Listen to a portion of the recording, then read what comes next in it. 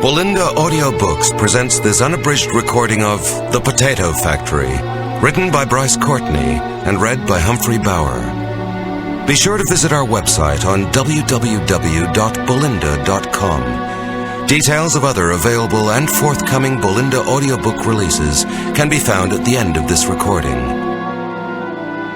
Hello, I'm Bryce Courtney, and obviously I'm the writer of The Potato Factory, and I thought I might tell you just a little bit about the book.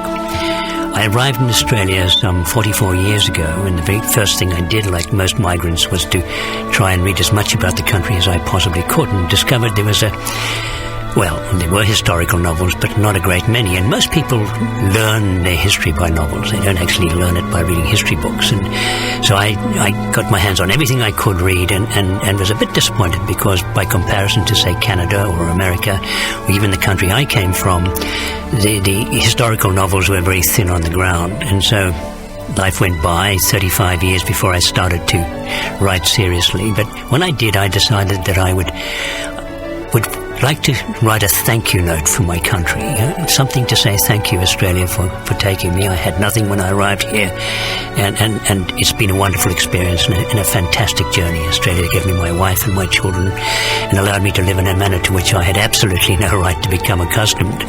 And now I'm a writer, and I thought, well, I have to say thank you. So I decided to write the story of Australia as I saw it in three volumes, a trilogy, and so I started with The Potato Factory. It took me 20 years to research The Potato Factory, but it's based on Ike Solomon, who actually existed, and to a very large degree the story of Ike is true. A number of the other factors are, of course, fiction. So Ike was an enormously charismatic character, and I fell in love or in hate or in something because he was totally odious as a character, but in the end I think you kind of just almost admire and love him.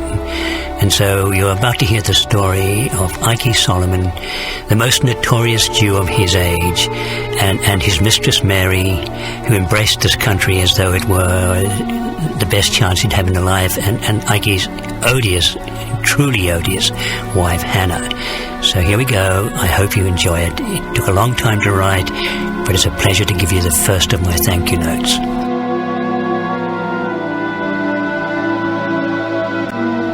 And now here's your narrator, Humphrey Bower, with The Potato Factory. Dedication.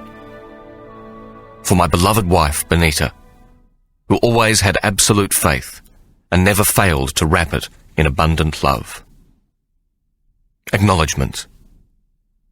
The first thing a writer learns is that real life contains far more coincidence than any he or she will ever be allowed to get away with in a fictional plot. Life is simply stranger than fiction. Almost at a glance, any daily newspaper carries examples of character and plot well beyond the imagination of the boldest of fiction writers. Good historical fiction may be said to be fact that went undiscovered at the time it happened, and the historical novel is the writer's ability to dig deep enough to find some of the truth as it was at the time. To help me do this, a lot of people gave generously of their knowledge, intelligence, and time. Without them, there could be no book. While they may appear below only as a list of names in alphabetical order, I count myself most fortunate to have known them all, for they are the fuel which fed the fire of my fiction. Louise Adler, Jennifer Byrne, Adrian Collette, Benita Courtney, David Daintree, Owen Denmead, Margaret G., Alex Hamill, Jill Hickson, Elspeth Hope Johnson, AM, Rabbi J.S. Levi, Dr. Irwin Light, Larry Lyme, Essie Moses, Libby Mercer, Ross Penman, Roger Rigby, Jeff Rigby, Irene Schaffer, Michael Sprod, Paula Teague, Barbara and John Tooth. There are others who helped in smaller, though no less important ways, and I am grateful to you all. There are always one or two people who need to be singled out for special mention. My editor, Belinda Byrne, qualifies as the star at the top of the tree, closely followed by Dr. John Tooth and Paul Buddy, AM. Also my publishers, Reed, who chewed their collective fingernails but kept their patience and their expletives to themselves when my manuscript was well past its promised deadline. I thank you all. Finally, I acknowledge my gratitude to all those writers and historians, past and present, who go before me. They are too numerous to mention and too wonderful for words. Preface. Some people are bound to argue that this book is the truth thinly disguised as fiction, and others will say I got it quite wrong. Both sides may well be correct. That Ike Solomon existed and was perhaps the most notorious English criminal of his day is not in dispute, and wherever possible I have observed the chronology of his life and that of his wife, Hannah, and their children. That Charles Dickens based the character Fagin in his novel Oliver Twist on Ike Solomon is a romantic notion which I much prefer to believe. But the moment I allow him and all the characters in this book to speak for themselves, I have created a fiction of the fact of their historical existence. By every definition, this is therefore a work of fiction. In reading it, I ask you to take into account the time in which my story occurs, the first half of the 19th century.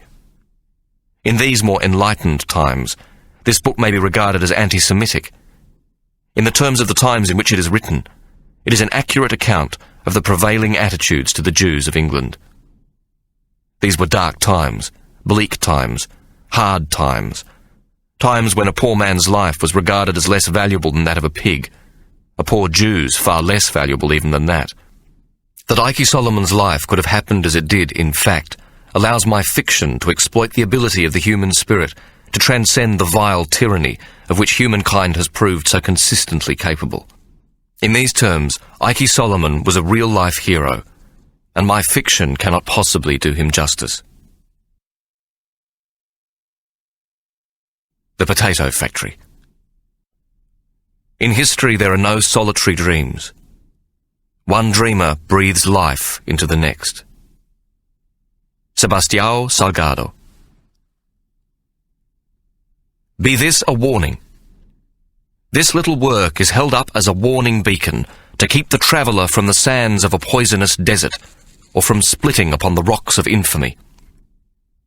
It is necessary in such a case to point out hells and brothels, girls and bawds, and rogues by name and situation, not as a direction for youth to steer towards them, but that he may take the contrary course.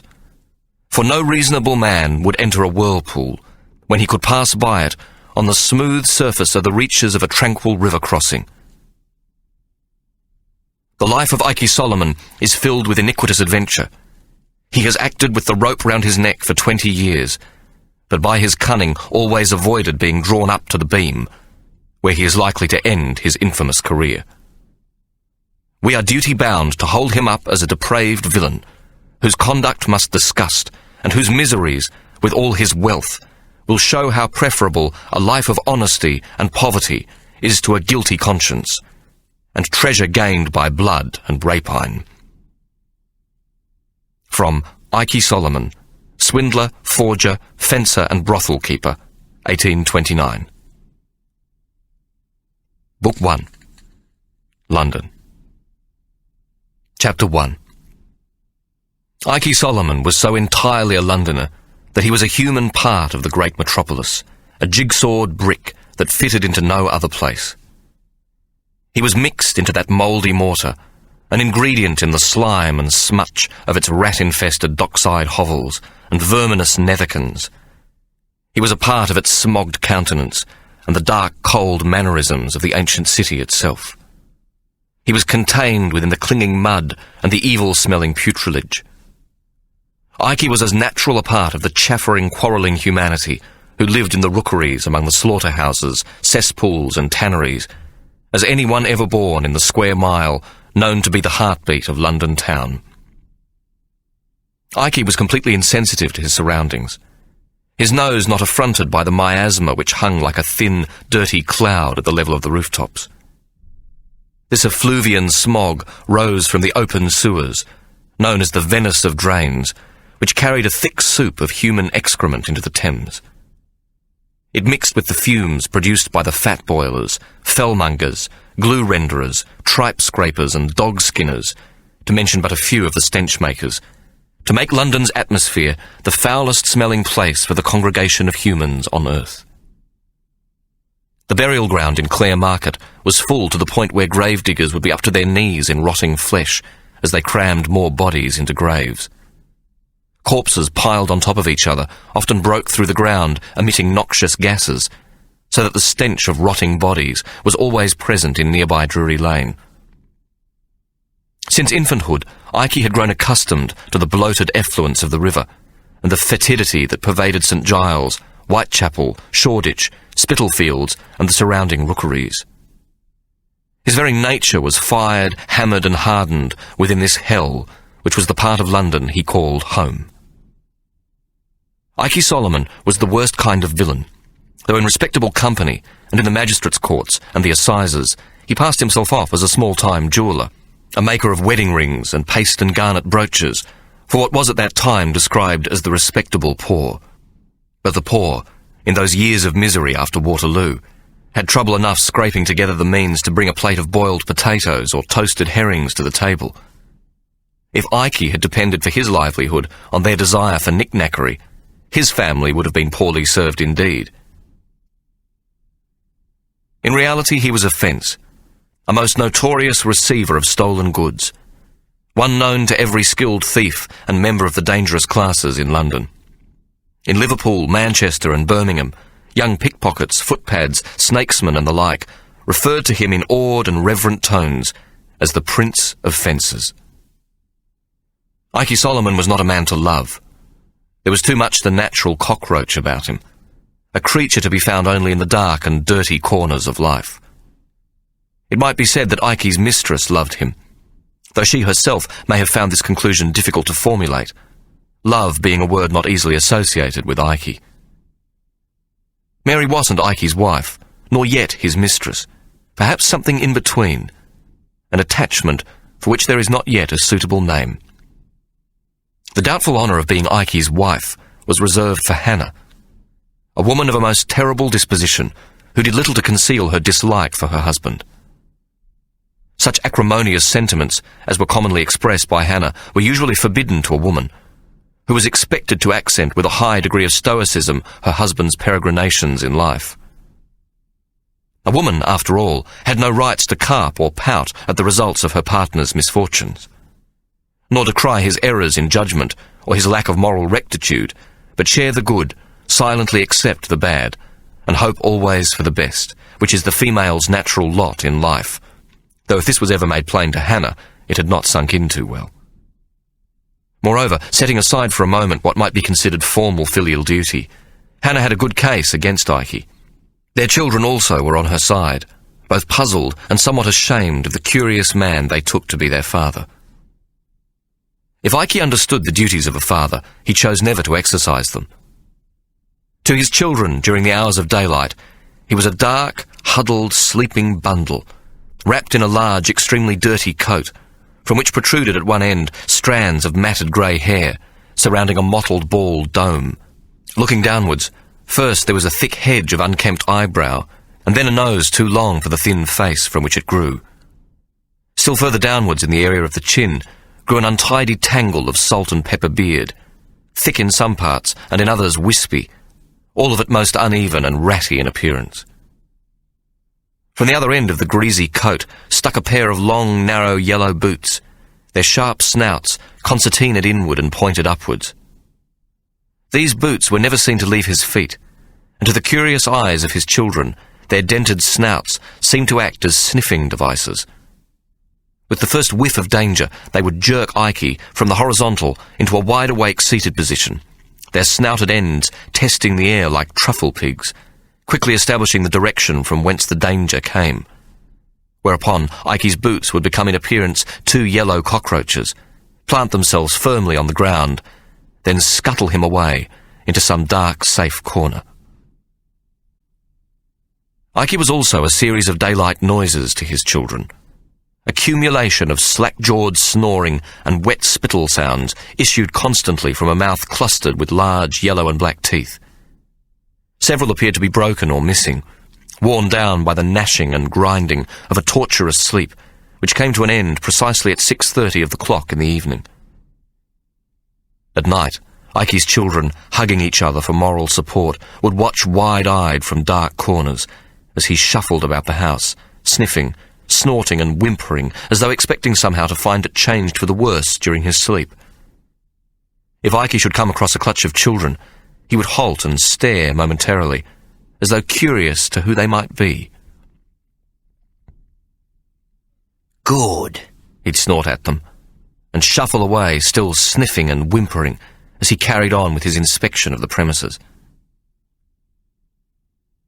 At 7 o'clock precisely, the Irishwoman who looked after the children in Hannah's absence would place in front of him a mutton and potato stew with a thick wedge of batter pudding. He'd eat alone in the scullery, his only implement a long, sharp, pointed knife with which he'd stab a potato or a fatty piece of mutton and feed it into his mouth. Then, when the solid contents of the bowl were disposed of, he used the batter pudding to soak up the broth, polishing the bowl clean with the greasy crust. Ike's evening meal never varied. Neither beef nor fowl ever replaced the greasy mutton, and he would complete his repast with a bowl of curds swallowed in one long continuous gulp, which made his Adam's apple bounce in an alarming fashion. Milk with meat was not kosher, and Ike, who had a regular seat in the Duke's Place synagogue, was a good Jew in all but this respect. With his hands, first the left and then the right, he'd wipe the remains of the frothy curd from his lips, then run both greasy palms down either side of his coat, this action bringing scant improvement to either. At this point, the children listening at the door would strain their ears for the various oleaginous noises coming from his stomach. They'd hold their breath for the magnificence of the burp they knew must surely follow, and the horrendous fart which would cap it, a single explosion which signalled the end of Ike's repast. His evening meal over, Ike picked his teeth with a long, dirty fingernail. He would then take up Hannah's ledger and repair to his study. Before he unlocked the door, he would pause and look furtively about him, then enter and immediately lock it, restoring the brass key to somewhere within the interior of his overcoat. Ike would light the 2 oil lamps in his study to reveal a smallish room thick with accumulated dust, except within the precinct of his writing desk. This he kept pristine, the quill and blacking pot neatly lined up, a tablet of evenly stacked butcher's paper to the right. Ike would then take a cheap imitation hunter from the interior of his coat and lay the watch together with Hannah's ledger upon the desk. He then removed his coat and waistcoat, leaving him standing in his dirty woolen undershirt. The coat and waistcoat he hung upon the coat stand, one peg of which already contained his flat-topped, broad-brimmed hat. Then moving to one corner of the room, he sank to his knees and, in turn, pushed 4 knot-holes contained in the floorboards. These immediately sprang up an inch or so at one end, whereupon Ike carefully removed the nails from the holes. He lifted the floorboards to reveal a small, dry cellar, no deeper than 4 feet, and filled with ledgers. Ike removed 3 and carefully clicked the sprung floorboards back into place, positioning the nails in the holes in which they belonged. He then crossed to his desk, placed the ledgers down, seated himself on the high stool, and lit the lamp which hung directly above his head. Seated quiet as a mouse, he worked until midnight. Precisely 10 minutes later, the time it took to tidy his desk, return the ledgers to the cavity beneath the floorboards, get into his coat, fix his hat upon his head, douse the lamps, lock the door to the study, take Hannah's ledger back to the pantry and place it in the sack containing potatoes, and leave the house, he slid furtively from a half-closed front door into the passing night. Ike wore his greatcoat buttoned tightly with the collar pulled high so that it wrapped around his ears. He pulled his hat down low across his brow, and hardly any part of him was visible as he moved along, the hem of his thick woolen coat inches from the scuffed and dented caps of his scuttling yellow boots. The irony was that Ike's entire identity was revealed in his very self-concealment. His rapping and scuttling, chin tucked in, head turned around at every half a dozen steps, dark eyes darting, as though seen through a brass letterbox slot. The crab-like sideways movement, stopping, sniffing, arms deep into the pockets of his greatcoat, instinctively seeking for a wall to sidle against, so that the shoulders of the coat were worn with scuffing against brick and rough stone. These mannerisms clearly identified him to the street urchins and general lowlife who used their rapacious eyes for observing the comings and goings of everyone they might prey upon. If Ike had completely disrobed and walked, bold as a butcher's boy, in broad daylight, whistling among the stalls in the Whitechapel markets, this would have been a more complete disguise. Perhaps the broad daylight aspect of such a disguise would have been the most effective part of it, for light in any form was repugnant to Ike, who, like Hannah, was nocturnal. Both were involved in duties best completed well after sunset and before sunrise. Ike would be out and about after midnight, sniffing for business in the thieves' kitchens, netherkins and chop houses in the surrounding rookeries, while Hannah was the mistress of several bawdy houses which traded best as the night wore on. Hannah had been born a beautiful child, and lost none of her fine looks as she grew into a young woman. But then the pox had struck. Unable to restrain herself, she had scratched at the scabs until the blood ran, leaving her pretty face and pubescent breasts badly and permanently pocked. From childhood, Hannah had imagined herself away from the hell of Whitechapel and occupying a small residence in Chelsea. She would be a courtesan, exquisitely perfumed and coiffured, dressed in fashionable gowns of shot silk. She would wear diamonds from Amsterdam and pearls from the South Seas, which naturally were the grateful gifts of the young gentlemen officers of the Guards, the Blues, and no other, or of the older, though equally handsome, titled members of the Tattersall Club. She would be seen at the opera and the theatre and remarked upon for her extraordinary beauty. Wherever Hannah went, young swells and flashmen on the randy would evoke her name as one might a princess, knowing her to be beyond the reach of their impecunious pockets, dreaming of a windfall which might cause such unfortunate circumstances to be overturned. Instead, the dreadful scars had caused her to become a barmaid at the Blue Anchor in Petticoat Lane. Here her pretty figure and large blue eyes could have earned her a handsome enough living as a part-time prostitute, but the idea was repugnant to her. She was not prepared to deny her previous expectations, to work on her back as a common whore. Hannah's bitterness had left her moody and recalcitrant, and the young men who paid her attention soon dwindled. Her tongue was too acerbic, and her expectations too high for their aspirations or resources. Quite early in her pockmarked life, she had conceived of the idea of owning a high-class brothel. She saw this as her only chance of resurrecting the original dream, to associate with the better classes in dress and mannerisms, if not in respectability. So she cast her eyes about for a likely patron. Perhaps an older man, easily pleased with her generous hips and big breasts, whose needs, after his nightly libation, were seldom onerous, satisfied after a half-dozen grunts and jerks, whereupon he would fall back exhausted onto his duck-down pillow, to snore and snort like the fat pig he undoubtedly was. When Ike, who at the age of 21 was already coming on as a notorious magsman, and was thought not without spare silver jiggling in his pockets, came along, his very repulsiveness made him attractive to her. True, he was not elderly nor yet rich, but young, clever and careful, his dark eyes always darting. Appearing suddenly at the door of the Blue Anchor, he scanned the patrons, his eyes sucking in the human contents of the room before he entered. Hannah could sense that he was greedy, secretive, a coward, and moreover he made no advances of a sexual nature during his pathetic attempt at courtship. What she had expected to find in an older man, she now found in Ike. Ike would be her ticket to glory, the means by which she would achieve the remnants of her earlier ambition. They were married in London in 1807, in the great synagogue at Duke's Place, with all the trappings and regalia of the Jewish faith. It was a bitterly cold January morning, but it was well known that a morning ceremony was less costly, and Hannah's father, a coachmaster, was not inclined to waste a farthing even on his family.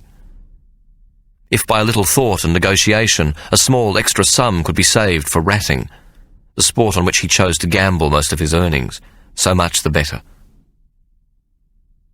Hannah and Ike were a well-suited couple in some respects, and they shared 1,000 crimes and 10,000 ill-gotten gains in their subsequent life together. As a consequence, they became very wealthy, though Hannah had not achieved her ambition to mix with the male members of the best of society and be seen in the gilded boxes of the opera and the theatre. Instead, her bawdy houses were frequented by Lascars and Chinese and black seamen from North Africa, the Indies and the Cape of Good Hope, and of course all the scum from the English dangerous classes.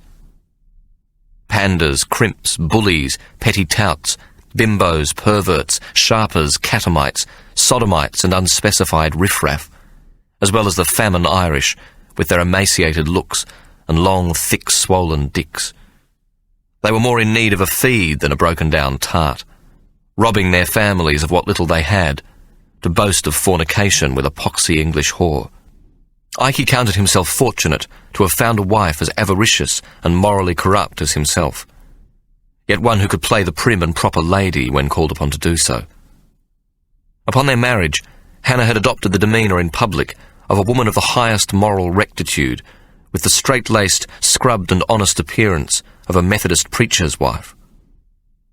This was only when she was in the presence of her betters, and as practice for a time to come, when, she told herself, she would run the most exclusive brothel in London town. Ike's success as a fence had precluded such an establishment, designed, as it would be, to cater for the amorous needs of the better classes. It would be too public and draw too much attention. Hannah had reluctantly and temporarily put her ambitions aside. Instead, by working at the lowest end of the sex market, she often proved to be a useful adjunct to Ike's fencing business. This subjugation to her husband's needs did not come about from loyalty to him, but rather from simple greed.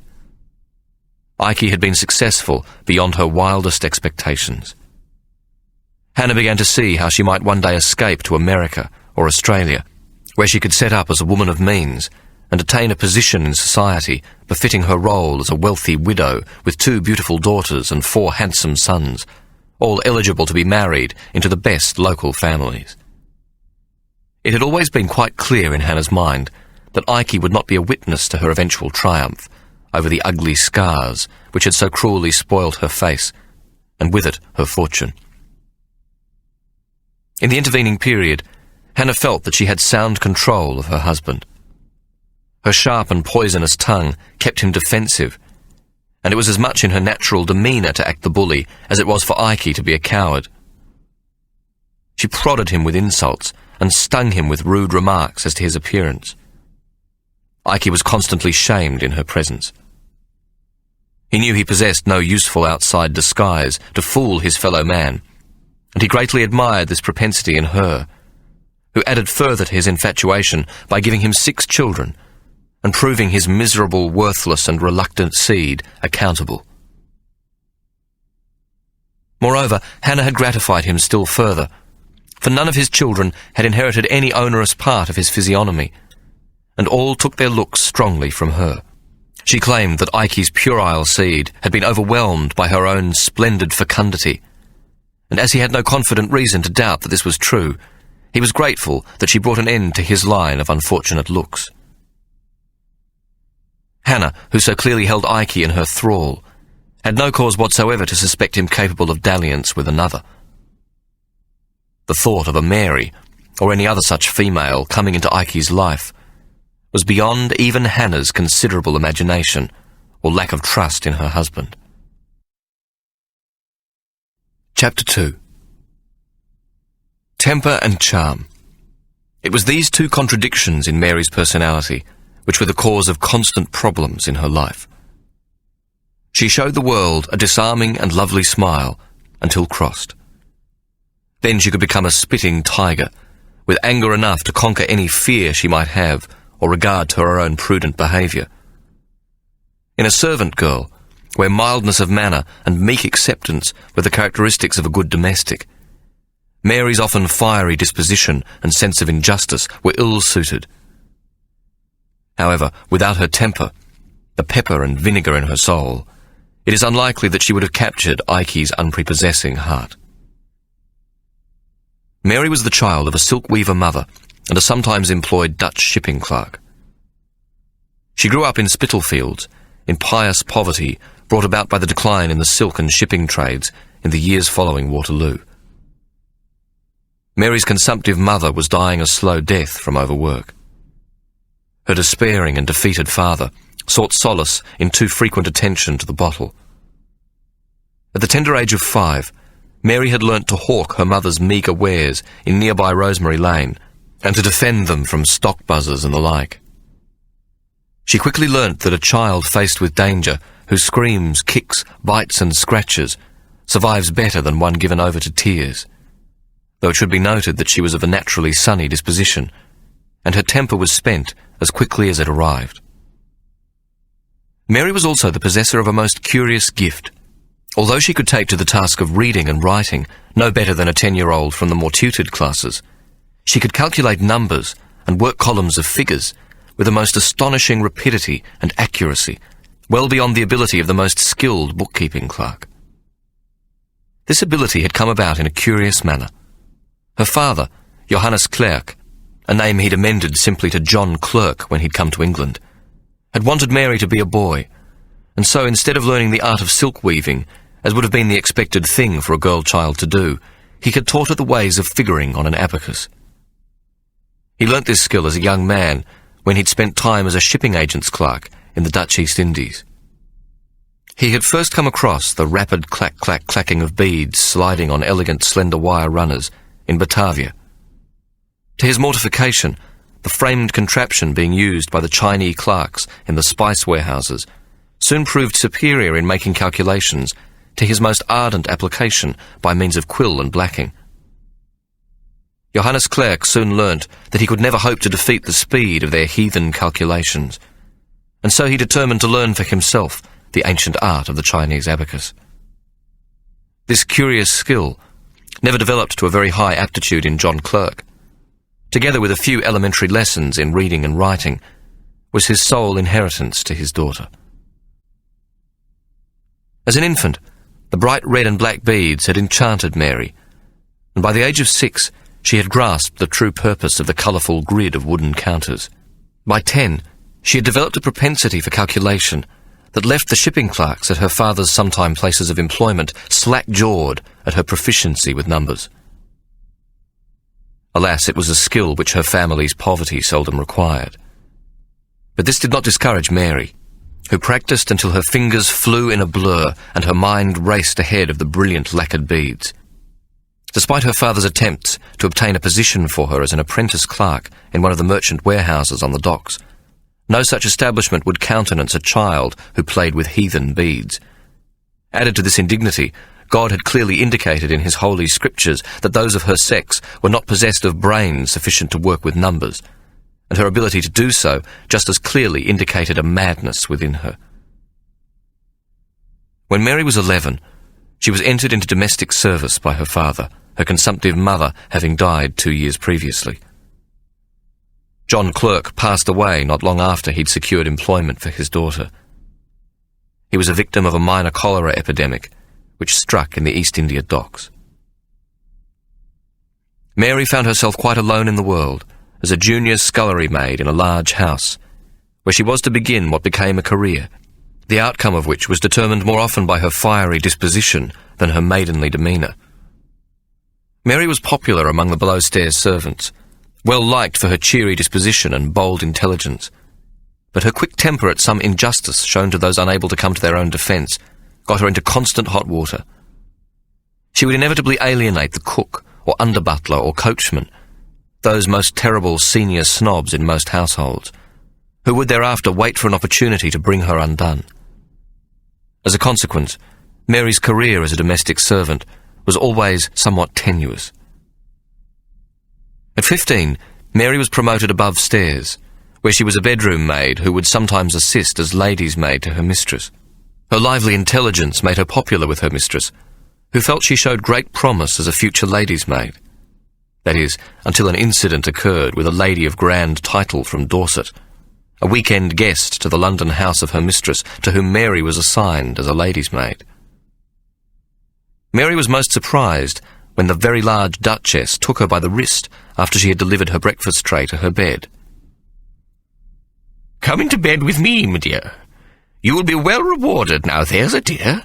Come, my little cherub, and I promise you will learn one or two useful little things in the process." Whereupon the Duchess, visibly panting with excitement, had pulled Mary off her feet so that she fell onto the bed across her large bosom. "Oh, I do hope you are a virgin. A nice little virgin for Mummy," the Duchess exclaimed, planting several kisses on top of Mary's head. Mary, a product of the Spitalfields rookery, wasn't easily given over to panic. She simply attempted to pull away from the fat Duchess. Whereupon the huge woman, thinking this most coquettish, locked her arms about her and smothered her in further wet kisses. At this point, Mary lost her temper. "Let me go, you old cow," she gasped, still not taken to panicking at the mixture of sweet-smelling rouge and foul dyspeptic breath which assailed her senses.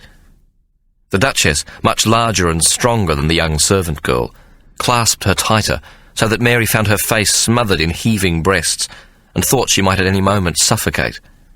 She was no match for the strength of the Duchess, even though she fought like a tiger to break free. "Such a silver tongue! Oh, you are a fiery little maidkins! A plump little partridge and all of it for Mummy!" With one huge arm, the Duchess continued to pin Mary down, and with the other attempted to remove her bodice. "Come now, darling," she panted.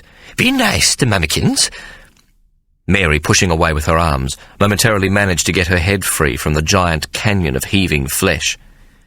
"You fat bitch!" she yelled. "You keep your sodden hands off me!" It was to this last remark that her mistress, hearing the commotion, had entered the room. As a consequence, Mary lost her job, though her mistress was careful to furnish her with a good reference. It was well known in all the better houses that the Duchess preferred her own sex to the wizened Duke of Dorset. She had, after all, come from poor stock, an ex-Drury Lane actress who had married the elderly and heirless Duke and given him 2 sons in an amazingly short time, whereupon she had converted her stylish figure and good looks into lard, and her taste from male to her own sex, with a decided preference for plump young servant girls. In those late Georgian times, there remained in some London households a little of an earlier tolerance for the sexual proclivities, preferments and foibles of the nobility. And Mary's mistress was not as scandalised over the incident as might have been the case a little further into the century, when the young Victoria ascended to the throne. Her parting words to Mary had proved most instructive to the young maidservant. "You are a good worker, Mary, and quite a bright little creature, though you really must learn to respect the wishes of your betters and to control your peppery tongue. Have you not been instructed in your childhood in the manners required of your kind? Were you not taught by Mr. Bothwaite the butler by heart the verse of the noble Dr. Watts when you came into our employment?" "Yes, ma'am." "And what does it say? Repeat it, if you please."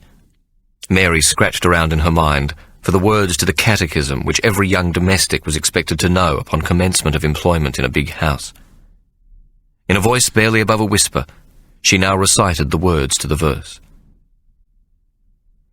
"Though I am but poor and mean, I will move the rich to love me, if I'm modest, neat and clean, and submit when they reprove me." There you are, so very neatly put in a single verse by the great hymnist. You would do well to remember it in the future. Whereupon Mary's mistress gave her a not unkindly smile. "Now, you will not mention this unfortunate incident at your next position, will you? I have given you an excellent reference." She paused. "Though it can always be withdrawn if it comes to my ears that there has been some idle tittle-tattle below stairs." She placed her hand on Mary's arm. "Yes, she had derived at what I'm saying, don't you, my dear?" Mary understood perfectly well. From the incident with the Duchess, she had derived several lessons. The first being not to resist the advances made to her, but instead to profit from them.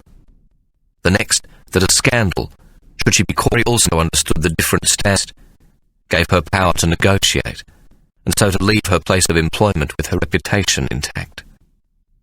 Mary also understood the different standards which prevailed for promiscuous behaviour below stairs. Similar comportment involving a male member of the household staff would leave her without references, on the street, big mouth shut. prospect of obtaining a job in any respectable London house. Mary even understood that she could learn to keep her big mouth shut. Though in this last endeavour she was never to prove very successful, and she would privately, and to the secret delight of the junior maids below stairs, declare the verse by the great Dr. Watts to be a load of utter shit. Before her ultimate undoing, she had served in 2 further households. In the first, the master of the house had left her several gold sovereigns richer, and in the second, she had been promoted to the position of Abigail, that is, lady's maid, and the youngest son in the family had been inducted by her into the delights of Aphrodite in return for lessons in reading and writing. When 2 years later this scion of the family went up to Oxford, Mary was promptly though discreetly dismissed, again with an excellent reference, and, as a result of her lover's tuition, a small knowledge of Latin, and a facility at writing which was contained in a good copperplate hand, studiously learnt from a copybook he had bought for her.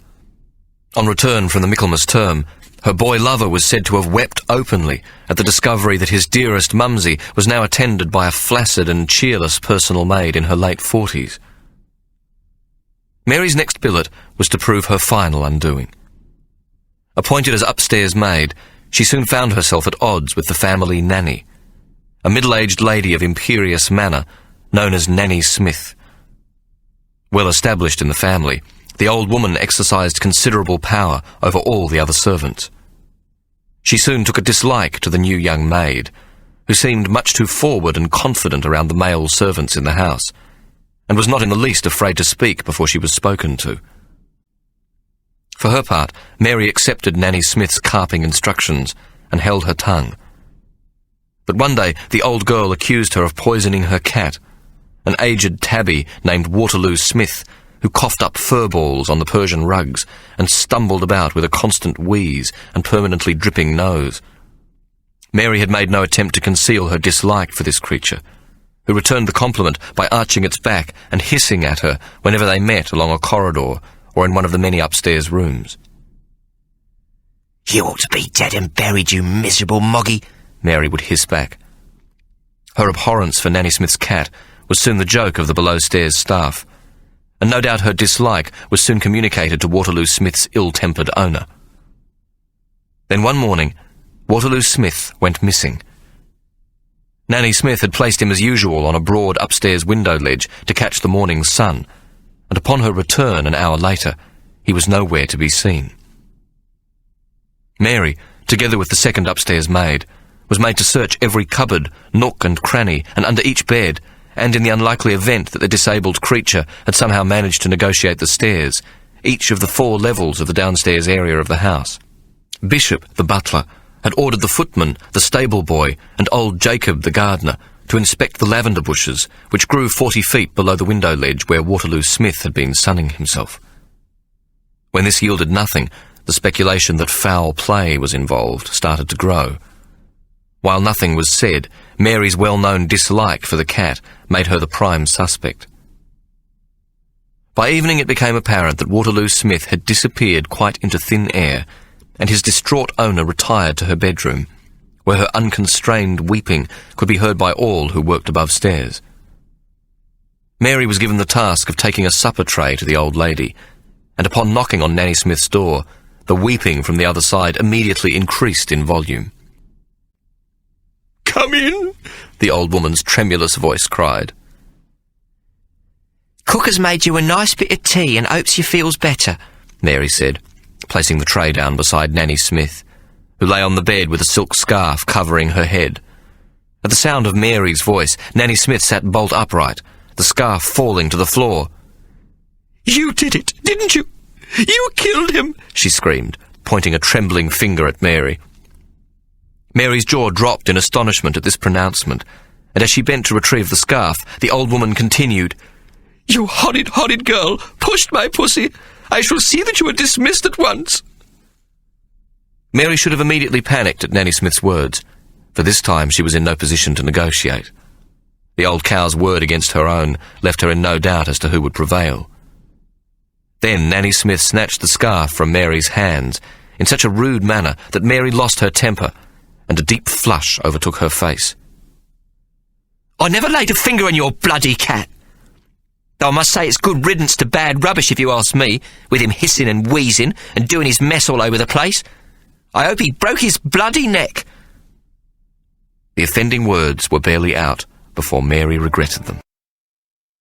The following morning, in the manner to which his breed had been trained for countless generations, Samuel, the family spaniel, politely presented Waterloo Smith, stiff as a board, to Mrs. Hodge, the cook, at the kitchen door. Waterloo Smith's fur was matted and covered in fresh dirt, suggesting that Samuel, finding the dead cat in the lavender bushes, had contrived a hasty burial in some remoter part of the kitchen garden, but that later his conscience got the better of him, and he'd repented by laying the dead cat at the feet of the cook. Later, at the inquest held in the library, Mr. Bishop, seeking to console Nanny Smith, opened the proceedings by suggesting that the unfortunate creature might have died from natural causes, a fit, or convulsions or similar, which had by natural movement catapulted Waterloo Smith from the window ledge. However, the dead cat's distraught owner, red-eyed from weeping, wouldn't countenance this suggestion and declared flatly that her darling had been brutally murdered. Nanny Smith glared meaningfully at Mary, who had been summoned to the library, together with the other upstairs servants. "We all know who the murderer is, don't we?" she sniffed, and then buried her head in her hands and wept copiously. Turning to Mary, Mr. Bishop inquired, "Mary, the room in which Waterloo Smith was last seen is your responsibility to clean. Did you see the cat on the window ledge?" "I saw him, Mr. Bishop, but I swear to God I never laid a finger on him. I swear it on me dead mother's grave." With no further evidence to go on, Mr. Bishop terminated the proceedings, and Waterloo Smith's murderer, if such a person existed, was never apprehended. In fact, Mr. Bishop had been correct in the first place. Waterloo Smith had suffered a violent fit, followed by a stroke, the contractions of which had thrown him from the sun-bathed windowsill to a merciful death in the lavender bushes 4 stories below. However, Nanny Smith was not to be thwarted, and she caused such a disturbance with the master and mistress of the house that the butler was summoned, and Mary, despite her protestations of innocence, and Mr. Bishop himself believing her not guilty, was stripped of her starched pinny and mob cap, and banished below stairs to the laundry. The laundry was the most onerous task among the skilled domestic duties, and therefore the most humble and disliked. But Mary, who had never been afraid of work, discovered that if she worked hard, she had time for reading and for practicing her handwriting. Besides, the laundry was the warmest place in the big cold house, and like most children from the rookeries, she suffered greatly from chilblains. Mary remained in the laundry for 3 years, even taking pride in her work, in starching and ironing, removing stains by bleaching with the juice of lemons, and in mending, so that she became a useful, though not excellent, seamstress. By this time her reading and writing skills were much enhanced, and she had graduated from the penny papers that pandered to the taste of the lower classes for bloodthirsty plots and overblown romances, to serious literature. Mr. Bishop, feeling guilty for having politely complied with her demotion to the laundry without positive proof that she had pushed the cat from the windowsill, negotiated for Mary to use the master's library. The master had agreed to this, providing the books were always taken from the shelves in his presence, and after he had closely inspected the state of her hands. It was in books that Mary discovered a world beyond any of her possible imaginings.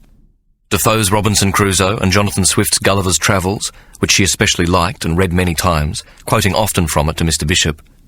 Thackeray, Macaulay, an excellent English translation of Cervantes' wonderfully mad Don Quixote, Jane Austen, and Fanny Burney. All these and a host of others she devoured with a great thirst for knowledge. While reading became her abiding passion, Mary did not connect the lives of the people she read about in books with her own. Her earlier life had been difficult, and the people about her, for the most part poverty-stricken, dulled and witless from lack of proper sustenance and the absence of any education. That is, apart from the kind needed to survive among thieves, scoundrels and villains. From a young age she knew the world to be a wicked place, and had learnt to defend the small space she occupied in it with her teeth and nails. However, the human mind has the fortunate capacity to forget pain and misery. Mary had been in the protected environment of a domestic servant in a big house from the age of 11. So by the age of 20, she had all but buried the turmoil of her younger years. The sheltered life she now led meant she had gained little additional experience of the adult world, other than the hurriedly taken copulative embraces thrust upon her by two of her past masters, and the infinitely more pleasant, though inexperienced, couplings with the young master of the last employer. Mary did not regard these hasty assignations as the same act of fornication she had observed against the walls in alleys, or on the dark stairwells of shared lodgings, or in the nesting midnight rooms occupied by 3 destitute families, in which she and her father had been reduced to living in the years before she'd entered domestic service. Some unknown affliction in childhood had rendered Mary sterile. Not that she even equated the hasty love-making with her betters with the act of childbirth. Despite the presence of children in the houses in which she'd served, if she'd thought about it at all, she would perhaps have concluded that the idle rich had their children conveniently delivered by a stork, the evidence of this being ever present on the nursery wall. That the better classes should employ the same vile animal instincts, which had been such a familiar aspect of her childhood, would have seemed to her unthinkable. In fact, Mary was both streetwise and naive all at once.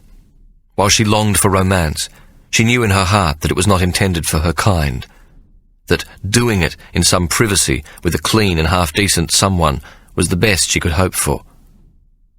Her body developed into a very desirable womanliness, and she would often feel the ache to use it other than by the deployment of her probing and urgent fingers.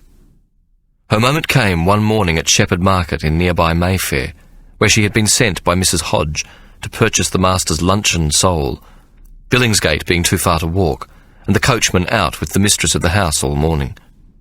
"Take the one with the clearest eyes, lovey." The young man pointed to a fish which lay upon a block of ice slightly to one side. "That one. See the eyes? Clear as a gypsy's crystal." Mary turned towards the voice, and its owner smiled, showing 2 missing front teeth, with the eye tooth on either side framing the gap and capped with gold. It was a smile devoid of any calculation, though mischievous enough. Mary found herself smiling back, even though more prudent behaviour was called for from a servant girl in a nice house, involved in a casual meeting with a strange man. She found herself immediately taken by the flash young man standing beside her, and her heart beat in quite the strangest manner. The possessor of these 2 astonishing gold teeth was flash in other ways too, and wore a fancy corduroy waistcoat with a watch chain. His ankle boots, below a fashionable pair of breeches, were stitched with patterns of hearts and roses. His cloth coat, with contrasting plush lapels, was clean and carried large, expensive pearl buttons, and was cut to the back into heavily braided calf clingers with an artful line of buttons at their extremity.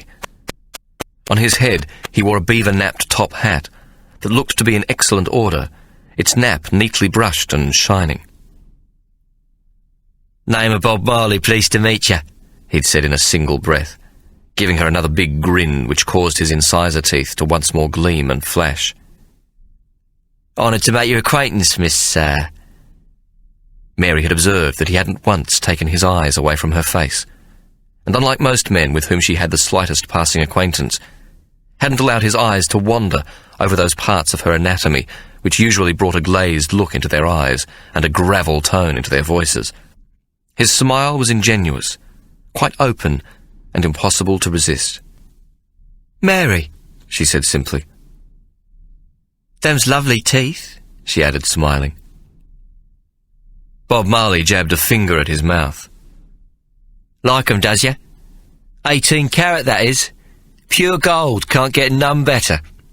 Bob Marley cast his eyes over Mary's firm breasts and trim waist, and in an unabashed voice declared, "What a corker! Care for a drop of ruin?" He indicated the public house with a toss of his head. "Come on, then. I'll buy you a taste of whatever's your fancy. Gin, is it? Or a pint of best beer?" Mary, though sorely tempted, could not accept his invitation, for fear of upsetting Mrs. Hodge by being late and returning to the house with the smell of strong spirits on her breath.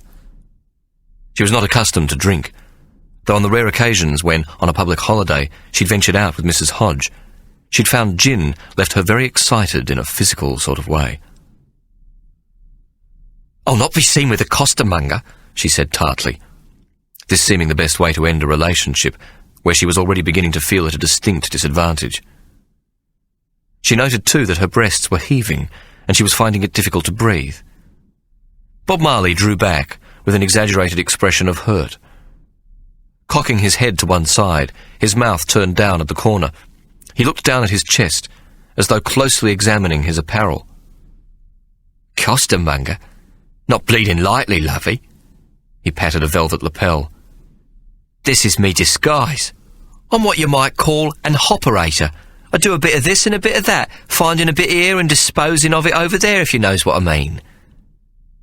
"Oh, a tout," Mary shot back, bringing her fingers to her lips as she tried to contain her laughter.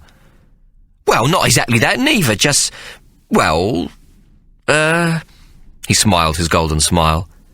"An operator." He seemed disinclined to further discuss the subject of his occupation. "Well, what about your place, then?" Bob Marley said, cheekily tugging on his watch chain and taking Mary by the elbow. "Who do you think I am? I ain't no dolly mob. Shame on you, Bob Marley." Mary pulled her arm away from him, but then she laughed, enchanted by the young rogue standing beside her. "You can walk me home and no touching, that's all I'll promise for now." By the time they reached the house in Chelsea, Mary was completely smitten by the young rogue. She kept him waiting in the lane at the back of the house, while she unlocked the stout door set into the kitchen garden wall, whereupon she went directly into the kitchen to deliver the sole to Mrs. Hodge, who, predictably, scolded her for the time she had taken on her errand. Mary's heart pounded in her breast as she returned down the garden path to open the garden door and let Bob Marley within the precincts of the kitchen garden. Quickly locking the door behind him, she led him into the laundry. Now, with less than half an hour having passed, fat Mrs. Hodge stood over Mary's half-naked body, having hysterics and crying out in alarm at the astonishing gymnastics taking place on a pile of dirty linen at her feet. Bob Marley was the first to react. Frantically pulling on his breeches and snatching up his embroidered boots, he jumped to his feet and fled the scene, knocking aside the stout cook with his shoulder and escaping into the kitchen garden. Not bothering to test the door set into the garden wall, he threw his boots over the top into the lane beyond, and quick as a rat up a drain pipe, scrambled after them, stubbing his toe badly in the process, pausing only long enough on the other side to retrieve his boots before making good his escape down the lane and into the King's Road beyond. Mary found herself dismissed from her place of employment without references, or even the wages due to her. Not an hour after her interrupted dalliance with Bob Marley, she stood in the lane outside the rear of the large Chelsea house, her sole possessions the small wicker basket at her feet, and her precious abacus under her arm. She glanced up at the big house, and observed the odious Nanny Smith looking down at her from a top window. When the old woman realised Mary had seen her, she leant further out of the window and commenced to hiss in much the same manner as Waterloo Smith had done. "The pox on you, you old cow!" Mary shouted up at her, and then, picking up her basket, she proceeded to cross the lane. Then turning once again to look up at Nanny Smith, she yelled, "I pushed your bloody cat off the windowsill with me broom! It done 2 somersaults before it splattered on the ground." Then, head held high and without further ado, Mary proceeded in the direction of Hyde Park, not knowing why she'd bothered to lie to the old crone, and not even sure why she had chosen this direction from any other, thinking only that she would find a quiet spot under one of the giant old beech trees and try to sort things out in her head. Mary's future lay in tatters. She found a bench beside the Serpentine, adjacent to a willow which hid her presence from passers-by. But no sooner was she seated than a dozen small brown ducks glided towards her, their webbed feet paddling frantically below the surface, to give their smooth little bodies the look of effortless gliding. It was clear that they anticipated food from the wicker basket. When Mary saw the ducks, quacking and fussing at the edge of the water, she realised Mrs. Hodge hadn't even offered her a morsel to eat. A stern Mr. Bishop had bid her pack her things and had shown her the door in the kitchen garden. Then, to Mary's enormous surprise, just as he was closing the door behind her, Mr. Bishop pressed a small parcel upon her and announced in a deeply injured tone, "You are ruined, my girl. Utterly and completely ruined." He paused, and then added in the same melancholy voice, "Now I simply cannot propose marriage to you." The door had closed behind her before Mary could fully comprehend this curious protestation. Mr. Bishop had never entered the smallest part of her amorous imaginings, nor had he, perhaps with the exception of the obtaining of books from the master's library, shown any inclination to be especially kind to her. She placed the squarish parcel absently within her basket. Now hungry and with nowhere to go, Mary started to weep softly, although truthfully her tears were more for the warmth and security of Mrs. Hodge's kitchen and the steaming plates of food so regularly placed in front of her, than they were for love's labours lost with Bob Marley, or for that matter, Mr. Bishop. After a while, Mary wiped her nose and dried her reddened eyes. "Come on, girl. Cry and never got a day's work done," she said to herself, repeating a phrase she had heard so often as a little girl, coming from her overburdened and sad-faced mother. She thought then for the first time about the parcel the butler had handed to her. Removing it from her basket, she removed the wrapping to reveal the book, Gulliver's Travels, quite her favourite. She smiled, feeling somewhat better towards life, and the clumsy man whose marriage prospects she had so inadvertently ruined. Picking up her abacus and wicker basket, she crossed the park in an easterly direction to St. Giles, where she knew from bitter experience she could obtain cheap lodgings. Chapter 3. It would be nice to report that Mary's literacy skills and excellent penmanship, together with her wizardry with numbers, led to a new and fortunate life. Alas, these were not the skills required of a woman at that time, and certainly not of a woman of her class. In the next 6 months, she wore out a pair of stout boots in an effort to obtain employment as a clerk. She was always the lone woman in a long queue of applicants for a position advertised, and she soon became the butt of their cruel male jokes. Furthermore, her abacus was the cause of much hilarity among the prospective clerks. Mary's persistent presence in the line of men would soon lead to her being known to them by the nickname Bloody Mary. This came about after an incident when a tall, very thin young man, with a pale, pinched face and sharp, rodent teeth, wearing a battered top hat that resembled a somewhat misshapen chimney stack, snatched Mary's abacus from her. He held it in front of her face, announcing to the men in the line, "See, gentlemen, a monkey, a lovely little monkey in a cage, playing at being a clerk with pretty beads." It was a feeble enough joke, but one which nevertheless brought some hilarity to the anxious line of unemployed men, eager for any sort of distraction to alleviate the boredom.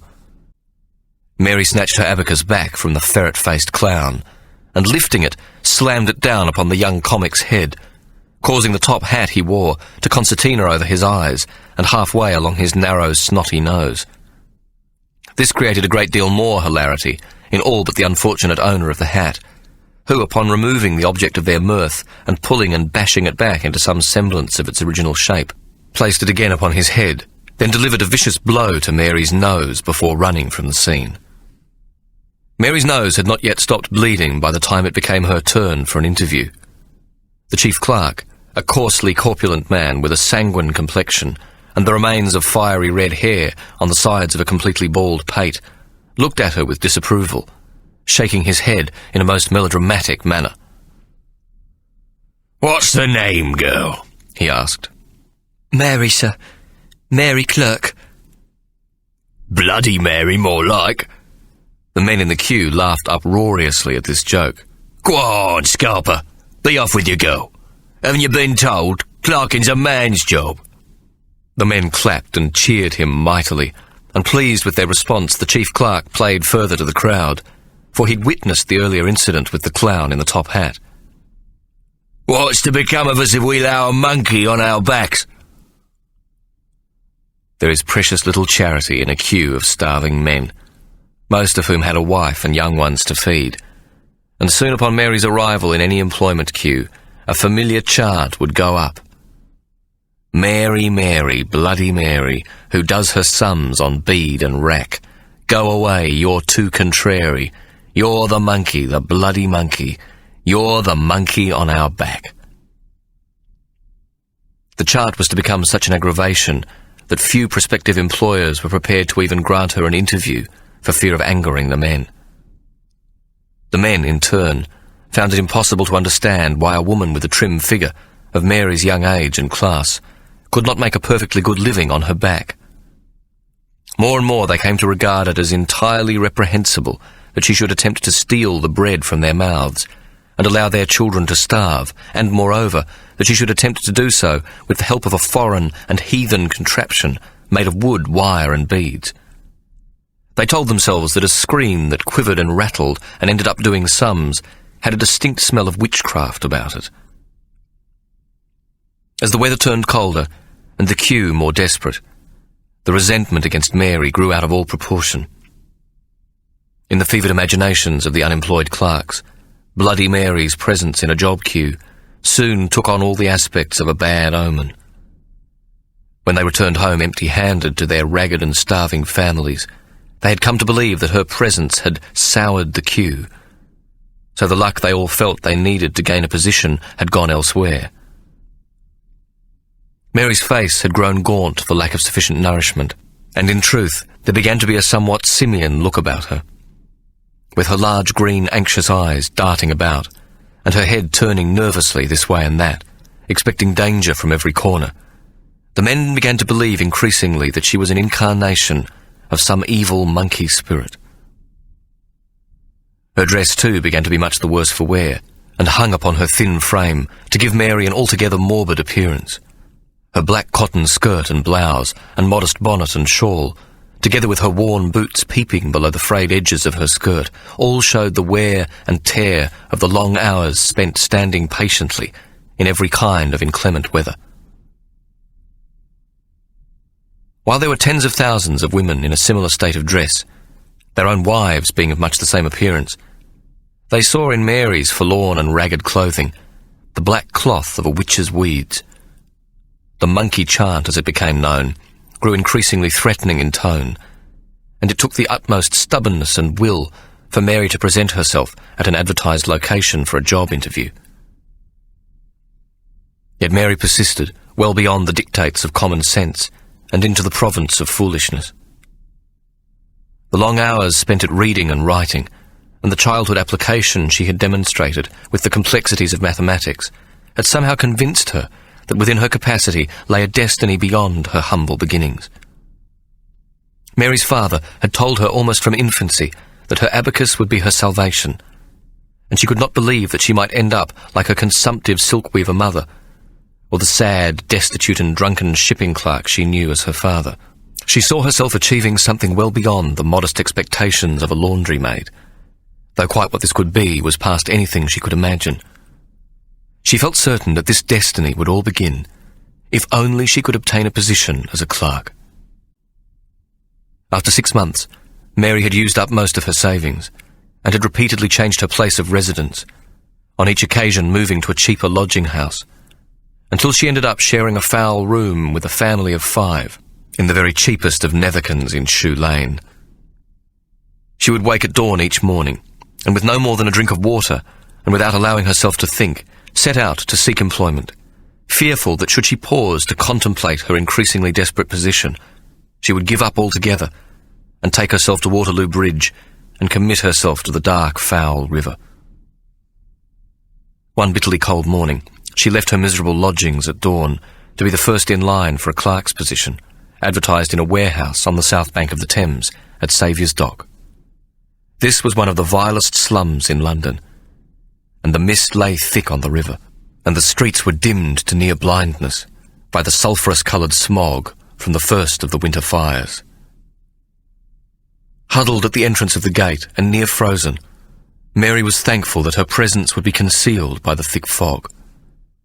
The misted air about her was filled with the groans of masts and cross-stays. In her imagination, the dockside took on the shape of a jungle, filled with the wild and fearsome growls of fantastical creatures, while the howl of the wind through a dozen mizzen-masts and the slap of loose canvas became the spirits of the dead, which had come to protect her from the living, the men who would soon be lined up behind her, and who had the capacity to frighten her beyond any perceived ghosts.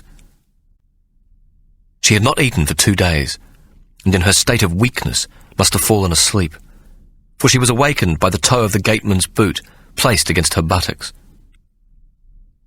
"Be up now. The governor will be on his way soon," a gruff voice demanded. Mary stumbled to her feet, clutching her shawl about her thin shoulders. "Blimey, if it ain't a female!" the voice exclaimed in surprise. A large man, dressed in a military greatcoat with a shako polished like a mirror upon his head, stood towering over her. It was the shako cap, complete with its scarlet and white cockade and braid, otherwise devoid of any regimental insignia, that gave the man his fearsome authority. Mary had expected the customary gateman in cloth cap, woolen scarf, corduroy breeches and workman's boots, the advertisement having instructed simply that the queue would commence at the gate under the gateman's supervision.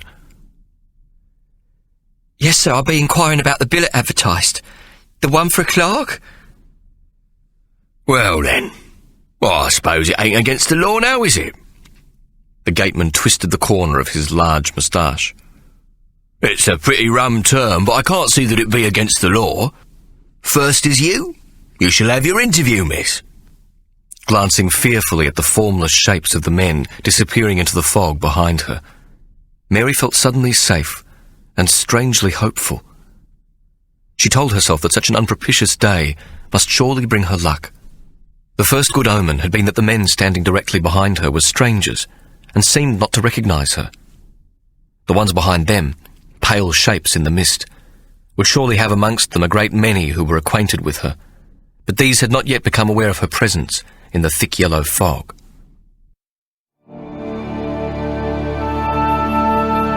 This is the end of CD 1.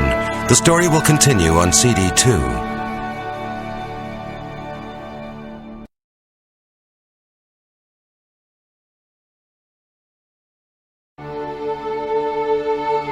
CD 2.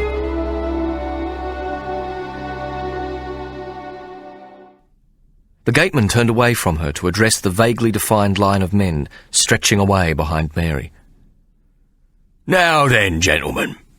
Me name's Sergeant William Lawrence, late of the 40th Regiment, veteran of the Peninsular War, wounded in action at the Battle of Waterloo.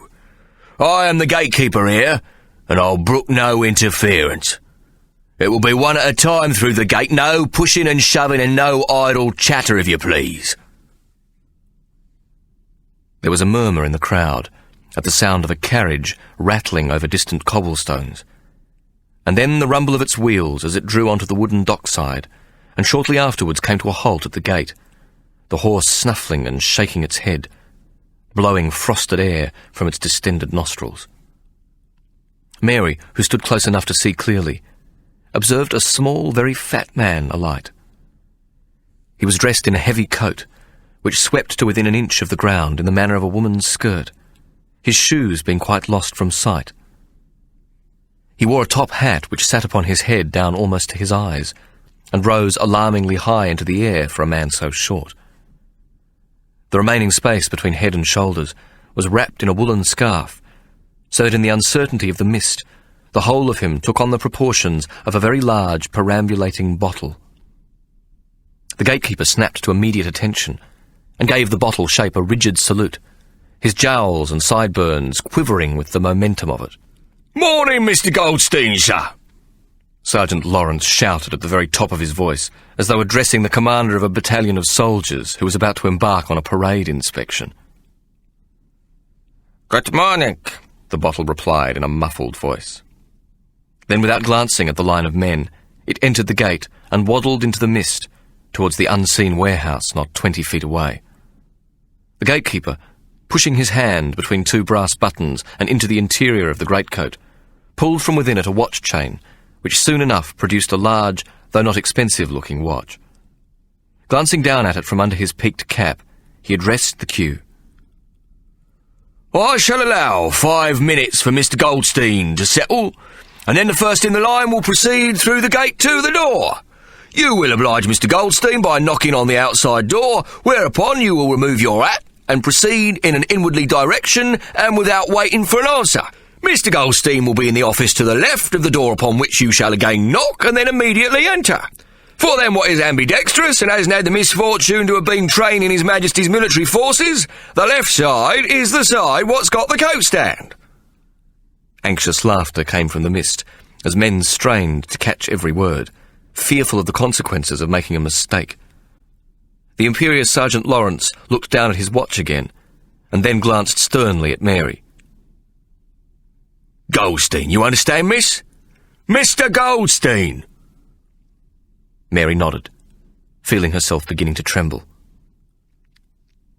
Mary knocked on the outer door of the warehouse, and then, without waiting for a reply, did as she had been told, and entered. To her left was a heavy freestanding coat stand, on which hung the overgrown top hat, together with its owner's coat and scarf. Behind it was a door with a frosted glass upper panel, on which, in gold relief lettering, was the name Jacob Goldstein, Proprietor. The door seemed designed especially for Mr. Goldstein, for it was not an inch higher than 5 feet, though 1.5 times as wide as one might normally expect an office door to be. Mary tapped nervously on the surface of the glass, her heart pounding in her ears, her knees feeling light, as though they might give at any moment, and the palms of her hands were wet. "You must be here coming, please," a voice answered in an accent which Mary immediately recognised. She had spent her childhood around Rosemary Lane and the Whitechapel markets, and the accent was unmistakably that of a German Jew. Mary entered and curtsied to the man, who sat well back from a large desk. He was dressed in a morning suit, and his huge stomach, she felt certain, would not permit his very short arms to reach to the edge of the desk, the top of which contained a pot of blacking and a goosequill pen, a large writing tablet, and a medium-sized brass bell of the kind a schoolmaster might use to summon his pupils from play. "Good morning, Mr. Goldstein," Mary said, summoning all her courage into a nervous smile. Mr. Goldstein seemed astonished to see her, and commenced immediately to bluster. "Ach, what is this? A woman? You're a woman? What is wanting a woman here? You're wanting to see me, yeah?" "I come about the job, sir. The assistant clerk. The position what was advertised." Mr. Goldstein's bewilderment persisted, and Mary added desperately, "It were advertised on the hoardings, sir." "You're a woman and you can be a clerk?" Mr. Goldstein was now somewhat recovered, though still plainly bemused. "I'm most happy to do a test. Anything you want, sir. Please, Your Honour, Mr. Goldstein, don't send me away. Give me a chance. I can do it, Gov. Honest I can." Mary was suddenly conscious of Mr. Goldstein staring at the region of her waist, and that the merest semblance of a smile had appeared on his moon-round face. "Abacus," he pointed a fat finger at her midriff. "You can use, yeah?" "Yes, sir, Mr. Goldstein, Your Honour, since I was a brat, child. Give me a sum, any sum you like, sir." "In Armenia also when I was a kid. Das ist wunderbar," he chuckled. "You're wanting I should give you some sums? Yep, I can do this." Whereupon, to Mary's astonishment, he pushed his chair violently backwards. She now saw it to be on tiny wheels, and possessed of a seat which could swivel. She observed that the points of his highly polished boots only just touched the floor.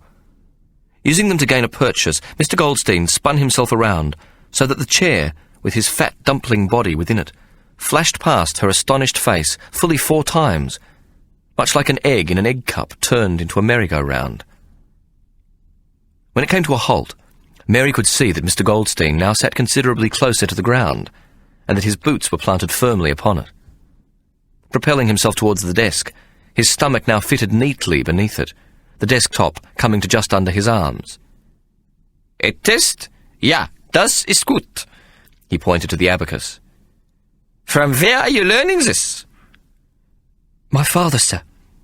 He were in the East Indies. His Chinese man? No, sir. Mr. Goldstein. He were a Dutchie from Holland.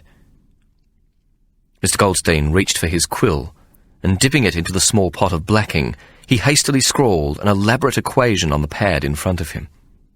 Then he pushed it over to Mary. Mary examined the problem scrawled on the paper tablet. Then, laying it down, she placed her abacus beside it and began immediately to move the beads across the thin wire rails, her long, slender fingers blurring with the speed of her movements. She hesitated once or twice before once again sending the bright beads flying. In a short time, she slapped the last bead into place and stood back looking down at Mr. Goldstein. There had never been a more important moment in Mary's life. She looked up to see that Mr. Goldstein was smiling and holding a gold hunter open in his hand. Mary announced quietly, though her heart was once again pounding furiously, and she fought to keep her breathing steady. £862. At £11, 14 shillings and sixpence halfpenny a case, sir. Mr. Goldstein. Good, young lady, in 1/2 minute. Now we can see, yeah? He placed the watch down on the desk, and sliding open a drawer, produced a large ledger, which he opened and examined for a moment, running his fat index finger down several columns until it came to rest. Ja, das ist gut. And also schnell. Beg pardon, sir. Very fast, he beamed. You can write also in ledger? He pointed to the pad on which he'd written previously, and returning his quill into the blacking pot, he handed it to Mary. Please. Numbers, also words. Let me see. Mr. Bishop had not only provided books for Mary from the master's library, but upon her beseeching him, had on several occasions found old ledgers for her to copy out. Mary had studied these assiduously, emulating their neat columns and precise language 1,000 times, until she knew the contents of every page in her sleep. Now she wrote carefully, in the well-formed and almost elegant copperplate she had studied so hard at the hands of her young Oxford lover, and later for countless hours on her own to perfect. 34 cases, at a total of £612, no shillings and eightpence, equals £17, 1 shilling and 7pence halfpenny per case. Then she repeated the sum in neat numerals directly below this sentence. She handed the quill and pad back to Mr. Goldstein. Mr. Goldstein examined Mary's writing for a sufficient period of time for her to grow anxious that she might have made a mistake. Then he looked up, his expression stern and businesslike, shaking a fat finger with a large gold ring directly at her as in admonishment. I pay 8 shillings for 1 week, and Saturday only no work. 7:30 you are starting, 8 o'clock you are finishing. Tomorrow 7:30 o'clock, report, if you please, Mr. Beskin, who is also here as senior clerk. Mr. Goldstein pointed his stubby finger at the abacus. Good, he said. Unclenching his remaining fingers, he patted the air in front of him, as though he were patting the abacus in approval, giving Mary the distinct impression that he had not employed her, but her frame of wooden beads. Mary had to restrain herself from bursting into tears of joy. Thank you, sir, Mr. Goldstein. You will not regret it. Thank you, and God bless you, sir. Mr. Goldstein grunted, and taking up the bell on the desk, he rang it loudly several times. Mary now became conscious that in the short time she'd been in Mr. Goldstein's office, the warehouse had filled with the hum of people going about their work. Now the buzz and clatter stopped as the bell rung out. Mr. Beskin! Mr. Goldstein shouted into the sudden calm. Presently a tall and very thin Ichabod Crane-looking man, stooping almost double, opened the wide door and entered the office. Mr. Goldstein, writing in the ledger, ignored his presence for a full minute, while the man stood with his hands clasped, in the manner of a mendicant, his head downcast and his eyes avoiding contact with Mary. Looking up from his ledger, Mr. Goldstein pointed directly at the abacus. Tomorrow, Miss... He suddenly realized that he had not inquired as to Mary's name. Miss Abacus, he added suddenly, and smiled at Mary. "Yeah, I can call you this." He returned his gaze to Mr. Baskin. "Tomorrow she is starting work. You show her warehouse, please." "Very well, sir, at once. Show her the warehouse, is it, Mr. Goldstein? I shall attend to Miss Abacus?" He paused. "For what purpose, may I ask? A visit, is it?" Mr. Goldstein looked up.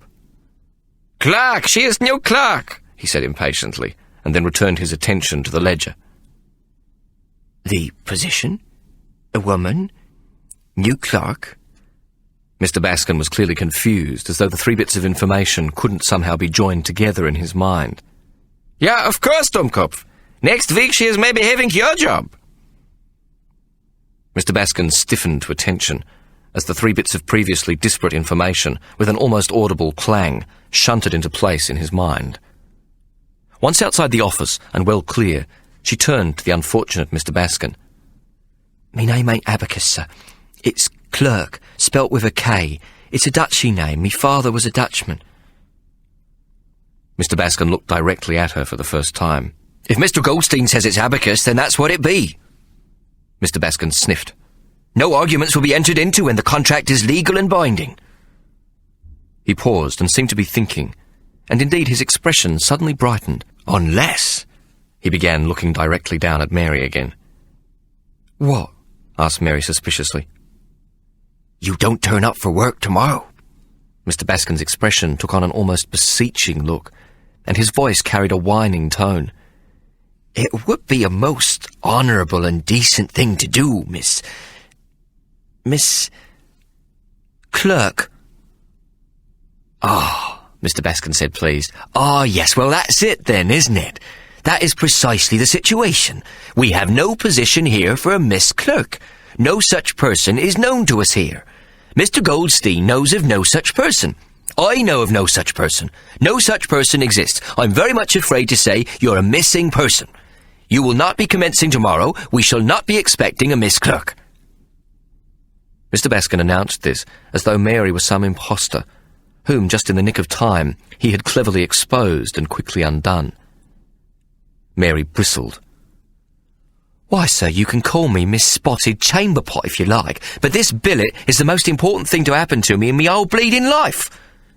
If I has to crawl over broken glass all the way from Whitechapel, you may be sure, sir, I'll be standing here large as life tomorrow and all." Her change of name was not of great concern to Mary, for she had never been christened, and her own surname had not served her particularly well in the past. Her new one, compliments of the little bottle-shaped man in the glass office, at the very least identified her with an object she loved. She decided she would happily become Mary Abacus. "Mr. Goldstein said as you should show me the warehouse, sir, Mr. Baskin," Mary now declared timorously. Despite the sour reception she'd received from Mr. Baskin, it was quite the happiest day of Mary's life. The large warehouse was stacked to the ceiling with goods of every description, intended for America and the colonies, and the chief clerk, despite his foul mood, seemed to take some pride in pointing out the extent of Mr. Goldstein's venture into commerce and shipping. Upon their leaving Mr. Goldstein's office, Mr. Baskin had sent word to Sergeant Lawrence to disperse the waiting men, and to announce that the very first candidate had been found suitable by the redoubtable Mr. Goldstein. At the end of the tour, Mr. Baskin turned to Mary with a sniff. "Right then. 7:30 tomorrow, and if you're so much as a minute late, you'll not be starting here, miss." Then he escorted Mary to the door, merely grunting as she bid him a polite and, in her heart, a most ecstatic farewell. All the chief clerks in the world couldn't have dampened Mary's elation. She turned the clerk into a clerk, and fulfilled the dearest wish of her dead father. "Learn it well, my dearest child, for the beads, the beautiful shiny beads, will set you free." To her surprise, the sergeant seemed pleased to see her. "Well then, miss, you could have blowed me down with a feather. Wonders will never cease. What a day and age, eh?" He pointed to the abacus under Mary's arm. "I mean His Hebrew Highness taken to your Chinese counting machine contraption." He seemed to know precisely what had taken place in the office with Mr. Goldstein, though Mary couldn't imagine how this could possibly be. "How did you know?" Mary asked happily, her eyes showing her surprise. The door was shut and all. The old soldier patted her on the arm and then touched his forefinger to his nose.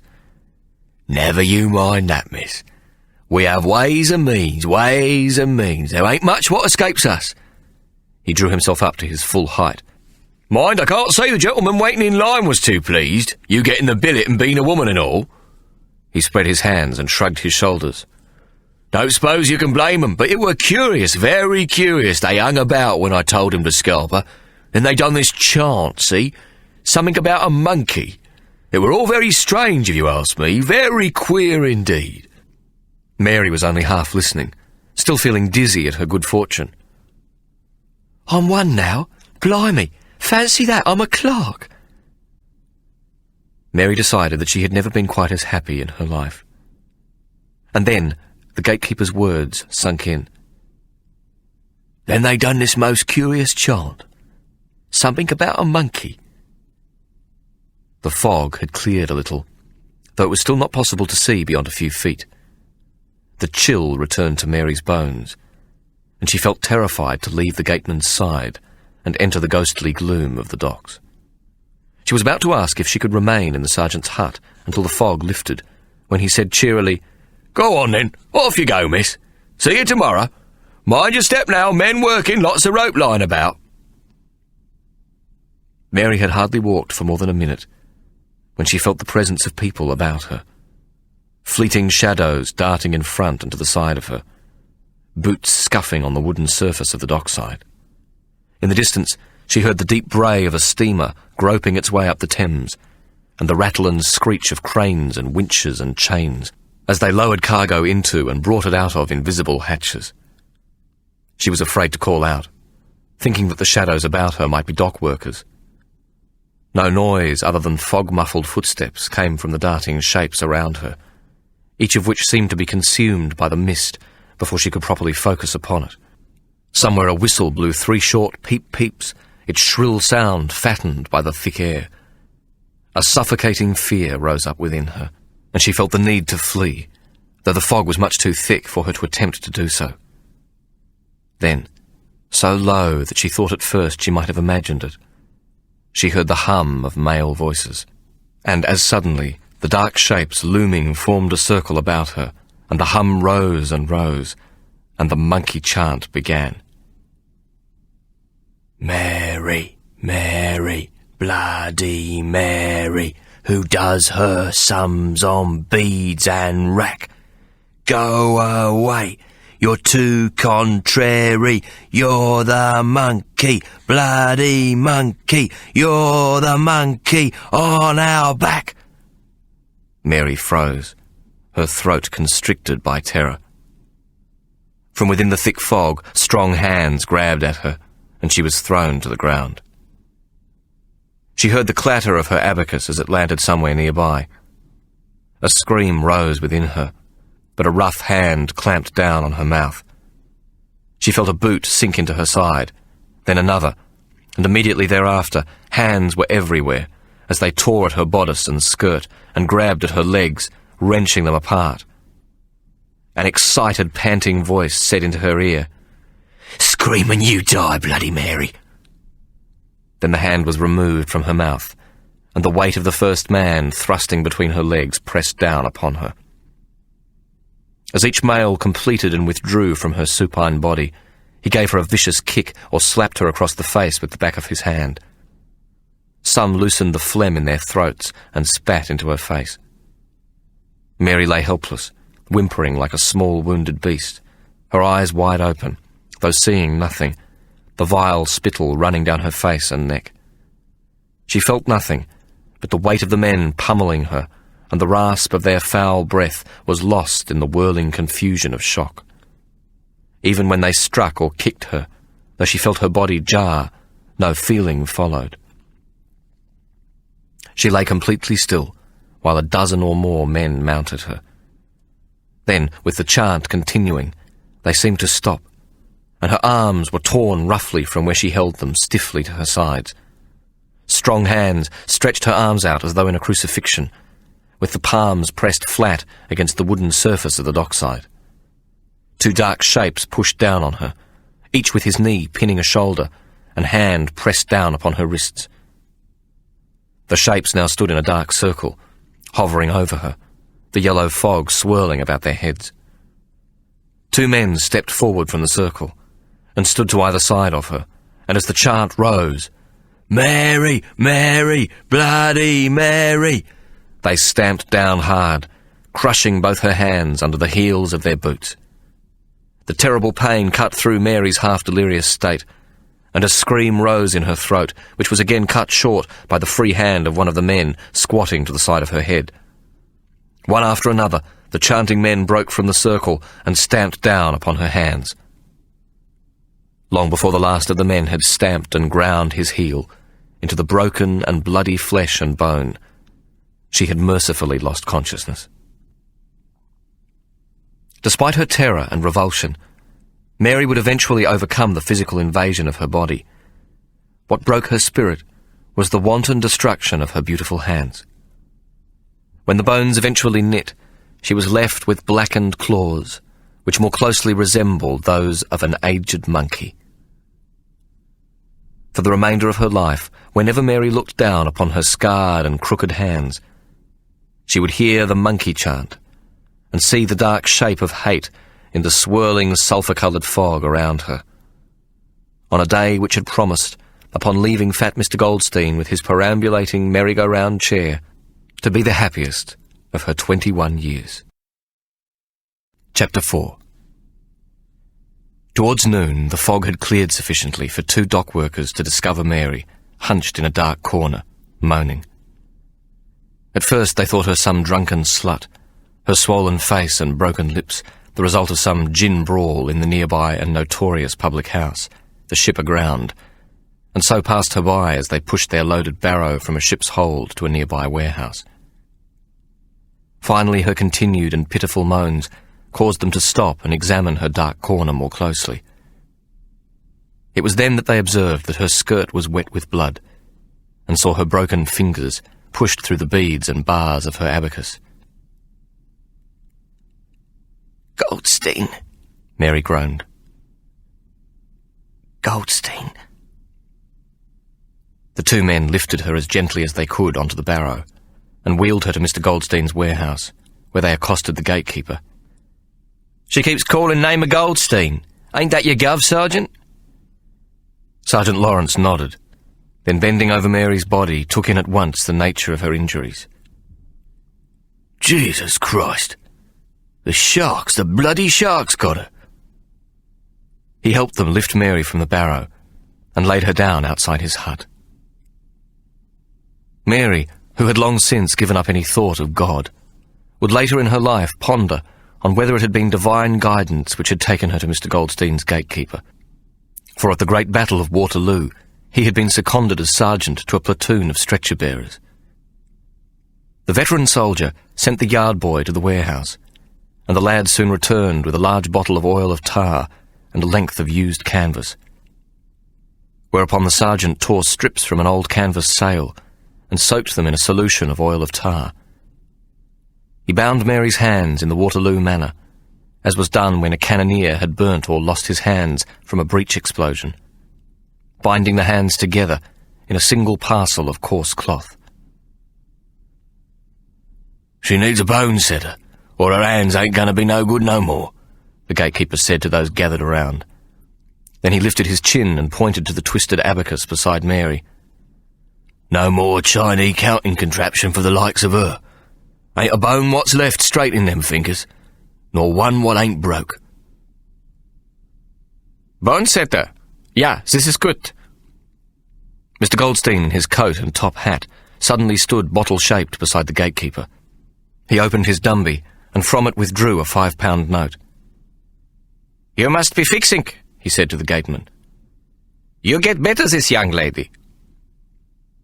Mr. Goldstein bowed stiffly to where Mary lay whimpering on the dockside. "Such a pity. So schnell for working sums. Ach, maybe she can be one day chief clerk. Now finish. Dicht, dicht." He bowed formally again. "Auf Wiedersehen, Miss Abacus." Then turning on a precise little heel, he allowed the coachman to hand him up into the waiting carriage. Mr. Goldstein's £5 note paid for the bone setter and 10 days in hospital, plus several bottles of physic of opium to kill the pain of her mutilated hands. This left Mary £1 over, which would allow her to live for 2 months in one of the foul Netherkins in Rosemary Lane, existing on a single tuppenny meal each day. Though the tar oil had prevented infection, for some reason Mary's hands remained a peculiar blackened colour. They had been too badly damaged for the bone setter to repair properly, and when some movement eventually returned to her fingers, they were twisted and bent, like the tines of a tin fork, and hideous in appearance. As soon as she could stand the pain, Mary began once again to practice on the abacus. She would work on it for 6 years before she would once again regain her old skills, although the beauty of her movements was gone forever. The 6 years which passed were not good ones. It was not long before Mary was standing on a street corner as a lady of the night, but other prostitutes ganged up on her, chasing her away. Mary moved on to meaner and meaner streets until there was no pavement or doorway left on which she could safely ply her trade. Eventually she was forced into a brothel. Mary had still not learnt to hold her tongue. When she was intoxicated, she had even more difficulty concealing her bitterness and controlling her temper. And so she moved ever lower down the whore's ladder, until 6 years later only the dockside brothels and opium dens were left open to her. She had formed an addiction for opium from the physic she had obtained from the hospital while her hands were mending, and now she craved the dreams and oblivion the pipe would bring. She caught the pox, and the brothel mistress, a vile, toothless hag, sent her to a pox doctor who treated her successfully, though at some considerable expense. The money was advanced directly to him by the old woman, who in turn advanced the debt to Mary at the rate of interest of 50% on the principal amount per week. Mary knew herself to be enslaved, for it was a debt she could never hope to pay. She was on her back 18 hours a day, and in what time was left to her she sought the comfort of the dreams the opium pipe brought. She knew that should she attempt to escape, she would be cut. The slasher would be sent after her with his cutthroat razor and sulphuric acid, and her face would be disfigured forever. Nevertheless, as might be expected, Mary reached a point where she could no longer tolerate the old hag's greed. One evening, having shared a pint of gin with a customer, and having been continually chastised by the old hag to get back on her back, Mary finally lost her temper. In the furious battle which ensued, for the old woman was well bred to fighting, Mary lashed out blindly, and her sharpened talons raked across the old crone's cheek. Her hands went up to cover her face, and in a moment Mary could see blood running through her fingers. Mary took up her abacus and fled from the brothel, running wildly into the Dockland night. The acid slasher found her 2 days later in a dark alley in Spitalfields, led to her by 2 street urchins. Mary had collapsed from hunger, fatigue, and the vicious cramps resulting from the withdrawal of opium, and she lay propped against a wall, her chin resting upon her chest.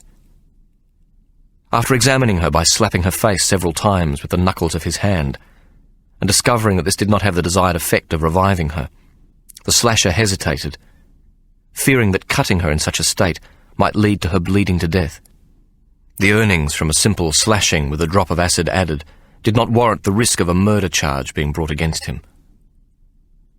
The police would make a light search for the culprit of a prostitute knifing, but the law required a full and exhaustive inquiry into a murder victim. Murder was a crime of an altogether more serious nature, even when done to a poxed-up prostitute. Furthermore, the slasher knew himself to have been seen and heard inquiring after Mary in several public houses and Netherkins, and in all of the central London rookeries. Paying the older of the 2 street urchins a farthing to watch over Mary in case she should revive and attempt to move, the slasher left, and soon returned with a small toke and a quarter pint of rough brandy. He lifted Mary's inert body to a seated position and poured a measure of brandy down her throat. Handing what remained of the brandy to the older of the urchins to hold, The slasher slapped her hard several times, until Mary, taken in a coughing fit from the sudden burning of the brandy on her empty stomach, returned to consciousness. Then he fed her small pieces of bread soaked in brandy, until she had the strength to sit up on her own. He handed a second farthing to the younger of the two urchins, though he knew the bigger boy would soon enough take the coin from him. She's me wife and you saw nothing, see? If you speak of this to any geezer what may be interested, I'll come after you and cut your bloody throats ear to bleeding ear. The folded razor with its white ivory handle suddenly appeared as though by magic in his hands, and the slasher slowly opened its bright blade.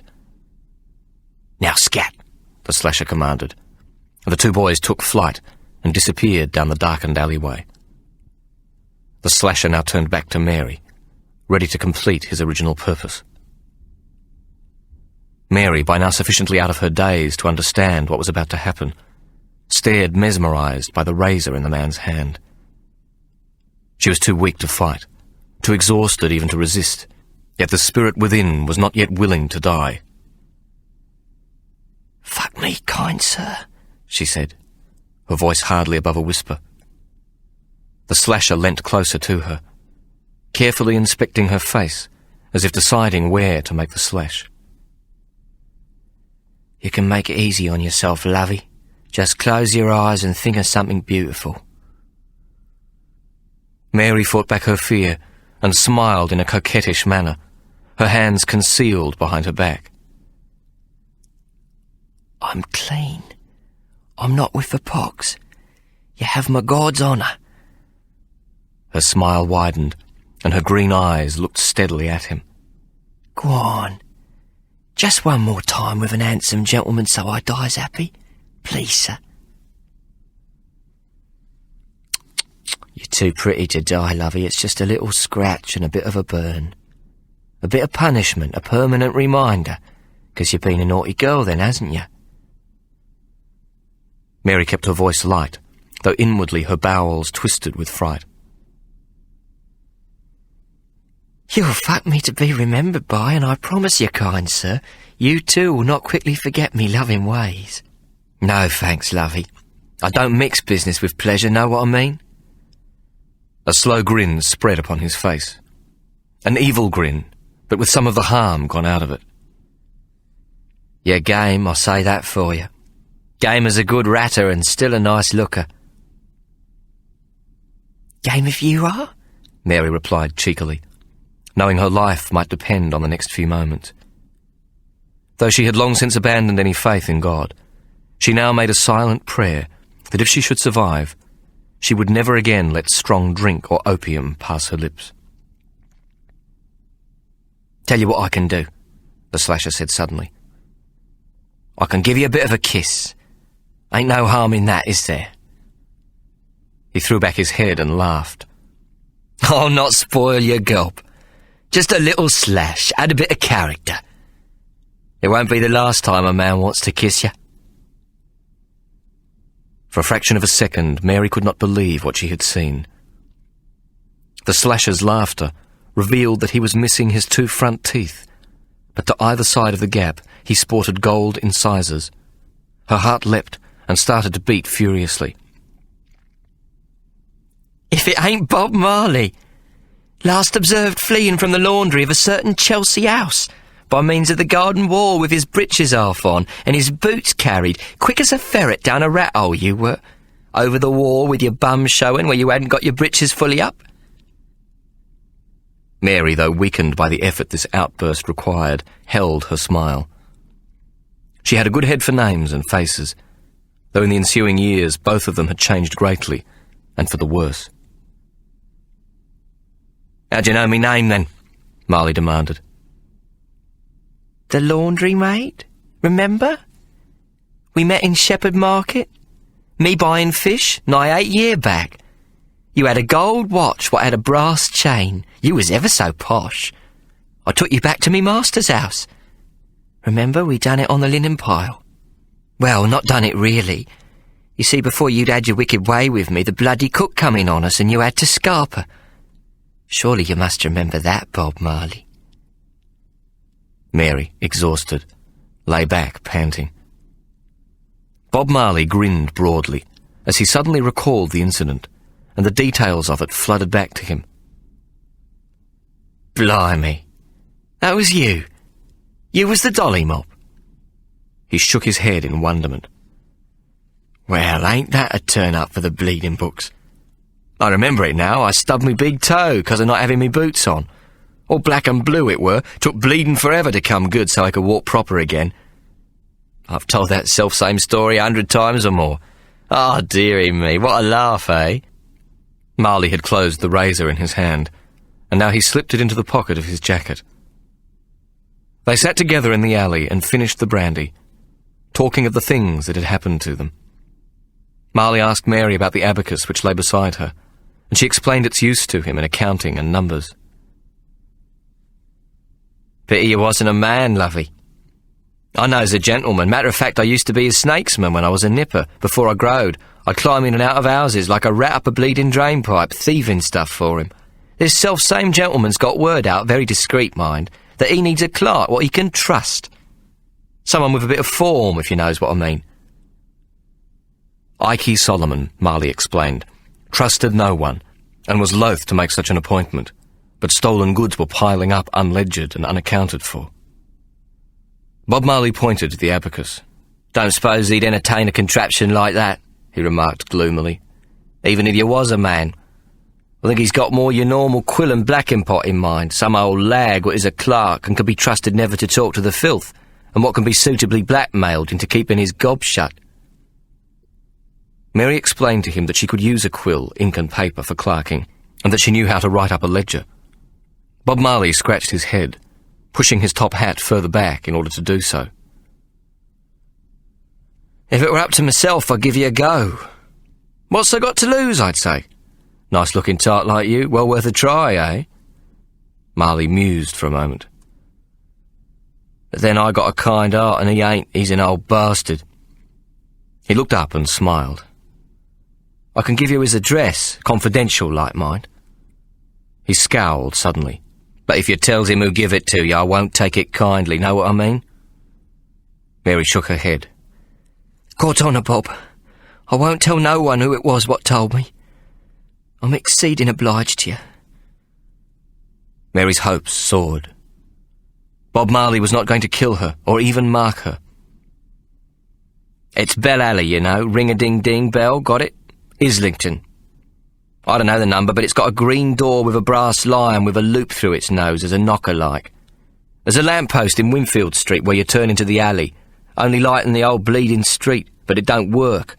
Best time to catch him is dawn when he's coming home. It's not his real home, it's where he keeps his stuff and does his accounting like. Wait for him at the entrance of the alley. He can't come no other way. Their conversation waned, and then came to a complete silence. Bob Marley had shown no signs of producing the razor again, but the tension so overwhelmed Mary that she could not put the prospect of the razor aside, and idle chatter between them became impossible for her. You ain't going to cut me, then? She asked finally, smiling disarmingly at the man squatting in front of her. Marley coughed politely into his fist, and looked up at Mary so that their eyes met again for the first time in a long while. I'm sorry, love, but I have to. He smiled in a sympathetic way, and his gold teeth flashed. I don't like doing it in your case, I sincerely don't. Bob Marley shrugged and turned away. Mary was flushed with the brandy, but with only a few mouthfuls of stale bread inside her stomach, she felt it turn, and she was sure she was going to be sick. Please don't cut me, Bob Marley, she begged. I won't cut you bad, lovey. Just a straight slash what will heal quick. A slash and a little dab of acid to keep the scar permanent like and as a witness that I done me job. You're still a corker to look at and all, I don't want to spoil that. It don't say in the contract I got to mutilate you. I can make up my own mind about that. Cut and acid, a slash and dab, that's all I got to do according to me code of ethics. Mary, attempting to hold back the bile rising in her throat, concentrated on looking into Bob Marley's eyes. She didn't see the razor come out of his pocket, and she barely saw the flash of its blade, when she felt the sharp, sudden sting of it across her cheek. "I'm truly sorry, lovey," she heard Bob Marley whisper. "If you move now, I'll splash the acid. Stay still, very still, so I don't harm your pretty mug too much." Mary wanted to scream and vomit at the same time, but she clenched her teeth and held on, and then there was a second blinding, unbearable sting as Bob Marley pushed back her head and poured acid into the cut. She could no longer keep her hands behind her back, and now she clasped them to her face. "Jesus Christ, what happened to your hands?" Bob Marley exclaimed. Then he rose quickly and was gone, before the scream was fully out of Mary's mouth. Mary could scarcely remember how she survived the next 3 weeks. Despite her pain and misery, she had determined she would somehow fulfill her promise never to drink again. Denying herself gin and the opium pipe to which she'd become accustomed sent her into fearful spasms and cramps. She sweated profusely so that her clothes were soaked, and she was only dimly aware of her surroundings. By the time she had set out to meet Ike Solomon, though still shaky, she was over the worst of her tremors. The scar on her cheek, though not entirely healed, was free of scab. Bob Marley had done his job skillfully, and her face, despite the scar, was not in the least misshapen, the parts of it remaining as is normal on a woman's countenance, nose, lips, and eyes where they ought to be and perfectly intact. Mary waylaid Ike at dawn, just as Bob Marley had suggested. Standing in the shadows several feet into Bell Alley, she had seen him enter from Winfield Street, and let him almost pass her before she stood suddenly in his path. Ike stiffened and gasped in fright, bringing his arms up to his face as Mary stepped out of the shadows. But then, seeing it was a woman, he lowered his hands, dug his chin deeper into his overcoat, and proceeded on his way. "Please, Mr. Solomon, sir," Mary called. "Can you spare just 1 minute of your time? I've waited here all night with news that may be a great benefit to you." "What is it, woman? Have you got something to sell?" "Yes, sir, but I cannot speak of it here. You must grant me time to see you elsewhere. What I have to offer is a great value. You will wish to see a sample, I feel sure." "Where will I come? When? Be quick, it's late. I must be gone. Where?" Ike snapped, expecting to intimidate the woman who stood before him. Mary had thought about this meeting too often to be thrown by Ike's brusque manner. "I shall come to you, sir," she said calmly, though her heart was beating furiously. "What I shall bring with me will be worth your while." "Bah! Humbug!" It was unusual for a woman of Mary's standing to confront him unless she had some urgent business, probably of the stolen goods kind. Or she might be a spy of some sort, or a trap set by the runners. "Who sent you? Who told you to wait here?" Ike asked. "I cannot say, sir. I pledged to keep me gob shut, but it ain't no one what means you harm." "Humph! I cannot think that such a man exists," Ike sniffed, though his instinct in these things was usually sound, and he could feel no malice of intent in the woman who stood before him. "Very well, tonight at 7 o'clock precisely in Whitechapel. If you are late and not alone, you will not be let in. You shall say one word, Waterloo, to the woman what answers the door. Waterloo and no other, do you understand?" Mary nodded, too nervous and overcome even to thank him, as Ike gave her the address of his home in Whitechapel. "Go on, be off with you now, and don't you be late. You shall have 10 minutes tonight." Ike paused. "That is, if you have something of worth to show me. Less, much less, I can assure you, if you doesn't." Without a word, Mary moved past Ike and into Winfield Street. She had succeeded in the first step, though she had done so with a trick. A deception, yes, but not a lie. Now she had given herself the chance to pick up the broken pieces of her miserable life and perhaps change it forever. At 7 o'clock precisely that evening, Mary, carrying her abacus, tapped on the door of Ike's Whitechapel home. It was not as big a house as any in which she had once worked. but imposing nevertheless, and grand for where it stood, one street from the Whitechapel markets. The door was answered by a raw-boned woman, who appeared to be about 40, and whose breath smelt of stale beer. Mary, afraid even to offer the pleasantry of an evening greeting lest she betray Ikey's instructions, blurted out, "Waterloo!" "You're expected to be sure," the woman said in an Irish brogue. "Will you be after following me then, miss?" The woman, taking a candle from a ledge in the hallway, then led Mary through the darkened house to the door of Ikey's study, where she tapped 3 times and departed, leaving Mary waiting in the darkness. She had a sense of being watched, and then she heard a sniff, followed by the muffled giggle of a child, though she could see no one. In a moment or so, Mary heard the rattle of a key placed into the lock, and the door opened, though only a crack. The light was behind Ikey's head, and Mary could only just make out his long nose, a single beady eye, and a scrag of beard in the space allowed by the opening. The door opened wider, and Ikey silently stood aside for her to enter the small room beyond. The door closed behind her, and she heard Ikey lock it once again. Ikey brushed past where Mary stood, turned and surveyed her with his hands on his hips. He was wearing his greatcoat, though he'd removed his hat, and she now saw his face clearly for the first time. This she found the way she had imagined it to be. That was the point with Ikey's face. To those who saw it clearly, it was exactly what you would expect his face to look like, if you knew his vocation in life. Behind Ikey stood a coat stand, and beside it a high desk, above which a lamp burnt brightly. 2 further lamps lit the room to give it an almost cheerful look, which contrasted markedly with the general darkness of the house. Ikey did not bid her to be seated, though there was a small table and single chair some 4 feet from the desk. Mary moved past Ikey and placed her abacus flat upon the table, and then returned to where she'd formerly stood. "Well, what is it? Why have you come? Show me, I have no time to waste." Had she been a man who might be carrying news of a rich haul, Ikey might have been more circumspect. He might have smiled at the very least, ingratiating himself. But such pleasantries were not necessary for a woman of Mary's sort.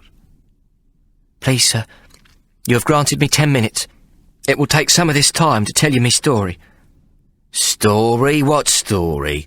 I do not wish to hear your story, unless it is business, a story of the business of profit.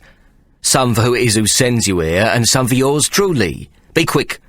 I am most busy of mind and anxious to be about me work." Mary smiled, attempting to conceal her nervousness. "You will assuredly profit from what I have to say, kind sir. But I begs you first the small charity of your ears. No more, a few minutes to hear a poor widow's tale." Mary then told Ikey how she had recently been widowed from a merchant sailor who had been swept overboard in the Bay of Biscay, how she, penniless, had been forced with her darling infant twins to share a miserable room with a destitute family of 5, and pay each day from her meagre salary for an older child to mind her precious children, while she worked as a laundry-maid in a big house in Chelsea. How the husband of the mistress of the house took advantage of her desperate circumstances to use her body for his pleasure whenever he felt inclined, and without any thought of payment. How one night a most frightful fire had swept through the Nethercan where she slept with her baby infants, and she had been dragged from the flames, but had rushed back to save her precious children. "I bear the marks, good sir, the marks of that terrible tragedy." She gave a little sob, and withdrew the woolen mittens from her hands, holding them up to reveal her horribly blackened and mutilated claws. "It were to no avail. Me little ones was already perished when I pulled them from that ghastly inferno." "Ha! Burnt into 2 roast piglets, eh?" Ikey snorted. Mary ignored this cruel remark. "I lost me billet as a laundry-maid 'cause of me hands, and being burned and all, and not even a sovereign from the master of the house to send me on me way." At this point, Ikey waved his hands, fluttering them above his head, as though he wished to hear no more. "Enough. I have no need for a laundry-maid here, missus. Be off with you at once. You will get no charity from me."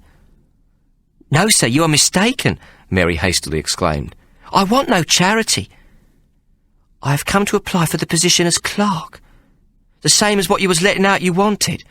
A clerk well acquainted with all manner of bookkeeping." Ikey's face took on a look of bewildered amazement.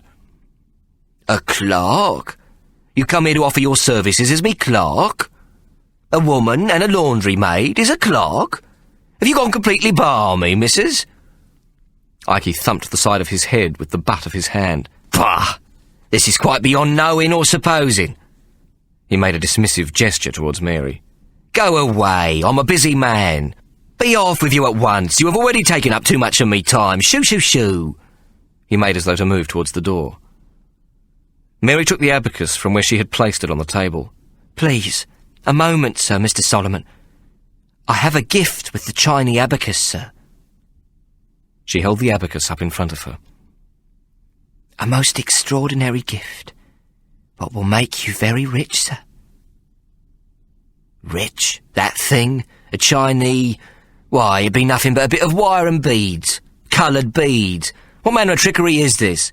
Beads and laundry maids and hanky-panky, roasted twins and drownings, gifts and very rich? Bah! Go, be off with you at once." "Please, sir, I beseech and implore you. I ask for no charity, not a brass razoo, only for a test." Mary appealed to Ikey with her eyes. "Me abacus, that is. Me beads and wires. Against your astonishing and well-known and altogether marvellous way with numbers. Ways what people talk about in wonderment." Mary gulped.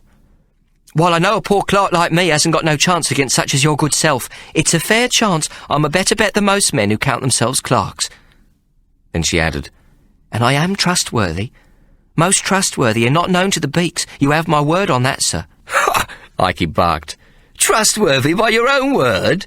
I am the King of Spain and the Chief Justice by my own word." "No, sir, but the Prince of Fences, and known chiefly for just dealing by the admiring word of others," Mary said quickly. Ikey, despite himself, was impressed with this quick wit. He knew himself to be a positive wizard with numbers and calculations, and enjoyed the flattery, though he knew it to be false.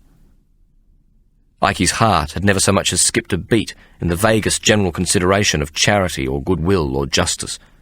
Not ever, not even once, since he'd been an urchin selling lemons on the streets of Whitechapel. Though he didn't believe a word of Mary's tale, even had it been true, it would have drawn no emotion from him. Mutilation was so common in his experience that he hadn't even flinched at the sight of Mary's grotesque hands. Children being consumed by fire was a nightly occurrence as soon as the weather turned cold. The scar on her face told him all he needed to know about her. Moreover, it annoyed him that Mary had shown not the slightest sagacity in the concocting of the story she told. The least he would have expected from her was a letter from a screever, slightly worn and faded, and perhaps even somewhat tear-stained, purporting to come from the captain of the vessel from which her imagined husband had been swept overboard, and to testify to this tragic event.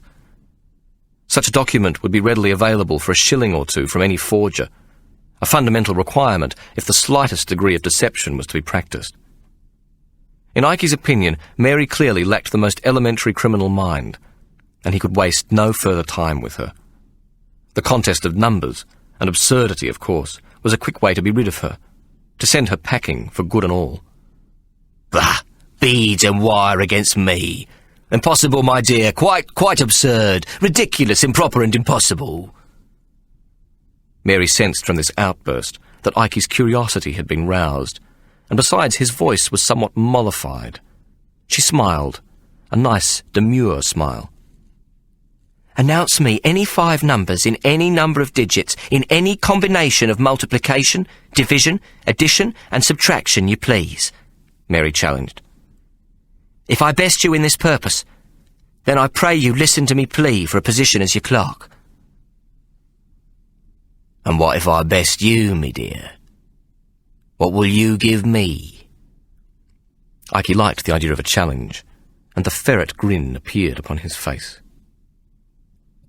Mary smiled, and her pale countenance was momentarily most pleasantly transformed, for she had an even smile that would light up her face and cause her lovely green eyes to dance, though this was beyond the ability of Ike to notice. Po-faced once more, Mary stooped to lift the hems of her skirt, and the two dirty calico petticoats beneath, to just above her thighs. What Ike witnessed was a pair of shapely legs, quite unencumbered. "It is all I have to give. But I know myself clean, sir," she said, trying to imagine herself a respectable though destitute widow, so that her words carried sufficient pathos. "Ah, clean by your own word, trustworthy by your own word. Bah! Not good enough for the master of the house to pay for, but good enough for me, is that it, eh?" Ike, who had been standing in front of Mary, now moved over to his clerk's desk. He removed the ledger from it and placed it on the ground.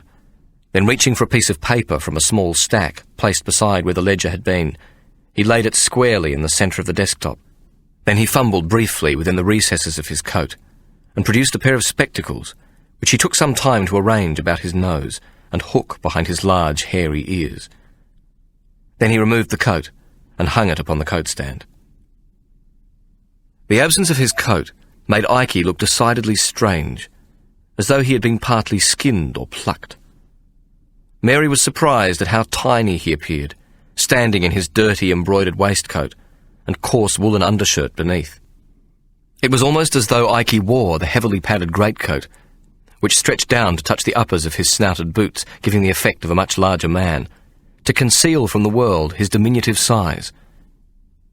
That he should choose to remove it now, so that he could more rapidly move his arms to right, indicated to Mary that he had taken her challenge seriously.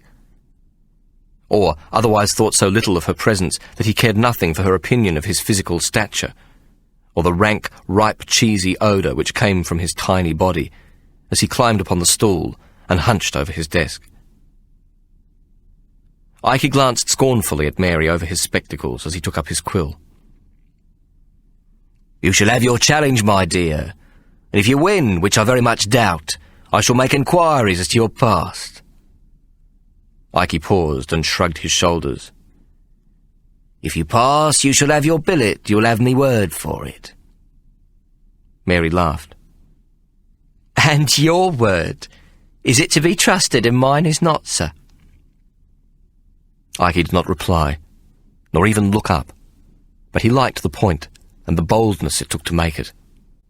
He turned away from Mary's direction and briefly rubbed the tip of the quill with his thumb and forefinger, testing its sharpness, whereupon he dipped it into an inkwell and dabbed its point on the blotter which lay beside it.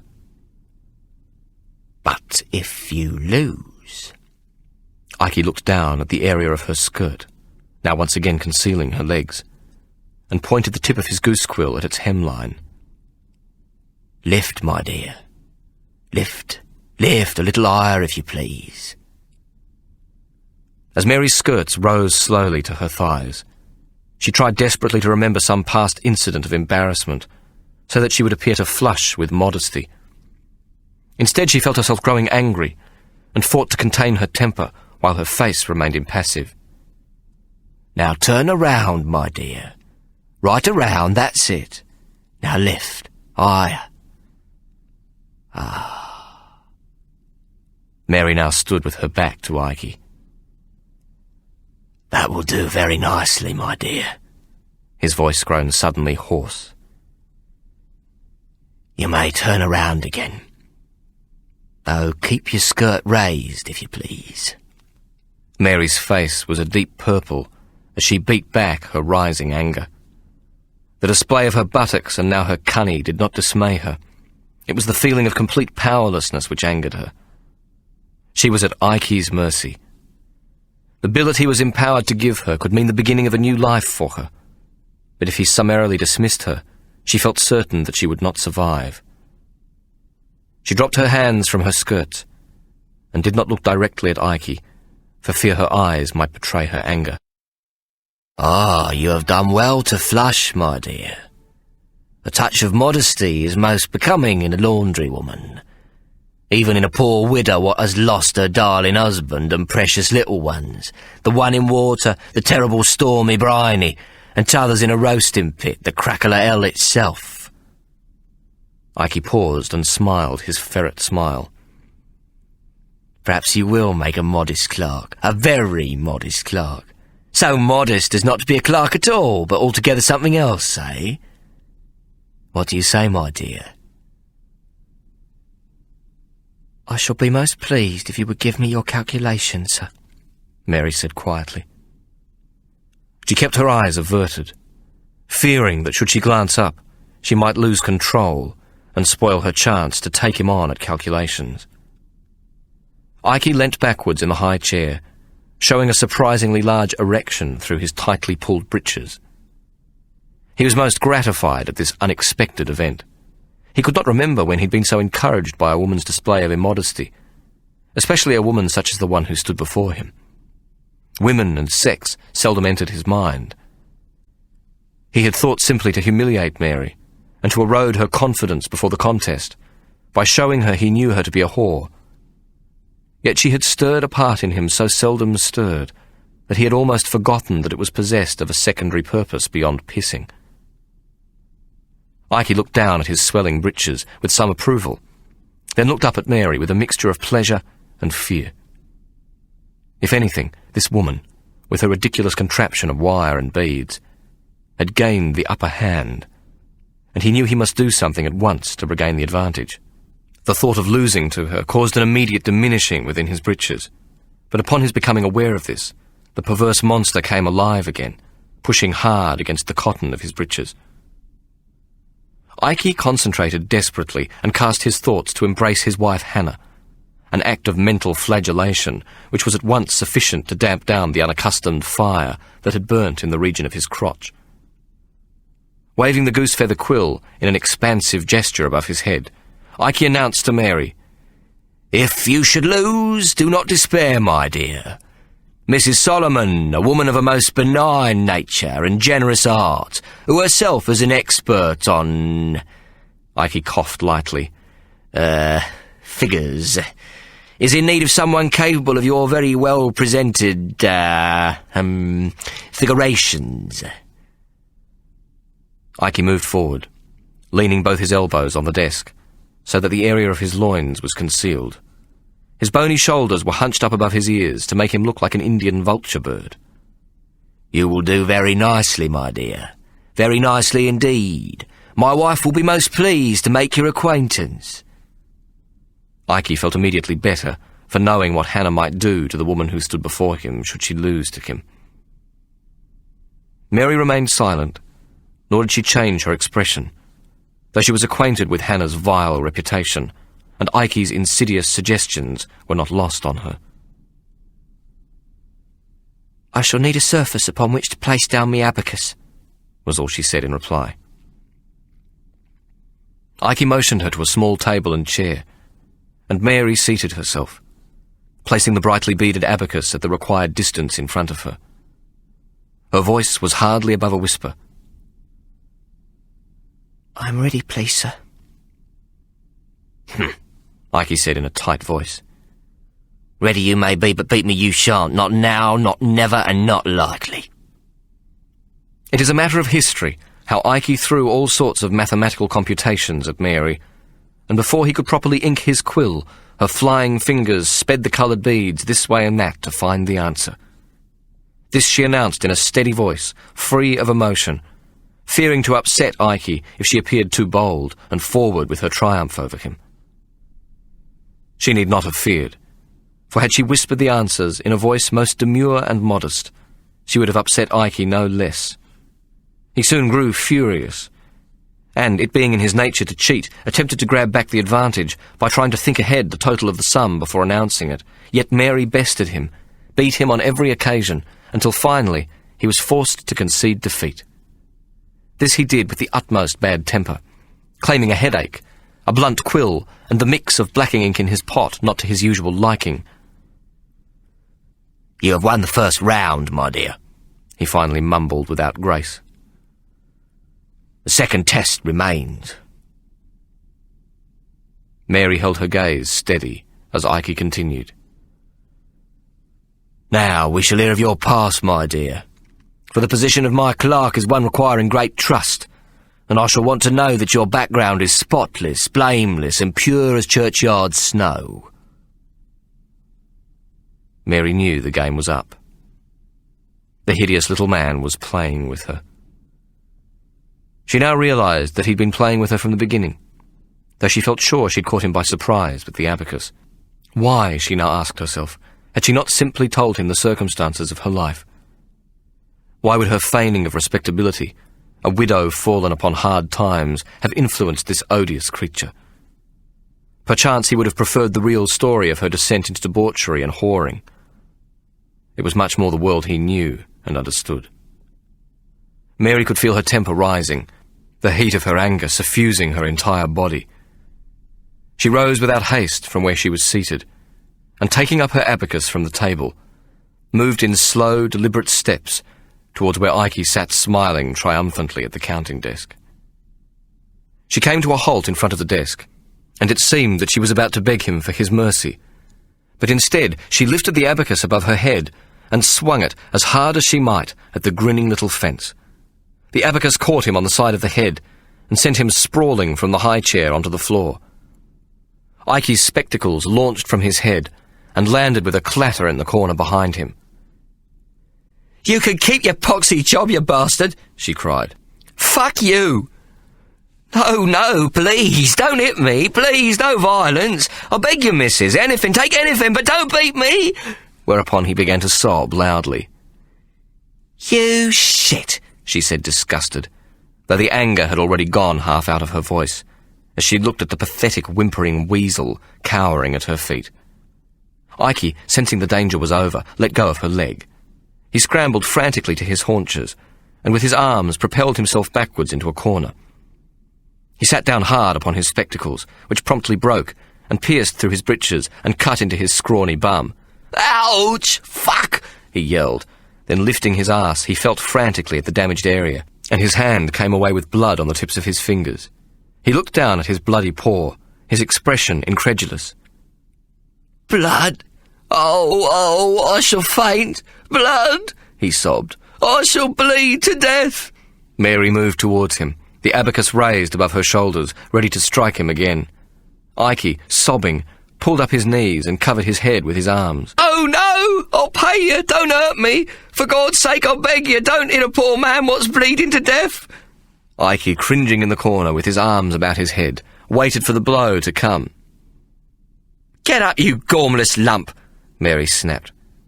Ike scrambled hurriedly to his feet, sniffing and sobbing, snot-nosed and flushed with fright. Mary grabbed him by his scrawny neck and steered him towards the counting desk, bending him over it so that his arms hung over the front and his head lay upon its writing surface. Then she placed the abacus on the floor beside the desk. "Now, be a man and don't cry while I remove the glass from your arse," she laughed. It was at that precise moment, crouched with his bleeding bum facing her, and his miserable head face downwards on the desk, that Ike knew for certain he was deeply and profoundly in love, for the first and only time in his life. Chapter 5. Ike found Mary to be a studious and diligent clerk, quick to learn even if somewhat lacking in experience.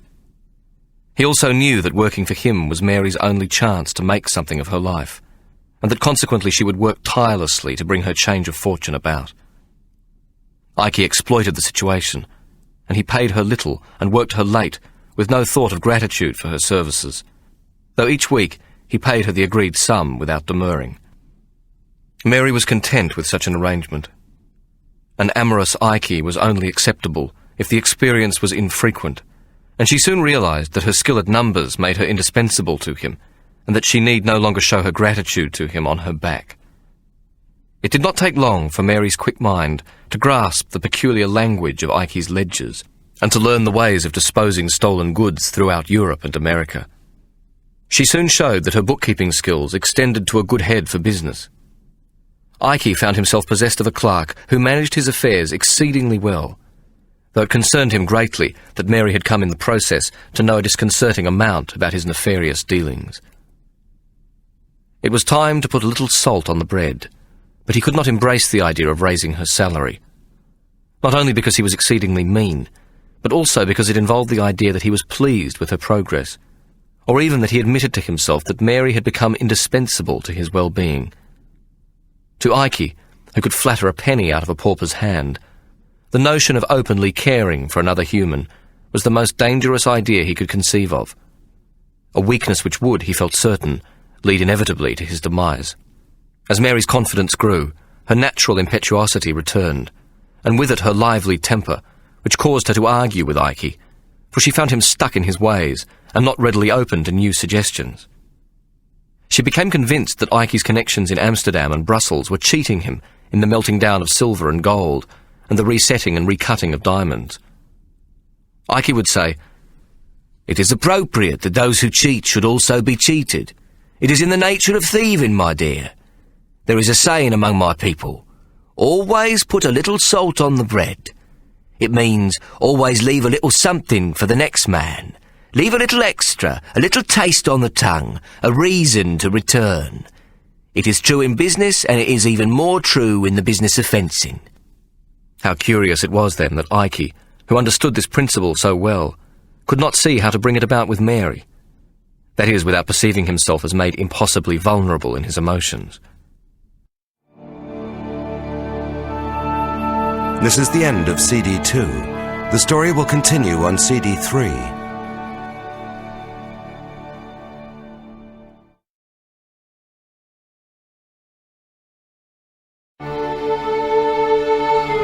CD 3.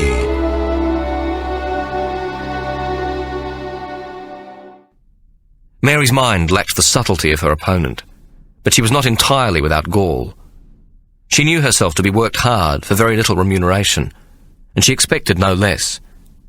But by showing her concern for Ike's interest in other matters, she was proving her loyalty to him. Besides, she had a plan which concerned the house in Bell Alley, and so she worked without complaint, becoming more and more indispensable to Ike, until she perceived his concern that he could no longer afford to be without her. Then she made the suggestion to Ike that she work without salary at his bookkeeping, and that in addition she be allowed to open a brothel in Bell Alley in partnership with him. Ike was delighted. It meant that she was fully compromised. She would do his bookkeeping and add even further to his gain, and at the same time completely negate his fears. Mary, he told himself, knew decidedly more of whoring than of clerking, and as the mistress of a brothel, as well as his bookkeeper, she would be tied to him forever. Greed was the only emotion Ike trusted in himself as well as in others. An agreement was struck between them whereby Ike would put up the capital for the brothel, for which he would receive 70%, and Mary 30%, after the deduction of running expenses. Moreover, the house would still be a repository of stolen goods, it being possessed of a large attic, and the dry and commodious cellar would also be in Ike's sole possession. The last point was a masterstroke on Ike's part. Through Hannah, he had met a notorious Belgian forger who had been forced to escape from the authorities in several European countries and had proposed a business deal. The forger, a man called Abraham van Esselen, was also a Jew. Moreover, he was deaf and dumb, and if he was to make a living at his craft, needed a partner. Ike was ideally suited to this purpose, for he could procure all the materials needed for a sophisticated forgery operation through his various contacts, and had an established network of fellow Jews in Europe and America, through whom the fake banknotes could be laundered. He would set up a printing operation in the cellar at Bell Alley. Ike now had the premises in Bell Alley working to his complete satisfaction. He hated waste, and now he had turned every inch of space to profit. The cellar turning out counterfeit notes, and in daylight hours printing handbills and pamphlets. The centre of the house supplying the physical and fantastical needs of bankers, lawyers, judges, magistrates, and toffs in general. The attic serving as a counting house, and storage for the rich fruits of his nocturnal harvesting. Ike was well pleased with himself. There remained no chinks in his emotional armour, and he had kept Mary at his side by involving her in two of these activities. The forgery he shared with his wife, Hannah, and not with Mary, who did none of the bookwork involved. Ike had also persuaded Hannah never to venture near the premises at Bell Alley, as implication in the forging of high-denomination banknotes led to the death penalty. Ike pointed out, though unnecessarily, that if they should both go to the gallows, all their property confiscated, their children would be alone and destitute in a cruel and uncaring world. Hannah needed no further encouragement to stay away. In this way, Hannah was completely unaware of the existence of a high-class brothel at the Bell Alley address, nor was she aware of Mary, the second woman in Ike's life. Though Ike hated Hannah, she owned half of his ready fortune. That is, his convertible wealth, the gold sovereigns and ingots, silver and precious stones. For Ike believed in liquid assets of the kind you could pack into a smallish space when you beat a hasty retreat. They shared everything equally by means of each of them only knowing a half of the combination to the safe they kept under the floorboards in the pantry of the Whitechapel house. So both were required to be present to open it, and neither could escape with the contents without the cooperation of the other. This was an agreement Ike had foolishly made in earlier years, when he had first been released from a prison hulk, and the money taken from Hannah's bawdy houses had supplied the cash he needed to start up in the fencing business. Hannah had insisted, on the basis that if Ike was arrested again, he might, under duress, reveal the combination to the authorities or various villains. He now regarded it as the single most foolish thing he had ever done, but Hannah had been unrelenting in her insistence that the practice be continued. Ike comforted himself that while this prevented him from stealing the contents someday and deserting his wife, Hannah was placed in the very same predicament. Mary took to the standing upright part of her profession handsomely, and developed clear ideas of how she would conduct her role as mistress of a whorehouse to the gentry. She successfully persuaded Ike that they must go first class with no corners cut, and create an establishment second to none in London. She furnished the house much like the Chelsea one she'd been chased from after the aborted affair with Bob Marley, though with a distinctly oriental flavour she'd observed in a picture of a salon in the window of a printing shop, and which she persuaded the proprietor to sell to her. Mary spared not a penny in making the premises in Bell Alley grandly ostentatious, with a front parlour lavishly done out in silks and rare carpets, as well as erotic statues showing every form of human copulation. Many of the statues were painted in gold and bedecked in coloured ostrich feathers to make a dazzling display of erotica. Ike was a rich man, a very rich man, but not one given to spending it upon others, but persuaded by Mary that the best of London's professional and commercial society would beat a path to her door, or more correctly, between her expensive linen sheets, where they would be attended by the most skilled and beautiful young courtesans, in return for large amounts of money, he opened his purse to the fullest. At the same time, he allowed that Mary should owe him 30% of the total cost of refurbishing, to be paid off from her future brothel earnings. Mary was delighted. For the first time she was in control of her own life, and she did not regard Ike's terms as onerous. On the contrary, she was aware that she owed him a great debt, and was determined that she would repay it with the utmost loyalty. Ike was the first person who had shown her the least charity, and she would never forget this. A great deal would happen in the course of this strange partnership, some good and much bad. But Mary would never deny that Ike had been the means of her salvation.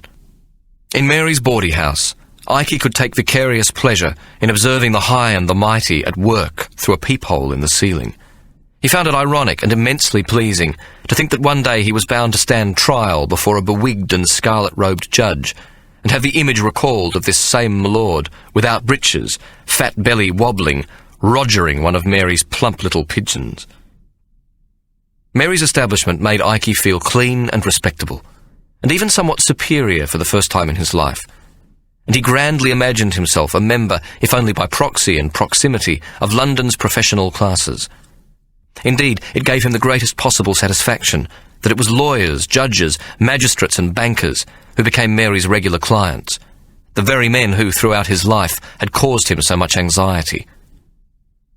For Ike, it was money well spent, and soon it was money most easily earned, as men of the bench and at the bar and in the city knocked discreetly at the scarlet door of Mary's Bell Alley brothel. For the most part, Mary's clients shared two characteristics. The sprightliness and easy randiness of youth had long passed. but the memory of it remained bright as a sunlit morning. They came to Egyptian Mary's, as it became known, to attempt to relive the past while indulging any current fantasies.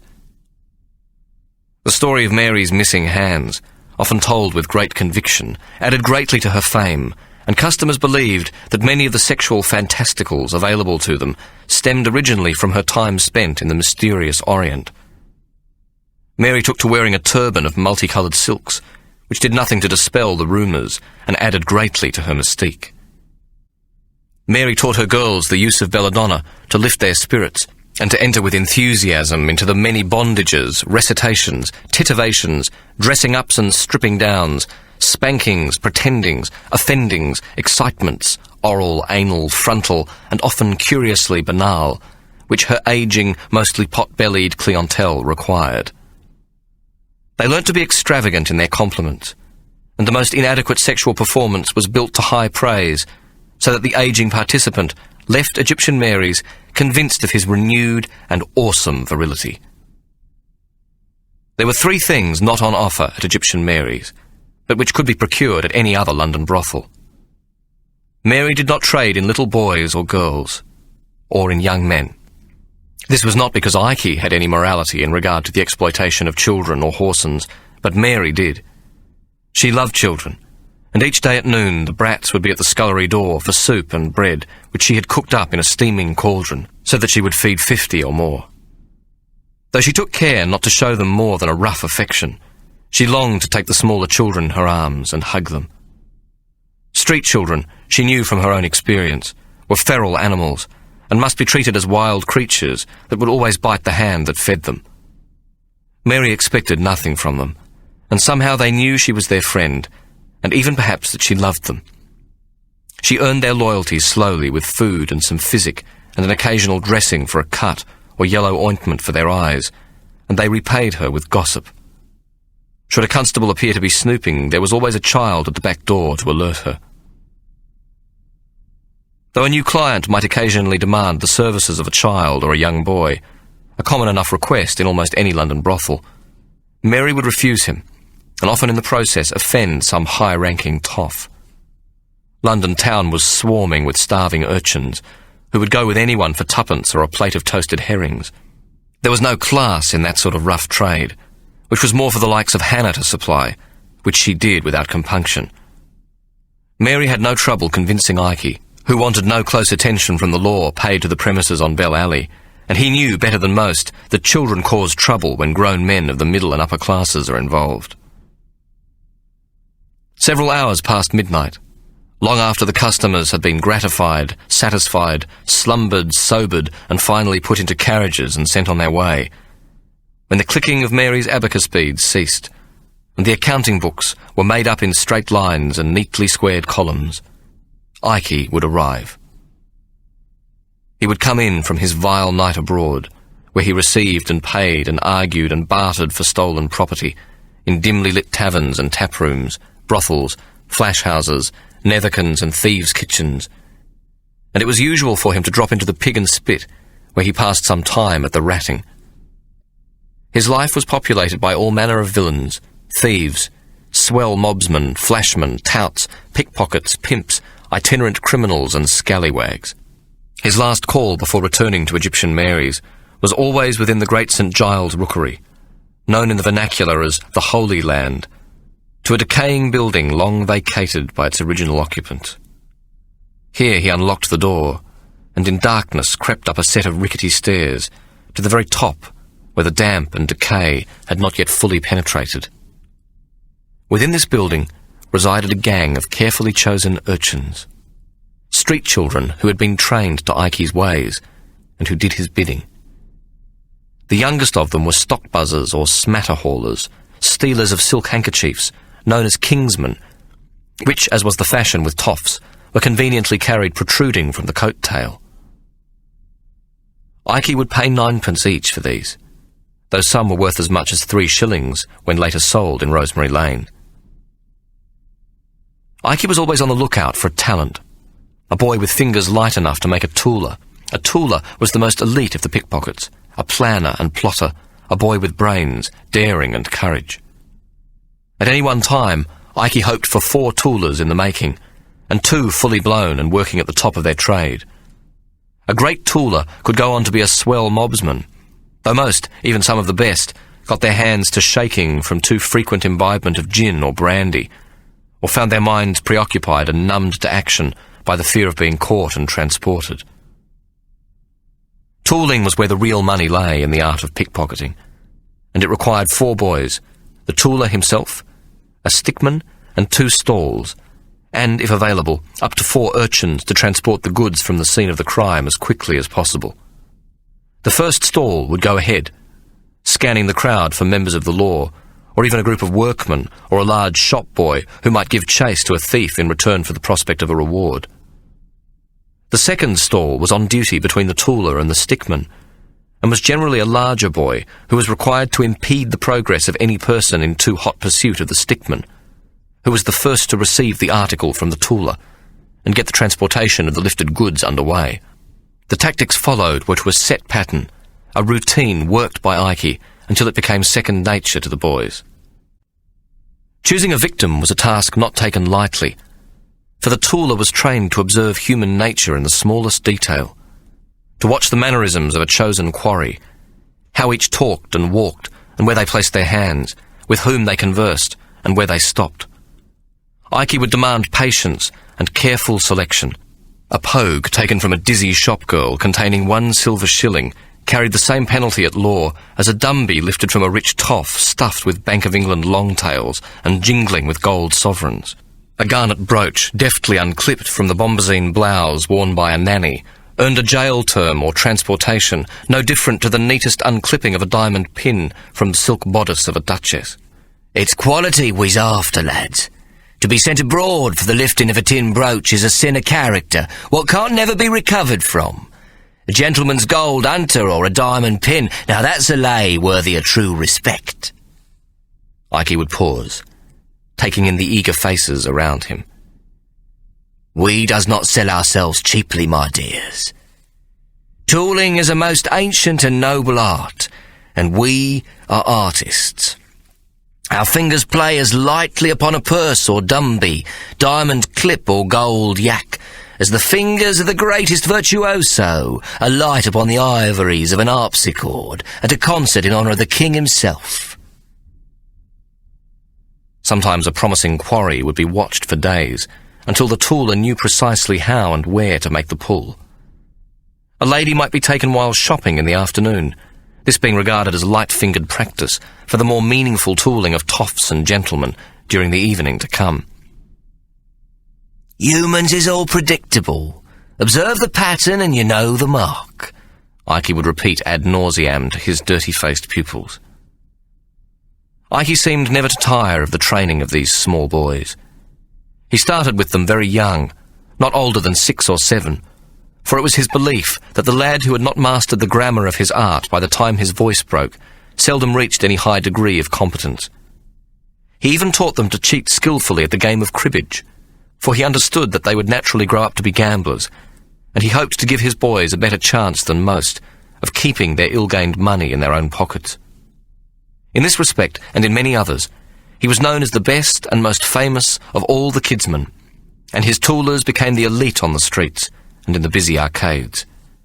Urchins would implore him to be enrolled in what Ike referred to as the Methodist Academy of Light Fingers, a spoof on the Methodist Academy of Light, a Salvationist school for the honest poor, situated in an adjacent slum court in St. Giles. While there were a great many kidsmen to be found, men who trained street urchins for snakesmen, pickpockets, and as beggars, they were generally most harsh in their methods, ignorant men with a too frequent hard, flat, impatient hand to the side of an urchin's head. Should a boy fail to exhibit the required amount of tact and ingenuity in dipping, it was the custom for him to be given a severe beating from the other boys, or by the kidsman himself. To this punishment was added no food to eat until the hapless child improved his pickpocketing technique, or simply starved to death. Ike, however, offered not harsh punishment, but reward. A bright penny handed over, a large chop rimmed with fat added to a child's plate at supper, or even a glass of best beer given with a pat on the back. Ike's thorough ways and his understanding of the competitive nature of small boys created the best toolers to be found in London, all most proud to be graduates of the Methodist Academy of Light Fingers, proprietor Isaac Solomon, Esquire. At practice, Ikey would use a tailor's dummy set up in a pool of lamplight and dressed up with the garments most likely to be worn in the street. Sometimes these would emulate the attire of a toff, swell or country gentleman, and at others, a grand lady, a doxy, or for the smallest of the children, a nanny or shop assistant. Into these clothes were sewn tiny bells that tinkled at the slightest vibration. At the conclusion of each week, it was the custom among Ikey's boys to take a vote, decided by the acclamation of all. The most proficient boy at the practice of dipping was voted the title of Captain Bells, whereas the least competent was christened Tinkle Bell. The former was a title much prized among his young apprentice thieves, while the latter was worn with a fierce resolve to be unchristened as speedily as possible. Bob Marley had come from among these children, and there were a number of talented magsmen, swell mobsmen and flashmen who could claim a proper education by the redoubtable Ikey in the ways of thieving and disposing, and the general nature of surviving in the trade of taking what rightfully belonged to others. It was this foundation, laid early and trained carefully, which later supplied much of the goods which Ikey would receive as a fence. Ikey would arrive at the boys' squalid quarters around 3 a.m, whereupon lectures and demonstrations on the art of light fingers and the brightening of minds took place. Afterwards, those boys with goods to dispose of, such items as they might have taken on the street since the previous night's visit, would wait back, while the remaining urchins would repair to a nearby chop house, where a private room was held for them.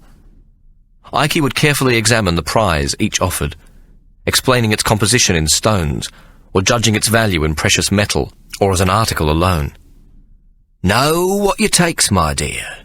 A bit of glass set in lead and gold dipped ain't worthy of your knowledge. Emeralds or diamonds set in gold is what your fingers is trained to lift. Watch the light, see it play. Diamonds shoot, emeralds pulse, rubies burn, pearls glow. Judge the wearer, not the glory of the gown, the toss of the head, the modesty of eye. Fake pearls is more common than real, and when worn on a bosom young, tempting and firm, is most likely to be that of a tart playing at a courtesan than a lady of quality. Judge the laughter. Too shrill and too often is the habit of the badly bred. Details, my dears. Everything is in the details. Sniff the perfume. Examine the nap of the boots and the hem of the skirt for old dirt or much mending. If the gentleman's hands is too familiar with his escort, then the lady is too cheaply bought. It's all there waiting for your eyes to measure and your mind to equate before you decide to make the vamp. Ikey would then pay them, naturally at a much reduced price to the street value of the goods, though never were the articles so cheaply purchased as to encourage a young lad to take the merchandise elsewhere. The business of the night completed, Ikey would join the dozen or so boys who ranged in age from 6 to 16 for a meal in the nearby chop house. Here they would all be fed from Ikey's purse, though in the order and quality of their performances. Those who had not done well at practice, or failed to bring in any merchandise taken on the street, would be denied a plate of chops or steak, meat being the reward for performance, though all were equally given a thick wedge of bread and a large bowl of thick steaming broth, enough to keep body and soul together.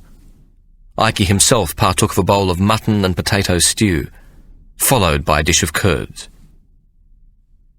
Some of the smaller boys, their bellies replete, would leave the chop house to crawl back into their squalid quarters and sleep until noon in a bed of dirty rags. Those who had money, or friends who would share what they'd won, would stay to grow drunk on a pint of gin or brandy.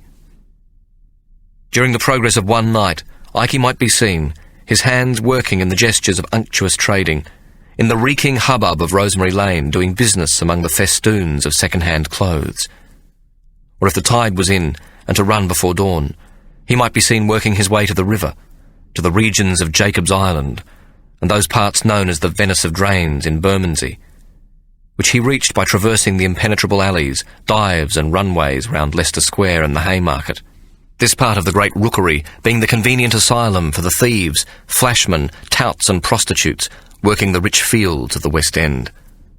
Here could be found the rakish members of the upper classes, with their courtesans, their ears and necks and décolletage awash with diamonds and pearls, the starched young swells, toffs and codgers on the randy, the gamblers and cashed-up jockeys, and the furtive old perverts from the privileged classes, who mixed vicariously with the lowlife.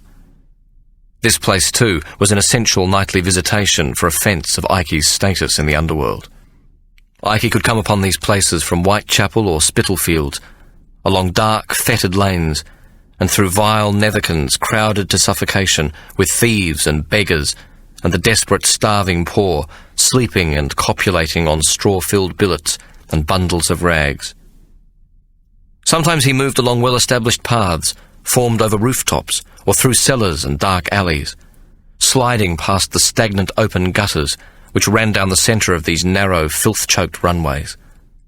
Even in the dark, he knew the whereabouts of the numerous cesspools which would trap many a gin-soaked hag or drunkard who'd lost his way, and having slipped on the surrounding excrement, could not regain a foothold and would be sucked into the shit to drown. Ikey knew with intimacy this great rookery of St. Giles and many others, and was as much at home in them as the rats scurrying ahead of him along the soot-stained walls.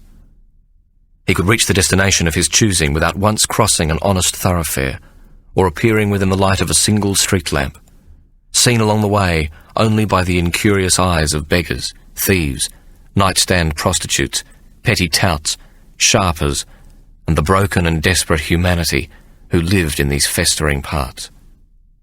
Those who saw nothing unless they were paid to do so, and who, upon being questioned by a magistrate's runner, knew nothing of a person's whereabouts, even if they had glimpsed them, bold as brass, not a moment beforehand. On a rising tide, Ikey might be seen furtively moving close to a wall or along a pier in the dock areas before disappearing below the malodorous deck of a boat. Before dawn's light it would slip its moorings, and on the morning tide move silently down the river, its progress concealed by the sulphurous mist and smog that sat upon the Thames. By sunrise, this vessel, which outwardly carried hemp or tiles, or any of the other miscellanea which made up the maritime drudgery of commerce between England and the continental ports, would be safely into the Channel. It carried about Ikey's consignments of stolen jewellery to be reworked in Amsterdam and Antwerp, parcels of Bank of England notes in every denomination to be laundered in Hamburg and Prague banks, silver and gold bound for Bohemia and Poland to be sold or melted down in the shops and workshops of various foreign Jews. Ikey would arrive at Egyptian Mary's not a minute beyond 5 in the morning. He would greet Mary upon his return from the foulness of his peripatetic night, and before anything else he would look at the house takings, always wheedling and quarrelling, as if the bitter bargaining of the night must be run down and unwound before he could be brought to a state of calm. He would carp at the cost of a haunch of ham, or measure the level of the claret cask, as much to bring himself to an emotional repose as to attempt to gain more than his fair share of the night's profit.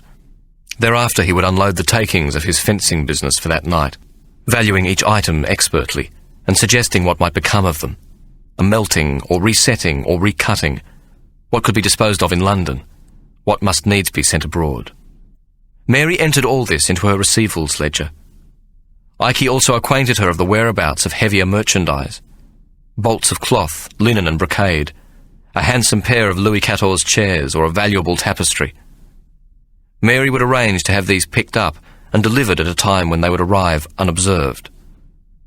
In this last regard, she would often use Bob Marley, the slash man, whom she trusted, and who proved to be a careful and reliable go-between.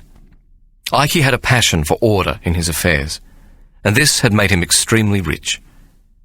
When this final task for the night was completed, Mary would place the books in a secret place, this task always overseen by Ikey.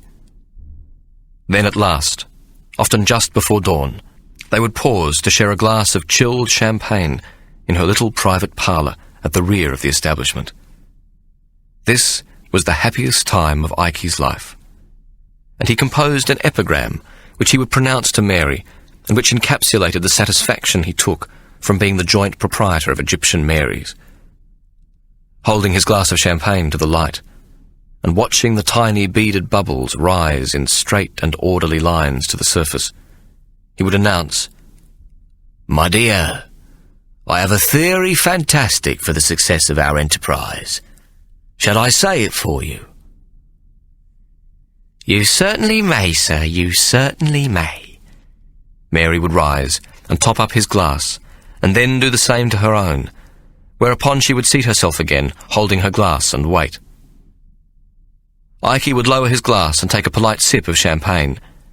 Then, in a preacher-like manner, in tone, "If the angle of the dangle is equal to the heat of the meat, then the price of the rise is decided by the art of the tart.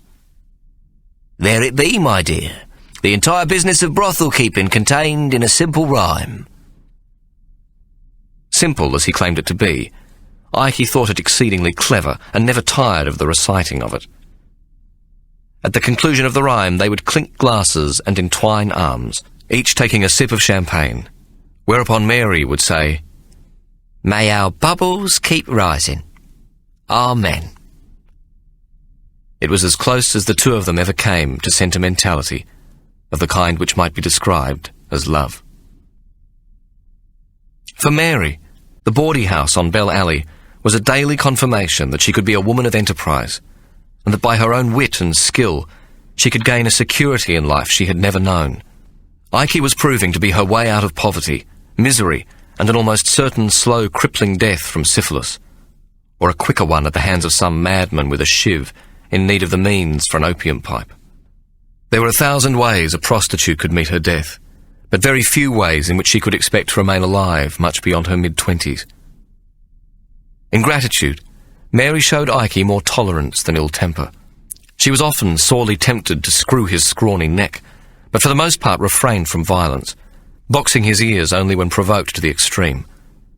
She knew him to be a coward, a cheat, a liar, and of course a notorious thief, though this last characteristic she regarded simply as Ikey's profession. Without the thief, there would be no magistrate or judge or lawyer, or half the regular clientele of her bawdy house. And so she had no reason to place Ikey's choice of vocation in any poorer light than that of her clients. When the poor embrace the tenets of morality, it comes ready-made with misery as its constant companion. Mary counted herself fortunate to have Ikey in her life, and very occasionally in her bed, which was as close as anyone had ever come to loving him, or she to feeling affection for any other person since her mother and father died. But it is not in the nature of things to remain calm. Contentment is always a summer to be counted in brief snatches of sunlight, while unhappiness is an endless winter season of dark and stormy weather. The cold wind of Ikey's and Mary's discontent was beginning to howl through the rat-infested rookeries, sniffing at the mud and shit of the dark alleys, and stirring the slime of the river into a foment of disaster which was about to wash over them both. Chapter 6. At the end of a miserable night in December, with the wind roaring and the snow swirling, Ikey was just turning into Bell Alley from Winfield Street, when a figure leapt from the shadows directly into his path. Ikey jumped in fright as the dark shape presented itself through a sudden flurry of snow. "It be friend," Bob Marley shouted into the driving wind. "A word is needed in your ear, Ikey. An urgent word." Ikey relaxed. Bob Marley was to be trusted. As a young'un, he'd been a chimney sweep whom Ikey had plucked from his miserable trade to work for him as a snakesman. He recalled how he hadn't cheated the boy particularly, and so had no reason to fear him. He was a likely lad in his day, who seemed to be double-jointed in all his connected parts, and could squirm and slide through apertures too small for a dock rat to enter. While he had remained small, Ikey had profited well from his talent for entering property.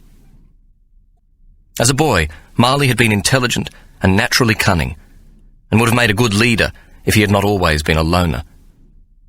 Though it was this very characteristic which meant he could be trusted not to open his gob or boast of his conquests to the other street urchins.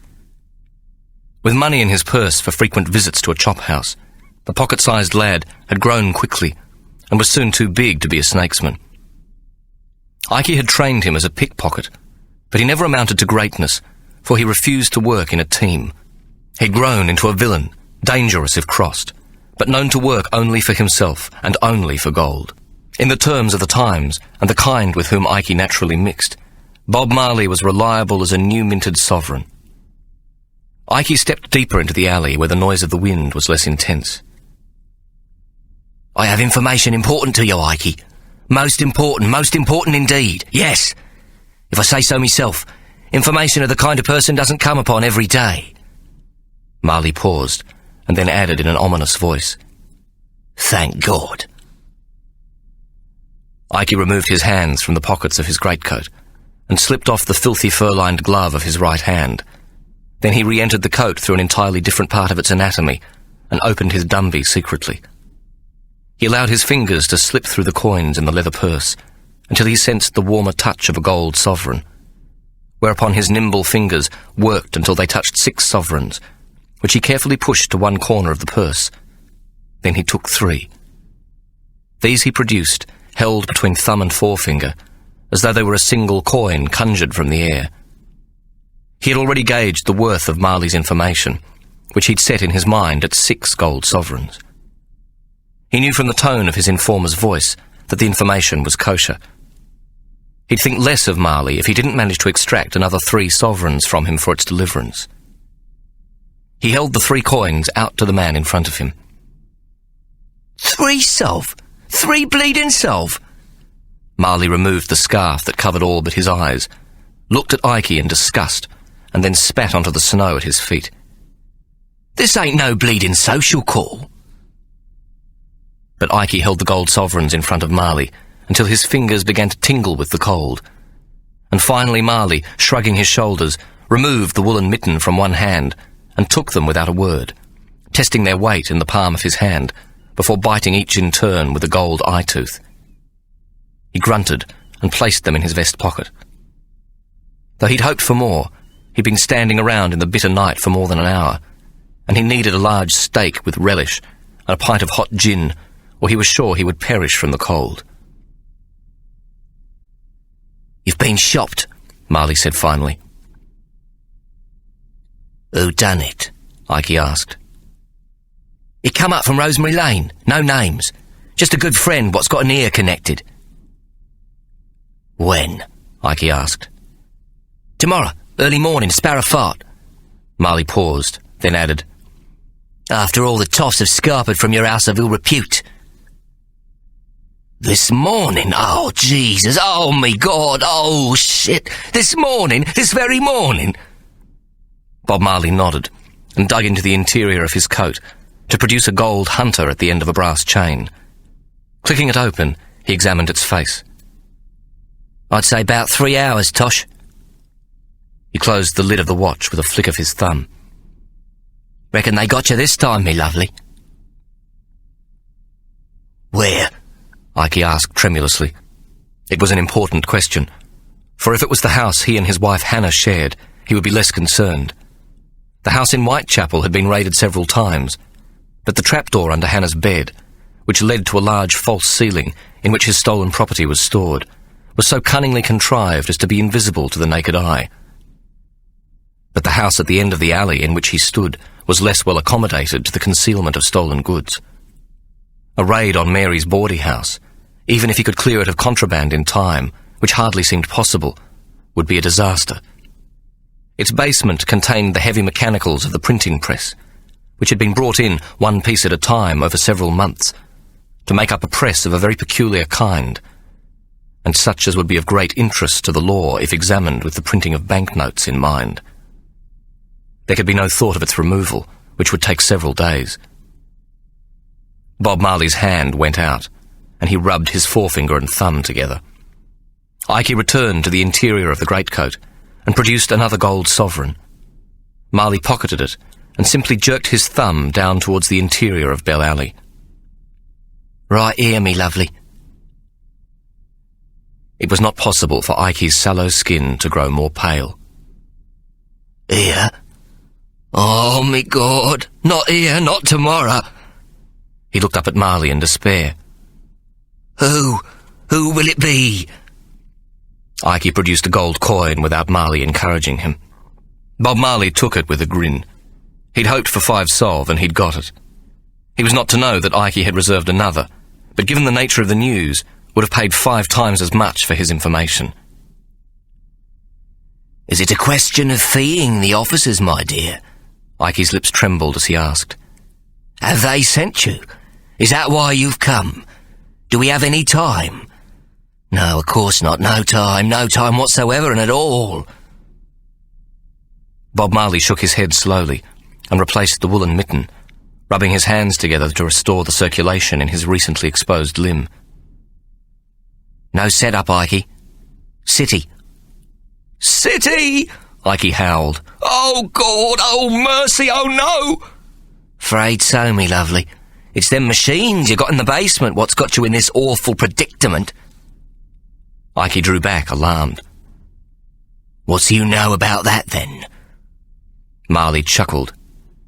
It's me business to know things, ain't it? Just like I knows it's City what's coming after you.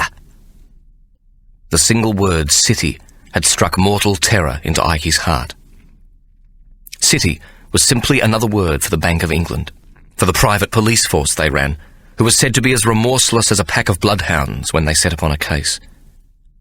Ikey's worst nightmare was taking place. He had been tempted into dealing with queer screens, the making of forged Bank of England notes, knowing it to be the most dangerous criminal vocation of them all. It was also as good a business as a villain could think about, providing you had the capital and the skill to set it up, and the courage and wit not to be caught. Forged English notes were laundered in Europe, mostly in Russia, Poland and Bohemia, where frequent enough commercial travel took place from England through the Hanseatic ports. These countries, unlike France, Holland, Austria and Italy, were not sufficiently traversed for the smaller banks to be totally familiar with the larger denominations of English notes, so that a good forgery would more easily deceive their bank officials. Ikey was making an enormous profit all round, paying for the European remodelling work on stolen jewellery with forged long tails, this being a splendid way to launder the counterfeit English banknotes. It was also why he allowed Mary to chastise him for being cheated in his overseas transactions. Ikey was cleaning up at both ends. Forgery was nevertheless an exceedingly dangerous endeavour. Ikey knew that no feeing or bribing of a Bank of England officer was possible, and that once on his tail, the city police would not give up until they had him safely in the dock at the Old Bailey, or better still, posted for a hanging and locked in a condemned man's cell at Newgate. Ikey had broken the first rule of a good fence, this being that a criminal endeavour in which bribery is not possible is the most dangerous of all possible pursuits, and not under any circumstances to be undertaken. Ikey was not given to self-recrimination, but now he castigated himself for the fool he had been. There were fine pickings elsewhere, and he was already a rich man. Forgery carried the death penalty, and no crime under English law was considered more heinous, for it attacked the very basis of property, the oak heart of the English upper classes. Ikey mumbled his thanks to Bob Marley, who had started to move away. It's nothing, me pleasure, Marley called back, laughing. I'll visit you in Newgate, me lovely. Bring you something tasty. What you say then, jelly deals? Have you told Mistress Mary? Ikey shouted at the retreating Marley. Nah. His dark shape disappeared into Winfield Street. Ikey waited a few moments before he too traced his steps out of the alley, back into the gusting snowstorm. In less than 15 minutes he'd arrived at the Netherken where his boys slept. Here he found 2 likely lads, and sent them to Covent Garden to borrow a coster's cart narrow enough to move down the alley. Ikey arranged to meet the 2 boys at the Bell Alley brothel half an hour hence. It was fortunate that it was Christmas, and much of the goods, usually kept in the attic above the brothel, had been doctored, that is, the monogram and other forms of identification removed, and the goods sent back into the marketplace or to the continent, this time of the year being most expedient for the disposal of expensive merchandise. If Ikey could get the 2 lads back in time, and the load of contraband away, at the very least, they would not be able to charge him for receiving. Ike was a deeply frightened man as he turned his key in the lock of the rear door of the Bell Alley premises and slipped quietly into the scullery. The house was still. The last customers had long since been sent home by carriage, and the girls put to bed with a hot brandy toddy, into which Mary always mixed a sleeping draught.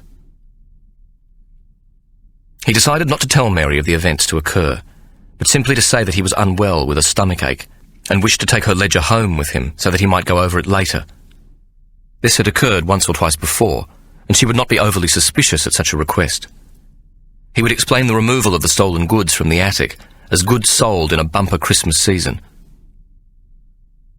However, luck was on Ike's side in the event that he discovered Mary asleep in her chair as he crept silently into her parlour. She was still seated in an overstuffed chair, wrapped about in a comforter, with her chin resting on her chest.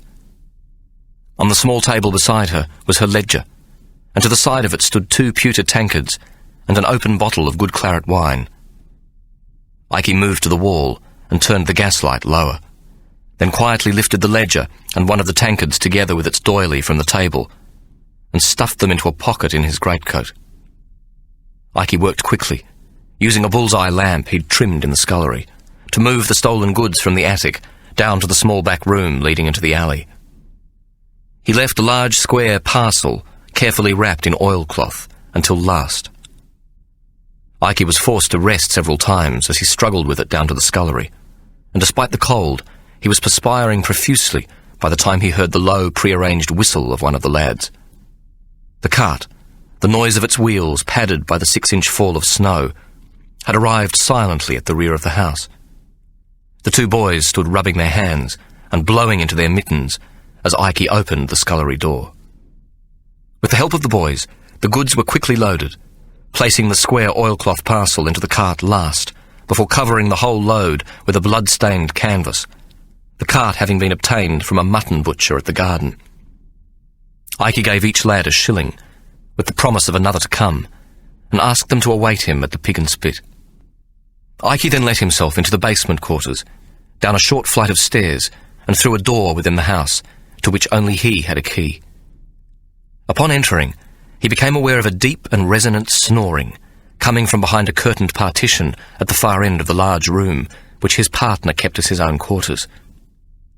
He had no need to concern himself with careful movements, since Van Esselen, the deaf and dumb master forger, would not awaken unless shaken. Ike knew the room off by heart, having often enough visited it before dawn. The remainder of the room contained the engraver's bench with etching tools, a large lock-up cupboard for storing the special paper and precious inks procured from a source in Birmingham, a general workbench, hand press, guillotine, and finally the splendid Austrian-manufactured printing press. Ike quickly crossed over to the beautiful press, and kneeling beside it, he pushed down hard on what appeared to be a knothole in the floorboard. The board immediately snapped open an inch. Ike repeated this with similar knotholes in adjacent and parallel boards, until the ends of 4 short boards stood raised an inch above those surrounding them. Ike then removed the loose nails and lifted the boards to reveal a steel safe set into the floor, its door facing uppermost. Ike quickly worked the combination and removed 5 copper plates etched with the markings of Bank of England notes of various denominations. The etching for the Bank of England £5 note he immediately placed back in the safe. Then he removed all the counterfeit notes from the safe, save for a small bundle of £5 notes. He locked the safe again and carefully replaced the floorboards, clicking the knots back into place and pushing all but one of the nails back into their slots, so that it was once again firm underfoot. The nail he placed not quite beside the empty hole into which it belonged, so that even the most careless searchers might eventually become suspicious. Ike spent several minutes more looking about the room, and then quietly left, carrying the etching plates and counterfeit notes under his arm. He collected a hemp bag, into which he placed the copper plates and the larger denomination forged notes taken from the safe. Dipping into the interior of his coat, he added Mary's ledger, the pewter tankard, and the doily, and killing the wick of the bullseye lamp, he returned it to the scullery, whereupon he let himself out into Bell Alley and back onto Winfield Street. He had less than an hour left before dawn. when the raid was due to take place. The snowstorm seemed to have abated. The wind had dropped, and now everything lay quiet, covered in a blanket of fresh snow. But Ike, his yellow boots crunching on the carpet of white, saw none of the new innocence of his surroundings. Nor did he appreciate the crispness of the clean air which the wind had punched through the rookeries, replacing the foulness which lingered all year, trapped within vile-smelling yellow smog, until the first big snowfall froze the stench, covered the filth, and banished the smog. Ike's mind was otherwise occupied with the problems which lay ahead. In his entire life, he had never faced a more difficult situation.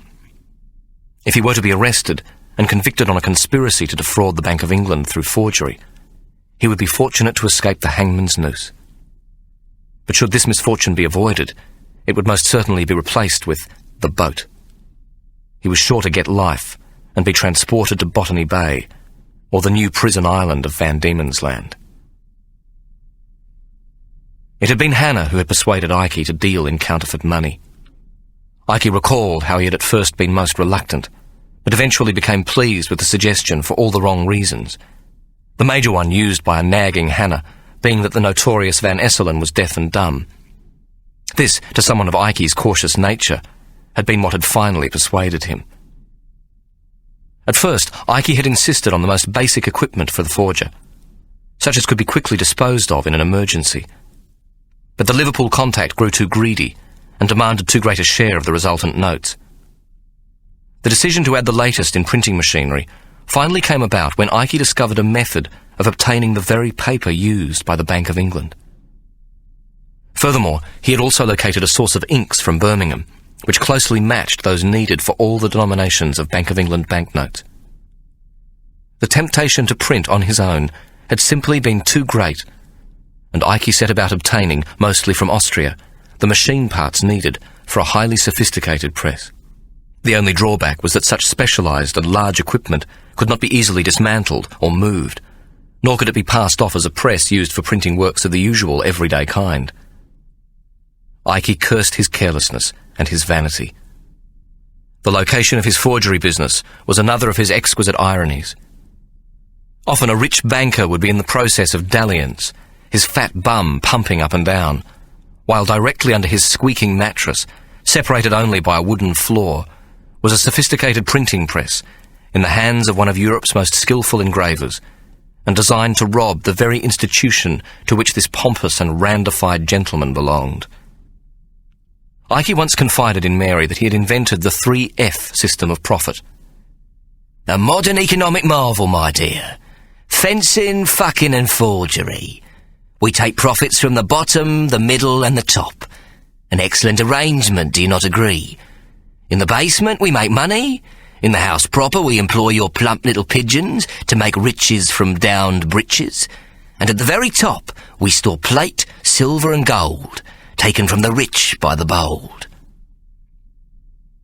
Ike, although in shit deeper than that which flowed from the 200 sewerage outlets which spilled into the River Thames, was far from witless in this matter facing him. For example, he had all the documents of rent and receipts for the printing machinery made out in Van Esselen's assumed name, this being Thomas Thompson. These were all signed by Van Esselen, nor did Ike's name appear, other than as landlord, on any other documents of a formal nature. In the event of a raid, Abraham Van Esselen, alias Thomas Thompson, would take the blame, and Ike would assume the unlikely role of a rather stupid absentee landlord, hugely astonished to find his premises hired innocently to a simple printer, so ill-used by this rapacious and untrustworthy foreigner. The fact that the printing press was of such a specialised nature that it immediately condemned its owner as a high-class printer of banknotes, he would claim was beyond his limited knowledge of mechanicals and machinery. Ike's genius for avoiding disaster was revealed in his arrangements to have the bank's people find Van Esselen not only with the machinery to print forged notes, but with a plate for a £5 note, the mixing inks, and some of the notes themselves, though no paper. Van Esselen was known to the Bank of England, and should he be found with the printing press, but with no other evidence of forgery, such as engraving tools, at least one etched copper printing plate, and some samples of the completed notes, they would be forced to conclude that Van Esselen was not acting alone, that he was being supplied from elsewhere with the further materials needed to create forged banknotes. This would immediately cast suspicion on his landlord as a known fence and receiver. But if they found the complete means of achieving a forged banknote under the one roof, and evidence that the process was undertaken alone by a known master forger, any barrister defending Ike could argue that no proof of a conspiracy between the two men existed, and that Van Esselen had acted on his own accord. Furthermore, while forgery of high-denomination notes, those above £5, carried the death sentence, this especially for foreigners, the making of notes up to £5 in value only carried a protracted prison sentence. Ike had saved Van Esselen's neck from the hangman's noose, and at the same time, probably his own. It was nice planning, for in the eyes of the law and the officers of the Bank of England who wished to be seen accountable to their depositors, Van Esselen's arrest would effectively put an end to the forgery operation and conveniently supply both a foreign victim and a successful prosecution. A foreign villain was always better news, and one who could be construed as French even more so. With a bit of luck, the city might, in time, give up the quest to get Ike arrested. And even if not, once again, in the hands of a good barrister, Ike could afford the very best. His prosecution in the Old Bailey could be made to look like blatant victimization. Ike's relationship with Van Esselen had, as far as he knew, never been witnessed by any other person. Though Mary knew of it, she had never actually seen the two men together. So only Van Esselen and Mary could testify to the connection, and both could, if the need arose, be declared hostile witnesses and have their evidence discounted. Ike knew full well that no judge would possibly believe this, nor any jury for that matter, but he knew also that the letter of the law was often in direct contrast to its spirit. In the hands of a talented King's Counsel, all the evidence could point to his being the innocent landlord. The papers submitted for scrutiny by his defence, the leases, receipts and ledgers, would show clearly that he'd acted only as a property owner, hiring his premises for commercial purposes. In fact, it was essential that Van Esselen do all in his power to implicate Ike as his partner in crime. In this way, counsel could demand evidence to support this assertion, a receipt, note, possibly a witness who had seen them together. Even if the jury convicted Ike, he would take his case to the Court of Appeal, where his technical innocence would be almost certainly upheld by a judge. Ike's cool head and knowledge of the law had on more than one occasion saved his skin. But he had never before been up against the Bank of England. Though he was most hopeful that he could make a case for his innocence regarding the printing press and Van Esselen's forgery practice, the same was not true with Mary's occupation of the premises. While she too carried documents testifying that she rented the premises from him and that she was the sole owner of the business which she conducted within the house, it would be almost impossible to prove himself unaware of the nature of her vocation. However, Ike was almost certain that the city police would not be interested in arresting Mary as a brothel keeper. The premises were outside the city area, and they were unlikely to stoop to such menial policing matters as the arrest of the mistress of a brothel. Besides, in the case of this particular house of ill fame, there was no knowing on whose potentially awkward toes they might be treading. All things considered, it was a neat enough arrangement, but by no means a plan without obvious flaws. Several occurred to Ike's untrusting nature at once. For instance, who had shopped him? Would they appear as witness for the prosecution? Was Bob Marley reliable or a part of the conspiracy? How drastically would Hannah react when she heard about the goings-on in the house in Bell Alley and the existence of Mary? Ike grew pale at the thought of her anger, for he feared Hannah almost as much as he did the law. Ike determined that he would secure the contents in the cart at his Whitechapel house and leave on the early morning coach for Birmingham, waking Hannah only to inform her that he would be gone for some time. In Ike's experience, a little seeking and finding always cooled matters down.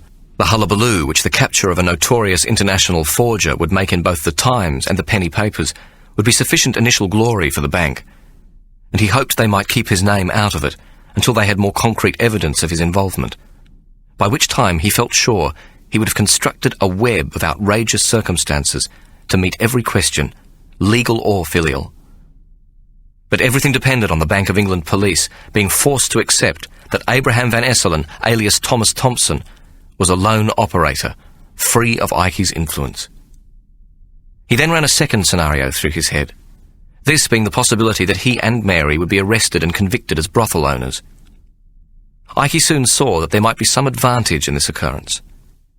He could readily admit his partnership in Egyptian Mary's, and would then be able to claim that the presence of a sample printing business on the premises was a ploy to conceal the existence of a brothel at the same address. It was a common enough occurrence, concealing an illegitimate business behind a legitimate one. Being the silent partner in a whorehouse was a minor crime when compared to the crime of forgery of Bank of England notes. Again, with a good barrister, he might escape with a heavy fine and a couple of months in Newgate. Mary, alas, would almost certainly be transported. The female wickedness of running a brothel far transcended the loan of the finance to set up such a business, or even the crime of enjoying the profits resulting from such a loan. Many a magistrate or member of Parliament was a slum landlord, investing his money for profit and not overly concerned about the purpose for which his premises were used, whether for a Sunday school or a brothel. Profit enjoys the divine blessing of the Church, and was to be worshipped without question. In England, money and property were thought to be the business of God, and both received his absolute sanction. But the corrupting of the young and the innocent by a madam in a bawdy house was a crime against the Almighty and his angels of the most heinous nature. Mary, Ikey knew, would be severely punished if she was convicted.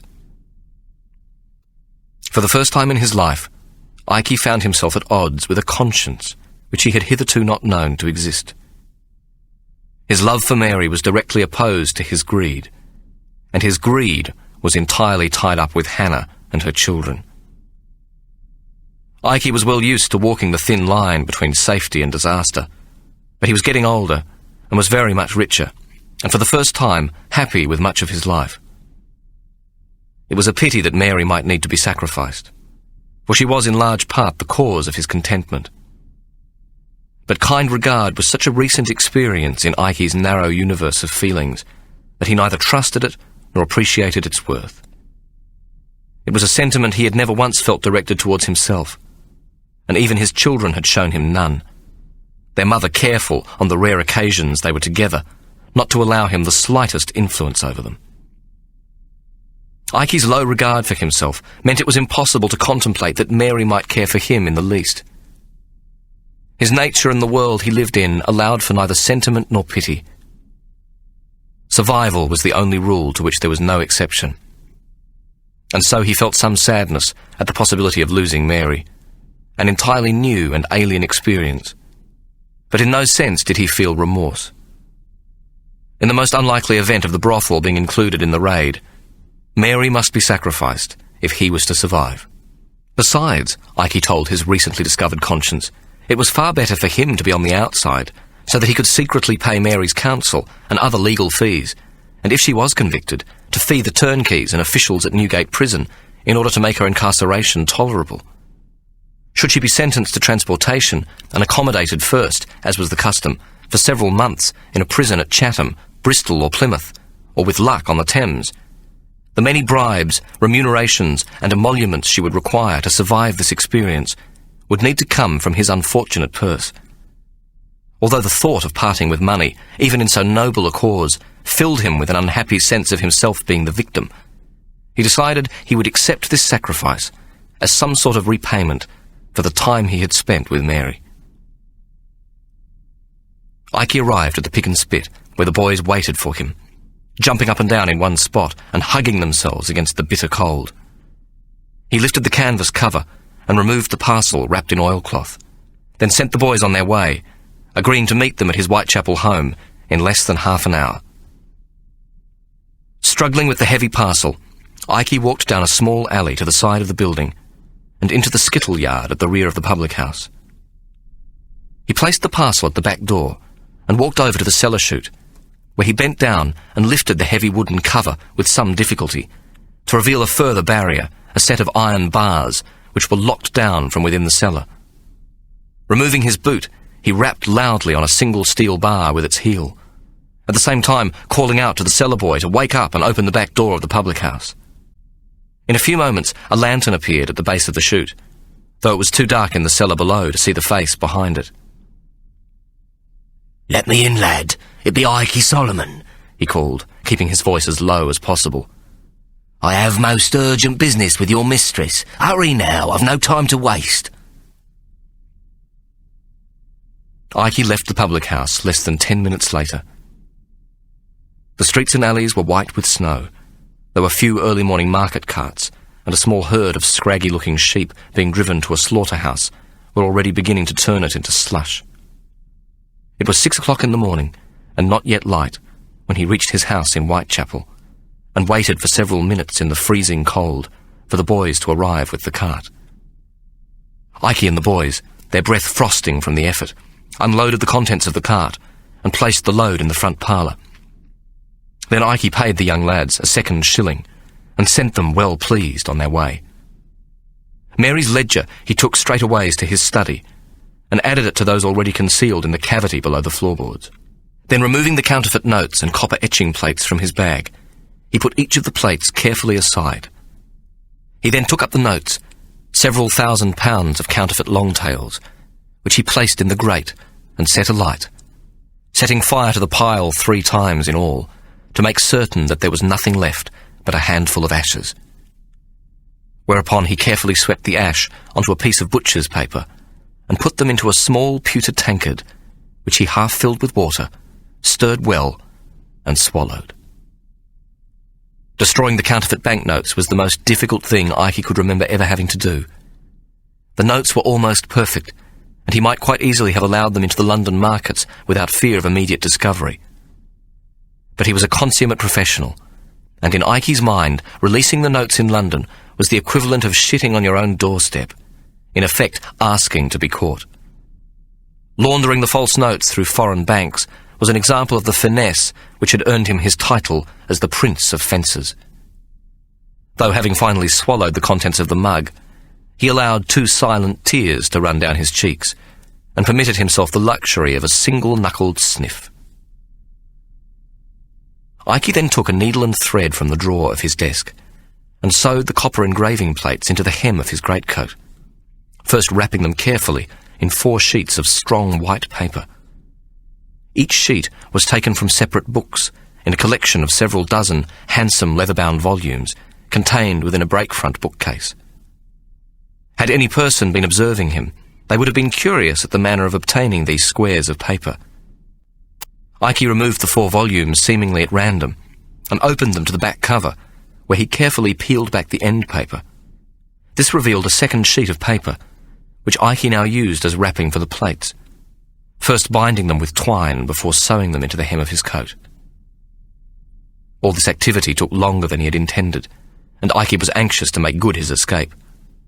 He climbed the stairs and shook Hannah awake so that she might help him carry the stuff from the parlour, to be hidden within the false ceiling.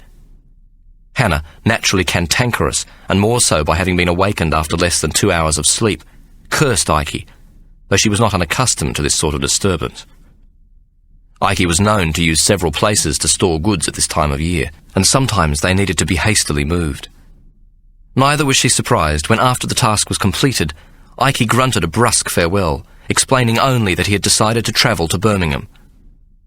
News of a rich haul had come to him, and seeking to amuse her so as not to arouse the least suspicion, he added a sentiment she loved so much to hear.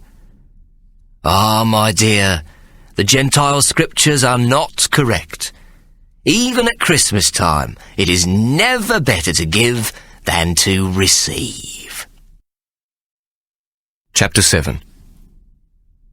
Ikey arrived at the coaching post at Whitechapel Markets, just as the coachman's call to climb aboard was heard, and he seated himself beside the far window so that he could look outwards with his back turned to the other passengers. He pulled his head deeply into the lapels of his greatcoat, so that his hat appeared to be resting upon its upturned collar.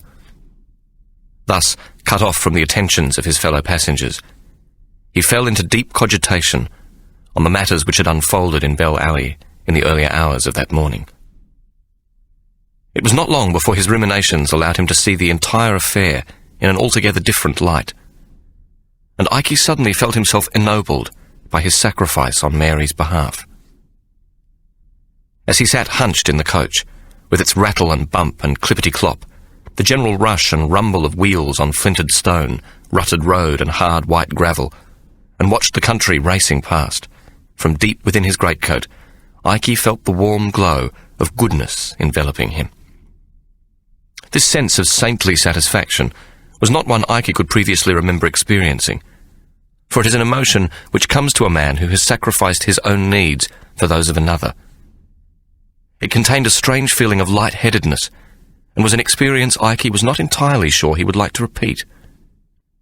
While he knew himself very fond of Mary, he was quite inexperienced in matters of the heart, and was therefore unable to recognize that strange emotion which sentimental women referred to so knowingly as true love. He had once, as a boy of 8 selling oranges and lemons on the street, bought a second-hand halfpenny card from a barrow in Petticoat Lane. The card was braided along its edges with pink ribbon, and showed a circle formed of tiny red roses at its centre, and within the circle 2 blue doves perched side by side upon a silver branch, their heads touching. Above the circle and below the braided ribbon was the legend, "To my one and only true love." Ike had carried the card with him until he was 22 years old, convinced that one day he too would find his one and only true love. At 22, and quite soon after he had married Hannah, he was convicted of stealing a gentleman's purse. He was sentenced at the Old Bailey to transportation for life and removed to the hulks at Chatham. Here he was to remain for 6 years, avoiding transportation to Australia through the influence of an uncle who was a slop stealer at the port, and who pleaded directly and successfully to the naval authorities for him to remain in England. While on the hulks, Ike made the acquaintance of a convicted forger named Jeremiah Smiles, who had taken to being a tattoo artist and proved to have an exceedingly fine hand at the matter of ink rubbed into human flesh. Ike had paid him to tattoo the design on the card onto his upper arm.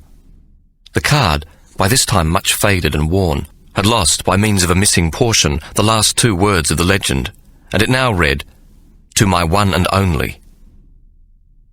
Ike explained that the 2 missing words were "Blue Dove." Smiles, like all forgers, was not a man of great imagination, his aptitude being for detail and accurate copying of the known rather than depicting in fantasy the unknown. "Humph," he snorted. "Them's birds. Doves most likely.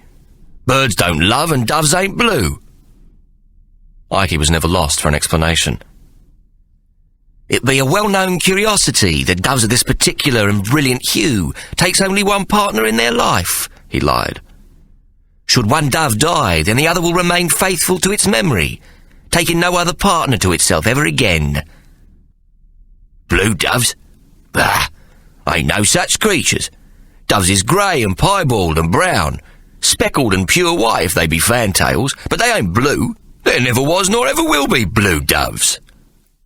"Ah, but you're wrong, my dear," Ike announced. "Quite wrong, and emphatically incorrect and absolutely misinformed. In Van Diemen's Land there is a great wilderness which begins at the edge of the clearing to a prison garrison, place name a Cascades." Ike sighed heavily. "Ah, God forbid. We may yet see it in our lives. It is to the edge of this clearing that the blue doves come at morning's light, each paired and seated with their heads together. They sit and coo softly in the high branches of the blue gum trees, and should they witness a convict feller at work on the ground below, it is reliably told that they cry human tears for the misery they sees and the compassion they feels for the injustice done to all of us who suffer in the name of the unjust and heinous laws of Mother England." Ike paused, for he could see the beginning of contrite tears in his listener's eyes. "When a convict dies from an act of violence, such as a flogging with the cat-o'-nine, or a beating by an officer, or by means of a hanging or starvation, or from a charge of shot while attempting to escape, then a blue dove dies with him, dies of a broken heart." By this time, Smiles, seated on his haunches on the deck in front of Ike, was sobbing unashamedly. This is the end of CD 3, The story will continue on CD 4.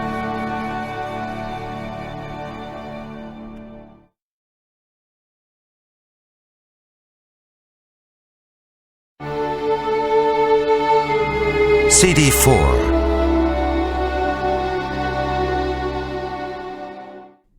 There is told of a tree of this vile place, Ike continued soulfully, milking the moment to its extreme.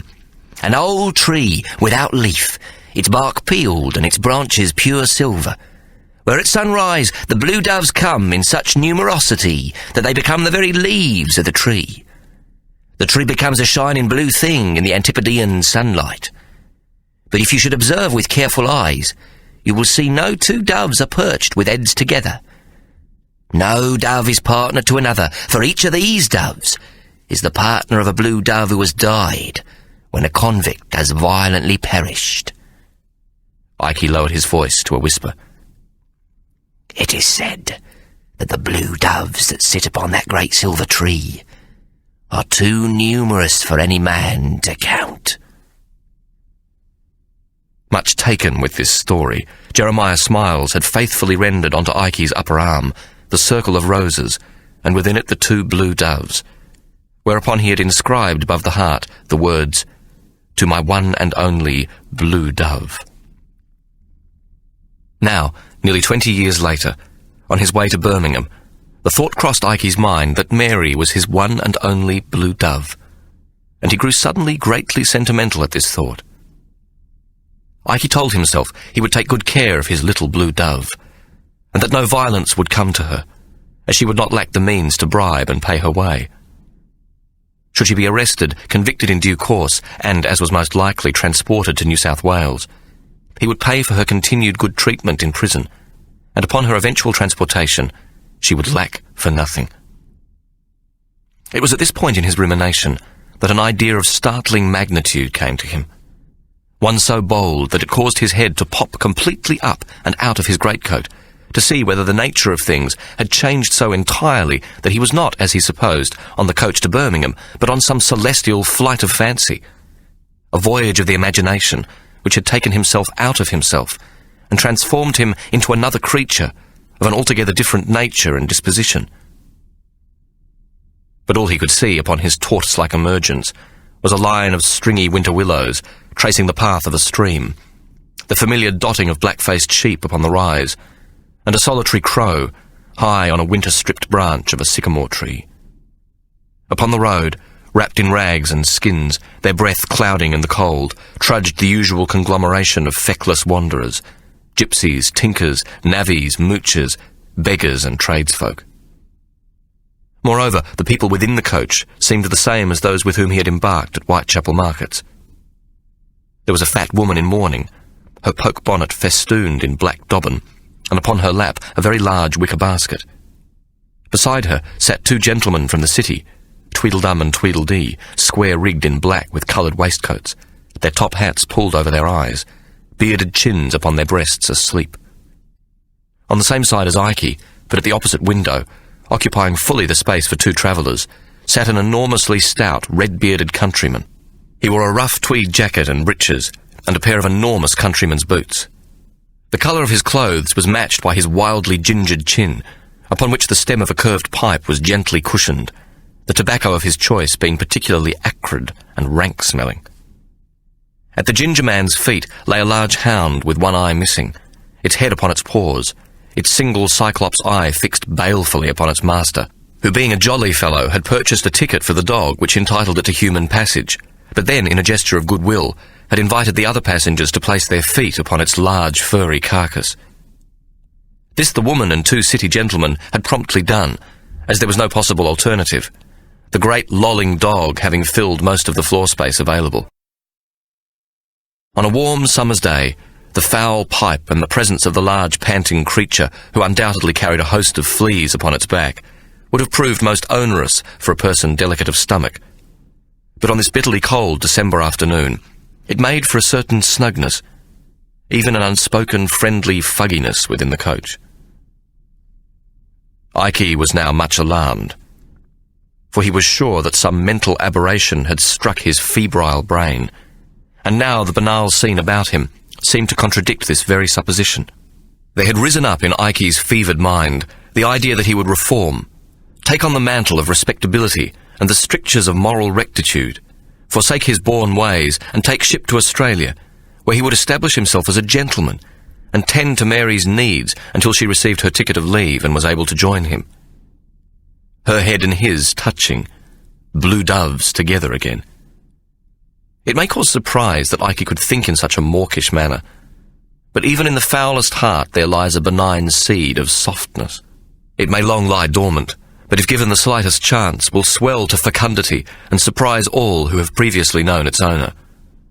Was this not the very point made by the Salvationists, who despair for no man and follow their hopes for redemption to the gates of Tyburn and to the knotted cord and final trapdoor itself? It must also be remembered that Ike's potential metamorphosis did not include his wife Hannah or his children. The milk of human kindness had not entirely washed away the stains of his known and expected character, and he felt no compunction about deserting his wife and children, providing he could contrive to take his money with him. This Ike knew to be an unlikely circumstance, as he was made to account to Hannah for almost all the transactions which passed through his hands. Besides, she held the second half of the combination safe under the pantry floor. Ike's obsession with bookkeeping was his downfall. He had trained Hannah to keep books on her 5 brothels, and these he inspected every evening before leaving home, entering the profits in a ledger of his own. Hannah, who pretended to the outside world that she was illiterate, demanded the right to see Ike's ledgers, which she understood to a degree which often frustrated him. Ike could not bear for anyone to know his business, and the ledgers Mary kept so diligently for him consisted only of the merchandise coming in, a stock-taking list, and the first evaluation of stolen and fenced articles, not a final accounting. So she never entirely knew the state of his affairs. Ike's ledgers were of the final reckoning of profits cross-referenced in astonishing detail, the what, why, when, and where of every stolen article, so that no 2 articles from the same source would appear for sale in the same market.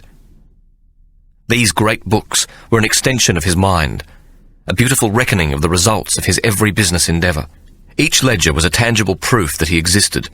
The strong vellum pages, the stoutly bound cover of softest calf leather with his name embossed in gold upon it, the squareness of the corners, and the beautiful marbled end papers. These all spoke of strength, respectability, and an ordered and handsome masculinity. Ike's ledgers were everything he couldn't be, and when he wrote within them, in his neat copperplate hand, each entry adding to the sum of his wealth, in his mind the ledger became himself, brave, strong, valuable, clean, permanent, respectable, and accepted. Ike's ledger was an addiction as necessary to him as an opium pipe is to the captain of a China clipper. For a man whose every instinct was to conceal his affairs, his compulsion to record everything was a terrible weakness, which Hannah had exploited to the fullest. His year-end ledgers, which contained all the profits made from both his work and his wife's, were kept in a large safe built into the floor of a small basement chamber. Its casual appearance resembled a cold storeroom for provisions, being without windows and fitted with a stout iron door to resist rats, and it was referred to as the pantry.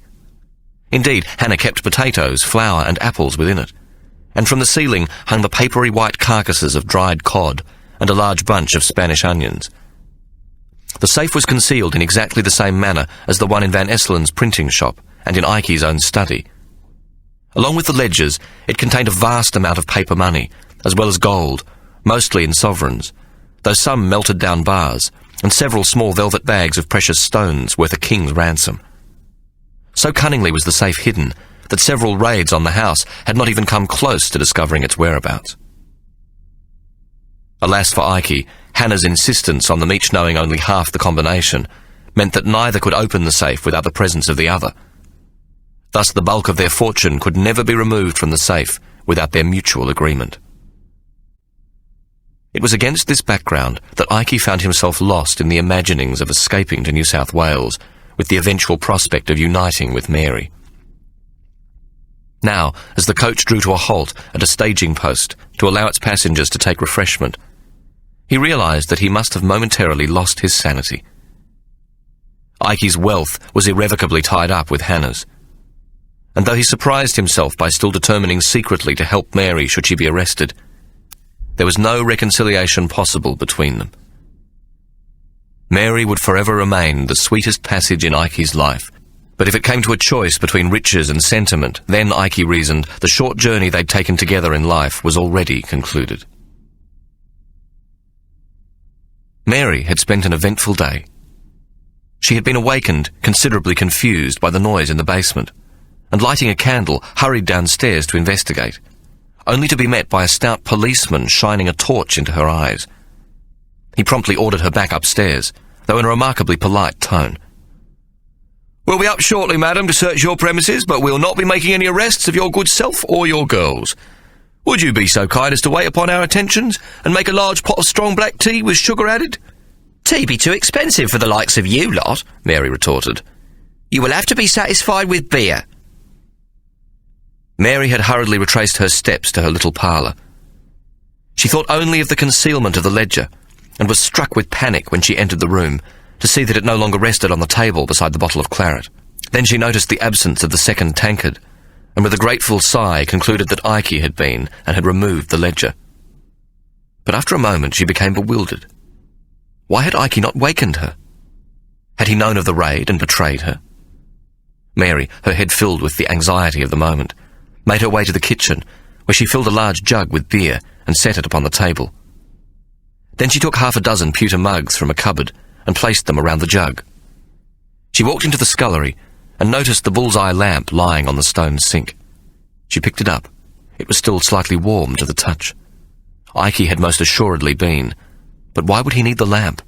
A gaslight was kept burning low in all the passages except the attic, and he would need only to have turned these up to see his way perfectly. Besides, Ikey seemed to see like a cat in the dark, while others would tread fearfully with their arms stretched out in front of them. "Jesus! The attic!" Mary exclaimed aloud. The police were about to search the house, and they would find the attic filled with stolen articles. Mary, now fully awake, raced up the stairs leading into the attic, when she realised that only Ikey kept a key to the door. Then she saw that the door was slightly ajar. She opened it, and sufficient pale light filtered through the barred dormer window to reveal that the attic was empty. Not a bolt of linen or brocade, no silver candelabra or plate, or fancy clocks, nothing remained.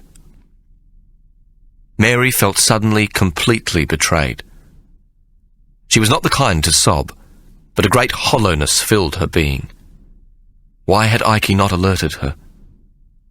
She sat heavily upon a step on the narrow stairway leading up to the attic door.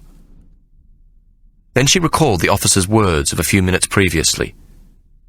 "We'll not be making any arrests of your good self or your girls." Mary felt herself filling up with joyous relief. He'd feed the law. Ikey had bribed the officers not to arrest her. Mary felt a great warmth go out towards him. He loved her. The miserable sod actually loved her. Mary was suddenly as happy as she had been in her entire life. As happy even as she had been on the morning Mr. Goldstein had hired her as a clerk. She hurried downstairs to stoke the embers and add coal to the stove, and then to make a large pot of sweet tea for the law.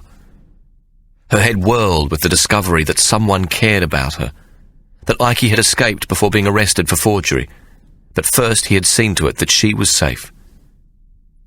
Mary vowed that she would never forget his loving act towards her. The arrest of notorious forger Abraham Van Esselen, alias Thomas Thompson, was a triumph for the bank officers. Though they had found no evidence in the form of large denomination forged banknotes, the discovery of an etching plate for the £5 denomination, together with a small stack of freshly minted counterfeit £5 notes, taken together with the implements of forgery, the Austrian printing press, inks, though no paper, was sufficient to incarcerate him for the term of his natural life. Nonetheless, the city police were bitterly disappointed. They wanted Ikey Solomon, and they knew he had escaped. The search of Egyptian Marys had revealed nothing, though it had been thorough in the extreme. The beds and closets of the startled girls were overturned, mattresses ripped open, floorboards removed, false walls looked for, and ceilings holed and tapped. The tiniest apertures were poked into and closely examined. Even the coal had been removed from the scuttle, and the peephole Ike used to spy upon Mary's clients was examined, in the hope that it might reveal some secret hideaway. But at the end of a full morning's search, accompanied by Mary's repeated protests that Ike was simply her landlord and that she knew the business in the basement to be a printing press and no more, nothing was found in the brothel part of the premises. Nothing which could connect Ike Solomon to forgery, or for that matter, to any other crime beyond that of allowing the premises he owned to be used as a brothel and his basement as a printing press.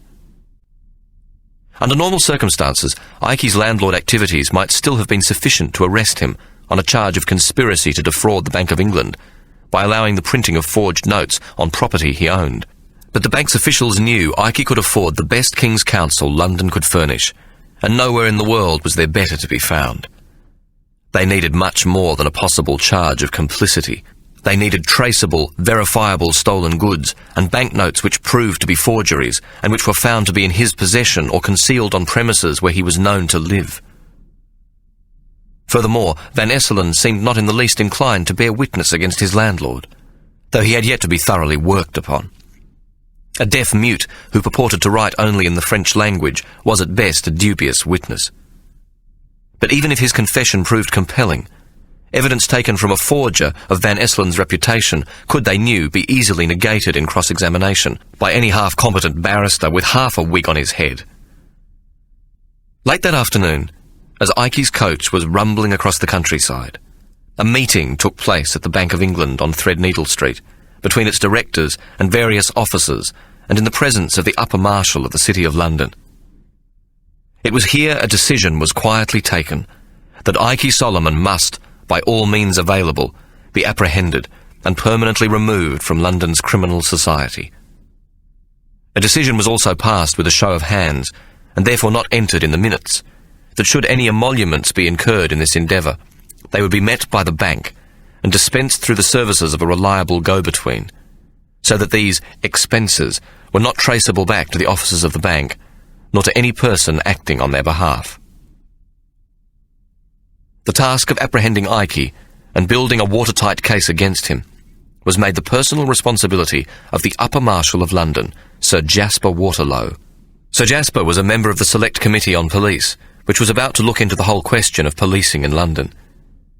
There was already a great deal of speculation about the formation of a metropolitan police force to replace the corrupt and inadequate magistrates' runners, and Sir Jasper could see himself as the head of such a body, a position which must inevitably lead to a peerage and a seat in the House of Lords.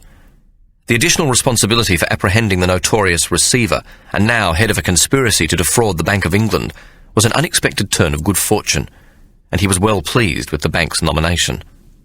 With this decision to persist in the hunt, Ike Solomon became at once the most wanted man throughout the length and breadth of Britain, even though no actual warrant existed for his arrest. Chapter 8. It did not take long for Hannah to learn of the arrest of Abraham Van Esselen and the reason for Ike's hasty departure to Birmingham. Not more than an hour after Ike had departed, an officer from the city police had knocked loudly on the front door of their Whitechapel home. "Name Ike Solomon, is this his house?" he demanded. Hannah, who was accustomed to both rudeness and crisis, nodded calmly and invited the officer into her front parlour. "Shall I take your coat and mittens, officer?" "Gloves, they's gloves," the policeman corrected her. "Thank you kindly, I'll stay put." Hannah smiled. "And what brings you out at the crack of dawn, officer? Bit early to come calling, ain't it?" Without waiting for the policeman's reply, she rubbed her hands together against the cold. "Have a pew, officer. Make yourself at home. Don't blame you for staying with your coat and mittens. Cold as charity in here. Hang on a mo. Good idea. I'll light the grate."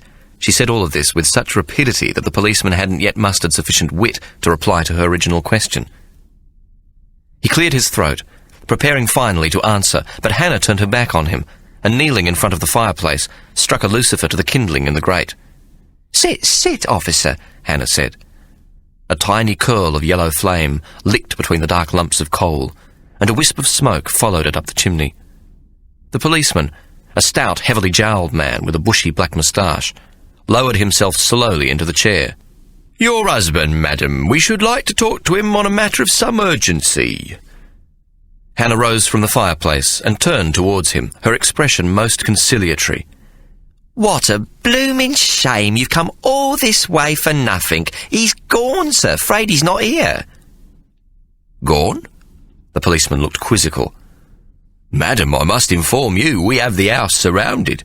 That won't help none. You could have the blooming household cavalry outside. He still ain't here. He left 3 days ago on business.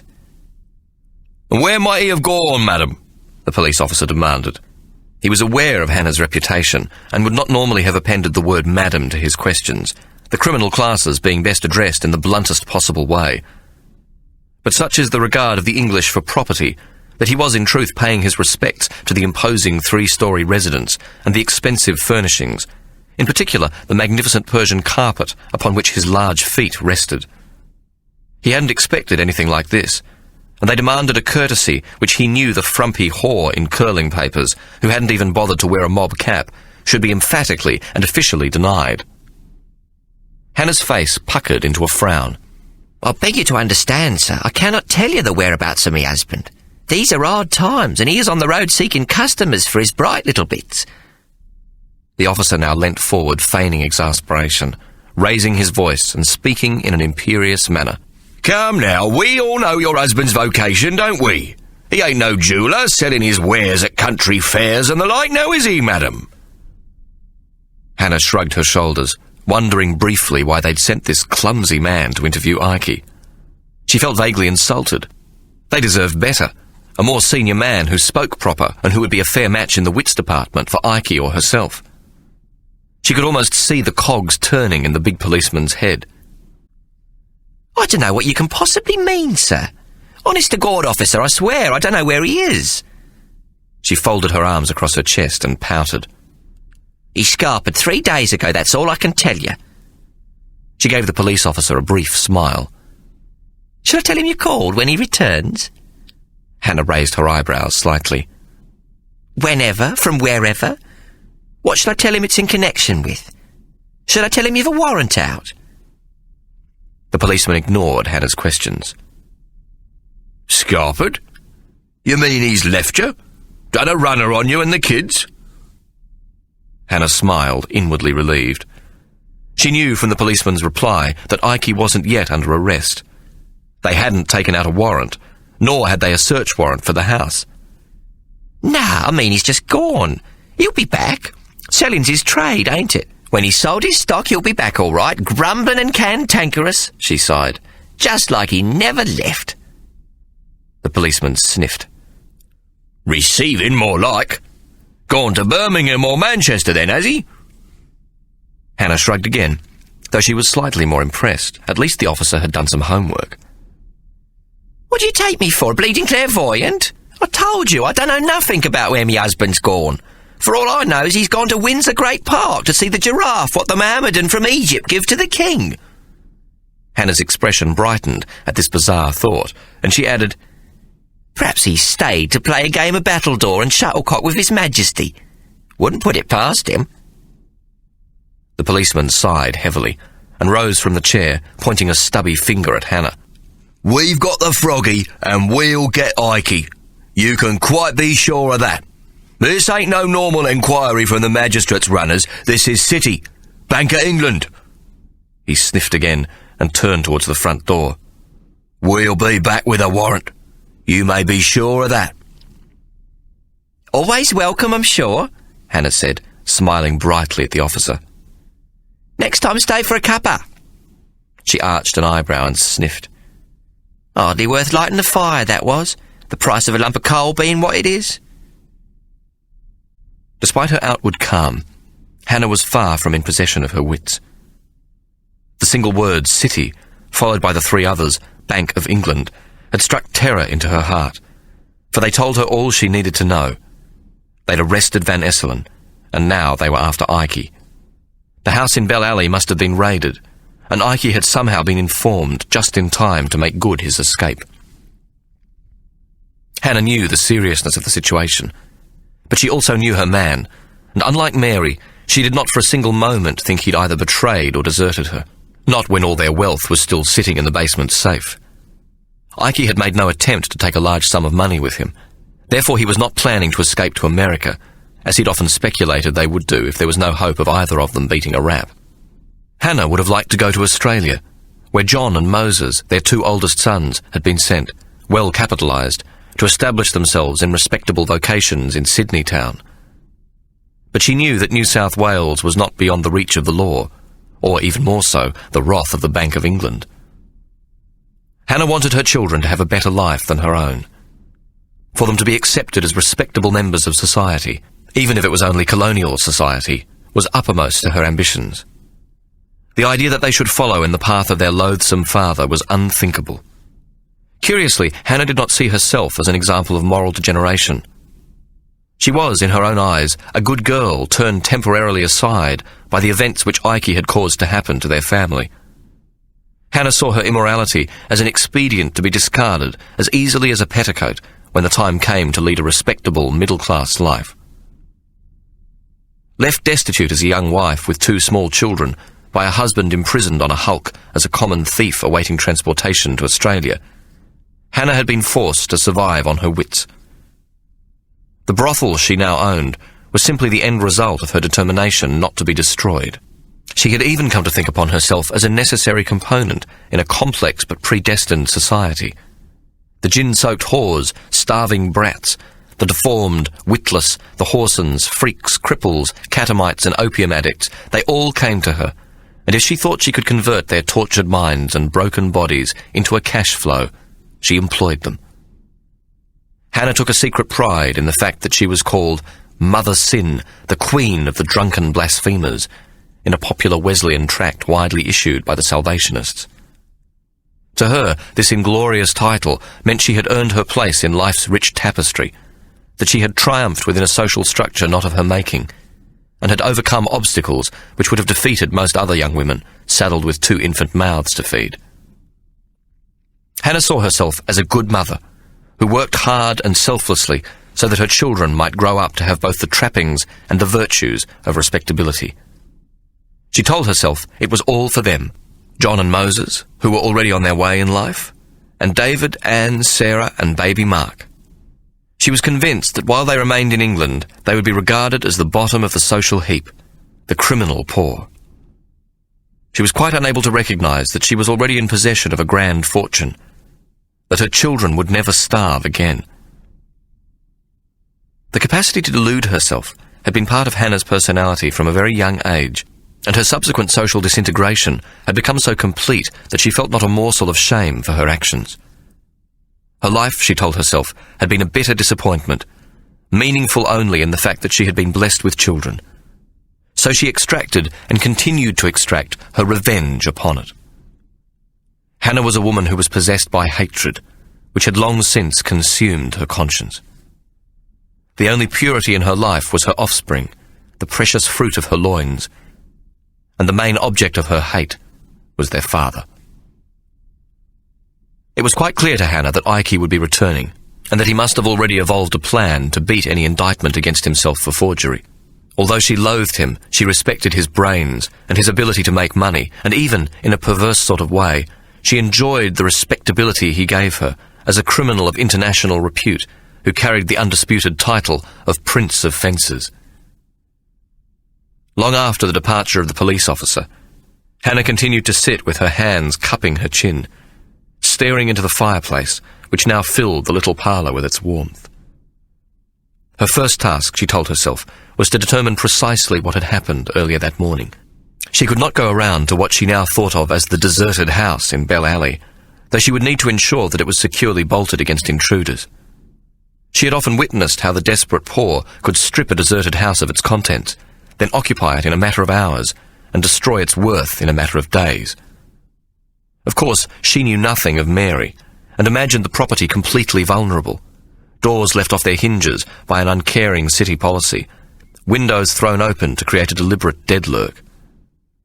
Hannah determined to send a dozen street brats immediately to scatter throughout the surrounding rookeries to find Bob Marley, who she knew, given sufficient incentive, could be relied upon to see that the house was made safe against intruders. To put this thought into action, Hannah simply walked down the hall, opened the front door, put 2 fingers to her mouth, and let out a piercing whistle. It was a trick she'd been taught by her coachman father as a child, and was a well-known signal to any children in the neighbourhood. In a matter of moments, 2 ragged urchins appeared, and Hannah instructed them to gather 10 of their mates. The boys soon returned, with well in excess of this number. Hannah explained what she wanted. Marley was well known in the Whitechapel markets and in Rosemary Lane, where the local urchins looked up to him as a flash macer, and both feared and greatly admired his reputation as the acid slasher. "Me, missus, me!" they shouted, jostling each other. "Please, missus, I'm your man. I knows him well. This Bob Marley cove, I knows where he lives, missus, honest I does. Please, me!" they yelled, clamouring around the front step, their skinny arms protruding from the tattered rags they wore. Hannah selected 10 helpers. Then she went into her kitchen and put a dozen apples into her pinny, together with a sharp knife. From each apple, she cut a single wedge a different size, and handed the smaller piece, one to each of the selected boys, returning the apple to her pinafore pocket. "I must have Mr. Marley here on me doorstep in 1 hour, no more, mind," she instructed, then added, "The boy what Mr. Marley himself declares found him gets a silver shilling." The urchins around her gasped, and Hannah continued, "The rest gets 2pence for your hard work a-looking. Can't be fairer than that now, lads, can I?" "No, missus, that's fair," they chorused. Hannah waved her forefinger and admonished the children standing directly below her. "Don't no one eat the piece of apple what he's got, not even a tiny bite. If the piece you brings back don't fit what I got in me pinny, you don't get bugger all." "Does we get to eat the whole apple too, missus?" one of the urchins asked hopefully, his breath frosting in the air about his dirty little face as he pointed at Hannah's bulging pinny. Hannah laughed. "Cheeky bugger." She looked down at the tiny, malnourished child standing below her, with his arms folded across the dirty rags covering his chest. Cold sores festered around his mouth, and his nose ran so that he was constantly sniffing. Hannah saw none of the collective misery contained in the urchins crowded at her steps. They were all the same to her, dirty, ugly, starving, cruel, thieving and drunken, and to pity them was a waste of time and sentiment. "I'll have to think about that," she said at last. "Make a nice apple pie, these apples would." "Can we have a penny now, missus? In advance, like?" The urchin tried again. Hannah looked down at him in horror. "You again? Well, I never heard of such cheek. Think I was born under a cabbage leaf, does ya? Give you a penny and have you all go out and get a tightener or a mug of gin, and yours truly never sees hide nor hair of any of your brats again. Think I'm bleeding balmy or something?" Hannah looked down scornfully at the hungry, eager faces looking up at her. "Righto, you lot. 2pence and you all gets the whole apple thrown in. That's the deal. Now scarper before I changes me bleeding mind." With the immediate details taken care of, Hannah returned to the parlour to think, though moments later she was called to the front door by the arrival of the wet nurse to feed and care for baby Mark. Hannah stood at the door and made the woman bare her breasts and squeezed them with both hands so that she might see her lactate. She wasn't paying for a wet nurse who was short of milk. Then she made the woman open her mouth, and she smelt her breath to see if it carried the fumes of brandy or gin. The woman's teeth were rotten, and her breath was foul, further burdened with the sour smell of the ale she'd had for breakfast, though nothing else. She allowed her to enter. The children hadn't risen yet, though she knew the nurse would tend to them when they did. She instructed the woman not to disturb her or allow the children to do so, and returned to the parlour, asking only that the woman bring her a cup of tea before she fed the baby. The wet nurse was one of 2 selected for their milk. One stayed with the children at night while Hannah was at work, and the other took care of the baby during the day and also tended to the house. This one, as well as breastfeeding Mark, was employed for the rough work. Both women, Hannah knew, ate her out of house and home, but short of catching them stealing food for their own young'uns, she didn't mind. The food they consumed, she told herself, went into making milk for baby Mark. Hannah, only slightly comforted by the fact that no warrant existed for Ikey's arrest, was nevertheless fearful of what the future might hold, and she knew she would need to make plans. She had endured one 6-year period with almost no means when Ikey had been imprisoned. Now they were rich, and they should think about going to live in America, or if Ike should escape the forgery charge, Sydney town, though she was realistic enough to know that this was unlikely. On the rare occasions Hannah had discussed the consequences of crime with Ike, he had pointed out to her that the crime of forgery carried the hangman's noose, the death penalty. Hannah dared not think further on that matter. However, she was not above thinking that the ideal situation was to see Ike transported for life to Botany Bay, leaving her to settle in America with their total assets in her sole possession, though she could think of no way to bring this about. If Ike avoided being indicted for forgery, but was arrested as a fence and proved unable to fee the arresting officers, then she too could be implicated and would receive a similar sentence of transportation. In the unlikely event that she was able to prove her innocence, Ike knew she could easily live off the proceeds of her 6 bawdy houses, and while the hope of completing his sentence existed, would never agree to giving her control of their combined resources. Even if she should contemplate divorce, by definition of law, the wealth they'd accumulated together remained the property of the husband. Hannah was quite unable to contemplate such an outcome. In the event of a separation, she would be rendered virtually penniless. Yet in Hannah's mind, all the money rightfully belonged to her. Ike was no more than a retriever is to a hunter, the dog that brings in the bird and who has no subsequent rights to the spoils from the day's shooting. In this, Ike seemed to support Hannah's expectations, for he had no apparent need for money. He spent none on himself. Even his watch and chain were of very little value, lest he be robbed for it. He had only one small personal indulgence, this being the sport of ratting. He kept 3 of the best rat-killing terriers in England, cared for by a trainer, a butcher in the village of Guildford. But even in the ratting pit, he would bet modestly. Ratting was a sport which involved every grade of society. The ordinary poor, criminals, shop assistants, servants, toffs, and even occasionally some of the nobility on the slum, each gambling according to his own means, or, as Ike hoped, beyond his means. Ike saw the rat pit as another opportunity to make money. There were very few seasoned gamblers at the rat pits on Greater St Andrews Street who at one time or another were not in debt to him. With little taste for the sport of gambling itself, but with a fondness for the game little terriers, ratting was the closest Ike ever came to being of a charitable nature, for should a client owe him a considerable sum of money, he would extend him a further loan against the odds given on one of his own terriers. This was considered most generous in the circles of ratting, for should his terrier win the bout, then Ike accepted the winnings as part or full payment of the loan. However, if Ike's terrier lost, then the money loaned would be added to the gambler's outstanding debt.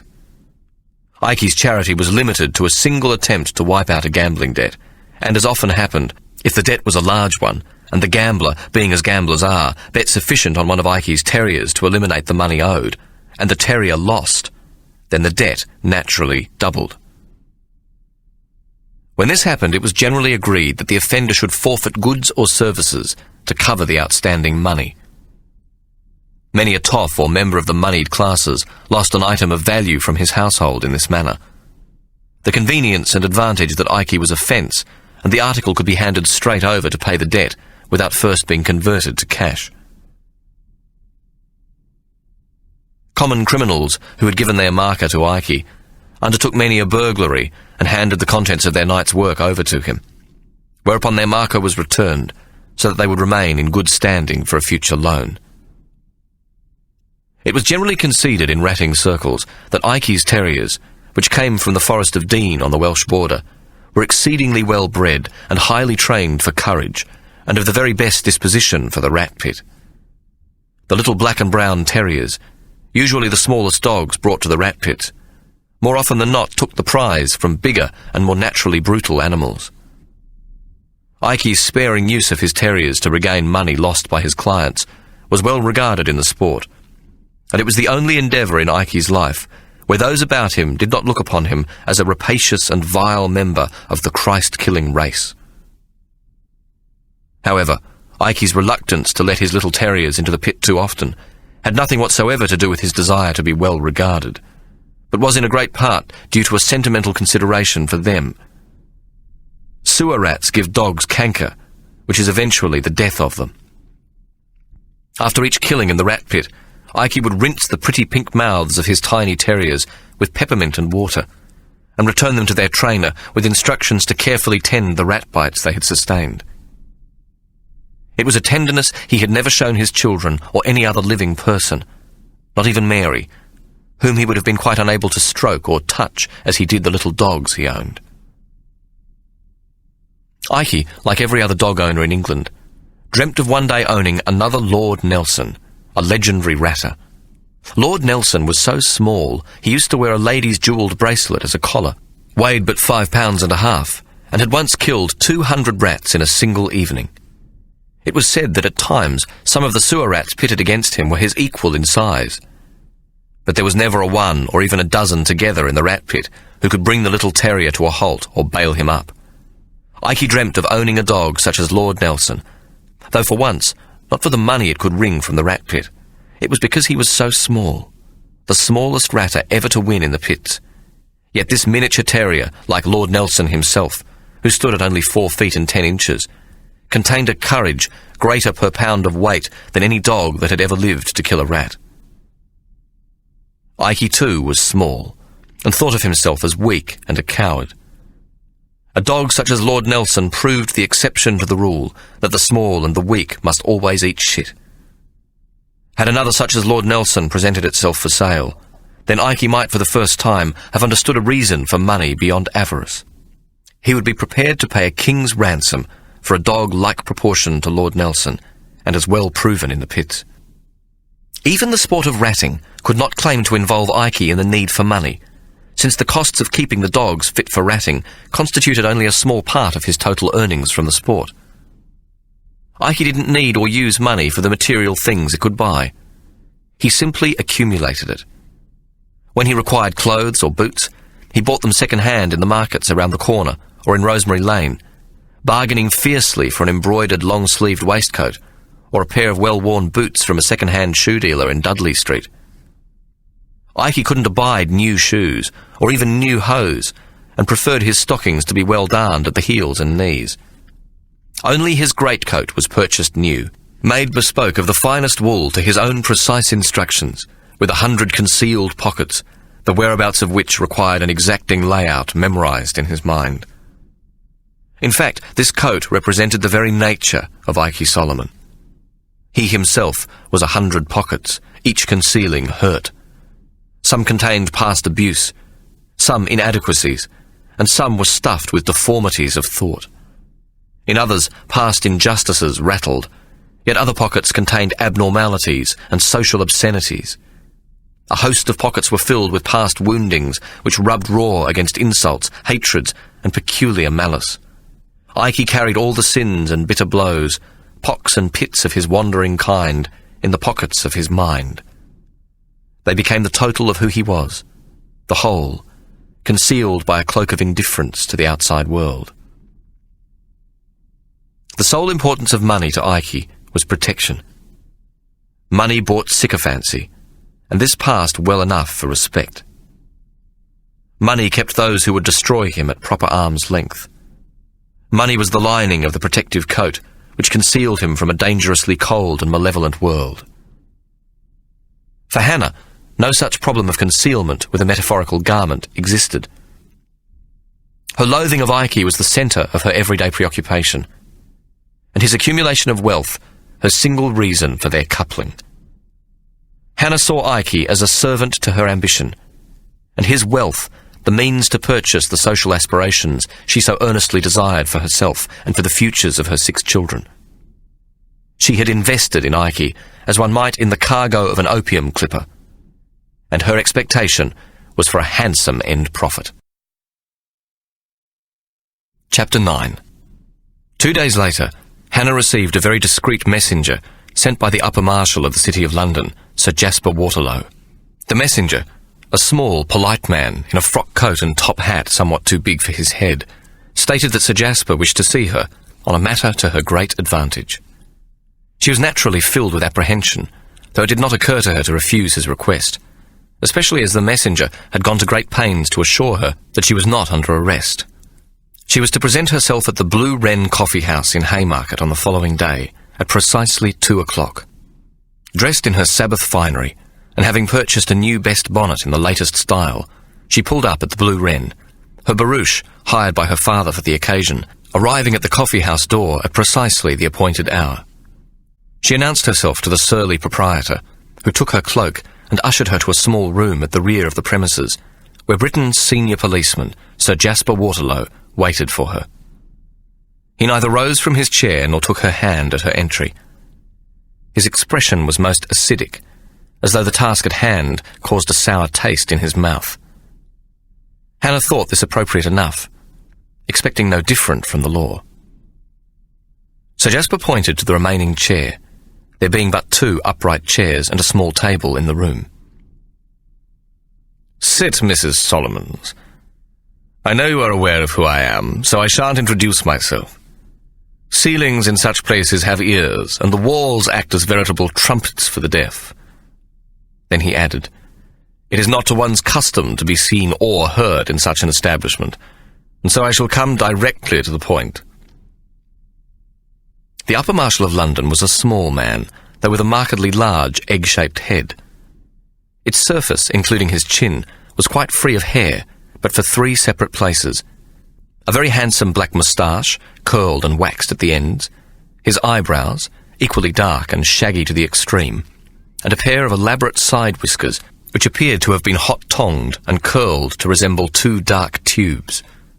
They rested upon his jowls as though convenient handles to lift his oversized head from his exceedingly narrow shoulders. His eyes were tiny, almost slits, and his lips so narrow and straight that they suggested themselves as a single bluish stripe under his moustache. Indeed, had it not been for the large unlit cigar clamped between them, his mouth might have gone unnoticed. The only feature not yet remarked upon was his nose. It seemed a creature of independent life, large, bulb-shaped and wart-textured, and altogether of a purplish hue. It sat upon his smooth pink face like a conglomerate of several noses, where it twitched and snorted, and seemed to wiggle continuously as though in great disagreement with the circumstances in which it now found itself. This large head, with its impatient, alienated nose, was attached to a small, thin, short-legged body, not more than 5 feet 1 inch in height. However, seated as he was, with the cloth of his breeches pulled tight at the front, Hannah's practised eye observed that he carried the bulge of a surprisingly large engine for so small a man. Sir Jasper was dressed in a dark cutaway coat, above pale trousers and elegant boots, the heels of which were higher by a good 2 inches than might be normally supposed to be correct for the fashion of the day. A white silk choker finished off what Hannah knew to be the street uniform mostly favoured by men of the upper classes. Finally, Sir Jasper's very tall top hat had been placed with its brim uppermost on the small table between Hannah and himself, so that to observe the Upper Marshal she was forced to slightly crane her neck and look past the black hat's brim.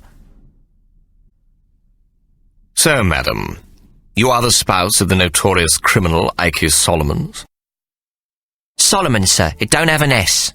Hannah corrected him, her heart fluttering at the presumption. Then she looked slightly bemused. Married, yes, but as to criminal, not that I knows of, sir. She drew a breath and then continued. Me husband Ike has served his time 1 year in Newgate and then on a hulk at Chatham. After 6 years he received the King's pardon. Hannah paused again. Since then, 1 or 2 small offences in the petty sessions, but nothing what you might call notorious or criminal, if you knows what I mean, sir.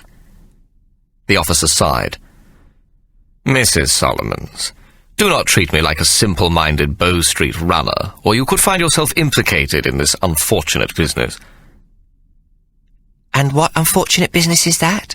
Hannah asked politely, maintaining her calm.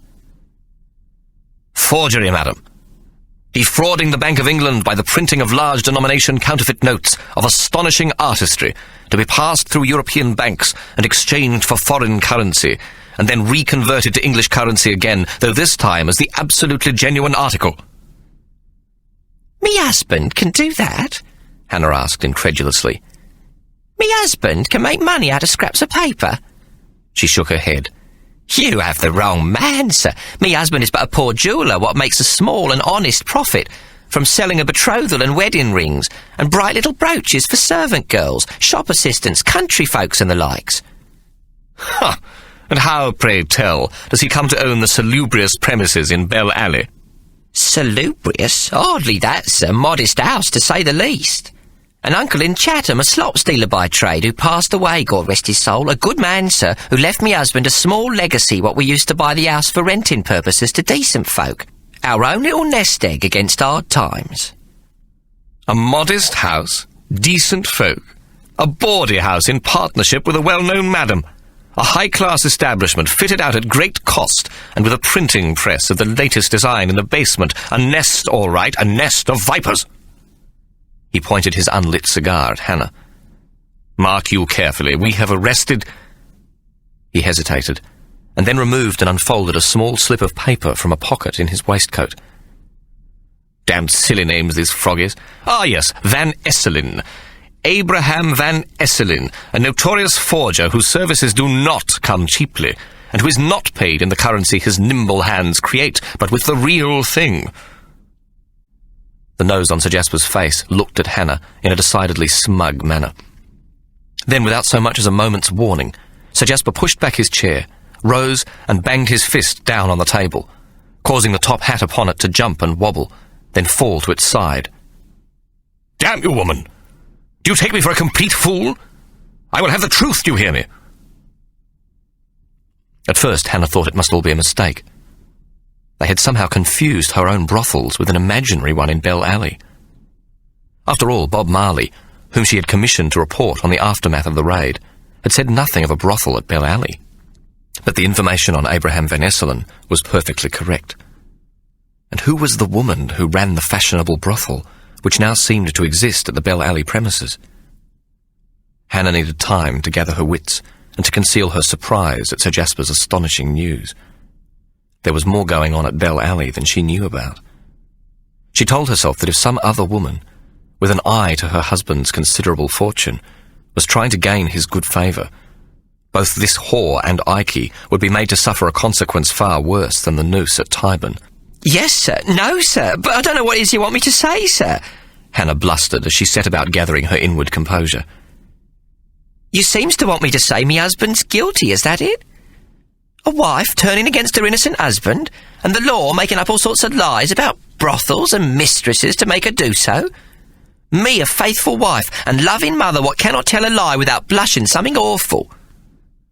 Mrs. Solomons, I'm sure you are aware that a wife cannot testify against her husband. Only those frightful frogs across the channel have such a damned stupid law, which I'm led to believe leads to all manner of female revenge, not at all in the interest of male justice. Sanctity of marriage, my dear, it's the foundation of British justice. Hannah's lips started to tremble, and a muscle on her left cheek to twitch. She brought her hands up to cover her eyes, so that the absence of tears could not be seen, although, when needed, they would come soon enough. I don't know what it is you want from me, sir. Me, what's got 4 little mouths to feed. You wants to take me darling husband away. It wants done no harm to no one. Where's the British justice in that? Hannah choked out the words and then began to sob miserably. When I come here, it was to promise a reward. But when I gets here, all I hears is talk of brothels and mistresses, and taking away me poor husband what's done nothing to deserve no punishment. Hannah commenced to howl loudly for some time, real tears now running down her cheeks, judging the upper marshal's patience carefully. "For God's sake, woman, stop your damned caterwauling!" Sir Jasper demanded, banging his tiny fist once more down upon the table. "I want your cooperation. I'm willing to pay a very handsome price for it." Perhaps it was the words pay and very handsome price that Hannah's ears, always alert to a matter of profit, picked up. Her distress died down to a whimper, and her head lifted, her large tearful eyes peeping through her fingers. "How much?" she asked in a broken, tiny voice, throwing in a loud sob for good measure. Sir Jasper immediately relaxed, and digging into the pocket of his coat, produced a box of matches, and commenced at last to light his cigar. Then he leant back so that his chair rested against the wall, balanced on its rear legs, the front ones being raised from the floor, blowing a most satisfactory cloud of cigar smoke to the ceiling, He addressed Hannah in a calm voice. Mrs. Solomons, we have the luxury of a choice. We can either offer your husband's mistress an incentive to cooperate with our inquiries, or you may, with some little encouragement, decide to, help. Beg pardon, sir. Me husband ain't got no mistress. He ain't the sort. All along I've been thinking you must have the wrong man. Now I'm certain in me own mind. She smiled ingenuously, her eyes bright from recent tears. Maybe the person what you're looking for is Solomon's. Common as dirt they is, everywhere. We is Solomon, no S. Me darling husband is very particular on that point. You see, it means something entirely different. It's not so kosher with an S. Cohen is priests, Levi also, but Solomon, that's your actual royalty, that is. That's your royal highness, your genuine King Solomon. You know the geezer what met the Queen of Sheba? He wasn't called King Solomon's, was he now? Nobody ain't never heard of the wisdom of Solomon's, has they? What on earth are you talking about, woman? Sir Jasper leant forward so that the front legs of his chair clunked to the floor. Whatever you're called, does it really matter? He waved his cigar in the air. You are from the criminal classes, and so your name, whatever it happens to be, spells thief, villain, ruffian, rascal. Solomons, Cohen, Levi, they all spell damned Israelite. Now, where was I? Oh, yes, indeed. There is no possibility of a mistaken identity, I assure you, Mrs. Solomons. And as to the other matter, I cannot vouchsafe that your husband is paramour to Egyptian Mary, but that she is his tenant, we have from the woman's own lips. She has confessed in a signed statement that she rents the premises in Bell Alley from Isaac Solomons. 3 of her strumpets have also made statements to the effect that your husband is a part owner. Quite sufficient evidence to get him apprehended for allowing a bawdy house on the premises he owns, or, even more compelling, being in partnership with another in this tawdry business. Hannah knew now with certainty that Ike had betrayed her. She knew that Ike would never simply rent out premises for a brothel without owning the larger part of the enterprise. Her first impulse was to feel an absolute fool, but then a darker anger rose within her. With great effort she fought it down, and forced herself to concentrate on what the policeman was saying. Though she was unable to control her rising voice, her venom turned to scorn. What? Do me a favour? On the evidence of 3 tarts? Hannah threw back her head and laughed. Even if me husband was convicted, which ain't likely, with a sharp counsellor he'd get no more than a drag. What good's a 3-month sentence going to do you? You must be joking, sir. Joking? Well, no, not really. Sir Jasper blew smoke towards the ceiling. Keeping a bawdy house is a perfectly indictable crime, but I'll grant you, madam, you do have a point. Prostitutes make poor witnesses. He glanced irritably at Hannah, suddenly deciding to take her into his confidence. It's damned messy, really. Not the sort of stuff the bank goes in for, as a rule. If it's a high-class establishment, never know who comes and goes, does ya? Hannah said cheekily, then added, Could be dodgy. Knows what I mean? She paused, once again in control of her emotions. Her anger, now well bedded down, would keep for another time. So what's you want from me? Can't rightly see how I can help you. Yes, well, frankly, you're right. It's not much to take before the bench. He looked up at her and seemed for a moment to hesitate, then added, We also have a problem with the damned frog forger chappie we arrested in the basement of your husband's premises. Oh, the geezer what's got the printer. What's the problem? Sir Jasper drew on his cigar and threw Hannah a dark look. He appeared to be thinking, his eyes narrowed, his head only half visible in a miasma of cigar smoke. Unfortunately, he's deaf and dumb. The upper marshal battered away the smoke from his eyes, looked at Hannah and smiled, seeming for a moment genuinely amused. Ideal for a man of his occupation, eh? Most decidedly nimble of hand and eye, though deaf and dumb. Not much chop in the witness box, though. 3 tarts and a madam in the Old Bailey and a bludger what's deaf and dumb. It ain't much to go with, is it, then? I'll bet you London to a brick that in 10 minutes I can find you 4 tarts who'll swear on the Holy Bible, even swear on their dying mother's head, that your forger geezer just recited the Ten Commandments personal to 'em, forwards and then backwards, and finished it off with a rendition of Handel's Hallelujah Chorus, and this Van Summing's a Jew as well. Well, yes, you might be right. What we need is someone or something else. Here, wait a mo. Hannah, astonished, exclaimed. You're not asking me to invent evidence against me husband, is you? Well, no. Not precisely. He arched one of his magnificent eyebrows. That would simply be making 5 witnesses of a kind. Sir Jasper's nose suddenly came alive again, delighted at the tartness of this last remark. As you so wisely observed, women of your vocation will swear to anything on the heads of their dying loved ones. He pulled at his cigar, satisfied that he had once again achieved the upper hand. Hannah's hidden frustration at the news of Ikey's betrayal suddenly overwhelmed her sense of caution. She wanted to bite back, and Sir Jasper was available. It takes a whore to know one. Whores ain't only of one sex. Sir Jasper shot upright, the legs of the chair hitting the floor with a crack. Madam!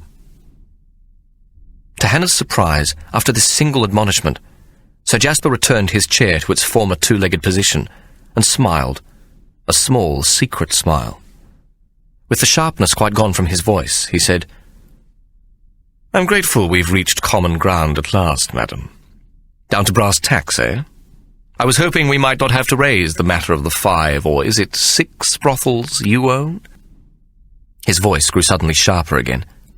Correctly prosecuted, you should receive more than a drag, or even a stretch. Transportation, 14 years at the very least. Botany Bay, or perhaps Van Diemen's Land. He waited for a reaction from Hannah, and when none was forthcoming, he cleared his throat and continued. Why, madam, such would seem the only possible sentence. You shall have 14 years to regret your lack of cooperation. Do you not think you ought to think upon this? Or is your loyalty and affection to Mr. Solomons of such a purity that you would protect him at the cost of a dark, rat-infested prison at the other end of the world for much of the remainder of your miserable life? Sir Jasper waited, removed the cigar from his mouth, and examined it at arm's length. Hannah saw that it had become dark-stained with his spittle at the sucking end, while it carried a full inch of spent ash at the other. She observed his cigar not from any personal interest, but because her wits had temporarily forsaken her, and she knew herself to be hopelessly trapped and entirely at the mercy of the small cigar-toting policeman. Curiously, it did not occur to her to blame the smug little knight for her predicament. Nor did she recall that it was she who had persuaded a reluctant Ikey to employ Abraham Van Esselen. All she could think was that it was Ikey who had once again caused her downfall. He had absconded and left her as his hostage. He had betrayed her with a whore and robbed her of a prize which was rightfully hers. Come what may, she would make him pay. She would not take a moment's punishment for the miserable sodding shit. I should remind you that you will never see your darling children again, Sir Jasper added. What do you say to that, Mrs. Solomons? Hannah inhaled sharply, and then in a low voice asked, Now, sir, what was it you just said about it having to be, someone or something else what is needed for the case at hand? Sir Jasper, now also smiling, leant a little closer and placed his hand on her knee. Well done, my dear. How very sensible of you. I feel sure we can come to some satisfactory arrangement, what? Hannah looked up suddenly. Could we not leave England, Scarpa, never come back no more? Why, madam, that's preposterous, simply unthinkable. Why? Hannah asked simply. Justice. There must be justice. Good God, woman, where would we be if we simply let our hardened criminals escape to other societies? What would they think of the English? They probably don't think all that much of him as it is, Hannah said laconically. Balderdash! There's not a civilized man on earth who doesn't wish he was an Englishman. An arranged escape, unthinkable and positively unpatriotic. Hannah cleared her throat, averted her eyes, and spoke in a small, almost girlish voice. We could probably leave a little bequest. A little something to remember us by. A little personal something, what we could leave to your discretion, to use for whatsoever good you might consider in your wisdom can be done for Mother England. She paused and looked furtively up at the policeman. If you knows what I mean, sir. The cigar fell from Sir Jasper's lips. Good God, woman! Are you attempting to At this point, Sir Jasper leapt from his chair with a terrible yowl, upsetting the table and sending his top hat flying across the room as he frantically beat at the front of his trousers. The cigar, nowhere to be seen, must have fallen through his waistcoat and down into the interior of his trousers, for Sir Jasper continued to beat at his crotch, while turning in small agitated circles, his legs pumping up and down as though dancing on the spot. Then his foot caught the leg of the upturned table, and losing his balance, he landed in Hannah's voluminous lap. His head fell upon her breast, and his now panicked nose was inches from her own. But for the fact of the room being so small, and that the back of her chair was placed almost against the wall, Hannah, together with Sir Jasper, would have turned topsy-turvy, landing on the floor in a heap of kicking legs, petticoats, pantaloons, and flailing arms. Hannah was the quicker of the two to recover. She looked down at the hapless Sir Jasper, who was flapping, whimpering, and snorting, and observed the smoke rising from that area of his trousers which is known to be most delicate when assaulted. With one arm, she pinned him to her breast, and with her free hand hastily undid the last two buttons of his waistcoat, shot into the front of his trousers, and plucked the offending cigar from within. Hannah's shameless sense of humour overcame her as she held up the still smouldering cigar. There were two of them little devils down there, sir.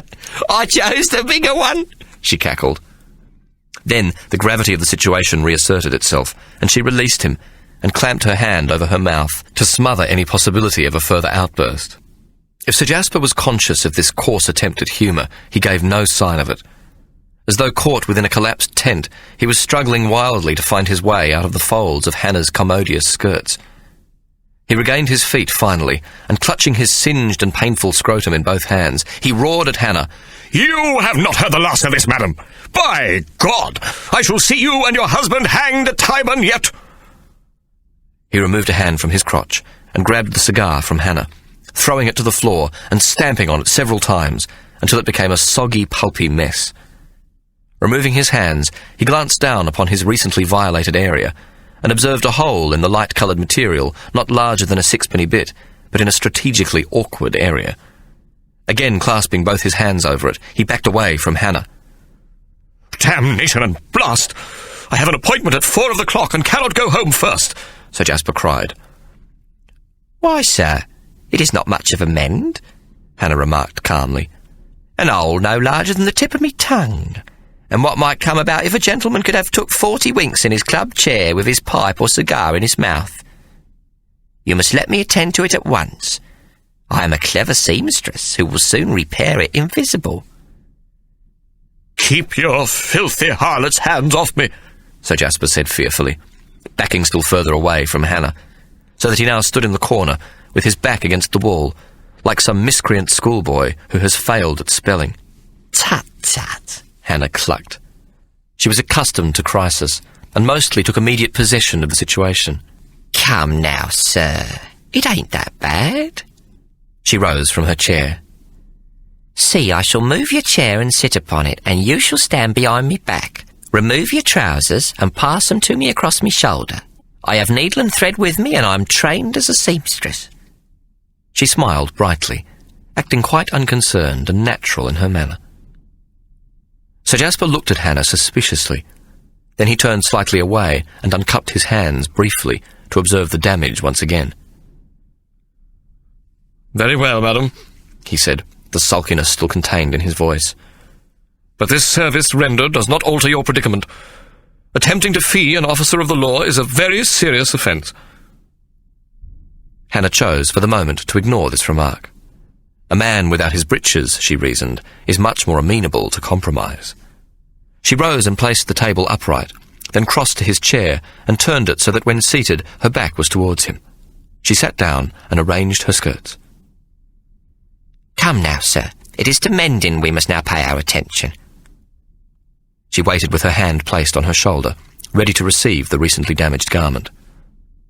Sir Jasper found it impossible to be in opposition to Hannah's calmly stated demands. His imagination took flight, and he was once again a small boy intimidated by his nanny. Standing with only a woolen vest above his waist, as she chided him for some small misdemeanour, running her hands down his thighs and massaging his buttocks as she threatened him with the back of her hairbrush, then kissing and fondling his tiny waterworks, which, now in its adult proportion, was growing at a quite alarming rate. Sir Jasper, quite breathless, seated himself upon Hannah's recently vacated chair and hurriedly removed his boots and then his trousers, releasing his engine with a spring as the restraining cloth passed beyond it, whereupon he replaced his high-heeled boots upon his feet.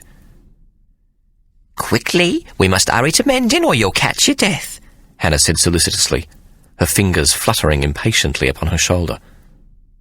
She had already prepared the needle and thread from her bag.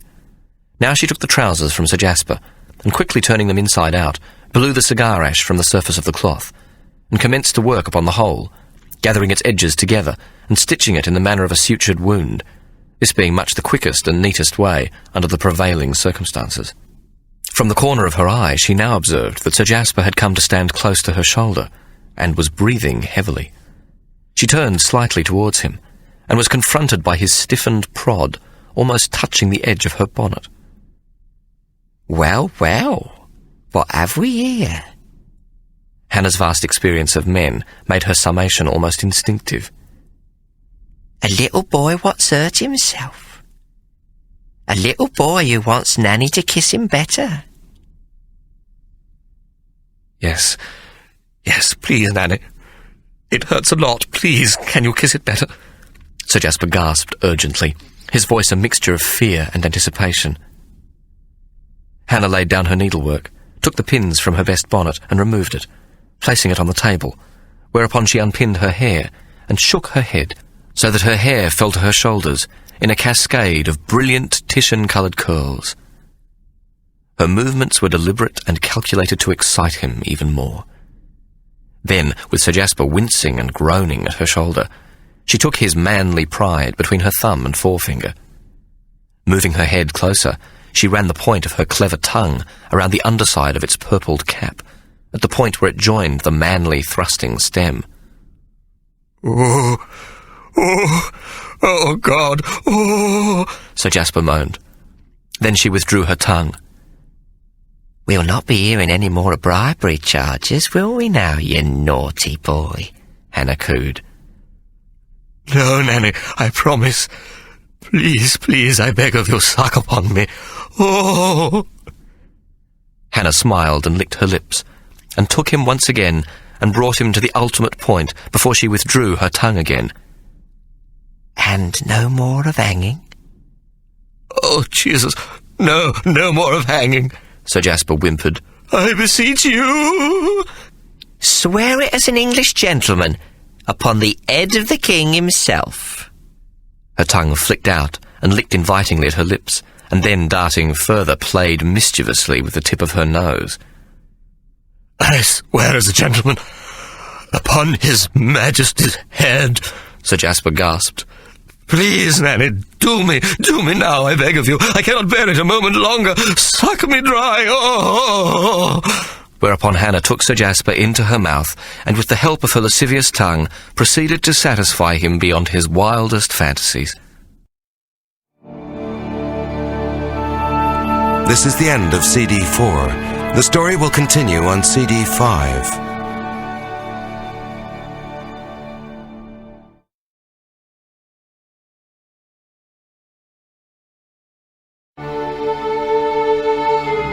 CD 5. Completely exhausted, he reeled back and collapsed, gasping and panting. Half sprawled upon the chair, his pot belly was an incongruous helmet placed upon his otherwise skinny frame, his naked hairless legs encased at their ends with high-heeled boots. Hannah noted with satisfaction that his nose, now flat and pale as a badly risen scone, cowered against his florid, sweating face. "Your trousers. Hannah said, rising and covering his nakedness by placing the garment across Sir Jasper's lap. I apologise most humbly, she said, grinning wickedly. I made much too light of your other cigar. It is a most worthy smoke, sir. Sir Jasper looked up at Hannah and gave her a small smile, his tiny obsidian eyes expressing a much becalmed disposition. "If we are to be friends, dear," he panted, "it is best that I state the terms right off." He sat up, clutching his trousers to his crotch, attempting to sound businesslike in his manner. "I can do nothing for your husband other than attempt to forestall his march to the gallows. We can enter a plea that no long-tailed notes were found upon his possession. Only those of £5 value, though these are of exceptional quality and most numerous. The judge may, with a little persuasion, come eventually to see that transportation rather than hanging is in order." Sir Jasper grunted and bent down to remove his boots. Arising, he proceeded without shame to reappoint his trousers to his skinny frame, and then, seated once more, returned his boots to his small stockinged feet. "We shall, of course, need your cooperation in the matter of the counterfeit fivers," he said, looking up at Hannah for her confirmation. And me? Hannah asked. What's to happen to me? Sir Jasper rose from the table and stood once more trousered and confident, his recent intimacy and claims of friendship seemingly quite forgotten, and with his thumbs hooked into the lapels of his cutaway coat, he declared, "Ah, yes, the sewing woman. We must reward the sewing woman." He glanced down at his front, admiring the tiny, almost invisible finger-pluck seam where the cigar hole had previously been. "A capital job, my dear, and most skilfully completed." He glanced slyly at Hannah so that his double meaning would not be lost to her. You're most welcome, I'm sure, sir, Hannah said, returning his knowing look. You're always welcome to me humble mouth. Sir Jasper pulled himself up to his full height, which was by no means impressive. "Mrs. Solomons, I must remind you, each of us has our place, and you would do well to remember yours. Let me be quite clear, we shall have no blackmail here, do you hear?" Hannah had half expected his return to pomposity, for she was well aware that the masculine mind is directed largely from below the waist, and that there is nothing so restoring to the male ego as the return of his trousers. Even so, she was not of a mind to apologise. She knew enough of these matters to be certain that the priggish policeman would be back for more in due course. The next time she would tempt him further with a good spanking. The back of the hairbrush on his noble little body. Hannah felt confident that her relationship with the upper marshal was far from over. Hannah answered sweetly, "Blackmail, sir? I can't rightly say I knows what you's talking about." Then abruptly changing the subject, Hannah looked ingenuously at Sir Jasper. You ain't answered me question, sir. What shall become of our humble family? If me husband should be transported, how shall we live? She lowered her voice, and its tearful character returned. With him gone, you're condemning us to the workhouse. Why, Mrs. Solomons, you are by all accounts a resourceful woman. I feel sure your, dockside establishments bring you a handsome return. Hannah feigned surprise. I'm sure I don't know what you mean, sir. If what you said was going on, but what I said wasn't, but could be, that is, if a person was forced into supporting her 4 starving kids without an husband, if such establishments were to happen to be about to open... Yes, well, I dare say, if you are prepared to cooperate fully, the bank isn't too interested in your, other businesses. Hannah sniffed, reaching into her handbag for a dainty handkerchief, and touching it to each eye in what she supposed was a genteel gesture. She looked imploringly up at Sir Jasper.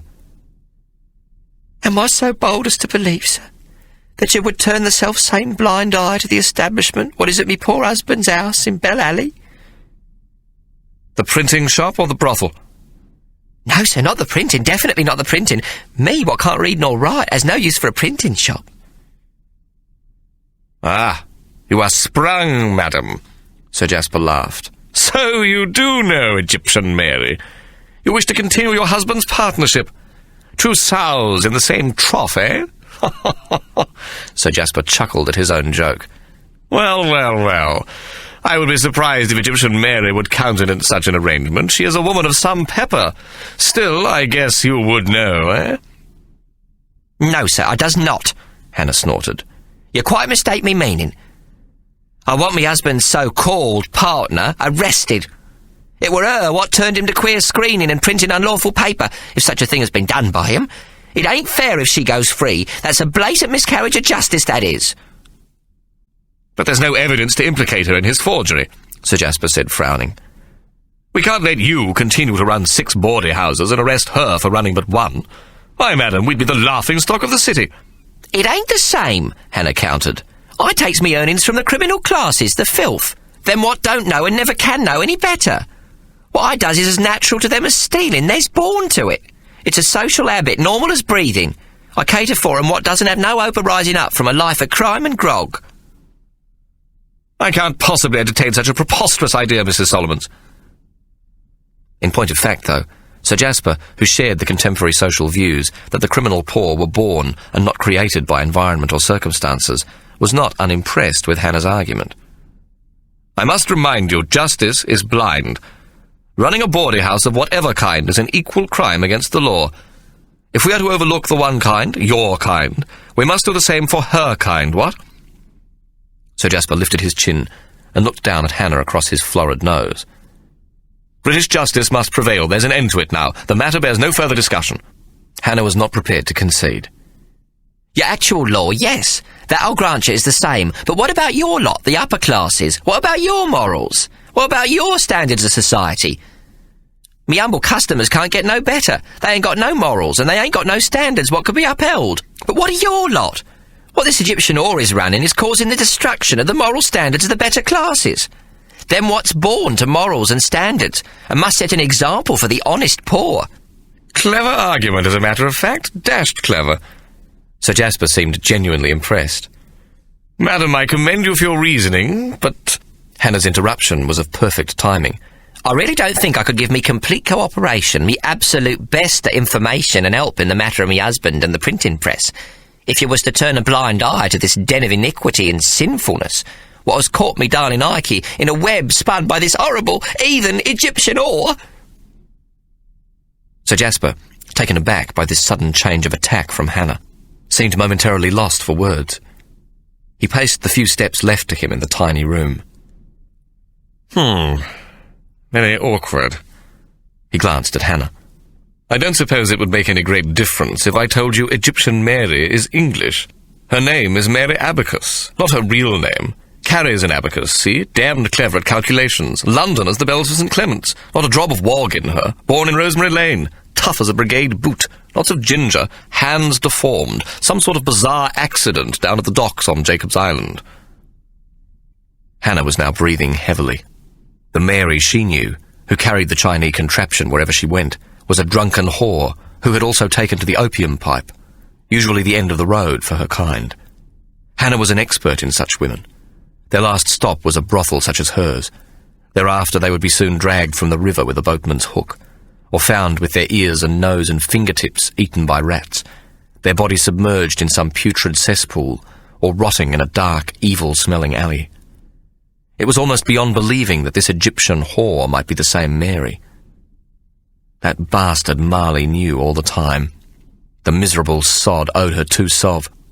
Ike had chosen this Nemo scumbag above his own wife to partner him in the high-class brothel of her dreams. The humiliation was too impossible to bear. Now Hannah, visibly shaking, glared at Sir Jasper. If that filthy whore don't get the boat, then you can stick your threats up your arse. I'll take me chances with the law. This very night all 6 of me places shall become netherkins where the desperate poor can stay for 2pence a night. You'll have to prove otherwise, and all I can say is you'll have a bleeding hard time doing it. Sir Jasper, much taken aback by Hannah's fury, brought his hands up to his chest, as though to protect himself from the battery of words she hurled at him. Hush, hush, my dear. You'll do yourself a harm, he cried in alarm. I shall see what we can do. Not good enough, sir. Hell hath no fury, eh? Sir Jasper was sufficiently sensitive to realise with some delight that Hannah's venom was largely directed towards her husband. Now she confirmed this, her scorn evident as she spoke. You can have him. He ain't no good to me no more. I hope the bastard rots in hell. Sir Jasper smiled. Mary Abacus will be arrested, I promise. And transported. I can't influence the judge, my dear. You can have a word in the ear of the judge like you said you could in the matter of Ikey's hanging, Hannah said tartly. The little man sighed heavily. That being a civil crime, this, madam, would be a social one. As though to explain, he shrugged and added, a crime against the people. Swear it, Hannah demanded. You strike a hard bargain, Mrs. Solomons. Sir Jasper paused. Very well. I swear I shall arrest Mary Abacus and cause her to be transported. It will not be a popular idea in the city. Hannah, vastly relieved, sighed heavily. She had been angry, but now she found herself excited at the prospect of the demise of the whore with the beads, and even more thrilling, her nicely contrived revenge on Ikey. She loved the feeling of power it gave her. It was more than simply revenge on two people who dared to cross her. It was a portion of repayment for the bitter disappointment of her life. But then, like a thunderbolt, it struck her that she had once again been denied. Hannah realised that she must forego the sweetest part of her vengeance. She could not let Ikey know it had been she who had brought about his downfall. If Ikey knew she had betrayed him, he would never agree to give her his half of the combination to the safe. He would rather rot in hell than see her benefit a single penny from his plight. Hannah looked up knowingly and smiled indulgently at Sir Jasper. Men got weaknesses, but they can't rightly be blamed for. I implore you, sir, for the sake of me young uns, I don't want me husband to know it was me who shopped him. Sir Jasper took a gold hunter from his waistcoat and clicked it open. He was anxious to conclude the business at hand. No, of course, Mrs. Solomons, there is absolutely no need for your husband to know of your cooperation with the authorities. He returned his watch to his waistcoat. Under the circumstances, it is most honourable of you to spare his feelings. Kindness has always been me great downfall, Hannah, her eyes cast downwards, said modestly. Sir Jasper cleared his throat. Now, this is what we want, and I must warn you I shall brook no altercation on the matter. We shall raid your premises in Whitechapel, and we shall expect to find a number of counterfeit £5 notes well concealed. The money we find will be some portion of the counterfeit notes we discovered in the basement premises at Bell Alley. The money? In me house? You must be completely balmy. That makes me guilty too, don't it? Hannah cried. Complicity in helping to conceal stolen goods? I ain't as much sugar as I may look, you know. I have already given you our assurance as an officer of the law and a gentleman on that matter, madam. Hannah laughed. With the greatest respect, sir. What happens if you drop dead? When I'm standing in the dock in the Old Bailey and the judge passes sentence on me, what am I going to say? Oi, that's not fair, your worship. Him what's the upper what's it told me I had his personal guarantee as a gentleman and officer of the law that I can't be nicked. Hannah rose indignantly from her chair and placed her hands on her hips. Ha! The bleeding judge will think I've gone soft in the blooming head. And he'd be right too, allowing counterfeit money to be found in me own house. Hannah sat down again, huffing and snorting. She needed a moment to think, for she had a secondary reason for not wanting the police to raid her Whitechapel home. Though well concealed in the false ceiling under the floor of her bedroom, the house contained goods of great value. There was also the matter of the safe. The city police were an entirely different kettle of fish to the usual dim-witted magistrates' runners. Hannah didn't want to take the chance that in the bogus search for the counterfeit banknotes, this too might be discovered. Sir Jasper was visibly growing impatient. You will have to trust me, madam, he said sharply. It ain't a matter of trust, sir. It's a matter of natural caution, a matter of survival. I wouldn't trust me own rabbi from shopping me if he was to find counterfeit money in me house. Stands to reason, don't it? In the eyes of the law, Ikey and me, we'd both be guilty. She paused and smiled at the police officer. May I suggest something more appropriate? The upper marshal banged his fist down hard upon the table. No, madam, you may not. I hardly think a woman of your background could improve on our methodicals. This plan is the work of experienced officers. It requires no alteration, being quite perfect as it is. He folded his arms across his chest and glowered at Hannah in a most imperious manner. Hannah remained silent until she gauged that Sir Jasper's exasperation had somewhat calmed. Then she persisted. His coat. Sew the money in the lining of his coat. Then nick him on the street away from home, away from me and the young uns. The police officer, despite his irritability, looked up at her in surprise. I say, do you think you could do that? Then he rested his chin on his chest and mused as though to himself. Lining of his coat, caught red-handed with the money on his person, in his possession. He looked up and smiled at Hannah. By Jove, that's perfectly splendid. No way of wriggling out of that, eh? Sir Jasper rubbed his hands gleefully together, completely mollified. Perfect. Why, it's quite perfect, my dear. Not so perfect already, Hannah scowled. He don't ever take his coat off. Not never, and not particular never at this time, when the weather is inclement and coming up to Christmas. She cocked her head and thought for a moment. On the other hand, if he don't ever take off his coat... She paused, thinking again. Then the only person what would have put the money there is himself. Ain't that right, then? Sir Jasper clapped his hands in delight. I say, that's damn clever, my dear. Capital, how very wise of you. Hannah knew the task of apprehending Ikey away from home would be a most difficult one. Ikey's mode of travel through the rookeries was nocturnal and shadowy, never tiring in the task of concealment. No magistrate's runner or Bank of England law officer could ever hope to follow him, or even dare to enter those parts where his crepuscular fellow creatures engaged in business with him. Ikey's coat was a very elusive target, and the more she thought about it, the less confident she was that such a scheme could be made to work. But with the knowledge that all the stolen property concealed in her Whitechapel home would come into her possession while she was, so to speak, under the protection of the law, Hannah possessed a powerful additional incentive to succeed. When will you let me have the false finnies, sir? I need no more than 2.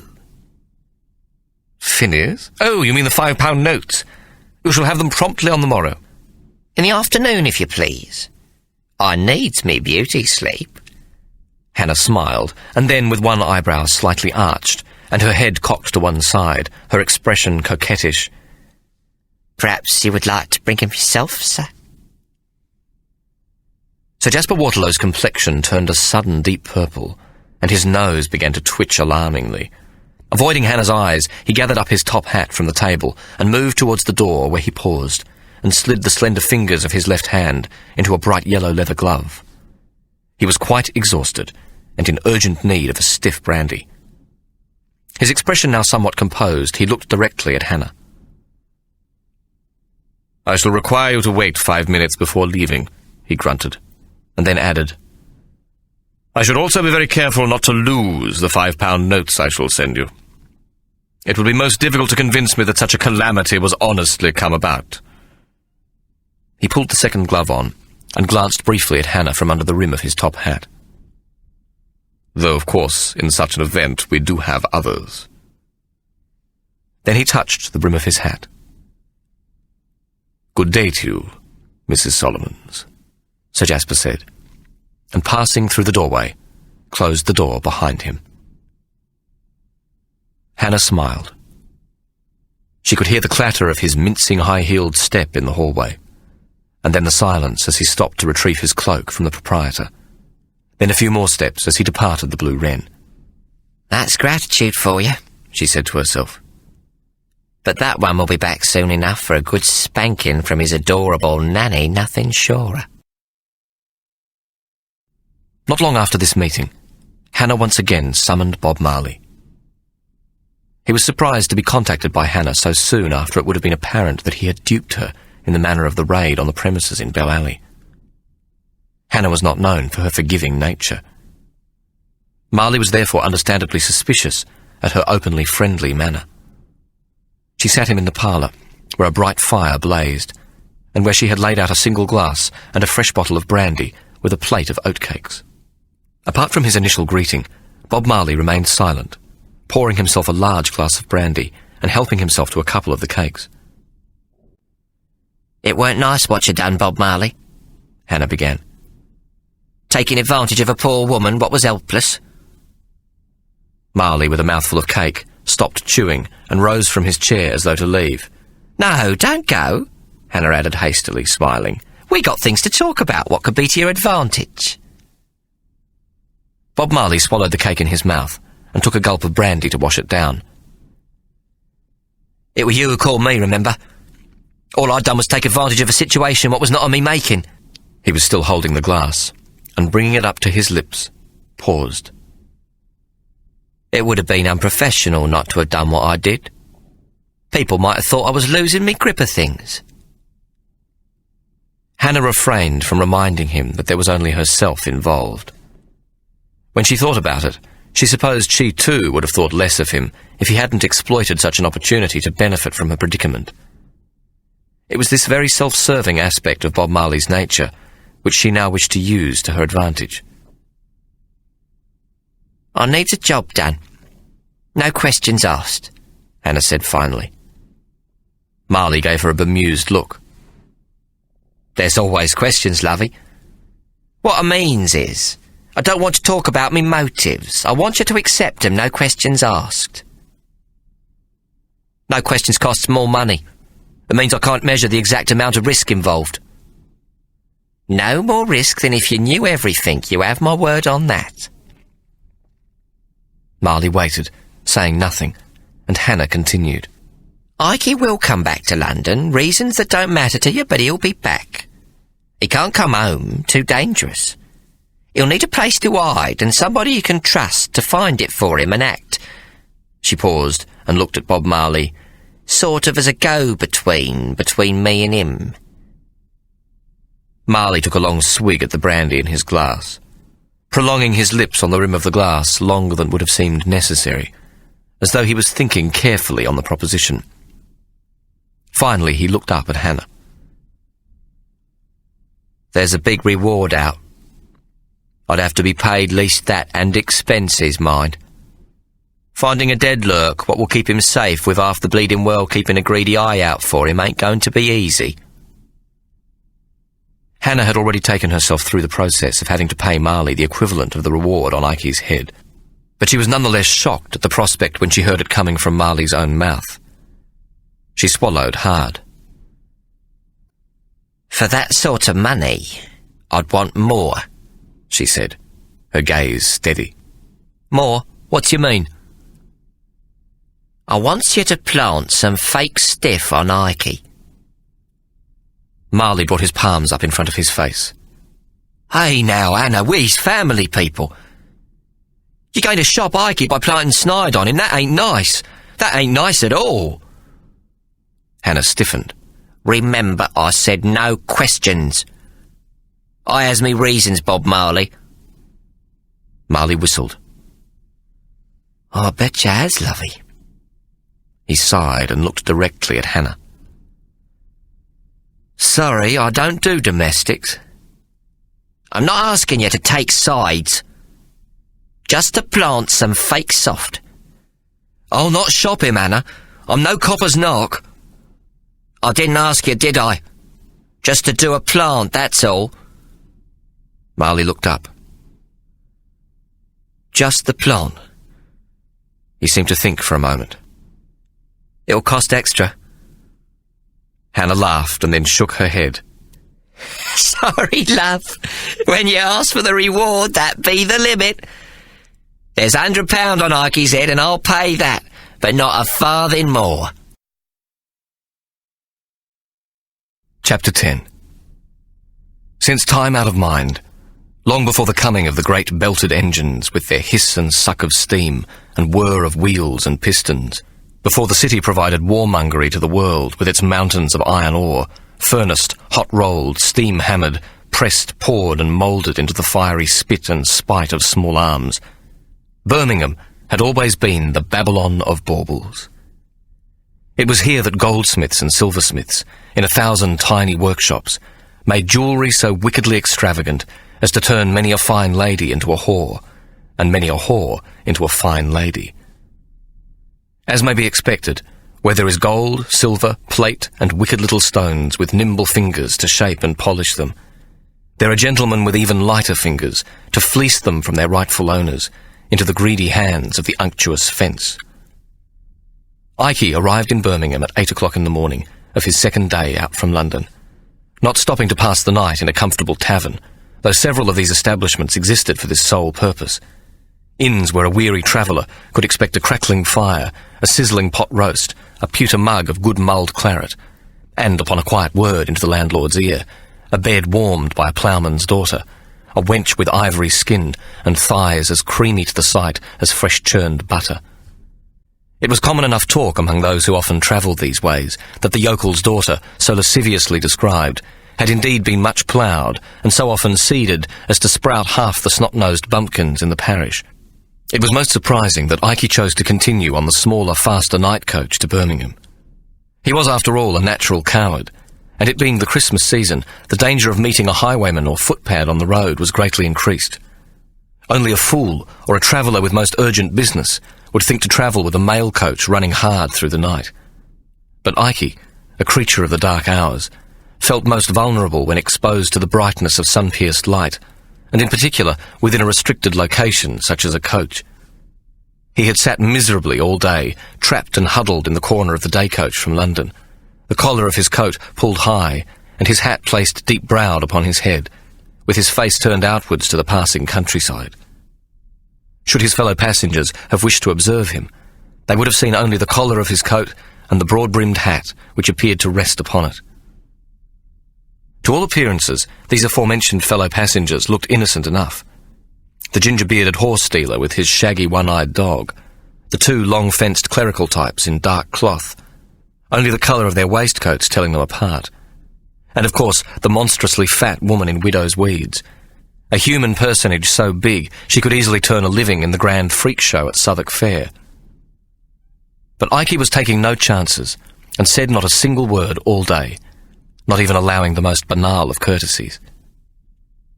When evening came, and his fellow passengers left the coach for the comforts of a night spent in a village tavern, the opportunity to continue on alone was presented to Ikey by the departure of a lighter and faster mail coach travelling through to Birmingham. It contained sufficient room for 4 passengers, though he seemed to be the only one to purchase a ticket from the coachman.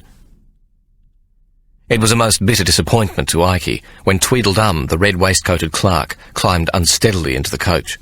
He smelled strongly of cider, and barely nodded as he found his seat at the window opposite but on the same side as Ikey, so that their eyes could not meet. Now they both faced in the direction in which the coach was travelling.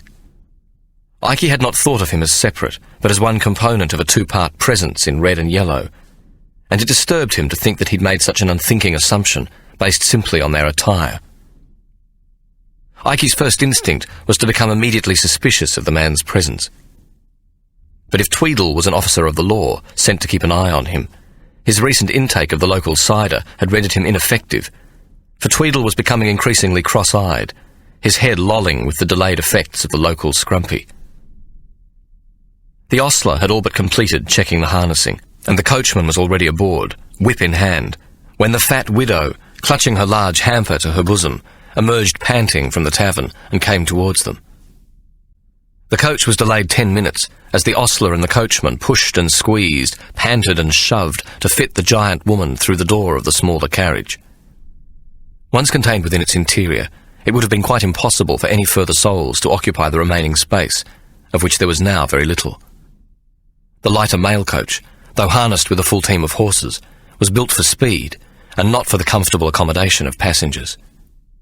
The gargantuan woman filled one entire side of its interior, her fat knees occupying the corridor between them, and her hamper taking up the centre of the opposite seat, with the silently drunken Tweedle at one side, and Ikey huddled tightly into the corner at the other. It was snowing quite hard, though the road was still clear, and the post-chaise set off at a brisk pace into the night. The widow completely ignored Ikey's presence, and shortly after they reached the first toll-gate, she reached over for the hamper, placed it on her lap, and clamped her fat arms around its lid. Then she fell into an immediate and seemingly deep slumber.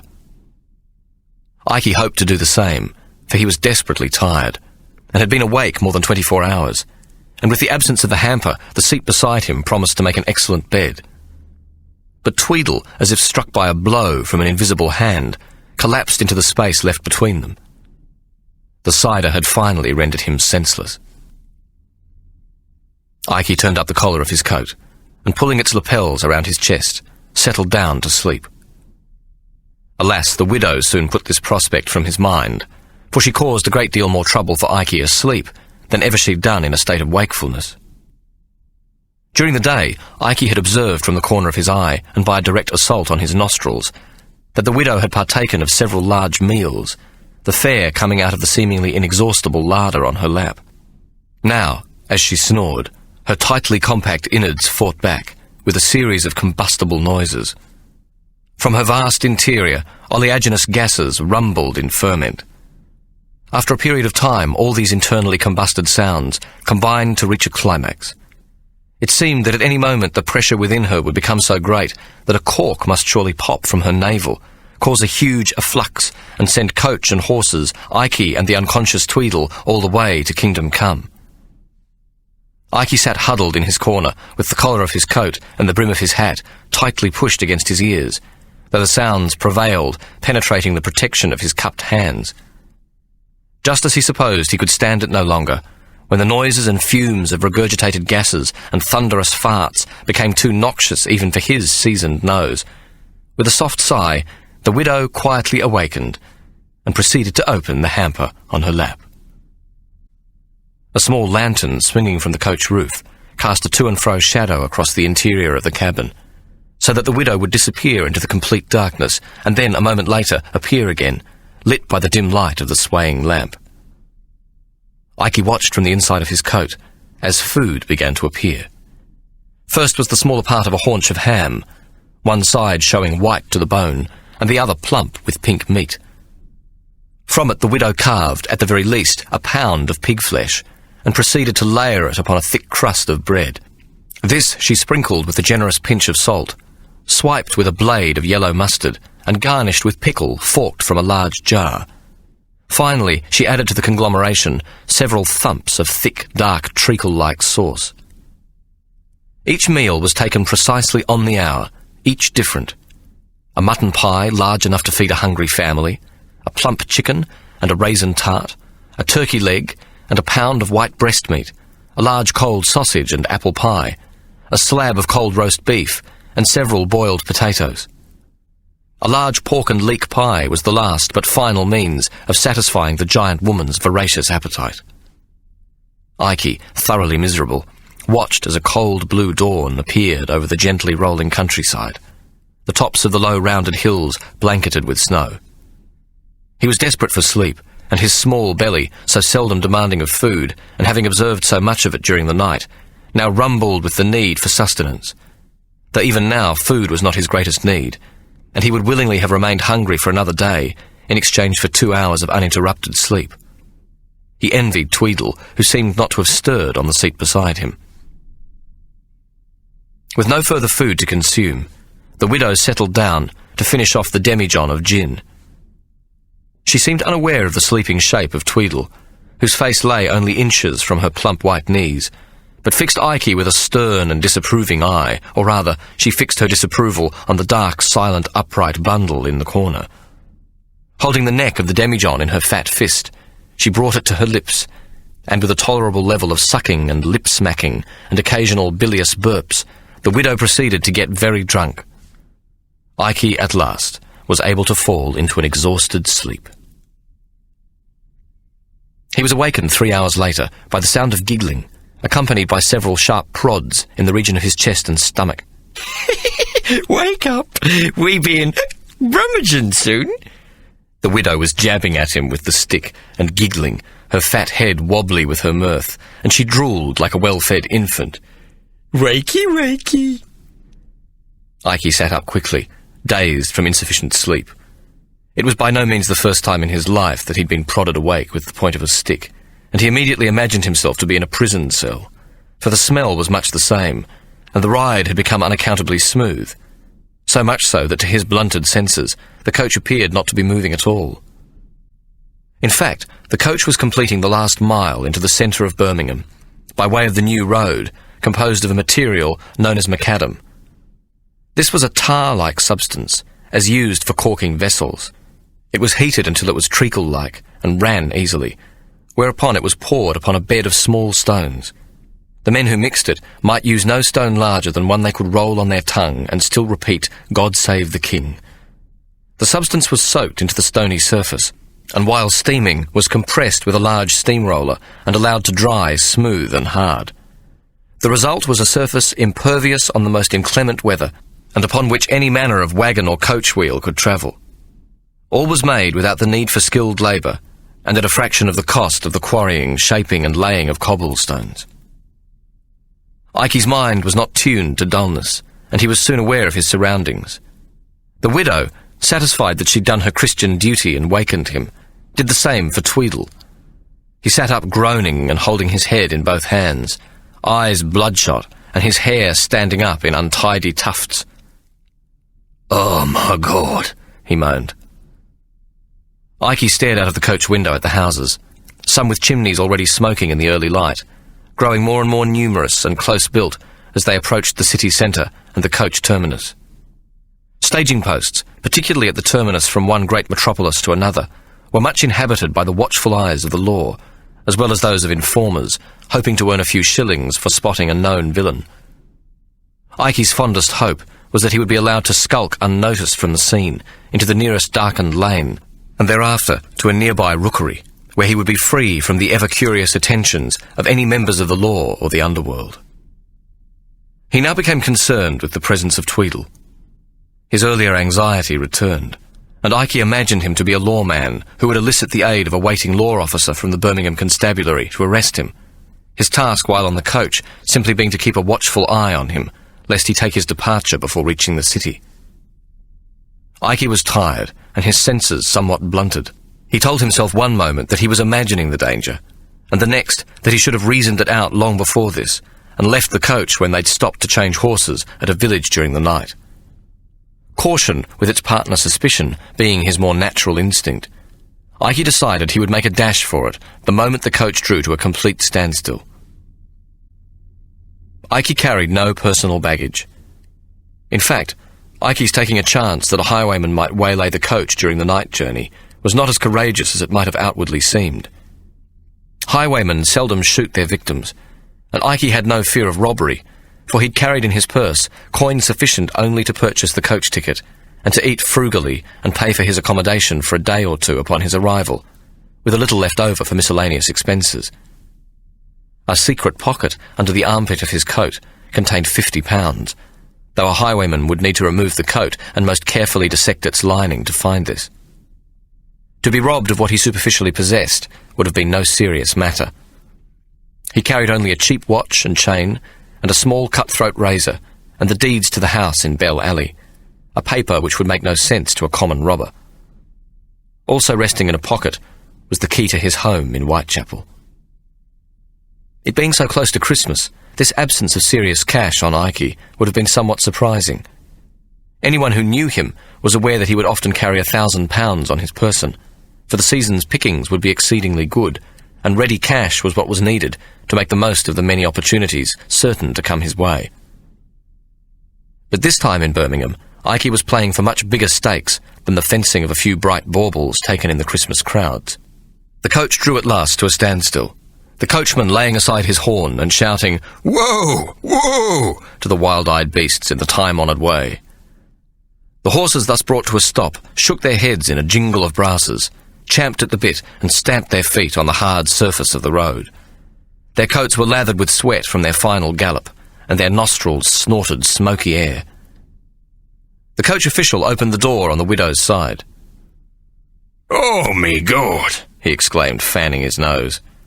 He immediately turned to the waiting crowd. "Anyone come for a show, freak?" he yelled. "If he is, she be blind, hopeless drunk. Need to fetch cart and oxen or special sprung carriage. She'll not be walking, I can tell you that for sure and absolute certain." The widow reached out and took the unfortunate official by the collar of his coat and pulled the top half of him backwards into the coach so that his head lay upon her lap.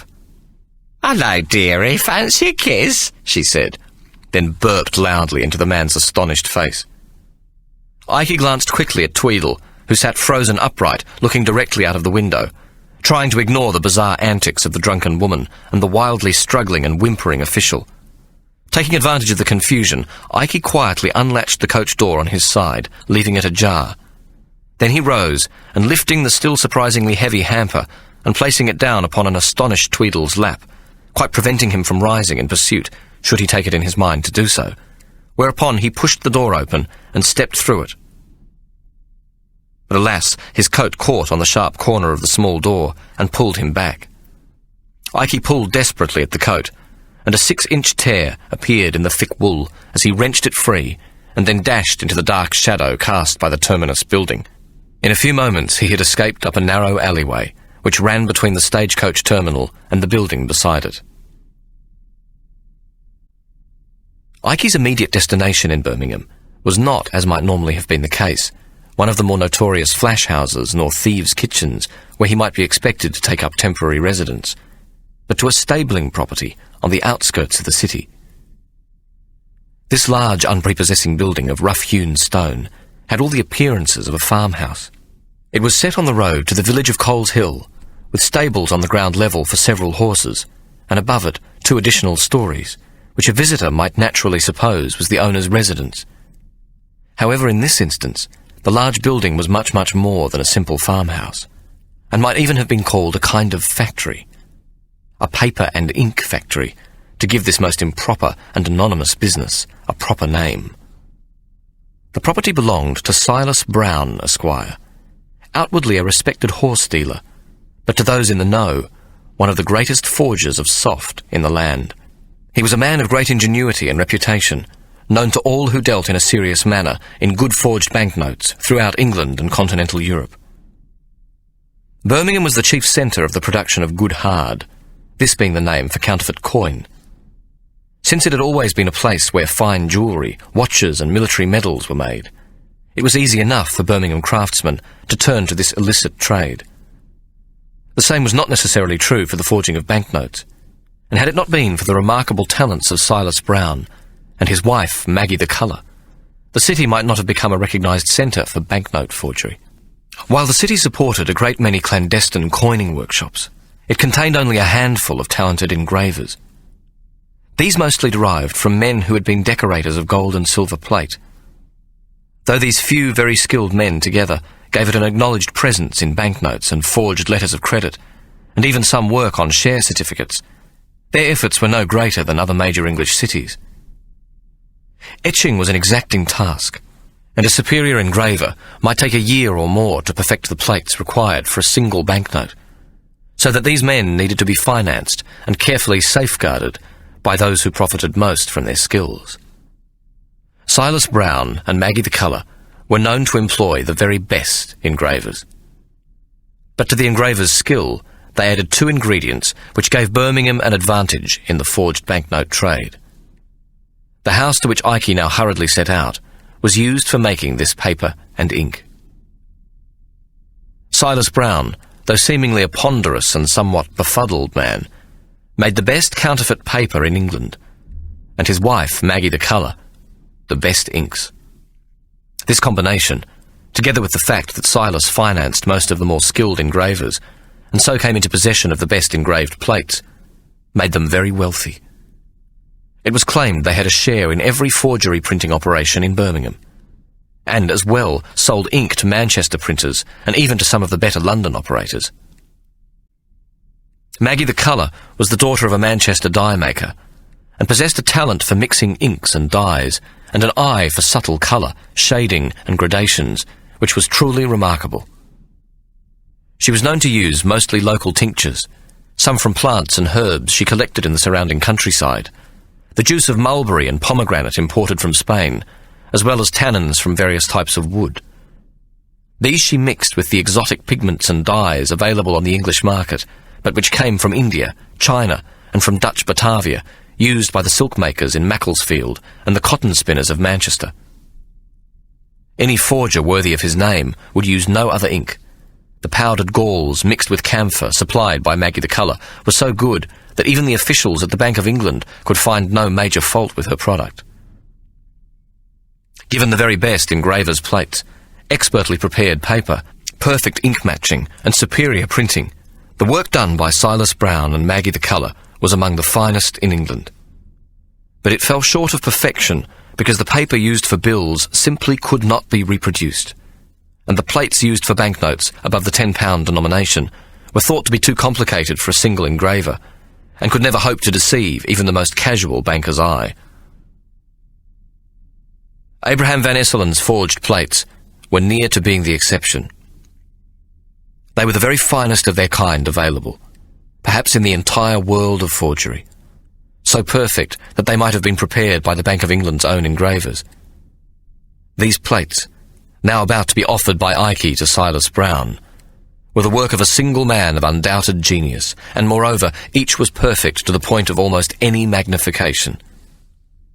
This made them of the greatest possible value to a team like Brown and his wife Maggie, though of course it was not concerning these alone that Ike had come to see them.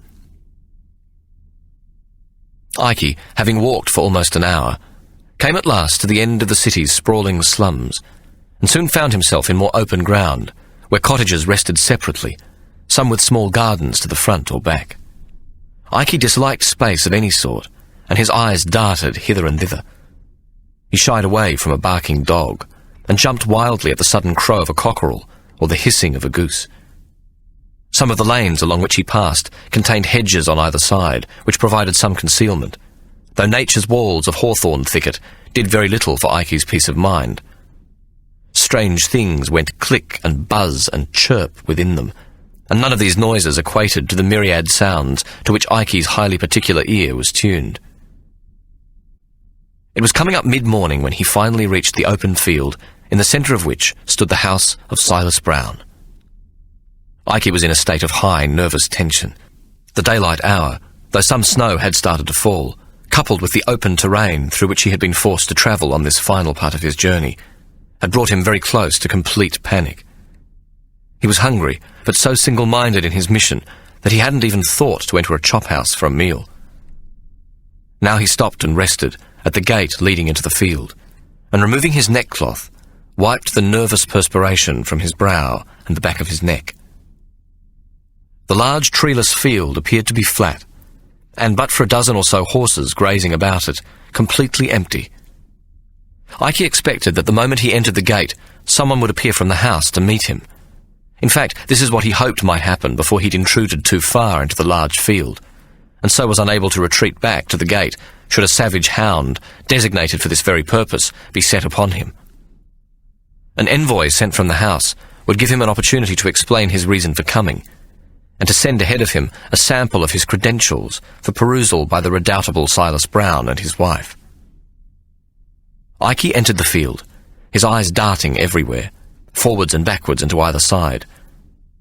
To his dismay, no one came from the distant house, and he was forced to move ever closer to it.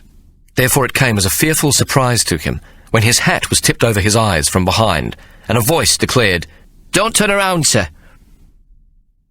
Ike, despite the fright he'd received, was of course an expert on young boys, and this voice was no more than 10 or 11 years of age. This didn't do a great deal for his confidence, however, as street children of this age were as tough as grown men. Besides, they were sometimes larger than himself. He removed his hat and replaced it squarely back on his head. "A penny for a word, then, my dear," Ike said slowly, digging into his coat to find a copper coin, which he held between finger and thumb and proffered behind his back. His unseen assailant snatched the coin from Ike's hand. "Where does you think you're going, then?" the boy inquired. "Silas Brown, I begs to see Mr. Silas Brown. That is, with your permission, of course. Your very esteemed permission, my dear. Mr. Silas Brown, is it? How does you know such a name, then? Business. We's in the exact line of business. Mr. Brown is what you might call a colleague, though I'll freely admit I haven't exactly had the pleasure of his personal acquaintance. Ikey shrugged his shoulders. You see, we share what you might call a vocation. Yes, that's it, precisely and nicely and most specifically put, my dear, an exact and precise and similar vocation. Oh, a voce? The voice gave up trying to pronounce the word. And what line of business does you share, then? Ikey was surprised at the sharpness of the boy. He'd come across similar boys before, but these were few enough to be an exception. Most street lads this age were already dulled from gin and the lack of proper nourishment, and would not have the wit to become involved in a conversation the likes of which the two of them were now conducting. This one would have made an excellent addition to his Methodist Academy of Light Fingers. Now that he'd properly gathered his wits, Ikey was impressed at the boy's sudden appearance behind him, seemingly rising out of nowhere. Ikey's eyes missed very little, and even though he was unfamiliar with open terrain and the lack of shadow in daylight to reveal the bumps and undulations in the grassy field, it was no simple task to deceive him. The boy who crept up could not have followed him for any distance, for Ikey was in the constant habit of glancing over his shoulder. He must have walked right past the boy without seeing him, and this Ikey found both admirable and very disconcerting. The copper business. Copper plates, that is. Ikey paused. Also, you could say, also the paper and inks business. I can say no more. From this moment me lips is sealed and can only be opened by Mr. Silas Brown himself. Does you have an affidavit to say who you is, then? Affidavit?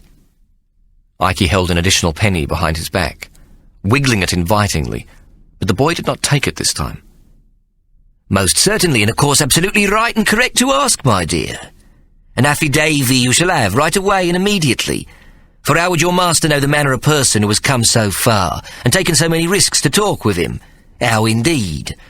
All the way from London, that is, with barely a wink of sleep, and not a morsel of nourishment from sunrise to sunset.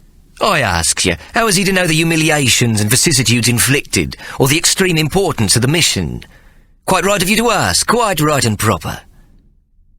Your affidavit, the boy repeated bluntly, seemingly unimpressed by Ikey's verbosity, and still not taking the proffered coin. Give it, mister, or you'll get nought more from us. Ikey carried no personal identification whatsoever, and even if he had papers to prove himself, he would not have willingly let them into the boy's hands, especially without having first seen his face. He was on the run, and young likely lads like this one, schooled in the rookeries, learnt early the value of informing, of keeping their eyes peeled for the opportunity of a little crude blackmail. The engraved plates he carried concealed in the lining of his coat would be instantly recognised as masterpieces by any competent forger, and a glimpse at one of them, Ikey knew, would be likely to have Silas Brown scurrying out to meet him, his voice a bluster of apology and his hands all a patter. But if he let the boy have only one plate as a proof of his integrity, and if his master should choose not to see him nor to return it, the single engraved plate in the right hands was still worth a considerable fortune. I shall give you a piece of paper. A small piece of paper you must promise to take to your master, to Mr. Silas Brown himself, and to no other. Do you understand, my dear? It'll cost, the boy added cheekily. Ikey sighed, and retrieving the copper coin, he held it once more behind his back. A sprat. Cost you a sprat or naught happens. 6pence? Ikey howled, though he did so more for the form of it than anything else. The boy was good, very, very good, and he wished he could have him under his tuition. The boy reminded Ikey of the young Bob Marley, same cheek and quickness of mind. He smiled to himself, for he knew he could now trust him to take the paper directly to Silas Brown. Ikey returned the copper coin to his dumby, and found a silver 6pence, which he handed backwards to the boy. This paper, what I want you to take to Mr. Silas Brown, it is concealed upon me person. I shall need to stoop down to reach it and to cut open the M-line of me coat to remove it. I have a small razor to do so, but my dear, do not be in the least alarmed. We, that's yours truly, is not at all a creature of violence and disputation. Don't turn about now, the boy said threateningly, trying to put a deeper tone into his voice. No need, absolutely no need. No need in the least. You have my guarantee upon that, my dear. Ikey reached for the cutthroat razor in his pocket, and opening it, he stooped down and cut quickly at the line of the hem, though above the hidden plates, and only a cut wide enough to ease one of the plates sideways through the slit. He untied the twine and removed the wrapping from around the engraving. With the razor, he sliced a small triangular corner from the square of paper, which he handed backwards to the boy. Take the paper to Mr. Silas Brown, my dear. It's me affidavy. Ikey waited. Hey, mister, 'tain't said nowt on it, the boy exclaimed. It be blank paper what's got nowt writ on it. Ikey chuckled. On the contrary, my dear, it speaks most eloquent to those what knows how to read its message. There was silence behind him, and Ikey imagined the confusion the boy was feeling. Seeking to put the lad out of his agony, he added, It's invisible-like, but to such as Mr. Silas Brown, Esquire, who knows the trick of reading it, it's a magical paper. Ikey spread his hands. Trust me, my dear. You'll stay here, see? You'll not be doing nowt till I returns, the boy added threateningly. There's dogs, big bastards, what can be let loose and sent after you in a twinkling. You'll not get to gate before they's torn you to bits. Not a muscle, my dear. Not a single twitch, not a cat's whisker, not a scintilla of movement till you gets back. Quiet as a mouse, silent as a ferret in a chicken coop. That's yours truly, Ikey Solomon, late of London town. Tell your master there's more, much more, where that comes from. Heaps and heaps more. He'll be most pleased indeed to know that. The boy ran past Ikey and towards the house, laughing, not caring now whether Ikey saw him. He carried a long stick, which he waved in the air. He was tiny, small enough even for Ikey to box his ears or place a sharp-toed boot into his scrawny little arse. The boy, at first delighted to have made sevenpence so easily, grew anxious at his own reception as he drew nearer to the house. Silas Brown and the half-dozen men and boys who worked with him stood waiting at the head of the ladder for him to climb into the room above. The lad, afraid he might lose the paper, held it between his lips as he climbed the ladder. What you got then, Josh lad? Silas Brown asked, as the boy stepped from the ladder into the room. Together with the others, he'd stood watching from the windows at Ikey's original approach. They'd seen the boy Joshua, who'd been earlier sent on an errand, waylay Ikey from behind, before they could send an adult out to accost the stranger. Josh, though only 10 years old, was known to be bright enough to make a judgment, yet young enough not to arouse any suspicion if the stranger was thought to be from the law. Silas knew that if the lad decided the man was up to no good, he would drop his stick on the ground and then pick it up again, whereupon he'd send one of the other lads down and set the dogs after the intruder to see him off their land. One of the men pulled the ladder up after the lad had climbed clear and closed the trapdoor behind him, bolting it firmly back into place. The boy Joshua looked somewhat sheepish at the greeting given by his master, and removing the tiny slip of paper from between his lips, handed it to Silas Brown. "'Tain't much, sir, but he said it was magical-like, that you'd understand immediate-like." The boy, a most concerned expression upon his face, looked up at Silas Brown. "Did I do wrong, sir?" Silas Brown took the paper and rubbed it for a moment between his forefinger and thumb, whereupon he jerked back in surprise. "No, lad. Methinks you done good." He moved immediately to the window, where he held the paper up to the light. "Jesus," he exclaimed. "He says there's more, lots more where it come from, Mr. Brown, sir," Josh shouted across the room, much relieved at this reception. "Bring sponge, lad. A wet sponge," Silas Brown shouted at one of the boys nearest to him. "Hurry!" In a few moments the boy returned and handed Silas Brown a damp sponge. Placing the scrap of paper again against the window glass, Silas wiped carefully over it several times. Then he lifted it from the window with the edge of his thumbnail and called for a pair of tweezers. Holding the paper at one corner with the tweezers, he walked over to a hearth where several cast-iron pots of blacking plopped slowly on the open coals. He held the pincers and paper to the heat of the embers, and the tiny scrap of damp paper took only moments to dry. Silas Brown returned to the window and held the paper once again to the light. "Jesus, Mary and Joseph," he shouted. 'Tain't possible watermark stayed. Bloody watermark stayed put right here on paper. Quick, call Maggie. Another young lad dashed off, while the rest of the men gathered around, astonished to see that the faked Bank of England watermark had remained undamaged, as though it was woven within the very substance of the paper. What's his name, Josh? Silas demanded. Ikey Sausageman, sir. Josh looked uncertain. Solomons, something like that, sir. Ikey Solomons? Jesus Christ. Silas pointed to one of the men. Go with the lad, Jim. Bring him along. He'd be famous like in London. He looked around impatiently. Where's bloody Maggie? Not 20 minutes later, Silas and Maggie looked on in amazement as Ikey produced the first of the engravings. Ikey unwrapped the watermarked Bank of England paper, covering the copper rectangle, and leaving it lying in the centre of the paper, he straightened out the sheet, smoothing its sides with the edges of his palm without touching the shining copper plate, so that the rectangular etching lay pristine, a precious slab of polished metal catching the light. Then Ikey tried to lift the etched copper plate from the centre of the paper, but his hands were too cold, and his fingers were quite unable to function.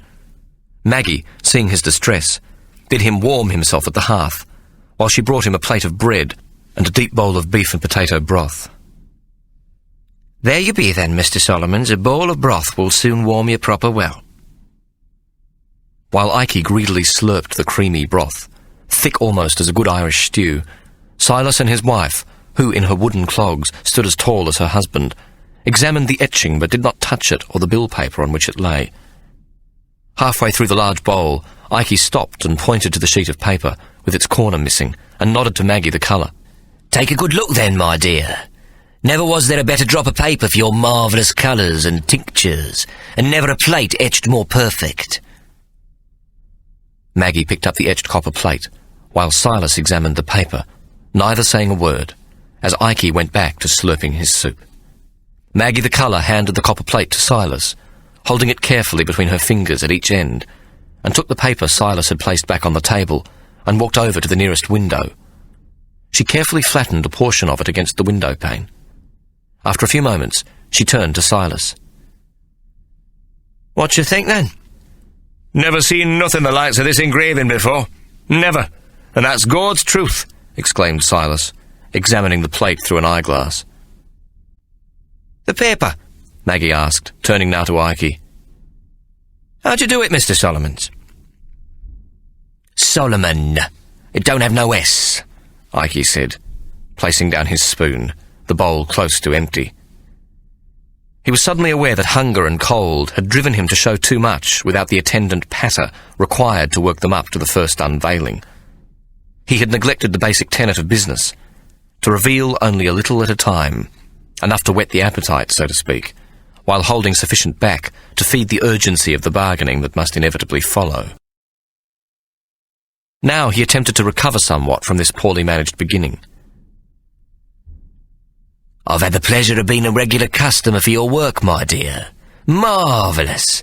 Ain't no personage in England, perhaps even the world, what can mix tinctures, colours and gradations as subtle as you. Work of pure genius, madam. Pure and simple and undisputed genius, no less. Maggie the colour smiled thinly and looked down, embarrassed. Now, Mr. Solomons, take that good. Not a scrap less praise and honour is due to you, Ikey declared.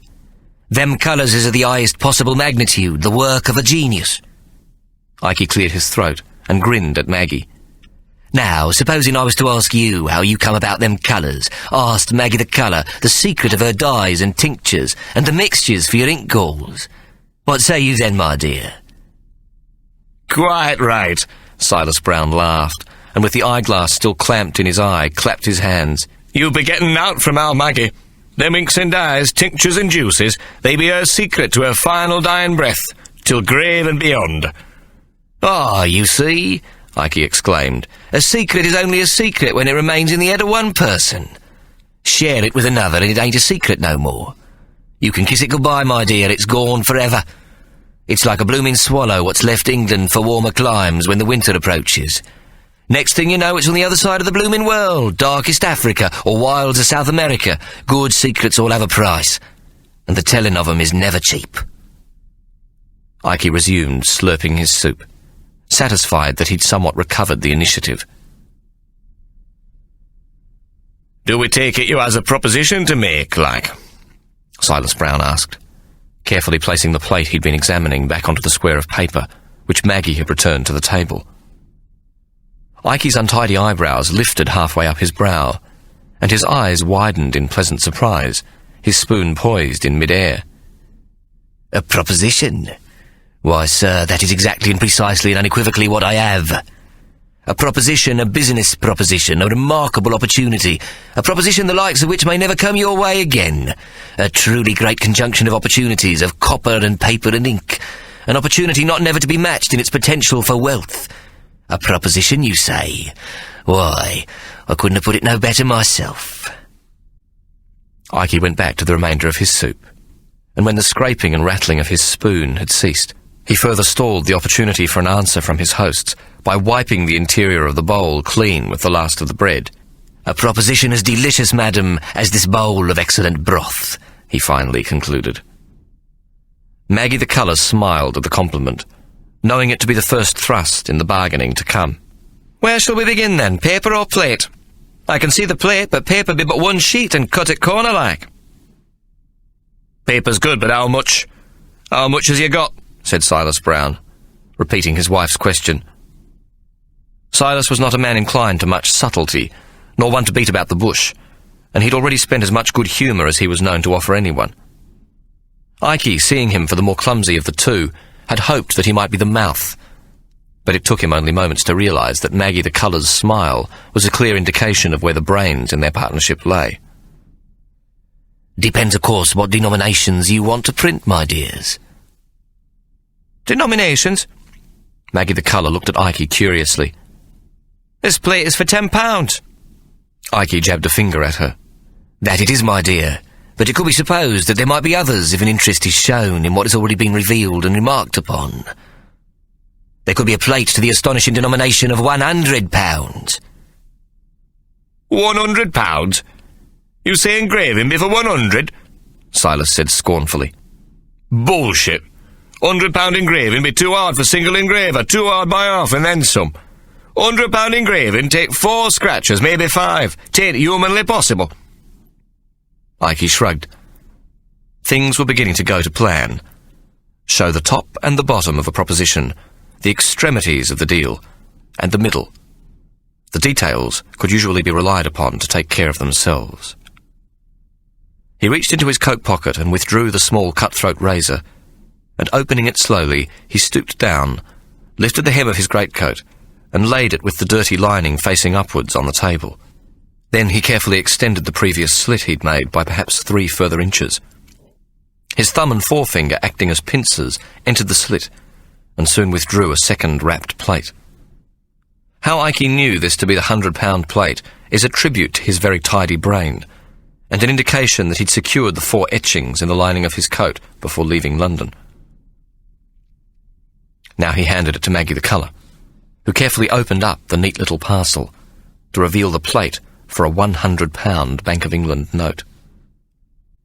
Ikey let the hem of his coat drop back to the floor as Silas Brown swept up the copper rectangle, this time making no pretence at care, so that Ikey was seen to wince. He twisted the eyeglass back into his head and commenced to examine the plate. As he did so, his breathing increased until he was positively panting in surprise. Jesus Christ, he said. He laid down the plate, this time with care. "'Tain't possible," he turned to his wife. "But it be there, and it be nigh perfect." "Does we take it the paper and the plates go together, like?" Maggie asked. "The £10 and £100 plates, and you ain't said how much paper you got?" Ikey chuckled and spread his hands wide. "And I ain't told you how many of these little copper darlings we've got, my dear." 4, Maggie said calmly. "You have 4. Ikey's eyebrows shot up. "Well done, my dear. You have turned my supposing into proposing. Indeed, I have 4. Ikey pulled the hem of his coat back onto the table, and his long, dirty nails disappeared within the slit he'd previously made, and withdrew each of the remaining parcels. 20 and 50, I do declare, Ike announced triumphantly, and laid the 2 parcels on the table. Maggie the colour sucked at her upper lip, and commenced to untie each of the small parcels, not opening either until the twine had been removed from both. Then she revealed the etchings, leaving each on its own square of bill paper. Ike took a corner of each sheet and pulled them together, then added the wrapping from the £100 plate and the original piece with the corner removed, so that the 4 pieces of paper formed a rectangle 2 feet wide and 3 square. There you are, 1 complete sheet.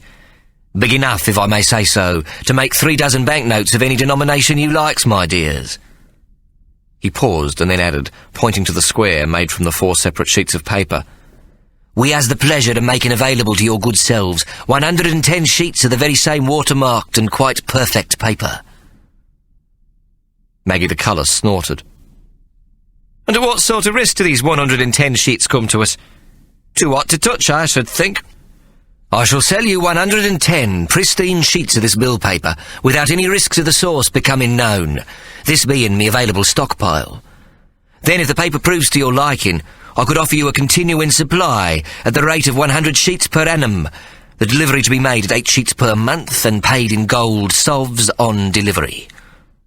Ike was not sure how he would bring this about, but as the business opportunity presented itself so neatly, he found it impossible not to capitalise on it. 8 sheets per month, that'd be only 96 sheets, not 100, Maggie snapped. Ike laughed, impressed at her quick calculation. Madam, we have a saying, always leave a little salt on the bread. You gets the extra 4 sheets as a Christmas gift. Compliments to the House of Solomon. The paper, it's too good. You didn't make it, did you? It's the real thing, ain't it? Maggie said pointedly. Ike touched his finger to his nose and sniffed. Well, I must most reluctantly confess, my dear, you've hit the nail on the head. It's the same what the Bank of England uses, not a scintilla different, not a smidgen, not one jot or title different from what they use to print their own long tales. And the watermark? The same. Woven in, my dear, the very innermost part of the bill itself. Can't be removed no matter what you does. Stamp, wash, bite, tear, while the paper remains, the mark is there. And you've got 110 sheets the same? Silas Brown asked again. Ike picked up the plate for the £100 Bank of England note and cackled, showing his yellow teeth. Or £360,000 worth of paper, if you've a mind to use only this little beauty, my dear. This is the end of CD 5. The story will continue on CD 6.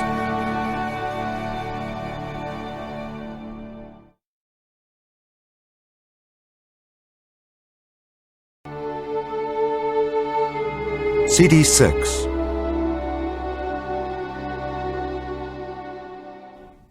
Why have you come to us, Mr. Solomons? Maggie asked. Why has you not gone into business yourself, like? Ike shrugged his thin shoulders and spread his palms and smiled. I only works with the best. It ain't me line of business, see? Ain't me expertise, ain't what I knows best. A man must stick to what he knows, the cobbler to his last, the butcher to his block, the poacher to his traps. These, he pointed to the copper plates, they come about in the business of receiving. Receiving and disposing is me business, my dear. I received these, and now I am disposing of them. Simple arithmetic, if you knows what I mean. Aye, he'd be the prince of all the London fences, Silas Brown agreed, glad to find a way back into the conversation. I knows him for that reputation. He looked directly at his wife.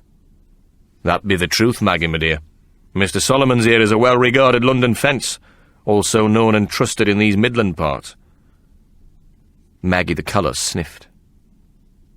And the paper? That be fencing business too? Ike looked amused.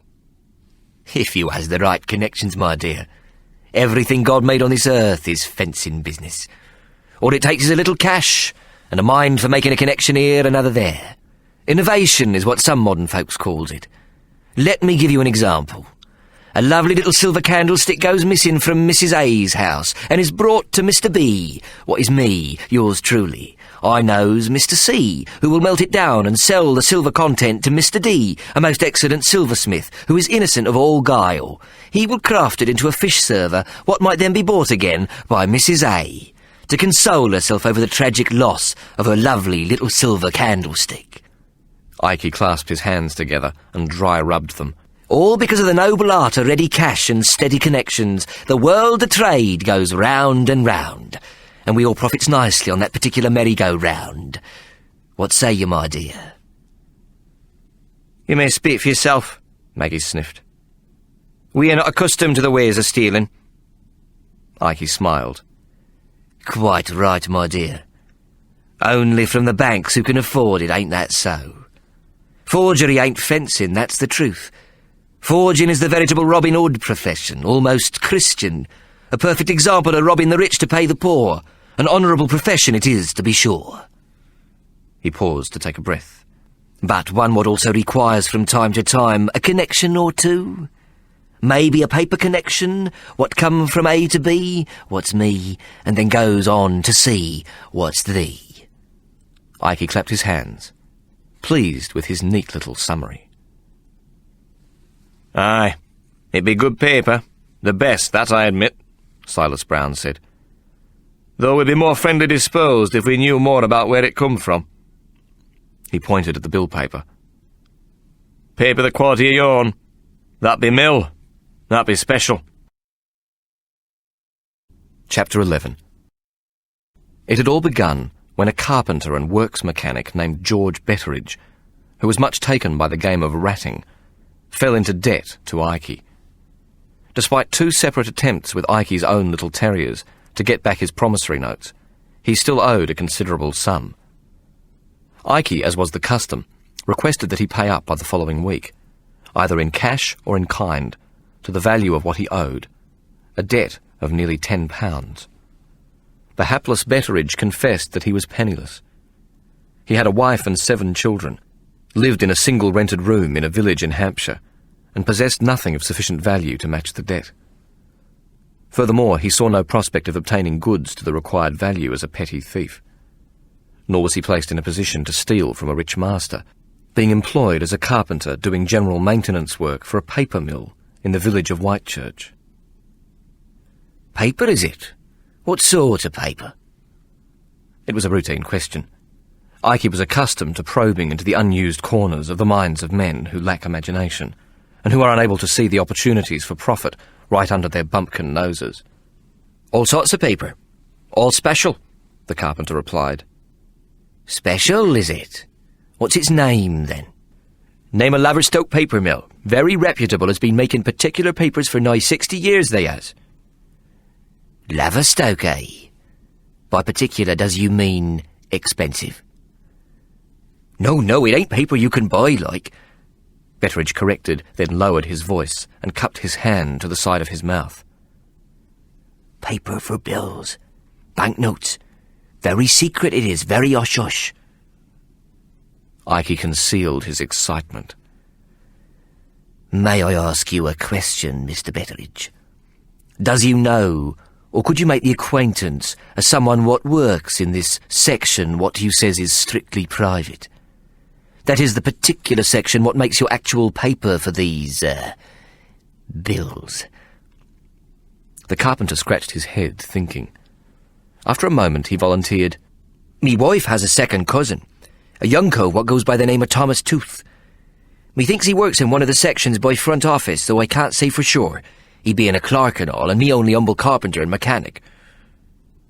This second cousin of your dear wife, this Mr. Thomas Tooth, do you think he might be partial to a night of ratting, and a good tightener at a chop house after? Or even 2 tickets to the Adelphi Theatre in the Strand? Compliments of yours truly, with a nice little doxy thrown in for his particular amusement. Ikey looked at Betteridge slyly and spread his hands. We'd be most honoured, my dear, and highly complimented to have him as our esteemed guest. The young Thomas Tooth proved to be everything Ikey had hoped for. Naive, but not without a certain arrogance, married with 2 children, and another in the oven. He was also ambitious to improve his lot in life, resentful that he was being held up by a doddery chief clerk by the name of Seth Robinson, a Quaker, and entirely trusted by his masters at the Laverstoke Mill. Ikey was careful to build up his confidence in the game of ratting, and to guide him in the ways of the sport, even teaching him a few of the finer points, until the young Thomas Tooth felt compelled, through Ikey's generosity and good spirits towards him, to trust him completely as a friend and confidant. The first requirement of the sharper, the confidence man, is complete trust from the dupe, and it did not take Ikey long to have this condition firmly in place in the mind of the young clerk. The more serious sharping now began, and Ikey elicited the help of Mary Bell Firkin, the mott of the Pig and Spit, the public house where the ratting took place in St. Giles. With her went the aid of George Titmuss, the ratmaster. Ikey was therefore absent on the earlier part of the night, when Thomas Tooth was finally netted, this action being almost entirely left to the enormous lady publican and her diminutive ratmaster. Mary Bell Firkin was a very large woman, said to consume an entire saddle of the roast beef of Old England at one sitting, whereas George Titmuss, her ratmaster, was 4 feet 8 inches tall and weighed 85 pounds wringing wet, though this did not happen very often, as he had not taken up the habit of cleanliness. Working with rats and blood made him stink to high heaven, but he sensibly reasoned that should he wash, it would occur all over again at the very next evening's fights. His skill with rats was such that his stench was tolerated among the punters, most of whom were themselves none too keen on the deadly touch of water from the Thames. Both Mary Bell and George worked well together on the magging of Mr. Thomas Tooth of Laverstoke Mill, Whitchurch, Hampshire, chubbing him along and building his self-esteem the entire evening, until there was only one more contest to come, and young Tooth was 20 pounds behind. This last contest was between a little black and white terrier named Valiant, a good fighter who wore the champion's silver collar around his tiny neck. The young terrier was known to possess an excellent ratting technique, and could usually be depended on to make a kill of 30 to 35 rats in a timed spell. The odds were called very short, so that there were no punters save Thomas Tooth interested in betting. The young country clerk, though too drunk for his own good, and heedless of the peril he faced should he lose, nevertheless knew the odds to be wrong, and asked for better, for an evens bet. "Gentlemen, there is no sport in you," Tooth cried. "Will you not take a chance? £30 on an evens bet." £30 was a very big bet, and the crowd grew silent and waited to see if a bookmaker would accept the offer. Instead, one of them laughed and waved Thomas Tooth away with the back of his hand. "Go on, be off with you, lad. Go home and keep it off." Thomas Tooth, swaying slightly, took out his Dumby and made as though he was looking into the depths of his wallet at a fortune lying at its bottom. "My credit is good, I swear it," Tooth cried, persisting with the lie. "Who will take my marker?" He turned to look at the 4 bookmakers. "If I should lose, I swear I shall settle before the midnight hour." The young clerk looked desperately over at George Titmuss, the ratting master, who had earlier been so free with his compliments. "Who'll take evens? £30 on Valiant to kill 30 rats, small rats. No sewers, cess or docks." Titmuss nodded, seeming to take the young gambler seriously. "Small it is, sir. I've a nice sack of small house and country just right for the little feller here."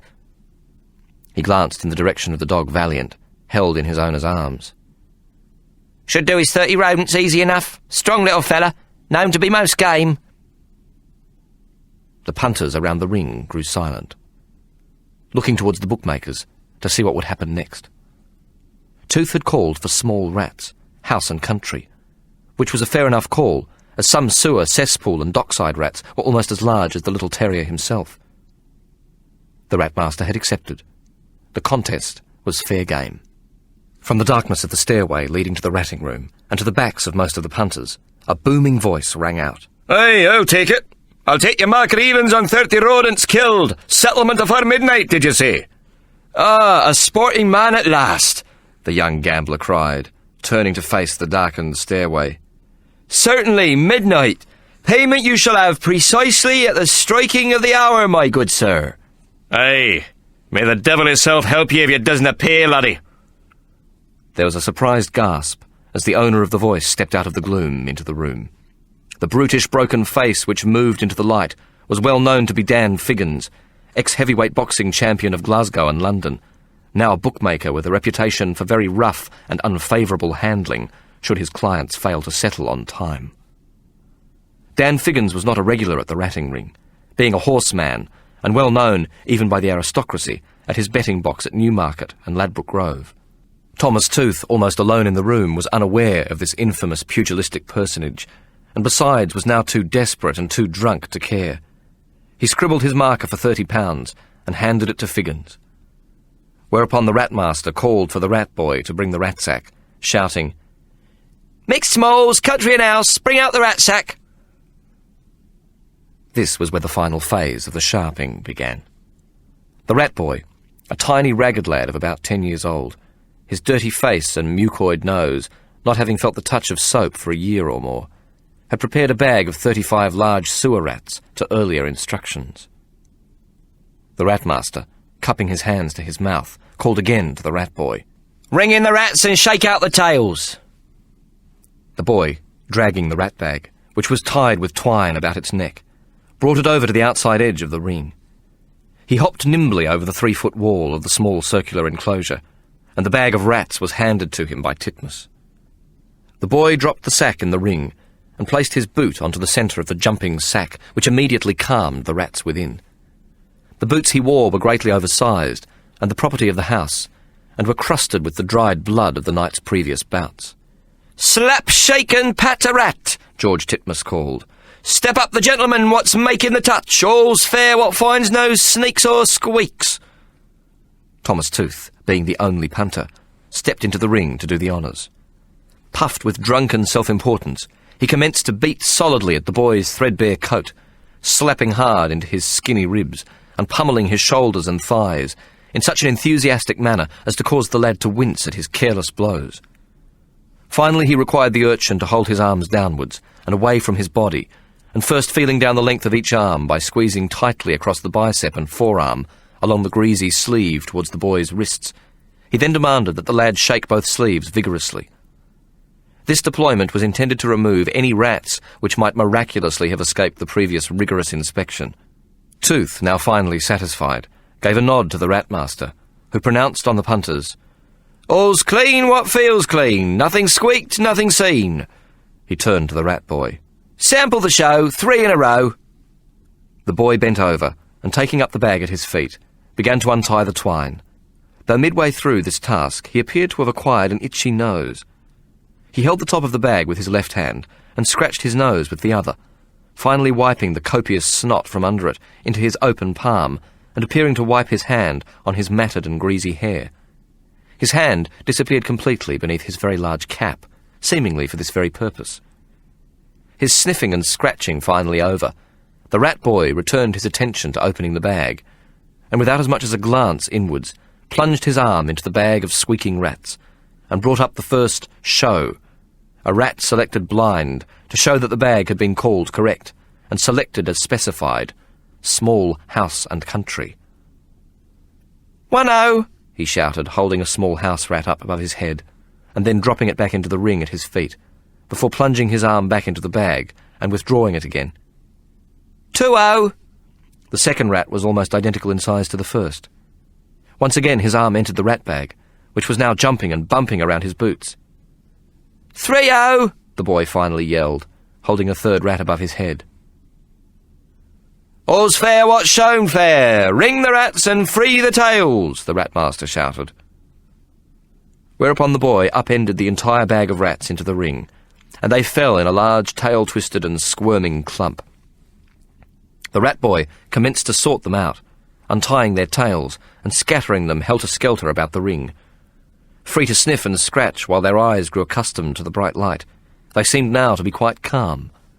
The rat boy climbed out of the enclosure as George Titmus rang the starting bell, and the terrier, valiant, straining in his master's arms and yapping in great excitement, was dropped in among the rodents. What Thomas Tooth hadn't witnessed was that the 3 sampling rats the boy appeared to have pulled at random out of the rat bag, in fact came from under his large cap. These 3 small house rats, so ceremoniously shown, had been nestling quietly in his hair.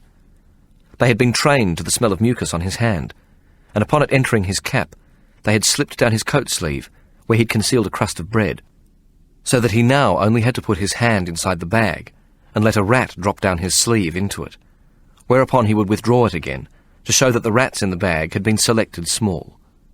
He repeated this twice more to show 3 small rats in what was seen to be an honest call. The rats which were upended into the ring from the bag stank of the river and the sewers, a particular smell no person experienced in the game of ratting could possibly mistake. Their bite was most infectious and often quite deadly, and they were larger by as much weight again as the 3 smaller house rats the boy had shown, though a direct comparison was no longer possible, as all the rats in the ring now appeared to be of similar size. This was achieved by a second clever ploy, though it would take a more sober man than Thomas Tooth to see the trick. The rat boy, having emptied the rats from the bag, scattered them about the ring, though a moment before doing so he had again wiped his nose. The 3 smaller house rats in the ring, trained to the smell of the mucus on the boy's hand, once again darted up his sleeve, leaving only the larger rats behind. Moreover, while Thomas Tooth was busy patting and slapping at the boy in the ring, behind his back the silver collar was taken from the dog Valiant's neck and placed around the neck of a second terrier of similar markings. This second ratter, a bitch named Rose, cankered from rat bites, was a sister to Valiant from an older litter. Enfeebled from the gnawing of the canker, she could no longer fight well, even though her canine instinct and eagerness to fight remained, and to all appearances she was equal to the task. Rose worked briskly, picking up a rat and shaking it, biting deep behind its head to snap its neck and then drop it, immediately grabbing at another. Blood dripped to the floor, and the little canine was soon slipping as she scrambled to snatch at the now panicky rats. The terrier lunged at a very large rodent, slipped in the blood on the ring, and missed. The rat, panic-stricken, bit deeply into the little bitch's nose and hung on. Rose, who had already killed 12 rats, was beginning to tire. She tried to shake the large rat off, but it held fast, and soon the little bitch's slender neck started to drop. As though by some primeval instinct, the remaining rats rushed at the weakened ratter and pulled her down. She tried to rise, but the rats smothered her, tearing at her tiny black and white pelt. The bell sounded, and the rat-master shouted, "Rats high, dog low! Take your dog or let it go!" The rats had won, and the rat boy, wearing a thick leather mitten, for the rats were now maddened by the taste of blood and would bite at anything, jumped into the ring and pulled a frenzied rat from the still-alive terrier's body and threw it back into the rat bag. Some of the rats held on so tenaciously that the boy had to grab about their blood-matted stomachs, lifting the terrier's body with the rat still attached to it. With a twist of the wrist, he removed the rat, leaving its teeth embedded in the pelt, as the little bitch fell back into the ring to be smothered again by the feeding rodents. With the rat finally safely in the bag, the boy tied the top and lifted it out of the ring. The blood-crazed rats would continue to attack each other inside the bag in a squeaking feeding frenzy until only one was left alive. Such a rat was tagged and much prized as a symbol of luck, and should it recover from the numerous bites to its body, was eagerly sought by a keen ratter as a pet. The rat boy climbed from the ring, the ragged ends of his trousers and the toes of his boots soaked with fresh blood. The stench of death was everywhere, and the punters, the fun over for the night, began to leave.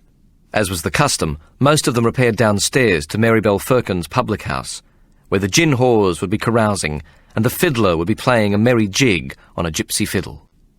Marybelle Firkin's inglorious establishment was well known for both ratting and whores, and was well frequented by gonoffs and maces and magsmen, and all manner of thieves and villains.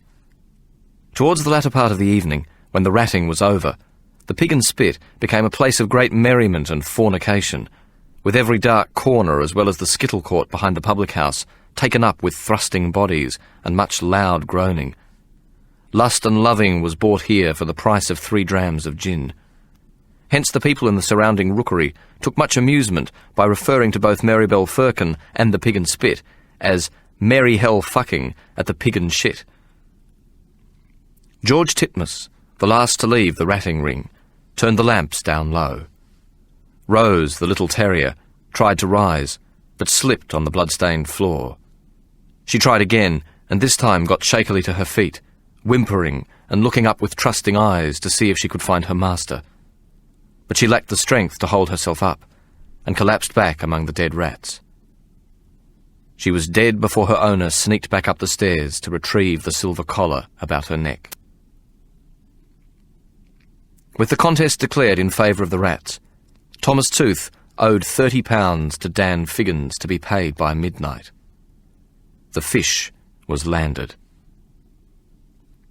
Dan Figgins' small, cold, agate blue eyes, only just visible within the multiple folds of scar tissue surrounding them, grew sharp as pinpoints as he heard Tooth explain his inability to pay up at the appointed hour. "There's nane to blame for that except yourself, laddie," Figgins growled. Thomas Tooth grinned foolishly, and with some courage from the brandy yet within him, said, "I cannot pay you, sir. You will simply have to wait." "Nay, laddie. You doesn't understand. You'll nae be breathing God's breath beyond the midnight hour." Thomas Tooth shrugged. "Methinks you cannot get blood from a stone now, sir, can you?" The crowd gasped at his temerity. "Aye, that I can, laddie." He turned to the crowd. "You canna blame us for giving him a doing. It wasn't our fault. He couldn't pay, was it?"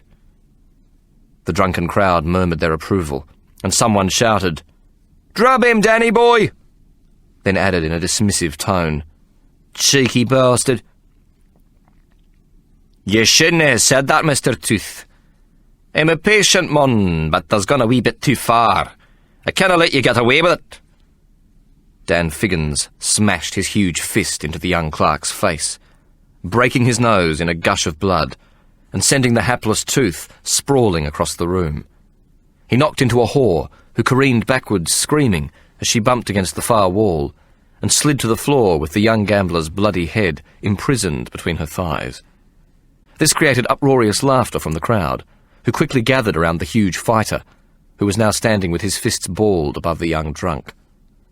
Dan Figgins reached down, preparing to jerk the sniffing and whimpering Thomas Tooth to his feet, when he felt himself propelled backwards, and then turned completely around by an arm the size of a doxy's leg. As if by some peculiar magic, the huge shape of Marybelle Firkin was suddenly seen to stand in front of him. Her great ham-like arms were now folded across her huge bosom. The congregation of drunks and whores grew silent, as the giant Mott and the fierce Figgins locked eyes, hers bigger and even more blue than his own. The fiddler leapt upon a table beside the huge woman, and pulled a long melancholy note from his fiddle. Then he tapped her lightly on the shoulder with his bow. Marybelle sighed at his touch, then smiled a most beatific smile at Dan Figgins, dropped her arms to her side, and in a voice astonishingly sweet and pure, started to sing. "Fine ladies and gents, come hear my sad tale. The sun is long down and the moon has grown pale. So drink up your gin and toss down your ale. Come and rest your tired heads on my pussy cat's tail." The crowd, delighted and immediately distracted, took up the merry ditty and started to sing it over and over again as they cavorted around the tables, and the fiddler soared his bow across the gut, raised his knees high, prancing nimbly on the tabletop. The gin whores and the younger doxies danced with the drunks, and the place was soon grown most merry again. Even Figgins was taken up by two whores, who whirled him across the room and planted copious kisses upon his broken face. Ike arrived back at the Pig and Spit shortly before midnight to find the miserable young Tooth seated in a corner, sniffing and blubbing, now rapidly come to realise that he would not see another sunrise. Just when he thought he might try to bolt, hoping to escape into the darkness, Ike tapped him on the shoulder. Thomas Tooth, reduced to tears of drunken self-pity, clutched at the sleeve of Ikey's greatcoat and begged him to save his life by making good his debt to the awesomely ferocious Dan Figgins, who was threatening to take his life on the stroke of midnight.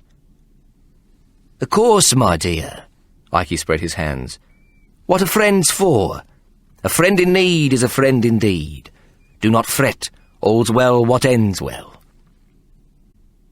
The arrangements which followed over the next couple of weeks between Ikey Solomon, the contrite young gambler, and the carpenter George Betteridge would prove to be one of the best investments Ikey was to make in his entire life of crime and punishment. In the testing laboratory at the Laverstoke Mill, Thomas Tooth explained to Ikey, some 30 sheets of the bill paper used for banknotes were brought twice weekly to be submitted for testing and verification of their quality. It was Thomas Tooth's task to count the sheets against the number which originally arrived for testing. Then he had to enter his count into the receivals and exit ledger before taking them across a large quadrangle and through a maze of buildings to where the furnace was located, at the opposite end of the mill from the laboratory. Ikey had George Betteridge build a false floor into a cupboard under a stairway, which Thomas Tooth had to pass on his way to the furnace. A single floorboard was hinged so that it lifted neatly up at one end, if correctly touched. In a matter of moments, Thomas Tooth could conceal 2 sheets of rolled paper under the floorboard as he passed. Later, Betteridge, on the pretence of going about some small maintenance task, would retrieve the paper, conceal it in his toolbox, and take it out of the mill gates under a pile of wood shavings and offcuts. As a mill carpenter, he was entitled to sell or take these home for his own use as kindling. The Laverstoke Mill was a quietly run business, where standards of workmanship were the preoccupation of the partners. The familiar and trusted local employees were often represented by 3 generations working at the mill, and not subject to the slightest suspicion. Security measures in this country backwater plainly left something to be desired, but any systems beyond the ones which had existed for more than 60 years seemed entirely unnecessary. This scam soon proved so successful that Thomas Tooth repaid his gambling debt to Ikey and agreed to be paid in gold sovereigns for each sheet subsequently delivered. 5 sovereigns to himself and 2 to George Betteridge, whose anxiety that his good fortune might come to an end, caused by some impropriety from Thomas Tooth, caused him to watch carefully over the younger man, so that no errant bragging should bring about their mutual downfall. The method by which the paper came to Ikey was simple enough. The money would be left with George Titmus at the Pig and Spit, and the paper delivered to him concealed within one of the 2 similarly constructed long, thin wooden boxes, and tightly sealed so that the ratmaster did not know its contents. An empty box would then be returned with the receipt of the one containing paper, whereupon both men would repair to the rat ring, where the young Thomas Tooth, for the most part, would be fleeced of the greater portion of his payment, while his carpenter cousin kept a steady eye upon his drinking. It was late into the evening when Silas Brown and Maggie the Colour finally concluded a deal for the paper and plates of £20,000 and agreed to a cash deposit of £500. While Ikey knew this to be but a fraction of the true value of the merchandise, it was better than he'd expected. £500 was sufficient for Ikey to purchase a passage to New York and allow him to live for a few weeks while he learnt the layout of the new city and made acquaintance, by means of some lavish entertainment, with the right connections. The remainder of the money for the remaining bill paper Ikey requested to be in the form of a letter of credit from a thoroughly reputable Birmingham bank, one acceptable to Coutts and Company, 59 The Strand, London, so that when Ikey presented it to the great London bank, they would transfer the money into an account in his name to a bank in New York, without questioning the credit of the bank of original issue. Maggie left the parlour, and shortly after returned with £500 in Bank of England notes. Ikey examined each of these using Silas's eyeglass. When he was satisfied to their authenticity, he handed over the 4 sheets of bill paper, requesting only the return of the small corner he'd cut away for the boy Josh to deliver earlier. "And now for ongoing paper supply, how will he do it?" Maggie asked. Ikey hesitated. "It's late, my dear. Perhaps we can talk about that at some other time." Maggie the Colour was adamant. "Now is as good as any other. We likes to know where we stands in business of money, Mr. Solomons." Ikey felt immediately frustrated. His presence in America would not allow him to negotiate a further supply of bill paper from Thomas Tooth and personally gain from such a transaction. But he also knew that life has a way of twisting and turning back to bite its own tail, and he was reluctant to close the door on the prospect of a future sale. So he proceeded to negotiate as though his life should depend on the outcome. Finally, after a great deal of bargaining, an agreement was reached whereby Silas and Maggie would pay £150 a sheet for any future paper supplies. This was a much lower price than they'd paid for the stockpiled paper, but Maggie insisted that it involved them in a far greater risk of being caught. Ike requested a needle and cotton and a pair of scissors, and when Maggie brought these, he removed a large silk scarf from somewhere within the interior of his coat and cut it into 4 similar-sized pieces. Then, using the twine from the previous wrapping, he rewrapped the plates, each in a square of silk, and returned them to the hem of his coat, making a fair hand at sewing them back within the lining. Then, thinking to avail himself of the means of sewing, he attempted to stitch together the rip made in his coat when he'd caught it in the door of the coach earlier that morning. The needle proved too small for the heavy felt, and would not easily pass through the thick, greasy material, the thread breaking each time and rendering his efforts fruitless. Ike could feel Maggie's mounting impatience, and finally she remarked curtly, "Will you be long, Mr. Solomons? It is late, and well past time we were abed." Ike finally gave up the task of mending the tear, and placed the needle and cotton down on the table. Rising, he walked over to the window, and put his nose to a pane, looking out into the darkness, where the winter wind howled and buffeted, rattling the stout window frame. "I needs to sew them plates in the hem of me coat, to hold me down against the blast of the bitter wind what's blowing in the dark and stormy night outside." He turned and looked at Silas Brown, and pointed to the fire. "Of course a night's lodging spent in a warm chair beside your hearth could leave these here plates on the premises, where you'd know they'd be safe from robbery." He looked querulously at Silas. "I could be gone before the sparrows wake, my dear. One of your likely lads paid a handsome sum to deliver me to me lodgings." Maggie the colour shook her head and spoke sharply. "No offence, Mr. Solomons, we'd be glad to do business with you, but we'll not have a Jew sleeping under our roof." She cast a meaningful glance at Silas. "That'd be bad luck brought upon our heads by our own stupidity." "Aye, we'll not be doing that," Silas Brown confirmed. Ike was aware of the common country superstition that a Jew sleeping under a Christian roof brought the devil into the house. It even existed in some of the smaller country taverns where he'd been turned away in the past. Nevertheless, he was greatly in need of sleep and very wearied. The prospect of returning on foot in the dark along the way he'd earlier come was a daunting, if not to say dangerous one. "No offence taken, to be sure, my dear," Ike said hastily. "We all has our own little ways, but I caution you to think upon the matter a moment longer. If I should use Shank's pony to get back to me lodgings, it could turn out most dangerous at this time of night." He flapped the lapel of his coat meaningfully. "We'll have a boy take you in horse and trap," Maggie snapped. "You'll be back here day after tomorrow at night, if you please, with the remainder of paper and plates. 110 sheets by the count, and then we'll do further letter of credit business, right?" "No, no, my dear. Beg pardon for abusing your sensibilities on that question. You have all day tomorrow and all night and part of the following morning. Then if you'll be so kind to send young Josh to the coach terminus, to be there at 10 o'clock in the morning with a note what contains the name of the bank, which must be of excellent standing, and the time of the appointment and such other details as what I'll need. The appointment is to be made the afternoon of the day after tomorrow. The paper and the plates to be handed over in the bank, after you has handed over the irrevocable letter of credit, made out in me name to Coots and Company, The Strand, London." "And over plates and paper in bank? Are you daft?" Silas exclaimed. "What better place, my dear? We simply asks the bank official for a private room to view the merchandise. It'd be none of his business what the package contains." Maggie the colour sniffed. "Don't you trust us to do it here, then, Mr. Solomons?" Ike laughed. "You has your bad luck what you just described as a Jew spending a night under your roof. This you claims is deliberate stupidity.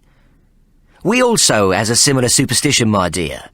We believes that to practice deliberate stupidity is worse than witchcraft and superstition, and most decidedly and emphatically brings about a great deal of bad luck to the person what is stupid. The coach terminus 10 o'clock, morning day after tomorrow then, Maggie the Colour snapped. That be quite right, my dear. Young Josh will give the letter of instructions to someone what might come up to him and say politely, Dick Whittington's angry cat has come to fetch a juicy rat. Maggie's head jerked in surprise. Beg pardon? The passwords, my dear. Case I can't make it myself. Other pressing business intervening. Maggie the Colour sighed, her patience close to ending. Password? Bah, what rubbish! Anyway, what's wrong with a single word, like copper or horse, or if you must, cat? Them words about Dick Whittington's cat, that'd be proper nonsense. Ikey smiled. You're quite right, my dear. Rubbish it is, but it be more exciting for a small lad what's intelligent. Much more exciting to carry more than one word in his little head as he sets out upon such a grand adventure. It is properly suitable to an occasion such as what we've been discussing, and what is worthy of much more than a single word like copper or horse or cat. Ikey was tired and a little testy, but he deliberately created the nonsense about the cat to frustrate Maggie the Colour's desire to see him depart. It was a small revenge for her rudeness, but sweet enough at that for the lateness of the hour. Now, with the prospect of being taken into the city in a pony trap, he was as anxious to depart as she was to see him go. Chapter 12. It was just past midnight when Ikey fought his way against the buffeting wind and sudden flurries of snow to a Birmingham Netherken where he was well enough known. It was as foul a place as you could expect for a shilling a night, but by no means at the bottom of the rung. The wind howled about the eaves, and the windows rattled as Ikey hammered on the door to be allowed to enter. The landlord, carrying a candle cupped with his hand against the wind, welcomed him with a scowl, which changed into a sycophantic smile when Ikey stepped out of the dark into the dim candlelight. Oh, it's you! Welcome back to our ever-so-humble abode, Mr. Solomon. We have much improvement since your last stay. New straw stuffed only last week, like goose down them beds is, and the room I have selected for you is near empty with only 2 other fine gentlemen sharing. He sucked air through his rotten teeth. 2 shilling a night and summit to eat in the morning. There, couldn't be fairer than that now, could there, sir? Ikey handed him a shilling. Master Brodie, your straw's damp with piss and alive with all manner of vermin, and it ain't been changed in 3 months. A bowl of cold gruel in the morning ain't what you call summit to eat, and I'll wager the 2 villains what share in the room has paid no more than 6pence apiece for the privilege. Brodie tested the coin Ikey had given by biting down on it. Then he shrugged, placed it in the pocket of his filthy waistcoat, and beckoned for Ikey to follow him. They made their way through the dark shapes which seemed to be lying in every available space, some penny-a-nighters asleep seated, while tied about the neck with heavy twine to the banisters of the rickety stairs. Panting with the effort, Brodie halted as they came to the upper reaches of the house, and stopped outside a door no more than 4 feet in height. It be top room, and there be no grate in there, so you'll be wanting a blanket. That'll be 6pence extra. Brodie pulled open the door to reveal a tiny attic with a dirty dormer window through which a pale slice of moon was shining across a window ledge crusted with snow. The window rattled loudly, and Ikey felt the freezing draught as the wind forced its way through the cracks in the frame. One of the men at his feet ceased snoring and moaned, then commenced to snoring again. The rhythm of the 2 men's rough breathing filled the space around them, so that there seemed not an inch left for another person to occupy. Ikey, observing the moon, sensed that time was running out for him, that before it reached its fullness, he should be safely on a ship to America. Ikey declined Brodie's offer of a blanket, knowing it would be infested with vermin. He stepped over the 2 sleeping bodies to reach the straw pallet nearest the window, where the cold seemed at once to be at its greatest. His nocturnal perambulations had been thrown into disarray for a 2nd day running, as Ikey lay down on the filthy straw. Wrapping his coat tightly about his aching body, he fell into an exhausted sleep. The following day, Ike went out early and purchased quill, blacking, paper and sealing wax, whereupon he hired the landlord Brodie's tiny private parlour for a further shilling, with 6pence added for a fire in the hearth to burn all day. Ike had also arranged with a small jeweller's workshop to make him a copper cylinder 9 inches long by 1 1/4 inches wide in its interior, with a cap to fit over one end, rounded in exactly the same manner as the end of a cigar cylinder. Ike stressed that the cap should screw on and, when tightened, fit so snugly that it had the appearance of being one object with no separation, that should a finger be run over the point where the cap fitted to the body, it would barely discern the join. Ike instructed that the cylinder be ready late in the afternoon of the following day. Despite his outward appearance of complete disarray, Ike was possessed of an exceedingly tidy mind. He liked his affairs to be well ordered, and the fact that he'd been forced to leave London at a moment's notice left him with a great deal undone, the most important being the fortune which lay beyond his grasp within the safe in his Whitechapel home. For almost the entire coach journey to Birmingham, his mind had been preoccupied with thoughts of how he might get his hands on all of the money he and Hannah jointly owned, leaving only the house and the stolen goods stored within it for her and the children. Ike's greatest fear was that she would send him packing without divulging her half of the combination of the safe, and then later have it drilled and tapped so that she might possess its entire contents. Genuine tears of frustration ran down his cheeks as he contemplated this ghastly possibility. Ike sat down to the task of tidying up his affairs before leaving Britain. There would be no time in London, which he might be forced to leave after only a few hours. There were the little ratting terriers he kept. He must take care of their welfare. Instructions for Mary should he not see her again, and letters to his contacts in London and on the continent.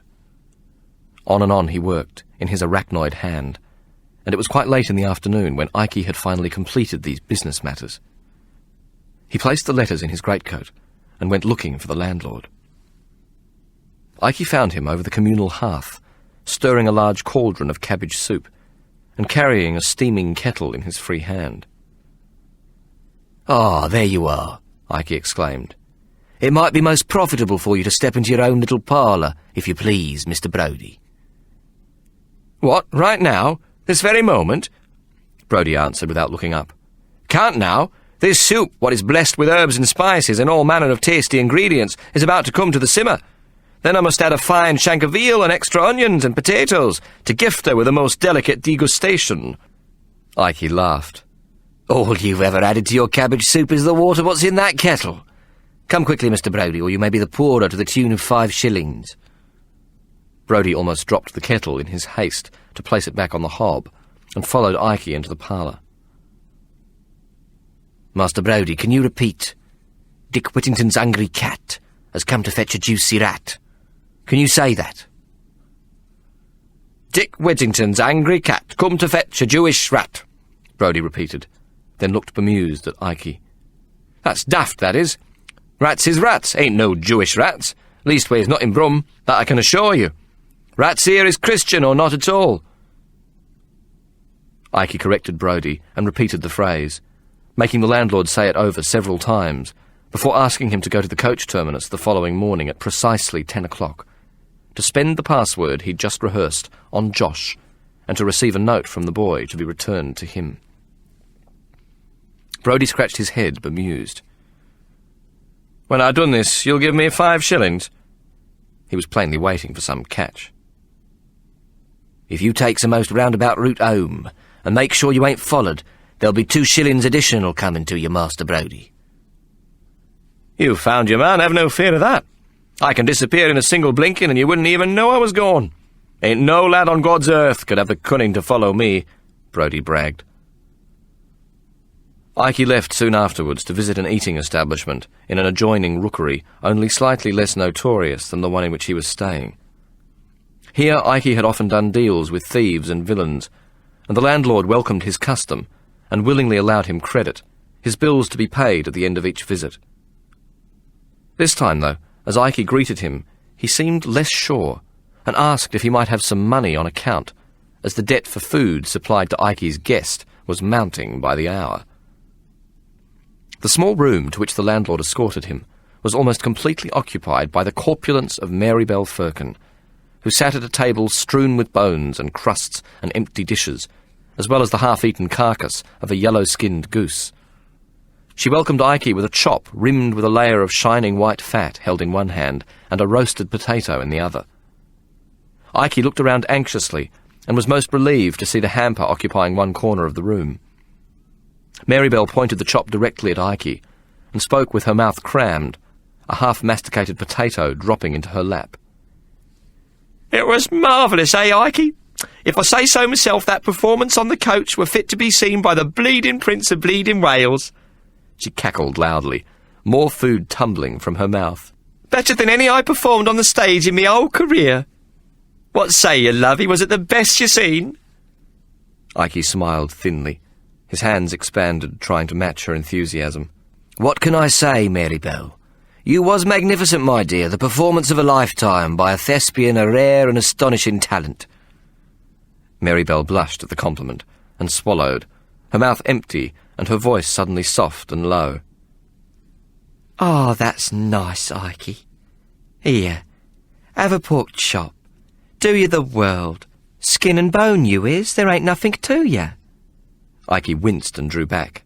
"No thanks, it ain't kosher." "Suit yourself, lovey. There's a lot of nourishment in a pork chop, and very little in religion." Then pointing to the hamper, she declared, "All be safe. Papers come to no harm."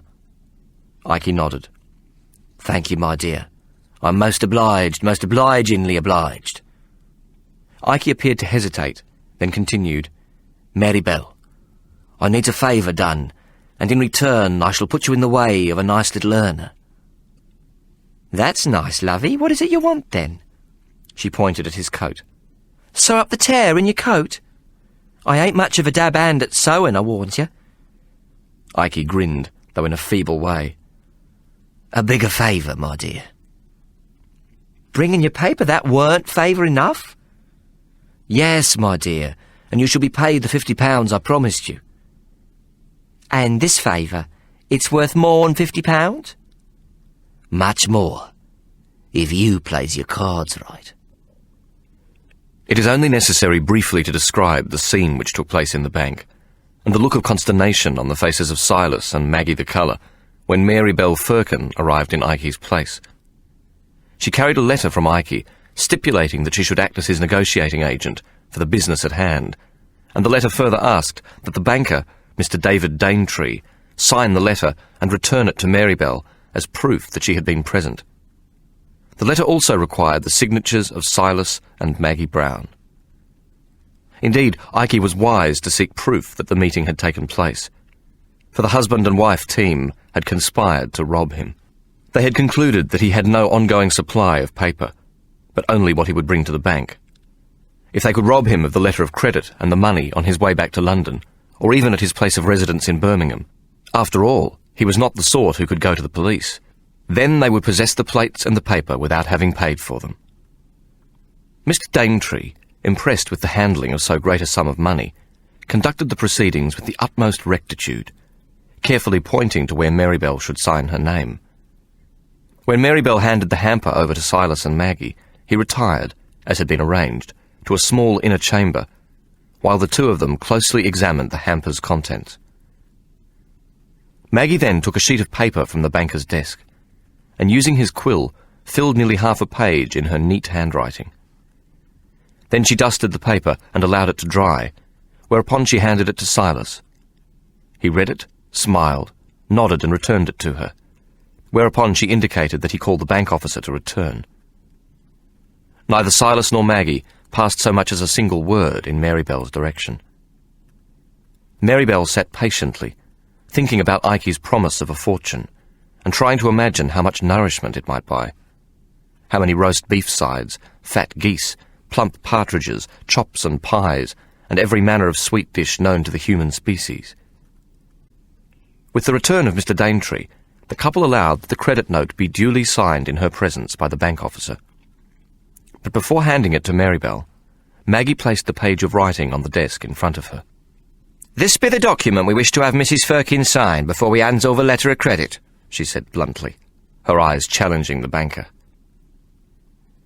The letter simply stated that as Ike had not arrived at the bank himself to collect the letter of credit, and as Silas and Maggie the Colour had no way of knowing whether Marybelle was not an impostor, the letter of credit could only be presented in London by Ike himself.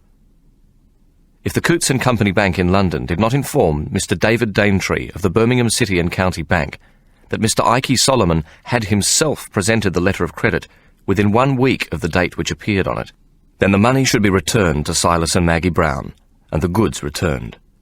But Mr. Ike Solomon himself, and no other. "Is what they done against the laws of England?" Marybelle asked the bank officer. Daintree frowned, pinching the brow of his nose. "No, not strictly. A credit note issued in a contract involving two specific parties and identifying one specific party to another specific party and not redeemable by a third party is not uncommon," he replied, though he was clearly bemused.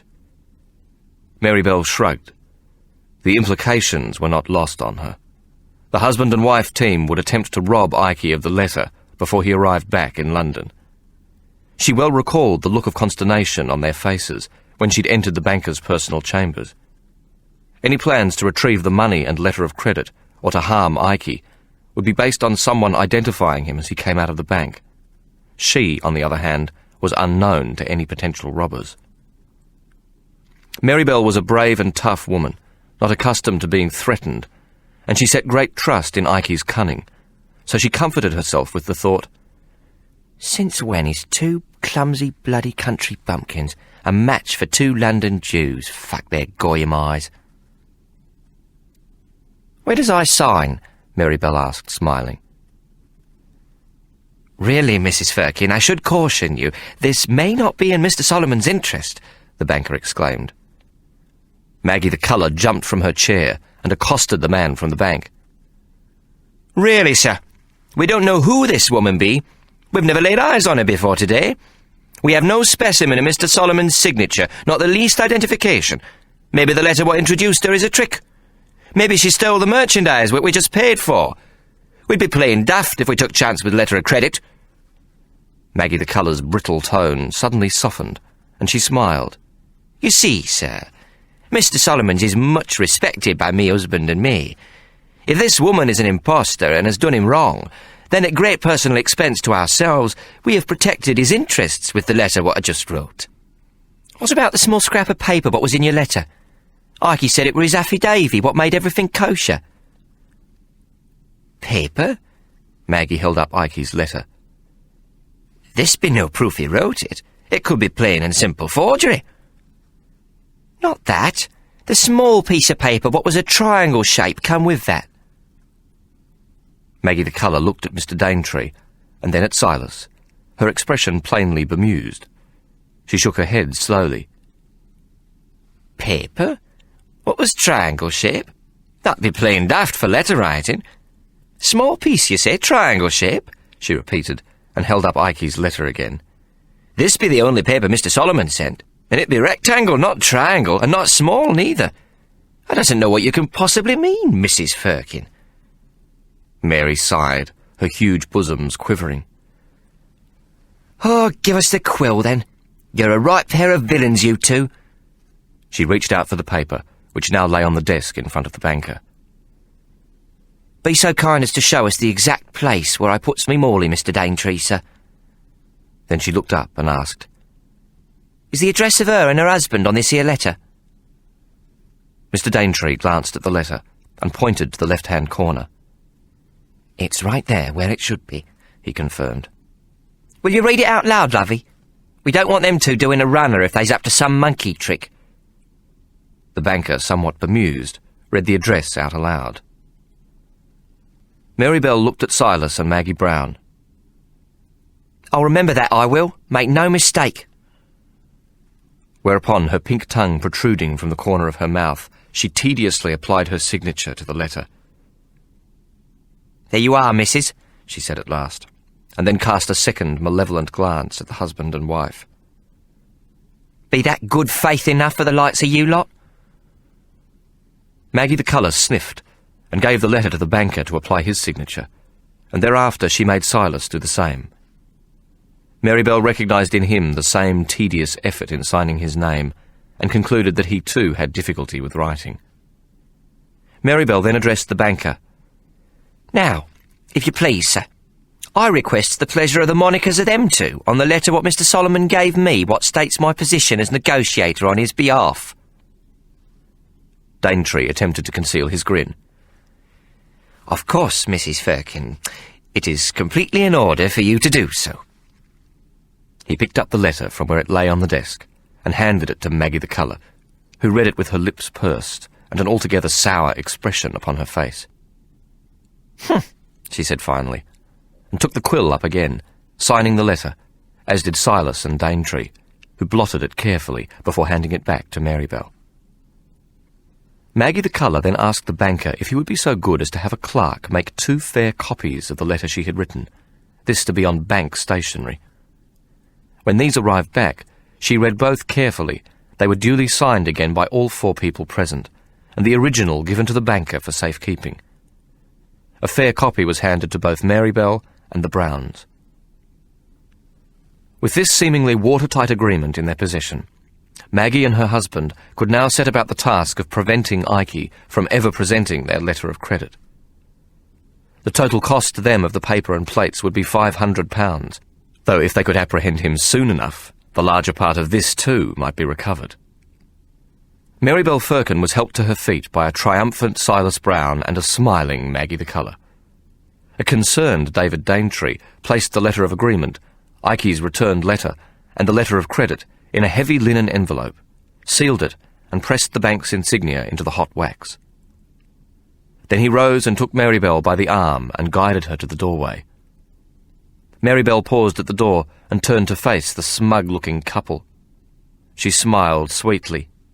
"I wish you both meze machine," she said, a Yiddish expression meaning, "I wish you sudden death."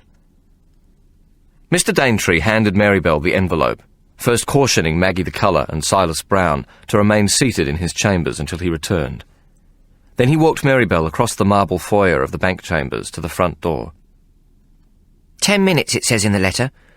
You'll not let them 2 miserable bastards out of your chambers for 10 minutes, will you? Marybelle paused. Mind, I'd be right obliged if you'd make that a bit more. What you say, lovey?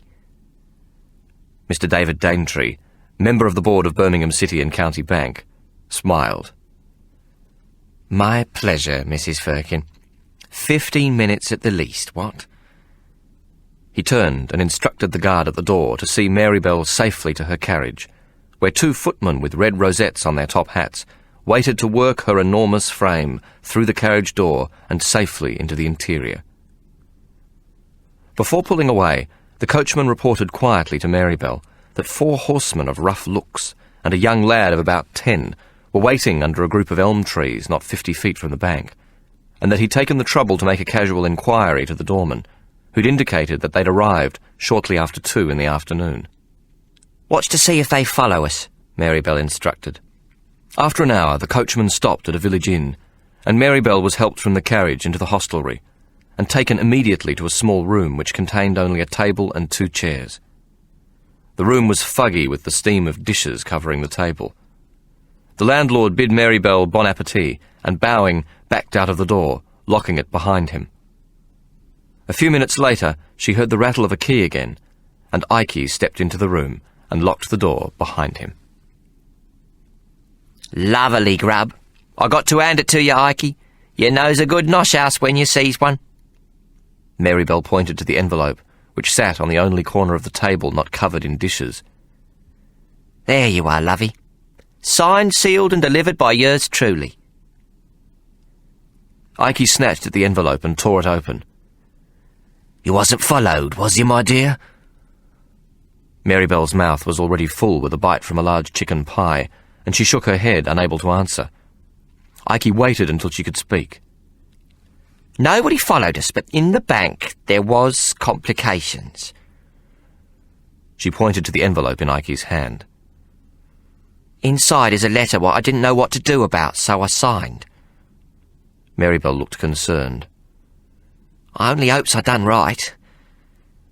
Ike opened the sealed envelope and examined the letters within. He shook his head and grinned in admiration as he read Maggie the Colour's letter. Ike looked up at Marybelle, who once again had her mouth full. "You done good to sign, my dear." Marybelle swallowed, and with her mouth now empty, she reached for a chicken leg and waved it in Ike's direction. "They be after you, Ike Solomon." Still holding the chicken leg, she took up a roasted potato, popped it into her mouth, and continued talking with her mouth full. "We wasn't followed, 'cause the people they sent didn't know to follow me." She frowned. "But they'll be looking for you. Mark me words, they's a right pair of villains, them two." She giggled. "I wish them there's a machine." Ike laughed. "More like they wished me," he said. Marybelle sucked the flesh of the entire chicken leg from the bone with a soft plop and commenced to chew. Ike's hand went into his coat, and he withdrew it, holding the copper tube he'd ordered in the shape of a cigar container, though somewhat thicker and longer. He placed it on the table beside the letter of credit. "They aims to do you in before you gets home with that there letter of credit. That's what her letter was all about, weren't it, Ike? Do you in, steal your letter, and then claim the contract's been broken." Marybelle cocked her pretty head to one side and gave Ike an ingenuous look. "What's an irrevocable letter of credit? What's all the fuss about, anyhow?" She pointed to the letter on the table. "That don't look like no paper what's worth dying for." "It's money promised what can't be unpromised once it's been presented from one bank to the other," Ike said, trying to stay vague. "You're perfectly right, my dear. They'll be after trying to stop me getting to a bank in London." Ike shrugged. "It's only natural, ain't it? You did good not to be followed, my dear. I have made plans. We will make good our escape." Marybelle smiled, shrugged her shoulders and looked expectantly at Ike. "You said I'd done good. We wasn't followed. So where's me fortune, what you promised?" Ike dry-soaped his hands, his shoulders hunched. "You've done special good, you have, my dear. You've done it perfect and exact and splendid. I couldn't have asked for no more, except one small thing." "What?" Marybelle asked suspiciously, holding another large piece of chicken poised in front of her greasy mouth.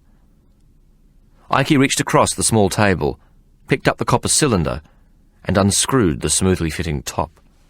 He carefully rolled the letter of credit into a tight cylinder itself, which he then neatly slipped into the copper container and screwed the top back on. "Will you take this letter of credit back with you to London tonight, my dear?" Ike placed the cylinder in front of Marybelle. Then he announced he was giving her the rights to future instalments of paper from Thomas Tooth and George Betteridge. "Until I returns to London to live, my dear. Though I dare say that be never." "This bill paper to come, is it still kosher? I knows you're doing a runner, Ike. The law ain't on to it, is they?" Ike cleared his throat and answered truthfully. "They is and they isn't, I expect. Of course now, at this very moment, I suppose the Bank of England will be going over the mill at Laverstoke with a fine-toothed comb. Though I'll vouch if them two, Tooth and Betteridge, have the good sense to lie low for a while, they'll find nothing. Give it 2 months, maybe 3 or even 4 to be completely on the safe side, and the scam can be brought back intact. Clean as a whistle, free as a bird, kosher as the Beth Din. The bill paper be worth a king's ransom. Keep you in nosh for the rest of your life." "Only if you knows how to get rid of it, Ike. I ain't got no contacts what wants bill paper." Ike raised his eyebrows in surprise. "Why, my dear, you sells it to them two you met in the bank today." "What? Do business with that filth?" Ike shrugged. "They's villains, but the best, my dear. We're all villains, given half a chance. Everyone in the whole world is villains. But in my experience, there be 2 kinds of villain.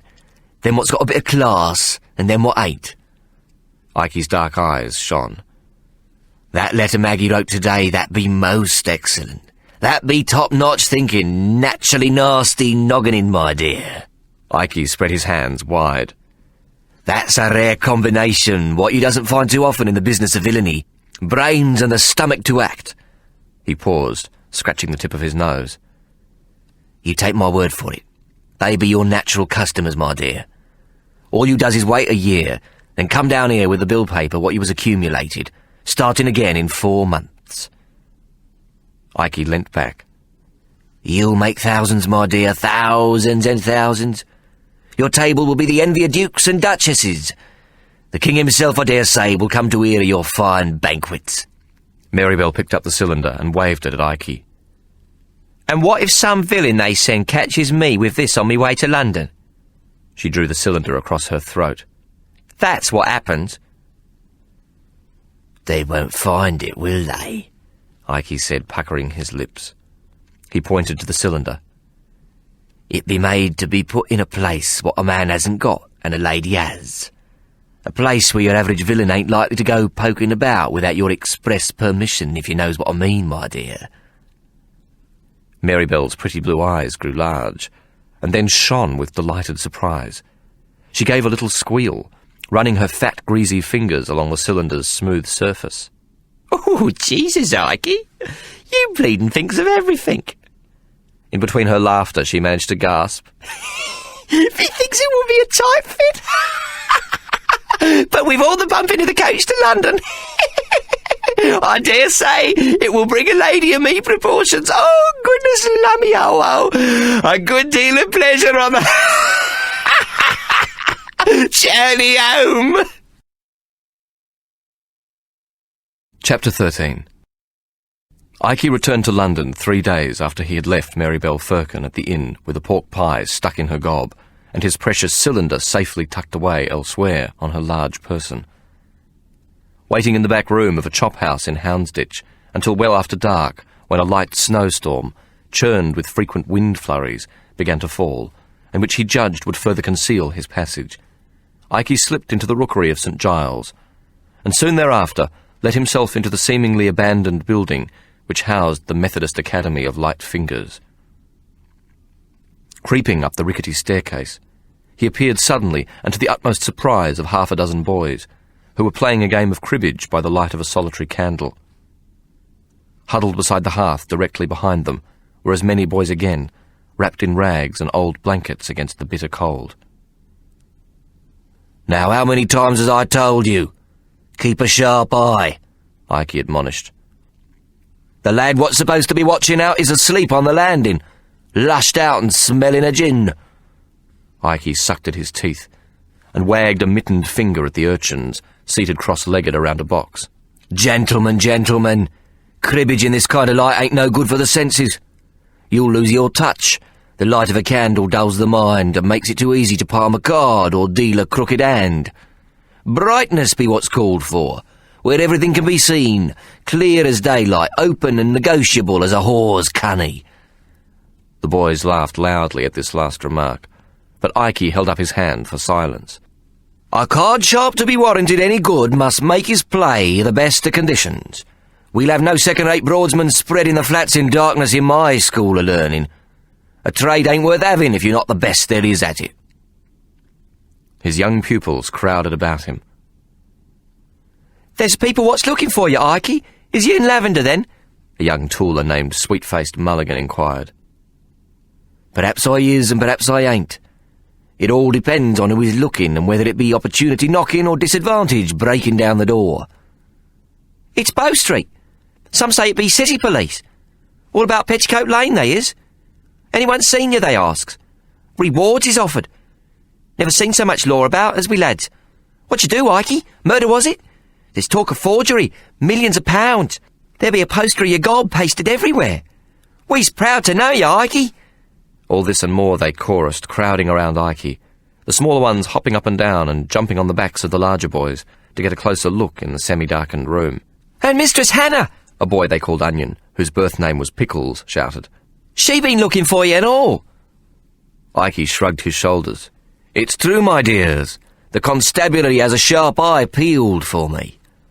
He looked around slowly, spread his hands, and his face took on a look of regret. Of course, I apologises for scarpering without informing you, gentlemen. A matter of urgent expediency, you understand. No offence intended, and I hopes none is taken. No time to pay me respects or bid you all adieu. They nodded, happy at the compliment he'd paid their mutual fraternity. Ike rolled his eyes and seemed to look at each of them in turn. Now, we hasn't seen me, has we, lads? I means no seeing to the degree you're not seeing nothing at all. Ike's fingers flicked heavenwards, as though to expel the memory of having seen him completely from their minds. He stopped and lifted the candle from the box, the hot glass warming his mittened fingers. Holding the lighted jar before him, he inspected each boy's dirty face, watching as they solemnly nodded acquiescence. We doesn't want no pigs sniffing around asking awkward questions, now does we, my dears? It was not Ike's intention to stay long at the Academy of Light Fingers, although he did not indicate this to the urchins around him. While they were well trained in all matters of villainy, and each had a healthy disregard for the constabulary, he knew he could ill afford to trust them. They were street Arabs, seldom allowed the importance of being noticed, and any one of them with 3 or 4 noggins of gin to loosen his tongue would not be able to resist the urge to boast of his knowledge of Ike's return. Ike needed them now for only one purpose: to find Bob Marley as quickly as possible. This is the end of CD 6. The story will continue on CD 7.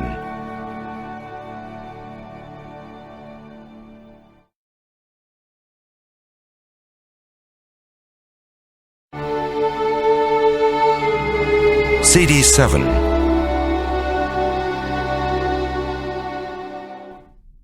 Under normal circumstances, there were half a dozen places in the surrounding rookeries where Ike might indefinitely conceal his presence, though he was not foolish enough to suppose that these would now apply.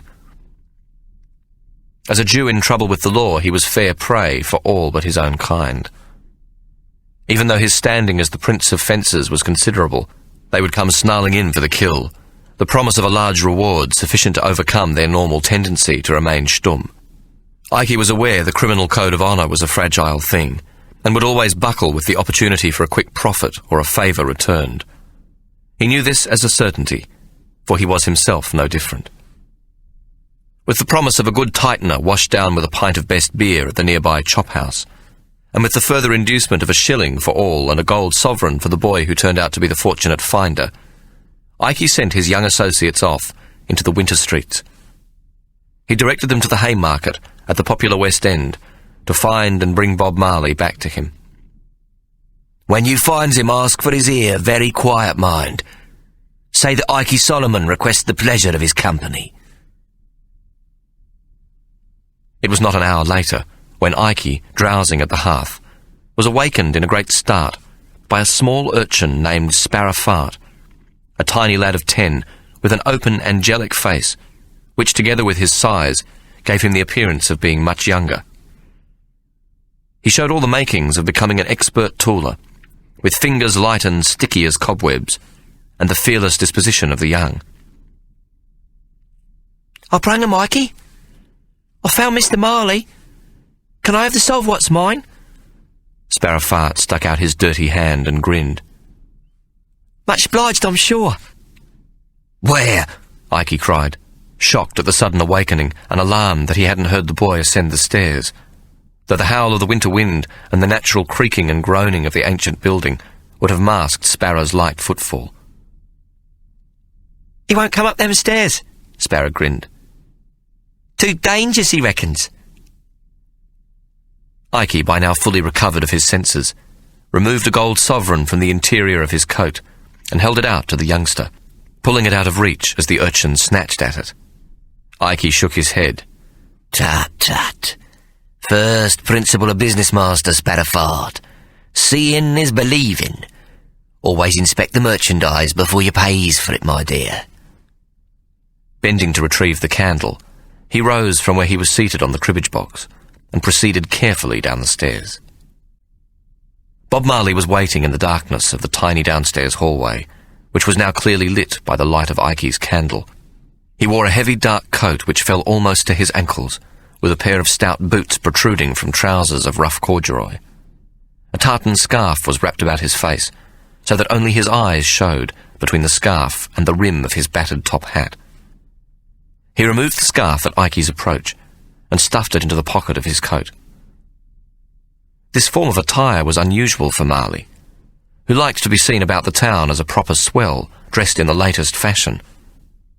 Ikey's keen eye noted this disparity in his dress, and concluded that Marley had not been found by Sparrowfart in the Haymarket, where a man of his reputation would not venture dressed in so poor a manner.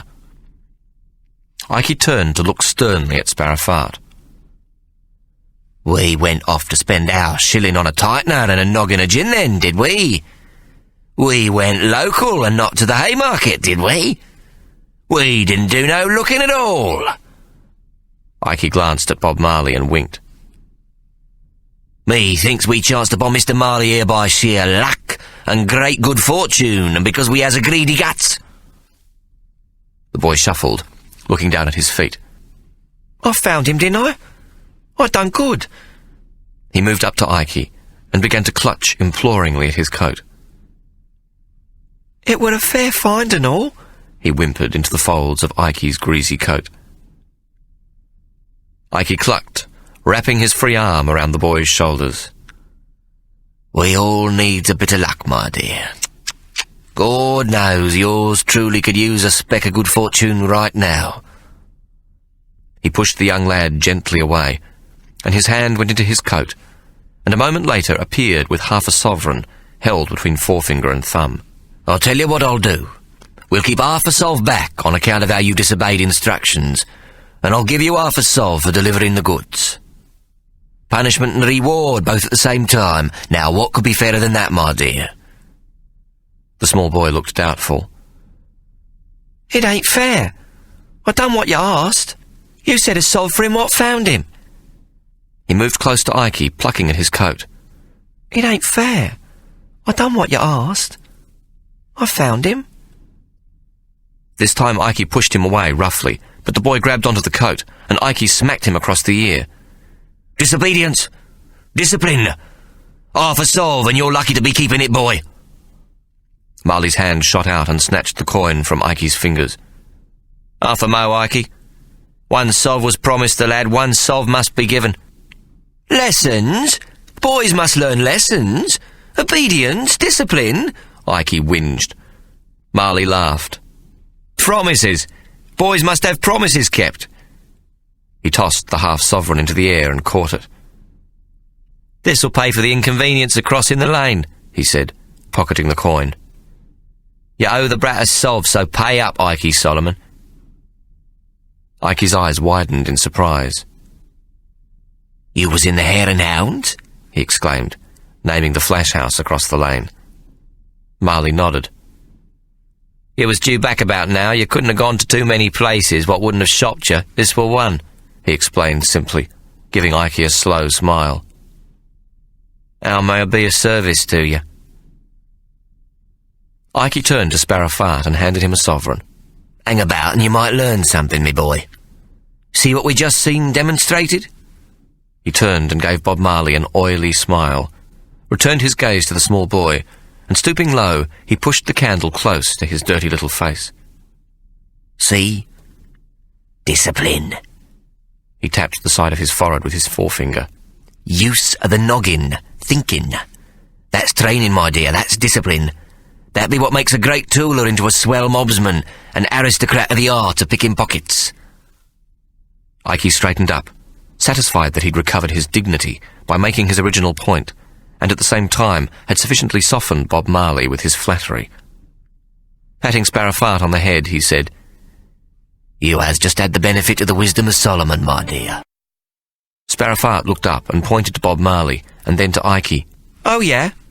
How come Mr. Marley's got half a solve what's yours and I've got a solve? Be that the wisdom of Solomon?" The boy ducked as Ikey swatted at his head with his free hand. Marley laughed, delighted at the boy's quick mind. "You've not lost your touch, Ikey. You're still the best of the kidsmen. There ain't no one knows better how to pick the fly ones." He too patted the top of Sparrowfart's greasy cap. "Stay away from the gin. You've got all the makings, son." Sparrow hadn't moved. What about t'other lads, Ikey? You promised them a shilling for looking, and a good tightener with a pint of best beer to follow. Marley looked suspiciously over at Ikey. That true? Ikey gave him a sheepish grin, and a reluctant hand went into the interior of his coat, and shortly returned with 2 sovereigns which he handed to Sparrow. Mind you give this to Sweet-Faced Mulligan to share out. He's the kidsman when I'm away. Now, Scarper, bugger off. He turned to Marley. Shall we go upstairs? There's a fire in the hearth. Then, remembering Marley's reluctance, he added, It ain't dangerous. Only a tad rickety, but the stairs be solid enough. What? Up them? Marley said in alarm, and pointed above to the dark shape of the stairs where Sparrow Fart had disappeared, as though swallowed into a deep black hole. Not bleeding lightly. We'll talk down here if you don't mind. Ikey clasped his hands together in front of his chest. I needs a lair. A place where somebody what's looking hard and knows what they's looking for can never hope to discover who it is they wants to find. A good hiding place of that nature cost you heaps, Marley said speculatively. Big reward out, Ikey. Half London town's looking for... Grinning, he quoted the Times. The Jew what's financially undermined England. Marley shook his head in a melodramatic way. Afraid you ain't got no friends no more. City police is spreading £5 notes about just for keeping a sharp eye out. There's a fortune on your head. Marley paused and gave Ikey an evil grin. Matter of fact, I could be interested myself. Ikey reeled back in horror, his eyes large with fright. Don't talk like that, Bob Marley. I taught you everything you knows. Was I not your kidsman? Ikey smiled, his voice somewhat calmer as he remembered. You was a good snakesman, though. That I'll freely admit. In and out of the smallest openings, a natural eye for good stuff, too. Ikey spread his arms and smiled disarmingly. Look at you, my dear. Not a copper's dirty great hand on your shoulder in all these years. Never stood in front of the bench. Never seen the judge's dreaded gavel come down pronouncing a sentence. Nor has you had the misfortune to look out from inside of the bars of a Newgate cell. Ikey paused to emphasise his point, jabbing his forefinger at Bob Marley. That don't come natural, my dear. That's training, expert training. What you got young from a certain someone what is present, and is beseeching you to offer a helping hand in his hour of most urgent need. Ikey cleared his throat, and his tone became unctuous. I'm a bit short at the moment, unforeseen expenses and the like, but you knows me credit to be good. Me loving wife Hannah will pay you when she comes to see me. Marley shook his head. Don't know about loving wife, Ikey. Your missus weren't none too pleased finding out about Mary and your high-class brothel in Bell Alley and all. Oh, shit, she knows about Mary? How'd she know about Bell Alley, then? Marley laughed. I expect she read it in the Times. The whole of London's talking about you, Ikey. What you done and all. International forgery ring. Plots to send the whole country broke with fake English long-tails flooding the European market. Britain's credit in question by the Frenchy Parliament. Austro-Hungarian Empire financially embarrassed and undermined. You're a right notorious bastard, you is. If you wasn't in so much shit, you'd be the blooming toast of the London criminal class. You is the biggest thing what's happened since Queen Caroline's trial. Ikey ignored Marley's exaggerated banter. Well, you may be sure Mary will pay you then, Ikey whined. Mary? Mary's in Newgate. She's been in front of the Beak and is awaiting sentencing at the Old Bailey. She's Botany Bay bound for sure. Marley sniffed and looked ominously at Ikey. City arrested her 3 days after you scarpered. Charged her with running a bawdy house. But that were only the excuse. Oh, Jesus, Ikey cried. Mary get the boat for running a bawdy house? It ain't possible. Running a respectable brothel ain't no crime what merits transportation. That's what folks is saying in the lane. There's talk she'll get the full 14 years. Then Marley added darkly, On account of you, you bastard. City ain't convinced she don't know nothing about that printing press and what you've been up to with the deaf and dumb Frenchie. Ikey looked up, astonished. She kept stum. She didn't bleat. If Mary had turned King's evidence and Ikey were caught, there wasn't a judge in England who wouldn't find her information damning. She didn't say nothing to nobody. That's a bloody good memo, that is. Marley jabbed a finger into Ikey's scrawny chest. Bettin' what the likes of you deserves, Ikey Solomon. Marley paused and shook his head. Afraid I can't give you no credit, Ikey. I can't take no chances. He shrugged. So that's it. It's all a matter of business, knows what I mean? Pay up and I helps you to escape. Don't and I marches you straight to the city constabulary and collects me considerable reward for the heroic apprehension of England's #1 notorious villain.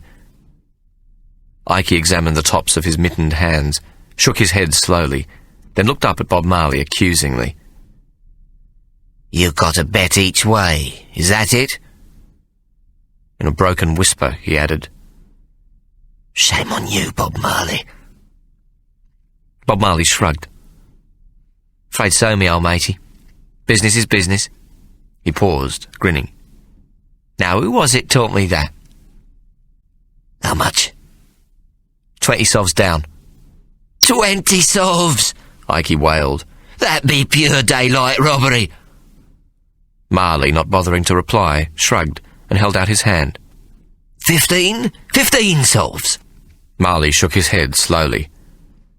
I'd like to, Ikey, but this ain't no ordinary deadlerk what's needed. I got expenses. 20 sovs now and 10 for every week what I keeps you safe in hiding. Ikey made one final attempt. 20 and 5. 20 and 10. Take it or leave it. I hasn't got all night. Ikey sighed, and turning his back to Bob Marley, he foraged deep within his greatcoat and fished into a bag of coins, which he knew contained 217 gold sovereigns, the last of the money Silas Brown and Maggie the Colour had paid him in cash for the Bank of England watermarked paper. Getting back from Birmingham had proved an expensive business. Twice he'd had to pay heavy bribes when he'd been recognised from his picture on posters, which seemed to be sprouting like crocuses in April, on the walls of every village or town through which he passed on his circuitous route to London. Ikey slowly counted the 20 sovereigns into the slasher's hand. Marley counted the coins for himself, biting every second one as a test. Satisfied, he placed them in the pit pocket of his vest, then held his palm out to Ikey, wiggling the ends of his fingers. What? Ikey asked, his eyes large and innocent. Marley wiggled his fingers again. The 10 sovs what's the first week's rent in advance, he said quietly. Ikey seemed at the point of tears as he counted 10 more coins into Marley's outstretched maw.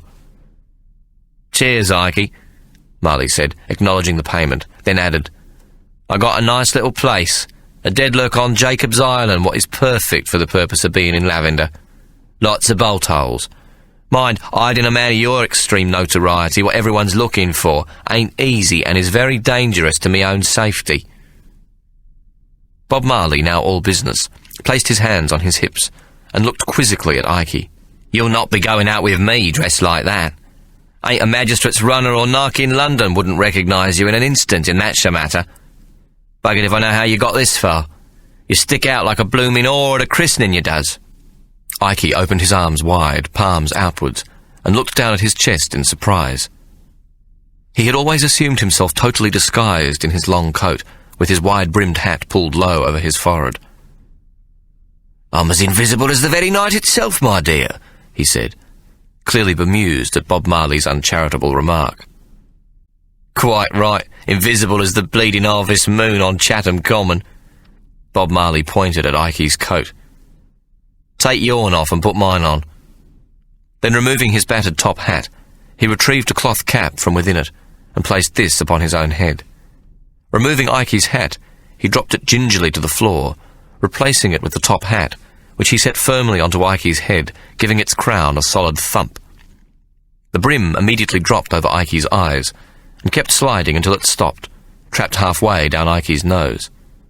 Ikey gave a small squeak of alarm. "Not me coat! I can't take leave of me coat, not now, not never," he pleaded.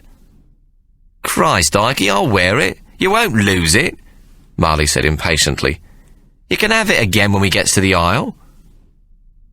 Ikey now pushed the top hat furiously off his head, so that it tumbled backwards, bouncing on the floor and rolling. "Never, not ever, no, not me coat," he moaned. Marley watched in amazement as Ikey clasped his arms about his chest, hugging his coat, whimpering and rocking as though his life depended on it remaining on his back. Which, of course, in Ikey's eyes, was most certainly the case. Without his coat, Ikey considered himself skinned, and in no way different to an animal being led to the slaughter yard. Once skinned of his coat, he believed he'd soon enough be hooked and hanging like some freshly peeled beast. Marley appeared to be thinking, his hand cupped to his chin. "I'll tell you what." He was about to say something, then changed his mind, paused, and looked at Ikey. "But it will cost you another 2 sov." "What?" Ikey asked tremulously, backing away. "You'll not have me coat, Bob Marley?" "It'd be cold enough outside to freeze your balls off, but you can wear my coat over yourn." Bob Marley gave Ikey a fierce look. "Mind, if I catches me death of this act of extreme generosity, I'll cut your bleeding throat, Ikey Solomon." He began once more to remove his coat, though first he removed the woolen scarf from its pocket and placed it about his neck. For once, at the mention of money, there was no hesitation from Ikey. Almost before Bob Marley had ceased speaking, and long before he'd removed his coat, Ikey held out the 2 extra gold coins. "Not me coat," he whimpered. "Not never me coat." Marley's coat proved sufficiently voluminous to accommodate Ikey within his own, but when it was fitted to his tiny body, it dragged nearly 10 inches on the ground. Furthermore, the sleeves extended 6 inches beyond Ikey's mittened fingers. Though this was of little consequence, the hemline of the coat dragging on the floor made it almost impossible for Ikey to walk at anything but a snail's pace. Bob Marley looked puzzled, but suddenly he grabbed the back of the collar of the outer coat and lifted the entire garment so that the collar dropped over the top of Ikey's head in the manner of a monk's cowl. With his whiskers mostly concealed behind the lapels of the borrowed coat, Ikey now looked like an old crone. Marley then produced a large silk handkerchief, and twirling it from corner to corner, tied it about Ikey's neck, so that the hoisted top of the coat would not slip from his charger's head. This gave Ikey an even greater likeness to the shape of an old woman, who, if casually observed in the darkness of the street, might be thought to be wearing a shawl about her head. Furthermore, with the lifting of the coat over Ikey's head, the sleeves now almost fitted, the tips of Ikey's mittened fingers protruding from the ends. It was an altogether admirable arrangement, and Bob Marley stood back and felt well pleased with himself. "Perfect, even if I says so myself. If we're stopped by a crusher, you was me dear old mother what's come up from the country. Here, wrap this round your gob so they won't see no whiskers if the law wants to take a closer gander at you." Marley handed Ikey the woolen scarf which hung from his neck. Ikey reached out for the scarf, but with 2 coats on his back he could barely move his arms, much less wrap the scarf around his already rightly cowled head.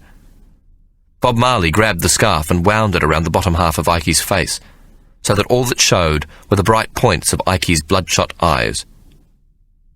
"Hello, old darling," Marley said, and blew a kiss in Ikey's direction.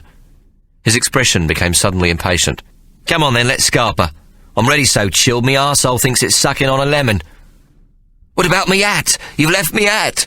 Ikey cried in a muffled voice, pointing at his hat discarded on the floor. Marley walked over to the banister and retrieved the candle. "Fuck your hat, Ikey," he said, kicking the hat into a dark corner.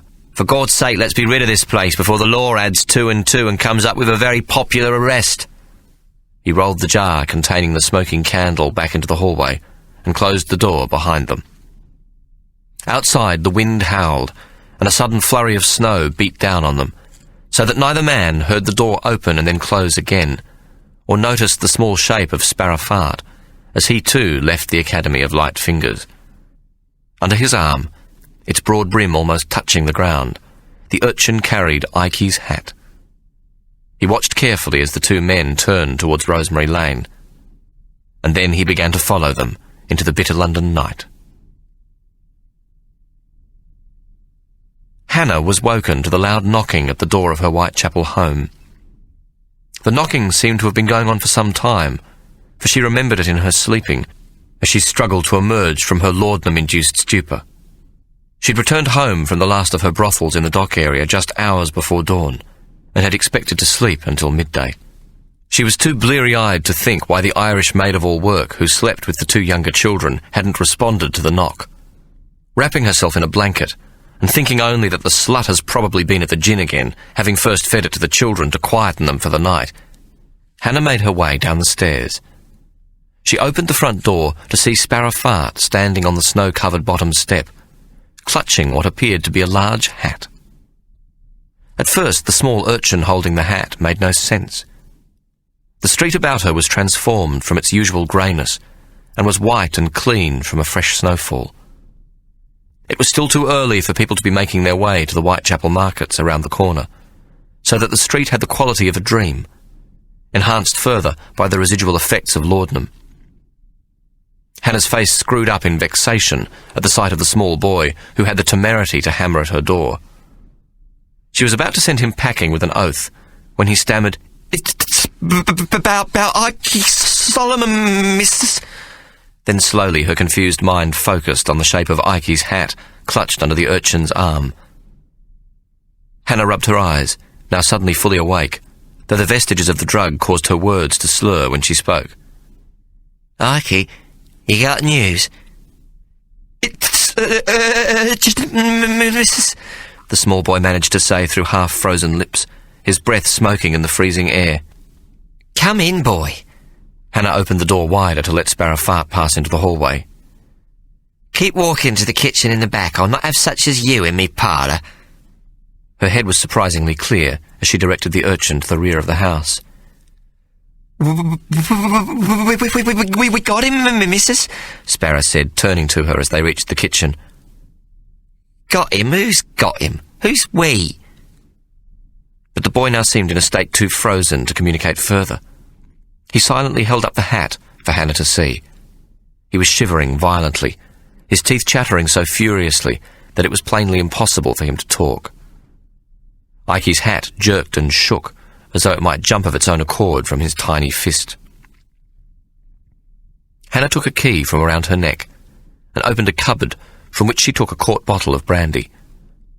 She unhooked 2 small pewter mugs from the dresser, poured a small splash into one, and handed it to Sparrow Fart. Here, get that down, you gob. Do you the world. Sparrow dropped Ikey's hat and grabbed the mug with both hands, gulping greedily at the raw liquor. He began to choke and cough as the fiery liquid hit his stomach and chest, though he showed that he was well enough accustomed to such a reaction.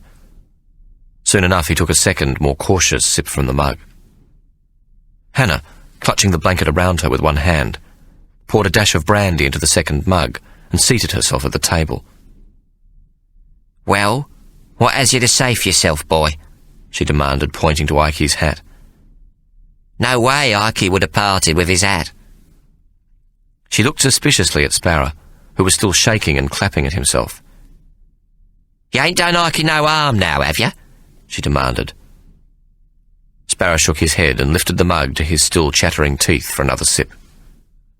Hannah sighed and reluctantly took the blanket from around her and handed it to the urchin, who grabbed it gratefully, wrapping his diminutive body into its warmth. Hannah wore a thick red woolen nightdress, which reached down to her ankles, which in turn were encased in bed socks, and a pair of fleece-lined slippers. Warmed by a second sip of the brandy, she rose and went to the kindling box and laid a fire in the hearth, adding a few lumps of coal to the twigs before lighting it. Can I have some more, missus? Sparrow held out the pewter mug. The tiny boy had consumed a good half-inch of the brandy, which, apart from having restored his voice and stopped his shivering, appeared to have had no measurable effect on him. Got your tongue back, has you, boy? Sorry, no more, not till after you've said what you come for. What's your name?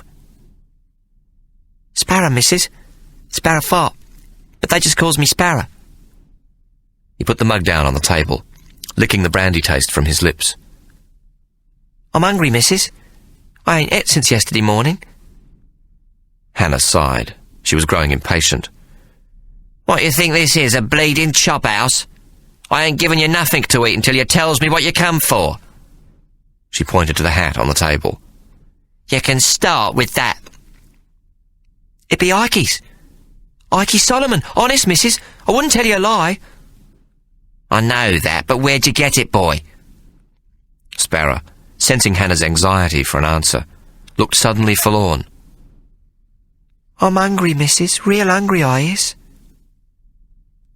Hannah realised she'd get no more from the urchin until she'd fed him, so she fetched a plate of cold salt beef from the cupboard and cut 2 large hunks from a loaf of yesterday's bread. Then she filled a bowl with curds and placed the offering in front of the small boy, who immediately began to devour the food. In between mouthfuls, Hannah got the story from Sparrow. Hannah listened as he told her how a day or 2 back he'd attempted to lift a kerchief from Bob Marley's pocket in the Hare and Hounds. How Marley had caught him at it, and after boxing his ears for being clumsy, had found that Sparrow was one of Ikey's brats. Maybe I could use you, he says. How good are you as a tooler, boy? I just caught you, that ain't a good sign. I'll give you a test. Fail, and you gets your arse kicked. Sparrow cleverly mimicked Bob Marley's voice. Bob Marley had watched as Sparrow demonstrated his skill on several of the patrons of the house, returning with a cheap watch, 2 snot rags of no value except as a demonstration of Sparrow's light fingers, and a fob chain, also of little value, as it was made of brass. Marley had been sufficiently impressed to recruit Sparrow for what the urchin, imitating Bob Marley again, described as a little job what may or may not happen, but is the very opposite to what you has been trained to do. He had not said anything more, except to instruct Sparrow to check into the Hare and Hounds late every afternoon, to see if Marley had left a message for him. Then Ikey comes back. One moment he's not nowhere, and the next there he is, standing in the academy in front of all the lads. Then he says he wants us to find Bob Marley. Sparrow stopped and thought for a moment. No, he don't. First he starts puckering about cribbage, how we mustn't handle flats in the dark. Then he asks us to find this cove Bob Marley. Ikey says to us there's a sov for him what finds this cove, and a shilling and a tightener for all what goes looking. Except he says Bob Marley will be in the Haymarket, when I knows perfectly well that's where he ain't. Sparrow, feeling very pleased with himself, looked up at Hannah. So they all scarpers, pushing and shoving to get down the stairway first, so it nearly come down. Yes, go on, Hannah said impatiently. So I goes back to where I seen me friend, Mr. Marley, a couple of hours before. To me surprise, he was still there and all.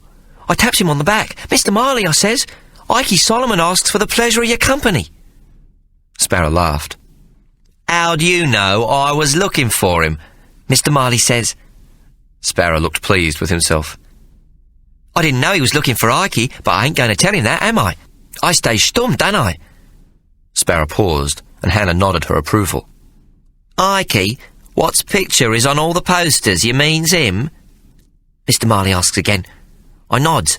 The very same person, he's our kidsman. Blimey, he says. Miracles will never cease. Sparrow could see Hannah was intrigued. Mind if I has another drop of brandy, missus? No more mix. You ain't no use to me, drunk, Hannah said, her lips tight. Sparrow picked up the mug and looked into it disappointed, but then continued to talk. Want to make half a solve, Sparrow? Mr. Marley asks me. Naturally, I says. Right-o, Mr. Sparrowfart, let's see how good a tooler you is. And he holds up these 2 £5 notes. 2? Hannah interjected. 2 £5 notes? Yeah, that's right. Then he gives me instructions like, he says, when we goes back and meets with Ikey Solomon, I wants you to plant these on him, Sparrow. Now I thinks to myself, queer, even queerer than queer. All me life I's been practising to lift stuff. Now this cove wants me to plant perfectly good soft on Ikey Solomon. The same person what's done all me training in tooling. It don't make no sense if you asks me. Hannah was breathing fast. Well, did you do it? Sparrow, grown more loquacious with the brandy and enjoying his own story, continued without replying. I'll try, Mr. Marley, sir, I says. He grabs me by me coat. No, just don't fail. If it don't look like you can do it, don't take no chances, you hear me, boy? Sparrow's imitation of Bob Marley was near perfect. He hands me half a sov. Money in advance, win or lose. Do it right or not at all. You understand? Sparrow straightened up in his chair and unconsciously stuck out his chest. Blimey, missus. He's paid me before I'd done the job. Win or lose, I wins. I'll do me best, I says. Seeing how you trusts me and all. Hannah grabbed the mug out of Sparrow's hand and banged it down onto the table. For God's sake, stop mucking about. Did ya or didn't ya? Sparrow jumped and pulled his head back instinctively, expecting to be hit. What did I do? He exclaimed in alarm. Hannah felt suddenly foolish, but unable to explain her agitation, attacked further. You're lying, she shouted, trying to recover her composure. Ain't nobody could plant nothing on Ikey Solomon. Leastways no tooler was just a brat. Sparrow rose to the bait. I did so. It were easy, missus. Hannah laughed. Easy, was it? You think Ikey is some moocher was just come into town from Shropshire? Sparrow explained how Ikey had tried to welsh on the sovereign he'd promised, offering him half a sovereign instead. Hannah nodded. This part was familiar enough. So I starts to blub, see?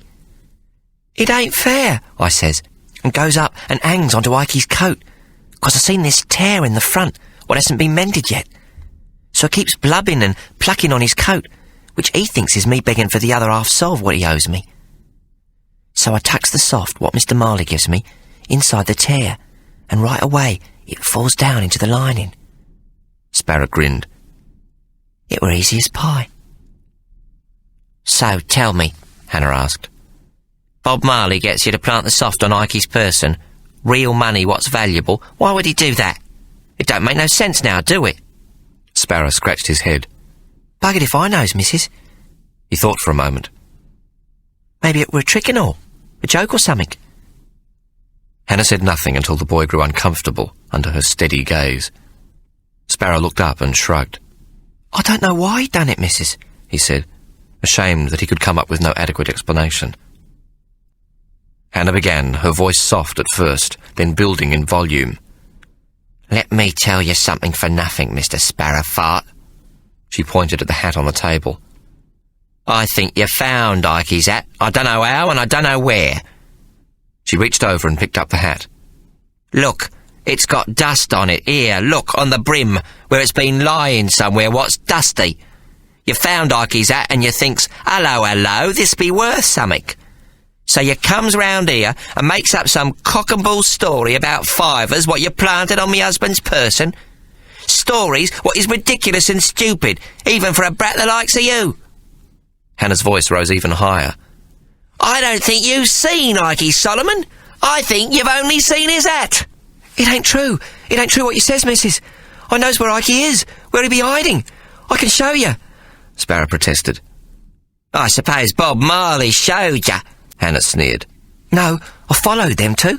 When they left the academy last night, I followed them to the aisle. It was snowing, they didn't see me. The aisle? Jacob's Isle. Ikey's got a dead lurk there. Ha! Jacob's Island, fat chance. That be docks and houses what's mostly condemned. Come on then, I'll show you, missus. Sparrow challenged, caught up in the argument, and forgetting that his purpose for coming was to try for a couple of sovs in exchange for Ikey's whereabouts. Hannah's expression suddenly changed, and she smiled disarmingly, then gave Sparrow a supplicating look. Please, Sparrow, don't fool with me poor broken heart. I loves me husband. I know he ain't much, but I loves him. If you knows where Ikey is, I must go to him. He needs me. She leant forward and took Sparrow's dirty little hand in both her own. Look at me, a poor woman what's husband is in mortal danger. Please, Sparrow, if you has any loyalty to Ikey what's taught you all you knows, you'll let his poor miserable wife visit him. Hannah's change of mood quite took Sparrow by surprise. The fact that she appeared suddenly to believe him, combined with the feel of his hand, cradled in the warmth of her own, caused his eyes to fill with tears of relief. I can show you, missus. The exact place, he said. Hannah went to the cupboard and returned with the plate of salt beef and what remained of the bread. She placed a knife beside Sparrow. "Help yourself, love. I won't be long." She took the bottle of brandy and locked it in the cupboard, replacing the key around her neck and tucking it into the bodice of her nightdress. Then she took Ikey's hat. "I'll be back in 2 shakes of a duck's tail. Be me guest, make yourself completely at home." By the time Hannah had dressed for the street and returned to the kitchen, Sparrow was asleep, his arms on the table with his head cradled within them. It took a considerable amount of prodding and shaking to wake him. Hannah was anxious to be away before the early morning market crowd began to fill the streets. At last she got the urchin to his feet and escorted him to the front door. "You go first, Sparrow, to the Pig and Spit and wait for me outside. I'll be along shortly in an hackney. We'll ride most of the way, then when we gets near the aisle, we'll walk." Hannah gripped Sparrow's shoulder at the door. "Be sure you isn't followed. Pigs in any number could be watching the house." Sparrow, after running most of the way to keep warm, had not long been waiting at the Pig and Spit when Hannah called to him from the interior of the hackney. The driver slowed down, and Sparrow jumped into the small cabin and sat beside Hannah. "When we gets close, but not too close, give me a nudge and we'll get out and walk. Here, sit up close to me so I feels you," Hannah whispered. Sparrow moved up against Hannah's heavy woolen coat. Warmth and comfort seemed to emanate from her plump person. It stirred long-forgotten memories in the child, so that the tears began to run down his dirty cheeks, and he became momentarily lost in the past. Consequently, they found themselves closer to Ikey's dead lurk than was perhaps prudent before Sparrow finally nudged Hannah. They walked onto the aisle, and Sparrow led Hannah by a circuitous route to an area where the houses seemed deserted, and were so closely packed that they appeared to be leaning on each other for support. They walked down an alley, wide enough to take a wagon, which was strewn with debris and foul with mud and evil-smelling puddles, some of which appeared to carry a thin veneer of ice. Hannah had cause to lift her skirt, and despite the care she took, her boots sank into the stinking ooze, often almost to their tops. Sparrow, who walked ahead, came to the end of the alley and put his hand up to signal Hannah to stop. Then he called her forward with a flick of his fingers, indicating that she should move slowly and without making a sound. Hannah came towards him more carefully than ever, though the squelch and sucking of the mud and crunching of thin ice under her feet seemed to be announcing her every step. When she reached the far end of the alley, Hannah discovered that it led to a small loading yard in the form of a quadrangle. It appeared to have once been paved with flagstones, though most of these had been removed and were piled high into one corner and partly covered with snow. The building, which occupied 3 sides of the quadrangle, had once been a fairly large warehouse backing onto the river. The warehouse seemed to have been deserted for a long time, and its few windows and the main doors, big enough to take a horse and cart, were boarded up. The urchin put his finger to his lips and pointed to the pile of snow-covered flagstones. "Entrance be there, missus," Sparrow whispered. "Behind them stones." Hannah's heart pounded furiously. She stood a few feet back from the entrance, and deep within the shadows, so that she could not possibly be seen, but she nevertheless imagined that she could feel Ikey's eyes boring into her from a gap between 2 planks which boarded up the hoist door, set high up into the roof of the 3-story stone building. Hannah could sense Ikey crouching on his knees, wild strands of greasy hair flying from the sides of his head, his shiny bald pate vulnerable for want of the security afforded by his broad-brimmed hat. She could almost feel his eyes glued to the gap between the boards, willing her to come to him, though too fearful to call out, lest her presence be some sort of trap. She waited until she felt her breathing grow calmer, then placed her hand on Sparrow's shoulder and gave it a tiny squeeze. Sparrow turned his head and looked up at her. "Come," she whispered, and turning about, began to retreat down the muddy alley. She walked ahead of Sparrow until they were well clear of the buildings. Not a soul had appeared in all the while they had been in the vicinity of the derelict row of houses. The part of the island they were on seemed to be totally desolate, and their footsteps showed clearly in the snow, but it had begun to snow lightly again, and they would soon be concealed. A low, pewter-coloured sky added to the sense of isolation and misery of the broken-down surroundings. Hannah let out a discernible sigh of relief once she considered they had retreated sufficiently far from the deserted houses to communicate. Ah, you sure that be it, Sparrow? God's truth, that old warehouse be Ikey's dead lurk. Sparrow looked hurt. Yes, missus, course I is. I knows these parts like the back of me hand. Before I growed up, Jacobs be where I come from. Hannah walked with Sparrow to the small causeway connecting Jacob's Island to the city side of the Thames. Here she opened her purse and took out 2 single-pound notes and held them up in front of Sparrow. You never seen me. Ever. You understand? If you tells a single living soul about Ikey's dead lurk, I'll tell Bob Marley you followed him, and he'll come after you with his razor and cut your bleeding throat from ear to ear.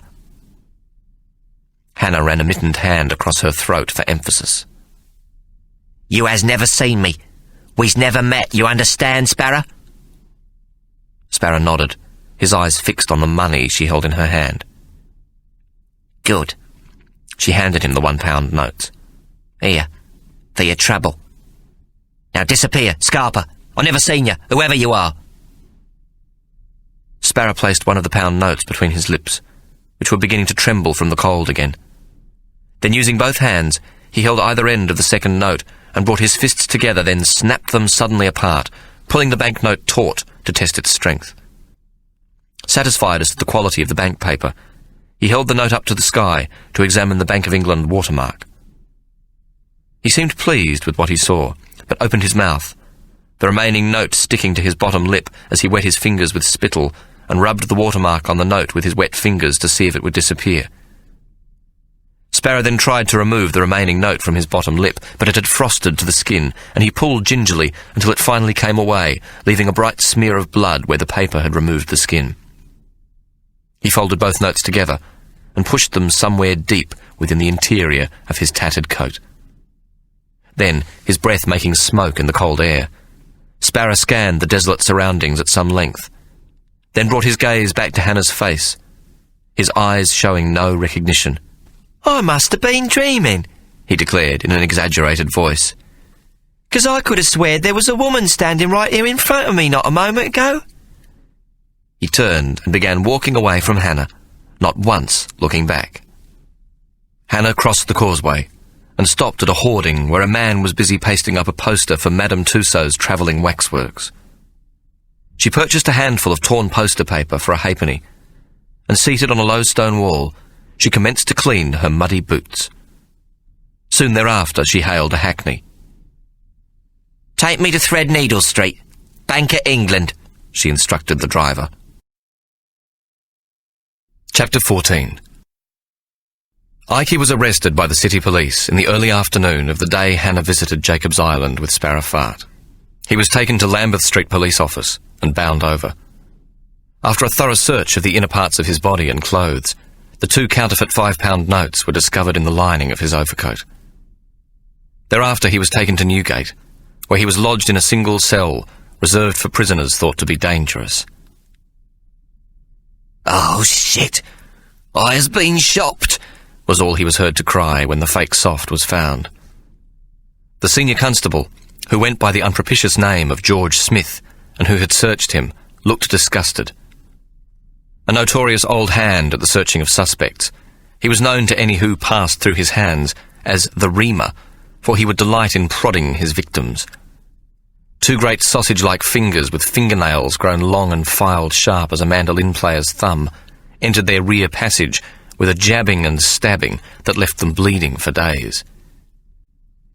"You're full of shit, Ikey, but clean the contraband," he'd exclaimed in a booming voice, much to the delight of the constables, who were holding down the screaming, blubbing Ikey, with his breeches pulled down below his skinny white thighs.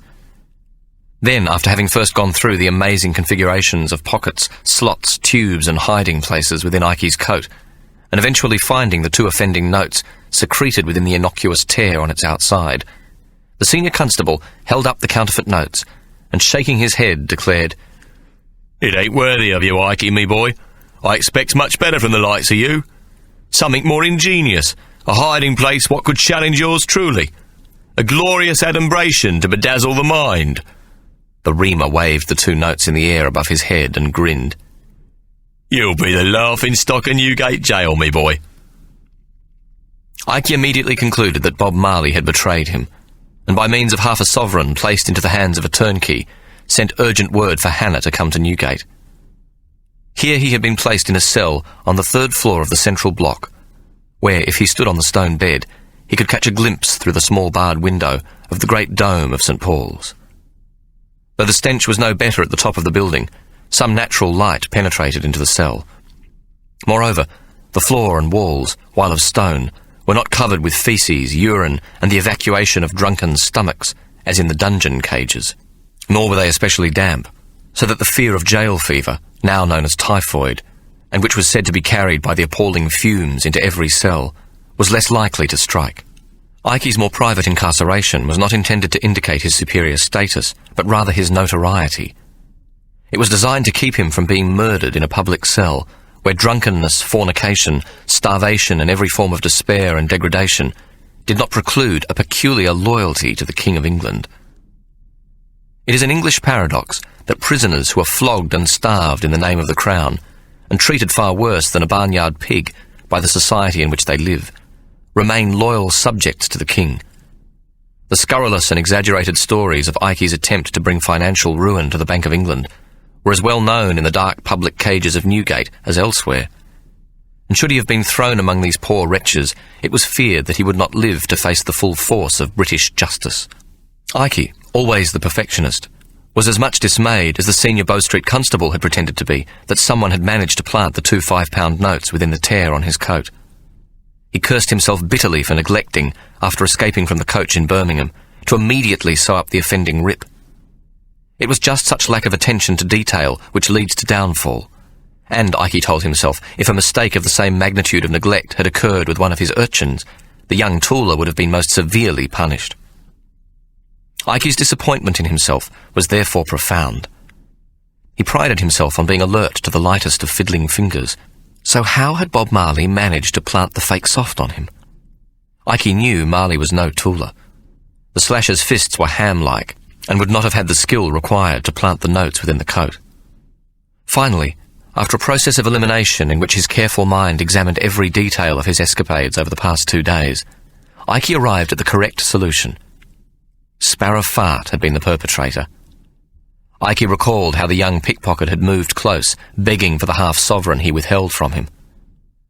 Such was the curious nature of Ike Solomon's mind that he congratulated himself for having trained both Marley and Sparrow Fart. Marley for the foresight he showed in recruiting the urchin, and young Sparrow for the way he had executed the plant. Ike was aware that he had finally come to the end of the line, which in this event was dangerously close to the end of a rope. All of England was braying for the noose to be placed around his scrawny neck, the public having believed the scurrilous twaddle in the penny sheets. Ike's nefarious plans to undermine the very throne of England itself with fake currency, its distribution undertaken by a gang of international Jews and spread across all the capitals of Europe, was discussed in even the poorest nevikins. All of London wanted the case dealt with in a summary manner, and damn the due process of the law. "Hang the Jew bastard now," was the popular call of the day. There were even some among the better classes who paid a reserve price for a window overlooking the scaffold erected in Newgate Street outside that notorious jail. The only question which remained was the date on which Ike's execution would be celebrated. In Ike's mind, though, there was a more urgent need in his life than the business of avoiding the hangman. He must at all costs contact Mary Bell Firkin and retrieve the letter of credit for delivery to the bankers Coutts and Company before the 7 days for its presentation expired. Ike faced what appeared to be an impossible task. He had just 3 days to lodge the note in person, and found himself trapped, a prisoner of His Majesty, locked in a guarded cell. Moreover, and to Ike's enormous chagrin, if he failed to present the letter of credit and lost the money, he would not even be permitted to enjoy the satisfaction of shopping Silas and Maggie the Colour. To inform on them would be to indict himself, as surely as if he had been caught with the bill paper in his possession. Ike, for once in his miserable life, had been simply and elegantly foiled by a man with a mind like a suet pudding and a woman who wore wooden clogs. However, having paid much for it in a lifetime outside the law, Ike was possessed of a good mind for legal procedure. He knew that in England a man could be sentenced in a magistrate's court to be transported for stealing half a crown or a fat goose. But should he be able to afford the costs involved in a rigorous defence in a higher court, he had a much greater chance of avoiding transportation, even though the crime committed be 100 times more extravagant in its nature. Ike comforted himself that it could be argued by a good barrister that the 2 fake £5 notes found in the lining of his coat might well have been planted. The offending and obvious tear in his coat being the evidence to show how simply this might have been done without his knowledge. This argument, if successful in casting some doubt in the mind of a judge, could be further supported by a timely stroke of great good fortune. Abraham Van Esselen, who had taken full advantage of his twin afflictions and admitted nothing in his trial, had been sentenced to 14 years' transportation and had hanged himself in Coldbath Fields Jail just 3 days previously. The deaf-mute, never able to share the joy of social intercourse with his fellow man, had finally decided to take his leave of the silent world around him. Ike's defence could therefore proceed unencumbered by evidence of collaboration with his erstwhile partner. Ike's case could be built around the premise that he, a simple man, inexpert in the ways of machinery, was merely the landlord of the premises, unaware that amazing works of counterfeiting long-tails were being created by the Frenchy foreigner, a deaf-mute unable to communicate in the English language.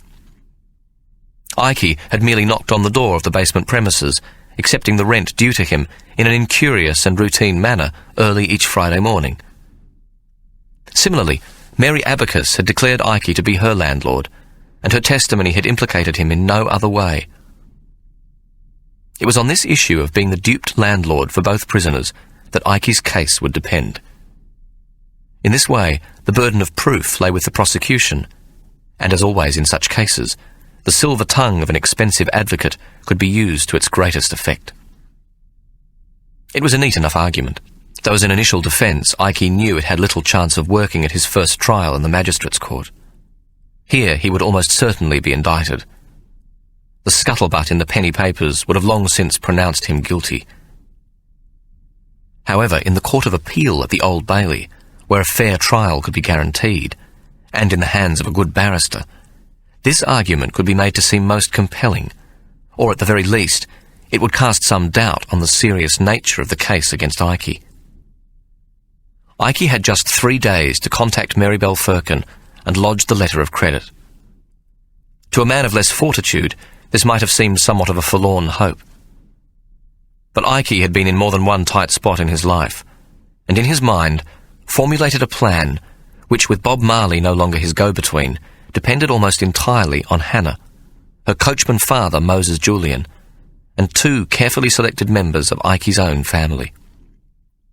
The first was an uncle who happened to be of similar age to Ike, with a striking family resemblance around the eyes and nose. He possessed a small reputation as an actor, and a slightly larger one as a broadsman, a card sharp, cheating at cribbage being what he did during the frequent resting periods of his capricious career. His name was Reuben Reuben, a moniker which would have been better suited to a more illustrious thespian. Though he affected the manners of an actor, he was clean-shaven and dressed sharp. The second was Ike's cousin, a young tailor by the name of Abraham Reuben. Actor father and tailor son both had cause in the past to be grateful to Ike, and resided near the Theatre Royal in the Haymarket, this being in close enough proximity to number 59 The Strand, the home of the bankers Coutts and Company. To bring to fruition his plan to lodge the credit note on time, Ike was obliged to tell Hannah of its existence. She would therefore know soon enough the extent of the funds Ike was proposing to transfer to New York. This was a major concern to Ike. If Hannah suspected that he had been funding his escape without her knowledge, she would not reveal her part of the combination to the Whitechapel safe, which, of course, amounted to a great deal more in value than the £19,400 he was sending to New York. Ike would therefore need to concoct a story which convinced Hannah that the credit note was to their mutual benefit. He would have to persuade her that he had gone to Birmingham at great danger to himself, when he could just as easily have escaped to America immediately he knew of the raid. He would express in most compelling terms his reason for not doing so, his only thought having been to add to the funds they would have when she joined him with the children in New York. Alas, his escape had been thwarted by his betrayal and premature arrest, and it was Hannah who was now free to act in the matter of their mutual fortune. He would convince her that he must escape in order to lodge the letter of credit with Coutts and Company, and so ensure the money would be transferred to New York. Hannah, Ike felt confident, would cooperate. Her greed would convince her, as well as the knowledge that Ike, should his escape prove successful, would not leave her without the prospect of his share of the Whitechapel safe. Their mutual assurance lay in each keeping their part of the combination secret from the other. On her arrival at Newgate, Hannah was escorted by the keeper himself to Ike's cell, being quite puffed by the steep stairs. Outside the door of the cell sat a turnkey, a large, slack-jawed, vacant-looking man with very few teeth, chosen no doubt for his strength and not the wit at his command. Hannah waited for the jail officer who had acted as her guide to depart, before she feed Ike's guard a fushma. "I begs you to stand well clear of the grill, mister. I has things to do what a wife is obliged to do for her husband, and what ain't respectable to be within the hearing or seeing of." She looked boldly at the turnkey. "If you knows what I mean." The man nodded and grinned, showing the stumps of 4 yellow and black teeth. Pocketing the 5 shillings she'd given him with obvious delight, the usual fee for showing a blind eye being 6pence, he fumbled with a set of keys hanging from a large ring, which in turn was attached to a stout brass chain affixed to his belt. "I'll be down the corridor a bit, missus," he said. Then, making a small ceremony of unlocking the cell door, he added, "Take your time now. I ain't going off for 2 hours yet." He let Hannah pass through into the cell, then locked the door behind her, making no attempt to search her hamper, or, as was the usual case, to extract the larger share of its contents for himself. Ike was seated on his stone bed, and did not rise when Hannah entered. She placed the basket down and immediately fell upon him, her demeanour most sorrowful and sympathetic. "My poor Ike, they have caught you and locked you up," she moaned.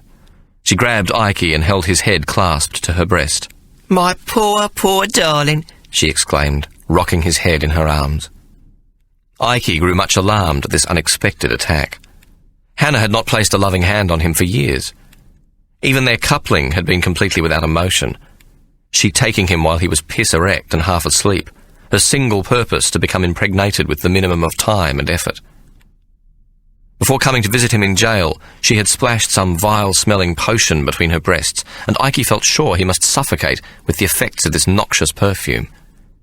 He struggled frantically, and managed after a few moments to extricate himself from Hannah's smothering grasp. "For God's sakes, woman, leave off!" he exclaimed as he backed away from his wife, adjusting the bandana he wore in the manner of a seaman's scarf, and which had slipped to the back of his head from Hannah's embrace. "Oh, Ike, what shall we do? We are destitute. I am a poor woman with 4 small children now deserted. Oh, is me. What shall become of us?" Hannah cried, this time so loud that the turnkey, now seated at the opposite end of the corridor, could plainly hear her. Then, as sudden as this surprising outburst, her voice dropped to a loud whisper. "You bastard! You piece of crud! Who is this Mary? This whore you give an high-class brothel to?" Her expression had changed to a snarl. Then, stepping back, she slapped the seated Ike so hard across the face that his head was thrown against the wall of the cell, and for a few moments he thought he would lose his wits completely. "You shit! You will pay for this!" Hannah spat, though none of her furious invective carried much above a hoarse whisper. Ike pulled his legs up onto the stone shelf that served as his bed, and backed himself into the furthermost corner, his hands protecting his face. After a few moments he parted his fingers and peeked at Hannah, who stood with her arms folded, nostrils flared, snorting like a bull halted at a turnstile. "Please, my dear, don't hit me," he whimpered. "It were business, that be all it were. Business to our mutual benefit, my dear," Ike wailed plaintively. "Ya fucked her, didn't ya? You fuck that sixer bitch. Ike looked genuinely alarmed. Shh. No, my dear, not ever, not once, not possible, you knows me. It were business, it were no more. He lied. Hannah snorted, then added once again in a rasping voice. Well, they all got what she had coming to her. At least there be some justice in this world. We sind stunk, my dear. I've been blowed and planted, Ike said, hoping to change the subject. What? Who blowed you? Planted? What with? Soft. 2 5s. Ike reached down and pulled at his coat and pointed to the tear 18 inches up from the hem. Young Tooler planted 'em in there. Bob Marley with a blow. Marley? Hannah, feigning surprise, shook her head. Nah, not him, not Bob Marley, he's family. He done it. Couldn't have been no one else. Ike shrugged. He were the only one what got close enough and knowed about the long tails. Him with the kid what did the plant. He wouldn't have told no kid. Not Bob Marley. Too careful. It must have been someone else. No, my dear. It were him. Kid would have thought the bills were genuine. Hannah was, of course, thrilled. Ike did not in the least suspect her. It had turned out exactly the way she had hoped. She took a kugel cake from her basket and handed it to Ike, who absent-mindedly broke a piece off and handed the remainder back to Hannah. Ike then told Hannah about the case he thought he could mount with a good barrister, and her heart immediately sank. Although Hannah despised her husband, she had never underestimated his cunning. If Ike should prove himself innocent of no more than being the negligent landlord of the premises in Bell Alley, he would receive only a short sentence, at most a stretch. In 12 months he would be out, and her plans for the future of herself and her children would be in tatters. I must escape. It be a matter of the utmost importance. I must get out of here, Ike suddenly declared. Get out? Escape? Hannah looked puzzled. But you just told me you had a good chance to beat the rap. Ike then proceeded to tell Hannah about the letter of credit, and asked her to visit Mary Bell Firkin at the Pig and Spit and retrieve it. He also asked her to have Reuben and his son Abraham come to visit him. Then he carefully outlined the plan for his escape. As he spoke, he pushed tiny lumps of the cake into his mouth, so that by the end of his lengthy instructions, the piece of cake he'd broken off seemed to be much the same size as when he'd started. What's the matter? You ain't hungry? She said, trying to collect her thoughts. Ike shook his head. Your father must be standing exactly where I said, on the exact spot what I told you outside the Pig and Spit. A hackney what can take 4, doors both sides of the cabin. Hannah nodded, though her head was in a whirl. She thought Ike's plan too far-fetched to succeed, but on the other hand she wanted him to lodge the letter of credit. It represented a great deal of money, enough in itself to set her up in America, even without the contents of the Whitechapel safe, though it was unthinkable that she would not have this as well. In her mind, she too began to formulate a plan. Ike's plan was based on the writ of habeas corpus, that is, the right of every Englishman to apply for bail to be granted until his case came up for hearing. In order for this to happen, he would need to appear before a judge at the King's Bench Court at Westminster, where he would be granted a hearing. This would entail being escorted by 2 turnkeys to the court, and would allow him to travel outside the confines of the jail. It was standard procedure for 2 turnkeys to escort a prisoner by foot to the Court of King's Bench, which was situated not more than a mile from the gates of Newgate, though it was not unusual for a prisoner with funds, wishing to keep his identity and his shame from the passing crowd, to offer to pay for a carriage to be escorted in privacy to the courts. Ike had applied for bail the moment he had been bound over at Lambeth Street, and the hearing was set for 2 days after Hannah had visited him. Reuben and his son Abraham, alerted by Hannah, had arrived during that afternoon. Ike had spoken to them at length, and Abraham had taken several measurements of Ike's person. At 9:30 on the morning of the hearing, 2 turnkeys marched Ike through the gates of Newgate. It was the custom for turnkeys who had been on duty to take the extra duty of escort to court hearings so that the day's staffing would not be disrupted. This was an unpopular rule, as it attracted no extra stipend for working at the least half of the day shift, or even more if the court was delayed. The two men who escorted Ike were therefore tired and somewhat dulled from the frequent tots of cheap gin and Spanish brandy they had received from prisoners during the night, and were not inclined to treat him with respect. The King's Bench in Westminster was a steady half an hour's walk from Newgate, and was scheduled to commence at 10:30 o'clock. It was a week before Christmas, and while no snow had fallen during the night, a chill wind blew in from the North Sea. It brought with it a light fog, which, added to the smog caused by the winter fires, made the streets as dark as the night itself. Moreover, they were packed with Christmas shopping crowds, and the smoking flares, carried by the coaches and brandished by messenger boys, dodging through the crush of people and between carriages, added to the general annoyance and difficulty of conditions on foot. It seemed almost a miracle when a hackney coach appeared through the gloom, and appeared to be empty. "Shall I have the pleasure, gentlemen, of offering you a ride?" Ike asked. He silently congratulated Hannah's father, Moses Julian, for his expertise in having the coach so fortuitously available. Ike's two escorts needed no further persuasion, and he hailed the hackney with a sharp whistle. "Where to, Gov?" the coachman called down to them. "Westminster," Ike called back. "King's Bench." "We'll have to go round that way, Gov, through Petticoat Lane. Coach is jammed tight as fiddlesticks from here to Westminster. It'd be the bleeding fog." He pointed his whip into the barely visible crowd milling along the pavement. "And them bleeding Christmas shoppers." Ike glanced questioningly at the senior of his two escorts, a coarse-looking man with a bulbous nose to rival that of Sir Jasper Waterlow, upon the tip of which resided a large wart, not unlike a woman's nipple in appearance. It was therefore truly astonishing that his name was Titty Smart, though it may be supposed that this was a sobriquet and not his Christian name.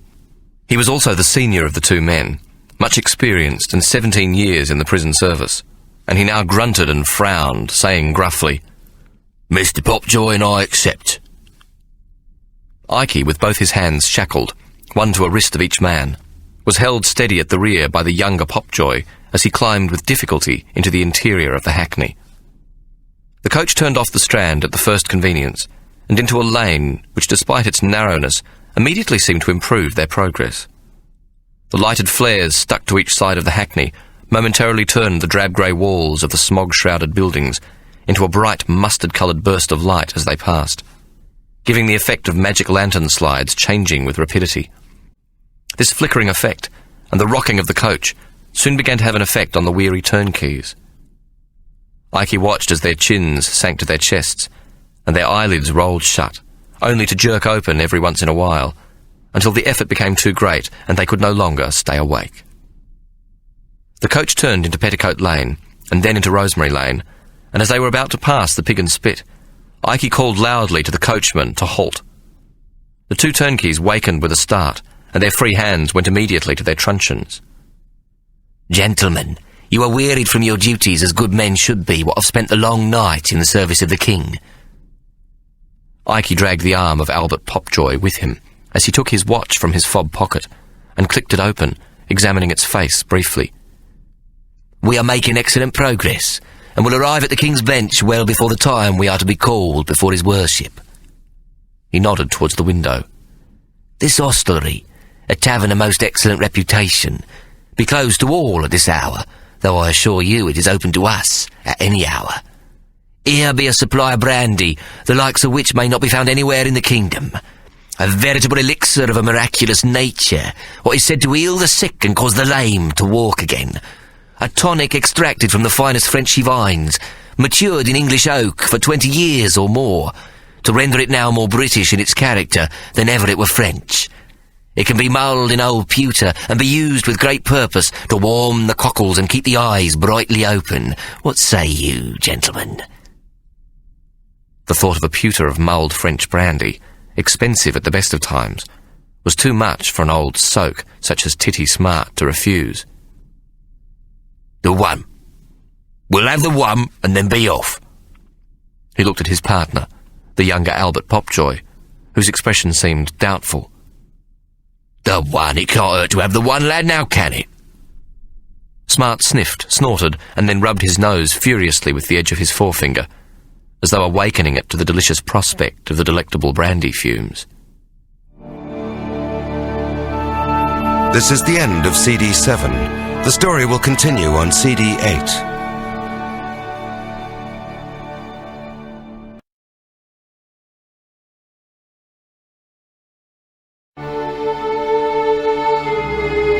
CD 8.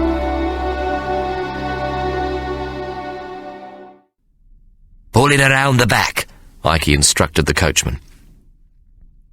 The coachman touched his whip to the horses, and the hackney moved into the small lane which led to the courtyard behind the Pig and Spit, drawing up beside the back door. Smart opened the door on his side of the coach to see the head of the cellarman's boy suddenly appear through the open barrel chute at ground level. "We be closed, sir. We opens again at 4 o'clock. 4 o'clock till 4 o'clock of the morning," he yelled, squinting up at the turnkey. Ike stood up and, leaning over the lap of the still-seated Smart, stuck his head out of the coach door. "Open, my dear. It be urgent business with your mistress." The boy's head disappeared underground again, and a couple of minutes passed before he opened the back door. He wore a leather apron and carried a cooper's hammer, and judging from his height, appeared to be about 14 years old. "Who be it what's come calling?" he asked. "Call your mistress, my dear. Tell her Ike Solomon." The boy stood his ground. "She won't take kindly, sir. She ain't been aslumber more'n 2 hour." "There'll be a shilling, lad," Ike said, then repeated, "Call Mistress Marybelle. Tell her Ike Solomon and friends has come round to pay their respects." The expression on the boy's face remained dubious, but finally he nodded his head and closed the door. The 3 men climbed from the coach, and the coachman moved the hackney to a tethering post. Several minutes later, which they spent waiting, with their breaths smoking the air around their heads and their feet stamping the frosted ground, the door was once again flung open. Filling its entire frame was the giant shape of Marybelle Firkin. She was clad in a bright red woolen dressing gown, which gave the immediate effect of a giant tea cosy with a pretty porcelain head in curling papers sewn upon its top as an ornament of decoration. "My God! Bless me if it ain't you, Ike Solomon. What a blooming pleasure." There was no hint of annoyance in Marybelle's voice at the early hour. Had the turnkeys been more alert, they might have wondered why this was so. A woman who has been up all the night to the boisterous demands of her drunken customers is not usually wakened as easily or in a mood of such pleasant alacrity. They might also have questioned why, when the tavern had been closed to patrons a good 5 and some hours, a hearty fire blazed in the private parlour, with the mulling tongs in place between the coals. Come in, gentlemen," Marybelle invited, turning and waddling down a passage, leading the way into a bright, warm room. "Welcome to me humble parlour. Make yourselves comfortable." Then, seeing the 3 men standing huddled close together at the door, she pointed to the leather chairs beside the fire. "Sit, make yourselves at home. Ike, sit here, love." She patted the back of a comfortable leather club chair nearest to where she stood. Ike lifted his arms, at the same time lifting the arms belonging to each of his jailers, displaying the manacles for Marybelle to see. He looked at her sheepishly, raised his eyebrows and shrugged his shoulders in a mute explanation of the predicament in which he now found himself. "Blimey, of course. The pigs, they's nabbed you." Marybelle folded her great arms across her bosom and glared at Titty Smart and Albert Popjoy. "Now listen to me, gents. This be me private parlour." She pointed to the panelled walls. "See, it ain't got no windows for bolting, and there be a key in the door what you can use to lock it." She walked over to where they stood and removed the large brass key from the stout oak door and handed it to Titty Smart. "You're welcome to me best brandy and the warmth of me hearth, but you ain't welcome with your manacles in me tavern." She pointed at Ike. "Mr. Solomon here be me right good friend what's me guest. I'll thank you kindly to remove them pig's bangles from his wrists, or you can fuck off right now." As she spoke, the boy who'd earlier been sent to waken Marybelle came to the door, followed by the coachman. The lad carried a cask of brandy, and waited as Ike and company moved further into the small room before he pushed past them and seated the small barrel of brandy carefully in a cradle placed on a carved oak dresser. On the shelf above the barrel were several rows of pewter mugs. "Well," Mary Bell asked, "what's it to be?" She moved over to the cask, and taking a pewter tankard from the shelf above it, placed it under the spout, and allowed just a splash of the golden-brown liquid into the tankard. Then she walked over to the fire and removed the mulling iron, which she plunged into the interior of the tankard. Immediately a ribbon of flame leapt from the tankard almost to the height of the heavy oaken mantelpiece, and the room was filled with the inviting fumes of good French cognac. The effect on Titty Smart's nose was too much to bear, and he reached into his pocket and quickly unlocked the manacle attached to Ikey's wrist, and thereafter his own. His partner, perhaps not quite as taken with the need of strong drink and pyrotechnics, hesitated a little longer. "Just the one, lad," Smart grunted. "Just the one for keeping us alert and all." "It ain't regular," Popjoy muttered, though in an undertone. "There's regulations." Titty Smart glared at his partner. "We ain't be paid for this escort. This ain't our shift. We be nights, not day. This be our own time, what the bastards have robbed from us. You can stuff your regulations up your arse, lad." Before his young partner could protest further, Ikey interjected, clucking the two men to silence. "What the headkeeper don't see, don't have to grieve about now, does he?" He rubbed his left wrist with his right hand, deliberately pulling Popjoy's arm across with him in order to do so. Then he pointed to the parlour door, which still stood ajar, and grinned. "Better lock the door, case I takes a runner." Albert Popjoy, shaking his head in silent disapproval, unlocked the manacle on Ikey's wrist while leaving the one on his wrist. Titty Smart walked over to the parlour door, locked it, and placed the key in his pocket. Mary Bell pointed to the manacles dangling from the wrist of Albert Popjoy and laughed. "Don't look cosy, knows what I mean? Official. We don't go much on duty here." She cocked her head to one side and grinned at the younger turnkey. Albert Popjoy, embarrassed at the attention, took the key from his pocket and unlocked the manacle around his wrist, placing the set within his coat pocket. "That's it, lads. Nice and cosy. Take a pew, make yourselves at home." She looked at the coachman. "You too?" Then she took up 4 pewter tankards and turned again to the now seated men, arched her eyebrows and nodded her head in the direction of the cask. "A drop of me very best brandy for all, is it then, gentlemen?"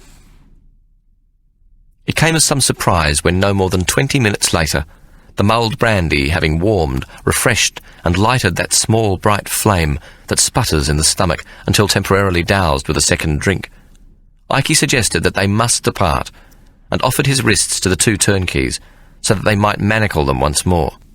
Titty Smart nodded to his partner. "I told you. Just the one, and that will do for the manacle too." The younger man fished into his pocket and produced his set of manacles, and attached them once more to Ikey's and then his own wrist.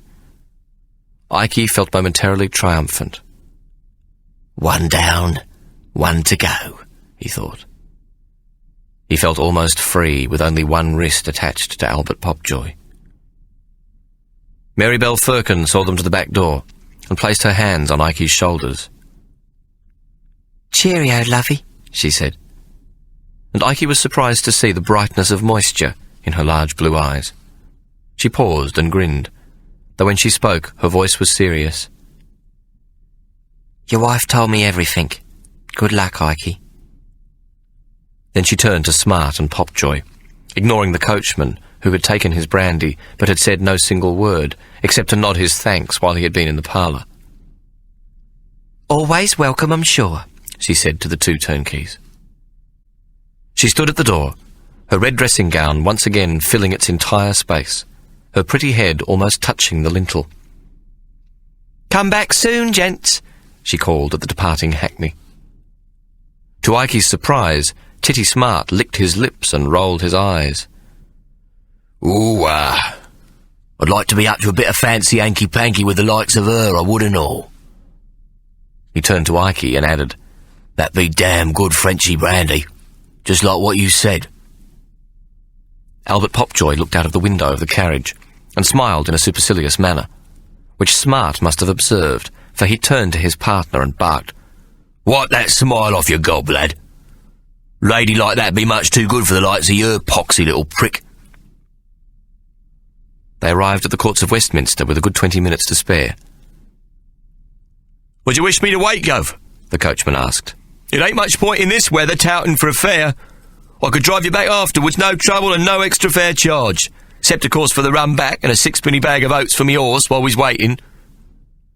Ikey nodded his agreement, and the three men entered the precincts of the court, to be met at the steps leading into the Westminster courts by Hannah and several of Ikey's associates, most of whom were Jews from the Whitechapel markets, Petticoat and Rosemary Lanes. Their attendance was less of a show of loyalty than a favour returned for a similar attendance by Ikey and Hannah at some past occasion when each of those present had faced an indictment. This was because of the well-established fact that should a Jew be in the dock, the likelihood of a conviction was near 5 times that of any other Londoner. It became therefore the custom to try to fill the court with sympathetic voices, so that the mood of the rabble in the gallery would not influence the judgment. In Ikey's present predicament, this was of overwhelming importance, the fear being that if news of his application for bail should spread, the court would soon be filled with the rabble from the streets, howling for his blood, and the judge, sensitive to the animosity of the public at large, might think it safer for all concerned for Ikey to remain behind bars until his trial came up. But when the time came for Ikey's hearing to be called, the clerk of the court informed Titty Smart that the judge was in his chambers. He said there would be a delay of at least an hour, taking the hearing almost to the noon hour. The man, his lips pursed, had consulted his watch, whereupon he had shaken his head. "No time, gentlemen. At noon his worship takes luncheon at the Athenaeum Club. He'll not return until 2 o'clock at best." This meant that Ikey's writ of habeas corpus would therefore not be served until the early part of that afternoon. Ikey suggested that he stand his 2 keepers a good tightener at a local chop house, and requested that his friends be allowed to accompany them. "I could go a good tightener and a jug of best ale," Titty Smart agreed, patting his large stomach without his mandatory show of reluctance. His attitude to Ikey had considerably softened following the time spent at the Pig and Spit, and now he turned to Albert Popjoy. "Drop of fodder can't hurt now, can it, lad?" Popjoy nodded. He too was hungry, and the idea of a plate of meat, mutton chops surrounded by a generous collar of yellow fat, was a most enticing prospect. It was difficult for him to maintain his official demeanour and not show his pleasure at the anticipation of such an unexpected treat. "That be fine," he said in a brusque voice, though he was salivating at the thought of the tightener to come at Ikey's expense. "My pleasure entirely, gents," Ikey said with great alacrity. Hannah, who stood close to her husband, shook her head. "Hang on a mo. We're going to a chop house round these parts. In fact, any parts. There's plenty what will want to do Ikey an harm." A look of mutual disappointment crossed the faces of the 2 turnkeys, although Ikey could scarcely believe his luck. "Gentlemen, what's to worry? Mistress Marybelle will welcome us back to the Pig.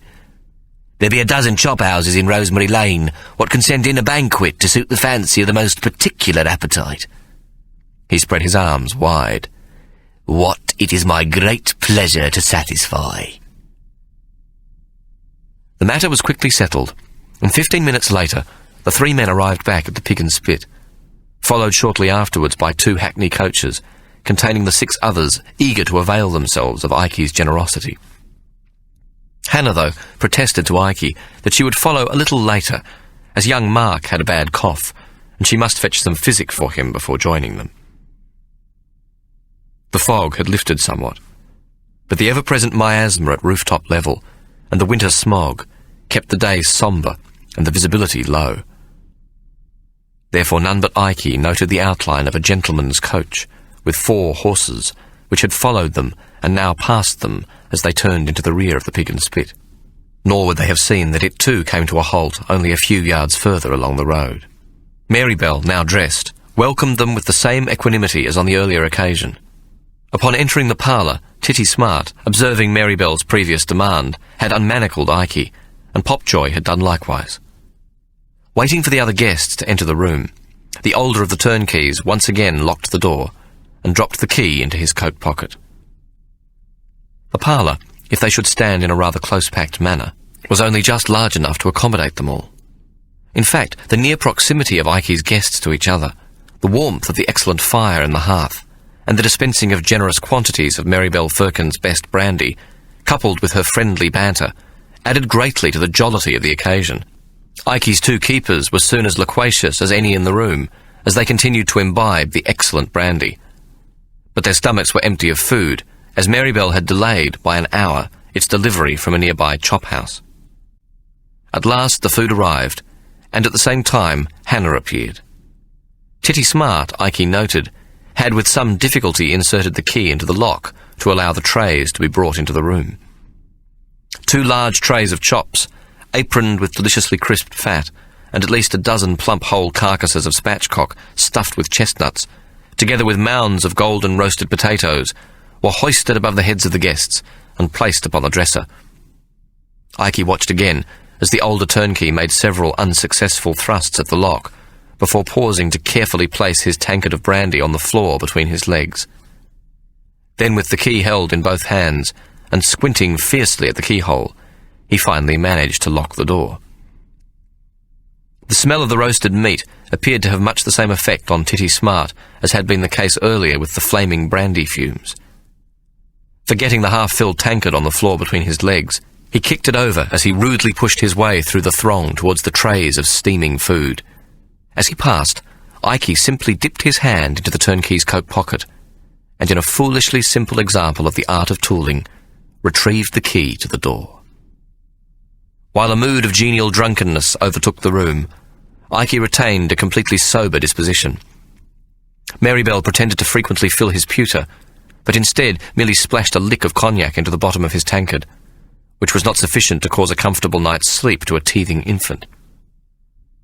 Ikey measured the cacophony of the room. It was, after all, filled with people who were easily inclined towards talking over each other, in a manner seldom confidential, and when it seemed all were shouting and none were listening, he prepared to make his move.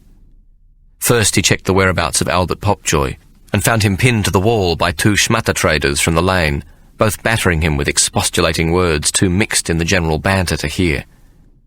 Popjoy's eyelids seemed heavy with fatigue, and he appeared to find it difficult to focus on the 2 men. Ikey moved towards the door and carefully unlocked it, whereupon he slipped quickly through to the other side, closed the door quietly, and locked it again, placing the key above the lintel. He made his way down the passage to the back of the Pig and Spit, and was about to step into the courtyard when the cellarman's apprentice made an appearance. "Me shilling! You promised us a shilling, Mr. Ikey." Ikey looked behind him in a panic, but he and the boy were alone. He fished into his coat for his dumby, and from the purse produced 2 single shillings. Ikey dropped one of the shillings into the lad's hand, and held the other up between forefinger and thumb, and whispered urgently, "There, a deuce hog, one for the promise, and t'other for not seeing nothing what's happening in front of your eyes at this very moment. Does you understand, my boy?" The boy nodded, and Ikey dropped the 2nd shilling into his dirty hand, and scuttled across the yard to the street entrance. In a matter of moments, he was beside the coach where Moses Julian, who had followed them from the courts, had been waiting for him. "Quick, Moses, be off," he said in a loud whisper, clambering into the carriage. "To the house of Reuben. Chapter 15. On Ikey's arrival at the lodgings of the actor and his tailor's son, there was soon a frenzy of activity, as Reuben clipped and trimmed Ikey's hair until it was short and much to the latest fashion, brushed close and forward to the forehead.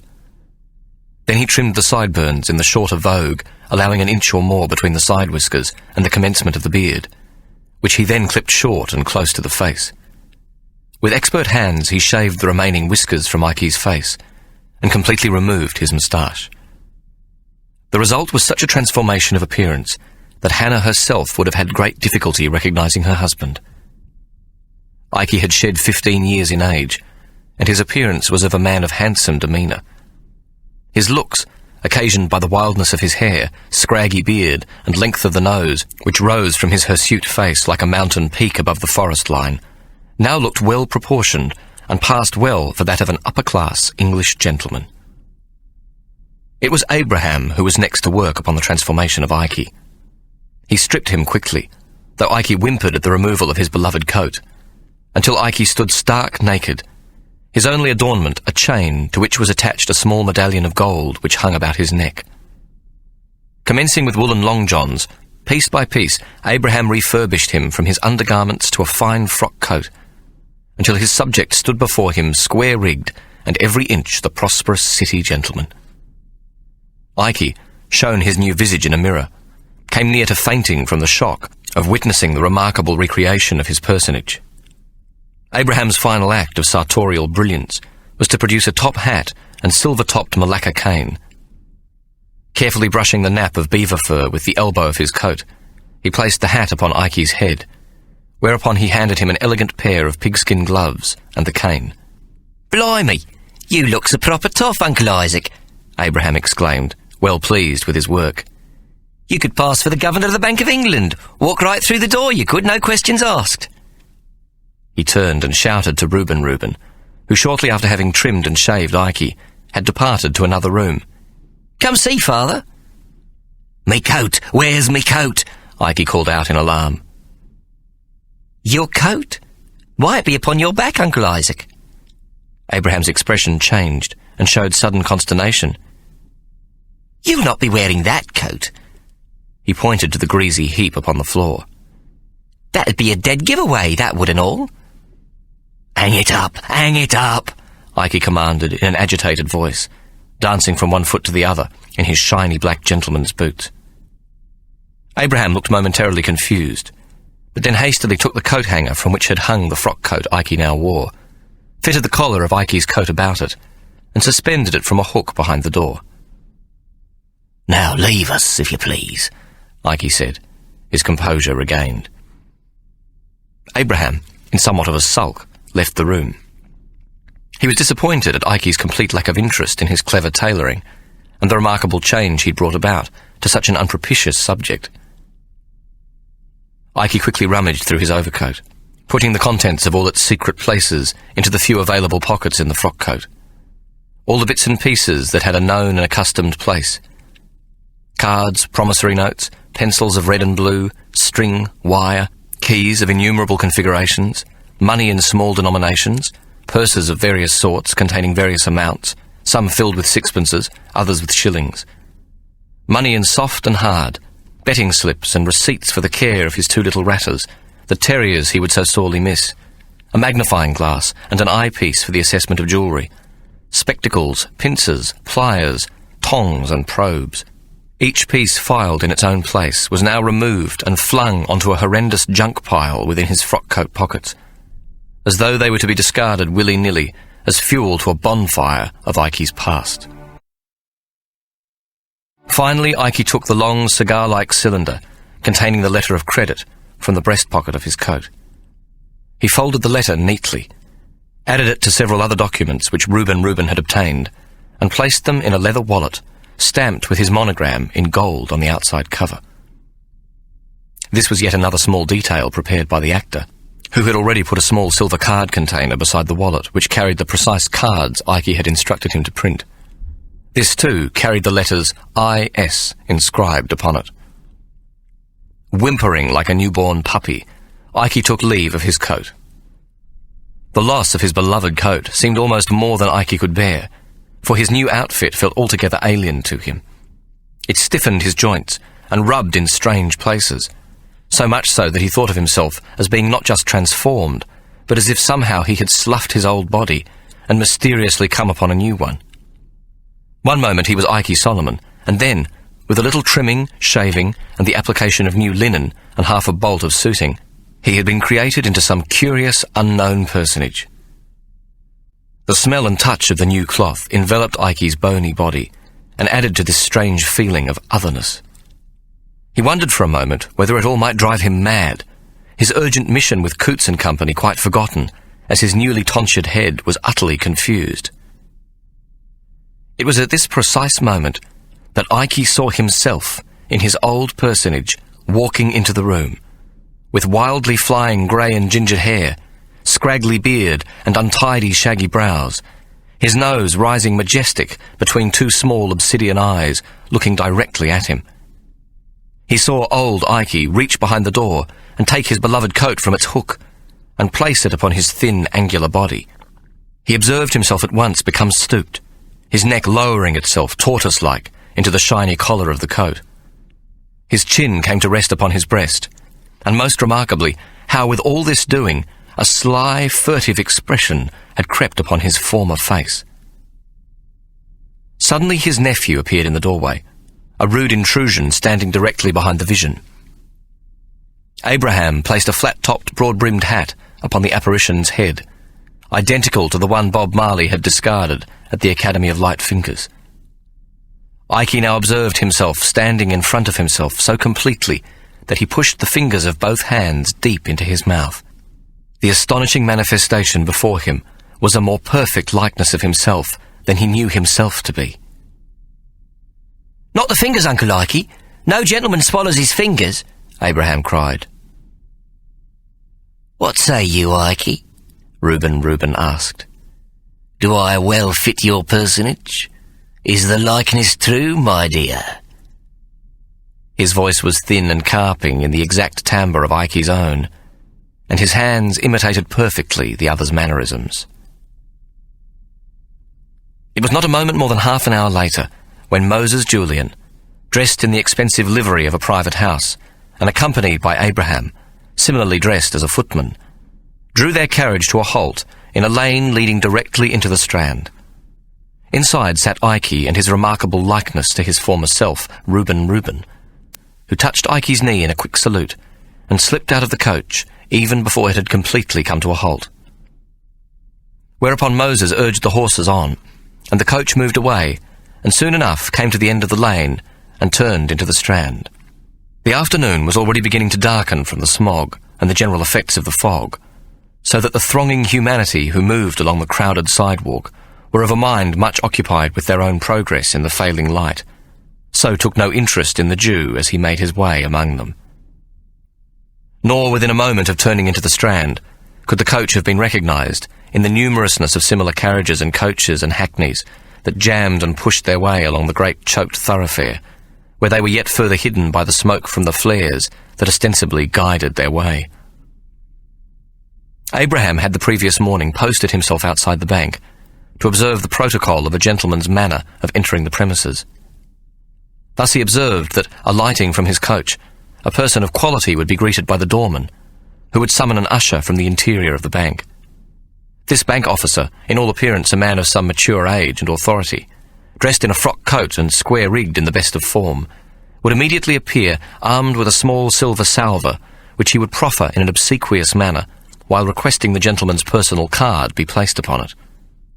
At this point, of course, the doors were once again closed, and Abraham had no way of knowing the manner of the client's further progress within the august establishment. Abraham had returned home by way of Newgate Jail, where he had informed Ike of the manner of obtaining entry to the bank, and Ike had instructed him in the exact manner of the cards he required Reuben to have printed for the occasion. It was just before the hour of 2 o'clock in the afternoon, and the more important officers of the bank were returning to work from luncheon at their club, when Ike's carriage approached Coutts and Company on the Strand. Abraham looked to see whether Reuben had arrived on foot. When he spotted him standing close to the wall of the bank, half concealed behind a Doric column, he tapped the roof of the carriage to tell Ike that all was in order, and waited for Ike's return tap to tell him to signal to Reuben to proceed. The two return taps came promptly, and Abraham signalled to his father to proceed by appearing to rub an itchy nose and then smacking his gloved hands together as though against the cold. Reuben commenced to walk boldly up the steps of the bank to where the doorman waited. Though boldly is perhaps an exaggerated description, for he walked in the manner of Ike, which none could even in their wildest imagination call bold. Ike, watching from the interior of the carriage, saw the doorman stiffen slightly as Reuben drew nearer. Ike, his instincts sharpened by a lifetime of experience with the mannerisms of a policeman, knew at once that he was a member of the constabulary. Inasmuch as it was possible from the interior of the carriage, he looked about to see if there were others, but could see no suspicious characters who might be Miltonians, that is to say, policemen out of their official uniform. Reuben halted beside the doorman, and while Ike could not hear what he said, the doorman allowed that he should enter without apparently requesting his personal card, or summoning an usher, or in any manner following the form which Abraham had so carefully observed the previous morning. The door opened, and Reuben disappeared into the interior of the building, followed closely by the doorman. A few moments passed, and a new doorman was seen to take the place of the old one, a man who stood more easily and assumed more naturally the accustomed nature of his task. The interior of the bank comprised a large central hallway, which at first seemed entirely composed of marble, with huge pillars of the same material supporting 2 stories of gallery, above which the offices of the partners were located, and where the clerks worked at their ledgers. At one end of the impressive hallway were a set of brass tellers' cages, and a stairway leading downwards, presumably to the underground vaults. At the other end was a similar stairway, though this one led upstairs to the galleries, and carried a heavy banister of gleaming brass, and was carpeted in brilliant red. Brass rods secured the carpet to the hinge of each step, and they too shone with a brightness which gave the effect of a pathway leading heavenwards to untold wealth. Reuben barely had time to take all of this in when he was accosted by an officer of the bank, whose quick, sharp steps, tapped out on the marble floor, showed him to be most purposeful in his confrontation. Reuben was also aware that the doorman had remained and stood directly behind him, as though to block any retreat he might contemplate. Several other men seemed now to have mysteriously emerged from behind the marble columns, and were seen to be pacing the polished marble floor, although no work of banking seemed to be taking place in his immediate vicinity. "Good day to you, sir," the bank officer greeted Reuben. "May I be of service?" Reuben smiled unctuously and shrugged his shoulders in an admirable imitation of Ike. "Some other time, maybe. I have just remembered, all of a sudden, if you knows what I mean. With the greatest respect to yourself, sir, I have urgent business I must complete elsewhere." Reuben turned towards the door again, only to see several of the men who had but a moment ago been contemplating their own business converge on him. He started to run towards the door, but in a moment was grabbed from behind. It took only a few moments longer for several of the men to reach him, and he was thrown roughly to the floor, where he was quickly manacled by the doorman. Reuben was pulled to his feet, and immediately observed a small man with a very large red nose wearing a top hat, exceedingly tall for the remainder of his size, approaching him. "Ike Solomons, in the name of the law, I arrest you," Sir Jasper Waterlow shouted, so that his voice echoed through the hall and up into the galleries. As they led Reuben away, the galleries overlooking the entrance hall were soon filled with clerks and bankers observing the dramatic arrest. Even the partners had emerged from their offices to share in the excitement. Sir Jasper Waterlow, not wishing to let the auspicious moment pass without some show on behalf of the Bank of England and his own future prospects, had deliberately shouted his orders of arrest at the uppermost tone of his voice, so that all within the Coutts and Company Bank might witness his triumph over Britain's most notorious villain, and know that the Bank of England, like God, is not mocked. Indeed, Sir Jasper Waterlow had just reason to congratulate himself. He had only a matter of some 2 hours to prepare his entrapment of Ike. Hannah had informed him of the possibility of Ike's escape that very morning, after Ike had left the King's Bench courts upon the postponement of his hearing. By pre-arrangement, she had met Sir Jasper in a coffee-house on the Strand, and acquainted him of Ike's intended escape, and his need to visit the premises of a certain bank, though she did not inform him of the name of the establishment until she had extracted in writing from Sir Jasper certain assurances and conditions. The first of these was that Ike should be allowed to visit the bank and transact his business, and that he would be arrested only on his way out. The second was that regardless of the outcome of Ike's trial for forgery, he receive a sentence of transportation for his attempt to escape from custody. Sir Jasper had no choice but to accept. The sentence Hannah had asked for was more or less a foregone conclusion, and so presented no barriers. Furthermore, an arrest made after they had Ike trapped within the confines of a building which could be easily surrounded, with additional men also placed within its interior, seemed much the better method of operation. Therefore, he issued Hannah with the written assurances she required. He told himself that she had previously delivered Ike, as she had promised, with the counterfeit notes planted on his person. Now, when he might well have successfully escaped, she was once again informing on her husband. He therefore had no reason but to accept her information as genuine. Sir Jasper told himself that whatever Ike's business with Coutts and Company, it could hardly be the concern of the Bank of England.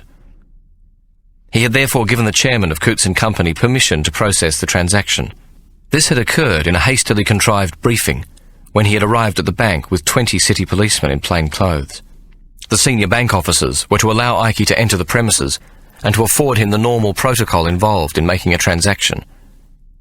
Sir Jasper insisted that refusal by the bank to comply with this instruction would only be permitted if the transaction Ike Solomon required was not a legitimate request for the bank's services, or would in some way threaten or undermine the safety or finances of Coutts and Company, or of the Bank of England itself. To ensure that the staff would go about their business in a normal manner, Sir Jasper requested that one of his policemen, dressed in the uniform of a doorman of the bank, should replace the doorman on duty, and that the doorman, along with the remainder of the bank's staff, be told nothing, other than that he should resume his normal duty when the policeman at the door was seen to escort Ike into the interior of the bank. The arrangements had all been finalised in great haste, and Sir Jasper had no opportunity to consult the directors of the Bank of England. He was well aware that his instructions to Coutts and Company might well have been beyond his authority, as Chief City Policeman and Upper Marshal of London.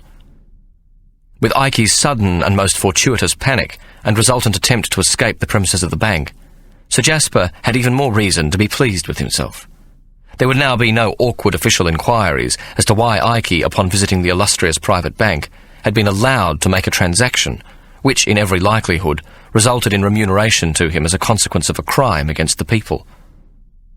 He had fully met Hannah's requirements, both as a gentleman and a police officer, and it had cost him no compromise with the law. Moreover, there was much talk in Parliament by the supporters of Sir Robert Peel of the organisation of a new police force, and Sir Jasper could see his candidacy for the position of its head much improved by both the first and second arrests of Ike Solomon. Ike watched from the carriage as Reuben was led out of the bank, manacled and surrounded by a dozen police officers out of uniform. A Black Maria, that is to say, a horse van drawn by two well-conditioned horses and built in the manner of a closed box with a door at the rear and no windows excepting narrow ventilation slits, appeared from the alley beside the building. Reuben was unceremoniously bundled into the back of it, whereupon the door was locked, and 3 of the policemen mounted the platform protruding from the back of the van to further guard the villain residing within. The crowd had halted and immediately formed around the van and on the steps of the bank, and someone shouted, "It be him! Ike Solomon, the Jew forger!" Almost at once the crowd grew angry and converged on the Black Maria. Despite the plainclothes policemen who attempted to protect the van, part of the crowd pushed past and beat their fists against and commenced to rock the Black Maria, threatening to overturn it, so that the horses grew restless and began to stamp upon the ground and throw their heads up in alarm. The 3 men on the platform at its rear were forced to use their truncheons with fierce abandon, raining blows down upon the shoulders and heads of the angry attackers. The crowd had commenced to chant, "Ike! Ike! Ike!" and the coachman, working his police rattler so that the other coaches in the vicinity might move clear, finally managed to get the horses underway and direct the van into the stream of passing traffic. Though several urchins, skilled in the ways of dodging the traffic, followed the police van, they were quickly discouraged by the 3 policemen, protecting the artful Reuben within. Ike watched until the crowd began to disperse, but with the sidewalk still somewhat crowded, Moses Julian moved Ike's carriage forward to come to a halt directly outside the bank, whereupon Abraham alighted from the rear of the carriage, opened the door, and with some ceremony took Ike's elbow in his white-gloved hand and guided him with care to the surface of the cobbled pavement. Ike moved quickly up the steps to the doorman, who, as is the nature of his profession, had been alert to his arrival at the moment his coach had pulled up. He had tugged at the lapels of his overcoat and adjusted his gold-braided top hat. conscious of the well-polished carriage and the livery of its retainers, and was therefore hardly surprised at the conservative, well-dressed gentleman who stepped from it onto the sidewalk. "Good afternoon, sir," he had offered in a manner akin to the military, and which suggested both efficiency and respect, saluting Ike. Ike grunted, though it was a well-modulated and upper-class grunt. "Foreign transactions?" he asked, in a clipped and imperious voice. "I shall call you an usher at once, sir." The doorman opened the door, lifted his hand, and crooked a finger to denote a requirement from someone within, whereupon he further opened it for Ike to pass through. It had all occurred just as Abraham had suggested, and was quite unlike the reception Reuben had received. Ike breathed a silent sigh of relief. The bank, it seemed, had assumed its normal routine. It felt like his lucky day. Nathaniel Wilson, Coutts & Company's foreign transactions officer, had spent the morning with the ambassador from Chile, who had wanted to discuss the final interest rate for the public issue of a loan for his government, a part of which was being underwritten by the bank. The ambassador had plied him with glasses of an atrocious sherry he claimed was the pride and joy of the Pampas, and Wilson, who had finally departed to take luncheon alone at his club, in an attempt to be rid of the taste of bad sherry, had imbibed rather too generously of a bottle of excellent Burgundy, and followed it with 2 glasses of vintage port. The wine had left him thoroughly disgruntled and a little inebriated. The ambassador had demanded a shaving of 0.1% of interest off the loan, and towards the end had stamped his feet and brought his fist down several times hard upon the table, and behaved in an altogether inappropriate manner. Wilson did not find foreigners in the least agreeable. Furthermore, he was not looking forward to facing the bank's senior partners with the Chilean ambassador's demand. He had returned only a few minutes after Reuben had been taken away in the police van, and, as was his usual custom, entered the building through a private entrance to the side of the bank. He had repaired directly to his office on the first gallery, taking the back stairs used by the staff, and was therefore quite unaware of the excitement which had taken place in the bank before his return. The usher knocked on Nathaniel Wilson's door, the 2 rapid knocks required to indicate a bank employee of inferior status to the occupant.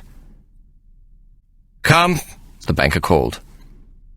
Wilson looked up as the elderly usher opened the door and observed that he was carrying a salver. "What is it, Cout?" he said with annoyance. "I was not aware of any appointment at this hour." "No, sir. Gentleman says he's from Germany." Cout placed the salver containing Ike's card on the desk. "He requests an urgent interview, sir." Wilson reached for the card with obvious distaste. Ike's card was well printed on expensive board, and in the manner of a man confident of his position in life, it contained no detail other than a name and address. Herr Isaac Solomon, 114 Bundeskerkstrasse, Hamburg. Nathaniel Wilson looked up at Cout. "German Jew?" "No, sir, English. Well-spoken, proper gentleman." Nathaniel Wilson threw Ike's card back into the tray. "You will inform Mr. Isaac Solomon that I shall see him, but that I regret it must be a short interview, as his appointment comes as an unexpected but not entirely convenient pleasure." Cout returned shortly with Ike, and Nathaniel Wilson rose from behind his desk to greet him. "Ah, Mr. Solomon. Are you aware that the name Solomon has been much in the news lately?" He offered his hand to Ike. "Indeed a coincidence, what?" Ike removed his pigskin gloves, then his top hat, and placed the gloves within the interior of the hat, and gave it to Cout together with his cane, deliberately keeping the banker waiting. "Oh, and why is that, Mr. Wilson?" he replied in an incurious voice, as he moved forward and finally took Wilson's hand, barely touching it before releasing it again. "Ike Solomon, or is it Solomons? Notorious forger chap. Arrested several days ago for counterfeiting. It seems he got away with a fortune in sham Bank of England notes. Devil of a mess, what?" Wilson concluded. "Really?" said Ike in bored tones. "I've been abroad, you see. Now, I am aware you do not have much time, so I shall be brief. I wish to lodge a letter of credit with you from the Birmingham City and Country Bank, and require you to transfer these funds to the First Manhattan Bank on New York Island." Ikey withdrew an expensive leather folder from the interior pocket of his frock coat and placed it on the desk in front of him. Nathaniel Wilson opened the leather folder and quickly examined the documentation, his eyes seeking the letter of credit. He was immediately struck by the large amount of money involved. His time would not be wasted, as the bank's commission from the transfer transaction would be considerable. It was therefore in a much more respectful manner that he conducted the remainder of the negotiations and verifications. Not more than 20 minutes later, with the Coutts and Company certificate of deposit safely in the folder, and with effusive assurances from the banker of the utmost of service available at any future occasion, Ikey was escorted by Coote down the red-carpeted stairway with its brass banister, across the hall of polished marble, through the imposing doors, and down the steps to where Abraham and Moses Julian waited beside the carriage.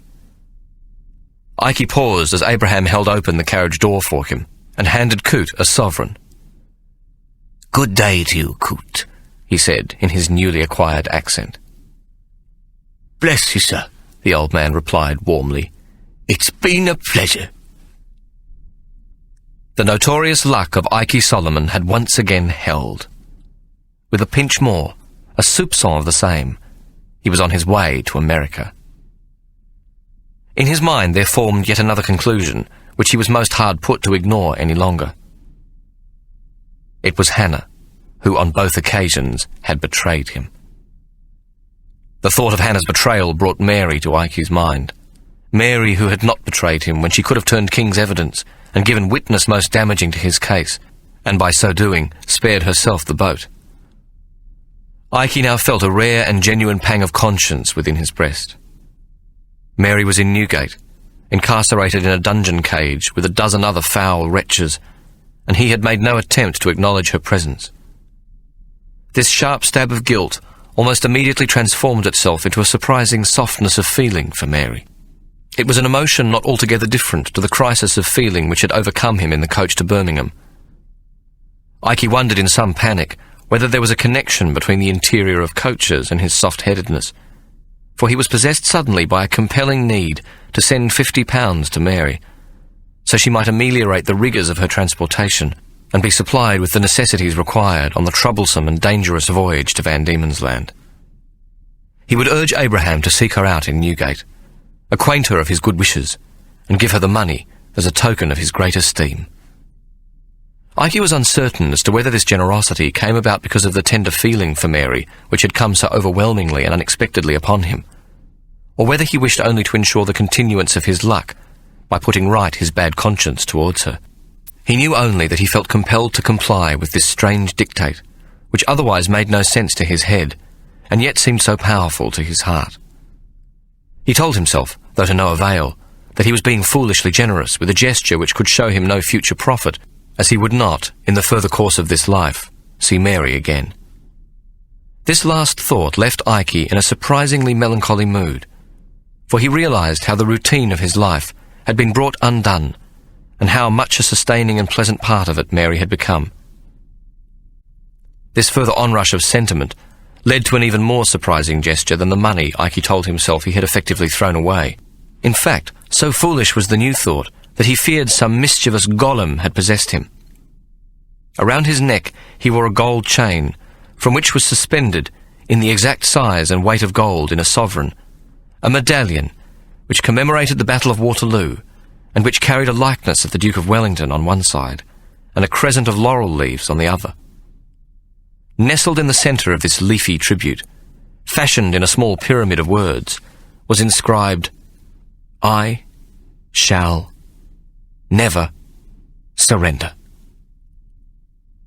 Ikey, shortly after his release from the hulk in Chatham, and while working with his uncle, a slops dealer, that is to say a dealer in workmen's and sailors' clothes, had won the gold medallion at a game of cribbage from a sergeant in the Marines. It had been won fair and square, and also while Ikey was legitimately employed, a conjunction of events which was never to occur again in his life. And so the medallion was a significant memento, and had come to assume an importance to him. He always wore it under his woolen vest, where the warmth of its gold lay against his scrawny chest, unseen by any other. like the tattoo of the 2 blue doves on his arm, which as a young man had signified his secret and now entirely forsaken hope that one day he might find his one and only true love. The Wellington medallion was his special talisman. At each narrow escape from the law, or at the hands of the various people who would harm him, he had come to think of it more and more as the reason for his luck. Now he decided that if his luck should hold to the point when later that very night he would slip aboard a cargo vessel bound on the rising tide for Denmark, Mary should have his Wellington medallion. Ike, having determined this course of action, tapped on the roof for the coach to come to a halt, whereupon he bade Abraham come and sit beside him in the interior. As the coach moved on towards the docks, he told Abraham in great detail what he was to do and say to Mary, his speech punctuated with a sentimentality Abraham had not thought possible in the man he knew Ike to be. Ike then took the medallion from about his neck and handed it, together with £50, to the young tailor to deliver to Mary. In truth, it must be supposed that the concerns of the past few hours had greatly affected Ike's mental state, for at the moment of this decision, if he had paused to consult his head and not pandered to the susceptibility of his heart, it would have declared him insane. Ike was giving Mary his luck. Chapter 16. Mary had been cast into a communal cell in Newgate to await her sentencing. Charged before a magistrate for running a bawdy house and with moral corruption, she was bound over in Newgate to await trial at the Old Bailey. She had good reason to hope that her sentence might be a lenient one.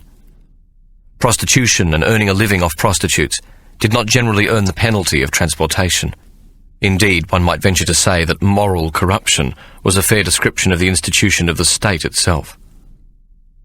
The hard times which followed the Peninsular War against Napoleon, the effects of factory-produced cotton from Manchester on the wool and silk-weaving cottage industries, and the migration of the Irish to England during the famines, created untold misery in the rural population. Their desperate migration in search of work caused calamity in the cities, and in particular London, where, among the poor, prostitution, though not officially stated as such, was looked upon as a legitimate occupation for women who would otherwise be destitute, reduced to the workhouse, or left to starve. Mary had every reason to feel confident that she would receive perhaps as little as 3 months, and no more than 12 months. Prior to her trial, she had been approached by a city police officer to turn King's evidence against Ike. But she had not implicated him, insisting that their relationship had been one of great circumspection, and that he was merely her landlord. Mary had invested £10 of her limited resources on a lawyer, and hoped that the judge would see through the hypocrisy of her arrest, or in any event judge her most leniently. The lawyer, too, was confident, and assured her of a speedy trial, with at most a short sentence. "Why, my dear, there is every chance that the judge has himself enjoyed the tender ministrations of your young ladies, and behind his worship's wig and po-faced visage he bears you nothing but goodwill." He was pleased that so simple a case to plead had earned him so generous a fee, for had Mary claimed hardship, he would happily have taken a case so free of conjecture for half the amount she had paid him. It was therefore a shock beyond any imagining when Mary, arraigned before a judge she did not recognise at the Old Bailey, listened in increasing consternation to the clerk of the court. He, having read the original indictment, paused and informed the judge that the prosecution wished to add a further 2 charges, requesting the court's permission to do so. The judge agreed to add a further 2 counts and issued the warrant returnable immediately. Mary listened in horror while the new charges were read out. "That the accused had wilfully and maliciously killed the pet cat of Miss Maud Smith, nanny to the house of Sir James Barker of the King's Road, Chelsea. Furthermore, and in the second indictment, that she did steal a book, to wit, Gulliver's Travels, loaned to her through the negotiations of Thomas Bishop, the butler to Sir James, who had sought the cooperation of his master to make his private library available to the accused." Mary's lawyer immediately entered a plea, asking that the 2 additional charges be set aside for a later hearing, pointing out that his client had not been apprehended for either supposed crime. The prosecution then presented a warrant for Mary's arrest, and the judge agreed that it be served on her within his court, whereupon he ruled that both new charges could be included with the original indictments, and that they could be heard concurrently. In discovering the details of Mary's background, Sir Jasper Waterlow had proved himself a clever detective. At the same time, he had met Hannah's conditions without the need for complicity with a member of the bench. While the charge of running a bawdy house was unlikely to receive a sentence of transportation, this was not the case with the new charges.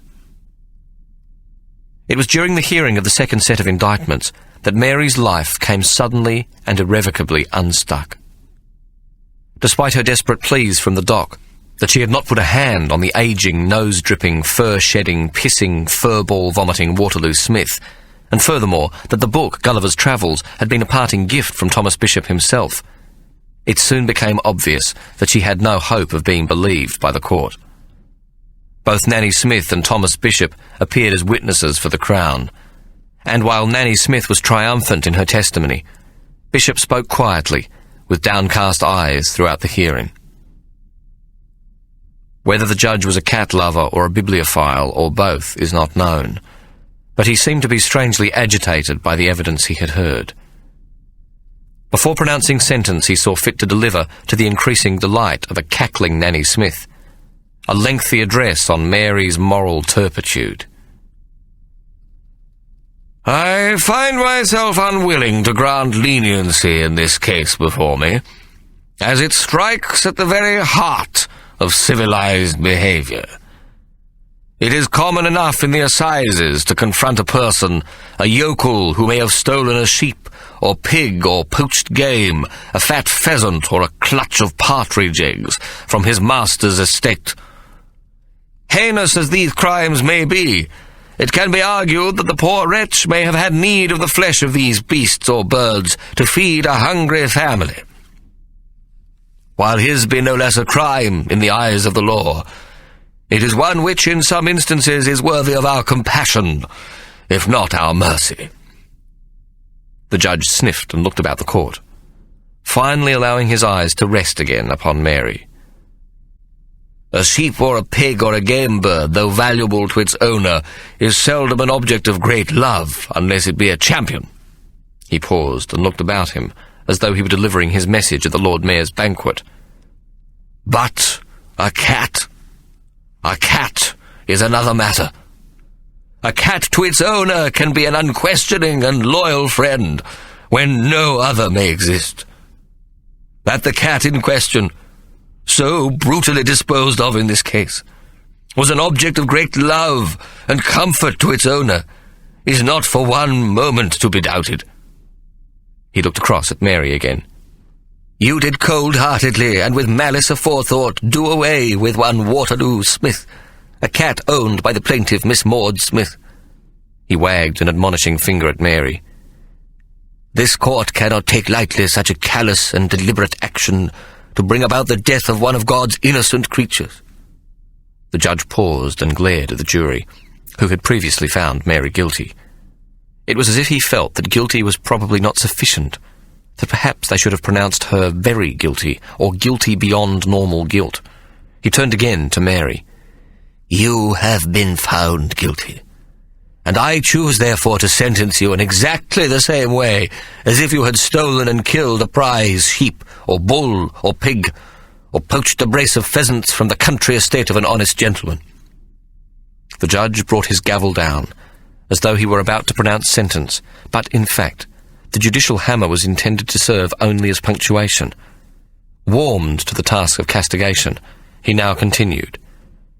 As to the second charge against you, you found yourself in a position of great privilege in the home of Sir James Barker, who, due to the kind interceding on your behalf of his butler— the judge paused to look at his notes— Thomas Bishop, it was agreed by Sir James that you should have the full use of his considerable library. In this one magnanimous gesture, he was in effect opening up to a mere servant girl, if I should not be mistaken, a laundry maid, the whole sublime world of literature and learning. It appears that you did not with honesty and a full heart, mindful of the great privilege accorded you, take advantage of this opportunity. On the contrary, in the face of such remarkable generosity, you chose instead—" He paused, searching for the correct words. "You who have shown intelligence enough to have mastered reading and writing, to plunder this depository of knowledge by stealing from it one of its most precious jewels." The judge now brought his gavel down 3 times, and in an even more sonorous voice than he had previously employed, picked up his written judgment and commenced to read it. "Mary Clark, also known as Mary Abacus, it be therefore ordered and adjudged by this court that after having served 3 months in Newgate Jail in accordance with the previous judgment of this court, you be transported upon the seas, beyond the seas, to such as His Majesty King George IV, by the advice of his Privy Council, shall see fit to direct and appoint for the term of 7 years. The judge's gavel rose up and went down upon its block 1 last time. The sound of it reverberated around the dusty, close-smelling and largely empty courtroom, and Mary's life was once again plunged into the darkest despair, as she was manacled and led from the dock to the public cells, the bird cages in the dungeons of Newgate Jail. For Mary, it was a descent back into hell. It was her companions, those women with her in the cage, against whom she knew she must needs take the greatest care. There were few who would not tear her eyes out for the promise of a tot of gin, and in their drunken state, when the candles burnt down, she would need to constantly defend herself against the groping hands that would possess her. At night, the grunting, panting cries of the fornicating women intensified when the younger women were seduced or raped by the larger bull whores who owned the darkness. Mary attempted to keep to herself, occupying one small corner of the large cell which contained 11 others. She had been placed with prostitutes who had been caught at various crimes, thieving, drunkenness, and destroying public or private property. At the approach of a drunken woman, Mary would reveal her blackened talons and snarl. But it soon became apparent that she could not remain separate. In a jail cell, it is the strong who rule, and the weak who must be made to submit. The time would come, Mary knew, when she would be subjected to the needs of the strongest in the cage. Mary waited until her fellow inmates were drunk and distracted, and then she bribed a turnkey to have a tinsmith visit her.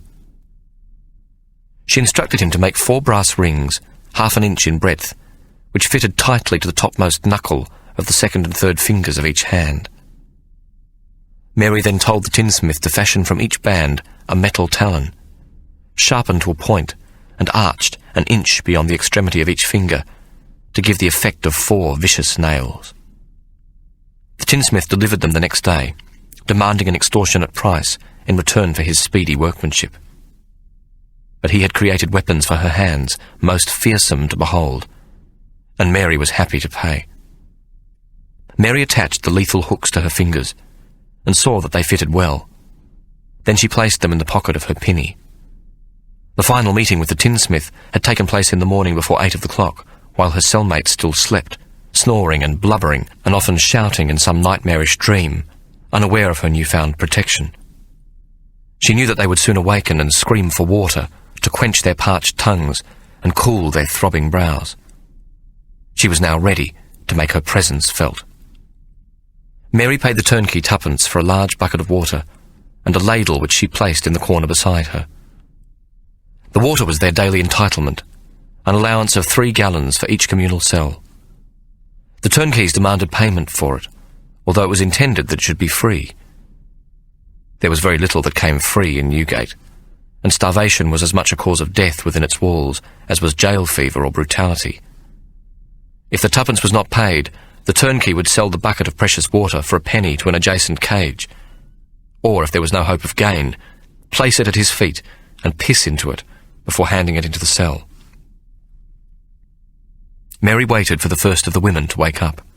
It was Anne Gower, who couldn't remember when she hadn't been on the streets. She was probably still in her 30s, but the effects of gin and her brutal life had left her looking 20 years older. 2 of her front teeth were missing, and matted brown hair hung over her eyes, which she was now in the process of knuckling in an attempt to clear her head of the gin she'd swallowed the previous night. "Water. Where's water?" she mumbled, as she stumbled over to the bars of the birdcage. Grabbing them, she shouted, "Bring the fucking water!" The shrill sound of her own raised voice caused her to hold her head and groan in agony. "Here," Mary said. "Over here, love." Anne Gower turned slowly and looked at Mary through bloodshot eyes. "You? Little Miss Horner what sits in a corner?" Mary laughed, surprised at the woman's wit, considering the state of her health. "What you fucking laughing at?" the other woman snarled. Mary, still with a smile on her face, dipped the ladle into the bucket and held it up towards Anne Gower. "Drink." Anne Gower's hands were shaking as she took the large wooden spoon.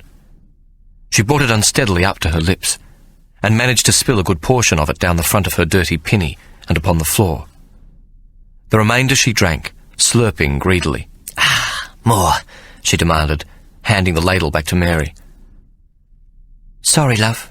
That be it. There ain't no more." Mary calmly put the ladle back into the bucket and stood up with one hand behind her back. "Who says?" Anne Gower advanced menacingly towards Mary. "I says," Mary said, keeping her voice calm. "That be your lot, Anne Gower."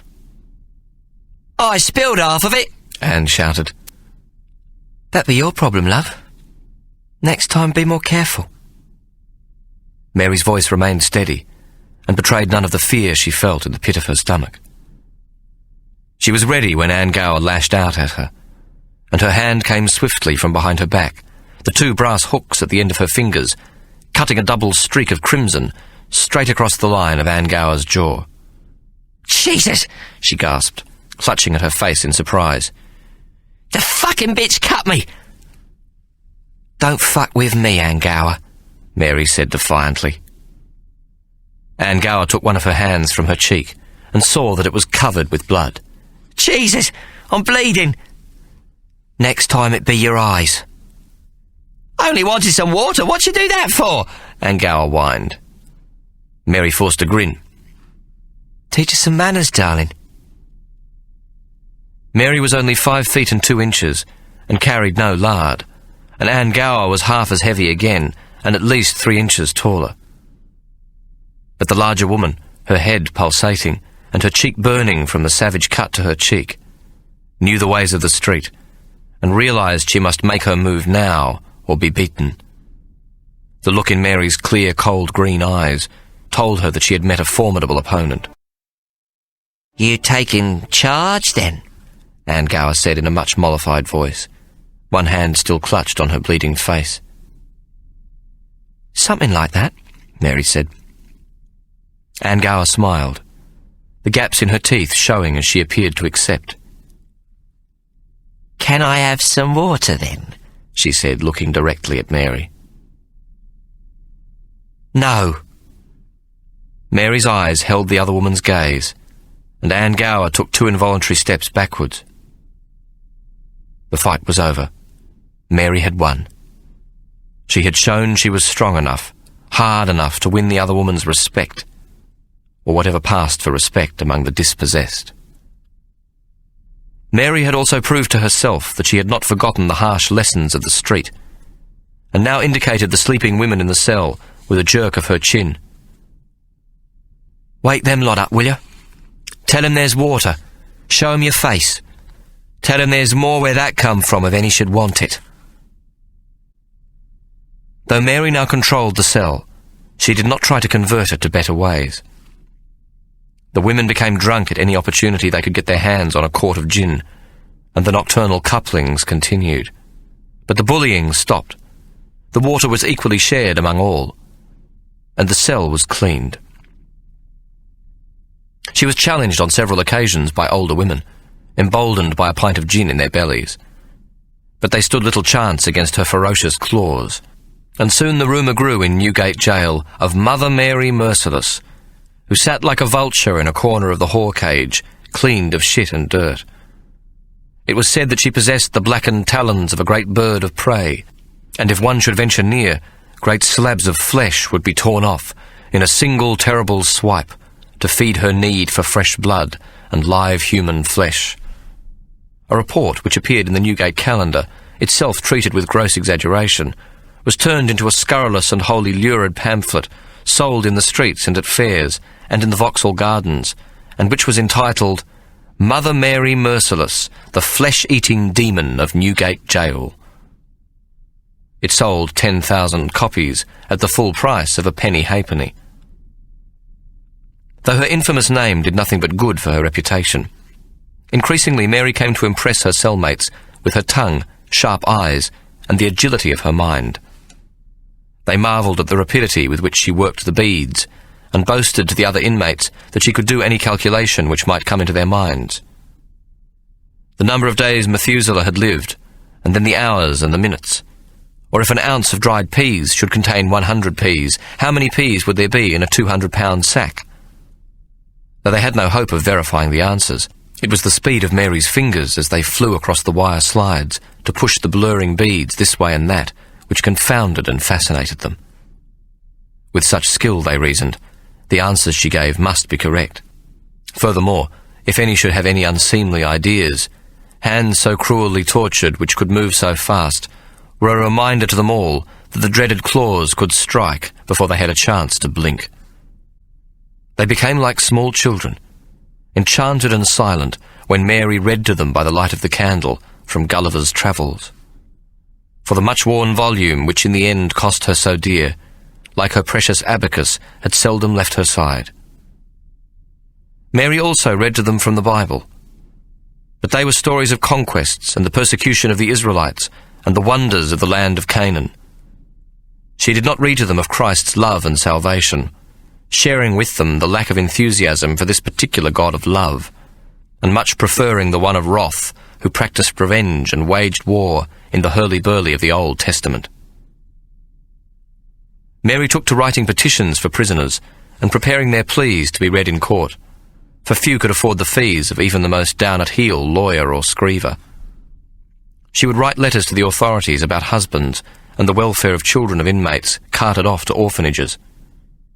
Or she would write to loved ones, this latter in particular for the Irish, who placed great store in the mystical properties of the written word. While they, and those who received their letters, could neither read nor write, the priest in their parish could, and so the entire parish would know of their love and tenderness. They fervently believed that writing a letter was a divine affair, which would bestow good fortune and protection upon those they loved, who still lived in the sad and broken places they had fled from in Ireland. A letter of love, they most fervently believed, had the spiritual substance to prevent these same loved ones from suffering the sad fate to befall its sender. This is the end of CD 8. The story will continue on CD 9.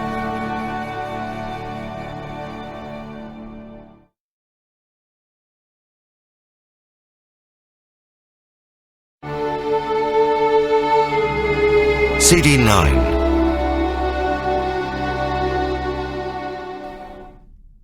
Mary would always begin an Irish letter with the same words, for it was this single opening sentence which inevitably brought those on whose behalf she wrote to swoon with the ecstasy of its poetry.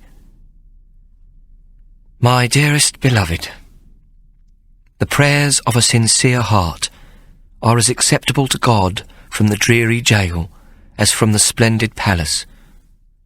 The love of a prisoner as pure and sweet as that of a prince.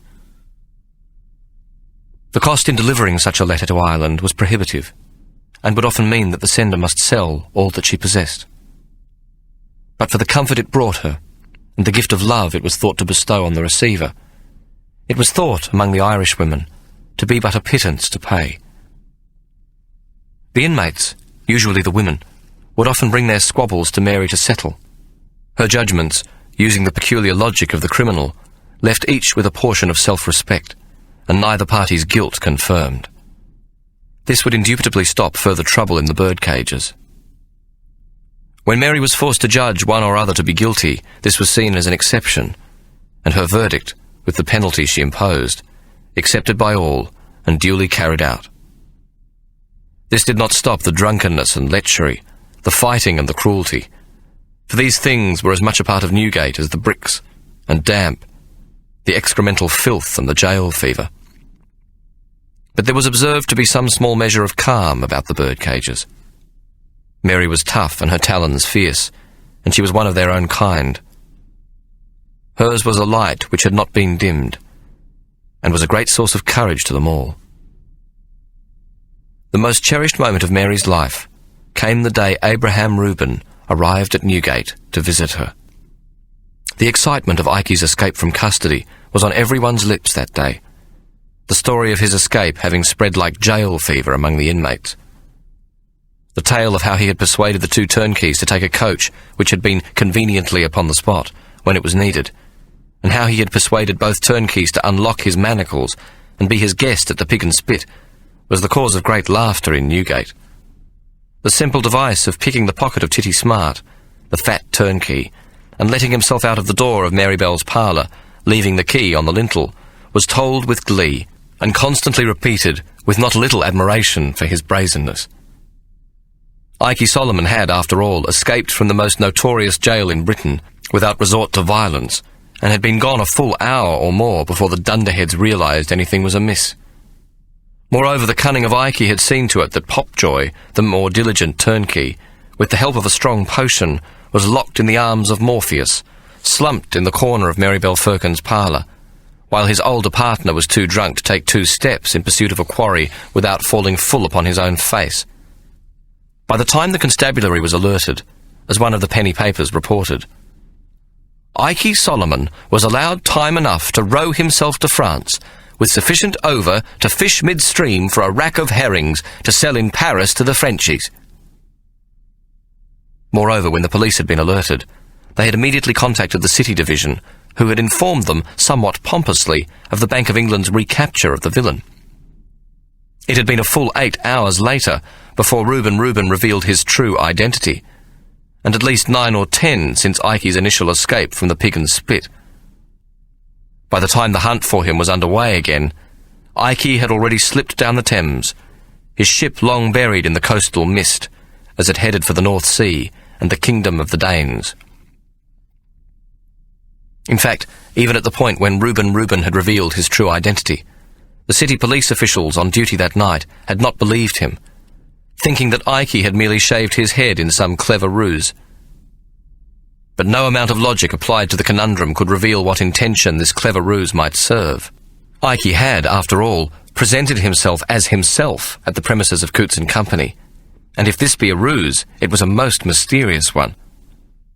It was only then that Sir Jasper Waterlow had been visited at his home in Kensington, and aroused from his bed to be informed of the presence in the cells of the duplicate Ikey. Ikey's double had been duly charged with complicity, but this was small consolation for Sir Jasper, who knew that unless he brought the true Ikey Solomon to trial, his hopes for an illustrious future as Britain's foremost police officer and ultimately a seat in the House of Lords had been completely dashed.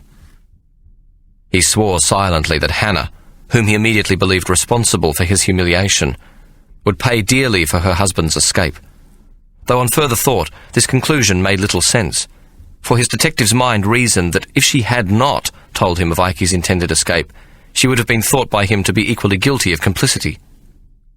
Sir Jasper was therefore reluctantly forced to conclude that Hannah had been telling the truth, and that the cunning Ikey had outsmarted them both.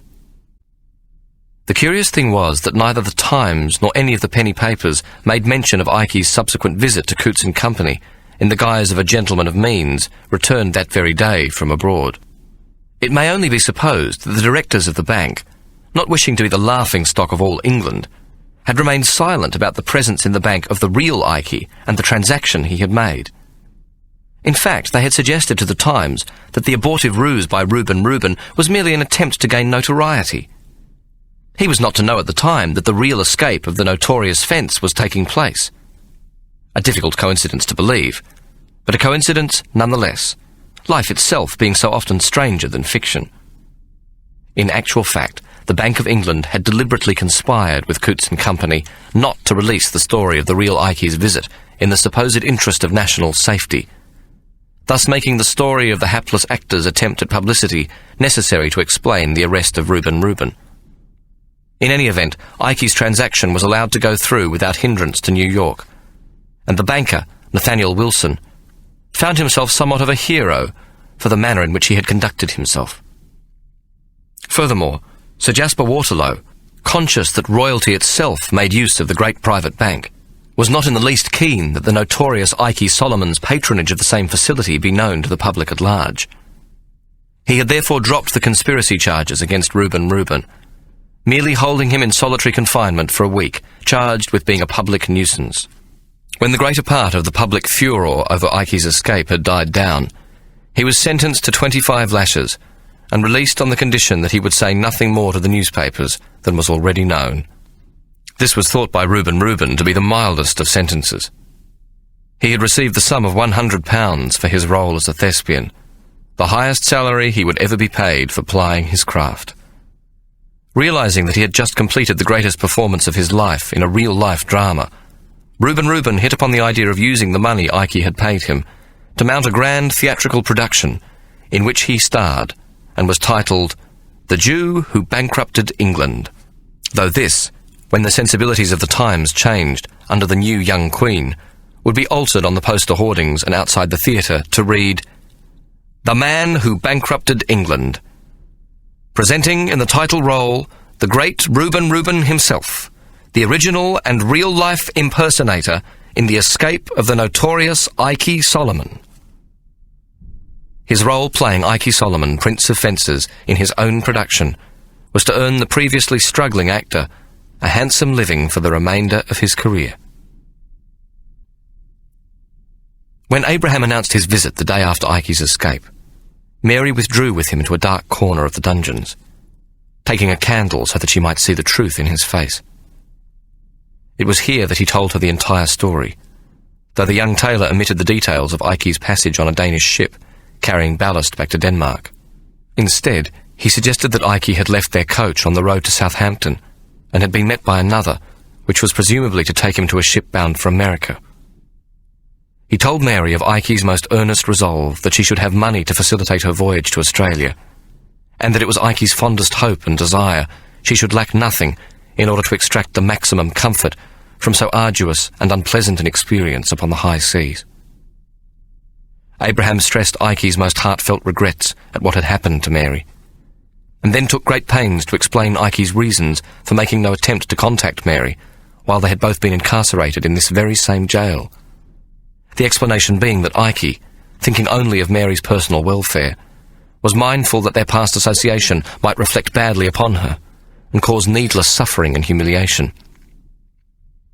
It was a succinct enough explanation, and Abraham, who had watched his father at rehearsal since he had been a small boy, delivered Ikey's message with sufficient ardour to suggest that he might himself have enjoyed a career upon the stage.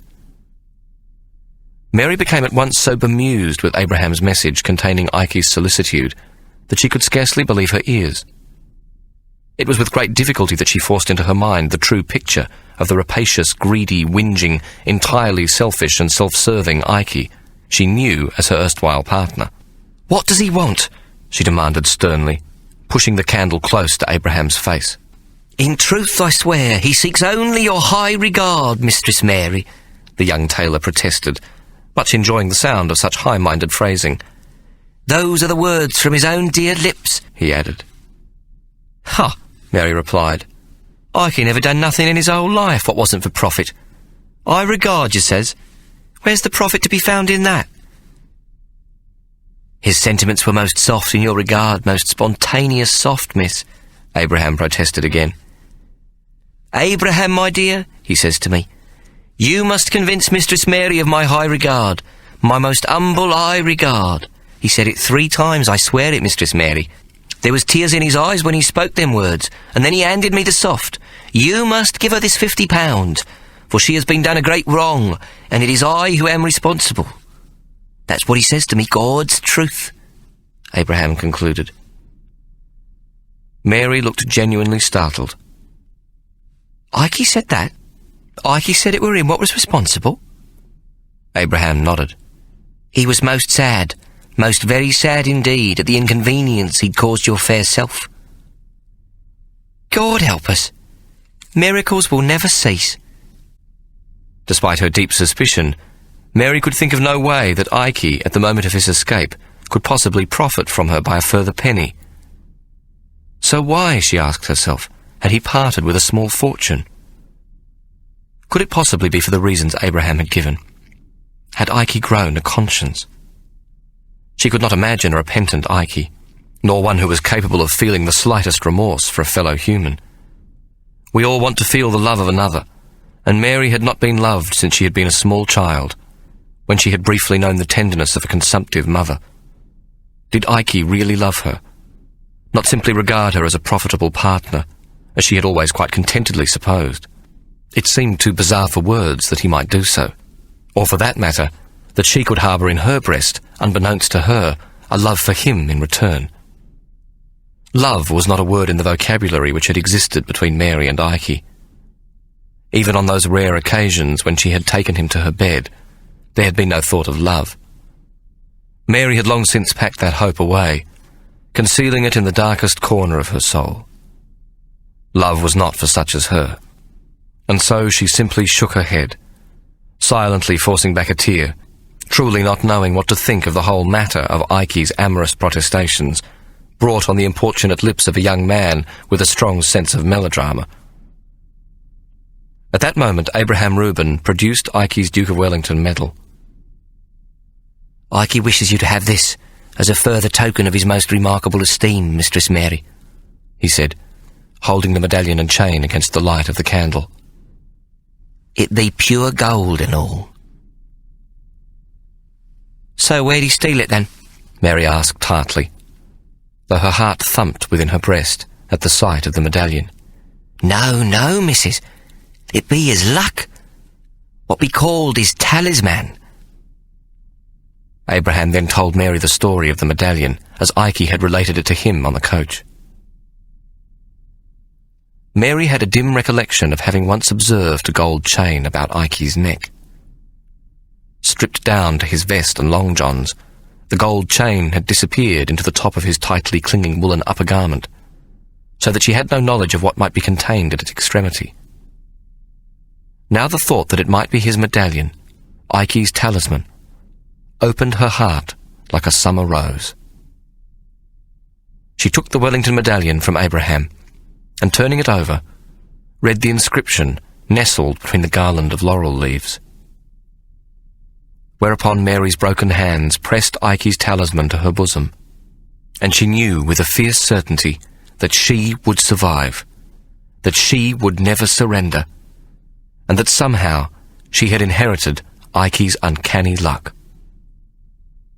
At that moment, despite his innumerable faults, and thinking him no more than she knew him to be, Mary loved Ikey Solomon.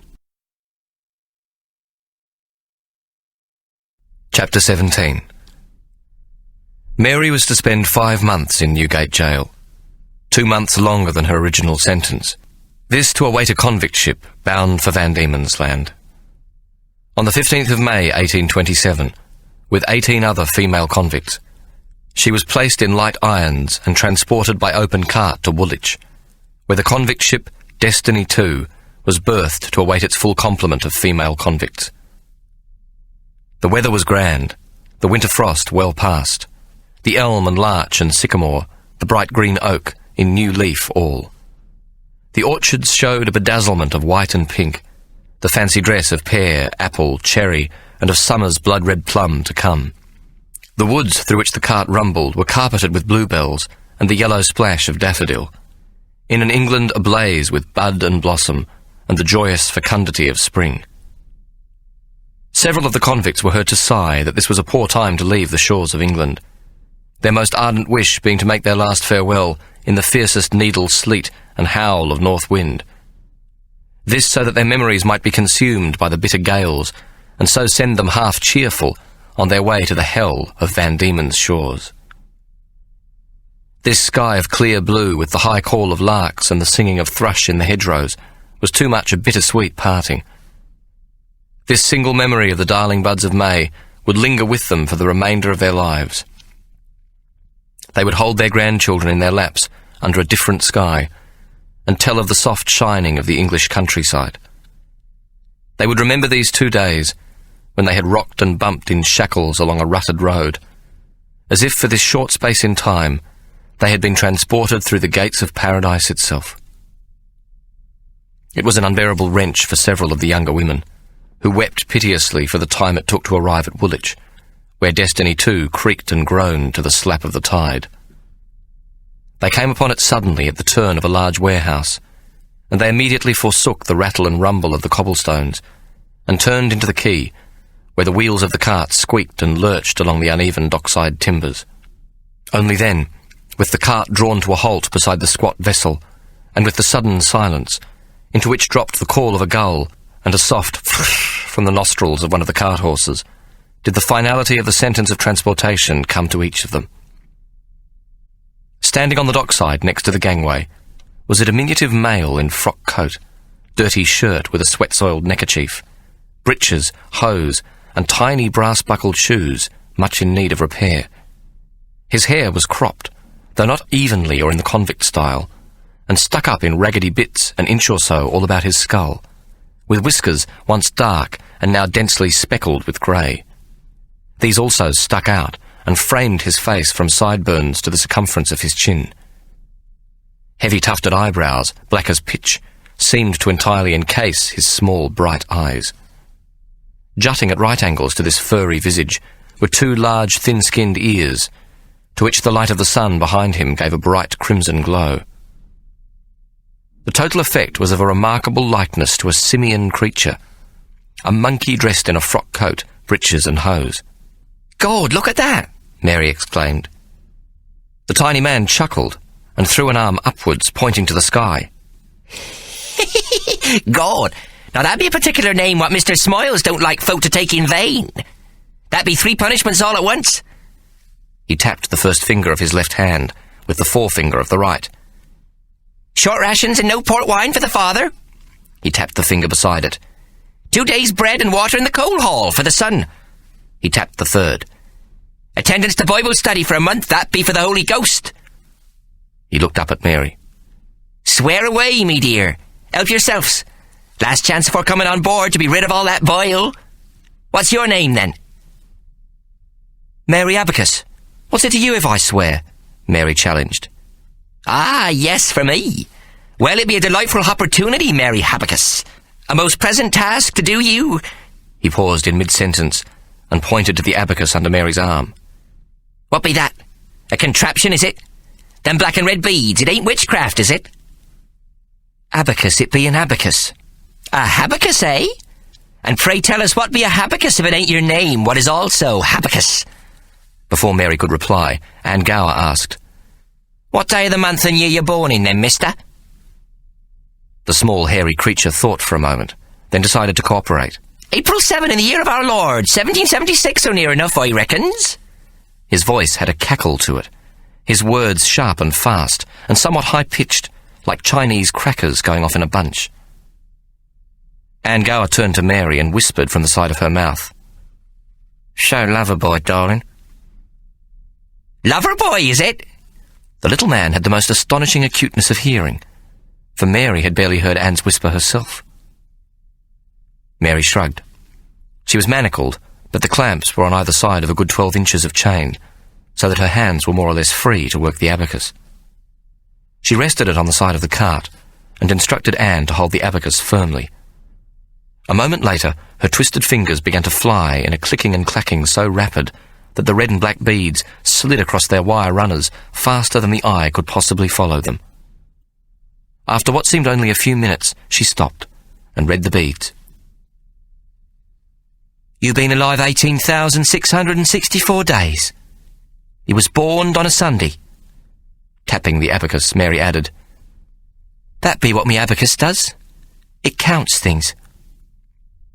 "Oh ho! We've got us a smart one, has we? A jack-in-a-box what springs out above others. Well, Mary Habacus, what's got an habacus what counts? Pleased to meet you, me name's Pot Potbottom, Mr. Tiberius Potbottom. That be the full complement of me cartouche. He spread his hands and grinned disarmingly. They calls me the Scrapins. Now can you imagine why that could possibly be, eh? His head jerked inquiringly from one woman to another, waiting for the women in the cart to acknowledge him with a laugh or some sign of acquiescence.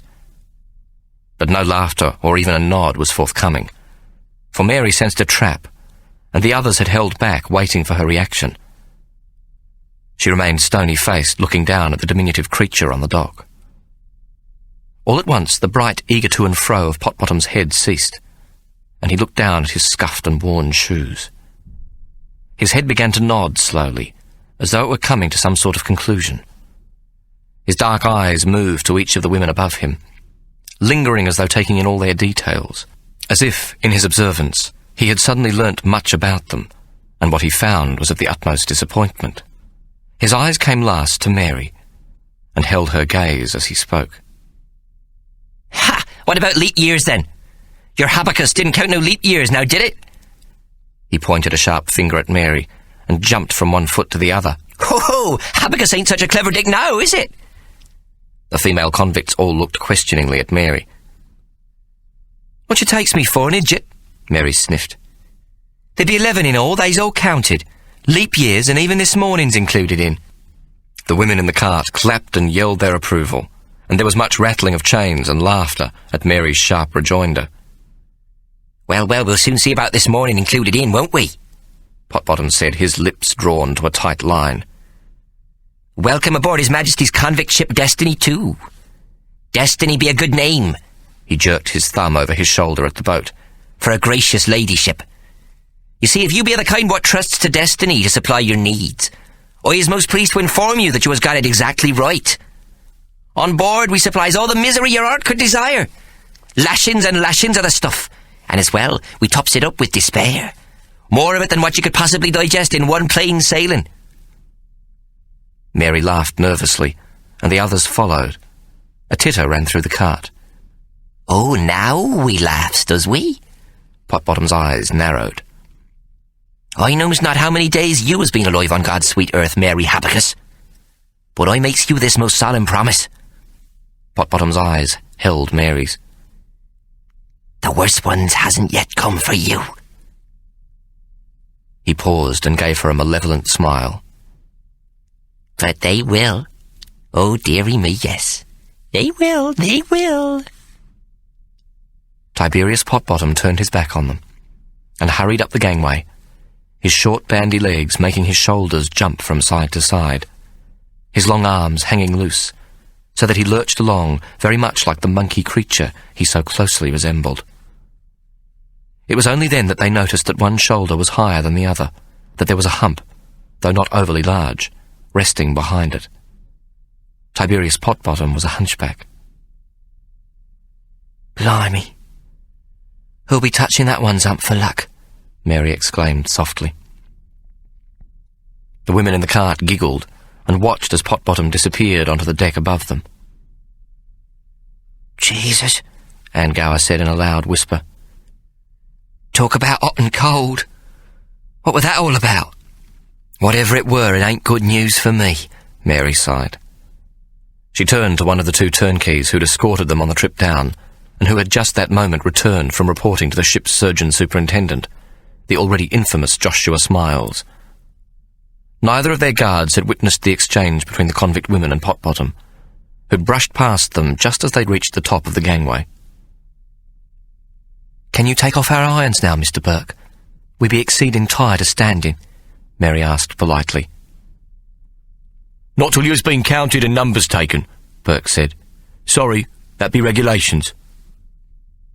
A murmur of dissatisfaction came from the cart, which caused the second of their guards to raise both hands and pat the air in front of him. Now, girls, you've been good so far, don't you go spoiling things now. He smiled up at the women in the cart.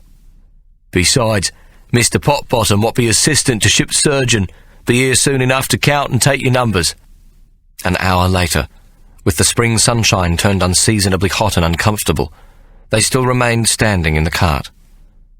The female convicts had no protection but for their mob caps, Their ankles were swollen and painful from standing, and their throats were parched for want of water. Many of the older women were close to swooning in the heat. They commenced to shouting, demanding and begging from all who mounted the gangway to release them from their chains and allow them to step down from the cart and into the shade cast by the ship's side. When they were ignored by the coming and going throng, they cussed loudly, calling out obscenities. Finally, 2 jack tars appeared at the top of the gangway, the one carrying a small table and the other a chair. They walked down and placed them in the shade on the dock. "Call the bleeding baboon what's meant to count us!" Mary shouted angrily at the 2 tars, her temper quite lost. "There's some near dying for want of a drop of bloody water." "Baboon, is I? Well, thank you very much," Potbottom said, appearing at the top of the gangway. "A baboon what can count and take numbers. An extraordinary baboon what is blessed with a very long memory for the slightest slight and insults what injure." "Oh, shit," Mary said in a loud whisper. Tiberius Potbottom, a small smile on his face, walked down the gangway and skipped lightly onto the dockside, where he continued on to the table and chair. "Should it be, but not for me? Should it be for such as thee?" he smirked. He was carrying a large ledger under his arm, which seemed to raise his hunched shoulder even higher, and now he took it and opened it on the table to show one of its 2 open pages half filled with writing. From the side pocket of his worn frock coat, he produced a pot of blacking, and undoing its cap carefully, placed it beside the ledger. Then he took a goose-feather quill from an inside pocket, and this too he laid beside the book. Having completed this task, he stepped to the front of the table and placed his hands behind his back, whereupon he commenced to rock on the back of his heels, looking up at the women in the cart. "Has we had enough, then? Enough profanity to last us all the way to Hobart Town?" He did not wait for their response, but continued, "Or does we stay another hour and get the rest of the bile out of our vile hearts?" He paused, and this time waited. "Well?" he finally asked. "Enough, sir," Mary said, her eyes suitably downcast and her hands clasped in humility in front of her. The others nodded eagerly. "We've had enough of cussing, sir," Mary repeated. "Can we step down now, if you please, sir, Mr. Potbottom?" Potbottom squinted up at Mary, and shaking his head slowly, said, "Oh, I very much hope so, Mary Habakus. I very much hope so. You see, Mr. Smiles don't take kindly to profanity, and me," he shrugged, "I is his sharp eyes and his large ears, and I must warn you—" He paused and chuckled. "Me eyes is exceeding good, and—" He touched one of his ears lightly. "Me ears is even much better than that." From his back pocket he produced a large red silk handkerchief and held it open in front of him, the silk hanging limp from one corner. "Sailing is God's breath," he began, as though he were about to give a lecture, which indeed was his intention. "When the sails lay limp, that means God has taken away his breath, and we is becalmed." He glanced at them as though to assure himself of their attention. "Becalmed, that be an awesome thing. To be upon the ocean without God's breath, to be forsaken by the Almighty." Potbottom's small body seemed to shudder at the very prospect. "That be a time for the devil to skip across the flat sea and come aboard." He waited for the effect of his words to sink in, and then, with his free hand, he took up a second corner of the scarf, so that it hung square in front of his face, whereupon he blew upon it so that the silk billowed away from him. "God's gentle and steady breath be everything to them what sails upon the oceans wide. It be his gift to us for observing his ways. Ways you lot has long since forsaken." Potbottom suddenly flapped the scarf furiously, and his voice rose in pitch. "You makes God angry, terrible angry, and when he be angry, his breath be angry. His angry breath be a storm at sea, a hurricane what takes small ships and drives them up high under the furious waves, and dashes them down, and breaks their backs, and smashes them to tinder, and sends them to the bottom of the ocean." His voice lowered.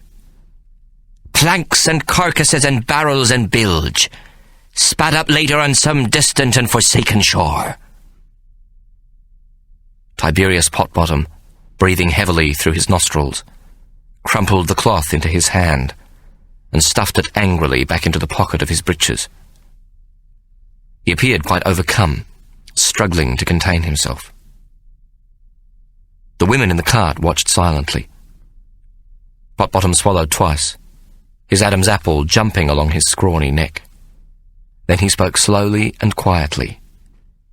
That's why we talks to God in prayer and meditation. We asks him for his fair and lovely breath upon our voyage. When we uses profanity, when we take his name in vain, he will take his breath away. Or if he be angry, sufficient enough angry, if the blasphemy be too great, he will blow and blow until we is doomed upon the calamitous waves. Potbottom, his hands now once again clasped behind his back, and his demeanour recovered, walked around the cart, so that the prisoners within it were forced to follow him with their eyes, and turn as he moved. The chains of their manacles rattled and clinked. Finally the tiny man came to stand directly in front of Mary. Me remarkable ears, God's special gift, can hear a whisper of profanity in the full face of the roaring 40s. I am God's watchman. When you spewing your heart out in the seasickness what's soon to come, if one of you so much as moans, "Oh God, I'll have you on bread and water in leg irons." He looked at each of them in turn, and then suddenly shouted, We only has God's sweet breath to save us. And with your kind on board, we place our lives in great jeopardy. Mr. Smiles will not have no whore language, no profanity, no blasphemy on board. Does you understand? His voice lowered, and spitting each word out as though it caused a bad taste in his mouth, he added, Does I make meself perfectly clear? Potbottom did not wait for any of the female convicts to nod, but turned and moved around the table to sit down on the chair. Seated, he looked up again and addressed himself to the two turnkeys, who had been standing, eyes downcast, more or less at attention, beside the cart. Unshackle, he instructed, taking up his quill and dipping it into the pot of blacking in front of him.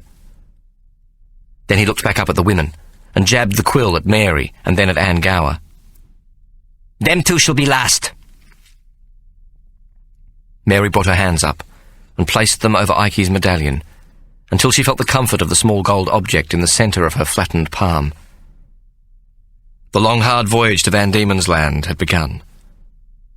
Ikey's medallion, his luck, she suddenly knew, was intended for the second great passage of her life. She must survive. It was 3 weeks before all the female convicts had arrived from jails as far away as Scotland, Ireland and Wales. The bright spring weather had turned into a wet, miserable early summer.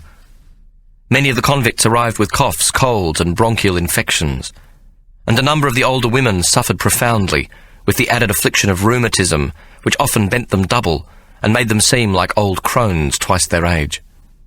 The children's dirty faces were pinched and wet, with a constant flow of mucus leaking from their nostrils, and many were consumed by high fevers. As each cartload or coach unloaded, Mary watched them from the deck as Tiberius Potbottom met them, hopping and jumping about, and, in general, making their arrival as difficult and fearful a prospect as he possibly could. Upon coming aboard the Destiny II, they had been taken directly to Joshua Smiles and his assistant, who had given them a medical examination of a most cursory nature, but carefully documented down as though of the utmost importance. A lifting of the bottom and top eyelid, a probing in the ears, an inspection of the tongue, and a tapping of the chest for the almost certain signs of bronchial infections. This was followed with a more thorough inspection a week later, which became known on shipboard as bloody pus-over.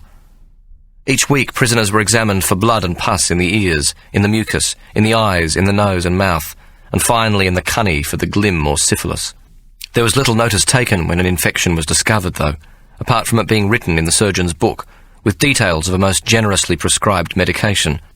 This medication, though well conceived according to the contemporary dictates of treatment, was never administered. Upon completion of the very first medical examination, Joshua Smiles, in a burst of volubility not to be repeated outside of his prayers, explained the rules to be followed during the voyage. He then launched into a lengthy dissertation, which included much comment about the dangers of immoral behaviour, the need for cleanliness, and the benefits and rewards of a religious life.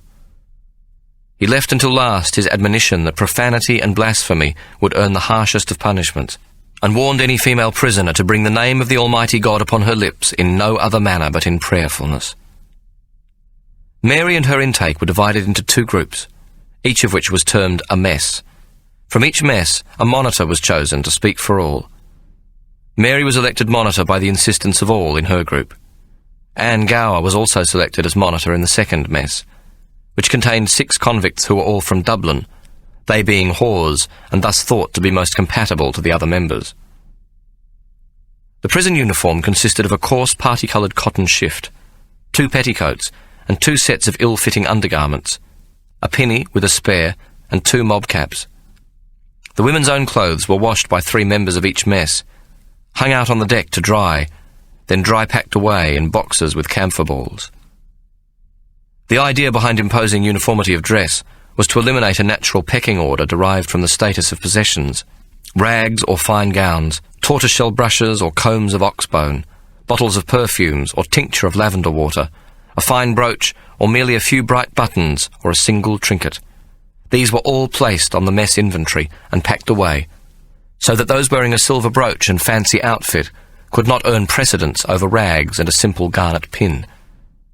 Upon arriving in Van Diemen's Land, their belongings would be handed to the matron of the female factory, in the presence of their owners, to be kept until their release. The money they had brought with them in gold, silver, copper and soft was ordered to be handed to the surgeon superintendent, who entered the amounts into his cash book, and upon arrival lodged these funds with the authorities in Van Diemen's Land. They were to be returned to the owners at the completion of their sentences.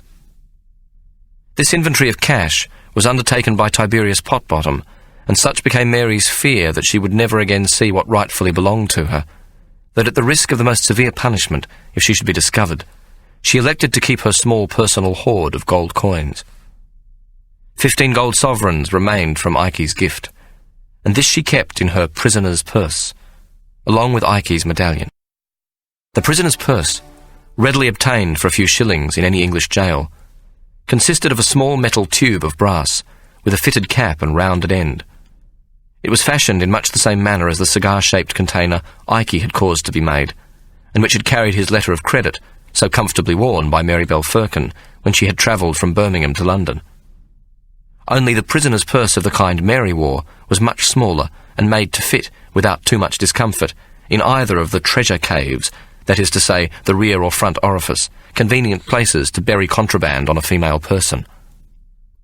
On bloody Passover days, Mary would transfer the brass container to within the rear cave, which, although uncomfortable, was safe from Potbottom's supervision and the probing fingers of the convict matron, who would examine that other part of her anatomy and report it free of infection to the surgeon's assistant.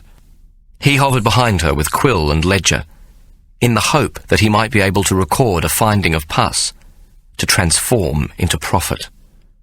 From the time the prisoners began to arrive, the Ladies' Committee commenced to visit the ship. Mary, suspicious by nature of charity, was at first wary of these high-minded women, but she soon grew to respect them. Though pious in their ways, they earnestly sought to alleviate the discomfort of the voyage, and could, on occasion, become quite cantankerous if they found a facility in the prison which did not adhere to the prescribed regulations. Potbottom did his unctuous best to earn their approval, dancing attendance like some small simian creature, trained especially for the task of serving, assuring them, with much dry soaping of hands, and nodding of head, and frequent obsequious expression, of his utmost cooperation. He insisted that any complaint they might make would be his personal pleasure to attend to, in the time it took to snap his greedy fingers. Nevertheless, the formidable Mrs. Fry and her Ladies' Committee were not easily deceived, and they soon earned the approbation of all but the hardest and most recalcitrant female convicts. Though the world of the 2 classes of women was divided by a chasm too wide to leap, or even for one to imagine the life of the other, these committee women were not from the authorities, nor were they easily intimidated by them. Furthermore, they laboured trenchantly and with good will on behalf of the female convicts. They showed themselves as women who cared greatly for their unfortunate sisters. By notable contrast, With the exception of many of the surgeon superintendents, who often took the utmost care of their convicts, Joshua Smiles and some few others being the exception, the male administrators were, for the most part, totally indifferent to their welfare. In fact, most went to great pains to indicate that they cared not a rat's tail for the well-being of their charges, but instead regarded every female prisoner as a whore transported to keep the men, both convict and free, sated. Mary's misshapen hands did not allow for needlework, but to her great delight, along with cloth and thread, the resourceful Quaker ladies had supplied a small library. While there were no novels, plays, or other improper books, the single box contained, as well as religious works, travel, biographies, and history books and poetry. This last gave Mary a newfound pleasure, and was to bring her considerable joy for the remainder of her life. Most of the convicts on board adapted to the order and routine the Ladies' Committee established at the commencement of the voyage, and those within Mary's mess, though all of them prostitutes, encouraged by her, soon proved eager to take up needlework. They were frequently rewarded for their diligence by Mary with readings while they worked. But this was not true of Anne Gower's mess. These were the women who were branded by the authorities within the surgeon superintendent's report at the conclusion of each voyage with words such as notoriously bad, disorderly, profligate wretches, quarrelsome, and for those with a flair for invective and a good well-inked goose-feather quill, the basest and most abominable wretch of a woman, or scheming, blasphemous vixen and prostitute. This last description being appended to Mary's name by Tiberius Potbottom on the very first evening of her coming on board. When the ship arrived in Hobart, this single entry in the surgeon's report resulted in her being incarcerated in the female factory, instead of being assigned as a servant to a settler. In truth, with the exception of theft and blasphemy, fighting, and the urgent couplings which took place at night, most of the offences committed on board were minor breaches of discipline, such as insolence and refusal to obey orders, howling and singing a hymn or prayer to the tune of a well-known bawdy and sentimental song. On the week before the departure of the vessel, the relatives of those convicts on board began to arrive to farewell their wives and daughters. Mary, having no family of her own, witnessed the piteous sight of parents parting from their daughters with no likelihood of ever seeing them in this life again. The deck of the Destiny II was washed with the tears of country folk who had seen their dear daughters leave home to find work as servants or some form of livelihood in the city, only to end up, unbeknown to them, selling their bodies on the streets of London, Dublin, Glasgow or Liverpool, or resorting to petty crime in order to stay alive. These were good, honest people, who for the most part worked at back-breaking labour to earn barely enough to put bread and broth upon the table. They brought what they could as gifts, though frequently this was no more than the tears they shed and the love they bestowed for the last time upon their unfortunate and wretched offspring. The Destiny II, flying the red and white pennant, the whip which denoted a convict ship, sailed with the evening tide on the 14th of June, amid the dreadful cries of distress from both those on board and the ones they'd left behind forever. The wind was from the nor'west, the temperature 68 degrees Fahrenheit, and the sailing down channel was steady and most pleasant until about midnight, when the winds changed to the west. This brought choppy seas and frequent squalls, and the weather billowed into gales and huge seas by the time they entered the Bay of Biscay. By midnight, when the prisoners had long since been confined below decks, almost the entire complement of convicts became sick to the point of frequent vomiting and nausea.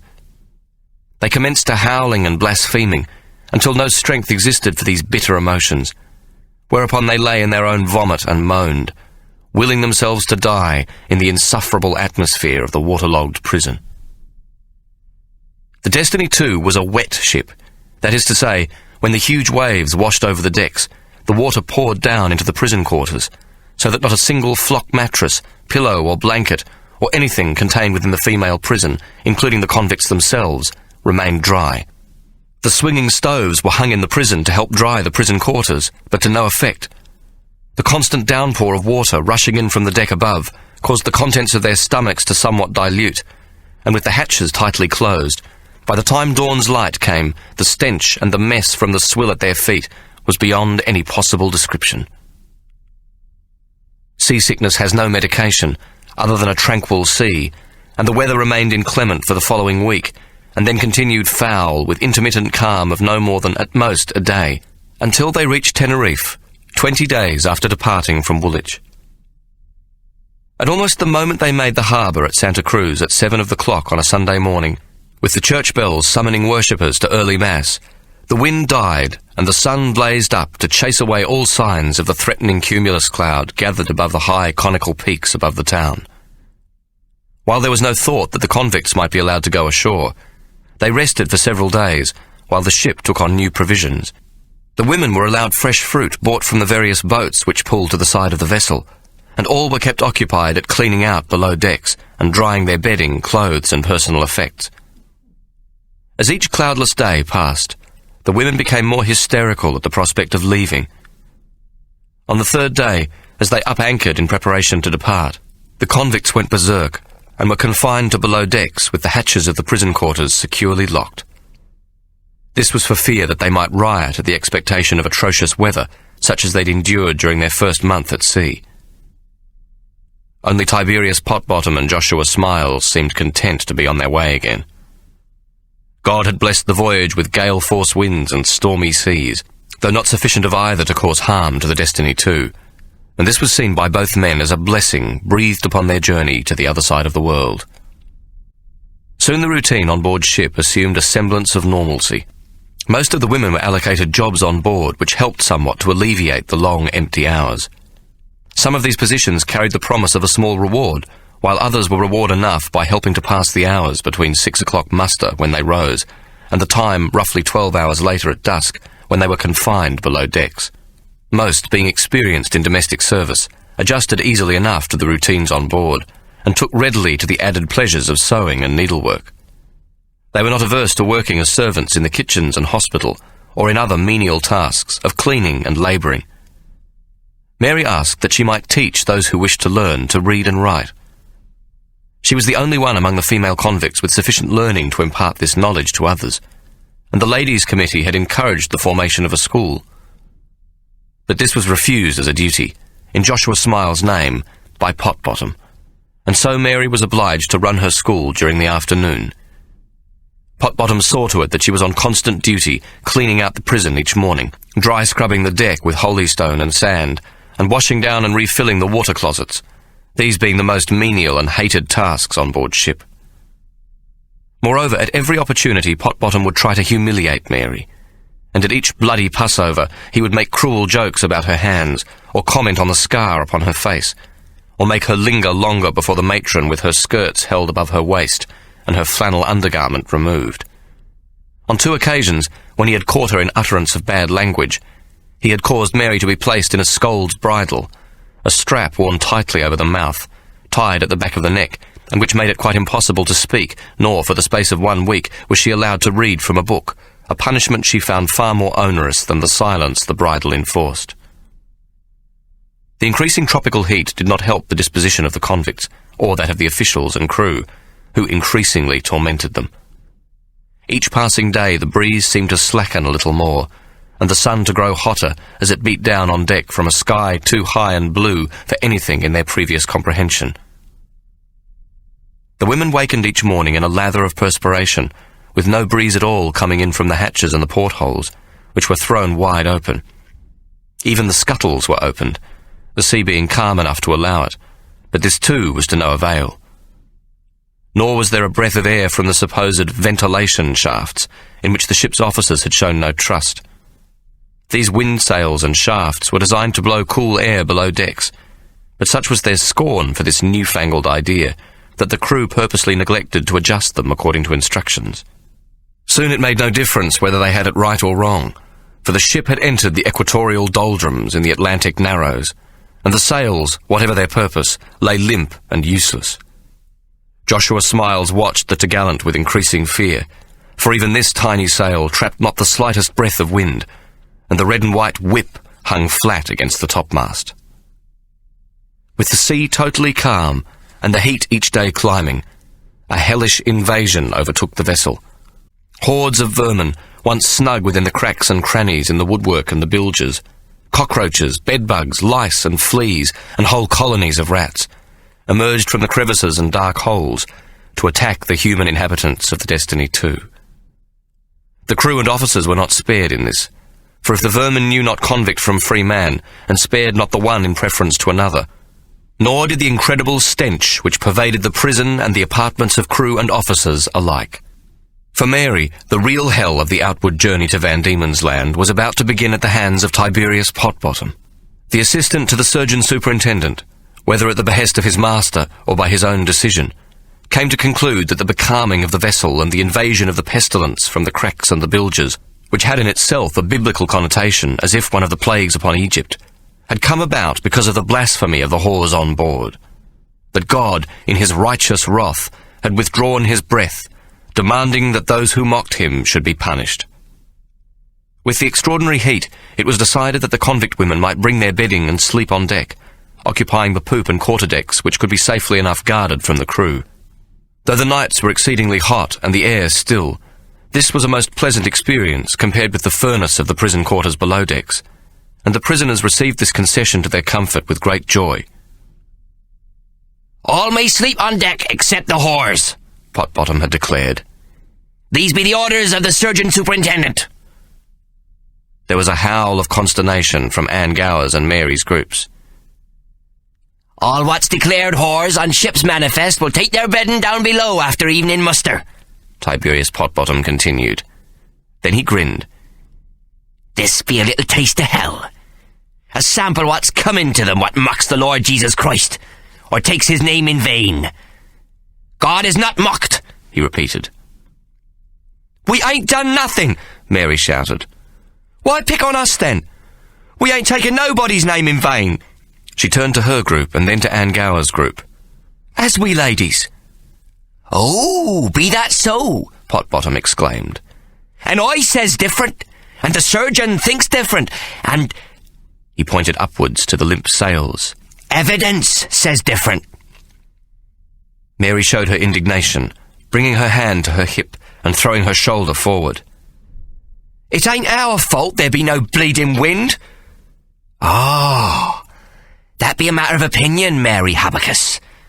God's opinion, surgeon's opinion, and me own opinion. We all be against your single opinion." "Not single mine too," Anne Gower shouted. "It ain't fair. We done no harm. We done nothing wrong. It weren't God what made them sails, still it be them doldrums." "That's right, it be the doldrums," Mary shouted in support. "They be perfectly natural, a phenomenon what sometimes happens near the equator." "Oh, it be clever Miss Jack-in-a-Box again. Phenomenon, is it?" Potbottom paused. "And God, is he not a phenomenon? Is he not the creator of the heavens and the earth, the rain and the glorious clouds, what is his billowing breath?" Tiberius Potbottom stopped again and looked about him at the women assembled for muster. He finally fixed his eyes on Anne Gower and then again on Mary, and began to speak, this time most rapidly and in a high-pitched voice. "Without his breath to drive the clouds there be no rain. Without the rain there be starvation upon the face of the earth. God's breath be the breath of all life itself, and when God takes his breath from us, it be a sign of his anger." He pointed upwards to the limp sails above his head and spoke more slowly. "God has taken his breath away from us. Doldrums be just another name for God's anger." Then Potbottom brought his hand down again and pointed to the group of convict women gathered around Mary. "And we all knows the reason for it, don't we?" "That be a whole heap of bilge water," Mary shouted angrily. "Ha! And that be blaspheming. Calling God's breath bilge now, is we?" Potbottom shouted triumphantly. "You'll all go below right now, all the whores and blasphemers. We'll put the lid of hell on the Jack-in-a-Box and all her consorts, in the name of Jesus Christ our Lord and Saviour." Anne Gower's group and Mary's group were sentenced to be locked in the prison below decks for 3 days on half rations, but with the full daily allowance of 2 pints of water. This ration not halved, for it would likely have caused them to perish. The heat below decks was so intense, and the vermin so prolific, that the women were soon forced to remove their clothes, and after several hours below they could think of nothing but the need for water. Many were so overcome that they fainted away, these faintings frequently terminating in fits. At night the portholes as well as the hatches were closed, and by morning the following day many of them were delirious, wandering about unable to recall their own names. By midday, when the sun was at its zenith, the heat upon the blazing deck would cause the pitch between the deck boards to melt. This molten hell would drop onto them in the prison below, where it would bubble upon their flesh, the fiery pitch sticking long enough to arm or leg or back or head to burn savagely through the skin or scalp and deep into the flesh, so that they were permanently scarred from its effect. On the afternoon of the second day, Anne Gower, maddened by the circumstances below decks, attacked Mary, accusing her of causing the calamitous situation they found themselves in. Mary had been sitting alone in a corner against the bulkhead, clasping her legs together with her head resting on her knees, when Anne Gower approached and stood over her. "It were you, not us. It were you the sod wanted," Anne began. "All along it be you giving him lip. In the wagon and all when we first come, then on and on and on, always making it hard for us. You what thinks you is better than all. You think 'cause you can read that you be clever, that you knows everything. Well, let me tell you, all you knows is how to make trouble for all of us with that fucking gob of yours. Now Potbottom's getting his own back, and it's us what's suffering. It were you, Mary Abacus, what done this to us, and I reckons you has to pay." Anne Gower turned and faced the others. "What do you say, girls? The bitch has got to pay for our misery." She indicated the prison around them. "For this." As Anne Gower spoke, Mary's hands were under her skirt, for she was one of the very few who had not removed her clothes, which hung soaking from her body.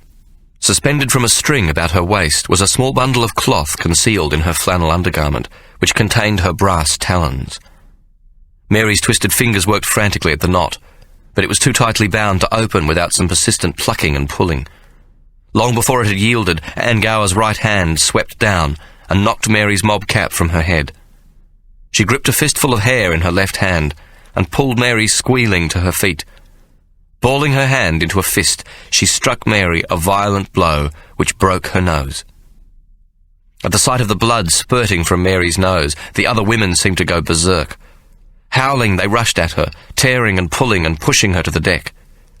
They kicked and jumped on Mary and drove their fists into her face and body, raking her with their nails in a furious frenzy of fighting.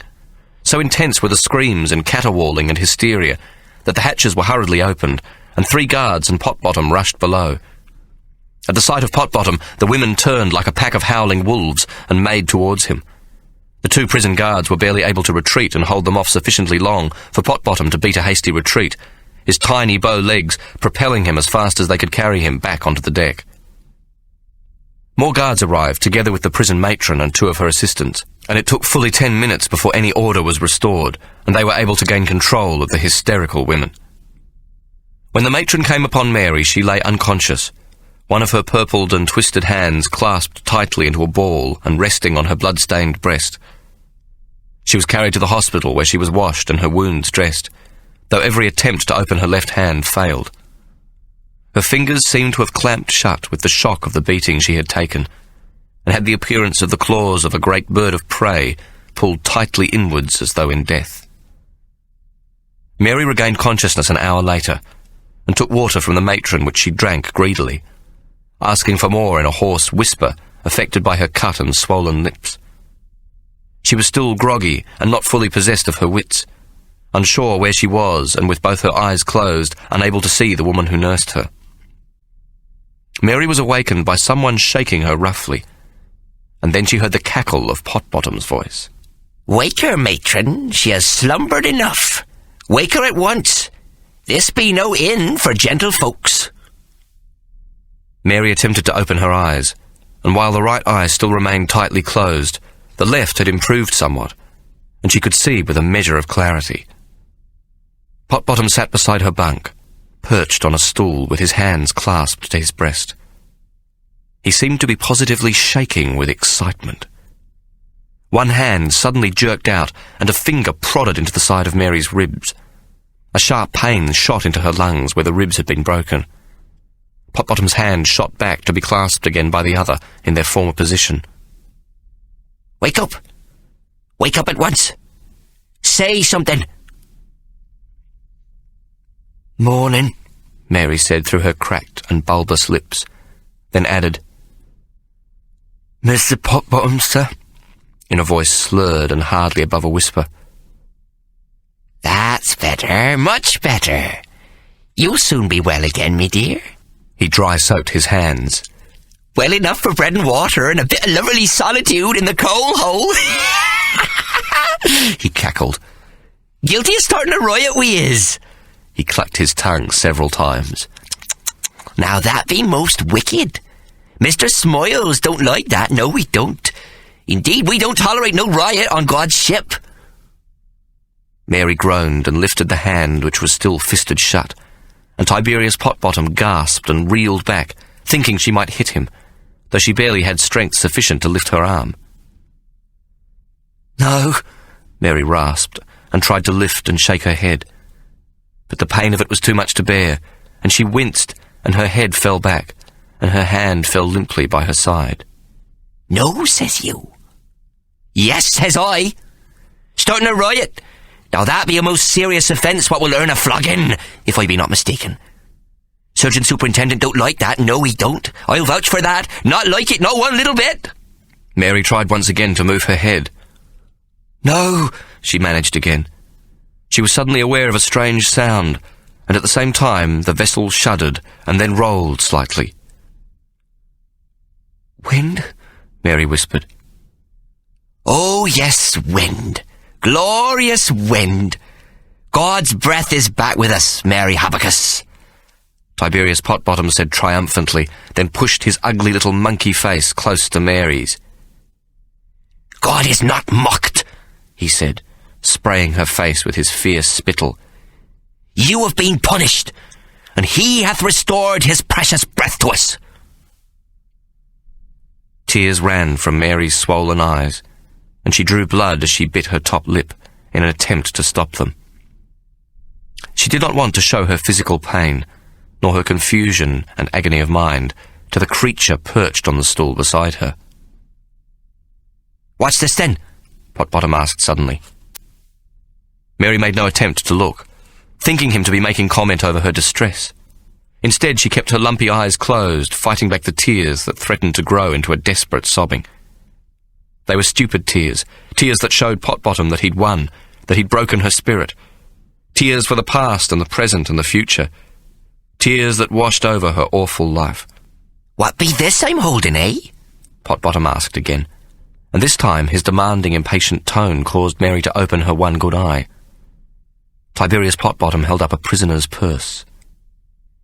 Never knows what you'll find when you looks, does you, me dear? Mary's hand went instinctively to her cunny, but she knew before she reached it that her prisoner's purse was no longer hidden there. The brass tube Tiberius Potbottom held contained her 15 sovereigns, and Ikey's precious Waterloo medallion and chain, and Mary began to sob uncontrollably. Shall we see what we's got then? Potbottom said gleefully. His small hands twisted the brass cap, removed and upended it, tapping it into the centre of his palm. Very curious, he said. It don't have nothing in it. He tapped the tube once more in the same manner, then held it with the open end facing Mary. Potbottom raised his dark, bushy eyebrows, his tiny black eyes shining. A pleasuring device, is it? A poor convict woman's comfort for the dark, lonely nights at sea? Potbottom shook his head and clucked his tongue several times. I don't think Mr. Smiles will take kindly to such a device. Not kindly at all. He replaced the cap, and leaning over Mary, he placed the small metal tube on her chest. As he did so, Ikey's medallion fell from within his linen shirt and dangled on its chain directly above Mary's breasts. Then, without a further glance at the hapless, sobbing Mary, he scuttled out of the hospital, leaving her to contemplate the loss of everything she possessed in the world. Mary had secretly dared to hope that her life might change, that despite the hell of Van Diemen's Land, she would survive, and that something good, no matter how small, might come of it. Now she knew that she had been deluding herself all her life. In truth, the flame of her existence had been blown out the very moment she had been born.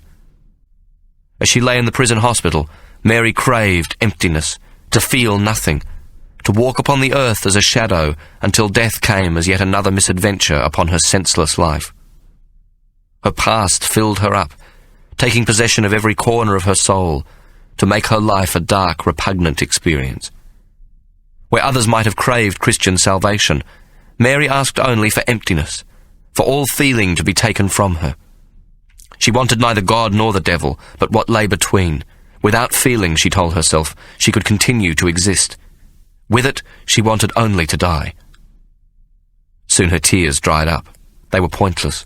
To cry was to mourn, and to mourn was to care, and caring was what had always destroyed her. She cursed her mouth and its ability to find trouble. Others knew their place and remained silent, with their heads bowed in obsequious obedience. It was her big mouth which had destroyed her life. If she could empty out all that had happened to her, she would grow silent forever, not be seen or heard, or be there at all, her lips frozen forever. But instead of emptiness, as Mary lay perfectly still, there grew slowly within her a great anger, and then through the anger came pain, a sharp throbbing in her left hand. She tried to ignore it, but it was too alive and demanding, and soon the pain within the centre of her hand burned as though it were a fire kindled there, a furnace of white heat expanding and filling her, roaring at the very centre of her being.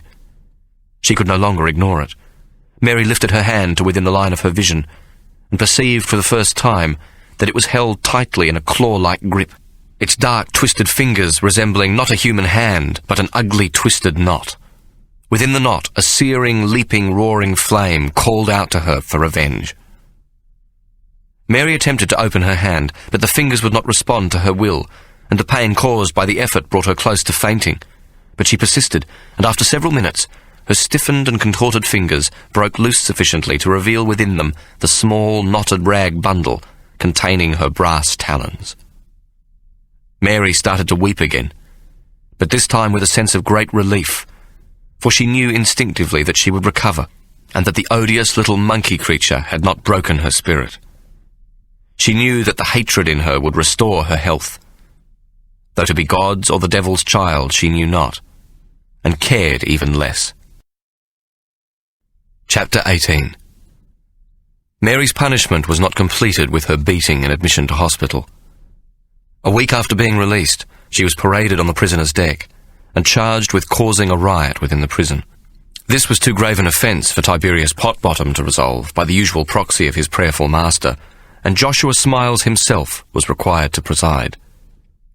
With the charge of inciting a riot, the safety of the ship had been placed in jeopardy, and the ship's master and those officers not on duty were required to be in attendance. A muster of all the prisoners was called mid-morning, with Mary standing with her head erect before the pale and mournful Smiles.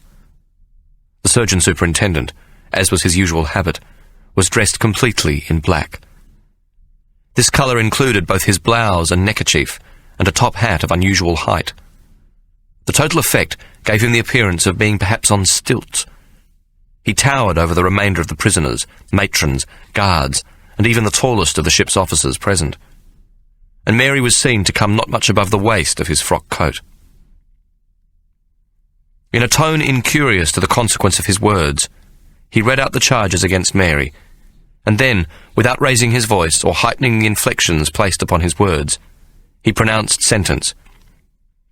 It was a noticeable contradiction to the blandness of his voice, that throughout his reading the surgeon superintendent on no single occasion looked up or at the prisoner, and his hands shook as though in a tremor as they held the paper from which he read. Mary Abacus, I, Joshua Jeremiah Smiles, under the authority given to me by the Admiralty, and further, under the provisions of the Home Department, and in the name of His Majesty King George IV, sentence you to 25 strokes of the lash to be administered at one time, whereupon you shall have your hair shaved, and be placed in solitary confinement within the coal-hole, and shall remain there for 1 week, this to exclude the Sabbath. During this time you shall be given bread and water as your only sustenance. I further order that the sentence be carried out immediately by Mr. Tiberius Potbottom, and that all prisoners and those who be in charge of them, and therefore under my authority, shall bear witness to these proceedings. There was a gasp from the prisoners, for for even the whores felt great remorse at what they'd done to Mary. "You bloody bastard!" a voice shouted from the centre of the crowd. "Who said that?" Tiberius Potbottom called out, jumping up and down to try and see into the lines of assembled women. "I did, you fucking ape!" Anne Gower called as two guards moved into the crowd of suddenly thronging and excited women and grabbed her. "You murderers!" she shouted again as she was pulled away and led from the deck. "May you rot in hell!" A guard struck her on the side of the head with his truncheon, so that she fell to her knees and was dragged down the hatchway. Mary was placed over an empty barrel, her arms and legs held by the wrists and ankles, each limb by a separate male prison guard. The matron of the hospital, who had so recently nursed her back to health, was then required to fully expose her back. Mary was given a small square of folded cloth to place between her teeth. The sky above was brilliant blue, with no cloud to interrupt its surface, a storm having come up during the night so that the ocean and the sky seemed to shine in a world washed clean. The ship sailed steadily at 8 knots to a breeze from the southwest, its prow cutting majestically through the waves. Even the sun, though warm, was not torturous, the breeze cooling the deck where Mary lay sprawled over a barrel in preparation for the Botany Bay dozen, that is, 25 strokes of the lash. This is the end of CD 9. The story will continue on CD 10.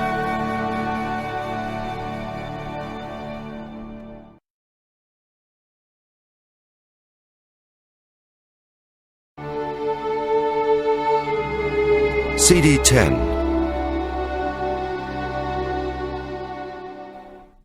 Potbottom stood over her, wielding the dreaded cat. He was so tiny that the lash, with its 3 knotted leather straps attached to a wooden handle, seemed too big in his hand. That he should have been allocated such a task was unusual in the extreme. Had such a need befallen a male convict ship, there would have been some person skilled in the use of the whip, but flogging was exceptionally rare on female convict ships, and no such expert existed on the Destiny 2. While Potbottom gleefully held onto the whip handle with both hands, he was not himself quite sure how it should be used for maximum effect. So he slapped it down upon the deck at his feet to get the hang and angle of its correct use. Meanwhile, Joshua Smiles produced from the pockets of his topcoat the 2 small knee cushions, Jesus and Saves, which he had carefully strapped to his legs so that the 2 words embroidered in red against a white canvas background might be clearly seen by all. With his back turned to Mary, and his eyes fastened upon the topgallant sail, he knelt upon the deck, having first respectfully removed his top hat and placed it beside him.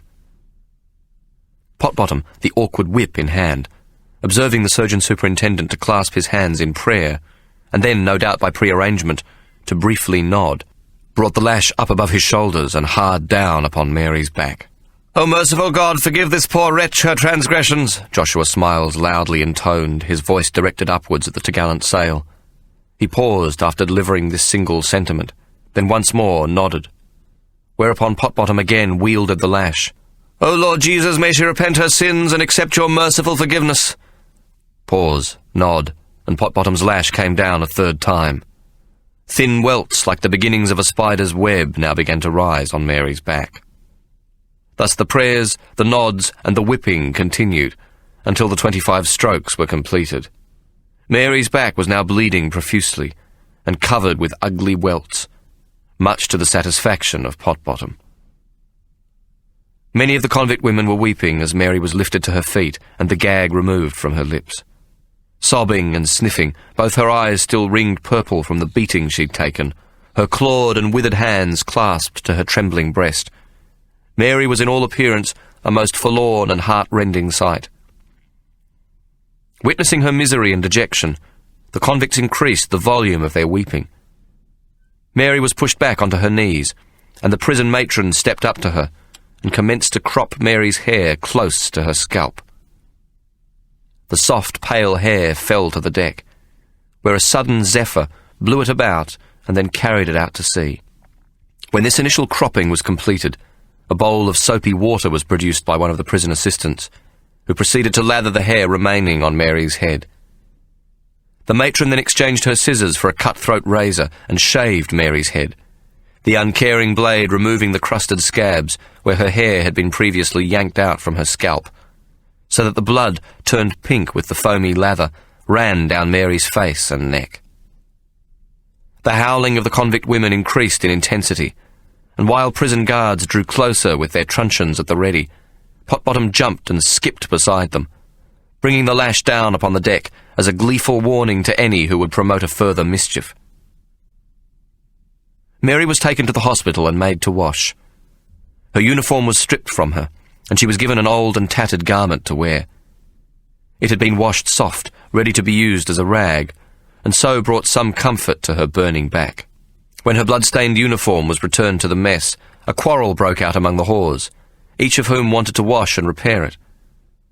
Mary was then taken to the coal hole, the darkest and gloomiest part of the ship, where she was locked up with the supply of coal used in the vessel's kitchens.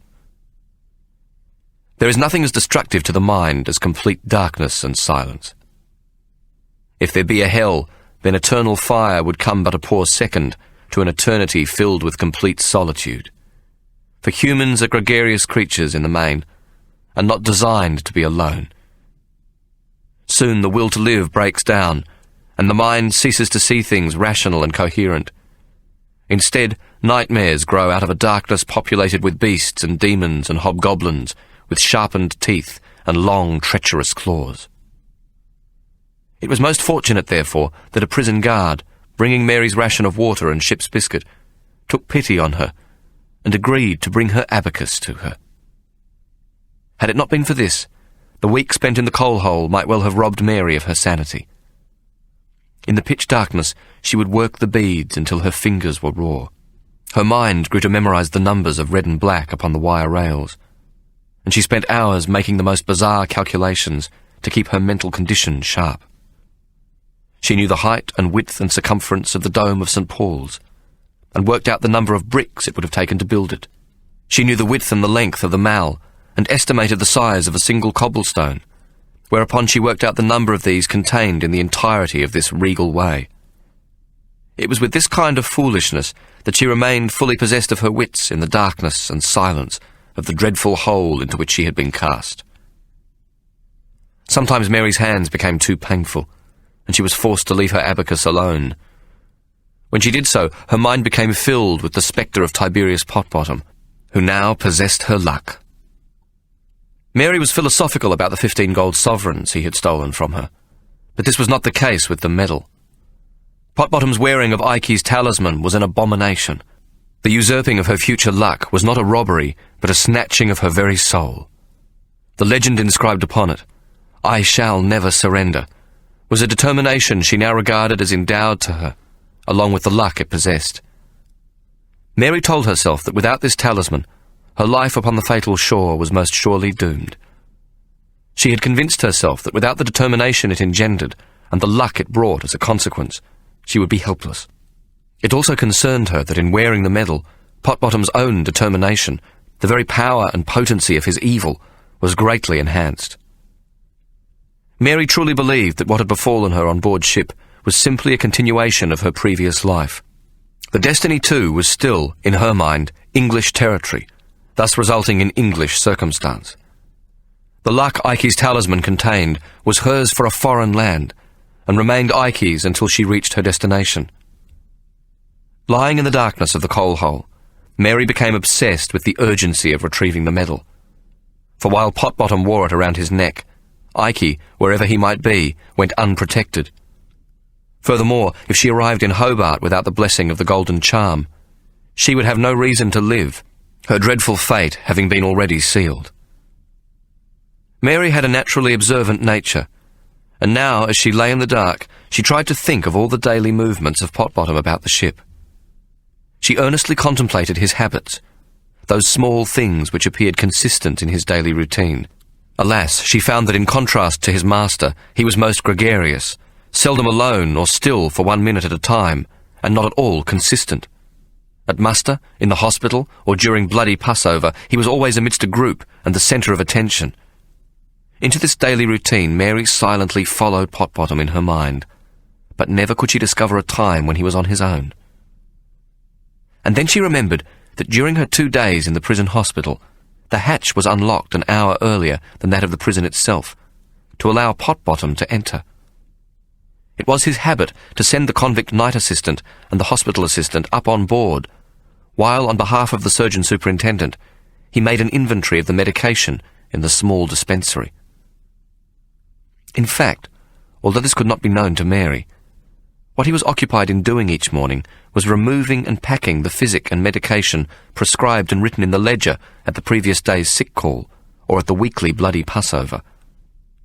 He would carefully remove from the dispensary the amounts prescribed for each treatment in the surgeon's ledger, packing the unused medicine into a small leather portmanteau. Then he would repair to his cabin, where the contents of the case would be added, each medication to its own type, to the stock already accumulated on the voyage. This contraband medicine, intended for the sick on board, would eventually be sold for a most handsome profit when the ship berthed in Rio de Janeiro. Potbottom also saw to it that some small part of the profit was paid to the hospital matron, a professed Christian, who had a most remarkable propensity to see no evil when to be blind was to her benefit. It was a foolproof method, for when the medical supplies remaining were checked by the authorities in Hobart Town against the surgeon superintendent's prescription ledger and subtracted from the amount placed on board at the port of embarkation, the amounts would tally perfectly. If any convict should complain to the authorities that she had not received medication for an illness, the hospital matron would swear that this was a lie.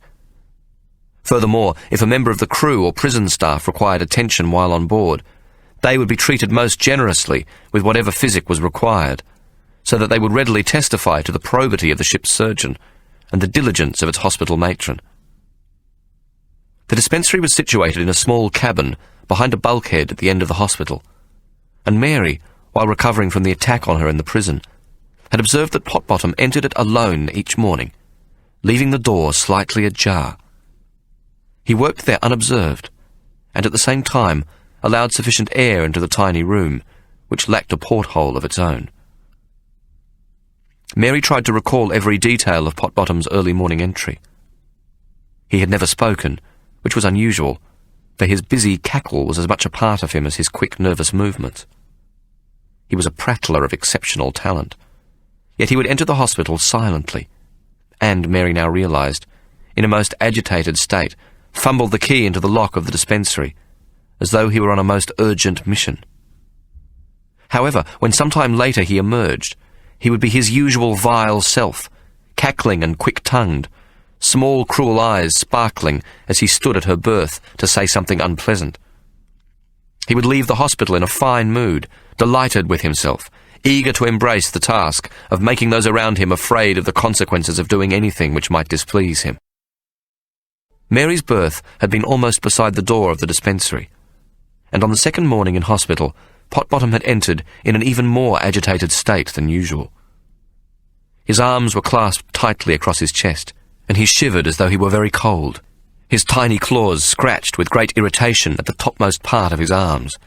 Mary observed that his lips were cracked and without colour, a thin line of white spit bubbles stretching the length of his mouth. Feigning sleep, she watched as his hands fumbled to unlock the door to the dispensary. In his haste to enter, he left the door somewhat more ajar than usual, and by craning her neck, Mary could see into the tiny cupboard-sized cabin. Potbottom, his hands trembling, quickly mixed an amount of raw opium into a small glass container, into which he poured what looked to be a syrup from its distinctive blue bottle. Mary was most familiar with opium, it having come close in the past to taking her life. The syrup she took to be laudanum, a mixture of opium dissolved in alcohol, used by prostitutes on the way down. Only those most heavily addicted would think to use more opium in their laudanum, as she herself had done in that darkest time of her life. Mary watched as the surgeon's assistant hastily swallowed the liquid, and then waited, with eyes closed, for it to hit. She knew exactly how he felt. The jangled nerves suddenly straightened, the tension relaxed, and his mind and thoughts once more collected.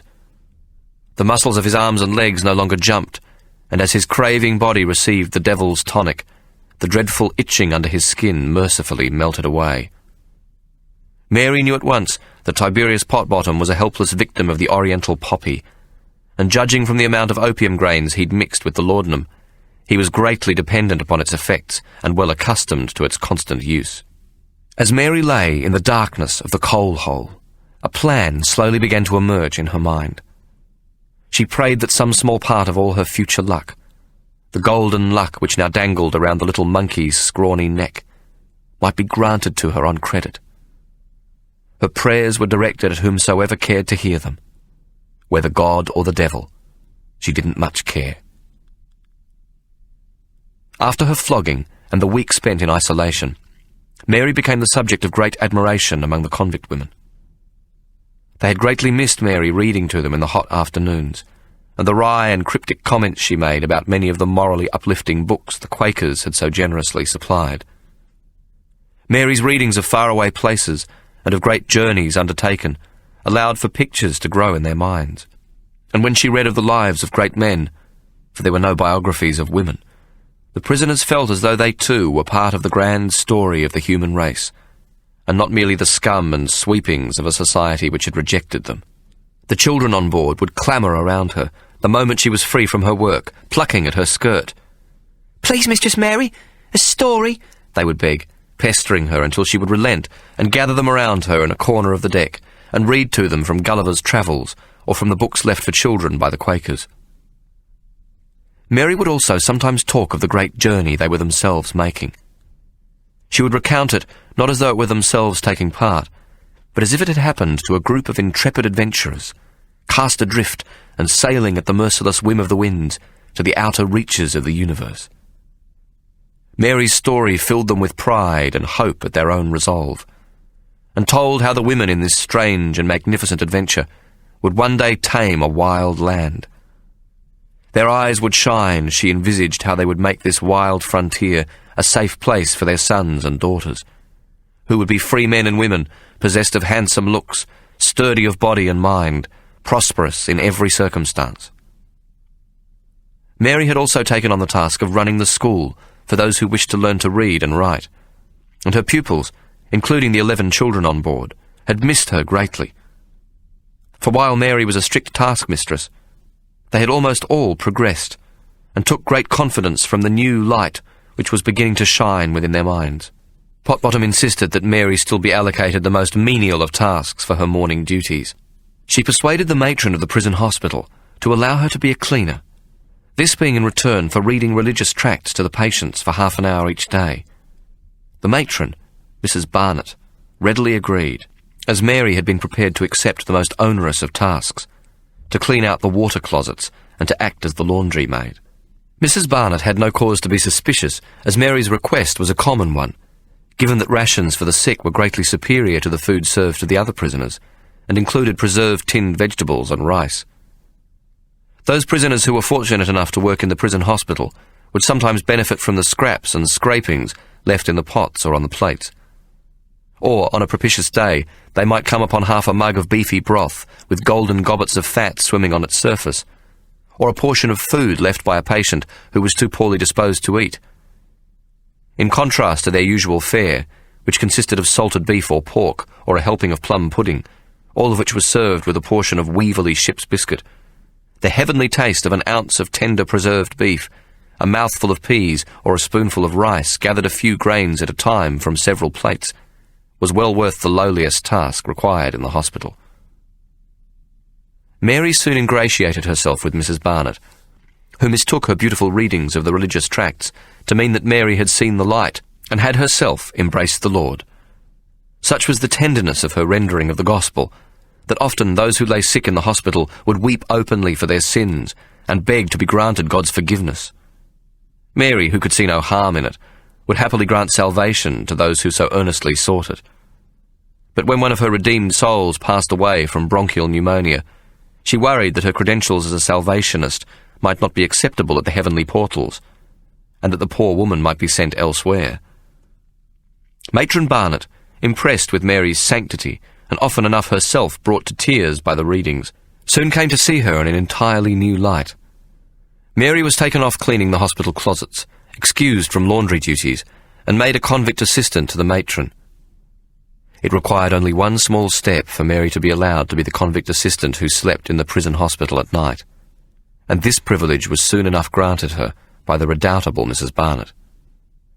Mary had managed, in the space of 4 weeks, and on the eve of the ship's arrival at the port of Rio, to find herself exactly where she needed to be when Potbottom entered the prison hospital each morning.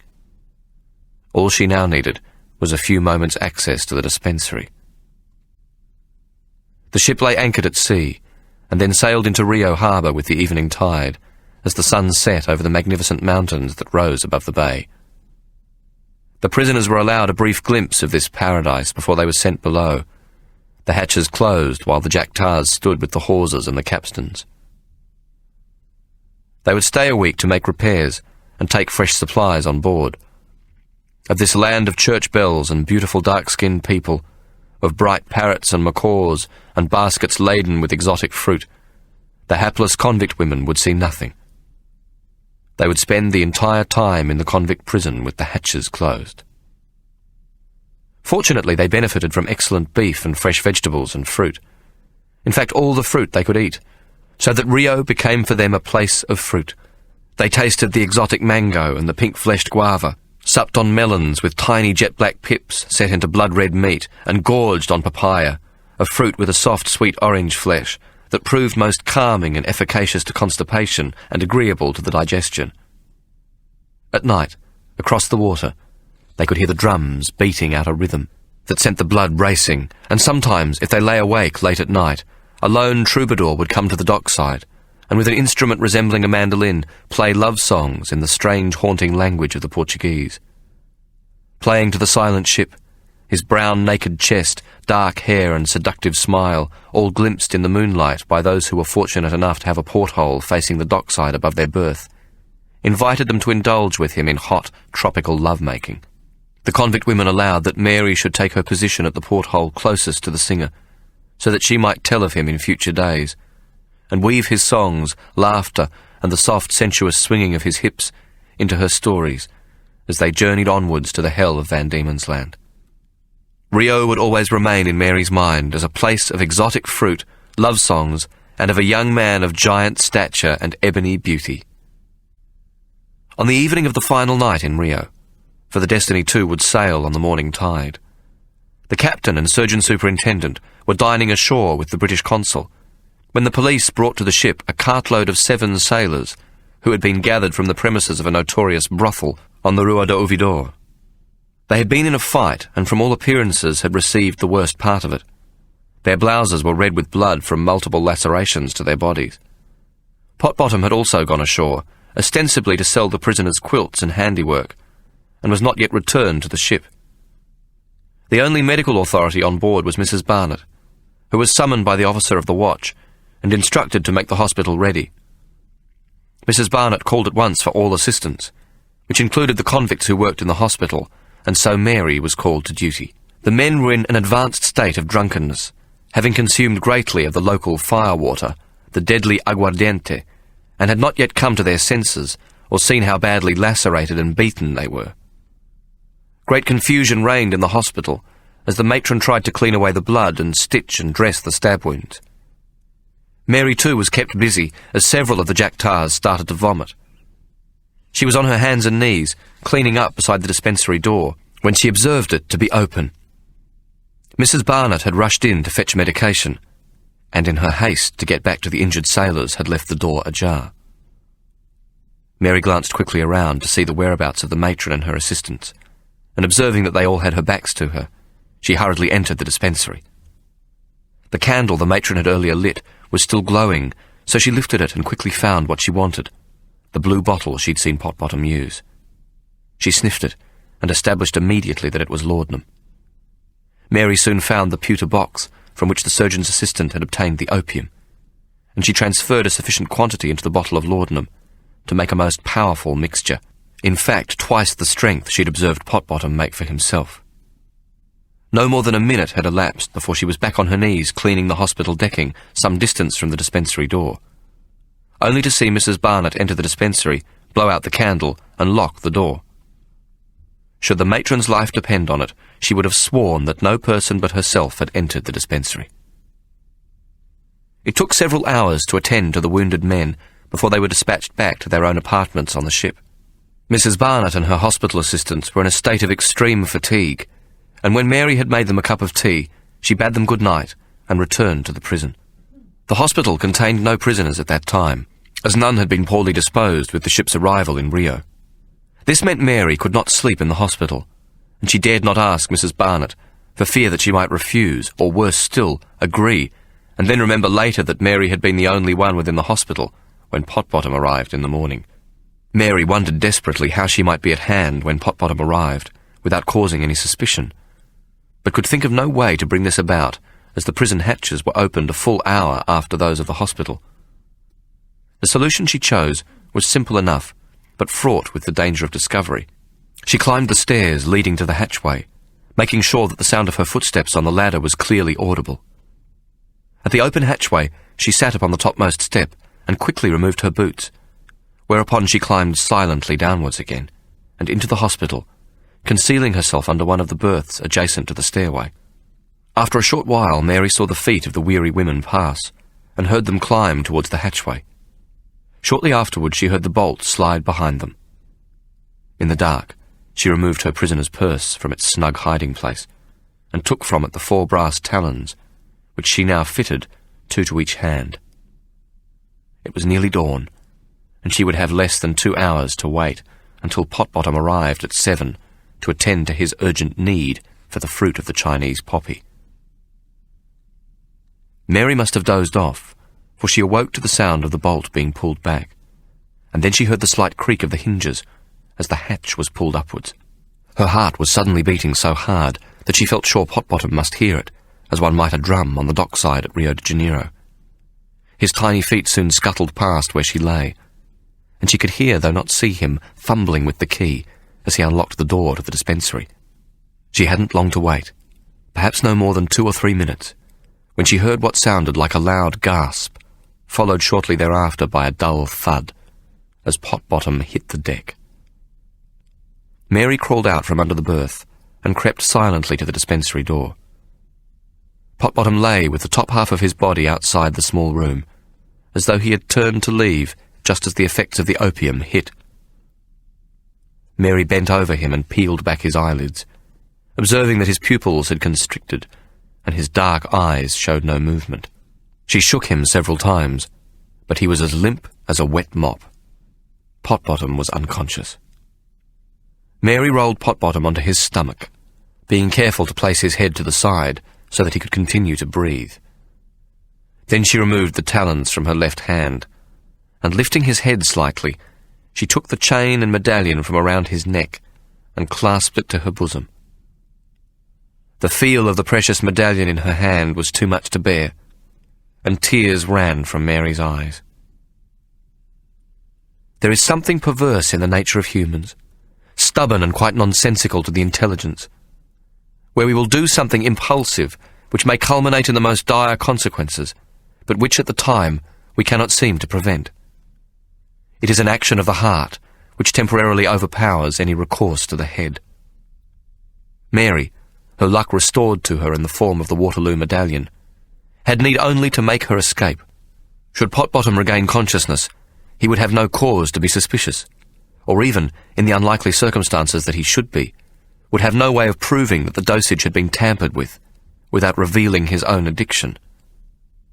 Mary had committed the perfect crime, providing she could escape from the prison hospital unobserved, and conceal herself until morning muster, where she would simply join the other women prisoners on deck. She wiped the tears from her eyes, and was about to remove the brass talons from her right hand, when she looked down again at Potbottom's unconscious form. All the anger and humiliation he had caused her suddenly coalesced within her breast, as though it were a great fist which squeezed her heart. Mary took the remaining talons from her right hand and placed them on the deck beside the body where she'd left the others. Now she rolled Potbottom onto his back, quickly unbuttoned the front of his worn and greasy frock coat, and opened it wide, whereupon she rolled him back onto his stomach. She then stripped the sleeves from his limp arms and pulled off the jacket. Mary was panting loudly, both from the effort of manhandling him and from her tremendous fury. She laid the coat aside and pulled the dirty blouse he wore from the top of his breeches and lifted it high over his back and the back of his head. This action completely exposed his back, and with it the hump, which now seemed larger than when it was concealed beneath his coat. Mary was whimpering as she replaced the talons onto her left hand, and with them she drew a long, deep stroke across Potbottom's back, weeping afresh with a volatile mixture of anger, spite, and despair. She was doing to someone else what had been so often done to her. Coldly, precisely, she carved 25 lines across the surgeon assistant's hairy back, in a random criss-cross fashion, sparing not even the ugly hump. "That be your 25 lashes back, Tiberius Potbottom. God has not marked you here." Mary laughed, though somewhat hysterically, for she felt no humour in it. "That be one stroke for every whore aboard, and one for me, you cruel bastard. That be our botany pay dozen." Panting with the emotional effort, Mary began to weep softly as the anger left, completely spent by her revenge. After a few moments, Mary ceased crying, sensing her own imminent danger. She sniffed and wiped her nose on the sleeve of her smock. She now felt strangely calm, and pulled Potbottom's blouse down over his back, tucking the ends neatly into his broad leather belt. Bright crimson designs of a random pattern seeped through the dirty cloth.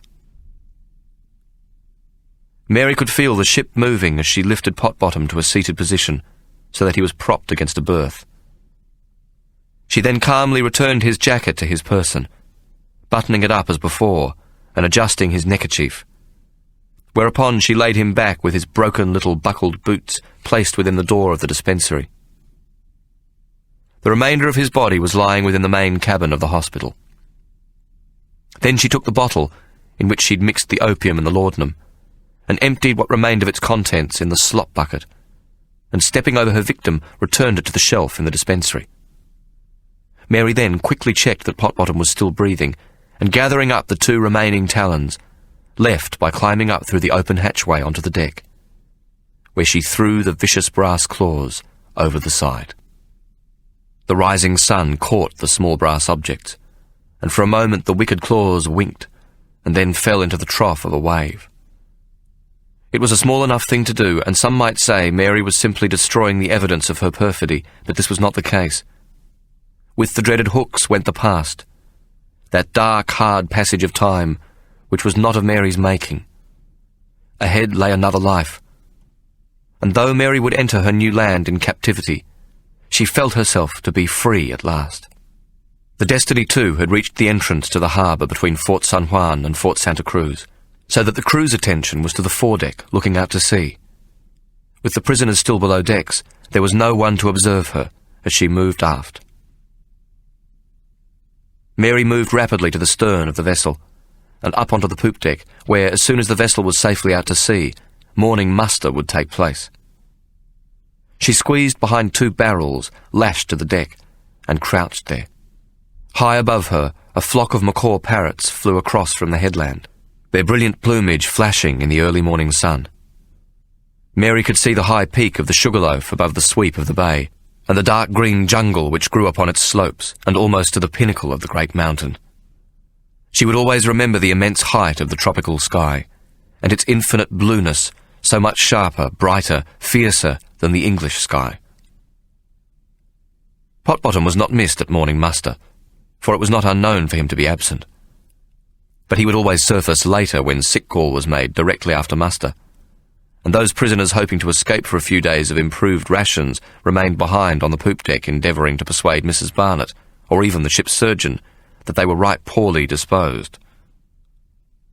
On the morning of sailing from Rio, Joshua Smiles had himself attended the sick call, and it had been assumed that Potbottom must have returned from ashore in the early hours of the morning and was still abed. But when the surgeon superintendent asked for him, a guard was sent to rouse him from his cabin. However, before the guard could return, one of the hospital assistants came up to the poop deck, and from her demeanour she was seen to be most distressed.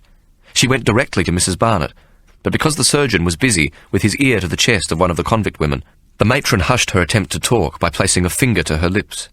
When Joshua Smiles withdrew his ear, the assistant, a rather fat young girl with an ugly pock-marked face, was wringing her hands and blurted out, "Mr. Smiles, excuse I, sir. Mr. Potbottom be dead on hospital floor." It took several hours before Tiberius Potbottom regained consciousness. In truth, he had been conscious a full hour before he allowed that this be known, by which time he was aware, both from the pain and from the talk about him, of the mutilated condition of his back. Joshua Smiles, more pale than usual and in a state of considerable distress, sat beside him praying, imploring the Lord Jesus to save his precious and diligent servant. By the time Potbottom was prepared to squeeze the hand of his mentor to indicate his return to life, he had well grasped the nature of his own dilemma, and had concocted a story which explained his situation in the dispensary. This took several hours to emerge, and came out in half-coherent snatches, whether due to his latent condition or a deliberate ploy is not known. By the end of that day he told a story of having been given some strange draught. "In one of them bodegas what they's got, and where I stopped to partake of a bowl of strong black coffee what they serves with the juice of the cane plant." "Mescaline," Joshua Smiles announced triumphantly. "The juice from cacti, a most stupefying narcotic. They put mescaline in your coffee." "That be dead right, Mr. Smiles, sir," Potbottom exclaimed, delighted to have a name to add to his plot. "Mescaline, eh? That be for sure, as I were not aware of what befell me after, save to know that me purse be stolen, and a valuable gold chain and medal were taken from about me neck. Though how this came about, I truly cannot say. I awoke in me own cabin in the early part of the morning, not knowing how I got to the ship, and with me head pounding something horrible and feeling in every part a great discomfort." "And the lacerations to your back? Can you perchance venture as to how they happened?" the surgeon asked. "That I can't, sir. How it come about I haven't the slightest knowledge of," Potbottom replied, and then continued where he'd left off. "But I looks at me watch, what I had the good sense to leave aboard, and sees it be time for me to attend dispensary." Potbottom looked up beguilingly. "As is, of course, me daily duty, and one which I takes most conscientiously."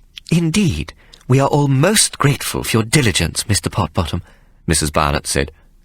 Potbottom ignored her remark and continued. "I makes me way to the hospital. When I perceived me back were hurting something horrible, so I goes to make a physic of anodyne for the pain like." He looked soulful. "That be all I remembers. Nothing more till I feels your blessed hand in mine." Potbottom choked back a tear. "And here's your generous prayers to the Almighty for me safe recovery, sir." "God has been good, Mr. Potbottom. He has restored you to us to continue your good works among the heathen and the rapscallions." Joshua Smiles paused and slowly shook his head, and a small smile played upon his lips. "We are all mightily blessed by his glory and compassion." He clasped his hands together, and looking up at the bulkhead, as though the Almighty could be clearly seen seated upon its heavy crossbeam, commenced to pray loudly and fervently, giving thanks for the recovery of God's most precious child, Tiberius Potbottom. Mary's luck had held. Potbottom, whatever he thought, could make no open inquiries as to his misadventure, for fear that his addiction to opium be discovered. While he subjected Mary to a great deal more persecution, confiscating her twice-weekly ration of port, and sending her back to work in the prison closets, and to scrubbing and holy-stoning the interior of the prison and the decks, he could find no way of proving that she was the one who had brought about his undoing. At each subsequent bloody Passover, he had subjected Mary to the indignity of a front and rear inspection, though he was unable to discover the whereabouts of the chain and medallion.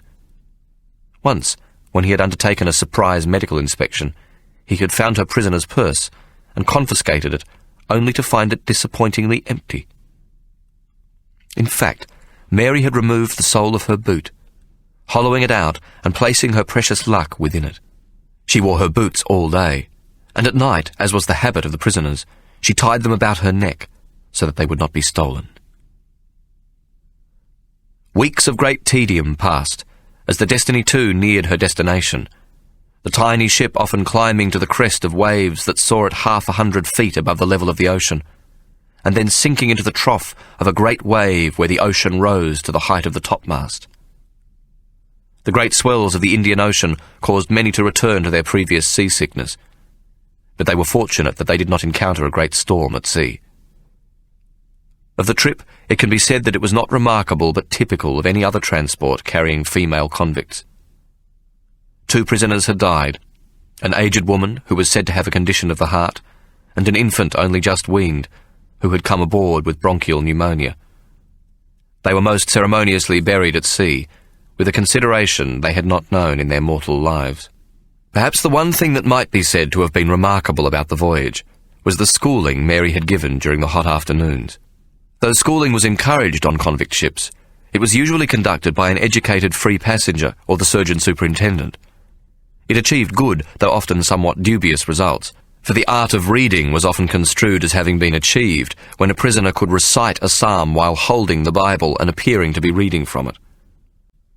Mary's teaching was different, for she taught the rudiments of writing as well as reading, insisting on phonetics until her pupils could identify each letter with a sound and connect them with another to make a word. By the time they had reached their destination, 55 of the 126 female prisoners who had come on board without a knowledge of reading would disembark with an ability to read individual words from a page and connect them aloud and continuously to make sense. Though this was done slowly and often with great movement of their lips and expostulations of breath, it was nevertheless the precious gift of the printed word. Thus Mary, though the surgeon's report would place her in a most reprehensible light, was regarded by the female prisoners as a person of goodness, the best most of them had encountered in all of their unfortunate lives, while the children openly loved her. She was not the sort of pious personage they had been accustomed to regard as a saint, some creature whom they might have seen within the configurations of a stained-glass window, with an aura about her head, clad in a diaphanous gown, with her feet floating above the ground. Or some curate's daughter who saw her cunning only as an affliction and a shame, and not as a delight. Nor did she resemble in the least the Quakers of the Ladies' Committee. Mary was like themselves, hardened by the vicissitudes of a poverty-stricken life, though unlike themselves, not beaten by it. She was a woman who spoke her mind, had a tongue as harsh and foul as many, but who could not be easily led, and who intuitively knew her own mind at all times. She could laugh and cry with the best of them, and most importantly of all, she showed that she believed in them. Mary had demanded their attention at learning, and had done so with a mixture of patience, encouragement, mockery, harsh words, and foul language. The stories she read to them over the long hot afternoons had opened their minds, and her great spoken story of their own voyage across the seas to the furthest ends of the earth had given them hope for the future. The women would be eternally grateful to Mary for bringing light into their lives where before there was only ignorance and darkness. On their last night at sea, Anne Gower called all to attention in the prison. "We has one last duty to perform afore we goes ashore tomorrow, ladies," Anne Gower shouted. "Would you be kind enough to be upstanding, then?" The women climbed from their berths and stood jam-packed within the corridor, smiling and nudging each other, for what they knew was about to happen. "Afore we goes to God knows where in the morning, we has a crowning to do." Anne Gower then produced a crown, made from paper mashed with flour, covered most decorously in cloth sewn about with small diamond-shaped patches for the rich jewels. It was embroidered with tiny flowers, bluebells and crocus, daisy and honeysuckle, garlands of cottage roses, and all the flowers of England. Many loving hands had worked on the crown in secrecy, and with great skill, to fashion it quite perfectly. Anne Gower held the beautiful crown high above her head for all to see, and they sighed with the pleasure of their own creation. "Mary Abacus, we crowns you Her Royal Highness Queen Mary, Queen of Van Diemen's Land." There was much clapping and laughter as Anne Gower placed the crown upon Mary's head. "Blimey, it don't half grow fast, do it?" she said, pointing to Mary's scraggy fair hair, now 2 inches grown about her head, and a most unsightly thing to behold. Soon be able to braid that, you will, honest. She looked about her and shouted once again. Never were a crown what was better deserved to an head. There was a roar of approval from the prisoners, and Anne Gower waited for it to die down before addressing Mary. One question, please, your most gracious majesty. How come Potbottom got 25 beautiful deep and permanent stripes upon his back?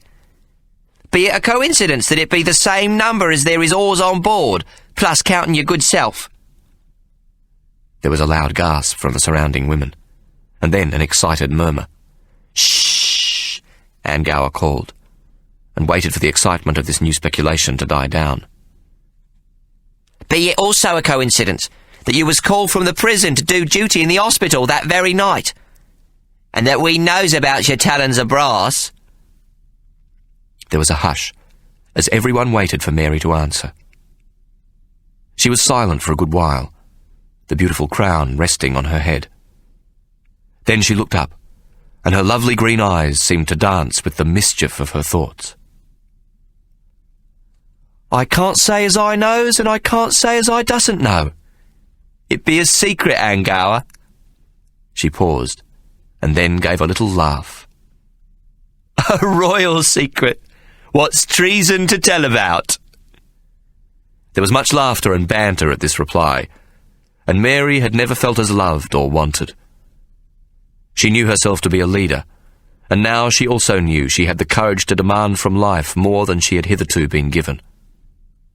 She looked at the women surrounding her. Like them, she was going into a new life, and fate would play its hand, but she was different from them too. She would make her own luck, for she had seen the distant shore, not as a place of servitude, but as a conquest, a place to be taken with a full heart, where the shadows of the past were leached out by a brighter sun. She would live under a higher sky washed a more brilliant blue, a heaven against which green parrots flashed like emeralds. She could make something of this place. Tomorrow, when the Destiny 2 sailed the last leg of the voyage up the Derwent River, and she went ashore in irons with Anne Gower, she would wear Ikey's Waterloo medallion about her neck. For she knew, whatever happened to her, she would survive. The words, "I shall never surrender," inscribed not only on Ikey's medal, but forever on her heart. They would bring Mary Abacus to a new and astonishing beginning upon the fatal shore. Book 2. Van Diemen's Land. Chapter 19. The Destiny 2 lay at anchor in the D'Entrecasteaux Channel, waiting for the morning tide to take it upriver to Hobart Town. They had lain at anchor during the night, for the often shallow and treacherous channel waters, even though they appeared calm under the bright moon, were not to be embarked upon beyond sunset. The morning was a smoky colour, with a thin mist shrouding the surface of the water, and the prisoners, gathered on deck for muster, clasped their arms about their chests against the cold. They had been roused at dawn with the familiar, "Rouse out there! Turn out! Turn out! Huzzah! Huzzah!" and the words new to their ears resounded through the boat. "Going ashore! Huzzah for the shore!" This was the last muster of the voyage, and the cold could do nothing to conceal their excitement. On the starboard side, the black rocks and the cliffs of Bruny Island appeared most forbidding, and their uninviting nature seemed to pervade the leaden-coloured landscape on either side of the ship. But when the sun came up, not much past the hour of 6, the sky was soon a clean high blue, somewhat darker than the tropical skies they'd grown accustomed to, and colder, a touch of ice in its high dome. The incoming tide was beginning to slap at the stern of the Destiny 2, when Joshua Smiles, with the ever-present Potbottom at his side, stood to address the female prisoners. Smiles constantly rubbed his palms down the front of his frock coat, avoiding direct eye contact with any of the prisoners. From his coat he produced a tiny square of paper, folded many times upon itself, which he commenced to unfold in a slow and tentative manner, each corner lifted as if he expected the words to leap off the paper and harm him. The women in the front row observing him at this silly task began to giggle. Finally, with the page fully opened, He began to read in a most lugubrious voice. I, Joshua Templeton Smiles, Surgeon Superintendent of the prisoner ship Destiny 2, do on this 18th day of October in the year of our Lord 1827 declare— He glanced up from the page, his height enabling him to look over the heads of the assembled convicts towards an unseen Hobart 30 miles away. Then he slowly brought his eyes back to the pages held in his fist.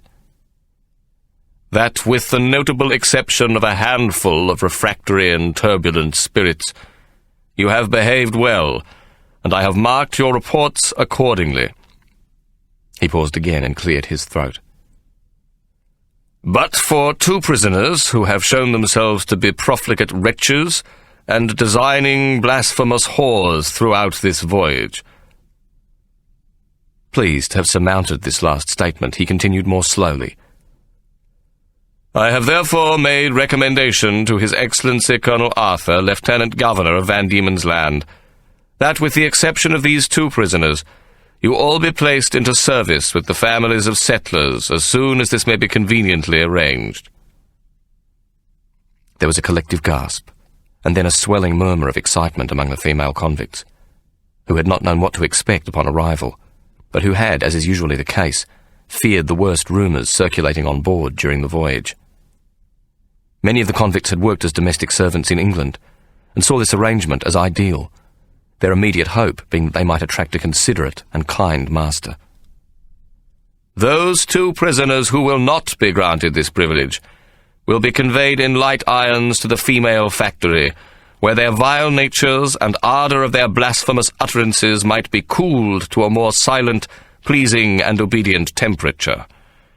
These 2 wretches, who Mr. Potbottom informs me are well acquainted to you all as troublemakers, will not be granted the privilege of remaining on deck to witness our arrival, nor allowed to be present at the governor's inspection, but will be placed instead in the coal hole as a final gesture of our Christian contempt. I am not mocked, saith the Lord, Potbottom shouted gleefully. Mary Habagus and Anne Gower, now step you forward at once. A flock of bright green parrots flew over the ship, calling raucously as though in a mocking welcome. Mary, determined to show no emotion, watched as the rising sun caught the gloss on the wings of the beautiful birds, as they drew away from the ship. She had seen a flock of parrots fly overhead as they sailed out of Rio de Janeiro. Now here they were again. Mary smiled as Anne Gower came up to her. Then she opened her arms and embraced her, the smaller woman holding the much larger one clasped to her thin chest.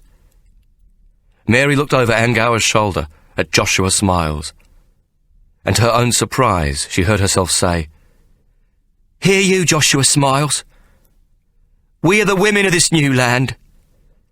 You cannot defeat us, because we will never again surrender to the sanctimonious tyranny of your kind.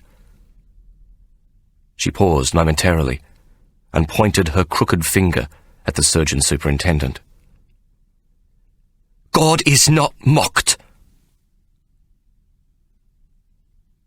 It was late into the afternoon when the hatch to the coal hole was opened, and Mary and Anne Gower were allowed to emerge onto the deck.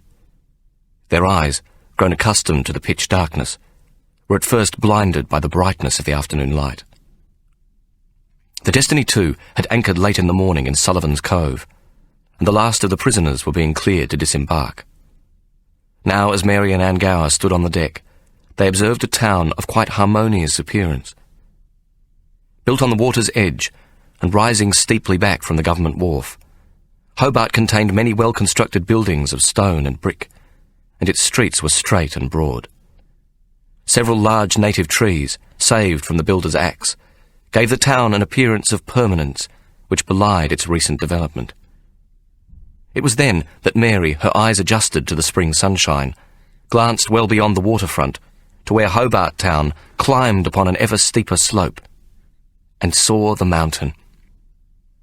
It rose into the ice-blue sky, fully 4,000 feet above her, its great rounded dome covered in late snow. Mary gasped, bringing her hand to her chest, her heart pounding. This morning she had seen the parrots fly over her head, and now, as in Rio de Janeiro, she had been given the gift of the great mountain. "It all begins now, with the green birds and the magic mountain," she whispered to herself. "The luck begins for me. Whatever may follow, I swear I shall never knowingly surrender it again." As if it were a catechism, she repeated the words on the Waterloo medal. "I shall never surrender." What followed was a most tedious induction by the muster-master, who sat at a table further along the deck, a canvas canopy having been built above his bald head to keep the sun at bay. He was in a most churlish mood, having been at his task several hours, and snapped at the two convicts to step forward. Each in turn was made to stand before him while he completed their records. They were fortunate to have missed the visit on board by the Lieutenant Governor, for it proved a tedious and long-winded occasion. The prisoners had been paraded on board and made to stand a full hour on deck before the great man, seated on a handsome black stallion, arrived at the government wharf. Colonel George Arthur dismounted to a short, sharp roll from a kettledrum and a salute by a platoon of troopers in scarlet jackets. Ignoring the large crowd, he stepped into a longboat, where he stood upright in a stiff military manner as he was rowed to the vessel.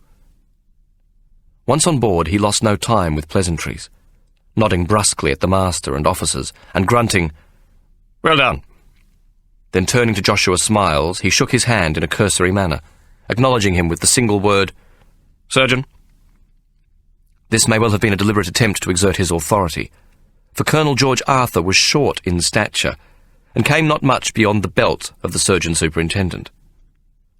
Although his exceedingly short legs did not hinder him in a frock coat, whenever he appeared in full vice-regal uniform or in a military deck-out, his sword would drag along the ground as he walked. He was a man of rigid formality, who would not entertain the possibility of a sword trimmed to less than regulation size, and so he always inspected his troops on horseback, selecting a large and fiery stallion for this purpose.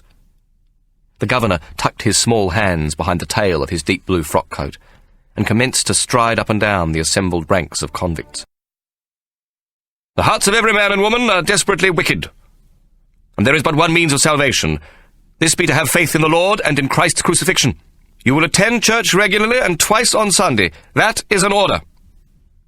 All his entreaties and warnings were completed crisply and without prevarication, enumerating in exact detail what he regarded as both good and bad behaviour, and giving a dozen examples of each. The ultimate result of good behaviour was the prospect of an early ticket of leave; of bad, the certain demise of the repeatedly offending prisoner. Suddenly Arthur stopped pacing and pointed across the narrow strip of water, separating the ship from the shore, to beyond the crowds waiting on the wharf, and further still, to some point imagined on the steep road leading up the hill. "As you come ashore on the way to the female factory, you will pass a gibbet. There you will observe that the two corpses which hang from it are male. We have not yet on this island hanged a woman by the neck, but that is not to say we cannot." The governor paused for the effects of his words to sink in. "I implore you all to look well how they hang, and to take great care to ensure that your destiny upon this island does not converge with that of these two unfortunate wretches."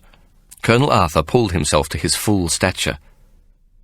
"I will have you know that since I assumed this office, fully 150 prisoners have been capitally convicted and executed. I tell you now, I am a fair man, but there is no mercy for those who will not observe the spirit and the letter of the law in its most infinite detail." Colonel Arthur cast a cold eye over the prisoners. "Do not disappoint me, for I warn you, I am not a man who takes well to disappointment." Now, several hours after the governor had departed, Mary and Anne Gower were subjected to a most thorough interrogation by the muster-master, no doubt occasioned by his fear of the governor himself. He was a small, balding, bespectacled man, of a most pernickety clerical appearance, with an abundance of grey hair sprouting from his ears, who scratched the answers to his sharp and practised questions in a large black book, which bore upon its gold-embossed cover the title, Conduct Register. It was this book which ruled the lives of every prisoner on the island, from whence came the expression, "I am in his black books," to mean that things do not go well for someone. Colonel Arthur fervently believed that every convict should be strictly accounted for, and that the course of their lives, from the day of a prisoner's landing to that of their emancipation or death, should be written down. It was necessary, therefore, that every particular concerning a convict should be registered on their day of arrival, and before they were taken ashore. Mary's description was accordingly written down. Light straw-coloured hair, green eyes, placed wide apart, scar on left cheek, brow high, hands badly deformed, black-blue in colour, height 5 feet and 2 inches, skin fair, face clear, no pox-pitting, comely in appearance. Next followed details on her crime and the events surrounding it, her non-marital status, date and place of birth, trade, next of kin and religion. Mary's literacy and numeracy were noted, and both these tested, and a sample of her handwriting added to the records. At the conclusion of her writing and numeracy test, the muster-master had said, not unkindly, "I hope you behaves yourself, prisoner Abacus. Orphan school be most pleased to have you there, would." Orphan school? Mary said, suddenly alert. There be a school here for brats what's not owned? Wesleyan, not Church of England. Don't know that much teaching be done, though. I could put in a word. He paused, and then added, Got any, He coughed lightly and grinned. Gold? A sovereign, perhaps? Mary sighed. Blimey. For a moment there I thought you was all heart, sir. The muster-master shook his head. No art to be found in these parts, only money. All the art you want's if you can pay for it. He cleared his throat and pursed his lips, suddenly conscious of his position. Then he resumed writing. Be there a library, sir? Mary asked. The muster-master looked up over the top of his spectacles. Mrs. Dean runs the circulating library. Books to hire. There's no books for convicts, though. Mrs. Dean don't have no dealings with convicts. At the conclusion of the interrogation, Mary was allocated a police number. Being kindly disposed to numbers, she was delighted to find hers was number 7752. In her mind, she immediately converted this to 3 sevens, which she knew to be astonishingly good luck. Abacus Mary, female convict, number 7752, became, together with the name of her ship, as affixed as her surname for the entire period of Mary's sentence. Once these preliminaries were completed, Mary and Anne Gower were issued with new clothing. These consisted of a cotton gown of cheap coarse material, a petticoat, jacket and apron, and a straw bonnet. Large yellow C's were marked in a prominent place upon each article of clothing. Though this was not necessary, the outfit itself bespoke a prisoner, as surely as if it had been patterned with arrows. Those possessions they still had on board were taken from them, though Mary was careful to conceal Ikey's medal in her prisoner's purse, safely tucked away in its usual place. She was able to persuade the prisoner matron to allow her to retain her beloved abacus and her papier-mâché crown, but her precious copy of Gulliver's Travels was taken from her. The 2 women were then placed in light irons and ferried ashore. Here they were met by a lone trooper and marched under guard up Macquarie Street to the female factory. On the way they passed the 2 men hanging from a gibbet, though Mary did not look. Her mind was filled with anticipation of a new land, and she did not need so ready a reminder of where she had come from. Poor bastard, Anne Gower spat. Looks like nothing has changed. No, Anne.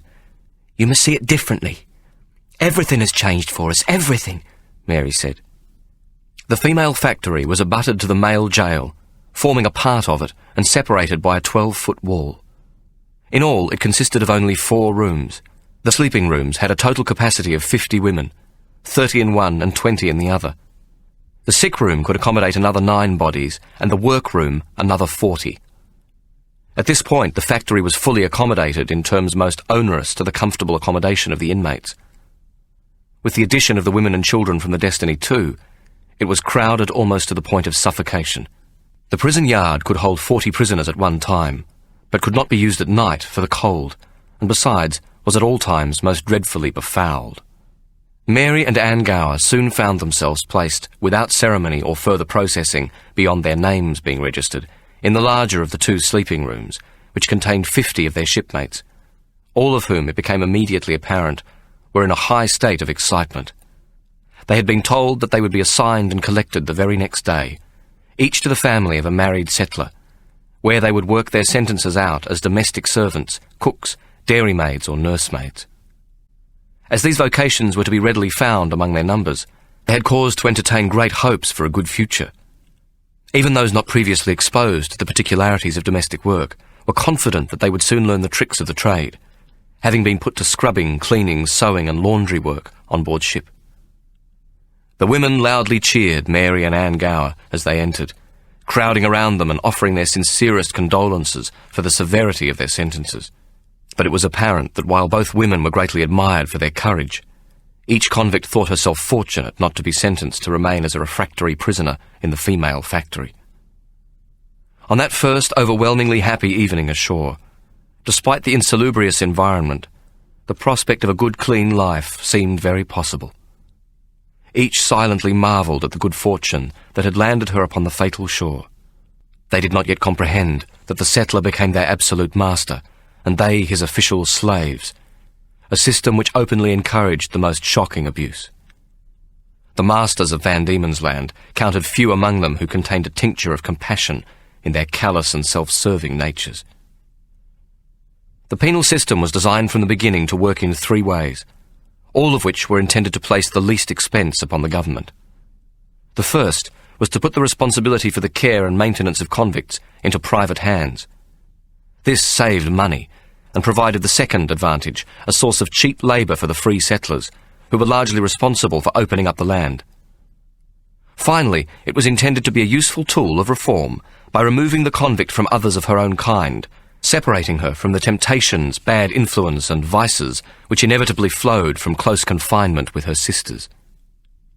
In this way it was argued that the convict woman would be given the opportunity to gain self-respect, mend the error of her ways, and re-enter society as a sober, God-fearing and useful citizen.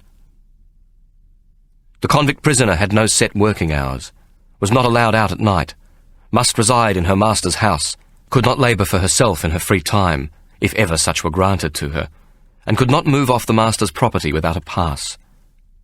She must wear at all times a convict's uniform, though most seemed to find a way around this. To all this was added the single concession that a master could not punish his convict servant, but had recourse to a magistrate should he have cause for complaint. The prisoner had little redress of her own. Though permitted to give evidence against her master, she was seldom believed unless a free settler was prepared to be a witness for her cause. This was a situation which rarely prevailed, while its converse, brutality and exploitation, was a daily occurrence. But here too lay a paradox. While only magistrates could punish, most officers of the law were in a quandary to know what to do with females who required punishment. Constant and severe punishment, as might have been the case in England, would have defeated the unwritten reason why women were sent to Van Diemen's Land, to stabilise the colony through marriage and concubinage. It was silently held that the crimes a female committed brought little permanent harm and posed no danger to society, consisting mostly of absconding, being drunk and disorderly, insolence, fighting, refusing to work, being out without a pass after hours, immoral conduct, and minor pilfering. Whereas a male convict might be given 200 lashes of the cat o' nine until his flesh was flayed from his back for minor offences, a female convict could not be flogged. Under Governor Arthur's rigid system of order, punishment for a crime other than stealing the property of another was seldom physical. Instead, confinement to jail and hard labour were imposed. This largely consisted of working at the male prisoner's wash tub, or cleaning the prison slop buckets and water closets. If harsher punishment were deemed necessary, a female convict would receive solitary confinement on bread and water for a week, the cropping of her hair, and be placed in the public stocks for an hour or two. For the truly incorrigible, when all of these remedies had failed, an iron collar, a device which fitted about the prisoner's neck and weighed 7 pounds, was worn for 2 days to publicly point to the infamy of the wretch who carried it. These remedies, when compared to the treatment of convict men, were undoubtedly exceedingly mild, especially as it was generally held that the female convict was far more difficult to reform than the male, her general characteristics being immodesty, drunkenness, and foul language, though of course this was a male assertion and not to be entirely trusted. While official leniency may have existed for the female of the species, no such thing was true of the unofficial behaviour of men towards women. Van Diemen's Land was a brutal society, and violence towards women was so common as to place a female convict who was thought to be of little worth in constant jeopardy. Rapes were frequent, and brutal bashings of females were as commonplace as a Saturday night tavern fight. Settlers returning home drunk would beat their female servants, sometimes crippling or even killing them. The body was usually dumped on the outskirts of Hobart Town, and the murder would then be simply explained by reporting the prisoner as missing. It is doubtful that the less stringent laws Arthur imposed on females were very successful in reforming them. But there was danger enough abroad for any convict woman, and fear of the law was the least of her concerns, nor observance of it likely to make her life any easier. Only the threat of being sent to the interior seemed to have any real effect. No greater fear existed in these city-bred women than that they should find themselves in the wilderness of the interior, where the cruelty of the men who lived as woodcutters in the forests was the subject of many fearful and gruesome tales told in the taverns and the disorderly houses of Hobart Town. In short, then, although Mary's confinement to the female factory might have seemed the harsher sentence, assignment to a settler was not the easy ride so fondly imagined by Mary's shipmates. The moment Mary had heard of the existence of the orphan's school, she had determined to gain a post within it as a teacher. The orphan school housed the children who, shortly after birth, had been separated from their mothers. They were, for the most part, the children of assigned convicts. The women were routinely returned to the female factory by their masters, always with the story that the prisoner had been absent without a pass and had become pregnant while whoring. Hobart was full of orphan brats, who bore a remarkable resemblance to many a settler's family. The child would be born at the factory, which also acted as a maternity hospital, and taken from its mother the moment it was weaned. Arthur considered the female convicts the very last persons to whom children ought to be entrusted. The mother would then be detained in the female factory to be punished for her licentious and drunken ways, and after serving her additional sentence, either returned to her original master or assigned to another. The children who had come to the island with their convict mothers, and who were not convicts themselves, were simply allowed to stay in the factory with their mothers, as few settlers would entertain the prospect of another mouth to feed. They became wild creatures, who wandered about the town and learnt to pick pockets, bring in contraband, mostly tobacco and grog, and soon became rapscallions and petty thieves of the worst possible kind. Many of them were hardened criminals before they had reached the age of 10. Mary would capture the hearts of these prison children with her stories, and teach those who would submit to learning to read and write. She would also use them in quite another way, which was to earn her great power and respect among the other female inmates. Mary was put to work in the prison bakery. This was not brought about by her intelligence or any skill she possessed, but because of her hands. They were thought to be too mutilated to be useful at any of the other tasks, while kneading dough was considered within her limited capacity. It was a decision which, together with the requirement that Mary work 2 afternoons a week in the prison allotment, would give the direction to her future life. The allotment, an acre on the slopes of Mount Wellington, was used to grow potatoes, cabbages, and some Indian corn, 2 of these, most fortuitously, being vegetables with a use beyond the platter, though a use not in the least contemplated by the prison officials. Chapter 20. Ikey had £813 on him.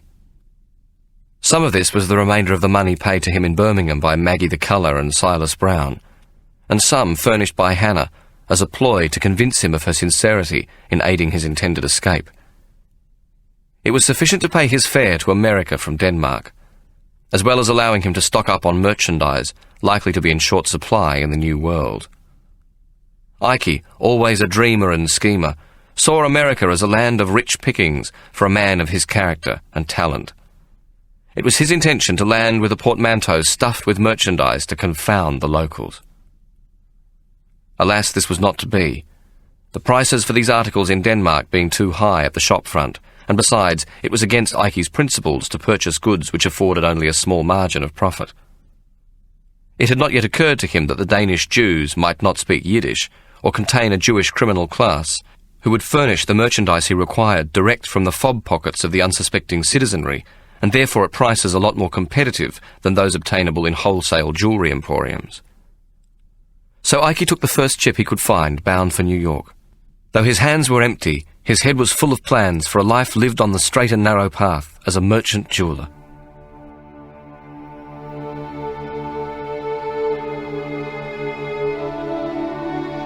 This is the end of CD 10. The story will continue on CD 11.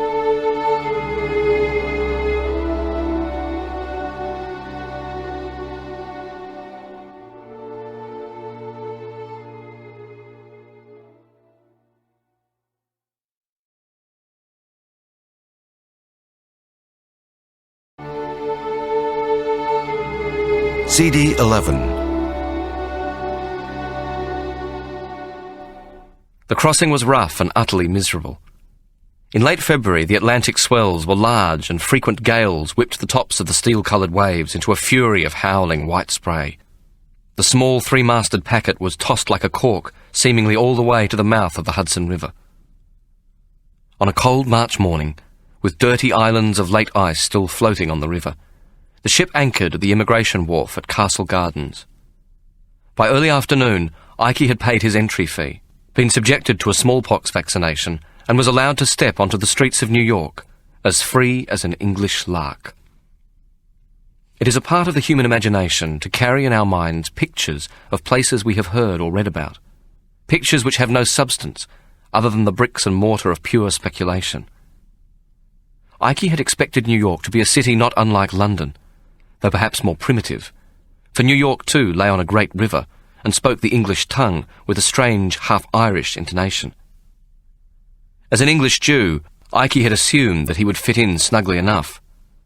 After all, the Jews of his world were street traders and merchants, and of a naturally talkative and friendly disposition, with the inclination to congregate together, marry among themselves, and on those several pious occasions, such as Passover, Rosh Hashanah, and Yom Kippur, to share their faith. They would also attend synagogue on the Sabbath as brothers, according to the ancient laws of Abraham, the prophets, and the rabbinical creed. Being a Jew, while being a matter of religion and orthodoxy, was also one of temperament. A Jew does not expect any but his own kind to understand him. Being Jewish is not something you wear outwardly like a badge.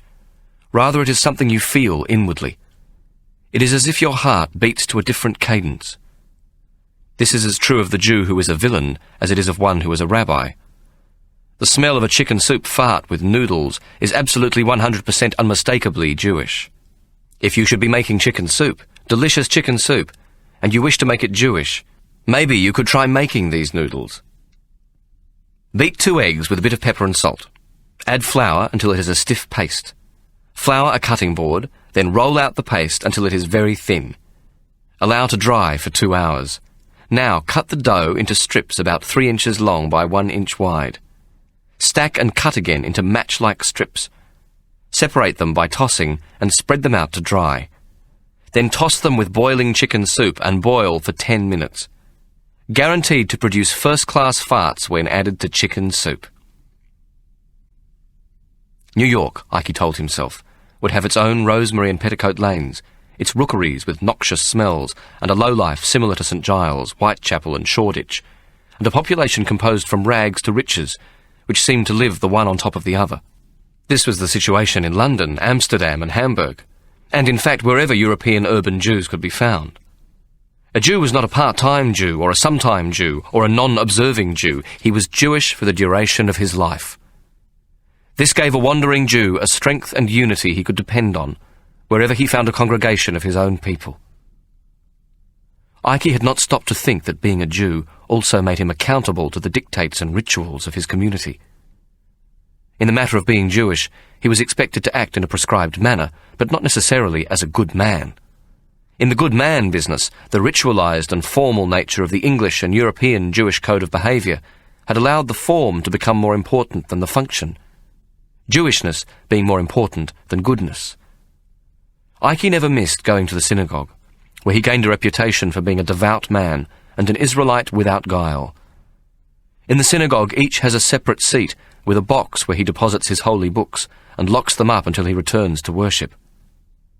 Ike frequently made use of his box for the most unhallowed of purposes, concealing within it items which, if discovered, would have sent him across the water several times over. Yet Ike was an excellent example of a pious, if not strictly orthodox, Jew. While he did not observe the dietary laws, mutton stew followed by a dish of curds being his most frequent repast, he never worked on the Sabbath. He paid his tithes, contributed to Jewish charity, took his seat in the synagogue, and observed with a full heart Rosh Hashanah, Passover, and Yom Kippur. Therefore it came as a great surprise to him to find that what he had always taken for granted was no longer the case in New York. Being a Jew was none or very few of the mystical things he'd always supposed it to be. Nor was it any longer the secret satisfaction, despite the eternal suffering of the Jews, to be gained from being one of the chosen people. The New York Jews neglected the Sabbath, and many of them were now taking their rest on Sundays without the slightest show of guilt. The lighting of Sabbath candles and the singing of the Sabbath song was seldom practiced. Secular learning of a pragmatic nature was regarded as more important than the study of the Torah. Moreover, philosophical thinking based on the precepts of freedom and emancipation was being given precedence over rabbinical discussion. The Rebbe was not the center of the universe, nor did he settle all the arguments on behalf of Jehovah. The new B'nai Yeshurun synagogue on Elm Street contained only a handful of worshippers on any given Sabbath morning. However, if the loss of the rituals and strictures of orthodoxy defined the American Jews, it did not lead to a corresponding loss of ideals, moral misconduct, and social irresponsibility. In all this secular speculation, they had not given up a belief in Jehovah, or the responsibility of God's chosen people to behave in a moral and honest way. Instead, they rejected meaningless ritual and accepted natural goodness as the central tenet of their faith. To be a good Jew meant to be a good man. What all this amounted to was that Ike could no longer hide behind his observance of Jewish ritual, while continuing to behave in an altogether reprehensible manner. While he had determined to turn over a new leaf in America, this realization nevertheless came as a profound shock to him. Ike was also astonished to find that New York had few poor Jews, and that the Jewish community lived openly in the Midtown area spread on both sides of Broadway. New York contained only 500 Jewish families. Most were American-born and had formed into a community over the past 150 years. There was none of the frantic struggle to gain a foothold in a new society, or the clash of contradictory cultures between the immigrant and native-born children. The Jews of New York were an established, sober, moral, and well-integrated minority population, most of whom had been in America before the War of Independence. They all seemed to know or be on nodding terms with each other, and had excellent business and social relations with their Gentile neighbours. Ike had timed his arrival badly, for if he had landed in New York 10 years later, he would have found some 40,000 European Jews in New York, and their numbers would continue to grow hugely for the remainder of the century. The dreadful slums, starvation, poverty and crime of the Lower East Side would come to exist, as poor Jewish immigrants came to Golden Medina, the Golden Country. Alas, in Yiddish, Golden Medina had a second meaning, and was the name also given to a fool's paradise, a false gold, bright but worthless. In this fool's paradise, Ike would have been completely at home, but he was totally at odds with the calm and ordered society he now found himself in, despite his determination to lead a sober and respectable life. Ike's notoriety had not escaped the notice of the Jews of New York, and the tight-knit community immediately closed ranks against him. England's most notorious Jewish criminal was not given a warm welcome. Ike, despite his apparent wealth and appropriate philanthropy, found himself largely ostracized by his own kind. Even those contacts to whom he had previously shipped stolen watches and silver objects had conveniently come to see these consignments as having been legitimized by the fact of arriving on American soil. They saw themselves as moral men, albeit practical, who had asked no questions of the origin of the merchandise and so heard no lies, their guilt assuaged. But while they chose to believe that the stolen merchandise Ike had sent them had somehow been washed in the Atlantic crossing and thus transformed into honest goods, they were unwilling to accept that by the act of the same crossing, Ike had converted from being a criminal to an honest man. They felt morally obliged not to encourage a notorious criminal to establish himself in business in their own city or neighbourhood. They would not recommend Ike to wholesalers or to jewellery craftsmen, the greatest majority of whom were Jewish. Diamond merchants would not trade with him, and the gold and silversmiths found themselves regrettably short of supplies, or lamented that their consignment books were filled with orders beyond their expectations to complete. Despite his offer to pay them in cash, even in gold, their doors were closed to him. The few goods Ike managed to assemble, he sold only to Gentiles. His poor selection, together with the used nature of his merchandise, attracted little attention, and earned him a reputation not much beyond that of an enterprising pawnbroker. The only respect Ike commanded was from the First Manhattan Bank of New York, where the manager, wreathed in unctuous smiles, would come out of his office to greet him personally. On the Sabbath, Ike sat, a stranger in a strange land, alone in the bright new synagogue on Elm Street. The psalms the cantor sung were old, but the feeling of complete and abject loneliness was new. Ike had always thought of himself as a loner, a solitary soul who kept his own counsel. In his own eyes, but for his money, he was a worthless person. But now he began to realize that he had lost the human infrastructure, the supporting cast of thieves and chauffeurmen, card sharps, pimps, whores, actors, street urchins, his academy of light fingers. How he missed the coarse company around a ratting circle, the hustle of Rosemary Lane, the rank humanity of the poor and hopeless, the tinsel and despair of the West End, the pickpockets and swells, beggars and noblemen, who made up the street community of his native London. America was proving completely alien to his past, his talents, and to his very demeanour. Ike's fortune and life had been developed on the mean, dark streets and in the chop-houses, taverns and thief-dens of the grandest and most woe-begone city on earth. He was by nature a creature of the night, wrapped in his familiar coat of secret pockets and accustomed to skulking within the dark shadow cast by a flat-topped, wide-brimmed hat.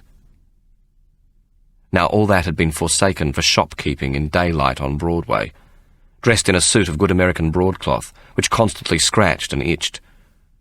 Ike was a deeply unhappy man, but one determined to redeem himself in the eyes of his fellow Jews in his new country. Ike was in search of personal redemption, but first he had to save himself from himself. He must separate from Hannah without losing the fortune contained in the Whitechapel safe. 4 months after arriving in New York, he sat down to write to his wife in London. My dear wife, America has proved a most pleasant place, and the prospects for the advancement of our ambition is most encouraging. With the early summer come to us, at last the climate is most salubrious. You will take kindly to the air and space, and the houses are of a solid brownstone and well proportioned. There is a spacious central park, with room enough for children to play to their heart's content in safety. It is as though they should find themselves in some country dell. I have opened a jewellery establishment with excellent fittings on Broadway, a location which shows the promise of good trading, if goods to the liking of the population can be offered at a price to be afforded. The craftsmen here are not of a sufficient standard to be desired, or of the same quality to be found in London.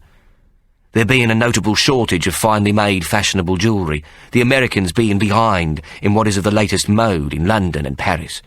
There is here also a great shortage of good watches of the medium quality variety, and I beseech you to obtain quantities of the same. I have reason enough to believe I can turn these to good account, though I charge you to send me none but righteous watches, and not to touch even one what has been gained on the cross. I shall require these to be of an assortment of nickel plate, sterling silver, and gold. I believe these will here obtain up to 6 times the price of the watches purchased by you on the straight. My greetings to your children.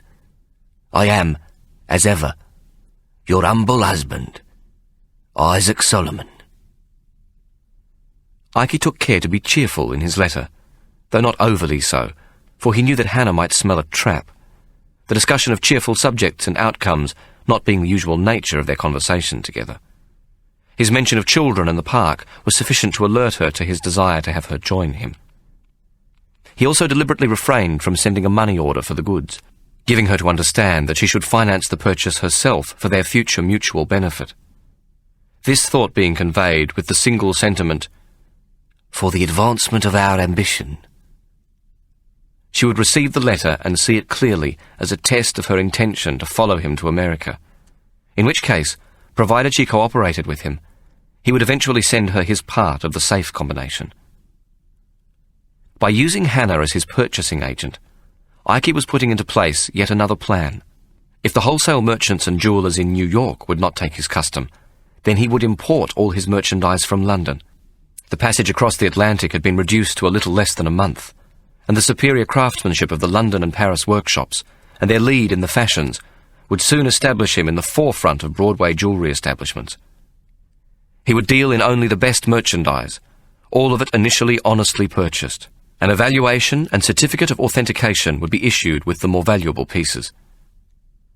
Ike was determined to continue to obtain his merchandise through Hannah, and always without payment, forcing her to finance the orders he placed by enclosing a signed IOU for the amount against the time she would arrive in America.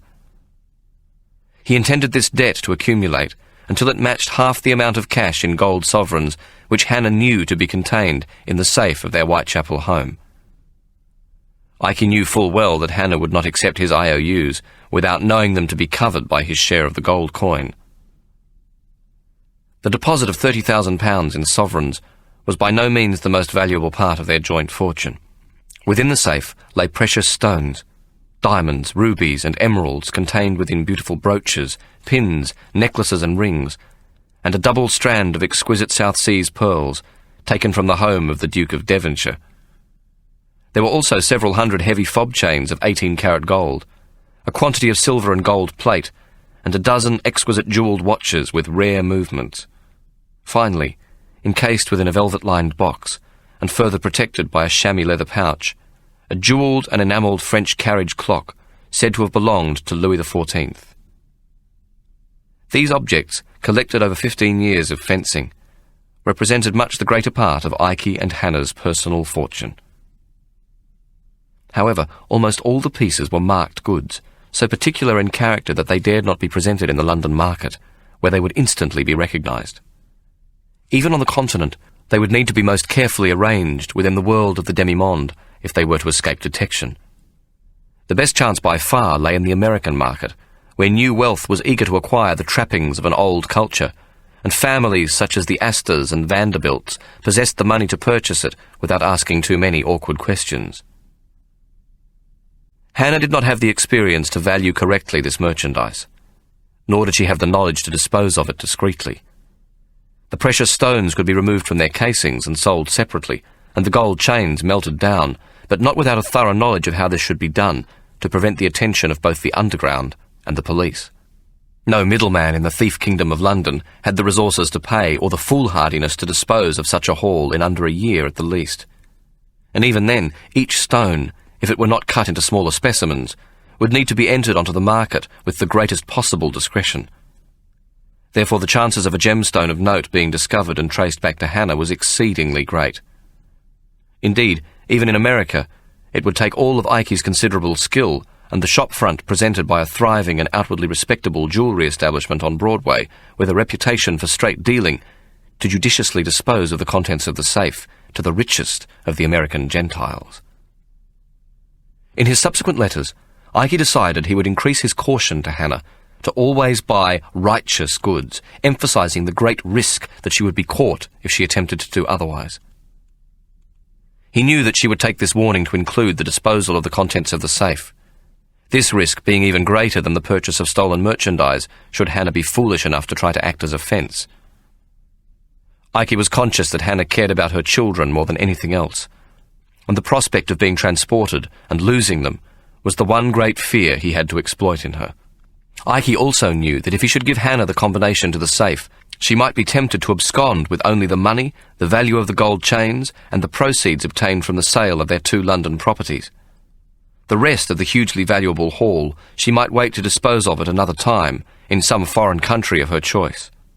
He had therefore determined on a ploy, which over a series of letters would let her know that he was negotiating the sale of the pearl necklace to an American of great wealth. When he came close to the limit of his credit with her, he would reveal this personage to be the redoubtable John Astor, said to be the richest man in America, American royalty, as the saying went. The pearls were worth £100,000, and Ikey was confident that Hannah's greed would persuade her to come to America with the contents of the safe.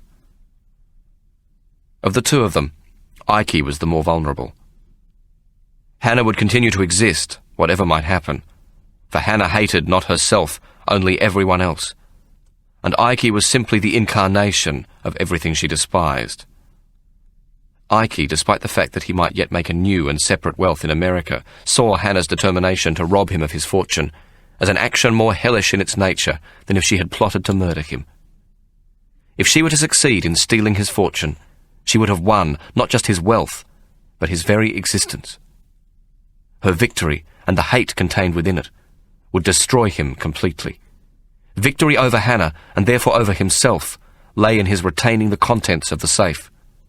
Hannah was playing a game with her husband, for his money, and because he was the perfect focus for her extraordinary resentment against the world. Ikey was playing a game with his wife, for his very life. Alas, the best-laid plans. Ikey was not to know that his luck was on its way to Van Diemen's Land, and at the moment of Hannah's receiving his letter in London, it was dangling freely on its gold chain about the scrawny neck of Tiberius Potbottom. Chapter 21. The London police records of the time show that a large consignment of watches, said to be more than 100, was stolen from the premises of a wholesale merchant in Cheapside. This coincidence was to completely change the lives and luck of Hannah and Ikey Solomon. A theft of such proportion would soon be known in the Whitechapel markets and in Rosemary and Petticoat lanes and around the Haymarket, where there would be much discussion as to who might have brought it about, and who might be capable of fencing such a delicate haul. It might at first be supposed that it would be simple enough to bring a consignment of new watches back onto the market, but such was not the case. The numbers and markings of the watches were all furnished to the police, being available from the manufacturer, and so each watch would need to be carefully christened, that is, the number altered, and the name upon the face carefully removed, or the face itself replaced. This was a task which took some skill, and moreover time, and was not often worthy of completion on a fob watch that was not of gold or silver. The watches taken were of a varying assortment, but mostly at the cheaper end of the quality market. This meant that such merchandise, while cheaply procured by a fence, was difficult to place into circulation. A trickle placed here and there in market towns and country fairs, and all of this over a lengthy period of time, so that the risk of discovering the source of the trickle was greatly decreased. Hannah, hearing of the theft, was quick to realize that it matched almost precisely the consignment Ikey had commanded her to obtain. Accordingly, and contrary to Ikey's instructions that none but righteous watches be sent, and not to touch even one what has been gained on the cross, Hannah sent for Bob Marley. It was late afternoon when Marley knocked on the door of Hannah's Whitechapel home. He was dressed as a regular toff, ready for an evening of jollifications in Drury Lane and the Haymarket, and did not even bother to remove his top hat as he entered the house. This was an intended insult, designed to go along with his failure to greet Hannah as he brushed past her into the familiar parlour. Here he appropriated a glass of the good brandy Hannah had got in, and took a bagel from the plate. He commenced to chew with his mouth open.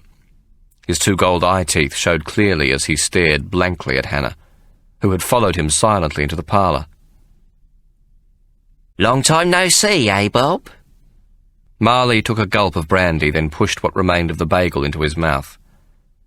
He did not acknowledge her greeting, sucking the crumbs from his fingers as he continued to stare at Hannah. Hannah smiled ingratiatingly. Now, don't be like that, Bob. It were only business.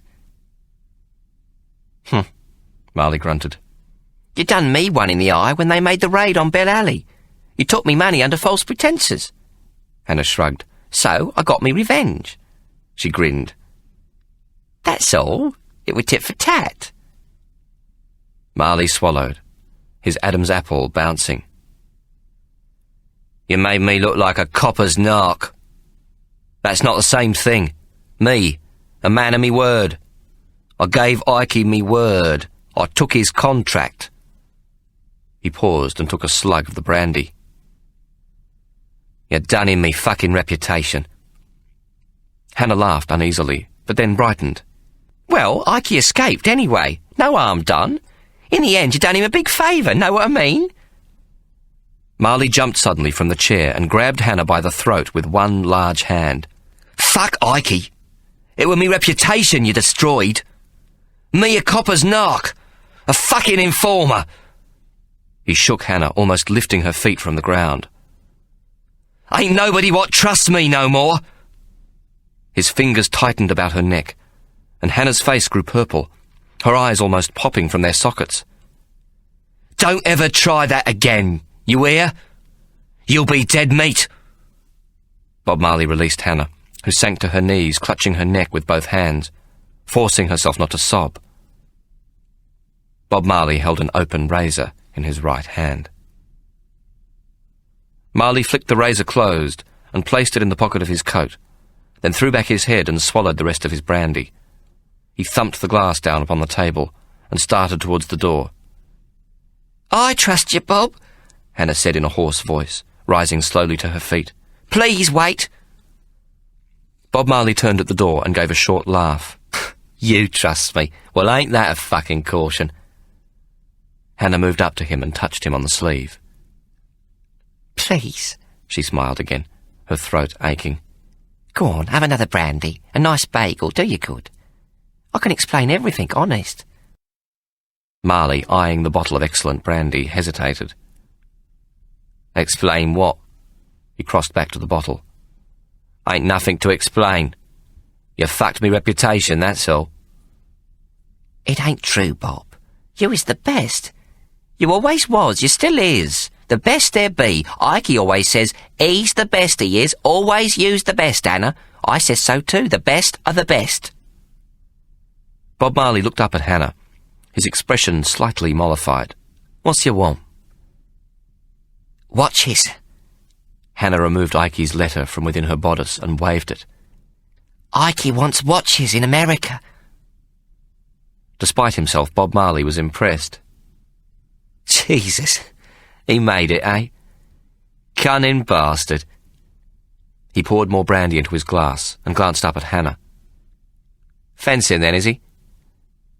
Hannah was reluctant to explain. "Yeah, sorta." She replaced the letter. "Them watches what's been lifted from Cheapside, know anything?" Marley shook his head. "Too hot, Hannah. They's got to cool down first. Ain't nobody gonna handle them yet. They's numbered and all, mostly cheap shit, not worth christening." "Could you find them?" Hannah asked. "Make a good buy? I'll take the lot if the asking price be right." Marley shook his head. "Too dangerous. I told you watches be too hot to touch." "I'll pay 50% of the shop price," Hannah said quickly, knowing this to be a generous offer, also knowing that she would charge Ikey the full retail price for the watches. 60% of the retail, take it or leave it. And I'll need 20 sovs down payment," Marley said emphatically. "There's expenses, you understand?" Hannah nodded, but inwardly she was concerned that Marley was losing his grip, that perhaps he had lost his reputation, and therefore his old greedy confidence. His sudden attack on her had left her frightened, but in the peculiar way of villains, it had also given her confidence in him. You knew where you stood. She'd fully expected to pay 60% of the full price of the watches, but she'd also set aside 50 gold sovereigns as the down payment. "Sure, I understand," she said. "Give me a mo, I'll fetch it for you." "Mind I can't take no chances," Marley said. "It may take a while to get to them yaks." This was said almost as an aside. Hannah turned at the door. "Not too long, Bob. Ikey has great expectations." Marley frowned and shook his head slowly. "If I has to take chances, make indiscreet inquiries like, that's no good for me health. pigs is everywhere. The lane's tight as a duck's arse. He looked over to where Hannah was standing and sighed. Afraid that kind of haste is going to cost you 40 sovs extra on the down. Hannah smiled inwardly, her mind put at rest. She was dealing with the same dead cunning Bob Marley. She was anxious to get the watches and so impress Ikey with her diligence and continuing goodwill towards him. She was not foolish enough to imagine that he would send her his half of the combination after only one such consignment, but her heart had lifted at the opportunity his letter presented. She had high hopes that Ikey must eventually send her the combination to the safe, when she pleaded impecuniosity, his debts incurred by his orders having become too large for her to carry any further on her own. Whereupon she would be rid of him forever. But Hannah had completely underestimated Bob Marley. She'd quickly come to see his attack on her as a show, a token effort to assert his male pride, give her a fright, as he had well succeeded in doing. She didn't think for a moment he would have used the razor. Marley, Hannah felt certain, could always be bought with gold. She was wrong, however. Marley would have used the razor on her as lightly as he would have smiled. Hannah was unable to see the proud man, who despised his fellow villains and thought himself quite different. She did not comprehend that in his own eyes, and no others counted, she had damaged his reputation and done him irreparable harm.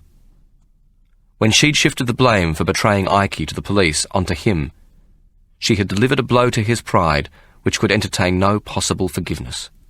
Marley did business only for solid gold, for that is how he saw his reputation, and he always delivered. Hannah had compromised him, and because he always delivered, she would be no exception. The wolf would tear her flesh as well as any other. Bob Marley made no attempt to locate the whereabouts of the watches stolen from Cheapside, this being much too dangerous. Instead, he made directly for a jeweller of his acquaintance in the Haymarket, a Polish Jew by the name of Isaac Isaacson, whom Ikey had used regularly when Marley had been his snakesman as a child. It was Isaacson who had moulded and created Marley's 2 gold teeth, and so it came as somewhat of a surprise when his visitor bid him find 100 mixed watches of brand new quality and all righteously purchased. They haggled at great length to finally reach an agreement of a 30% reduction off the retail price of the proposed consignment. Bob Marley was about to leave the premises, reasonably well satisfied with the negotiations, when Isaac Isaacson beckoned him to come closer. He explained in an urgent whisper that he was long owed a certain sum of money for a gold and diamond bracelet sold to a Miss Myrtle Manners, the governess of a well-known brothel in the Strand, known appropriately enough as Girls with Good Manners. This governess a whores, he claimed, had flatly refused to pay him the final 2 instalments, a sum of £300, claiming he had overcharged her, and pointing out with the least amount of subtlety that she enjoyed the special patronage and protection of a senior police officer in the Haymarket watch house. You can cut maybe a little this person, yeah? Isaac inquired of Bob Marley. Most certainly, Marley replied. It'd be me pleasure to be of service, Mr. Isaacson. He paused and scratched his eyebrow with the tip of his forefinger. Though it'll cost you another 10% off the cost of the yaks. Of course, if you want a really nasty acid job, right down a cheekbone and including a little turn of the blade to slice away the corner of the gob so it don't fit proper no more, it could be a little extra. Isaac Isaacson grew suddenly pale and threw his hands up in alarm. No, 10%, no more, please, I beg you. It's small violence only, if you please. Bob Marley grinned. For 10%, I can do you a nice little job, Mr. Isaacson. Give me 2 days. Reckon you'll have the axe ready by then? The jeweller nodded, hunched his shoulders and spread his hands. A little cat, no more, he begged again. Bob Marley left the Haymarket and made his way to the Hare and Hounds in Rosemary Lane, almost directly opposite the Methodist Academy of Light Fingers. He had not long to wait before he observed a boy leave the academy in an old coat that fell to beyond his knees, the sleeves rolled up to fit his scrawny arms, bare feet showing below ragged trousers. The brat crossed the street to enter the tavern, and Marley observed him to be snot-nosed, dirty and small, with the pinched rodent-like features of a street urchin. He appeared to be about 10 years old, as he placed 2 pennies down on the counter and ordered a daffy of gin.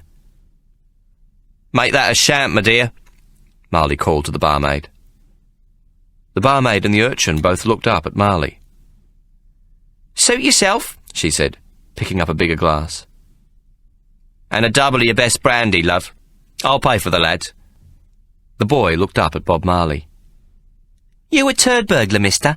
he asked, swiftly taking up the 2 pennies on the counter and dropping them into the pocket of his coat. Bob Marley inquired if the urchin knew Sparrow Fart. "Maybe I does and then maybe I doesn't," the boy replied cheekily. "Tell him I wants to see him. 2 o'clock tomorrow, in here. Tell him no hard feelings, I wants a job done. Bob Marley wants a job done, got it?" The boy nodded. Marley lifted his head and called to the barmaid. "Another gin for the lad, love." Then he placed a shilling on the counter, and without a further glance at the boy, he left the tavern. Sparrow Fart was waiting for Marley when he entered the Hare and Hounds the following day. He was wearing a slightly battered top hat, coat and breeches, all of which fitted him surprisingly well, though his entire outfit, including his shirt, neckerchief and scuffed boots, bore the signs of having been placed upon his tiny body some months previously, and not having since been removed for the purposes of laundering. His face seemed also to have missed this opportunity to wash. Sparrow looked somewhat apprehensive as Bob Marley approached, backing into the safety of a group of men standing at the bar and glancing quickly over his shoulder to ascertain the shortest escape route should he have to make a sudden dash for it. Bob Marley pushed into the group and extended his hand, smiling. "I ought to beat the living shit out of you, Sparrow." Sparrow Fart backed away, ready to make a run for it. The barmaid looked at Marley questioningly. "Brandy, love. The best of the house." Marley turned back to Sparrow, who now stood alone. "What's your poison? Gin, is it?" The urchin nodded. "Come here, I'm not going to harm you," Marley said, walking over to where Sparrow stood. The barmaid brought their drinks over. "How's the fingers?" Marley inquired. "Not drinking too much, is you? Haven't lost your touch, I most sincerely hopes." Sparrow Fart took the gin the barmaid placed in front of him. Then he looked up at Bob Marley, his eyes large, his expression most contrite. "I'm sorry what I done, Mr. Marley," he said tentatively. Bob Marley lifted his drink and held it up. "Cheers. Never say you is sorry, boy. Sorry be the sign of a weak man." He upended the glass and swallowed its contents in one gulp. "Ah! Same again, love," he shouted to the barmaid. "I wouldn't have. I swear I didn't know she was going to shop Ikey," Sparrow said. "Course you didn't. How much she give you?" £4, Sparrow lied. "You was robbed. Sovs or what?" Sparrow shook his head. "Soft. It were good paper, though, not fake." Marley clucked his tongue. "Never take no paper money, boy. Gold. Don't never take nothing else. That is, if you wants respect." "I don't think as I can afford respect what's always gold," Sparrow said softly, taking a tiny sip from his gin. "Let me see your hands. Hold them out. Spread your fingers." Sparrow held his hands out and spread his fingers. They were tiny, dirty and beautiful, and they remained perfectly steady. "Nerves? How's your nerves?" "I'm still the goodest. Still the best of everyone," Sparrow boasted. "Oh, yeah? How does I know that?" Bob Marley challenged, amused at Sparrow's confidence. Sparrow Fart dipped into the side pocket of his jacket and produced Bob Marley's gold hunter, handing the watch back to him. "Jesus," Marley exclaimed. He shook his head admiringly. "Didn't never feel you touching me. You're good, Sparrow, I'll give you that." Sparrow shook his head. "Nah, if you was Ikey, he'd have caught me. We don't get enough training since he's gone away." He took a sip from his gin and looked up at Bob Marley with big eyes. "Academy's fucked." "You'll do nicely, lad," Marley said, giving Sparrow's shoulder a comforting squeeze. "Very nicely. He explained what he required. "There's 3 sovs in it for you, plus the worth of the lift. 3 sovs in gold, what's got the king's head on it," he emphasised. He stabbed a finger at Sparrow Fart. "But mind you bring me silver. A good 'un." Marley met Sparrow in the Hare and Hounds at 10 the following evening. In a leather satchel he carried the 100 fob watches Isaac Isaacson had obtained for him. "Well then, lad, how'd you go?" Sparrow dug into his pocket and produced a silver hunter which he handed to Bob Marley. "Like you said, Mr. Marley. Not too cheap, not too expensive. Sterling silver, worth 15 sovs new," Sparrow declared expertly. Bob Marley examined the watch. "Jesus, Sparrow, it'd be monogrammed. Look, J.R. That'd be the initials of the cove you nicked it from." Sparrow shrugged. "You didn't say nothing about that. Do I still get me 5 sovs then?" he asked hopefully. Bob Marley counted 5 gold sovereigns into Sparrow's tiny hand, then added 3 more. "You done good, lad. I didn't say nothing about no initials." Sparrow looked pleased. He was rich enough to eat and get drunk for a week, and sit in on an endless game of cribbage. "Thanks, Mr. Marley. I done me best. Sorry I fucked up." "Got a yak of your own, then?" Bob Marley asked suddenly. Sparrow shook his head in alarm. "Too dangerous in my profession. Pigs might find the cove I nicked it from. It'd be the boat for me, for sure, for sure." Bob Marley's hand went into his pocket and produced a handsome nickel-plated fob watch, which he placed on the bar counter. Then he pulled out a watch chain and dropped it beside the watch. "Take it. It be yourn." Sparrow looked confused. "Huh?" Marley laughed. "A present for your birthday." "I don't have no birthday," Sparrow said quietly, still bemused. "You didn't nick it, did you? 'Cause if you nicked it, I can't have it." "Nah, it were a bonus for doing a job, a little favour for a friend like." He pushed the watch over to Sparrow. "Go on, take it. Everybody's got a birthday, even if they don't know when it be." Sparrow picked up the watch in one hand and the chain in the other, appearing to weigh both in his hands. "I ain't never before seen a new one what's not nicked." "Guaranteed, honest-to-God, nab proof, that is. Pig come up to you, ask you where you got it, tell him it's kosher. Isaac Isaacson of Drury Lane, jeweller to thespians and gentlemen, established 1792. Sparrow's eyes shone as he realised that the watch was safe for him to own. "Thanks, Mr. Marley. Thanks a lot," he said, clicking open the lid and looking at the pristine face of the watch. Then he closed it, and clipping the watch onto the chain, placed it into his fob pocket, looped the chain over his tiny belly, and fitted the crossbar at its other end into its appropriate buttonhole. The chain was much too long for his narrow torso, and dangled in an arc to below his crutch. "I never had a watch of me very own," Sparrow said excitedly. "Mazel tov," Bob Marley said, patting him lightly on the shoulder. "One good turn deserves another." He pointed to Sparrow's fob pocket. "What's the time, then?" Sparrow took the watch from its pocket and expertly clicked it open again. 10:30 of the clock," he said proudly. "Read what it says?" Marley demanded. The boy looked up at Bob Marley, then down at the inscription inside the watch cover, as though he had seen it for the first time. He touched it lightly with his forefinger, tracing the words inscribed into the metal, as though by feeling them they might reveal their meaning to him. Bob Marley cleared his throat. "No, don't read it, Sparrow. Let me tell you what it says," he said quickly, rescuing the urchin. "I sort of composed it myself, see? So it'd be better said than read, knows what I mean?" Bob Marley leant back as though thinking for a moment. "It says, 'To S.F. A man's reputation be more valuable than gold. B.M.' "What's S.F. and B.M. mean?" Sparrow asked. "S.F. stands for Sparrow Fart, that being you, and B.M., why, that's yours truly, the same as what's talking to you, and whose reputation be more valuable than gold."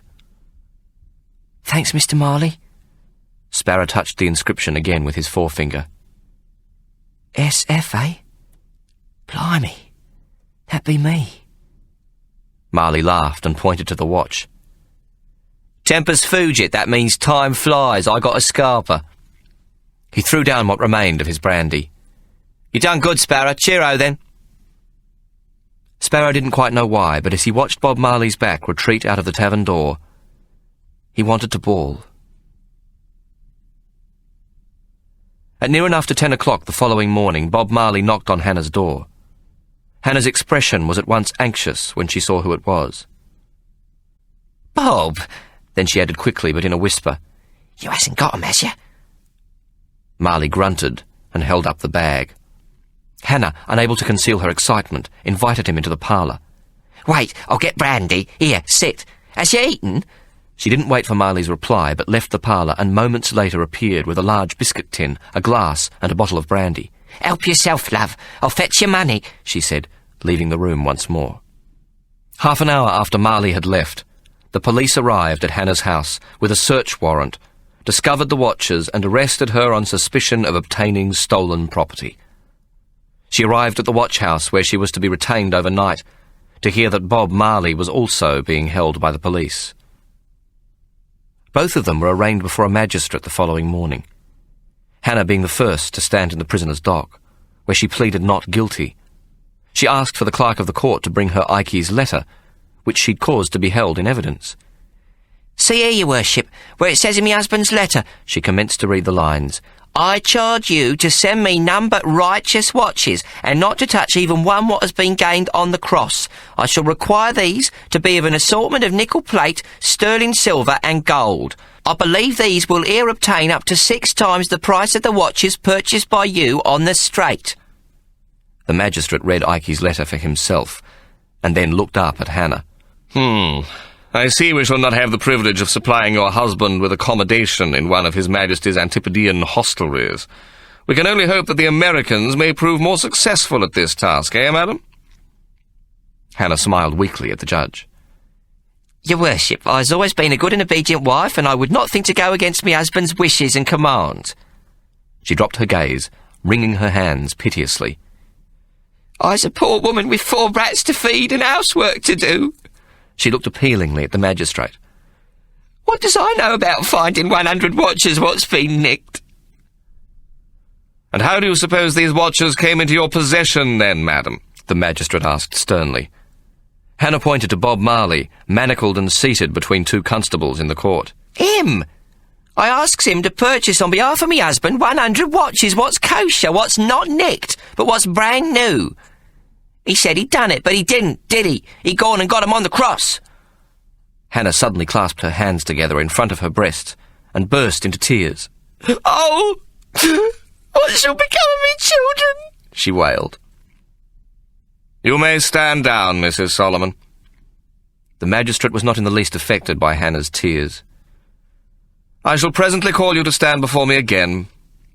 He nodded at the clerk of the court, who rose from his seat and proclaimed, Robert Matthew Marley will take the stand. Hannah listened with increasing bemusement, as Marley proved conclusively that the watches he'd obtained for her were unencumbered and purchased legitimately. To further support his case, the respectable Haymarket jeweller, Isaac Isaacson, appeared as a witness for Marley, showing the number and names of the watches purchased by the accused as matching exactly the wholesaler's invoice. Bob Marley then produced in evidence Isaac Isaacson's own receipt to him. Furthermore, the Crown now admitted that none of the watches matched the serial numbers of those taken in the notorious Cheapside robbery. The charges against Marley were summarily dismissed, and the magistrate called for Hannah to appear before him again, whereupon he commenced to remonstrate severely with her for accusing the said Robert Matthew Marley, a man who had never been before the courts, and whose reputation she had needlessly and maliciously impugned. Hannah protested vehemently. Your worship, it were the police. They said them watches were stolen. I immediately supposed they was. Supposed that Mr. Marley'd gone and nicked 'em, hoping to profit from charging me the full price while having got 'em at a thief's rate.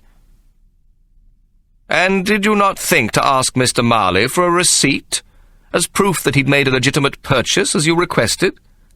Your worship, I were most pleased what Mr. Marley had done, knowing as how I had served me husband's request with promptness and exactitude. I'm not accustomed to the ways of doing business, being a poor woman, what knows nothing about such things as bills and receipts and the general goings-on of commerce." The magistrate snorted loudly. Hannah's reputation as a businesswoman was well known to the court. Hannah, though appearing distraught, was delighted with the altogether surprising outcome.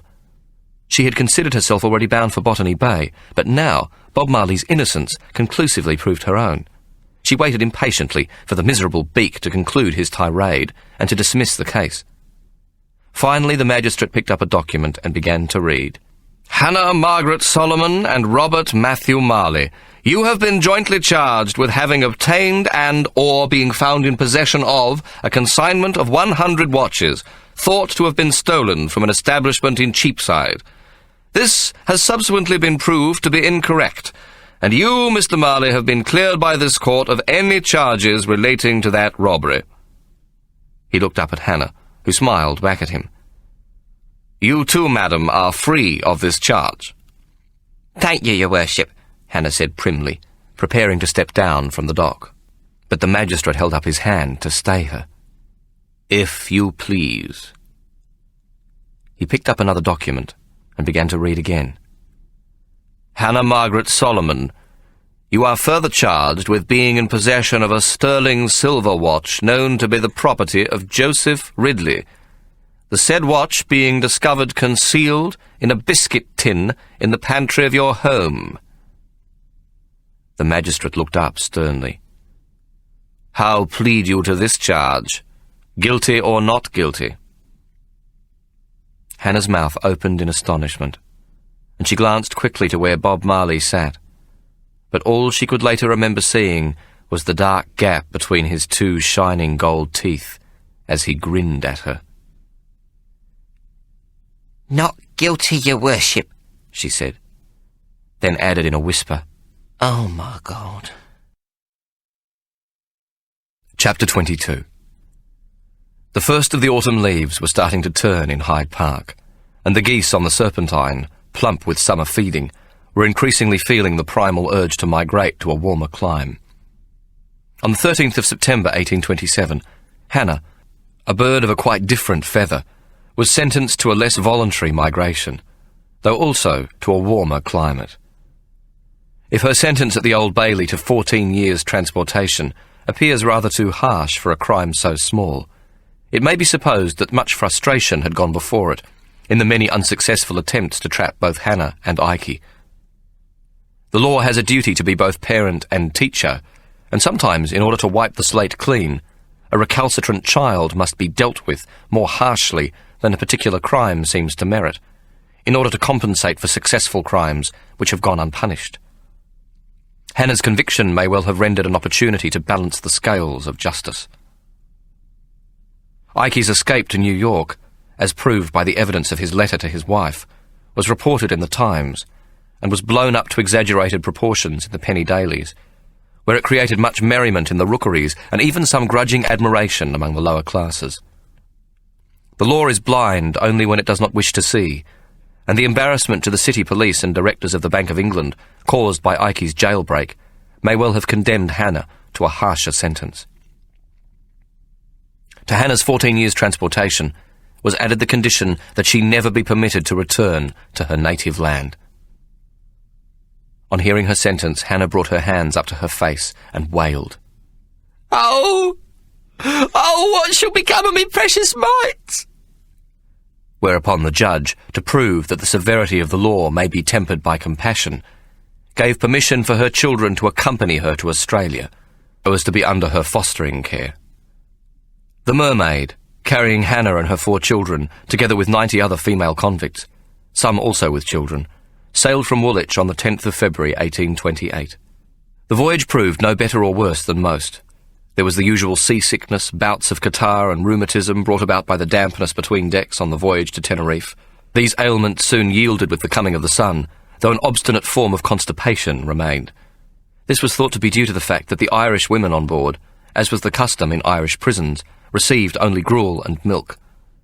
Now the introduction of salt and beef and pork to their shipboard diet proved most deleterious to their unaccustomed stomachs.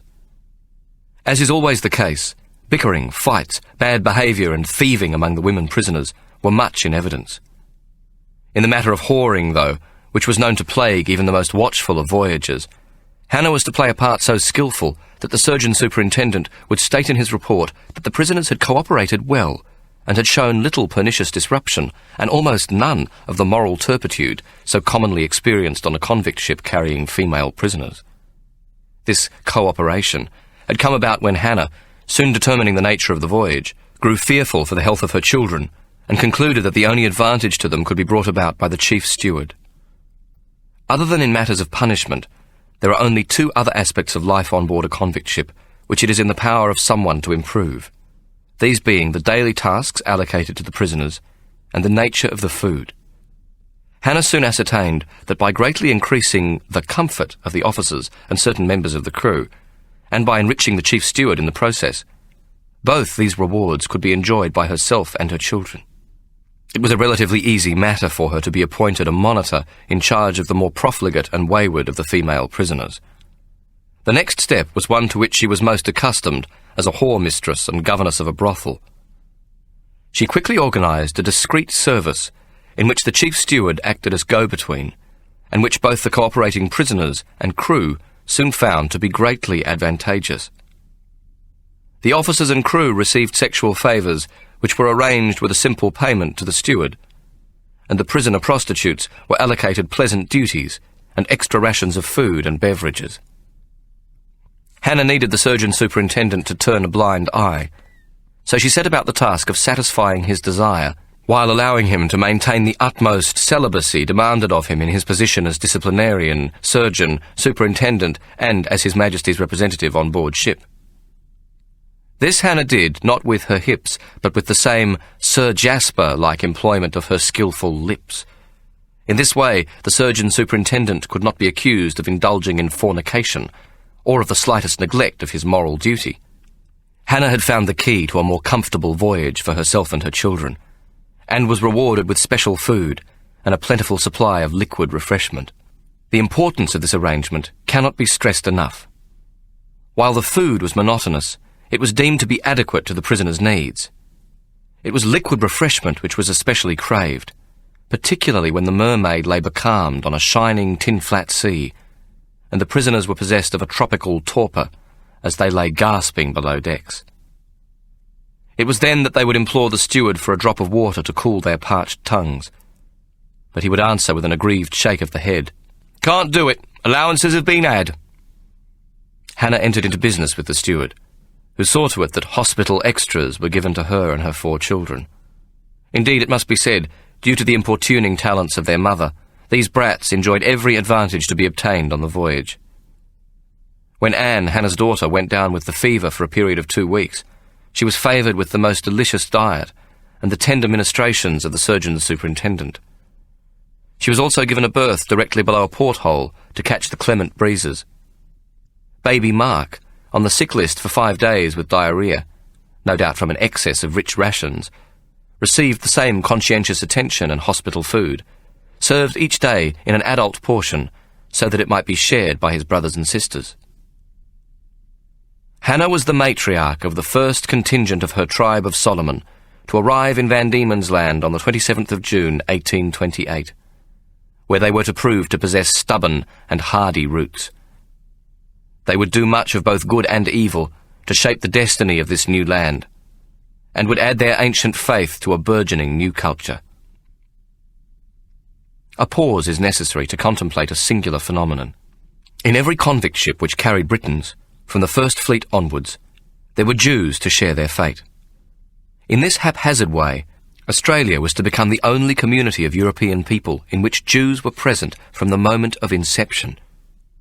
For nearly 19 centuries, the Jews had not enjoyed a permanent welcome in European lands. Now, though only a tiny contingent, they were nevertheless a noticeable part of the convict community. Here they were regarded no differently from their fellows, a condition which has continued to exist in this, the most egalitarian country on earth, where Jack is thought to be as good as his master, though it should in fairness be added that at the time Hannah arrived in Van Diemen's Land, Neither Jack nor his master were thought to be much good.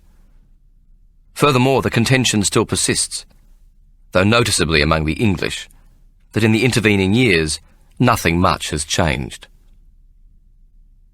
The new female factory was not yet fully constructed, and Governor Arthur had allowed that a prisoner who had shown exemplary behaviour on the way out should be processed on board ship and then permitted to go directly to the home of a settler as an indentured servant. Hannah and her children were consigned immediately to the home of Mr. Richard Newman, a police officer of Hobart Town, who greeted her on the dock with the utmost civility, as though she were of equal status and not a convict wretch with the additional burden of 4 extra mouths to feed. This was thought most surprising, for Newman was said to be a happily married man of small means, so there could be no thought of concubinage, nor was there any profit to be gained from the labours of the 2 older children, David and Anne, as they were not convicts, and so not obliged to work under his roof. It soon became apparent that Hannah did not intend to be burdened with the duties of a servant or suffer the instructions of a master. She did nothing except loll about the cottage, dawdling through the most undemanding tasks. Her quarrelsome ways soon alienated all who came into contact with her. It was often observed that Mrs. Newman, a quiet soul, was the real servant, and Hannah the mistress of the house. It was suggested that this had come about because the convict had ensnared her master with her feminine guile, as Mrs. Newman was both pretty and of a most cheerful nature, and Hannah was not burdened with either of these pleasant characteristics. The truth of the matter was rather more simple.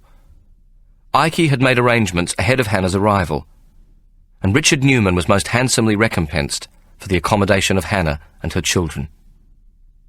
This convenient arrangement may well have been beyond the talents of a man less enterprising than Ikey Solomon, who had heard about Hannah's arrest in a letter from Abraham Reuben, the son of the actor Reuben Reuben, who had been a part of the great bank scam.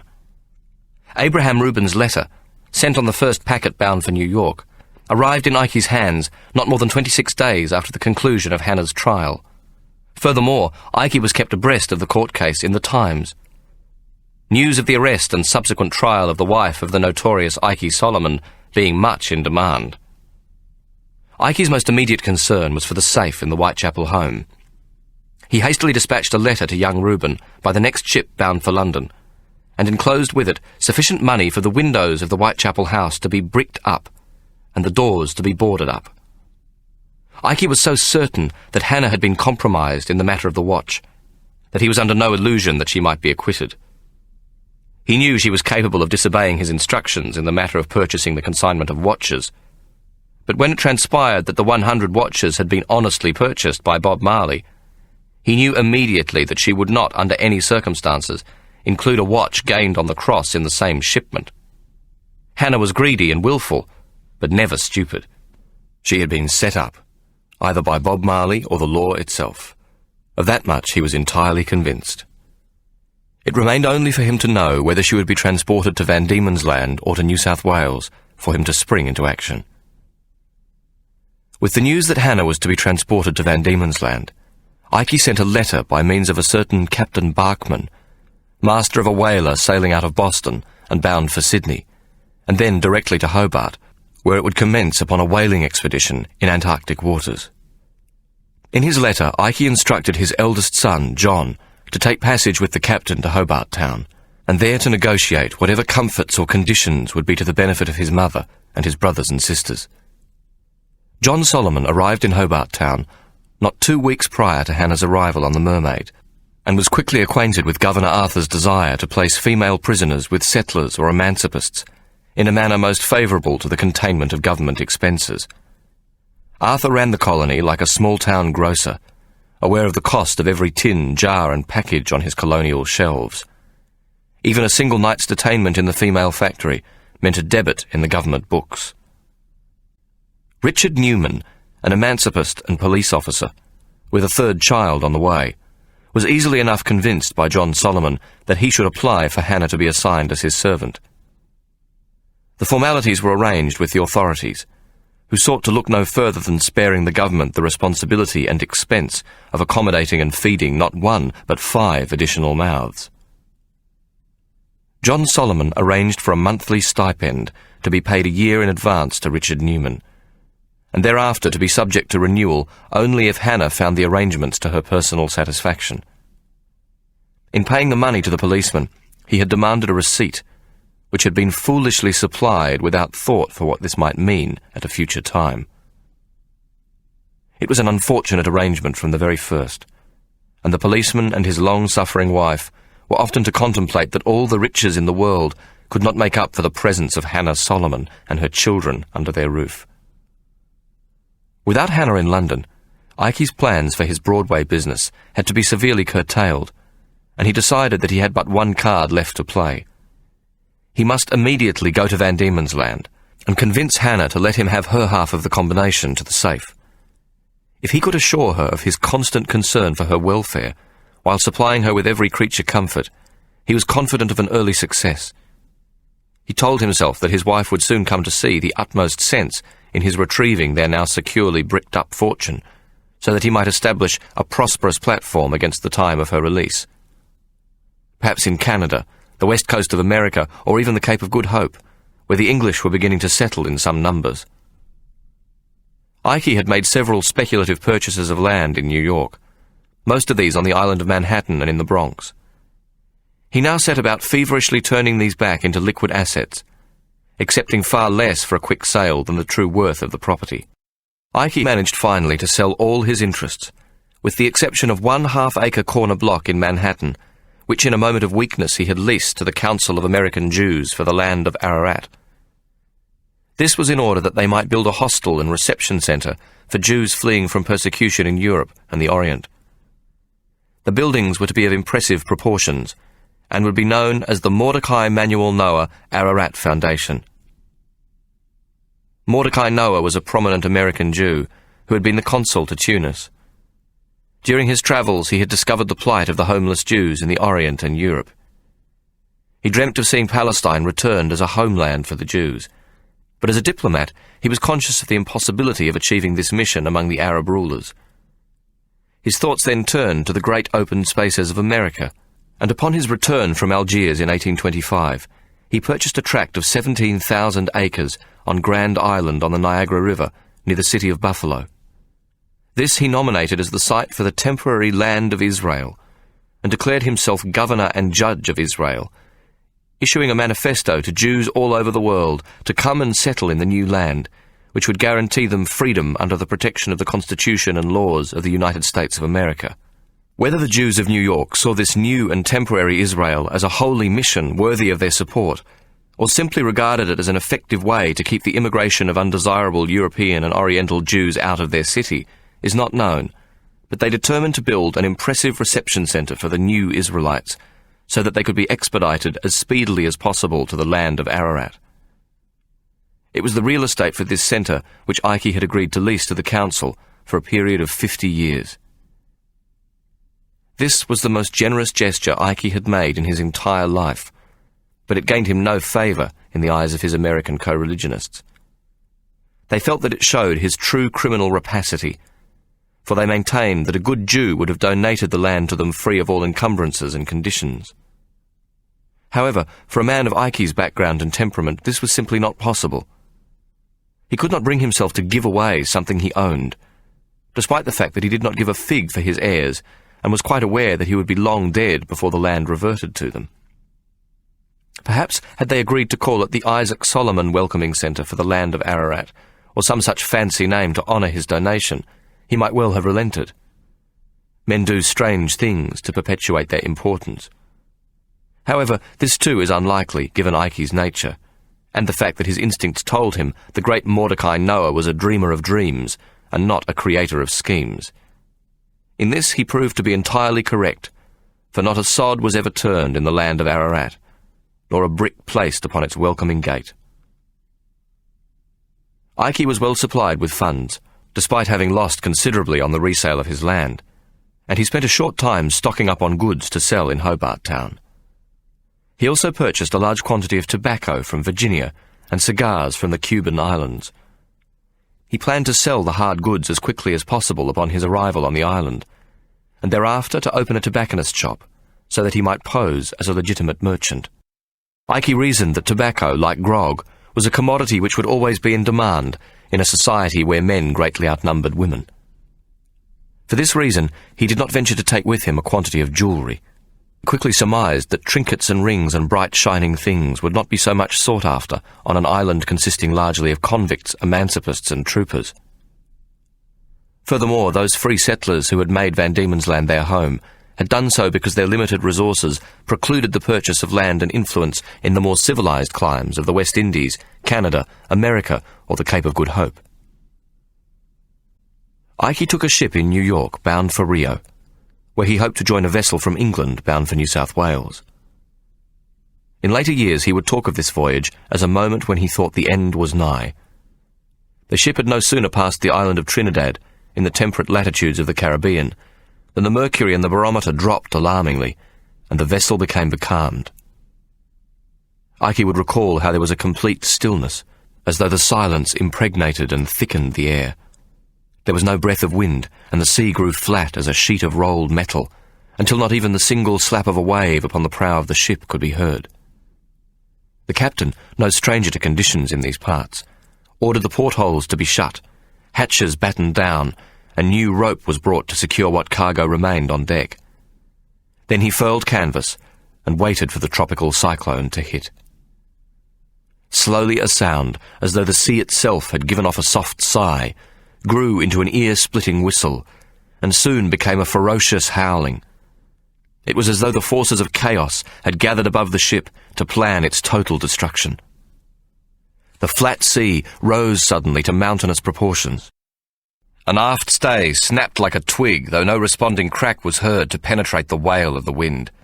The ship, a cork upon the sea, plunged deep into each troughed wave, and then rode towards its crest 70 feet above the prow.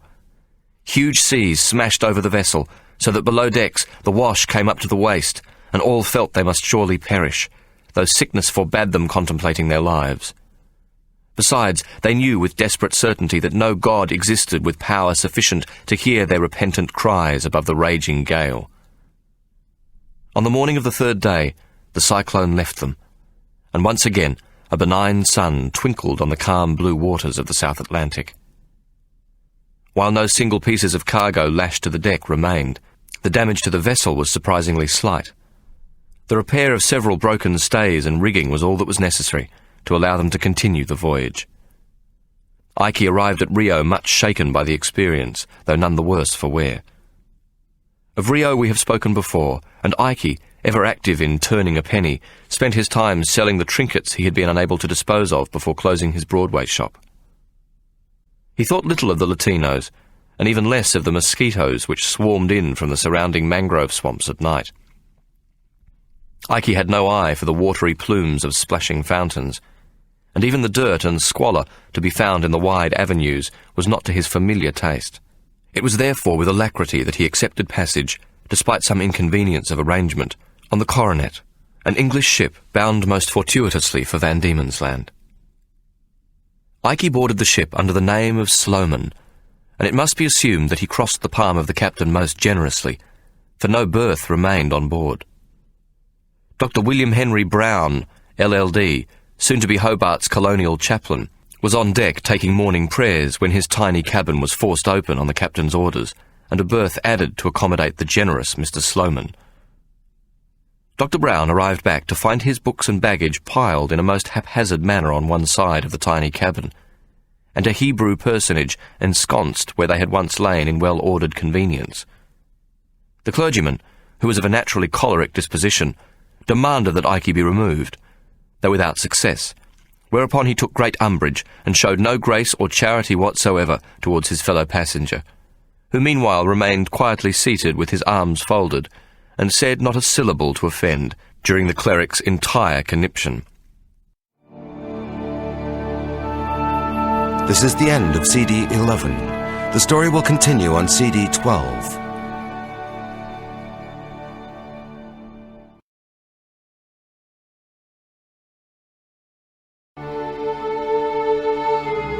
CD 12.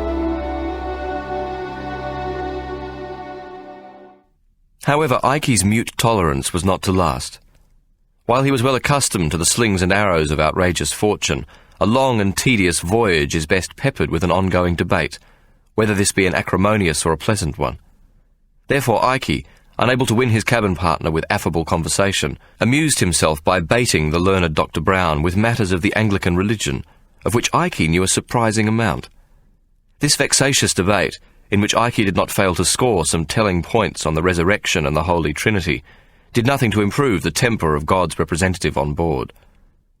No sooner had the clergyman landed in Hobart than he hastened to Colonel George Arthur with a burden of bitter complaint against the vile Mr. Sloman. This proved an altogether disastrous beginning for Ike, as it brought the full attention of the governor to his presence on the island. Colonel Arthur, himself a devout believer, accepted Dr. Brown's version of the voyage without question, and promised that the blasphemous newcomer would be watched with an eagle eye. Nor did it take long for Ike to be discovered for his true self. He foolishly moved in with the Newmans as a lodger, where his very presence with Hannah in the tiny cottage caused jocular speculation about the nature of the bed he occupied. As soon as he walked the streets, there were people who were quick to recognise him, Hobart Town being the enforced home of many of his old colleagues, and not a few of his former customers. "Oh, Ikey, me boy, how are you? Blow me down, but I'm glad to see you. What a cursed lucky fella you've been, escaping the rope and they're after the boat. How are you, me boy?" Other remarks were not as well intended. "I say, there goes Ikey Solomon. He used to fence me swag, the cursed rogue. Were it not for him, I should not be here now."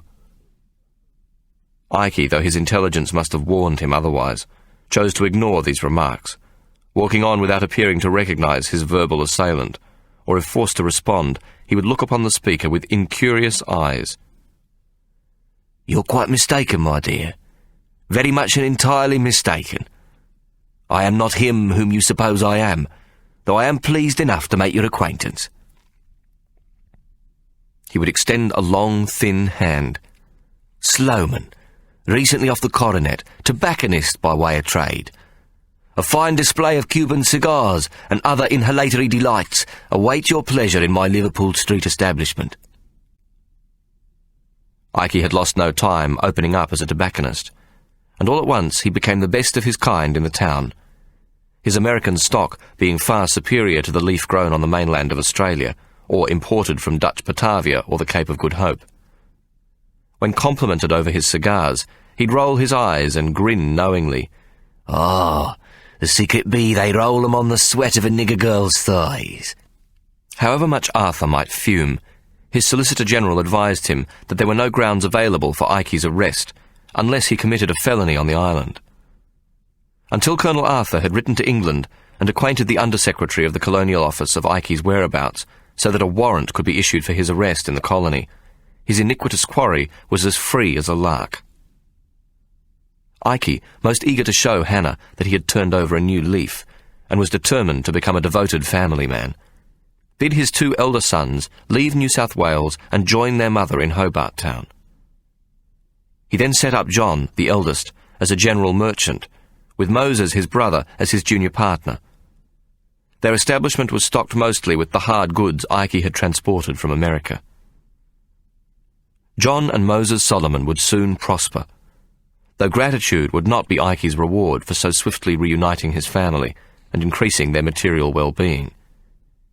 Their indifference to their father is not impossible to understand, as they had no opportunity in their childhood to know Ike, nor were they ever given a single reason to love him. They had, however, been instructed in every possible vilification of their father by their much-beloved mother.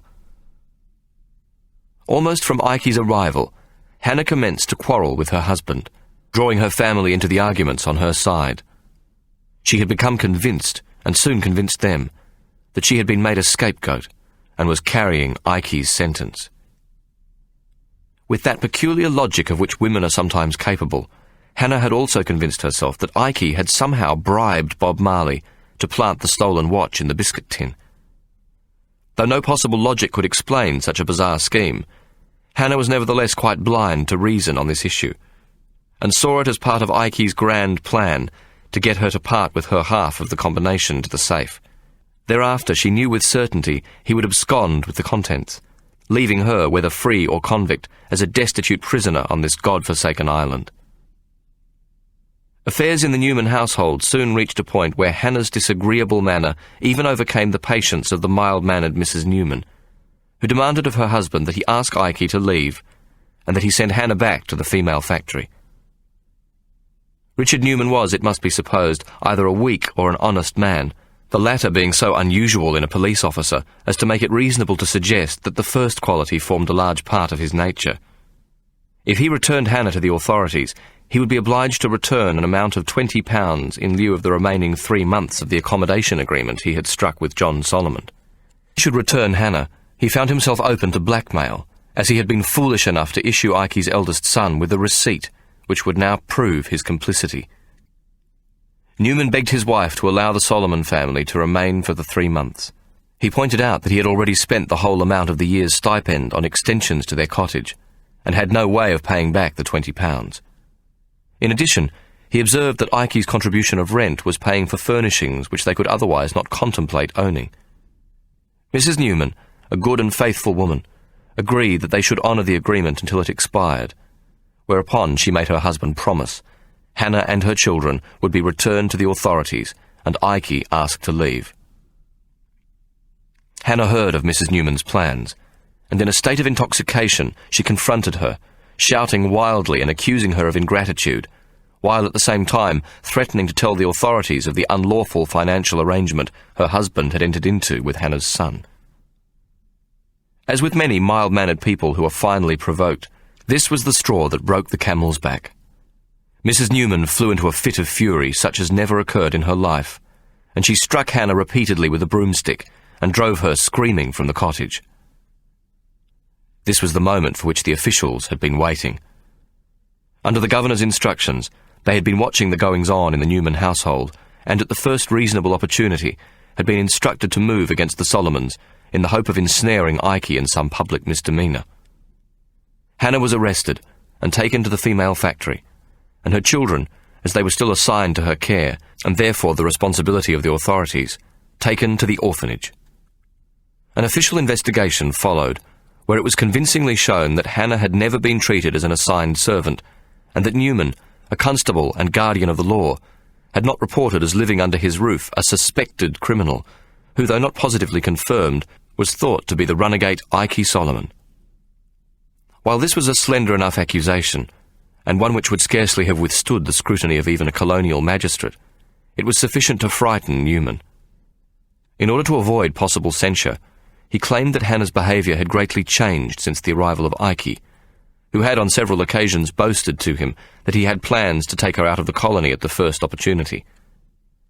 Newman completed his statement with the words, "He told me that even should she be placed in the female factory, he would use sufficient influence to free her again." This attempt to implicate Ikey in a conspiracy failed, but the colonial secretary, hearing of this boast by Ikey to bring about the escape of his wife, ordered that Hannah be closely confined within the factory and never assigned as a family servant again. Hannah once again took this to be Ikey's work, her reasoning being that despite his constant supplications, a continued refusal to give him the combination to the safe had caused him to punish her further. Though she truly dreaded the prospect of the female factory, it was the loss of her children which caused her to hate Ikey even more, and she swore she would rather die than allow him the use of a single penny of their combined fortune. Ikey, who still went officially under the name of Sloman, and so was not permitted to attend the hearing, was greatly distressed at the outcome. Hannah was slipping further and further from his grasp. Though they had quarrelled incessantly since his arrival, he was certain she would eventually be persuaded to his cause. Now, with her incarceration in the female factory after nearly a year of freedom, her children taken from her, he knew the likelihood of his gaining her cooperation in the matter of the numbers to be severely diminished. Ikey decided to throw all caution to the wind and appeal to the English weakness for an act of selfless nobility, and Arthur's strong desire not to waste the financial resources of the colony. He wrote directly to Arthur, dropping the name of Sloman and admitting to his real identity. Hobart, His Excellency Colonel George Arthur, Lieutenant Governor of Van Diemen's Land. Sir, I beg to state the following, for which I most humbly hope that Your Excellency will be pleased to take into your consideration. While in America, I have read of my wife's unfortunate situation, and acting solely from those natural causes, feeling and affections, unnecessary, I trust, to explain to Your Excellency, I have travelled 30,000 miles, expressly to settle and pass the remainder of my life in the bosom of my family. I therefore beseech Your Excellency most humbly that you may allow my beloved wife to be assigned to me as a servant, as I am certain that a woman of her refined nature and frail disposition will not long survive the place of oblivion into which she is now confined, to the utter discomfiture and bereavement of your memorialist. I wish to explain to Your Excellency that in the matter of Mr. R. Newman, of which you are well acquainted, were it not for his constant demands for money, there would be no such trumped-up complaint as was brought before you. With the result that my beloved wife has been torn from the arms of her precious children and sent to that dreadful confinement which is worse than death. I further promise Your Excellency that should you release my wife to my care, I shall be happy to enter into a bond of indemnity to prove my utmost good faith on this matter. I have the honour to subscribe, Your Excellency's most humble servant, Isaac Solomon. Arthur's reply was a blunt and unequivocal refusal. The ends of justice would be entirely defeated if his wife, so soon after her transportation to this colony, should be assigned to her husband. Meanwhile, Ike, all his life a cautious man, who seldom made mistakes of judgment concerning the law, seemed so entirely obsessed with the desire to get the information he needed from Hannah that he did not appear to realize he had come to the end of his efforts and ought to be making a hurried departure from Van Diemen's Land. Caution, and the knowledge that opportunities are seldom singular, and that another occasion will always arise to gain your purpose, had always been Ike's favoured philosophy. This patience and trust in his luck had served him well in the past. Now it seemed as if by giving his Waterloo medal to Mary, he had sacrificed his sound judgment and good sense. It was almost as though he were under a delusion that even the determined arm of the law was not long enough to stretch across the 12,000 miles separating London from Hobart Town. But stretch it did, and its fingers began to close around Ike, with the necessary documents relating to the issue of a warrant for his arrest arriving in Hobart. Time has warped the facts of Ike's arrest, and different versions have come to exist to satisfy the appetites of amateur historians bent on intellectual booty. The Sydney Monitor of the 17th of March 1830 reported Ike's arrest thus. At about 2 p.m, 2 constables, in the disguise of outsettlers, came into the shop, one of whom said he wanted some tobacco and the other a pipe. On coming in, they asked for the old gentleman, as they preferred dealing with him to the young ones. Ike, who was behind the counter, started up and said, "I am the person," and instantly one of the men seized him and said, "You are the person we want." On this apprehension, Ike turned as pale as death, and after recovering from the stupor of a few moments, exclaimed, "So help me heaven, I am a done man now. It's all over for me. I am done for." He made a rush towards a desk at the upper end of the counter, on which there was lying a penknife, which he endeavoured to seize hold of, no doubt for the purpose of committing suicide, but was prevented in the attempt by the constables, to whose assistance 4 of the military, who were stationed outside, came with drawn bayonets and firearms. Having rendered him powerless, they handcuffed him and brought him before the police magistrate of the colony. After identification as Isaac Solomon, he was committed to jail, where, to guard against the possibility of escape, he was heavily ironed. It is on such dull documentation that history must build its case. Mary would come to tell of it differently, for she had it from one of the prison urchins she taught in the female factory, who was in the shop at the time. Children have a better ear for the truth, and can repeat quite clearly what they have seen and heard. This is particularly true of the street urchin, who must depend on his ears and his eyes to avoid trouble from shopkeepers, officials, grown-ups in general, and of course the law. The boy who stood in the corner of Ike's shop unnoticed while the arrest took place told it as an amusing piece in which two bumble-mouthed constables made a proper mess of the arrest procedure. The young lad had barely entered the door when he was brushed aside by two settlers dressed in the rough manner of workmen from the bush.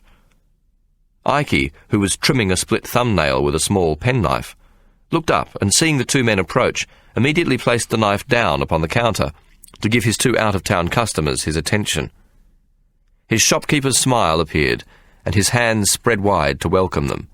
Gentlemen, a pinch of snuff, compliments of the house. American, Kentucky blend and not to be sneezed at. Ikey cackled at his own tired joke, expecting his grateful customers to do the same. The two men became confused, and then looked the one at the other. Go on, help yourself, lads. It'll be a custom of the house when strangers comes to town. Ikey pushed the yellow snuff tin along the counter towards the two men, one of whom gave a small shrug and took a useful pinch, first to one nostril and then the other. His partner did the same, and almost at once their nostrils were seen to dilate, their mouths to open, eyes to close, and their heads to draw back, whereupon the sneeze arrived at almost the identical moment for each. Their heads were thrown forward so that they were taken to bending quite involuntarily at the waist, so mighty was the report from their nostrils. After a few moments, they looked up at Ikey through watery eyes, and the larger of the two men sniffed and wiped the mucus from his nose with the back of his hand. Ikey now stood most casually with both hands placed flat upon the counter. A king of sneezes, say you not, my dears? A prime example of the veritable art of the most honourable Chinese emperor, Tissue. That sniff of snuff be the best in the colony, though a humble enough sample of me wares, and quite nothing compared with the Cuban cigars, or blends of baccy we has for pleasing those what come from out of town. What say you, gentlemen? How may I serve you? Ikey Solomon, the second bushman said. To whom does I have the pleasure? Ikey asked, pushing his long thin fingers across the counter. We has come to arrest thee, sir, the man with the snotty hand said, not shaking Ikey's extended hand. Ikey pulled back and clasped both his hands to his chest in a show of horror. His eyes rolled and his expression was most comic afraid. Then he picked up the penknife and held it with the tiny blade pointed towards his heart. Oh, woe is me! So help me heaven, he said, looking towards the ceiling. I am a done man now.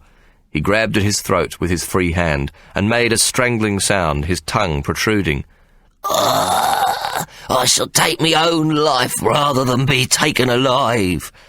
It was a most amusing display, and Ikey, seeing the urchin standing at the door, winked broadly at him.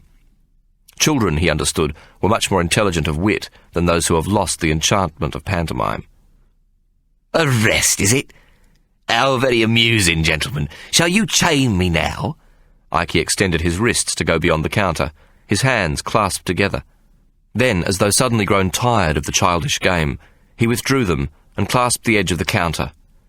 What is it I can get for you, gentlemen? I have much to do in this pretty day.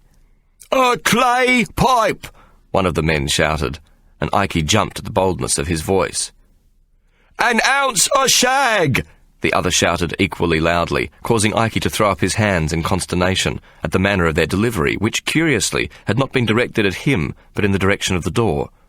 Almost at once, 4 troopers with drawn bayonets affixed to their firearms elbowed their way through the door in a clatter and banging of barrels and butts, the clinking of metal and thump of heavy boots. They wore their red coats and had polished their brasses in anticipation of the grand occasion. You are under arrest, Ikey Solomon, the constable who'd earlier wiped his nose shouted, and this time produced a pair of police manacles from the pocket of his jacket. Ikey's luck has finally run out, Mary said solemnly, after the boy returned in great excitement to the female factory to tell his story.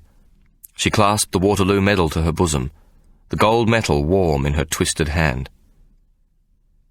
He should have tried to see me, if only just to greet me. Then she turned away so that the boy could not see her tears, and in a voice too soft for him to hear, she said, Stupid old sod. Maybe he could have shared some of me luck. Chapter 23. Mary moved from the old female factory where she had spent the past 18 months to the new one, where for a short period she returned to work in the bakery. If new meant a larger factory, it did not mean a better one. The new female house of correction was a remodelled distillery, secured cheaply by the government, and its site in the damp valley of the Hobart Town rivulet, under the shadow of a large hill which blocked almost all direct sunlight for a large part of the year, was most unsuitable. It was damp and dark, and so unhealthy that during the first winter in the new factory, 18 inmates and 27 newborn babies died from bronchial illnesses. While the kneading of dough was hard work, Mary found it pleasant enough. The ovens were warm on the cold days of drizzle and sharp cutting winds which blew up the wide Derwent River from the coast in winter. Van Diemen's Land has a contrary climate and lies sufficiently close to the Antarctic Circle to have at least one of its toes permanently in ice. No local would be brave enough to pronounce a part of any day of the year safe from sudden bone-chilling cold, when summer's blue brilliance is turned, with a malevolent growl from atop the great mountain, into the misery of a winter gale. The year and a half spent in the old female factory had not, at first, been easy for Mary. The overcrowded conditions, the constant fighting among the prisoners, and the fact that the factory was as much a brothel as a prison, made the day-to-day effort to survive most onerous. But Mary, convinced that her luck in life had changed the moment she had set foot in Van Diemen's Land, set about the task of surviving until she was granted her ticket of leave. Life in a female jail is no different from that of a male one. Dominance and strength are usually all that matter. With Anne Gower at her side, Mary set about the conquest of her fellow inmates. She grew her nails until her twisted hands had the appearance of wicked claws. Anne Gower let the stories of Mary in Newgate and the raking of Potbottom's back be known. She also conveyed the fact that Mary had been crowned Queen of the Prisoners on the voyage because she had defied the authorities, earned a flogging, and won the day. This was sufficient to make Mary Abacus greatly feared and respected among the prisoners, without ever having to fight any of the inmates. The prisoners at the female factory soon came to realise that Mary was on their side, and was not a leader simply so that she might benefit herself or her cronies at their expense. The authorities also accepted that Mary's leadership was not necessarily to their disadvantage. She did not directly challenge their authority, but instead organised the prostitution and the distribution of grog and tobacco in the factory.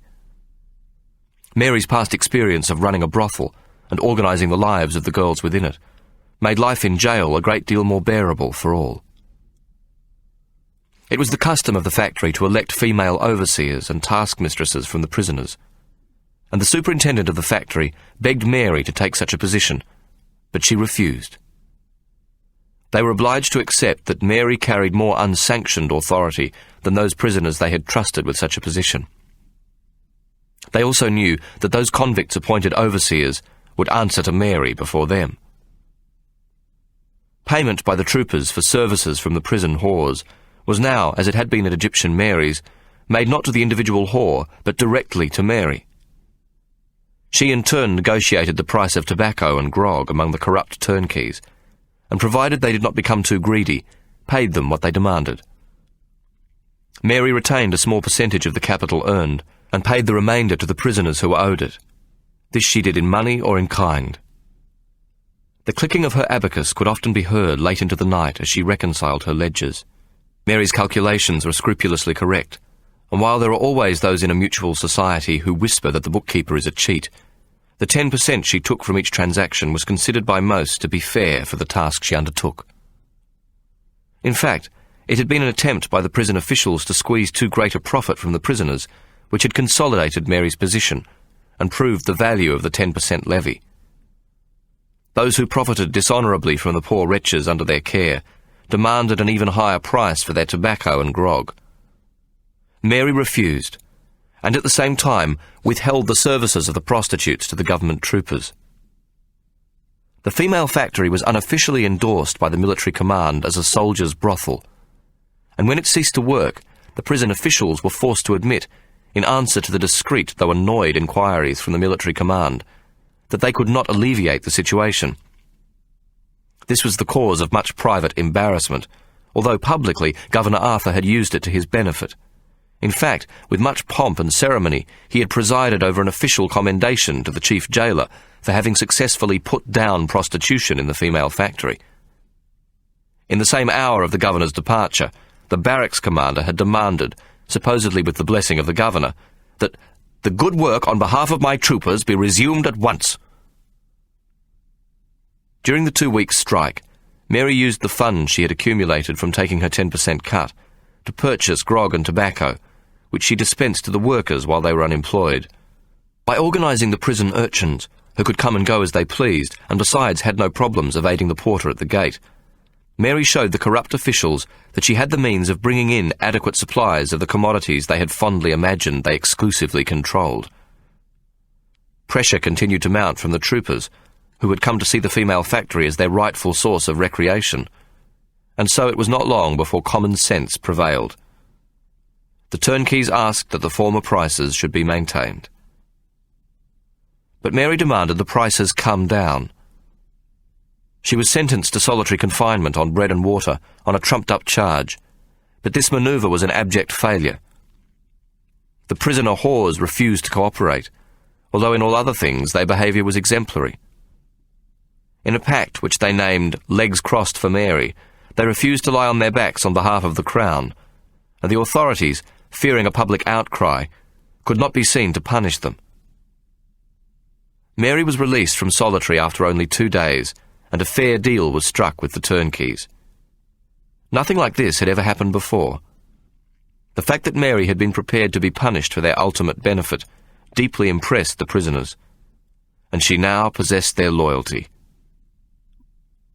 Mary also concerned herself with the prison urchins, and conducted a school for them for an hour each day, in which they were taught to read and write. This ragged school was a great pride to the mothers of the children, and also to many of the other prisoners, who were generally illiterate. They took comfort in the fact that ignorance was not, as they had been so often told, a permanent curse placed upon their kind by a malevolent god. Even the whores looked with satisfaction upon the slates the children carried, and regarded these as a positive proof that their work was not unworthy. However, it should not be construed that Mary's presence in the female factory had turned it into a place of calm and order. Prison is still an institution where the back is broken with hard labour, and the soul is destroyed by despair. Despite Mary's efforts, this vile degradation had not changed in Van Diemen's Land. Sadness and despair are ingredients without which the recipe of prison cannot be made acceptable to society. If the old female factory had never worked better than under Mary's leadership, this was only that it was a lesser kind of hell on earth. One of the most palpable examples of this misery was the inevitable consequence of institutionalized prostitution, the illegitimately born child. A great many of the children did not survive long. The poor diet in the female factory resulted in serious malnutrition, and many mothers could not produce sufficient breast milk to feed their babies. Those infants which did survive were removed from their mothers as soon as possible after birth, and sent to the orphanage, which was known as the nursery. One of the most commonly heard sounds in the factory was of a mother wailing at the enforced loss of her child. For it cannot be supposed that the whore has less love for the miracle within her womb than does the wife of a preacher. However, this was not thought to be the case by the authorities and many of the population, and proof thereof was rendered when a female convict, Mary McLaughlin, was executed for killing her newborn baby. Though children died like flies from the lack of food, hygiene and warmth in the factory, this was thought to be quite in order, whereas the act of a mother putting her tiny infant out of its misery so that it should not suffer longer than its day of birth was regarded as a crime so gross that the whole island was deeply shocked at this example of the brutalized convict mind. When Mary had gently asked her namesake why she had taken the life of her infant, the little Scotswoman had wept bitter tears. "I couldna bear the bairn to suffer. I had nae milk in my teats, not aught to save its wee life." The Reverend William Bedford, the drunken chaplain to the convicts, who in God's name had been among the large concourse assembled to witness the last moments of Mary McLaughlin, preached a sermon while almost sober in the prison chapel on the Sunday following the hanging. "She stood dressed in a snow-white garment, with a black ribbon tied about her waist, and a certain hope of forgiveness supported her in her final hour, and it is my belief she died contrite and resigned." Bedford looked about his congregation. Not all were prisoners, and the townsfolk sat separated from the lewd looks of the male convicts by a curtain. "On the falling of the drop, the instant before her mortal scene was closed, she did utter but 3 words of penitence. 'Oh, my God, though this may well have been a curse, I have chosen to see it as a plea to heaven for forgiveness.' Hers was the dreadful crime of murder, the cold-blooded killing of the little innocent offspring of her own bosom." He paused again, for he was in good form, and had for once the complete attention of his congregation. "Well has this first step to error been compared to the burning spark which, when lighted, may carry destruction to inconceivable bounds. But will mankind take a lesson from this?" He shook his head slowly, then banged his fist upon the pulpit. "Cannot the horrible tenacity be broken, with which the devil keeps his hold, when once he has put his finger on his victim?" The Reverend Bedford let this last sentiment reach the minds of his congregation, before he added in a voice both sorrowful and low, "I think not." And so the act committed by a desperate woman was entered into the history of the island as the most heinous of all crimes committed in that place of infamy. Mary had always had a great love for children, though she would never be able to bear one of her own.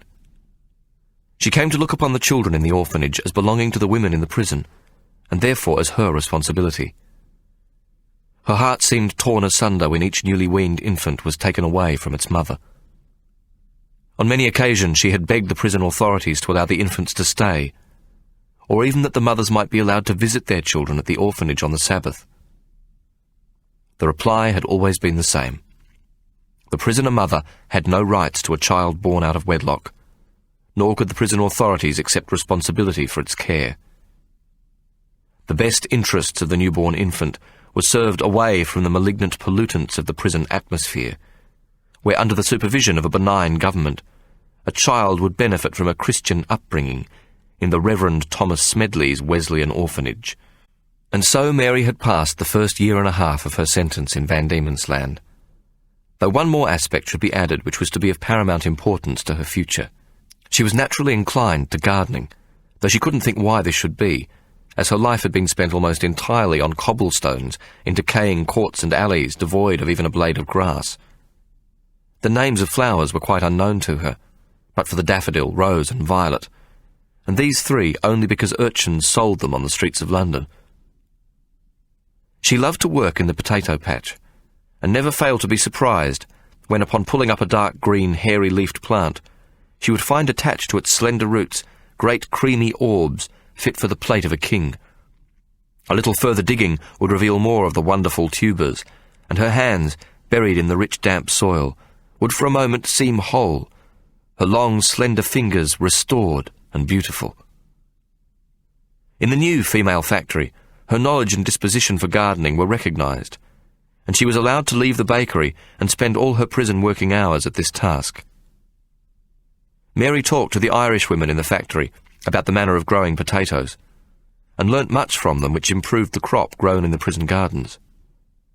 This in particular from Margaret Keating, who added further to her knowledge with information on the making of poteen, sometimes known as Irish whiskey. This is usually made from barley, but potatoes may be used instead. Though each kind has an altogether different taste, both are most astonishingly intoxicating. Mary soon showed that her proficiency with potatoes carried over to Indian corn, cabbage, carrots and other vegetables. She asked that Anne Gower be allowed to work with her, as well as several of the Irish women accustomed to working the soil, including Margaret Keating. She also asked that a good-sized shed be built, so that the garden implements could be safely stored and the seeding potatoes successfully propagated. Behind this shed, she proposed to build a hothouse for propagating seeds. This, she convinced the prison authorities, was because of the unpredictable weather, where frosts and cold snaps late into spring and early summer could destroy half an acre of vegetable seedlings overnight. This second project was considered to be outside the authority of the prison, as it involved the purchase of glass, and was referred to the chief clerk of the Colonial Secretary's Department, Mr. Emmett. Mary had greatly impressed Mr. Emmett, who saw her use her abacus to calculate the cost of losing 2 crops, as they had done the previous year, to sudden cold snaps. She had offset this against the price of the materials, all of which, but for the glass used in the construction, were made by the male prisoners, with only the smallest cost to the Treasury. For the hothouse, Mary proposed a clever modification. She planned to build into one of the brick end walls a kiln which could be worked from the outside of the building, and explained to the authorities that one of the Irish women, skilled in the making of pots, had discovered a clay pit near the rivulet. The clay there was thought to be of excellent quality for pots. Mary proposed that they would produce water and plant pots for sale to the townsfolk, and with the advent of the hothouse, ornamental plants could be grown. The profits from this enterprise would go directly to the coffers of the colony. The chief clerk now took a keen interest in the hothouse, as if the idea had been his own. He accepted the proposal and agreed that the hothouse should be built, together with the abutting kiln, a pottery drying shed, and 2 wheels for turning the clay. Mary had yet another modification in mind, though not one she thought to mention to the chief clerk. She requested of the prisoner bricklayer to construct a wide hearth on the inside of the end wall of the hothouse, which contained the kiln on its outside. This would be back to back with the kiln, so that there would be a fireplace with a good platform, wide working mouth, and a double chimney flue shared by both hearth and kiln. When, to Margaret Keating's precise instructions, the structure was complete, they had the basis of a first-class poteen still. The kiln could be fired separately from the outside, and the hearth, if needs be, made to carry a fire of its own on the inside. Mary had a carpenter construct a door to the opening of the hearth, which had 4 stout wooden shelves built into its outside surface. If the authorities should arrive unexpectedly when the still was in progress, the fire could be quickly doused and the door closed to conceal it. Numerous pots containing plants could be hastily placed upon the shelves, as though this was their permanent resting place. Smoke from the recently doused fire would carry up the chimney, where it could always be explained as being caused by the operation of the outside kiln. All that was now required was the equipment needed to place within the hearth. This consisted of the numerous thin copper pipes, which would be fed through the back wall of the hearth into the kiln, so that they would be further heated by it, as well as the 2 chambers needed for the condensation and distillation of the spirit. These copper chambers would reside within the mouth of the hearth, where only a very small fire was needed to keep the water within the main cylinder producing the steam required for the distillation of the potatoes, which had been set to ferment. Anne Gower, who had not the slightest inclination to use a hoe or break her back in a potato patch, was nevertheless perfectly willing to work in a trade she knew best. Whoring in prison gained only a 6pence at a time, whereas in the private enterprise of the prison gardens she could command a quick shilling. She was given the task of procuring the pipes, cylinders and other equipment required for the still. Anne took up permanent residence in the newly completed shed, where she soon attracted a regular clientele. She quickly discovered those among her clients who had the means to steal, or the skill to fashion and install, what Mary required in pipes and cylinders, valves and taps. They had been most fortunate to chance upon a randy mechanic, who was masterful in his knowledge of pipes and pressures.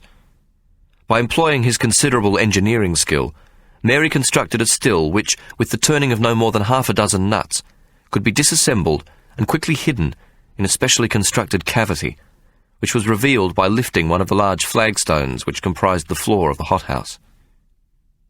In return for their services, those few men who had been involved in supply and construction of the still were happy enough to be repaid in a free weekly fulfilment from Anne Gower for the period of snow to snow. This was the time from the last snowfall on Mount Wellington to the first of the following winter, or, if they were exceedingly unlucky, to a summer fall, which was not unknown in these parts. Mary Abacus and Anne Gower, with the help of Margaret Keating, had created the two things most in demand on the island: strong drink and lewd women, and both at a price most attractive to the customer. Governor Arthur was determined to stamp out drunkenness within the female prison, and his orders were that any turnkey caught selling grog was to be instantly dismissed and severely punished with 300 strokes of the lash. While it had been comparatively easy to use the children to smuggle tobacco and liquor into the old factory, it was considerably harder in the new, where they were regularly searched by the guards at the gates. Now Mary and her partners could not only sell grog to the free population, but they could also bring into prison significant quantities of the fiery poteen concealed in the loads of vegetables delivered to the kitchen each evening. The three women worked well together, Anne Gower being utterly loyal to Mary, and Margaret Keating being a quietly spoken and sensible woman who was a political prisoner. Within 6 months of the completion of the still, having served 3 years in prison, she was assigned to an emancipist of good repute, who offered at the same time to take her as his wife. To her husband's surprise, she brought with her a small but much-needed cash dowry, the source of which he was sufficiently prudent not to inquire about. And so Margaret Keating left her two erstwhile partners to enjoy a life of hard work and the utmost respectability, where she would lose one child and raise 4 others in the happiest of family circumstances. Mary took over the working of the poteen still. Both Mary and Anne Gower knew well enough that whoring and strong drink taken together spelt trouble, so they were careful not to create a convivial atmosphere about the running of their business. Hobart Town abounded in sly grog shops, where all manner of homemade liquor could be obtained. This was a most potent and dangerous concoction, and often laced with laudanum. When the revellers became too drunk and noisy, they were given a finishing glass, which consisted of a strong poison, and was designed to render the drinker unconscious, so that he might more easily be thrown out onto the street, or if he was a whaler with a pocketful of silver American dollars, robbed of all he possessed. Men were not permitted to congregate or drink on Mary's prison vegetable plot, but only to use Anne's services or make a purchase of grog. A single transaction, the purchase of a pot, as a small container of poteen became known, took 2 minutes. A double transaction, a pot and pant, took no more than 10, a shilling being paid for each service, after which the recipient was required promptly to scarper from the premises.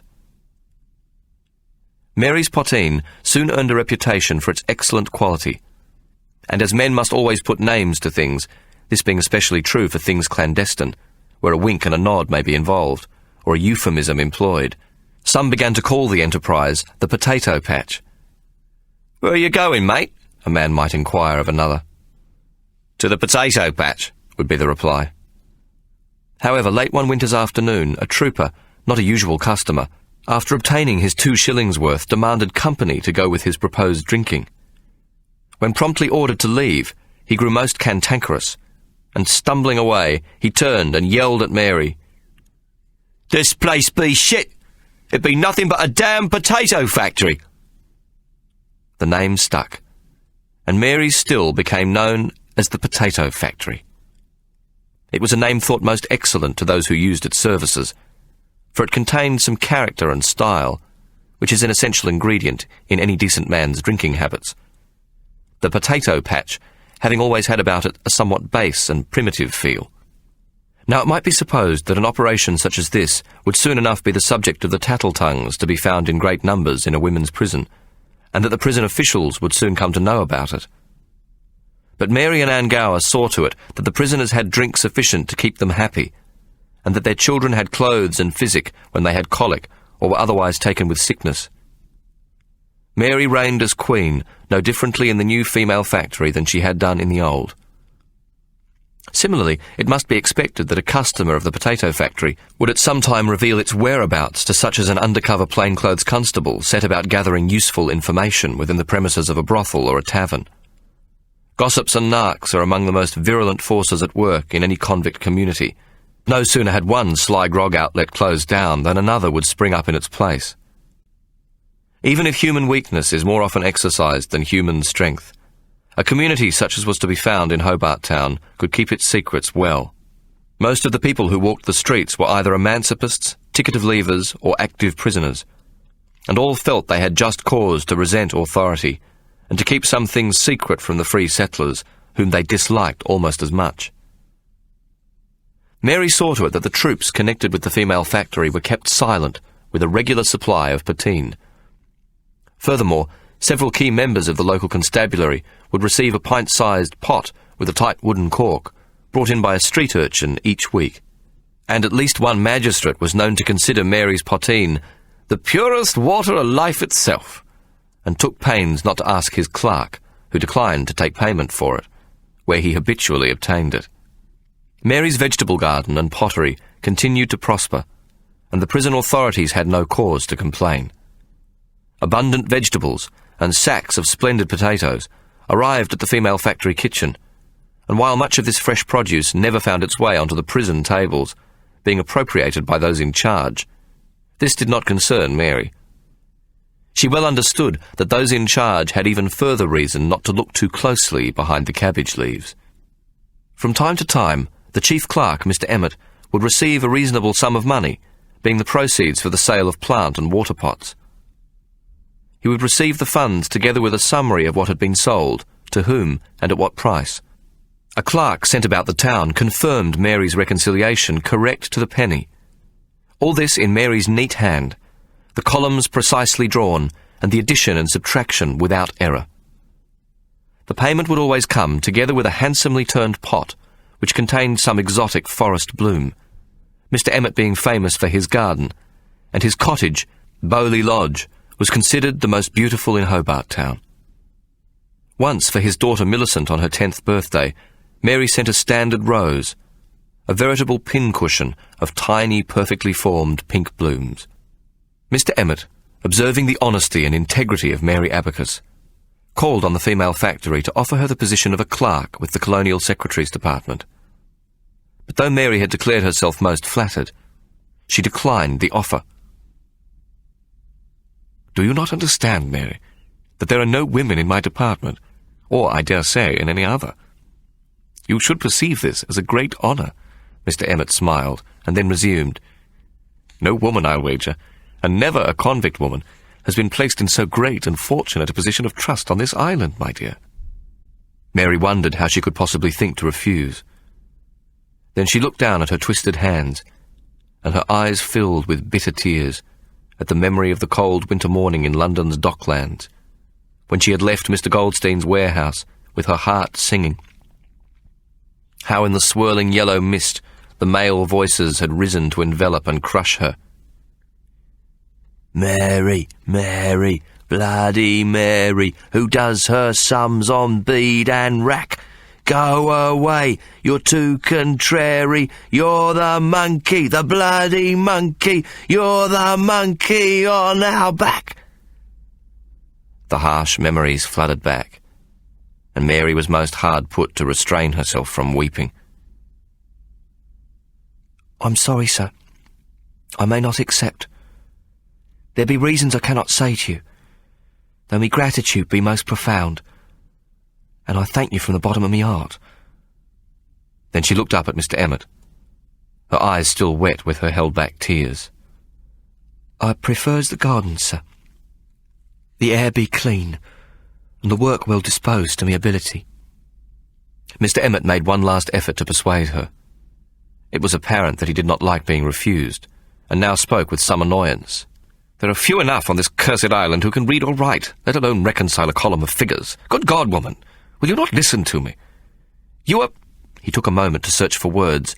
"Wasted in this damned potato patch of yours." "Then let me teach, sir," Mary pleaded urgently. "so that we may make more of our children to read and write, and meet with your highest demands." "Teach? Where? Teach who?" "The orphanage, sir. The prison brats. If I could teach 3 mornings a week, I could still manage the gardens." Mr. Emmett looked bewildered. "Your suggestion is too base to be regarded with proper amusement, Mary. These are misbegotten children, the spawn of convicts and drunken wretches." It was apparent that he had become most alarmed at the thought. "They cannot be made to learn, as you and I may. Have you no common sense about you, woman? He shook his head and screwed up his eyes, as though he were trying to rid his mind of the thought Mary had planted therein. "First you refuse my offer, now this urchin-teaching poppycock. These children cannot possibly be made to count or write. Surely you know this as well as I do. Have you not observed them for yourself? They are creatures damned by nature, slack of jaw and vacant of expression, the cursed offspring of the criminal class. I assure you, they do not have minds which can be made to grasp the process of formal learning." He smiled at a sudden thought. "Will you have them do Latin?" "Ergo sum. I am one," Mary said quietly. "I were born an urchin same as them. Slack-jawed and vacant of face. The way you looks when you be starving." She cocked her head to one side and attempted to smile, though all the muscles in her lips could manage was a quiver at the corners of her mouth. She reached up to her bosom and clasped the Waterloo medal in her hand. "Only 3 mornings?" she pleaded. "I begs you to ask them folk at the orphanage, sir." The chief clerk seemed too profoundly shocked to continue, and for some time he remained silent. He growled at last. "I shall see what I can make of it." He shook his head slowly, clucking his tongue. "Clerks out of street urchins, eh? I'll wager it will be as easy to turn toads into handsome princes."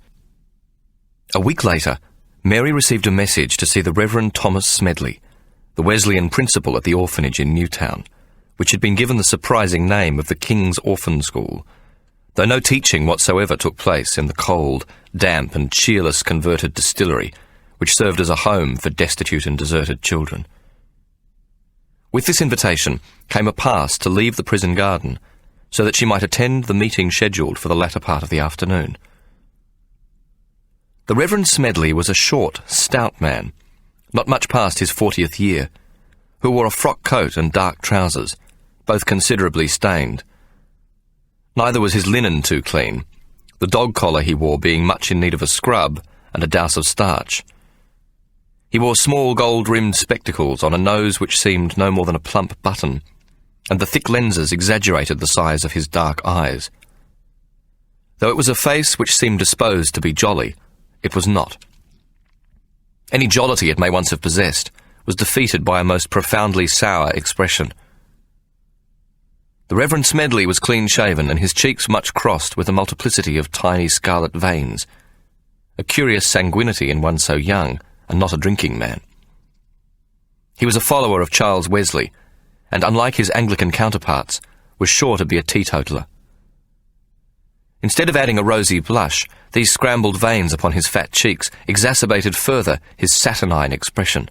It seemed as though he might be ill with a tropical fever, for apart from his roseate jowls, his skin was yellow, while a thin veneer of perspiration covered his podgy face.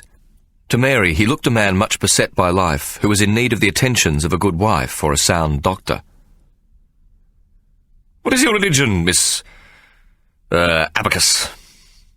Mary had been left to stand while Thomas Smedley had flipped the tails of his frock coat and sat upon the lone chair behind a large desk in the front office of the children's orphanage. "I can't rightly say, sir. I don't know as I has one." Mary paused and shrugged. "I be nothing much of nothing." "A Satanist, then?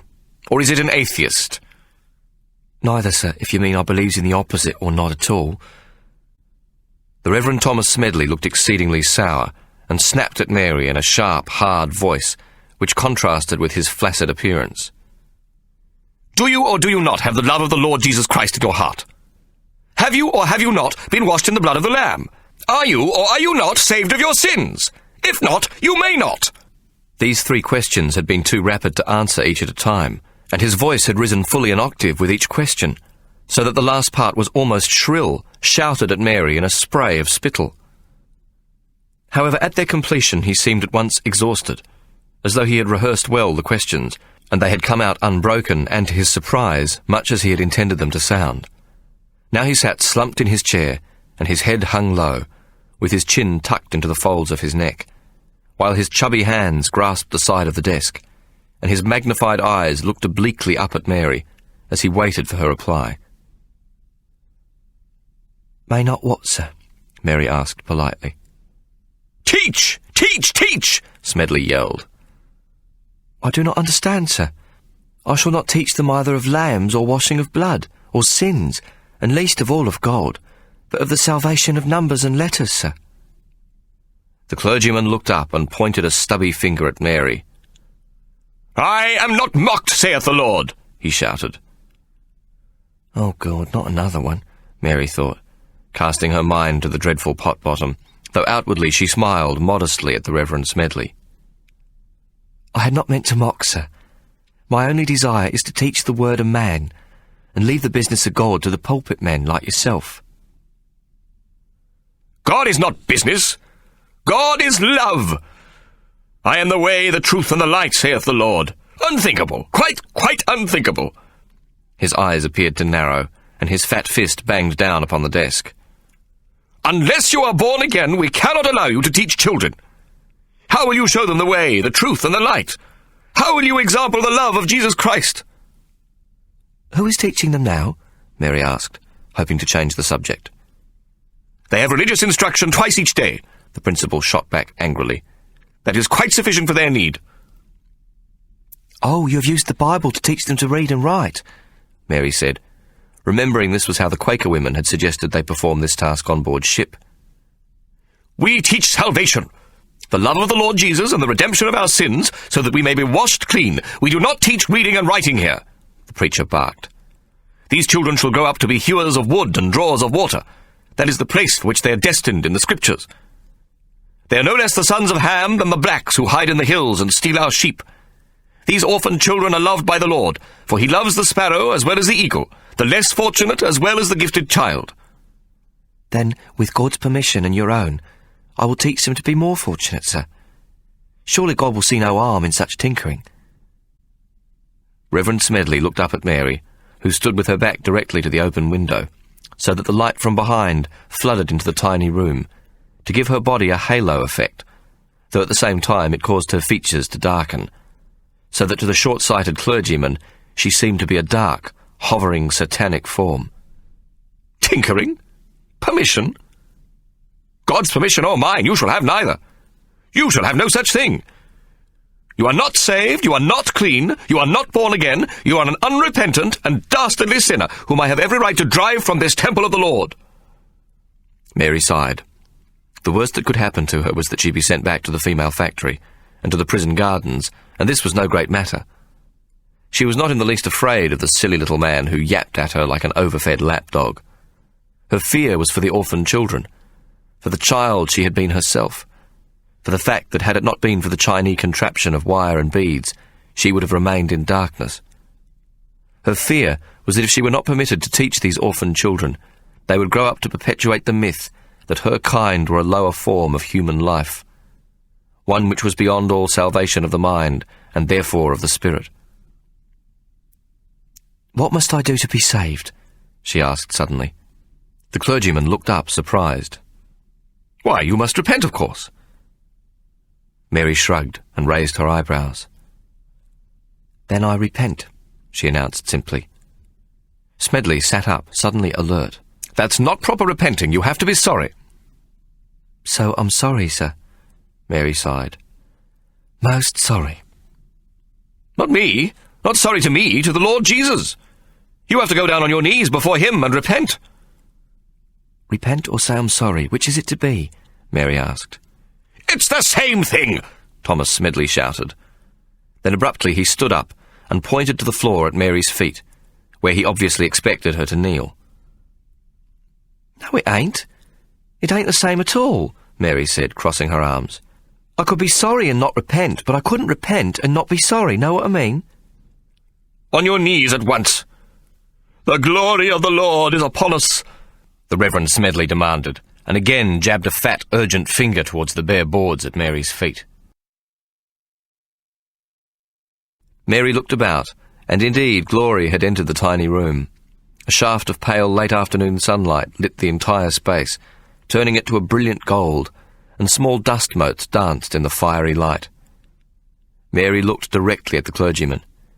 If I repent, can I teach? She asked. Yes, yes, Smedley screeched urgently. Kneel down at once! His glory be upon us! Mary knelt down in front of the desk, and the Reverend Smedley came around from his side and placed his fat fist upon her head. Shut your eyes and bow your head, he instructed. Then he began to pray in a loud and sonorous preacher's voice, which Mary had not heard before. Lord, I have brought this poor lost lamb to thee, to ask thee to forgive her sins, for she wishes to repent and accept your glorious salvation and receive life eternal, so that she may be clasped to your glorious bosom and receive your everlasting love. There was a silence, although it was punctuated several times with a loud sucking of the clergyman's lips, as though he were undergoing some mysterious ecstasy. Then suddenly his preacher's voice resumed. Thank you, precious Jesus! Hallelujah! Praise his precious name! Mary felt his hand lift from her head, and in a tone of voice somewhat triumphant, but more or less returned to its former timbre, the Reverend Smedley announced calmly, Hallelujah, Sister Mary. Welcome to the bosom of the Lord Jesus Christ. You are saved, washed in the blood of the Lamb. You may rise now. Mary rose to her feet. That was quick, she said brightly. When can I start, then? The Reverend Smedley smiled benignly. You have already started on the journey of your new life. God has forgiven you your sins. You are a born-again Christian now, Mary. No, not that, Mary said impatiently. When does I start with the brats? For a moment the Reverend Thomas Smedley looked deeply hurt, but then decided not to turn this expression into words. He had scored a direct hit with the Lord, and saved another sinner from hellfire, and he was not about to cruel his satisfaction. Why, tomorrow morning. You will be here by 8 o'clock, and will have 50 pupils.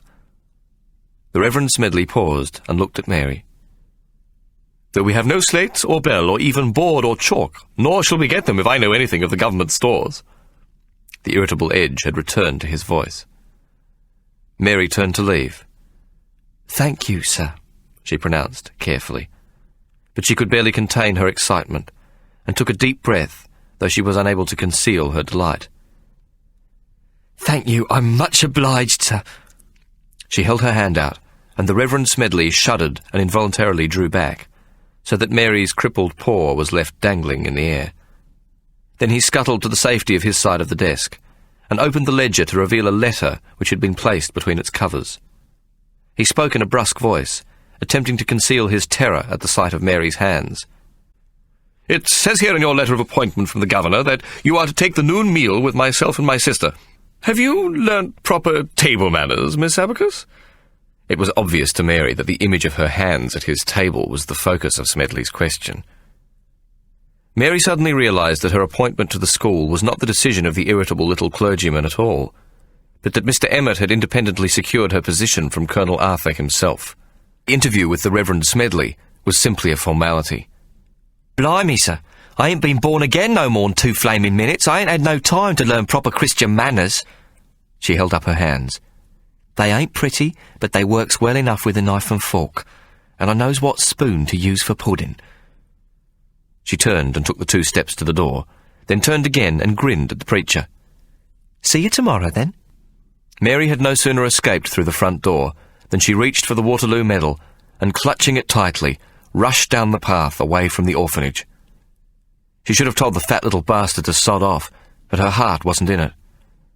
A little way down the road she turned, and looked up at the great mountain towering above the town. Thank you, she said quietly to the huge, round-shouldered mountain. And then she threw caution to the winds. Thanks a million, rocks and trees and blue skies and Mr. Oh-so-magic mountain, she shouted at the top of her voice. Mary remembered suddenly that yesterday had been her birthday, and that she was 29 years old, though for a moment she felt not much older than the children she would begin to teach in the morning. Go on, then. Send us a nice bright day tomorrow, will you, love? She shouted again at the mountain. To Mary's left, high above the massive swamp gums, a flock of brilliant green parakeets flew screeching upwards towards the summit of Mount Wellington. Tell 'em I want a real beauty! A day to remember! She yelled at the departing birds. Thanks for the luck! Chapter 24. Ike arrived back in London on the Prince Regent on the 27th of June, 1830.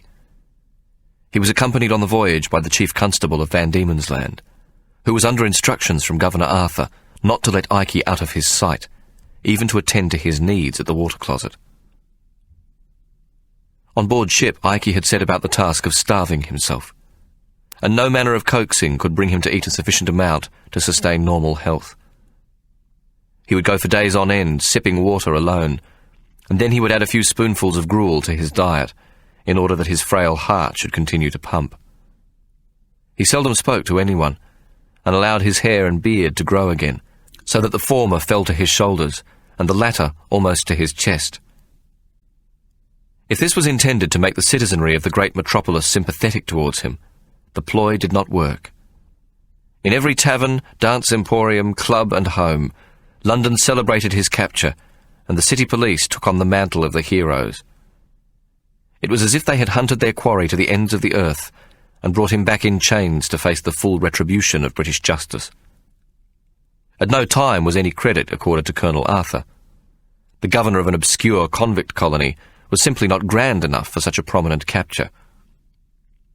Though retired, Sir Jasper Waterlow travelled up to London to ascertain that it was indeed Ike Solomon who had been returned, and he was rumoured to have visited him in Newgate to shake his hand. This time, Ike was placed in a cell in the very centre of Newgate Prison. He was guarded 24 hours a day and allowed no visitors except for the barrister, Mr. Phillips, whom he had briefed to represent him. He was arraigned at the Old Bailey and charged with 7 additional counts of theft, on top of the original charge of forging Bank of England £5 notes. These additional charges had come about when, following Hannah's sentence, the police had observed that Ike's home in Whitechapel was in the process of being bricked up. They had immediately served a search warrant on Abraham Reuben and thoroughly ransacked every room. They found the trapdoor under Hannah's bed, and within it the false ceiling, which contained a small fortune in stolen goods. When Abraham Reuben was finally permitted to brick up the windows and doors, only the safe under the pantry floor remained undiscovered. 11 days can make a marked difference in the appearance of a man, and Ike still had a sufficient sum to treat himself well in prison and pay for the best legal advice in England. He abandoned his hangdog demeanour and hirsute looks, and ordered a new suit of clothes and linen from a tailor, though not from Abraham Reuben, who was not permitted to see him. A gentleman's barber from the Haymarket was brought in to cut his hair and to trim and shape his ragged beard. Within 10 days of good food in his belly, Ike was much improved in every circumstance but that of hope. He stood in the dock at the Old Bailey to hear the reading of the indictments against him. He was thought by many to be a man of handsome appearance. The scene of the day of the trial, consequently much exaggerated by Grub Street hacks, is best described by reading from the eminently respectable Morning Post of the following day. Shortly after the opening of the courts, every avenue leading to the new court in which the case was appointed for trial was thronged almost to suffocation. The decided majority of the crowd seeking admittance was evidently the descendants of the patriarchs. As was but naturally expected, the utmost anxiety was evidenced on the part of all those of the Jewish persuasion to catch a glimpse of the person and the features of the prisoner. At 8 a.m., the common sergeant took his seat on the bench, and shortly afterwards, Ike was placed at the bar. In the Newgate calendar, he was described as a dealer, and the age given as 45. He did not, however, appear nearly so old. During the time the indictments were read, he frequently and piercingly surveyed the persons in the body of the court, as if he were prepared to find an accuser in everyone his eyes rested upon. 5 of the 8 indictments read out in court carried with them capital offences, and Ike, it was supposed, could not bring himself to hope that he might escape them all, and so save his neck from the gallows. It was often enough reported that since his arrival in this country he had suffered considerable dejection of the mind, but there was no sign of this in court. When the indictments were completed and the prisoner allowed to answer them, he spoke calmly and in a voice devoid of despair. "Your Honour, it is my modest hope that the jury will find me innocent, and that under all circumstances His Majesty's government will be induced to spare my life, and permit me to join my wife and family, who are still residing in Van Diemen's Land. This little speech, short and sweet, when picked apart, seems somewhat confused. It claims his innocence, then asks to be spared the rope under all circumstances, so that he be allowed to go free to join his wife and family. It is most doubtful that there existed in court, or anywhere in England, a person unaware of the notorious Hannah Solomon. Yet Ikey spoke of his wife as if she was some contented colonial settler's spouse, waiting patiently for her loving husband to return home, having been exonerated of all crimes by a just and benign English legal system. The overcrowded court and the mayhem in the streets outside had delayed proceedings, but Mr. Phillips, Ikey's barrister, was crisp on the uptake, and the first two charges, neither of which were capital offences, were dealt with in a summary manner. Ikey, who naturally denied everything, was found not guilty by the jury. Then 3 of the capital charges were heard, and disposed of with equal speed. Thus, in the process of one morning, 5 of the charges against Ikey were dismissed. Mr. Phillips had proved himself an able defender of his celebrated client, and Ikey, standing in the dock, appeared almost nonchalant. He did not evince the slightest pleasure at the not guilty verdict. It was as if he had not been possessed of the smallest doubt as to the outcome of each hearing. Though it was always allowed that the first 5 cases were weak in point of proof, 3 of them were also invalidated by the ruling that a person could not be called upon to account for the possession of goods found in his custody 3 months after they had been stolen. However, the noose was not yet removed from Ikey's scrawny neck. The court was adjourned to the 12th of July, when the remaining 3 indictments would be heard. 2 of these were capital charges, and the evidence available for the prosecution was most compelling. All of London was ablaze with gossip, and every tavern and chop-house produced any amount of boisterous speculation. Customers with not a scintilla of knowledge of the law turned into street lawyers who waxed more wise with each jug of ale or snifter of brandy. A great deal of money was laid in bets as to whether the eventual outcome would be the rope or the boat. Only the most foolishly optimistic accepted the odds of 100 to 1 on Ikey's ability to beat the rap entirely. When Ikey returned to the Old Bailey, the crush of people wishing to get in was even greater than on the first occasion.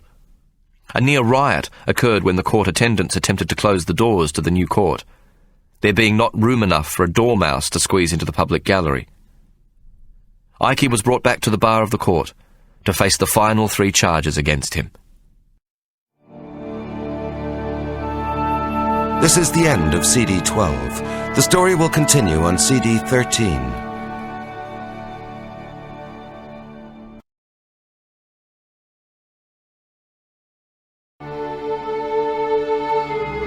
CD 13. The first charge to be heard, the only one of the 3 that was not a capital offence, was the one brought against him by the Bank of England, and involved the forgery of banknotes of £5 denomination. Sir Reginald Cunningham, a Scot and a barrister of the highest repute, led the prosecution. He proceeded to lay out in chapter and verse the story of Abraham Van Esselen, who was in partnership and under the influence of the notorious Ikey Solomon. Finally, he had shown in evidence the result produced by Ikey and his Belgian partner. Sir Reginald then asked that he might present the 2 fake £5 notes to the judge, together with 2 of legitimate currency, with the further request that the jury might be allowed to examine them thereafter. In a dramatic gesture, Sir Reginald handed the judge a large magnifying glass and begged him to choose the fake from the real. While the judge examined the banknotes, Sir Reginald, in a further dramatic thrust, asked the judge to examine the watermarks on all of the notes, pointing out that they were all identical in nature, the paper used being the very same as was employed by the Treasury. The great barrister paused and waited for complete silence. Then he added in a stentorian voice, "I need hardly remind this court that the theft of paper used in the manufacture of banknotes is a crime against the Crown and the Treasury, and therefore punishable by death." There was a murmur of astonishment from the public gallery, for in one stroke the Bank of England's case had been turned into a capital crime, and Ikey seemed certain to hang. I should remind the prosecution that the decision as to whether a crime is a capital offence most fortunately does not rest with the prosecution, but with this bench. If it did not, I fear that the least of crimes would earn the ultimate sentence." It was plain that the judge was not pleased with Sir Reginald's final remark. He then caused the notes to be handed to the jury, and it might have been supposed that Ikey had, in the truest sense of the words, finally met his Waterloo. With the exception of his last statement, Sir Reginald appeared not to have put a foot wrong. The noose was drawn tight, and it seemed the trap-door had all but sprung, as Sir Reginald Cunningham retrieved the banknotes from the jury and held up 2 of them. "These are the £5 notes on the person of the accused. They were printed from a £5 etched copper plate discovered in the Bell Alley basement premises owned by the accused." He paused, and then ended with a flourish. "They were printed on the very same printing press, also lodged at that address." Ikey's barrister, Mr. Phillips, now rose to his feet. "Can my learned friend please tell us how these 2 particular notes were discovered, and by whom?" "Your Honour, we request permission to call up a witness, Mr. George Smith, senior constable at the Lambeth Street watch house, who will answer my learned friend's question." Sir Reginald was well pleased with himself, and his tone was most accommodating. The clerk of the court stood up and called upon Senior Constable George Smith to take his place in the witness box. "Mr. Smith, is it not true that you go by another, even more familiar name?" asked Mr. Phillips.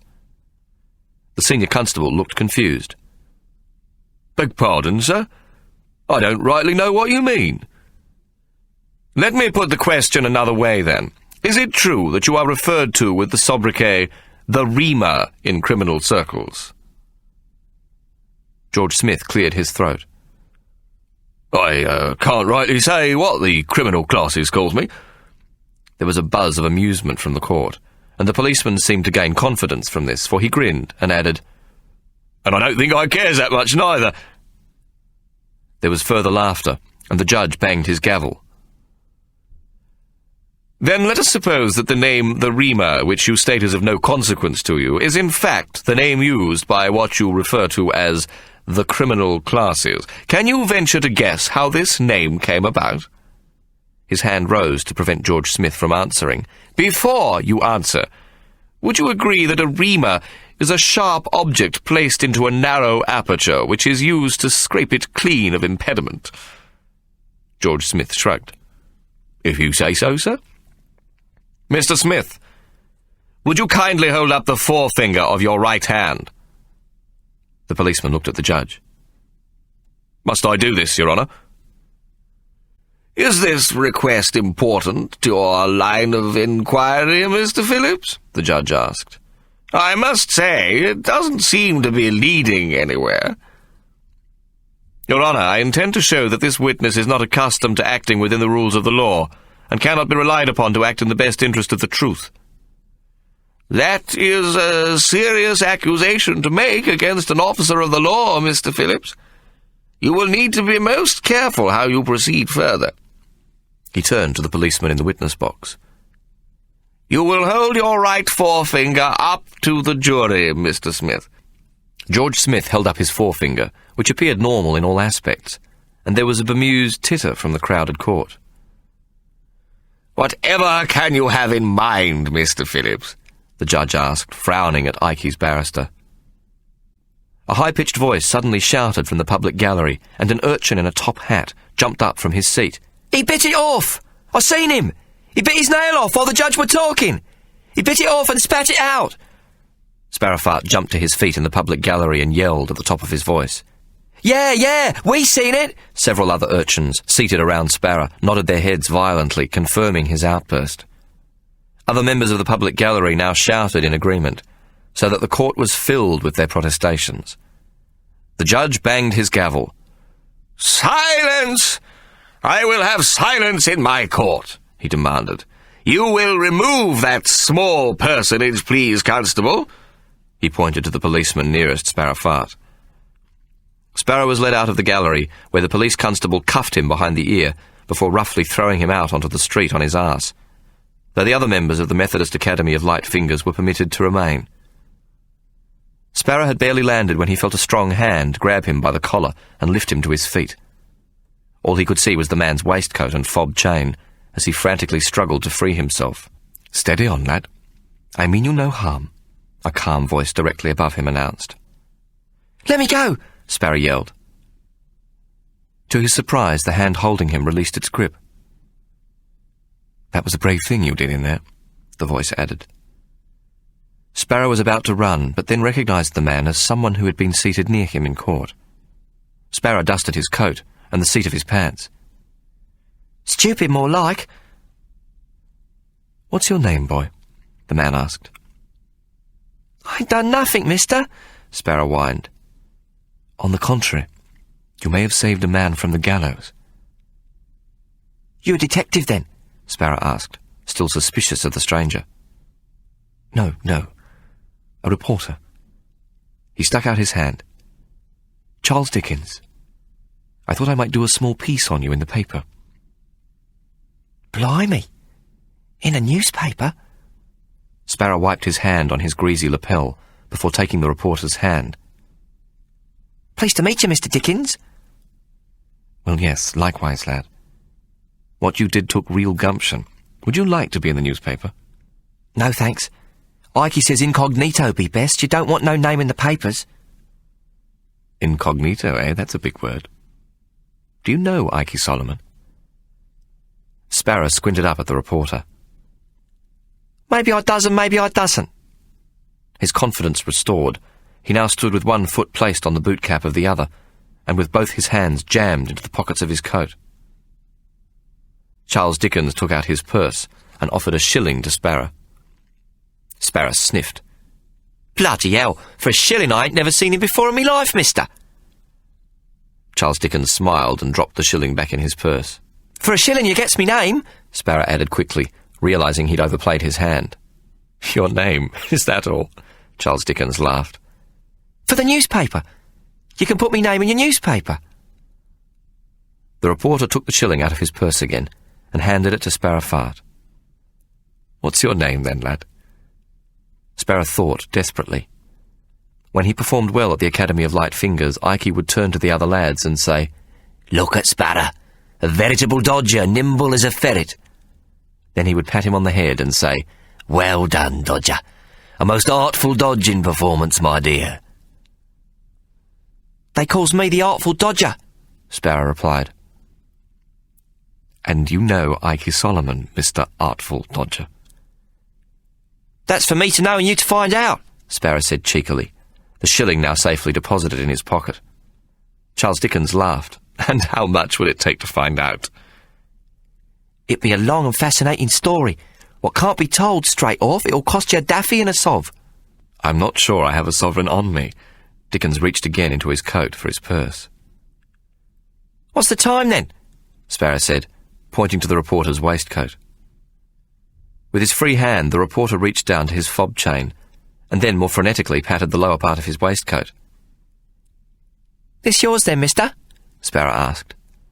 The hint of a smile played on his pinched little face as he held up a gold hunter by its chain.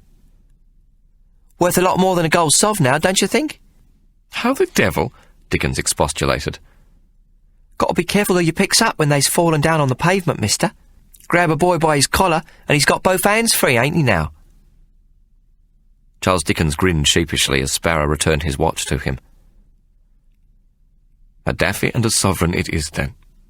I do hope it's a good story, Mr. Artful Dodger." "Best you ever heard, mister," Sparrow Fart shot back as he dodged into the oncoming traffic in Newgate Street to cross to a tavern on the far side. Meanwhile, in the new court of the Old Bailey, Mr. Phillips addressed the judge on the matter of Sergeant George Smith's missing fingernail. "Your Honour, I request that the witness box be searched for a fingernail belonging to the witness." There was much laughter from the gallery at this notion, for most of the public had not understood the meaning of Sparrow's shouted accusation. Sir Reginald rose quickly to his feet. "With the greatest respect, Your Honour, the defence is both confused and confusing." He glared at Mr. Phillips. My learned colleague had first requested that the witness accept a new name, that of the reamer, and then asks that Mr. Smith thrust his forefinger in the air. A most curious request, to say the least. But then, when he perceives it to be a perfectly normal finger, with a perfectly normal fingernail upon it, he demands that we all go on our hands and knees and look for a missing and imaginary finger part. There was a roar of laughter from the court, and this time the judge threatened to remove all from the public gallery if the misbehaviour continued. Then he looked impatiently at Mr. Phillips. Is that not substantially correct, Mr. Phillips, or do you have some motive which is beyond us in this court? Already you try my patience to a most precipitous point. Your Honour, it will take but a moment. I crave your indulgence. What I hope to find is of the greatest significance to this case. It is my intention to show that the word of Senior Constable George Smith is not to be relied upon. The judge looked stern. I have already cautioned you against this sort of imputation, and warn you that you will be charged before the bench with misconduct if you do not satisfactorily resolve the accusation you are making against Mr. Smith. You may search the witness box with an officer of this court in attendance. Ikey's barrister leant over and spoke quietly to his instructing solicitor, who, accompanied by a constable, entered the witness box. It took only a moment for the police officer to find the torn part of a fingernail which had fallen to the floor at the feet of George Smith. The piece of nail was filed to a point and appeared to be almost 1.5 inches long. He handed it to the solicitor, who then took it across to the clerk of the court. Your Honour, I suggest that the portion of fingernail which I now submit as evidence can be shown to have been formerly attached to the forefinger of the witness. I have several witnesses, including my client, who are willing to testify that the offending forefinger with nail attached was used for the purposes of searching the back passage of prisoners for contraband.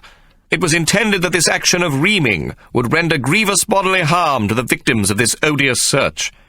It is for this reason that the witness has been christened the reamer. I object, Your Honour. This matter of nicknames has nothing whatsoever to do with the case at hand. I refer to my learned colleague's original question, which, if I recall correctly, was how the notes were discovered on the person of the accused.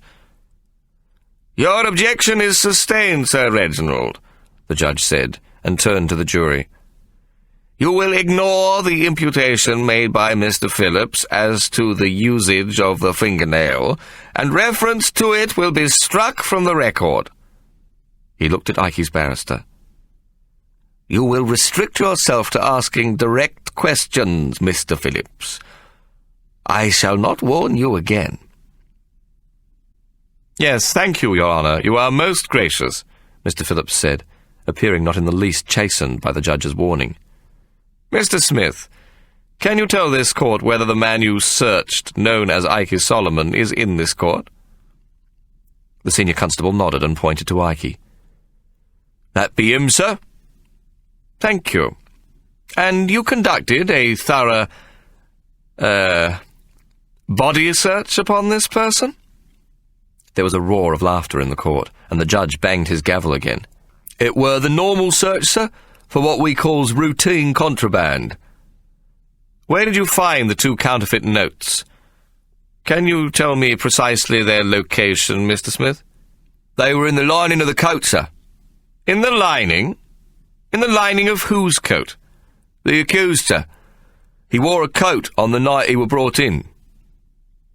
An expensive coat? Sewn into the lining? Yes, sir, it were a good coat, but no, not sewn. There were a tear in it. The notes were pushed down the tear into the lining like. Isn't that a little obvious, Constable? Would you concede that a large tear, which had not been repaired on an expensive coat, was a rather too obvious place to hide the notes? That's not for the likes of me to say, sir. That be where them notes were found, and I did not say it were a large tear, sir, George Smith said tartly. Mr. Phillips wheeled around and pointed directly at George Smith. No, sir, with the greatest respect, I submit to you that the 2 5-pound notes were planted. Mr. Phillips turned towards the jury. How very convenient to make a tear in his coat, the coat which the accused was forced to remove while he was undergoing a thorough body search. A tear into which, abracadabra, the 2 5-pound notes suddenly appeared, politely stuffed within the lining of the coat to make the evidence your masters requested appear in the most convenient manner. Is this not a much more reasonable explanation of what happened, Mr. Smith? No, sir, it is not. The notes be found, just like I said. Then you will demonstrate how you found these 2 notes, please, Mr. Smith. Ikey's barrister turned to the clerk of the court. We have asked that the accused's coat be brought in evidence. Would you please identify it and hand it to the witness? The clerk of the court stood up and turned to the judge. Your Honour, the coat in question was not taken in evidence from the prisoner at the time of his arrest. The judge looked astonished and then addressed George Smith. Mr. Smith, did you not say that the counterfeit notes were found in the lining of the coat, and that they had been so placed by means of a tear in the outer material? Yes, Your Honour. Am I to believe that the coat was then allowed to remain with the accused, and was not confiscated as evidence? George Smith looked decidedly sheepish. We forgot, Your Honour, it were a cold night. Then he pointed at Ikey in the dock. He were wearing it when he made his escape. Thank you, Mr. Smith. You may step down, Mr. Phillips said. In his summary of the evidence, the judge pointed out that the absence of the coat and the subsequent denial of the accused that a tear had ever existed in it constituted reasonable doubt as to whether the banknotes had been placed in the lining by the accused or by the actions of some other person or persons unknown. Furthermore, without the evidence of the 2 notes, there appeared to be nothing which linked Ikey with the crime of forgery. The etched plate and printing press found in the basement premises proved nothing beyond the fact that Ikey was the landlord and the forger Abraham Van Esselen his tenant. He noted that all the receipts for the printing press and subsequent forgery materials were in the name or pseudonym of Abraham Van Esselen, whom, he reminded the jury, had been previously tried and found guilty. Finally, there existed not a shred of evidence to show how Ikey might have procured the treasury paper on which the forged notes were printed. The jury took less than an hour to dismiss the charges of forgery against Ikey, and the judge pronounced him not guilty for lack of evidence. Ikey's coat of many pockets had saved his life. Only 2 more charges remained, those involving the purchase of goods known to have been stolen, and both were capital offences. Alas, with these Ikey's luck finally ran out, and he was found guilty on both charges. The hangman had secured his man at last. But the judge did not place the black hood upon his head. Instead, he sentenced Ikey to 14 years' transportation. This amelioration of Ikey's sentence may well have come about to prove to the barrister that the judge was independent of the pressure which might be placed upon him by those fronting the bench. Though to this sentence of transportation was added the clause that Ikey was not permitted to return to England after he had served out his time in Van Diemen's Land. But the redoubtable Mr. Phillips had not entirely given up. Ikey's barrister instituted several legal quibbles on his client's behalf, the majority of which concerned the disposition of stolen property, and challenged the various acts of Parliament involved in Ikey's conviction. This legal nitpicking served the purpose of postponing Ikey's transportation for nearly a year, though during this period Ikey was not, as was the usual custom, sent to a hulk on the Thames estuary, but remained under close guard in Newgate. The final outcome of this delay was that Ikey's prison expenses for food and drink and other luxuries, namely the Times and reading matter on a variety of subjects, coupled with the exorbitant fees Mr. Phillips imposed for his services, finally exhausted the funds Ikey had brought with him from Van Diemen's Land. For the first time since he had been a young flashman, Ikey had not a penny to his name.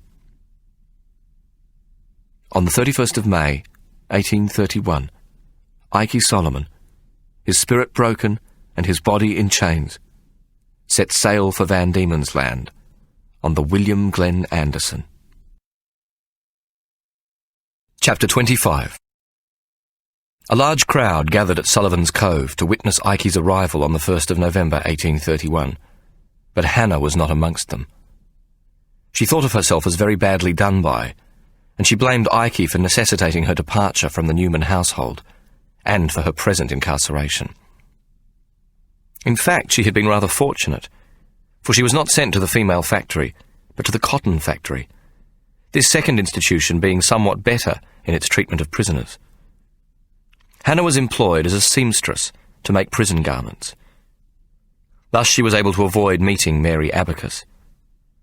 But this did not prevent her from constantly speaking of Mary as the person who had seduced her husband and brought about the present and calamitous destruction of her entire family. She vowed loudly and often that she would wreak revenge on Ikey's erstwhile mistress, whatever the price. For Mary, Hannah's existence on the island hardly mattered. She heard from time to time of Hannah's threats, but she expected no less from Ikey's wife and thought little of them. She was unaware that Hannah had a new and powerful reason for hating her, one which had nothing to do with their shared past. Hannah's children, her 10-year-old son David, Anne, who had just turned 8, Sarah 6 and Mark 4, were placed in the Reverend Smedley's orphanage. David, Anne and Sarah found themselves in Mary's classroom, where they felt as much loved by her as any of the other orphans. Hannah's children, the apple of her eye, were under the direct influence of the woman she hated more than any other, and there was nothing she could do about it. Mary delighted in her task as teacher. Although many of the children were undernourished and stunted in their growth, and so proved difficult to teach, some were bright and eager. But there were none so willing to learn as Anne, and none so naturally intelligent as her brother David. Both had received some schooling in England, and so were much ahead of the other pupils, and Mary used them to instruct the younger children, while at the same time giving them her special attention. From the outset, David was fascinated by Mary's abacus, and begged to be allowed to use it. He had proved himself clever with numbers, and could do much of the arithmetic Mary taught him mentally, not bothering with the slate on his lap. Anne, on the other hand, while competent with numbers, begged to be allowed to read. Finding books for an 8-year-old child was not an easy matter, and the Reverend Thomas Smedley, still undecided about the merits of teaching the children God had intended to be the drones in the hives of life, did nothing to help the situation in the school. Saving souls was clearly the major work of God, and he told himself was as freely available to the poor as it was to the rich, to the clever as well as the stupid. In his infinite wisdom, God made his salvation unstintingly available to all. But at this point, God's universal design came to a halt. The qualities he gave to humans were dispensed according to the needs of English society, which Smedley naturally accepted as being the closest to the divine intention. To some, God gave wisdom, for the wise are needed in some small proportion. Some he made clever, for these too are a necessary ingredient in the proportions of a just society. Others are possessed of natural skills to furnish the whole with artisans, teachers, clerks and shopkeepers. But most he made to be hewers of wood and drawers of water.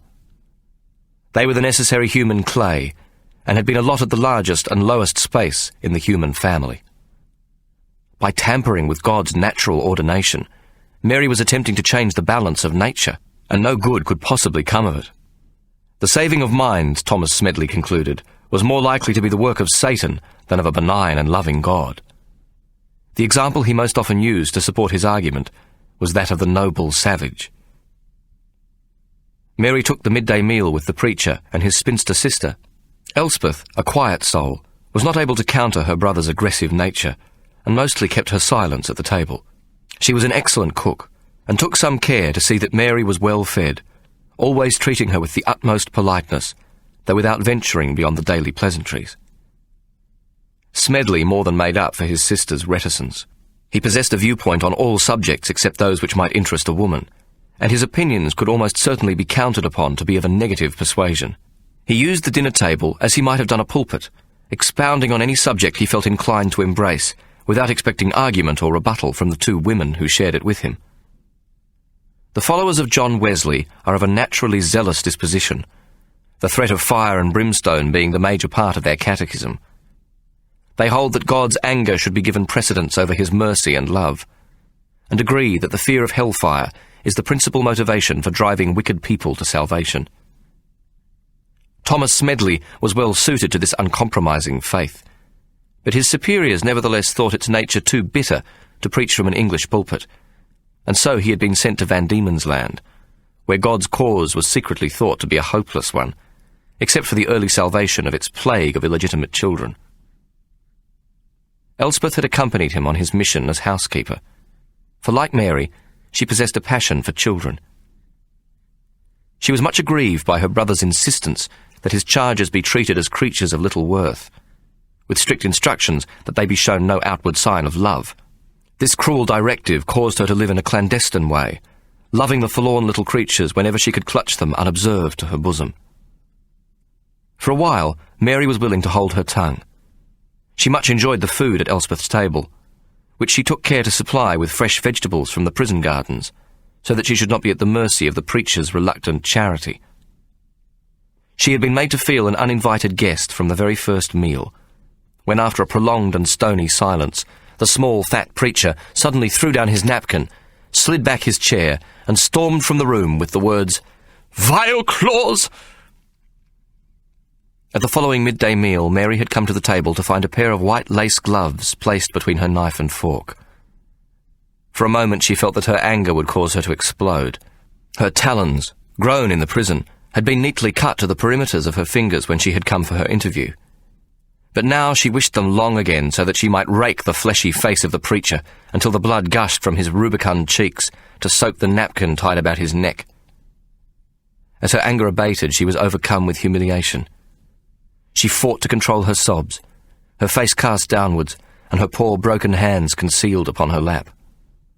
A silent tear ran down her cheek and fell onto the gloves, placed so that the longest fingers appeared to be pointing accusingly at her. "My dear Miss Abacus," she heard Elspeth Smedley say in an unusually loud voice, "I must apologize for my bad manners. I had quite forgotten to place gloves at the table for yesterday's luncheon. Can you possibly forgive me? It is all the fashion these days, but as Smedley and I eat mostly alone, I have grown careless of convention." Mary looked up slowly to be met by a smile from Elspeth, who, she now saw, wore a pair of gloves identical to her own. "I have made a brisket of beef with a tarragon sauce, in the hope that you will forgive my appalling oversight." Then Elspeth Smedley added lightly, "The soup is made of the beautiful watercress you brought this morning from the rivulet. It is my favourite, and I must thank you. Smedley does so much enjoy it too." It was the longest speech Mary had ever heard from the shy and naturally retiring Elspeth, and she felt sure that no person had ever addressed her with such kindness and compassion. "Thank you, Mum," Mary murmured, as she reached for the gloves in front of her. No, my dear, you must call me Elspeth, for you are as welcome at our table as any of our other friends." Though never in the least pleasant to her, the Reverend Thomas Smedley grew accustomed to Mary's presence at lunch. He placed little store in her opinions, but unlike his sister, Mary was not willing to listen in silence to his tirades, or accept his pronouncements as though they were infallible. After a few weeks, she was beginning to get results from several of the children in her class, and she was convinced that she could fill their small minds with a love of learning. Smedley, though pretending to evince no interest in Mary's progress, would command her to debate him, often interrupting her, and when she made a point worthy of consideration, he dismissed it with a flick of his wrist and the expostulation, "Bah!" On one occasion he had followed this with the words, "They are nothing but savages, to be likened to the black creatures that crawl like vermin among the hills." "We are but the creatures we are permitted to be, sir," Mary protested. "This is as true for the orphans as it is for the savage. Our nature is not formed within the womb, but by what happens to us beyond it." "Ah, but you are quite wrong," Smedley replied. "The pig is happiest in its own mud. When rescued from his natural ways and habitat, the noble savage, no longer covered in the stench of fish oil, but bathed and dressed in linen, is soon forlorn and woebegone. If you would have your Van Diemen's savage dine at the table of the governor, the food would prove unsuitable to his digestion, the linen chafing and uncomfortable to his skin, his posterior quickly wearied by the gilt chair, and the custom of knife and fork and spoon likely to confound his primitive mind. How then, by means of books and slate, can you change this repulsive creature for the better? How indeed, Miss Abacus? Sir, I know nothing of savages. It be the young minds of little uns of our own kind I seek to change. They are not by nature consigned to the pigsty, but are born the same, and washed as clean of the blood of their birth as any noble child. If perchance they was placed in the nursery of a grand manor, there's none would know the difference, and they would carry their proxy nobility as well as any lord or lady. Oh, but you are quite wrong again, Miss Abacus. You have observed them in your own class, the close-set eyes, the sloping beetle brows, the vacuous and slack-jawed visage with no dawn of comprehension seem to rise up into their dulled, indifferent eyes. These are not the substitute sons and daughters of the decent classes. They are already well branded to the bottom class, marked every bit as surely as the black skin of the aboriginal savage marks him to his subhuman species. It was true enough that several of the children in Mary's class had the precise appearance described by the Reverend Smedley, and true also that not a flicker of comprehension seemed to show in their eyes when they were presented with an idea which required the smallest conjecture. But they sang and clapped with gusto, and were much entertained with simple games, and Mary, in many ways, loved them most of all. "That ain't fair, sir," she exclaimed hotly. "I've worked in big houses in my time, and heard tell of others where wrong uns, idiots, are born to the gentry. King George himself, Farmer George, he had more than one loose screw rattling about in his royal noggin. You're quite right, there be some in me class won't take much to learning, but most of 'em make progress, and will in time come to something." Ha! If we cannot save their souls in time, Miss Abacus, all they will come to is corruption and licence, drunkenness and thieving. Thomas Smedley jabbed a fat finger at Mary. You will know that your school is not of my making. Should I have my way, I would wish it gone in an instant. My work, Miss Abacus, is God's work, and when you interfere with God's natural laws, and would think to change the clay from which each of us is formed, I can clearly enough see the devil's hand in it. "Sir, the devil has no monopoly on brains," Mary replied, looking into her napkin and holding down her anger. Oh, Thomas Smedley snorted, pointing at her again. Then is it the Lord God who sends a brothel keeper and a whore to my orphanage to teach his precious children? The 3 mornings Mary spent at the orphan school soon became 4, and then 5. Mr. Emmett would sometimes call around and watch as the children sang or recited a poem for his benefit. He had seen to it that blackboards, slates, chalk, paper, quills and blacking, and even a few children's books were made available. There were never sufficient books, for Mary believed that reading was the basis for any education, and would lead naturally to the desire to write, and created in a child the thirst for knowledge of every description. She had even persuaded Mr. Emmett to get the authorities to return her battered leather-bound copy of Gulliver's Travels. She used this to create in the breasts of her older children a sense of social justice, so that they might understand that it is the strong who manipulate the weak, and that bondage and poverty are not a natural state ordained by God, but imposed by those who enjoy wealth, privilege and power, upon those who have no means to resist or overcome poverty and servitude. In this way, unknowingly perhaps, Mary began to teach the tenets of freedom, upon which a community of convict slaves became the most egalitarian nation on earth. Mary and her class of 50 orphan children, together with 160,000 convicted thieves, whores, forgers, con-men, blasphemers, political dissenters, the diseased, illiterate, mentally handicapped flotsam and jetsam upon the sea of English and Irish life, formed the basis of this new nation. Undoubtedly, this was the most unpropitious human raw material ever gathered in one place. Yet it would be forged into a free and equal people, who would never again tolerate a despotic regime, or accept that any man's station is above that of any other. In the matter of books for her pupils, Mary enlisted the help of Elspeth Smedley, who rented books in large numbers from the Hobart Town Circulating Library. This institution was presided over by the stern-faced Mrs. Dean, who, had she known their destination, would not have permitted the books to be released from her possession. Convicts were not allowed to rent books, and the thought of orphans reading them with their dirty little hands would have caused a great fuss in the small community. As it was, Mrs. Dean marvelled at Elspeth Smedley's ability to read so many volumes on every subject, and judged her quite the best-informed woman on the island. Privately, she thought the parson's sister's reading was most eclectic, in some things juvenile to the greatest degree, while her other tastes were distinctly scholarly.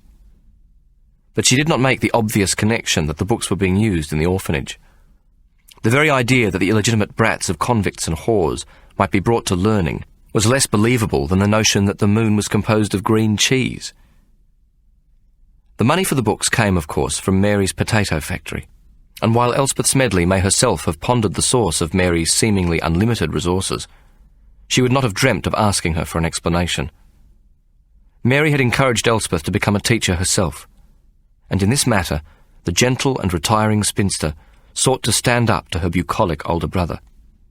When confronted with Elspeth's request, Thomas Smedley ordered that she withdraw from the wicked influence of the factory whore, as he had come to call Mary in private.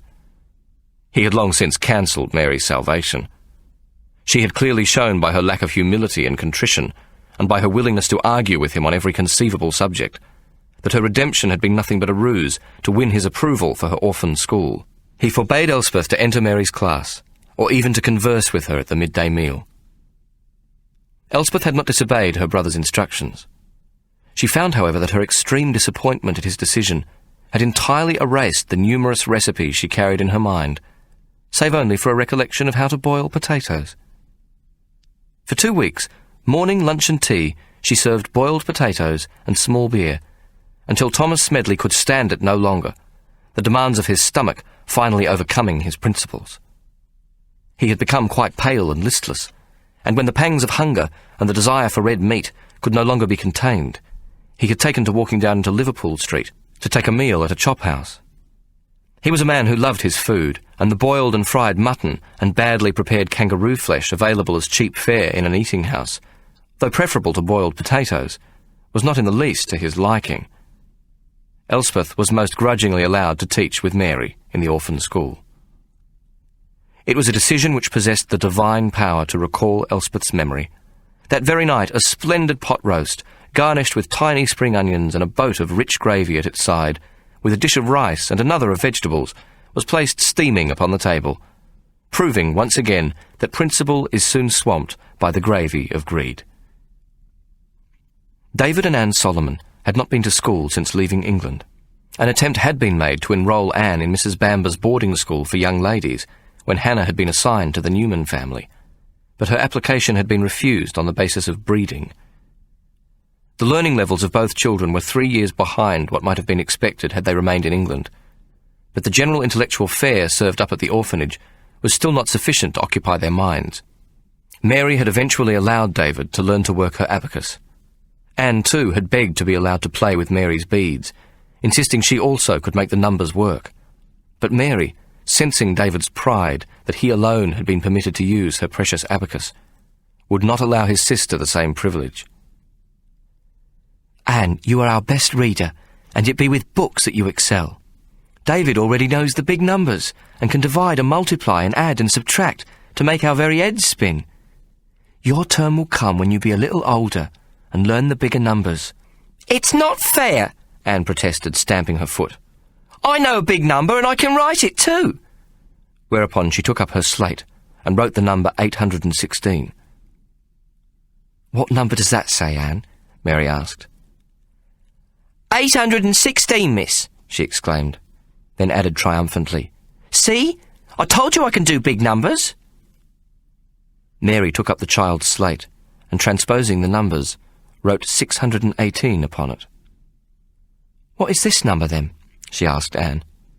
Say it in hundreds again, like the last. The child stared without comprehension at the new number on her slate. It's not fair. I could learn it, I could so.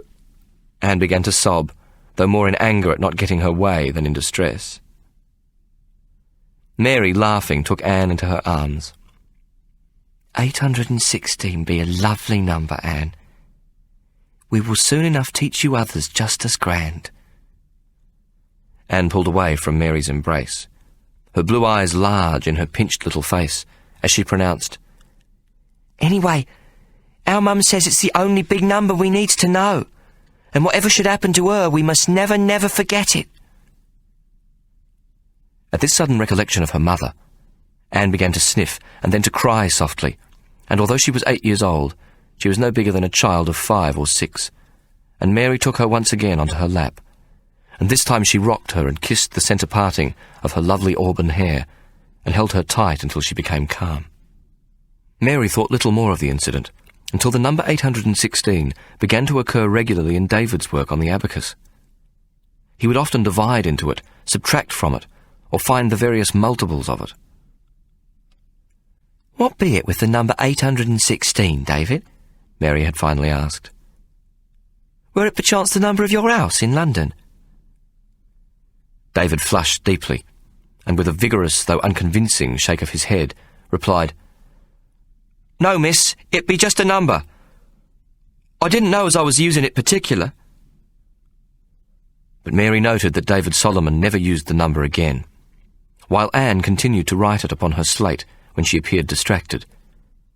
Later, when Anne had progressed and learnt her multiples of 10 and then of 100, the number 816 would still occur frequently in her arithmetic. Though Mary had no time to ponder this childish conundrum, she nonetheless tucked the number 816 away. She would not forget it, if only because her mind was so trained to numbers that no digit brought to her attention for whatever purpose was ever again forgotten. Chapter 26. Ikey saw very little of Hobart Town upon his arrival back in Van Diemen's Land. He was taken directly to Richmond Jail, some 20 miles out of town, where convicts were put to work upgrading the road to Colebrook.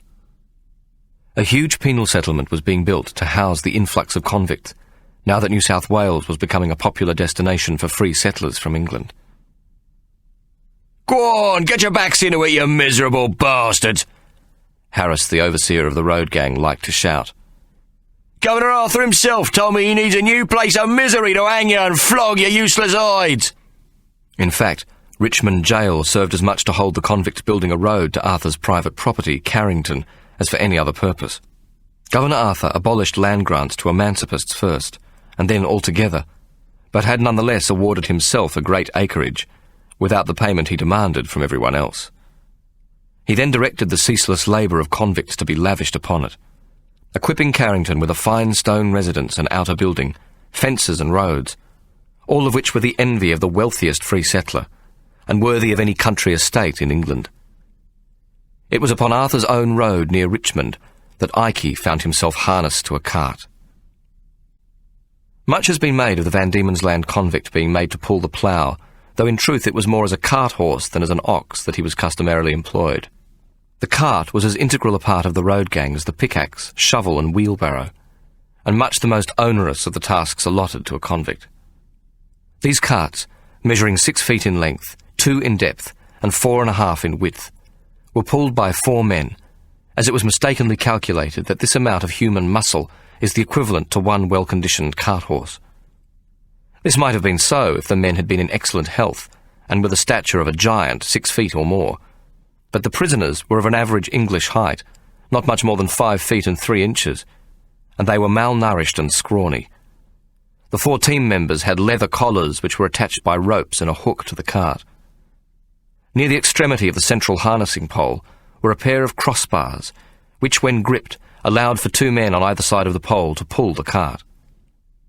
It was mandatory to fill the cart, usually with rocks and dirt, to the point of overflowing, which made it a Herculean task to move. Ikey had at first been given a pickaxe, a tool with which he was entirely unfamiliar. Besides, his confinement in chains on board ship had enfeebled him, and his hands were as tender as an infant's.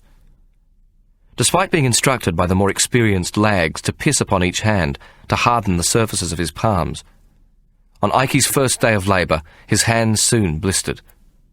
On the second day, the skin peeled away from the entire palm, and even from between his fingers, and his fingernails were ripped off as a consequence of being made to labour with such a rough and heavy tool. But he was forced to labour for 2 more days, until the handle of the pick was stained with his own blood, and particles of flesh remained upon it whenever he withdrew his hands. The pick itself was too large for even a robust man of his height, and Ike was reduced to whimpering with each downward strike. Finally, an hour before sundown on the fourth day, he collapsed. Several kicks of a more than tentative nature, administered by the overseer, Harris, failed to get Ike to his feet. It was only when he was observed to cough blood that he was placed in a wheelbarrow after the day's work, and several convicts, cursing him loudly, were made to take turns wheeling him back to Richmond jail. That night, the doctor was called to examine him. He thumped Ike on the chest and peeled back his eyes to peer at the jellied orb, whereupon he made him drop his breeches and, weighing his balls in his hand, commanded him to cough. Finally, he squeezed Ike's thigh and calf muscles. Standing up again, he declared him fit to work. "It be nothing but the softness of the voyage. This one will soon enough harden to labour. Put him back to work, I say." He seemed annoyed at being called out after supper for a matter so inconsequential, and the superintendent felt compelled to apologise to him, explaining that Ike was a prisoner of some renown, or he would not have disturbed the good doctor. Ike groaned and held the lumps of raw flesh up for the surgeon to see. "What about me hands?" he pleaded. "Piss and spit soon fix 'em, my boy," the doctor said, then turned to the superintendent. "Tell the overseer to put this prisoner on carts. His legs be well muscled and strong enough by all accounts." Though the work on the carts was harder, each team being required to pull 10 loads, each of a mile every day, it suited Ike better. Years of walking about the London rookeries at night had made his legs strong, and the strength of a prisoner's legs played the major function in pulling the brutal cart.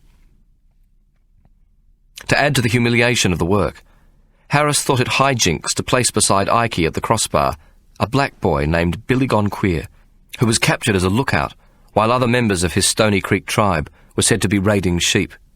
Billy Gone Queer had been in captivity 3 years when Ike joined the road gang, and his major claim to fame was that he had received the most stripes to his back of any in their company. He would work as hard as any man at pulling the cart, and no prisoner could fault him for not doing his share. But every few weeks, as though he sniffed something in the air, he grew most melancholy, would take no food, and refused to work by standing rigid in a single place. This was known to all in the road gang as Billy Gone Queer, and so the black boy had received this strange appendage to his name. At night it was not customary to lock Billy Gone Queer in the cells, for if he should be placed in close confinement, he would commence to shout all night, so that no prisoner could sleep a wink. And so, summer and winter, with only a blanket to cover him for the coldest part of the year, he would be chained to a ring set into an outer wall which formed part of the courtyard of the jail. Here he would sleep like an animal on the hard cobblestones. But when Billy Gone Queer went queer, he would stand all night and look upwards at the stars and howl exactly like the Tasmanian tiger, the thylacine, a creature dog-like in appearance and extremely shy of humans. This beast, only seldom glimpsed in the outer camps, and always in the depths of the forest, where it would come to stand just beyond the edge of the firelight at night, was familiar to timber workers and road gangs for its dreadful howl. It was a hollow sound that came from inside, as though vibrating from deep within the chest, and was most disconcerting to the ear. Billy Gone Queer did not so much appear to make the sound as to be the sound. His eyes seemed to turn yellow and catch the light in the darkness, and his jaws unlocked and widened as the terrible creature cacophony came from him. They had tried to gag him once, but this proved to no avail. The sound continued as though it emanated from his chest and sought no expulsion from his lips. When morning came, Billy still would not move, and it was impossible to imagine that a man could stand so rigid and so long in one spot. If he should be knocked down by the overseer, as often happened, he would not cry out, but would get back to his feet and stand as before, impervious to pain. Harris, despite having seen Billy Gone Queer go queer on numerous occasions, could not bring himself to accept his condition. He was a stickler for the rules, and greatly afraid for the wrath of the authorities, and on each occasion he would cause Billy to be dragged before the district magistrate. Here Billy would stand before the beak, his dark eyes glazed over, as though he were in some distant place of his imagining. Nor would he respond to questions, though his comprehension of English was said to be quite sufficient to this task. Finally, the magistrate, partly angered and bemused, and in all parts impatient, would declare himself compelled to obey the law. He would hand down the most severe punishment for refusing to work, a sentence of 100 lashes with the cat-o'-nine tails. A month after Ike had been put to the cart beside Billy, following the eating of their midday rations, Billy had suddenly turned his head in the direction of a breeze, which had that very moment blown up and commenced to sigh high in the giant gum trees. He jumped to his feet and seemed to breathe deeply, pulling the air into his nostrils so that his broad nose flattened upon his face. In great agitation he began to tear his clothes from his slim body, as though some vicious biting insect were to be found within them. As each garment was removed, he flung it into the bushes. Then he gave a great sigh, and naked as the day of his birth, stood rigid, with his arms to his sides, the pale palms of his hands turned outward.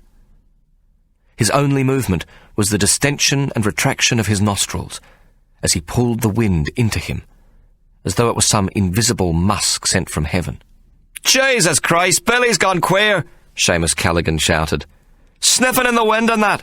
I'll be damned if he'll not soon be standing still as a bloody fence pole. Michael Mooney, Callaghan's partner on the front crossbar, cautioned Ike not to catch the attention of Harris, the overseer. Let him be a while. Poor bugger will suffer enough soon as bloody Harris comes. We'll not pull the cart with only the three of us, Ike ventured. We'll have to. Billy gone queer will not be coming back these 3 weeks or more, Mooney replied. They left Billy standing and walked back to the cart. They were loading rock for gravel that day, and the cart was almost too heavy for 4 men to pull. Now, with only the 3 of them, they were forced to lessen the load. Harris, seeing them pass with the load not extended beyond the rim of the cart, was soon alerted. Then he saw Ike was alone at his crossbar. Where's the nigger? He shouted, using an expression he had picked up on an American whaling ship. The 3 men brought the cart to a standstill. Billy's gone queer, a reluctant Seamus replied. Harris grinned. Oh, he has now, has he? That'd be most considerate of the black bastard. He turned and called another convict over to harness up beside Ike. Then, rubbing his hands gleefully, he set off for the camp, where the prisoners had taken their midday rations. When the team returned for the evening muster, they found Billy in the same spot as they'd left him. He was rigid as a well-rooted sapling, but with one eye half closed, and the blood from his nose caked upon his smooth ebony chest. His shoulders, too, were crimson-caked, and it appeared as though the back of his head had been smashed with some sharp object.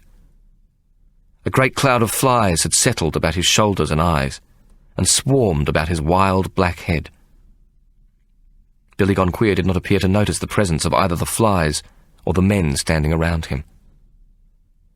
The men did not ask how his injuries occurred. Those who had worked on the road gang for some time knew Harris to be a coward and a bully, and when Billy went queer it was always an occasion for sadistic gratification on Harris's part.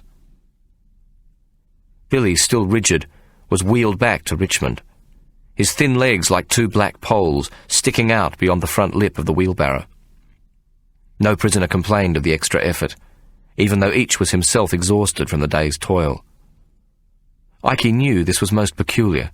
Compassion for another was not a part of the convict nature. To feel for another was to put oneself in danger. A singular and ruthless attention to one's own survival was paramount in all matters concerning the convict's life. Ike understood these rules better than anyone, for he had always lived in accordance with them. Yet no one complained at the need for Billy Gone Queer's wheeled transportation back to Richmond jail. Billy spent the night in the courtyard, standing without the slightest movement, though once every few minutes he emitted the long, lonely howl of the forest dog creature. Ike found it impossible to sleep that night. He cursed himself quietly for his insomnia, and wondered how he could possibly feel disquiet and sorrow for the plight of a black savage. Ike remembered only once before experiencing such a stirring of compassion, when he had impulsively given Abraham Reuben money and his Waterloo medal to give to Mary. Now he felt it again for his black partner, and felt ashamed that he should do so. Morning found him hollow-eyed and still despairing of Billy's plight. He tried all day to convince himself that such was not the case, but the feeling of deep instinctive sorrow would not go away. Ike sensed that Billy was mourning, though how this could have been brought about by a sudden shift of the wind on a day which seemed to Ike like any other was a mystery. But he was a Jew, and he knew instinctively about loneliness and terror, and the evil golem that comes at times to molest and disturb the soul. The mischievous ghost of the past, who comes to make a Jew feel guilty, when seemingly with a shift of the winds of terror, those who would destroy him arrive, even when he has done nothing to deserve this fate. There is this eternal conundrum for every Jew who is not guilty, but nevertheless feels guilty. Guilty of what? Guilty how? But guilty nonetheless. For centuries, the elders and the rabbis have questioned how it is that the victim should think himself to be guilty. How can a man feel guilty when it is his own blood, and the blood of his wife and children, which has been spilled? Only the Jew knows how this can be done. But even a Jew does not know why he must be made to bear the shame of his own persecution. Ike could see in Billy Gone Queer the same mysterious forces, the same looming tragedy, the fear that a sudden change in the wind might bring with it a great destruction of his people. But he knew also that Billy's people had nowhere to go, no opportunity for a diaspora, no borders to steal across at night, no river to wade with forlorn bundles on their heads, or mountain to scale with safety promised on the leeward side, no corrupt officials to bribe to gain a temporary haven. Billy's people had been placed at the ends of the earth. Now, with the coming of the white man, they would be pushed over its edge to oblivion, where only the ghosts of the 11 lost tribes of Israel dwell in the howling, mournful, swirling mists of eternity. When Billy had gone queer and thrown off his clothes, Ike had seen his back. The lines of scar tissue joined in a contorted lunar landscape of ridges and troughs, so that no single piece of clear black skin remained. Billy had been beaten so often that his back looked like a shiny, carelessly plaited garment of hide, pitted with a dozen small craters of yellow pus. They left Billy Gone Queer behind that day at Richmond Jail, in order that he might be taken before the district magistrate. A police magistrate alone could order only 36 lashes, and this, Harris felt, was insufficient to curb the black man's constant rebellion. When the men returned that night, they found Billy in the courtyard still standing rigid, his yellow palms turned outward, chained to the ring set into the prison wall. Harris informed them jauntily that they would not muster as usual at dawn, but would be allowed to rest until 9 of the clock, and thereafter would be required to march to the nearby courthouse, where the triangle stood, and where they would witness Billy Gone Queer's sentence of flogging. 100 strokes of the cat. The men cheered, for a late rising was like a holiday. "Be there a man among you who will volunteer to be the flagellator?" Harris asked. "Where be Rufus Manning?" someone called. "Gone to Hobart to do a flogging. There be 12 men called to the triangle there and only 2 to flog the living daylights out of 'em," Harris explained, then added, "It's double rations for him what volunteers to flagellate the nigger." There was a murmur among the prisoners, though none stepped forward. Harris watched them, his eyes seeming to fix on each man before travelling on. Billy Gone Queer stood rigidly behind him in chains. The overseer saw the reluctance in each pair of eyes. "Double rations and the half-day off," he now added. The men shuffled and murmured among themselves. It was a prize each of them was much tempted to possess, and had it been any other man who was to be flogged, few would have hesitated. No man among them could remember when last he had felt his stomach contented. But they all felt differently about Billy Gone Queer, differently and afraid. 2 flagellators who had whipped him in the past had died shortly afterwards, and were rumoured to have howled as they died, making the same dog-like noise as Billy Gone Queer. Afterwards the surgeon could find no cause of death, though there had been a look of great terror on their faces, and both had torn at their guts until they drew deep furrows of blood. They did not for a moment believe that Manning had gone to Hobart. He had taken cover. Life on a road gang was not much to contemplate, but to die howling like a dog with some great terror ripping the life out of you from within, and all for the sake of a half-day's rest and a good tightener, was a more fearful prospect. You do it, Mr. Harris, one of the prisoners shouted. Go on, you flog him. You flog Billy Gone Queer. Harris grew suddenly pale, and while he tried to laugh off the suggestion, the corners of his mouth seemed for a moment out of control. It's not me job, he finally muttered. It's not ours neither, several of the men volunteered, and there was a knowing snigger among the prisoners. Suddenly, Billy's arm rose stiff as a ramrod and pointed directly at Ikey, and from his throat came the yowl. Harris turned to see the wild-eyed black pointing at Ikey's breast. Billy howled once more, then let his arm fall slowly to his side. Ikey looked fearfully about him, and then at the overseer, and vigorously shook his head. "Who, me? No, not me," he said, taking a backward step and bumping into the man behind him. "Mercy be, I hates violence of any sort. Please, I begs you, Mr. Harris." Ikey's eyes had grown wide with fear. No, he repeated, shaking his hand in front of his face. "I cannot do it. I simply cannot. I should faint at the very prospect. I cannot abide the sight of blood." Ikey let out a sudden wail and fell to his knees at the overseer's feet. "I begs you, no," he sobbed. The assembled prisoners were convulsed with laughter. Blood was such a common substance in their lives, they thought it hilarious that Ikey should declare his abhorrence to it. Before he had completed his prison sentence, they knew he would see rivers of blood, until this substance would seem no more strange to him than the spittle on a man's tongue, or the beads of sweat gathered on his brow.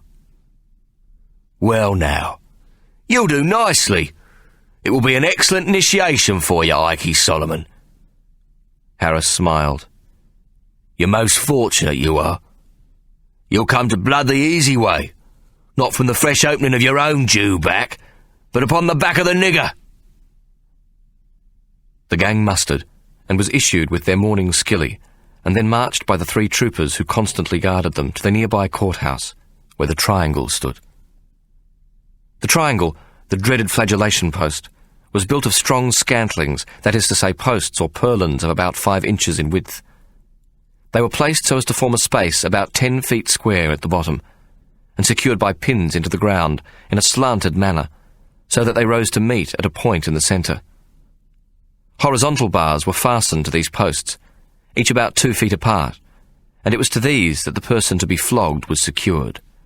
He faced inwards, his back outwards, with his ankles, knees, and outstretched arms tightly bound to the bars. The victim of the triangle was stripped either to the waist or, more often, naked, this so that the blood would not damage his clothes, which were government property.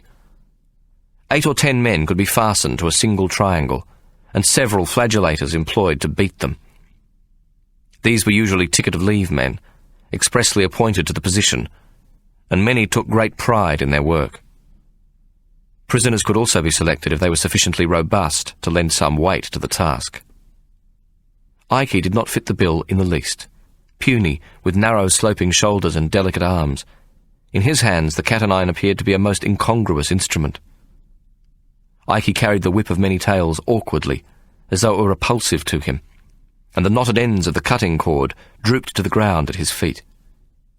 Ikey's limbs appeared to tremble of their own accord, and his knees shook violently. There was no doubt in the mind of those brought in to bear witness that Billy Gone Queer was in for a soft time, a mere tickle of the flesh, and this prospect immensely cheered those who watched. "You will put your back into it, you hear, Solomon? Step up and lay the cat square and hard, or I swear you'll receive the same yourself," Harris shouted. He reached out, grabbed the knotted whip from Ikey's reluctant fingers, and demonstrated how it should be used. The cords whistled through the air and landed with a single hard smack across the smooth wood of one of the triangle's posts. Ikey's eyes screwed up in horror, and he trembled more than ever. Harris handed him the whip and turned to the doctor. "We are ready to your count, sir." The doctor nodded to Ikey to commence, and Ikey, uttering a low moan, raised the whip and brought it down upon Billy Gone Queer's back. The blow was so ineffectual that it brought a sudden gale of laughter from the onlookers. One of the knots at the end of the cord must have entered a festering pit in Billy's back, for a thin trickle of blood ran from it. Ikey gave a soft moan and fainted dead away, to the hilarious laughter of the prisoners. The doctor examined Ikey, then took smelling salts from his bag, which revived him. But it was clear Ikey was not up to the task of flagellation. The doctor turned to Harris. "We do not have a trooper who is corporal by rank among us. You will have to complete the flogging yourself." There was a sudden and complete silence among the prisoners as they watched Harris. "I'm not inclined, sir. Can you not wait for Mr. Manning? Some other day, perhaps?" "Nonsense, man. I have just seen how well you take to the task by the way you approached the whipping post. Get to it. I have but little time to waste in this tedious matter." "Sir, I shall lose respect among my men," Harris tried again. "Nay," several prisoners shouted. "That you will not. Go on, Mr. Harris, do the deed." "Be silent, you!" Harris snarled at the ranks, grateful to have a chance to vent his spleen. "There you are, Harris.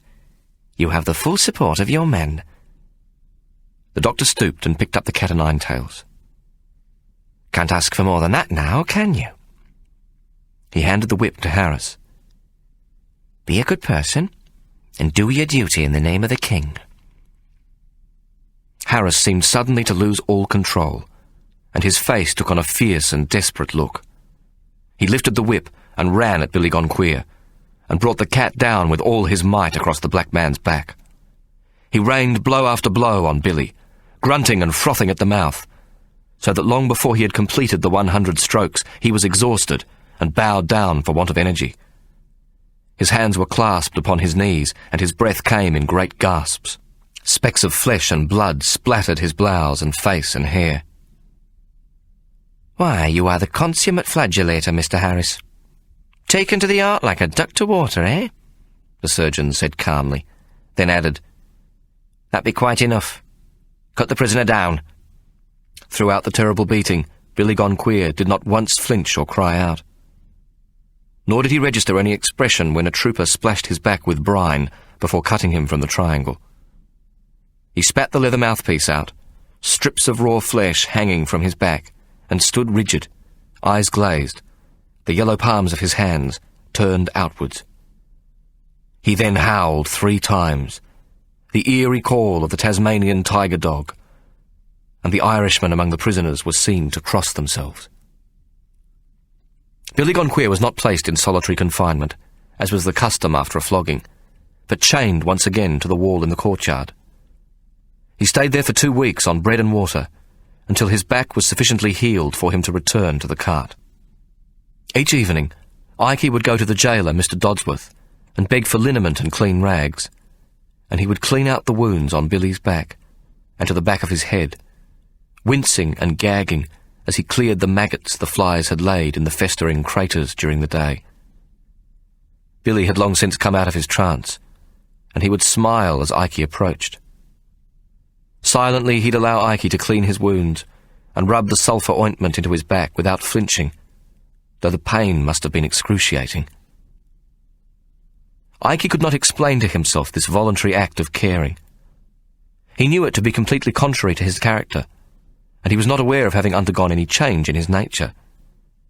In fact, he seldom thought of Hannah and his children, and cared even less about their welfare. He would lie awake at night plotting to get Hannah's set of numbers for the safe, and told himself that if he should ever succeed, he would escape his wife forever. Occasionally, in a moment of sentimentality, he thought fondly of Mary, though he harboured no future ambitions for a reunion with her. He told himself he wished only for a future life as a rich man, a life far removed from any he had previously led, and he was determined not to bring any of the past into his future. Though it may be said that every heart on earth is kindled to love, Ikey had so early in his life been denied affection that he was dulled to its prospect. He had never felt the singular need to love. He felt he had loved Mary, if only briefly, but he had no notion of what he might expect from such an emotion. He did not care if he himself were liked, for he had come to expect the opposite. Now that the sycophancy on which he depended as a rich man was no longer available to him, he fully expected that he would be greatly disliked. That he himself should be loved was not a thought which ever entered his head. and so Ikey's feelings for Billy Gone Queer were hard for him to understand, and filled him with apprehension. Almost every day as he laboured at the cart, he would decide to ignore the black man on his return to the prison that night, but he was never able to do so. Billy Gone Queer would smile at him, his gleaming white teeth filling his astonishing coal-black face, and Ikey, inwardly cursing himself for his foolishness, would be off to Mr. Dodsworth for liniment and cloth. Ikey, as was his natural manner, talked to Billy Gone Queer at great length.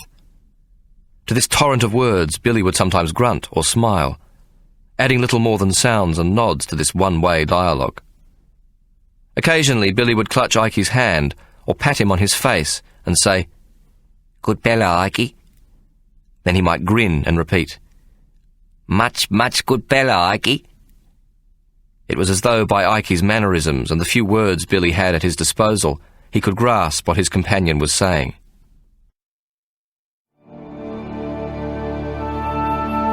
This is the end of CD 13. The story will continue on CD 14.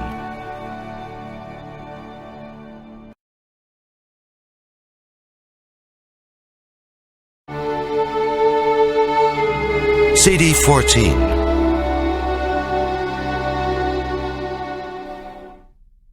Sometimes Billy Gone Queer would hear a bird cry and say aloud its Aboriginal name until Ikey could pronounce it clearly. He'd gather fruit or nuts or grub for roots and always share what he found.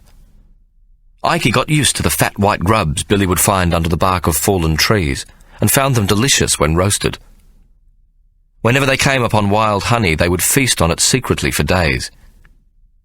In these ways, Billy supplemented their prison diet with bush tucker, and there were some days on the road gang when the four men on the cart counted their stomachs more full than empty. It was a wondrous thing to see Billy's willingness to share everything he found, and the smallest wild morsel would be meticulously divided. Ikey had spent his life in acquisition, sharing as little as possible, and keeping as much for himself as he could.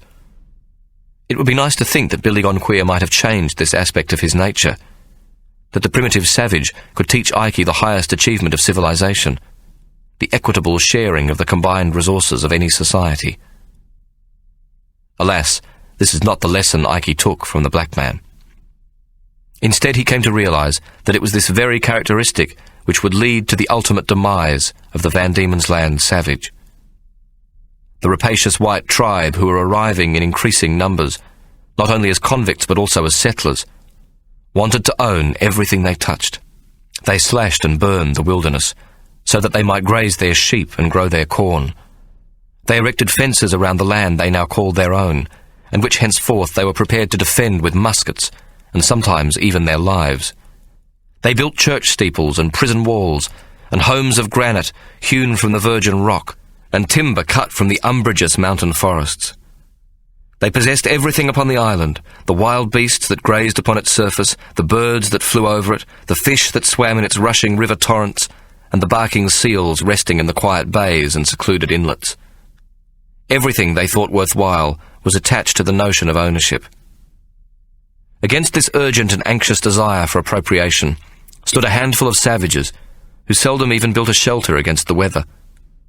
They dressed in a single kangaroo skin and believed that all they could see and walk upon was owned by all who moved across the land, and yet by none. A people who did not comprehend that one person could own or wish to own more than any other.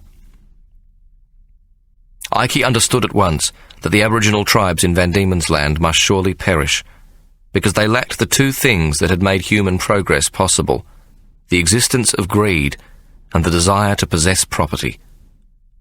Ikey understood acquisition as the only guarantee of his survival. He saw that Billy Gone Queer's people were doomed, for they had not learnt this fundamental lesson. Without the need to own, there is no need to compete, and an uncompetitive society can only exist if it is allowed to develop in isolation. For Billy's people, the isolation had come to an end. Ikey was aware that Billy Gone Queer probably did not understand what he was saying, but he said it nonetheless. He would talk as he cleaned Billy's wounds and rubbed salve into his back. "You must become like us. You must learn our ways. Your ways are over, my dear." Ikey would repeat this over and over, But all he got from Billy Gone Queer was a big smile. A big white smile in a very black face, and always the same response. "You good fella, Ikey." It was not 3 weeks after Billy Gone Queer had taken his place again beside Ikey on the cart, when Harris began to suffer stomach pains. He would be shouting at the prisoners, or simply walking along, when suddenly he would grab at his stomach, doubling over with pain as each spasm came to him. The road gang did not need to be told that he was dying. "Harris has gone queer," they'd say gleefully among themselves. A month later, the overseer was dead, and it was rumoured that all the same symptoms, self-laceration of the stomach and howling in the manner of Billy Gone Queer, were in attendance at his deathbed. Furthermore, the coroner conducting the autopsy could find no fault with his stomach and intestines. The gang was now working too far from Richmond Jail to return at night, so they proceeded from a new outstation, a series of rough buildings erected beside the road. These were infested with lice and fleas, with the addition of other vermin when the weather grew colder. A new overseer, James Strutt, who had come out from Launceston, proved not too harsh by the standards of the day, dealing with trouble only when he found it. It was from Strutt that Ikey first learnt the true extent of the range war which was being waged against the island's native people. Strutt was a member of a part-time militia unit, formed independently of the government troopers, and he spoke with great enthusiasm of the tactics to be employed in the killing of blacks. He had been a member of the Black Line in October the previous year, and spoke disparagingly of the bumbling manner in which this manoeuvre had been conducted. The Black Line was a government-sponsored operation, intended to drive the Aboriginals out of the settled areas. The plan was to drive the blacks south and east towards East Bay Neck, through the Forestier Peninsula, and into the Tasman Peninsula, where it was proposed a permanent Aboriginal reserve would be set up. The task force consisted of 2,000 men, 500 of these soldiers, 700 convicts and 800 free settlers, and involved 1,000 muskets and 300 pairs of handcuffs. 3 weeks later, this avenging army returned, having captured one old Aboriginal man and a young boy. Strutt dismissed the operation as an example of how not to go about the task of eliminating the blacks. "Government and soldier be not the way. It be a question of us again them, free men against savages, and by God we'll settle it soon enough," he'd boast. The church talked of the salvation of the noble savage. For its part, the government talked increasingly of saving these primitive creatures from extinction by rounding them all up and placing them on a suitable island, which was yet to be found, where they would be out of harm's way. It was estimated that 1,000 natives still existed of the original 3,000 who were thought to be on the island when it had been declared a penal settlement. As it turned out, this calculation was incorrect. A white man's respiratory disease had struck the tribes, and only a few hundred Aboriginals still existed on the land they had traditionally occupied. But it should not be supposed that the Tasmanian native was without courage. With wooden spears against muskets, they valiantly fought back and caused great consternation among the settlers. During the 4-year period of martial law, they killed 89 Europeans, while of the 200 Aboriginals thought to be within the settled areas, fewer than 50 survived. The government now believed that the natives might be persuaded to accept a safe haven. They appointed George Augustus Robinson, a religious zealot who spoke the main Aboriginal language, to peaceably round up what remained of the tribes for resettlement. In this task, Robinson enlisted the help of an Aboriginal female, Truganini.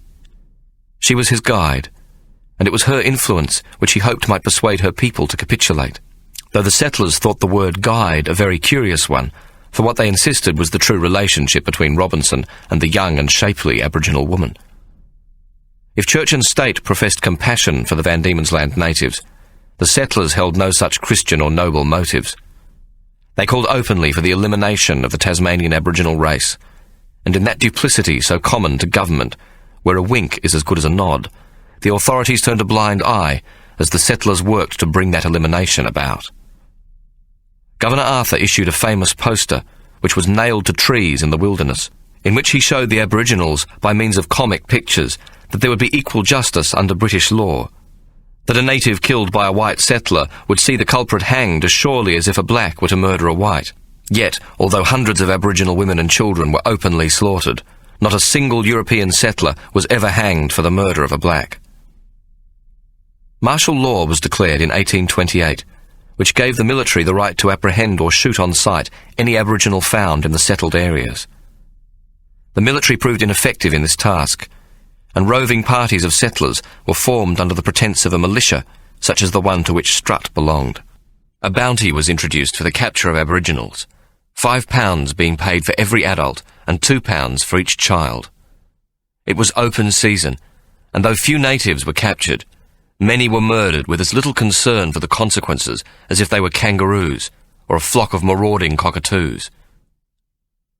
To the settlers, Robinson, the black shepherd, was a bad joke, and Strutt would often expostulate, "While that abo fucker George Robinson be playing sheepdog, we be playing hunting dog. Before he can muster them black bastards, they'll all be on the roll call for the dead. They's vermin, scum. They's not human like us. A single fly-blown sheep be worth 5 of them, and a good hunting hound worth 10. Whereupon Strutt would tell with alacrity one of his numerous stories of the hunting trips undertaken to kill the blacks. The men in Ikey's road gang thought these stories a great entertainment. 2 favourites were the tale of Paddy Hexagon, a stockkeeper who lived near Deloraine, who shot and killed 19 Aboriginals with a swivel gun filled with nails, and another which the prisoners on the road gang called Stuffing Leaves. "Go on then, Mr. Strutt. Tell us the one about the woman and the stuffing of leaves," one of the prisoners asked one night when they'd moved from Richmond Jail and were accommodated at the outstation in the bush. They were sitting around a fire, Ikey seated next to the always silent Billy Gone Queer. Billy appeared not to listen to or even understand these horror stories. Instead, he sat on his haunches with his back turned to the fire and seemed more interested in the sound of the wind in the gum trees and the call of the frogs from a nearby stream. This stream ran into a small wetland, and Billy Gone Queer seemed to take an unusual interest in the frogs which resided there. Every once in a while, he would cup his hands to his mouth and precisely imitate a call, though at a slightly deeper pitch. Whereupon all the frogs would grow suddenly silent. Then he would carry on in a froggy language, as though he were delivering an address, pause, then deliver a single, though somewhat different note, and the frogs would continue their croaking chatter. At first this was seen by the men as a great joke, but Billy Gone Queer would continue in earnest conversation in frog language, until the gang got so used to his nightly routine of croaking and ribbiting with nature, that they took no more notice than if a loud belch or fart had taken place among one of their number. "Oh, aye, the woman with leaves, that be a most pleasing hunt," Strutt chuckled in reply. "The women be the worst. They'll scratch your eyes out soon as look at you." Strutt stroked his beard as though reviewing all the details of the tale before he began. "There be 3 of us. Paddy Hexagon, Sam O'Leary and yours truly. And we's hunting kangaroo in the Cold River area, when we seen this gin who were pregnant like. 'Oi!' we shouts, thinking her too fat to make a run for it, and £5 in the bounty bag if you please, and very nice too. And if the child be near to born, another 2 for what's inside her belly." He paused and the men laughed, and one of them, a wit named Kristen Puding, known of course as Christmas Pudding, made a customary crack. "That I needs to see. A government bounty man what pays £2 for what's not yet come outside to be properly skinned and cured." "Well, we shouts again," Strutt continued, casting a look of annoyance at Puding, for he did not wish him to steal even the smallest rumble of his thunder, or tiny scrap of the laughter yet to come. "And she sets off, waddling like a duck, and making for the shelter of some trees not 20 yards away. She's moving too, moving fast for the fat black duck she's become." This brought a laugh, for the gang had heard it often enough, and were properly cued to respond. "We sets off to get to her, but the grass between her and us be high, and she be into the trees. By the time we gets there, she ain't nowhere to be seen. High and low we searches, and we's about to give it away when we hears a cry up above. We looks up, and there she be, up 50 feet or more in the branches of a gum tree, well disguised behind the leaves and all. How she gone and got up in her state, I'm buggered if I knows. It were no easy climb." The road gang grew silent, and even Billy Gone Queer ceased making his frog sounds. "There she be, high up in the fork of the tree, and by Jesus, the child inside her is beginning to be born. She's grunting something awful, snuffing and snuffing like a fat sow, and then it's a screaming and a caterwauling as the head and shoulders come to sniff the world outside. "Here's sport for all," Sam O'Leary, me mate, shouts. "We'll wait this one out." "Wait this one out," Kristen Pewding shouted, turning to the others. "Get it? Wait this one out." But the other prisoners hushed him fast, anxious for the story to continue. "Well, you'll not believe it," Strutt continued, once again ignoring Pewding, "though I swear on me mother's grave it be true. Out comes the bloody mess. The child's got the birth cord twisted round its neck and strangling him, only later it turns out to be a little girl, and it's hanging itself in the air, and the black gins try to hold onto the cord, but it's slipping through her hands. 5 shilling to him what shoots it down first," Paddy Hexagon shouts. Strutt stopped suddenly and rocked back on the log he'd sat on, and then began to chuckle softly. "Well, you never seen such a loading and firing and missing, and all the time the cord stretching longer and longer, with the black woman holding onto it at her end and screaming blue murder. Then Paddy takes a bead and fires, and the little black bastard explodes like a ripe pumpkin. There be blood raining down on us. Jesus, I can tell you, we was all a mess to behold. 'Bastard! Bitch! Black whore!' O'Leary shouts at the gin screaming and sobbing up in the tree." The foreman laughed again. "His wife just made him a new shirt, and now it be spoiled, soaked in Abbo's blood. Paddy and me, we damn near carked, we laughed so much." He paused, enjoying the eyes of all the men fixed upon him. "You pay for this, you black bitch!" O'Leary shouts upwards at her, shaking his fist. Then he takes a careful shot. Bullseye. He hits the gin in the stomach. But she don't come tumbling down. Instead, she starts to pick leaves from the tree and stuff them in her gut, in the hole what O'Leary's musket's made. We all shoot, but she stays up, and each time a shot strikes home, she spits at us and stuffs more leaves where the new holes be. There we all be, us shooting and her stuffing gum leaves and screaming and spitting, the baby lying broke on the ground. It were grand sport, but then I takes a shot and hits her in the head, dead between the eyes, and she come tumbling down and falls, plop, lifeless to the ground. The men around the overseer clapped and whistled. Only Ikey and Billy Gone Queer remained silent. Ikey turned and spat into the dark, thankful that Billy Gone Queer would not have understood a word of the foreman's grisly tale. Then someone threw a branch on the embers, and the dry leaves crackled and flared up, and in the wider circle of light cast by the fire, Ikey saw that tears were flowing from Billy's dark eyes. Large, silent tears, which ran onto the point of his chin and splashed in tiny explosions of dust at his feet. The fire died back to normal, and in the dark, Ikey reached out and touched Billy's shoulder and whispered softly, "You've got to learn to be like us, Billy Gone Queer." Then he added, "Not like them. Jesus, no, like a Jew. I'll teach you, my dear. You could be a black Jew.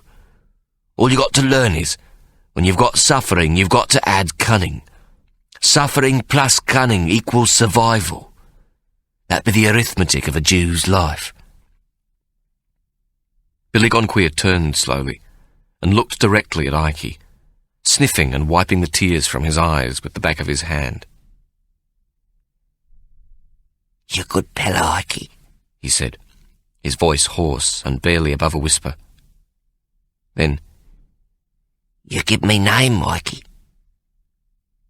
Ikey looked momentarily puzzled. "You've already got a name, my dear. It ain't much, but it serves as good as most." Billy Gone Queer shook his head. "Like Ikey. Name same like what, fella?"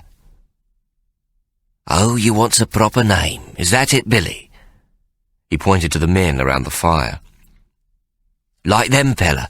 Pewding, Callaghan, Mooney, name like so?" Billy Gone Queer nodded and smiled, his sad, teary face suddenly lighting up. Ikey considered for a moment. After promising to turn Billy Gone Queer into a Jew, he thought to give him a Jewish name, but then changed his mind. It would take too much explanation, and might get Billy Gone Queer into even more trouble. "William Lanny," he said suddenly. It was the name of a carpenter mechanic who owed Ike £5 from a bet lost at ratting, a debt Ike now knew he would never collect. William Lanny, Ike repeated slowly. William Lanny. Billy Gone Queer said in a musical tone, as though it were the sound of a bird cry. No, Ike held up 2 fingers. 2 words. William Lanny. Billy Gone Queer was not only a dab hand at mastering frog calls, for he seemed now to grasp the pronunciation of his new name quite easily. William Lanny. William Lanny, he said, with tolerable accuracy. Ike laughed. Good fella, Mr. William Lanny. Billy Gone Queer stretched out and touched Ike's face, as though he was memorizing his features through the tips of his long, slender fingers. You good fella, Ike. Much, much good fella. He tested his new name. William Lanny. It was time for the evening lock-up. The prisoners were led to their huts, mustered, and then each was manacled to his bunk and all locked in for the night, except for Billy Gone Queer, who was manacled and chained to a large old blue gum to sleep the night in the open. At dawn, Ike wakened as the javelin man, the trusted prisoner in charge, entered the hut, and called over for the man to come and unlock his shackles so that he might go outside to take a piss. Ike walked out into the crisp dawn.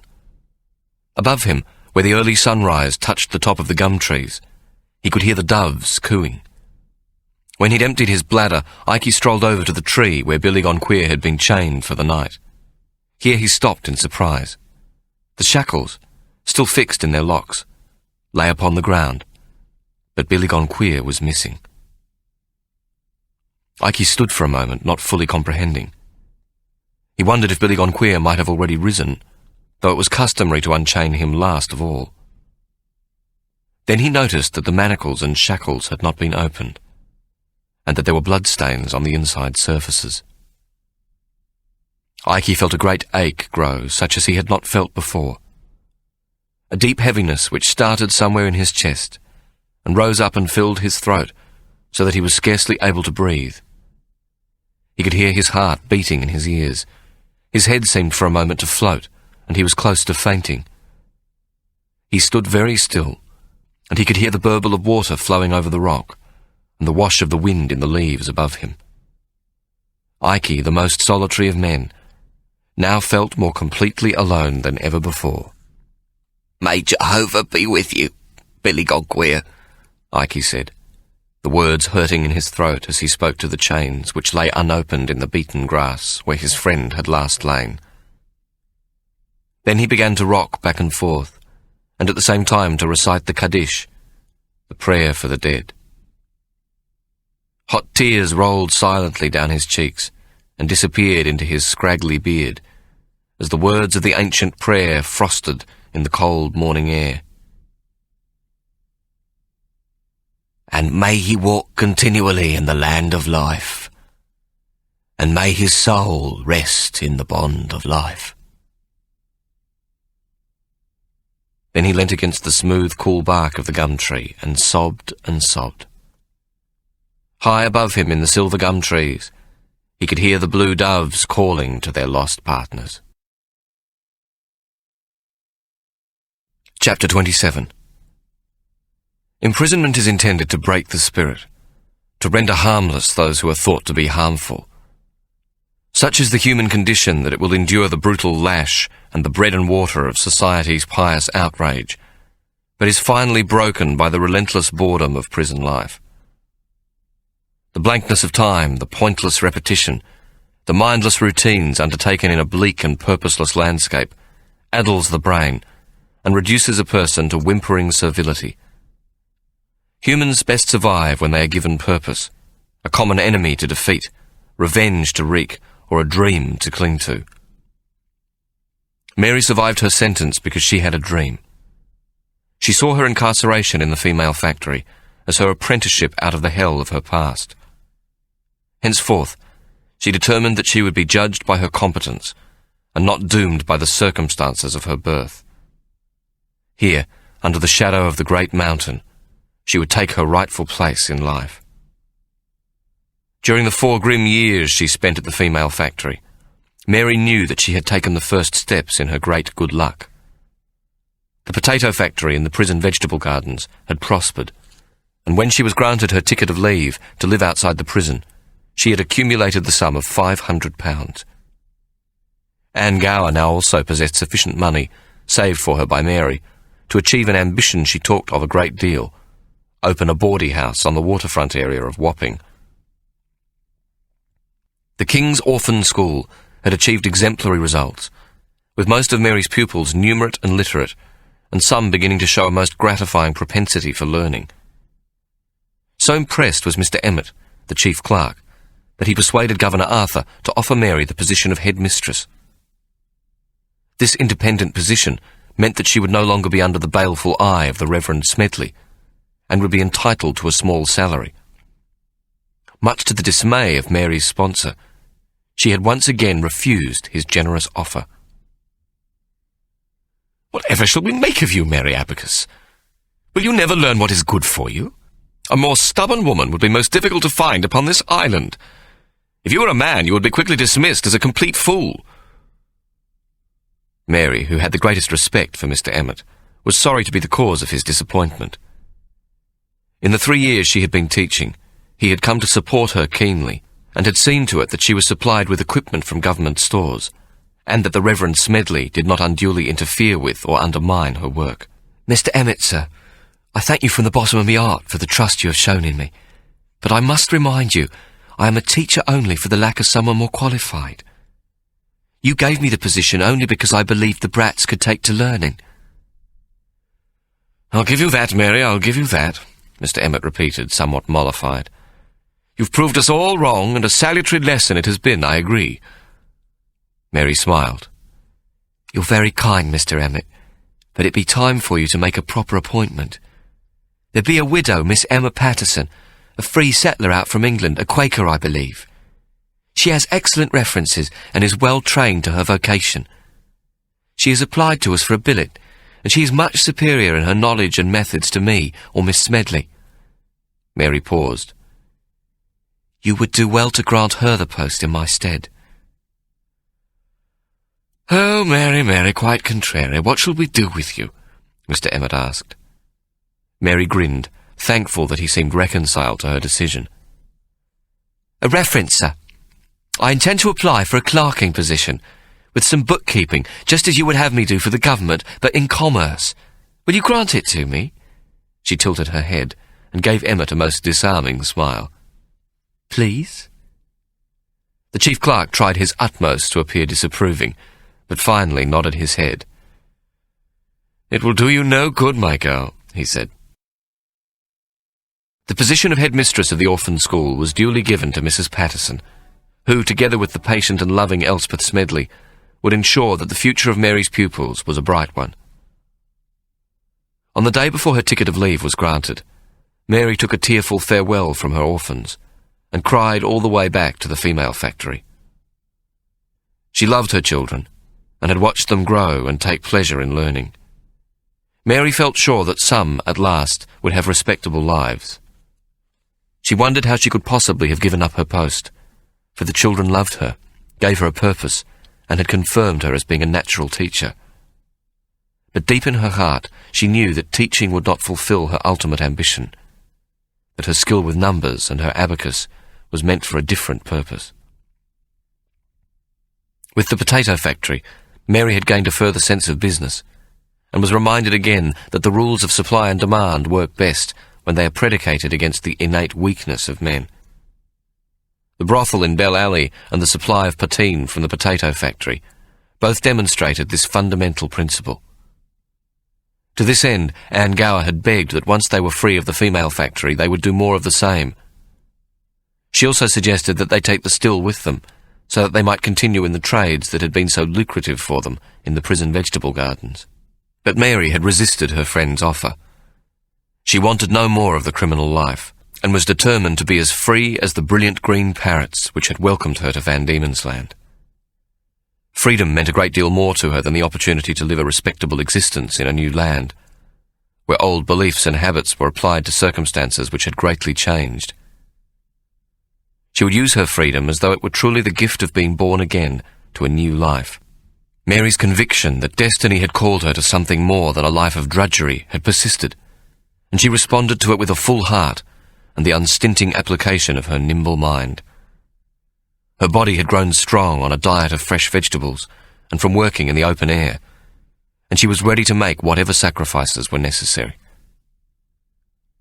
Mary's ticket of leave included a probationary period of 3 years, and then her sentence would be completed.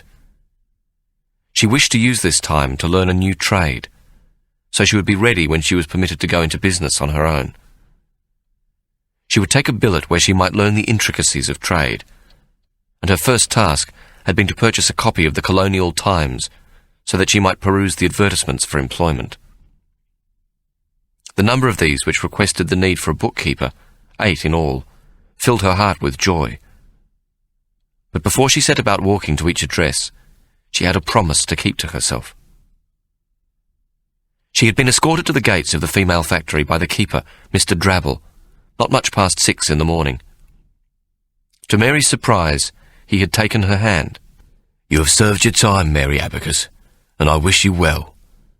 It is my most earnest hope that you shall never return to this place." Mary smiled. "Not as earnest as mine, Mr. Drabble. You'll not see hide nor hair of us again." Mary had left without Anne Gower, who was to serve an extra week in solitary on bread and water for insubordination when drunk. Mary was somewhat relieved, for though she loved Anne, she feared that she would never change, that she would always be, as the popular expression went, a nymph of the pave, though such a description of Anne Gower would have been a gross underestimation of her rapidly growing size. A diet consisting largely of grog and potatoes had caused her to grow exceedingly gross, which Anne described to her customers as the luxury of comfort on the ride, and she would have charged an extra 6pence if she could have gotten away with it. Mary had been reluctant to hand Anne the money she had saved on her behalf, though she told herself she could no longer be responsible for her friend. She had also given the still to her partner, to be secretly dismantled when Anne left the factory. If Anne should show the minimum of good sense, then she had the means to prosper well on the new waterfront area of Wapping. Mary did not go directly into the town when she left the female factory. Carrying her bedroll, a clay pot, her abacus and a small cloth satchel, she climbed the hill immediately behind the factory and headed towards the great mountain. Sometimes, on her way to the orphan school, she would divert into the tall trees growing on the slopes of Mount Wellington. Along a secret path of her own making, she had discovered a small stream, though stream was too grand a word for the trickle of sweet, clear water which came from a large overhanging rock. Mary now made her way to the secret rock set in the mountainside, which was flat at its top and made an ample ledge. She would sit on a carpet of moss surrounded by fern and look out beyond the shadow cast by the rock to where clumps of brilliant yellow wattle grew under the gum trees. The air around her was scented with blossom.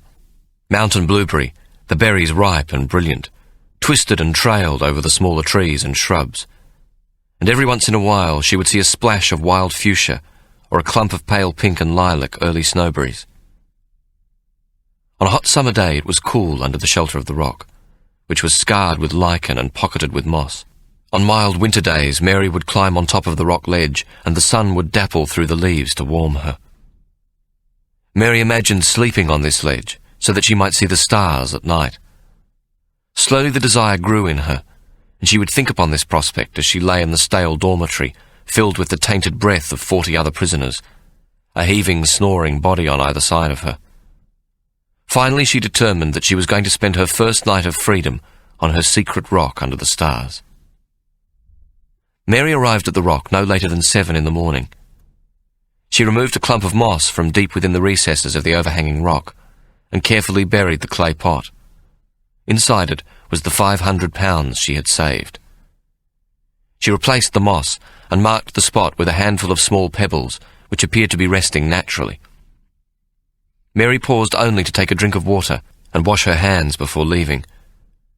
With her she took her abacus and the small satchel in which she carried £1 in copper and silver, and Mr. Emmett's letter of recommendation.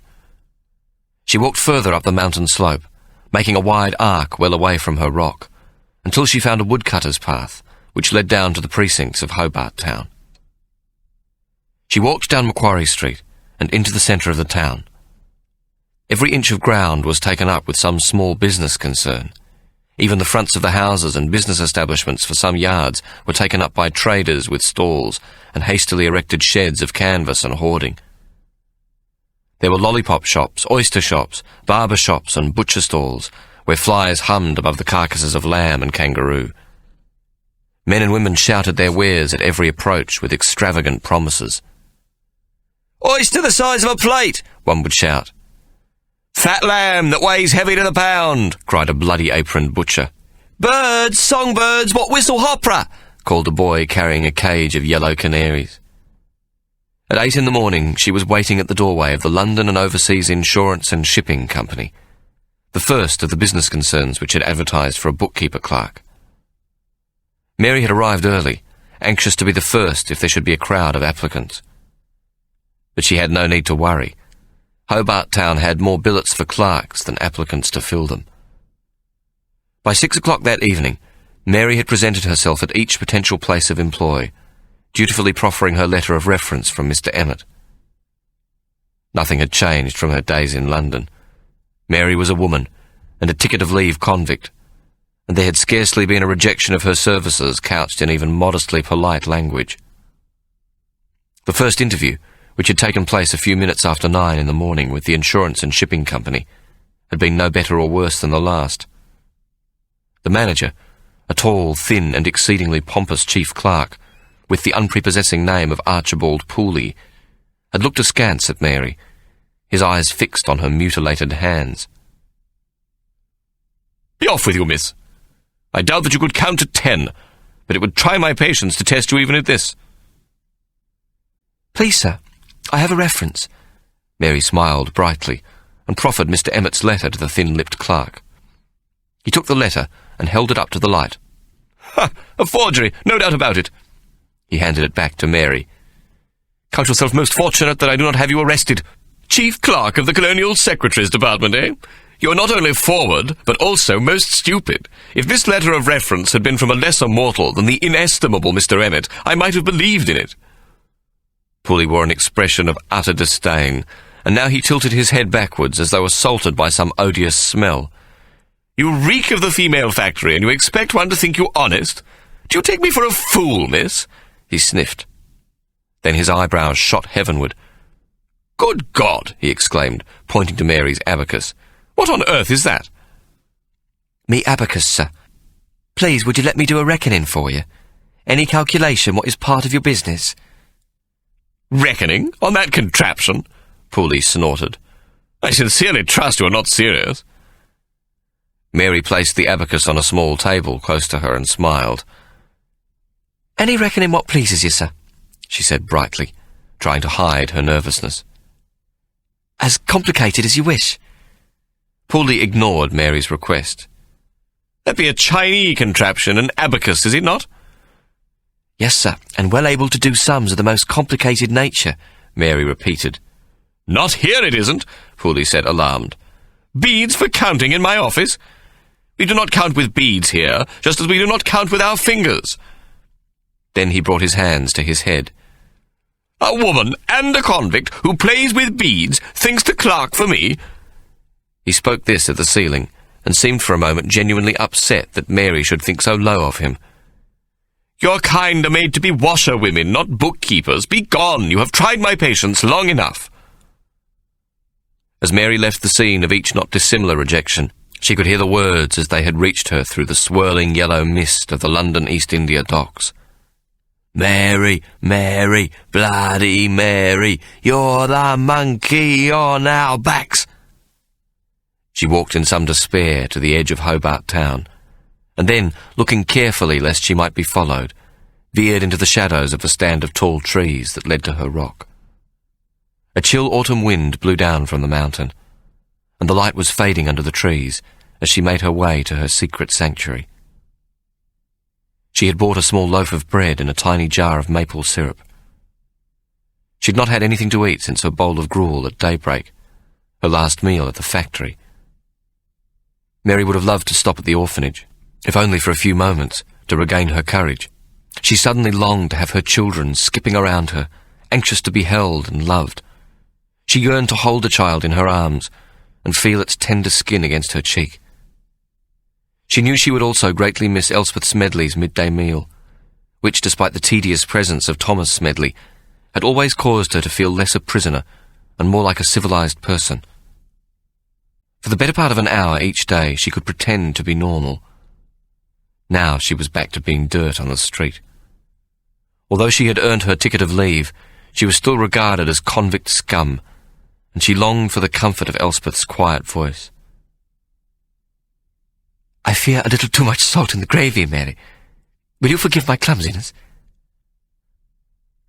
Elspeth had invited her to eat at the orphanage any time she wished, but Mary knew that the resources of the Reverend Smedley were meagre enough, and that Mrs. Emma Patterson would now take her place at the table. Besides, Mary told herself, she could no longer return Elspeth's generosity. The bountiful supply of vegetables she had brought from the prison garden was no longer available to her, and her pride would not allow her to arrive empty-handed. Now, seated under the rock where it was already dark, she devoured the loaf which she had soaked in maple syrup. By the time she was finished, her hands and face were sticky, but she could not remember a treat more sumptuous. It was Mary's first meal free of the shackles, and if it had been a banquet set for a queen, it could not have tasted better. Mary washed, the icy mountain water leaving her poor twisted hands aching with the chill, and her face devoid of feeling. Then climbed to the top of the rock to spread her mattress roll and blanket. Mary, who had spent many a dark night alone in some foul corner of a London alley, had never before slept open to the elements. Above her, myriad stars frosted the dark sky. Though she felt some trepidation at so much open space, and though it was cold under the thin blanket, she was stirred by a strange feeling of happiness. She was free at last, born again under the crystal stars of the great Southland, a child of the green parrots and the great mountain. Somewhere high up in the trees she heard the call of a nightjar, and before she fell into an exhausted sleep, she determined that in the morning she would once again visit Mr. Emmett. She smiled to herself at the thought of the exasperation she would see on his small face, though she knew her benefactor was most fond of her. As Mary had predicted, Mr. Emmett at first professed himself annoyed at her return. "Mary Abacus, you have twice rejected my charity, and now you ask again. I repeat my offer. You may come to work in the government as a clerk. We have a great need for your skill at numbers and ability to write up a ledger, and I shall see that you are treated fairly." "Sir, please, I should learn nothing working for the government, but the task of working for the government. There be new settlers coming in greater numbers each year to make their homes on the island, and I feel certain there will be abundant opportunity for trade. If I should learn an honest profession, it would be greatly to my advantage.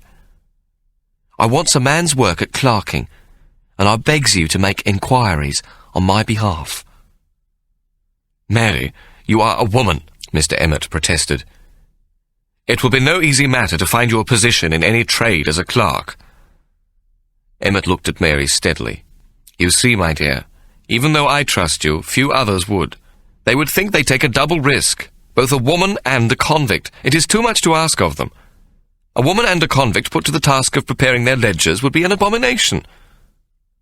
Mary sighed. "Will you not help me, then?" She explained how she had been rejected at 8 separate places the previous day. The chief clerk looked at Mary without sympathy. "Help you? How can I help you? I have tried everything I know to help you. You have rejected my offer to be a clerk with me, and then another as a teacher.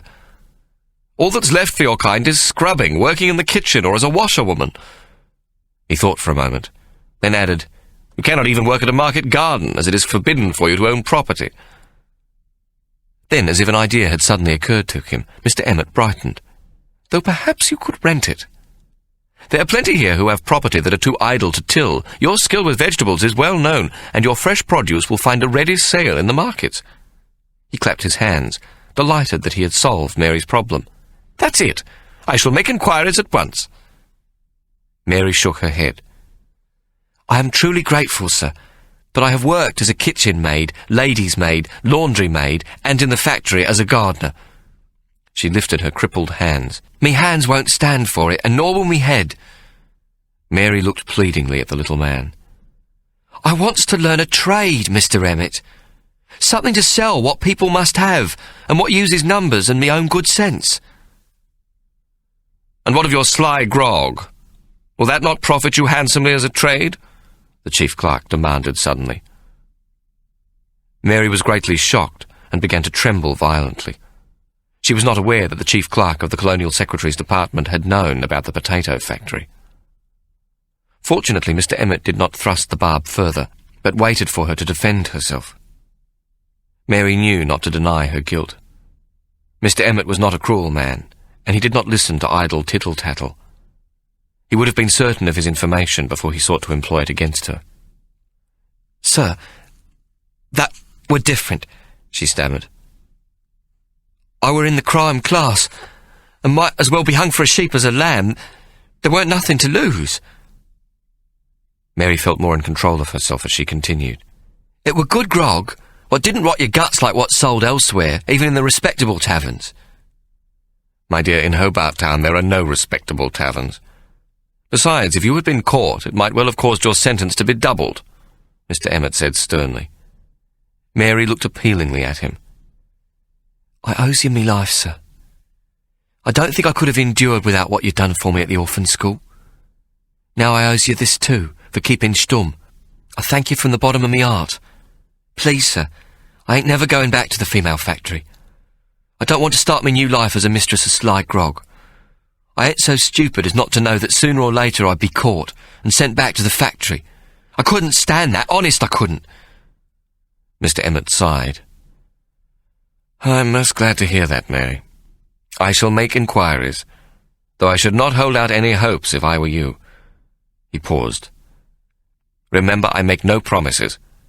You have seen for yourself how difficult it will be to persuade any business to take you on." Then he added, shaking his head, "You are a most stubborn woman, Mary Abacus. What will you do now? Have you a place to go?" Mary remained silent and dropped her eyes. "Well?" Mary looked up slowly and smiled. She knew she could not remain camped under the rock. It snowed on the mountain in winter, and she would freeze to death. Her green eyes rested on the chief clerk. "I could tend your garden, sir, and sleep in your potting shed, if you was to give me rations." Emmett shook his head slowly. "You take me to be too soft, Mary Abacus. Perhaps even an old fool to be used by a pretty woman. You refuse to be a market gardener, yet you would tend my garden." "Not soft or a fool, Mr. Emmett, but a person what's been wise and kind, and most generous beyond anyone I've ever known." There were tears in Mary's eyes as she said urgently, "I shall repay your kindness, I swear. The time will come, I know it." Mary blinked away her tears. "It would only be a short while, sir, until your inquiries prove fruitful, which I know they shall. All speak of you with great respect." Emmett looked doubtful, and Mary hastily added, "With the season changing, your roses need pruning, and there'll be much clearing to be done so that your plants may catch the weaker winter sun. And your cold weather vegetables are not yet planted, nor straw cut for the seed beds against the coming frost." "The potting shed," Mr. Emmett hesitated. "It's not very big. I dare say we could find a corner for you in the servants' quarters." Mary laughed. The previous night spent under the stars had been cold but tolerable, and she had woken to a bright autumn morning with the raucous call of parakeets feeding on the nectar of the butter-coloured eucalypt blossom in the trees above her. Mary knew she had spent her last night with dirty, snoring bodies squeezed hard against her sides. But she hesitated, thinking that to object to this arrangement might cause Mr. Emmett to decline her proposition altogether. Finally, she found herself saying, "Sir, I ain't got fancy notions about myself, but I ain't no servant ever no more. The potting shed would be more than I'm used to. I've no wish to disturb your household. I have a blanket and mattress roll and will be glorious comfy." Emmett looked at her in surprise, but then a small smile played at the corners of his mouth. "Very well, Mary. I shall tell cook to issue you with rations." Mary, of course, had sufficient money to live comfortably had she wished to siphon off only a small amount from the contents of the clay pot. She could have stayed in one of the numerous cheap boarding houses which took in ticket of leavers, though the idea did not occur to her. Comfort was not a consideration in her life, and the money she had made from the potato factory was to be used only to make a new life. Mary was determined she would have a profession. When she'd earned out her ticket of leave and was free, she would start on her own in business. She didn't much care what business, except that it should cater for people's essential needs. She would not touch a penny of the £500 for any other purpose. Mary could not light a fire in the tiny potting shed, so she spread straw over the cold brick floor. At night she stuffed her clothes with newspaper, and in this way remained tolerably warm. During the day she worked in Mr. Emmett's garden. He would sometimes visit her when he returned home from work in the early evening, and twice he had brought her a glass of fruit punch, flavoured with the heavenly taste of fresh apricots. Mary had scarcely wished to accept the delicious concoction for fear that it might corrupt her resolve. Mr. Emmett always came upon her in the same way. As though to dispel any anticipation Mary might have at his approach, he would precede his arrival by shouting the self-same words. "Not much luck, my dear. If I may say so, no blasted luck at all." Mary would look up from where she was working and attempt to smile. "I'm much obliged to you, sir," she would say, standing up at his approach and trying not to show her disappointment. Mary took 2 hours each day to try to secure a position on her own, trudging into town if she should see an advertisement in the Colonial Times. This was the only money she spent, 6pence every week to purchase the newspaper.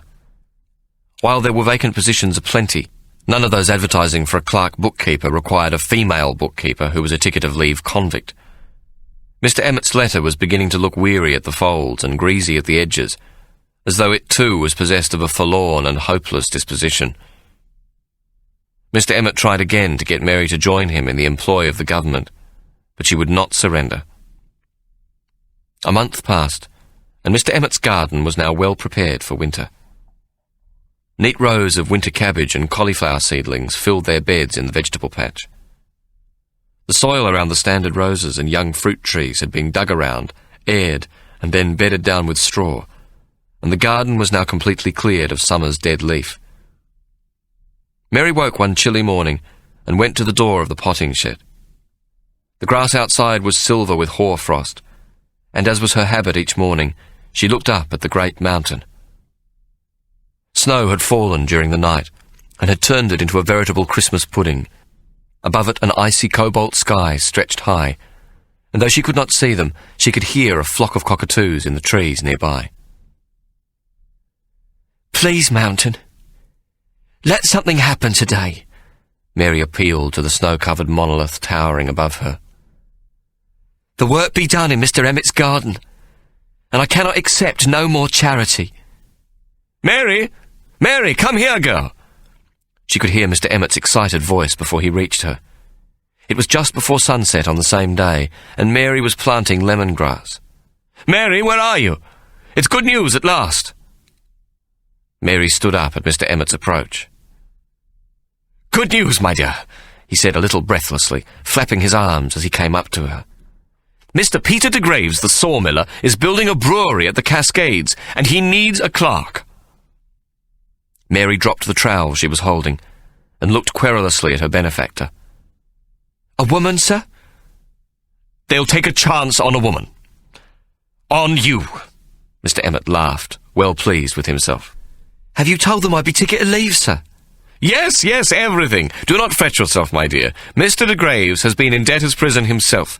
He sees nothing to harm him in your past." Mr. Emmett grinned at Mary. "I dare say those silly Chinese beads of yours will be just the very thing for counting bricks and timber, eh?" A brewery, is it? Will he keep me on when the building is complete? If you serve him well, I don't see why not.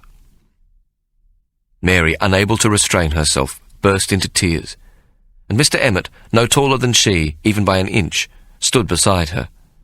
He patted her clumsily on the back. Now, my dear. It isn't much, an outdoors job with winter almost here, among crude men loading drays. I doubt it will exercise your skills to any extent.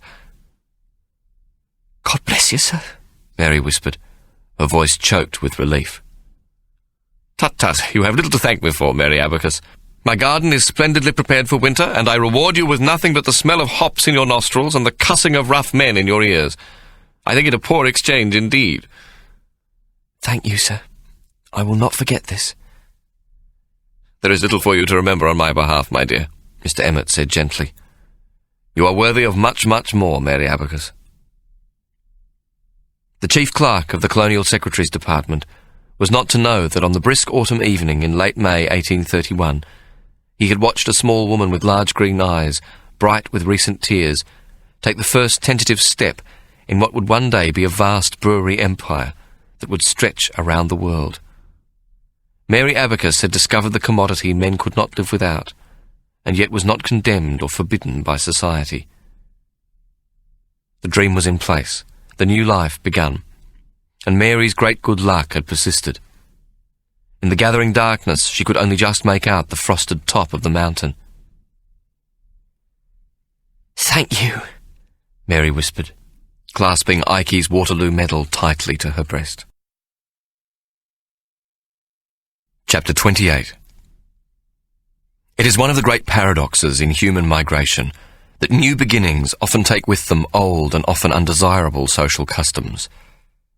Those fleeing affliction or a hierarchical system for a new and free environment soon develop tyrannies and pecking orders of their own. Though in a penal colony one might expect a clear distinction between the convict and the free, the dichotomies of class in Van Diemen's Land were far more complicated and carefully graded. The relationship Mary enjoyed with Mr. Emmett was all the more remarkable for this. The first two great class distinctions were, of course, the free and the prisoner populations. This was a divide so wide that it was almost impossible to leap, even in exceptional circumstances. Mary had never been inside Mr. Emmett's home, nor had she been introduced to his wife, Lucy. Occasionally they would meet in the garden, but Mary would stand with her head bowed and hands clasped in respectful silence, while the grand lady passed by.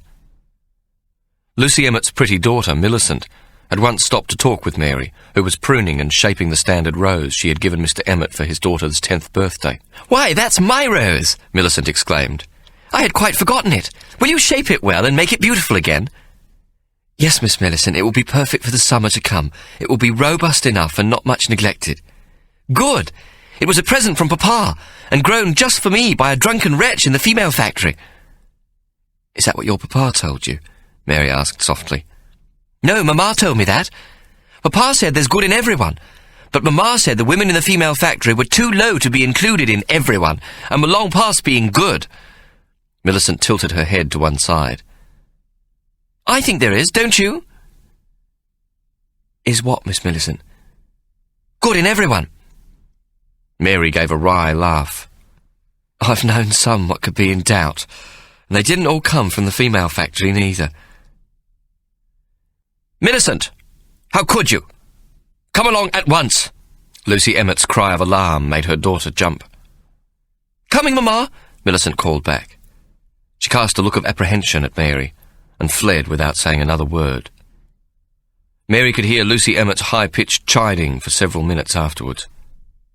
Some time later, Mr. Emmett's wife entered the garden, and passed by where Mary was weeding. At her approach, Mary rose from her haunches with her hands clasped and head bowed. Some paces from where she stood, Lucy Emmett halted, as if to admire a late-blooming rose. You will be sent away at once, should you venture to talk to Miss Millicent again, she hissed. She did not look directly at Mary, and it was as though she were talking to the rose itself. Then she turned abruptly and left the garden.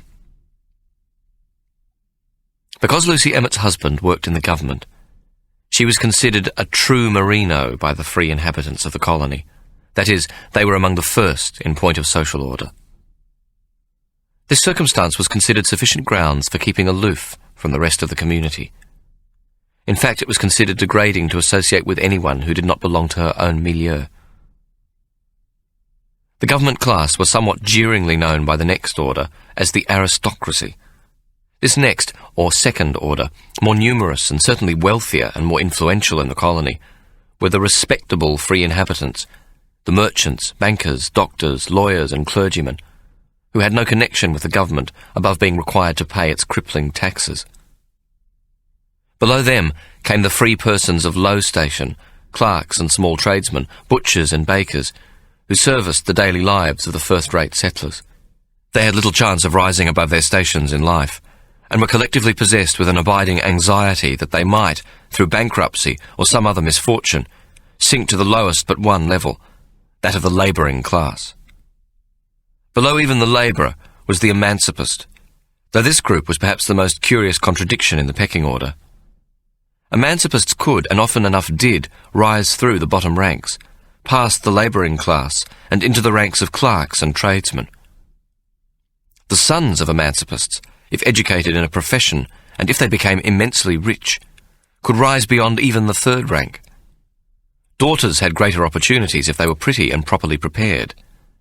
That is to say, if they attended the Polyglot Academy, where French, Italian and Spanish were taught by Ferrari's comparative method.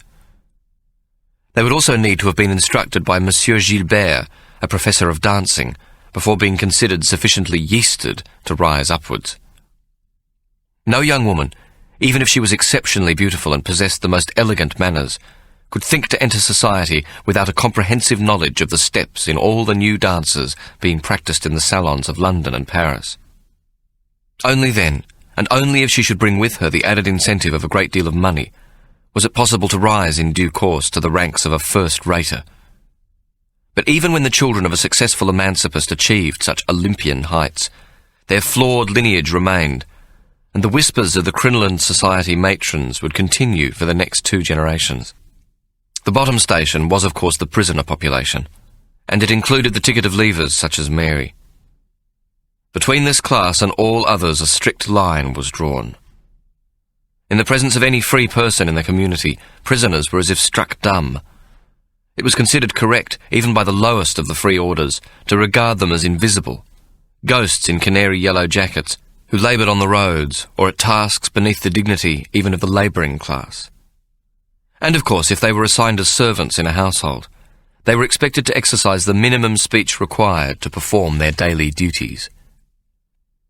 Mr. Emmett's courage and generosity of spirit can now be properly appreciated. He, a member of the first station, not only acknowledged the existence of Mary, a convict, but consistently helped her. Emmett was also something of a dreamer for supposing that Mary might be accepted by even the lowliest of government clerks, had she taken up his offer to work in his department. The marked contrast of Lucy Emmett's attitude towards Mary should not be drawn as an example of uncharitable behaviour. To speak to a prisoner, albeit a ticket of leaver, was beyond the imaginings of a pure merino woman, a nightmarish confrontation not to be contemplated even in the most unlikely social circumstances. Thus, the likelihood of Mary securing a billet as a clerk in Hobart Town was very much in the order of impossible. Not only was she a woman, but such a position lay strictly within the precincts of the third class, whereas she was condemned to work within the lowest of the low, the 6th class. It could only be supposed that in bringing about Mary's appointment, Mr. Emmett had favoured Peter de Graves with a government contract, or perhaps waived some building dispensation for the construction of his new brewery, or even invoked a Masonic rite in his position as Grand Master of Hobart's secret order of free and accepted Masons. The gamble Peter de Graves took on Mary soon paid off. She was quick to learn, arrived early and worked late, and took no nonsense from the men, who eventually came to call her with much admiration Mother Mary of the Blessed Beads. It was not only Mary's skill at bookkeeping that impressed her employers, but also her plain sense mixed with some imagination. Mary was soon aware that pilfering on a building site by the labourers was costing the owners a considerable amount each month, and that the men regarded this scam as their natural right. She requested an appointment with Peter de Graves at his office higher up the slopes of the mountain, where he and his brother-in-law owned the concession to cut the timber right up to the rocky outcrop known as the organ pipes. De Graves kept Mary waiting a considerable time before he called her into his small, cluttered office. A large cross-cut saw, of the type used by convicts, leant against one wall, its blade buckled into a gentle curve. The room smelt of sawdust and the sap of new-cut wood. Peter de Graves was a tall, fair, clean-shaven man, not given to lard as were so many men in their 40s. He sat in his shirt-sleeves with his waistcoat unbuttoned and his clay-spattered boots resting upon a battered-looking desk. "Take a pew, Miss Abacus," he said, indicating a small upright wicker chair. "What brings you to the sawmill?" "Sir, I would speak to you about the site." "Ah, it goes well, Miss Abacus. The foreman says we are ahead in time, and I know our expenses are well contained. You have done an excellent job." "Not as excellent as might be supposed," Mary answered. De Graves looked surprised. "Oh? Is there something I ought to know about, Miss Abacus?"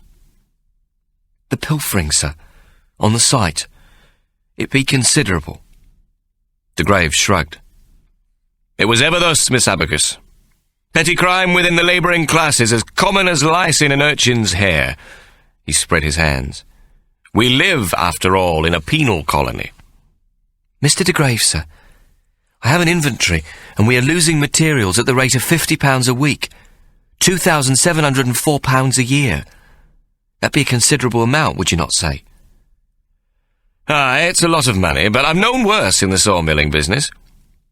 "We have 100 workmen on the site. Each earns £14 a year in wages. That'd be £1,400, and as you say, we're losing nearly double that. Just how would you prevent this, Miss Abacus?" De Graves asked in a somewhat patronising manner. "The value of the material what's nicked and sold in the taverns and on the sly be 1/5 of the market value, no more than £10. "And just how do you know this?"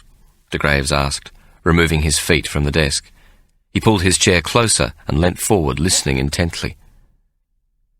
"I took various materials from the site and flogged them," Mary replied calmly.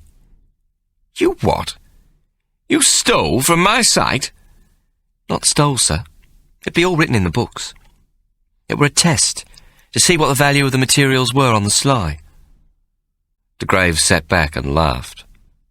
"Why, that's damn clever. £10, eh?" He paused, then said, "Well, that's the labouring class for you. Not only dishonest, but easily gulled and stupid to boot." "Let's give 'em the £10, sir. Or a little more, 15. That'd be 3 shillings per man per week extra in his pay packet. £7, 2 shillings and 6pence per year." "But Miss Abacus," De Graves protested, "that's half again as much as they're paid now." "Sir, it ain't all the men what's stealing. Most is family men as honest as the day. We make the money a weekly bonus, given a month in arrears, and when we've determined no pilfering has taken place." "No pilfering?" De Graves laughed. "Not a single nail, or plank, or brick, or bag of mortar? I think you dream somewhat, Miss Abacus." "Well, no, sir. I have allowed £5. That will be sufficient tolerance," Mary said firmly. £20 and we save 30. I'm most impressed. Do you think it can be made to work?" "No, sir. It will not work with money," Mary replied. "Oh? How then?" "In rations. A food chit issued to the labourer's wife what is worth 3 shillings a week.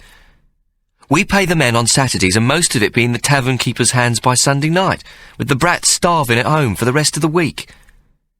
If there be the prospect of 3 shillings worth of rations from the company shop on a Monday, the family will eat that week." "Company shop? May I remind you, Miss Abacus, I am a sawmiller who was building a brewery, not a damned tradesman. Who will run this cornucopia aplenty?" "I will, sir. There'd be enough money to pay the salary of a good shop assistant if we buy prudently and sell at shopkeepers' rates, and I will keep the books." "And will there be a further profit?" De Graves asked shrewdly.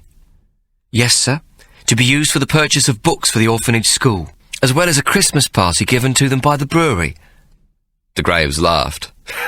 "Chits for workers' wives, company shops, books and Christmas parties for orphans. When will these fantasies end?" He grew suddenly stern. Miss Abacus, I am a practical man who has worked with rough men all my life.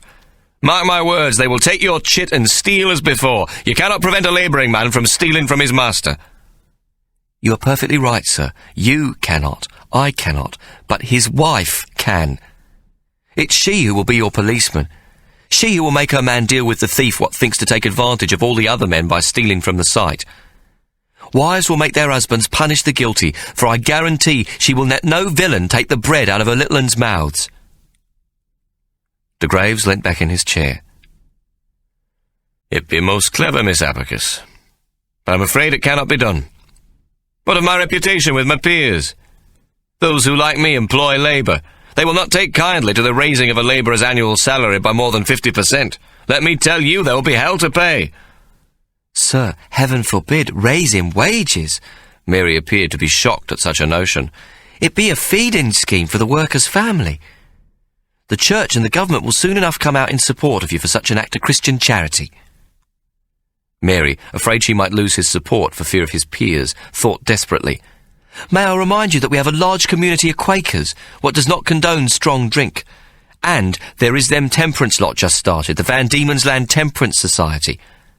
They's already kicking up a fuss about the distilleries in the colony, but who will speak badly of a brewery what looks after workers' brats and cares about the education of orphans?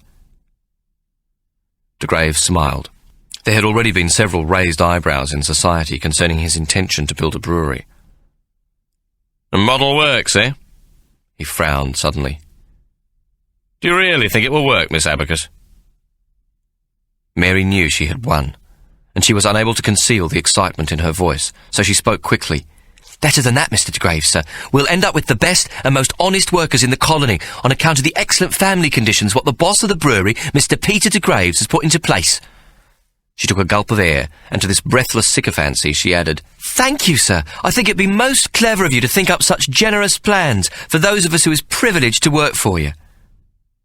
De Graves again looked surprised for a moment, then smiled. He was impressed. Why, thank you, Miss Abacus. It's not a bad solution, even if I did not think of it myself. His expression was whimsical when he added, You will, of course, let me know when I should reveal this brilliant new plan of mine to the men. And to the Colonial Times, sir. The feeding scheme for workers' brats. De Graves nodded as he replaced his feet on the desk. Though I see little gain in helping the orphanage with the business of learning, these children are the illegitimate spawn of the island's scum, and no good will come of it, I can assure you. Besides, there is more ridicule in it than there be praise. Sir, sometimes we may be allowed to take credit where no credit is due, and sometimes we deserve much more than we get. Besides, I were just like them poor little brats once. De Graves sighed and dismissed Mary with a backward wave of his hand. As you wish, Miss Abacus. I can see you do not surrender easily. Mary smiled and lowered her eyes to show her respect, though she laughed inwardly, thinking of the motto inscribed on her Waterloo medal. Thank you, sir. You have been most gracious, she replied. De Graves threw back his head and laughed. Prudent, Miss Abacus. Prudent to the tune of £30 a week. I shall not think well of you if this turns out badly, and there will be little graciousness about my manner as I dismiss you from service. This is the end of CD 14. The story will continue on CD 15.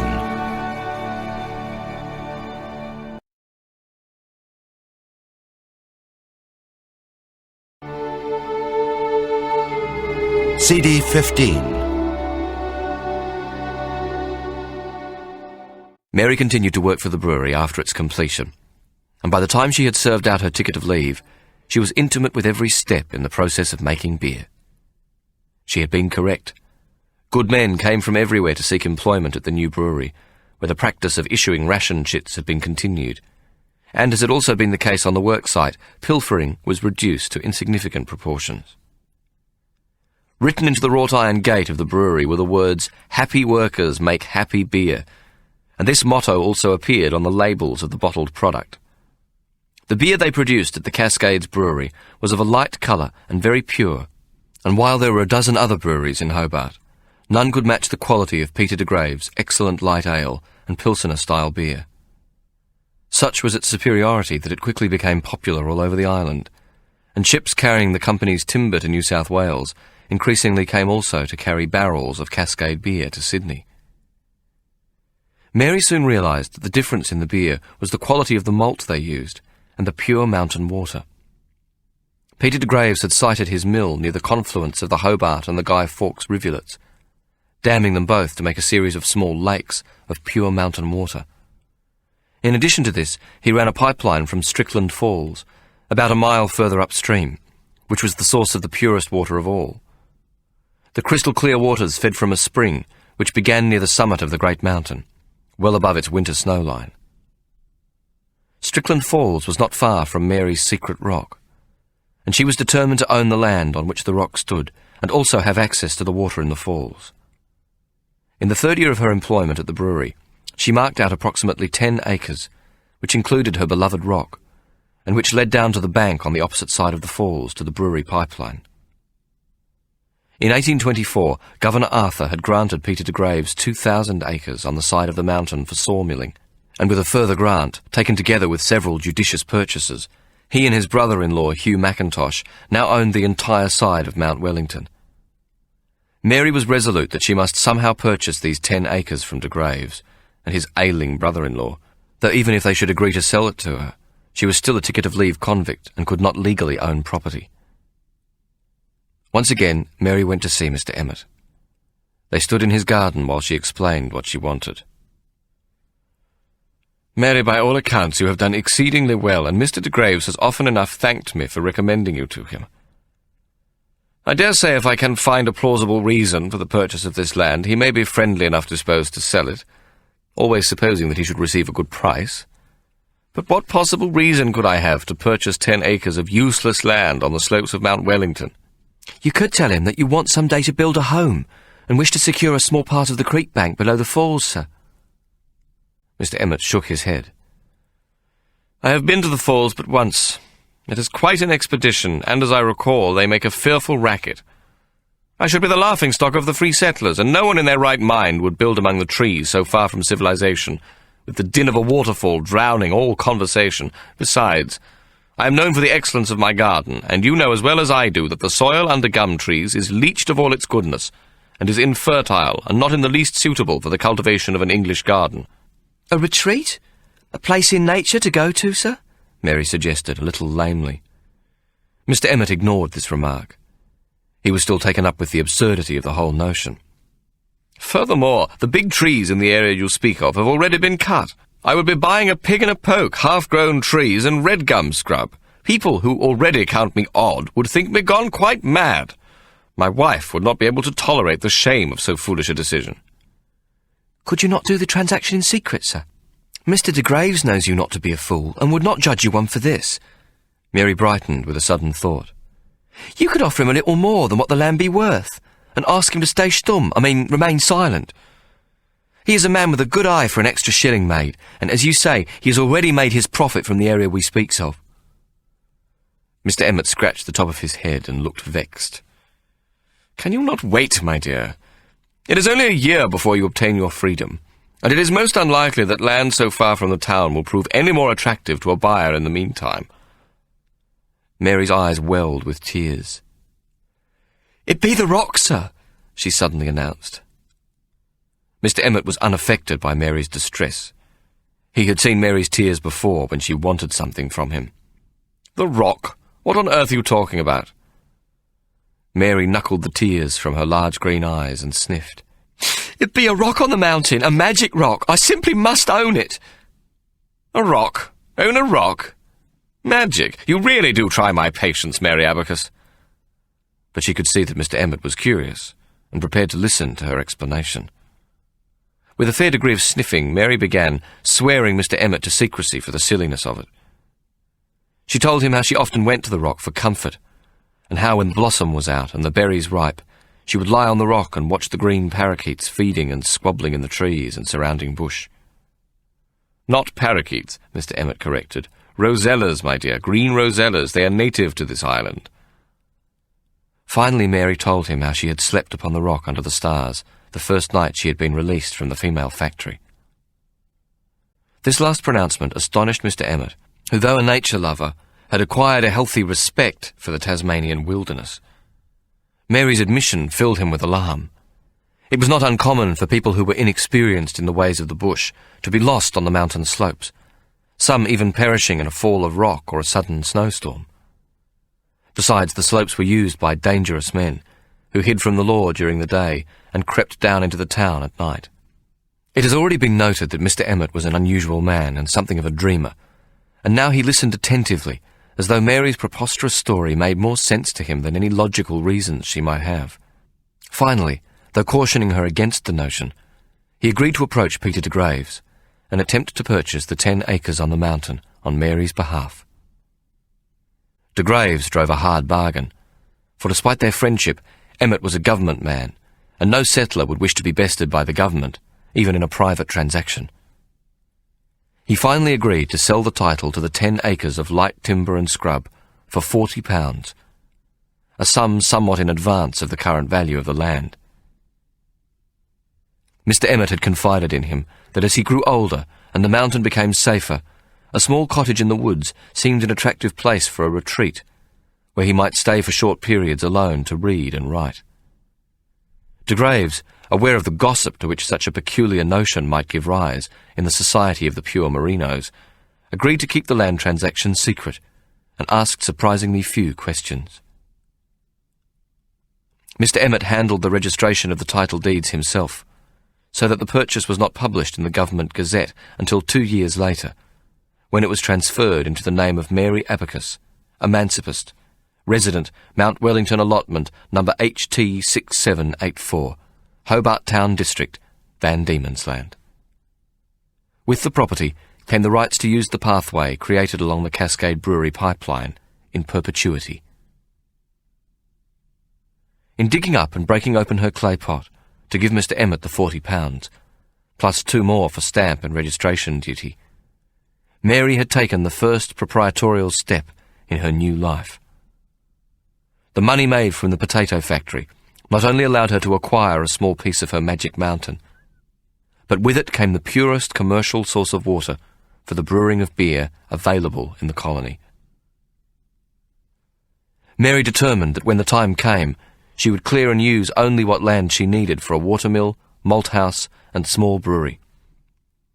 Though this dream was well beyond the resources she ever seemed likely to acquire, she could see the brewery clearly in her imagination, the stone buildings sitting among the trees. The rest of the land would be left as nature intended, so that tree and bush would grow to splendid maturity, giving an abundance of blossom and fruit to attract the flocks of green parakeets Mr. Emmett called rosellas. Mary remained with the Cascade Brewery for another year after she had obtained her freedom. Peter de Graves was not concerned when he eventually heard that Mr. Emmett had sold his land on the mountain to Mary. He had long since decided that Mary was rather strange, and that she should wish to live alone on the mountain did not greatly surprise him. With the brewery's reputation established, he had turned to another grand adventure, building a theatre for the benefit of the citizens of the town, and he was also expanding into shipbuilding and flour milling. De Graves was happy to know that Mary was the bookkeeper and accountant at the brewery, as he had come to absolutely trust her financial judgment in all matters. But he did not estimate her above his own needs. And if he thought about it at all, he would have expected Mary to regard her security of employment at the brewery as above the price of rubies, and consequently to show her gratitude in a lifetime of faithful and uncomplaining service to him. He was greatly surprised, therefore, when in the spring of 1836 Mary resigned. The previous year, that is, the year she had gained her freedom, had been a busy one for her. She had cleared the land for almost 1/4 of an acre around as a firebreak, leaving some of the tallest trees in place. With a fast-running stream fronting the clearing, and the rush of water over rock, the leafy glade Mary had created for herself was to her mind as close as she was likely to get to heaven on earth. In truth, the mountain, while a paradise of nature, was a dangerous place for a lone woman. Fire was always a threat, and could sweep through the forest without warning. The weather on the mountain was unpredictable. Sudden mists could move down the slopes, closing in the mountain and making visibility impossible. As the felling of the tall timber increased, Mudslides and falling rocks became commonplace during the winter storms. But it was from man that the greatest danger lay. The mountain was also home to desperate men, the dregs of the colony's society, who were frequently on the run from the law. In the summer months they would sleep on the mountain during the day and creep back into town at night to rob and steal so that they might frequent the drinking dens, sly grog shops and brothels. There they were served with raw spirits made on the premises, which often enough killed them and more usually sent them mad. Those who could still walk when daylight came would drag themselves into the bush on the slopes of the mountains to sleep until nightfall, when they would re-emerge. Though most were harmless enough, their brains addled with alcohol, pathetic, shambling creatures, some were dangerous. Mary could not hope to construct a hut on her property where she might safely live, even though she had taken the precaution of learning how to fire a pistol, which she always carried in her bag when she visited her clearing among the trees. Mary was tempted to call her idyllic surroundings by some romantic name gathered from a book or taken from her native England. But in the end she chose, for reasons of sentiment and luck, to call her brewery the Potato Factory. Mary argued to herself that the poteen still had been the true start of her great good luck. It had earned her a reputation for a quality product. Most of the sly grog available in the drinking dens and brothels of Hobart Town was more likely to kill the customer than to send him on his way happily inebriated. Her experience at the Cascade Brewery had shown her once again that quality was of the utmost importance, and she was adamant that it would become the hallmark of everything she did. When the time came to build the second potato factory, she would boast that her beer was made from the finest hops and malt available, and brewed from the purest mountain water in the world. If the association with the humble potato was a peculiar inheritance for a beer of quality, this did not occur to Mary. While she had a very tidy mind, she was still a creature of intuition, and she did what felt right to her, even when logic might suggest she do otherwise. Mary was wise enough to know that few things in this world are wrought by logic alone, and that where men are often shackled by its strict parameters, women can harness the power of their intuition to create both surprising and original results. In her mind, Mary saw the chiselled stone of her malt house and the larger building of the brewery beside it, with its enormous brick chimney rising above the trees. She would sometimes stand beside the falls, which thundered so loudly they drowned out all other sound, and within the silence created by this singular roar, she would conjure up the entire vision. Mary could plainly see the drays lined up around the loading dock, hear the shouts of the drivers to make the great Clydesdale horses move forward, their gleaming brasses jingling as they left the potato factory to take her barrels of ale and beer to tavern and dockside. She looked into the bubbling water, which rushed over smooth stones at her feet, and saw it passing through imaginary sluice gates and along some elevated fluming and into the buckets of a giant iron water wheel which would power the brewery machinery. And sometimes, when the dream was complete, she would smack her lips and with the back of her hand wipe imagined froth from her mouth, as though she could truly taste the liquid amber of her own future creation. This world is not short of dreamers. But to the dreamer in Mary was added a clever, practical and innovative mind, which once committed would never surrender. All grand schemes, she told herself, may be broken down to small beginnings. Each step she took, no matter how tentative it might seem, would be linked to her grand design and would always be moving towards it, if only a fraction of an inch each time. This was a simple and perhaps naive philosophy based on perseverance, on knowing that the grandest tapestry begins with a single silken thread. And so the first thing Mary did upon leaving the Cascade Brewery was to apply for a license to sell beer. And here, once again, she had prevailed on the long-suffering Mr. Emmett to help her with the recommendations she needed to obtain it. Mary decided that even though she lacked the resources to start her own brewery, she had sufficient to rent a smallish building which had once been a corn mill at the mountain end of Collins Street, and which backed directly onto the banks of the rivulet. She named it the Potato Factory and converted it into a home brewery. In the front room she created a shop where citizens could buy a bottle of beer to take home. She used a small rear room in the building as her sleeping chamber, and paid one of the mechanics at the Cascade Brewery to construct a small lean-to kitchen at the back. The remainder of the space in the old mill was given over to making beer. The malt and yeast Mary used were of the highest quality, and she bought her hops from a wholesale merchant who imported it from England, as the product grown in the Derwent Valley was not yet of the highest standard. She made a light beer with a clean taste, which was much favoured by the better class of drinker among the labouring classes, tradesmen, and the respectable poor, and she soon attracted the favourable attention of the Temperance Society. Temperance members agreed to abstain entirely from the use of distilled spirits, except for medicinal purposes, so the society actively encouraged the drinking of beer, though in the home and not in public houses, where, in the boisterous company of fellow drinkers, they might enter into the numerous evils, both moral and physical, which follow the use of spirits. Her beer did not have the wallop to appeal to the majority of drinkers, but the temperance movement was growing rapidly in numbers, and right from the outset, Mary prospered. She soon put a product on the market which she labelled Temperance Ale, and in 6 months it had become her mainstay. Mary, if only in the smallest way, was up to her eyes in the beer business, and at the same time she was favoured by the authorities for the quality of her product and the prompt manner in which she paid her taxes. There were even those within the third class, the tradesmen, clerks and smaller merchants, who considered that some day she might be admitted into their lofty and hallowed ranks. But if Mary's great good luck had well and truly begun, the opposite to it lay waiting at her doorstep. Hannah, and 18 months later, Ike, were released into the community as ticket-of-leave convicts. Ike barely survived his 7 years until he received his ticket of leave. He had neither hate nor dreams, but only greed to keep him from despair. Money had never meant anything to Ike, except as a means to an end. He played for the sake of the game. Money was simply the barometer to show when he had won. He wasn't a gambler, for he figured his chances most carefully, weighing the odds to the most finite degree.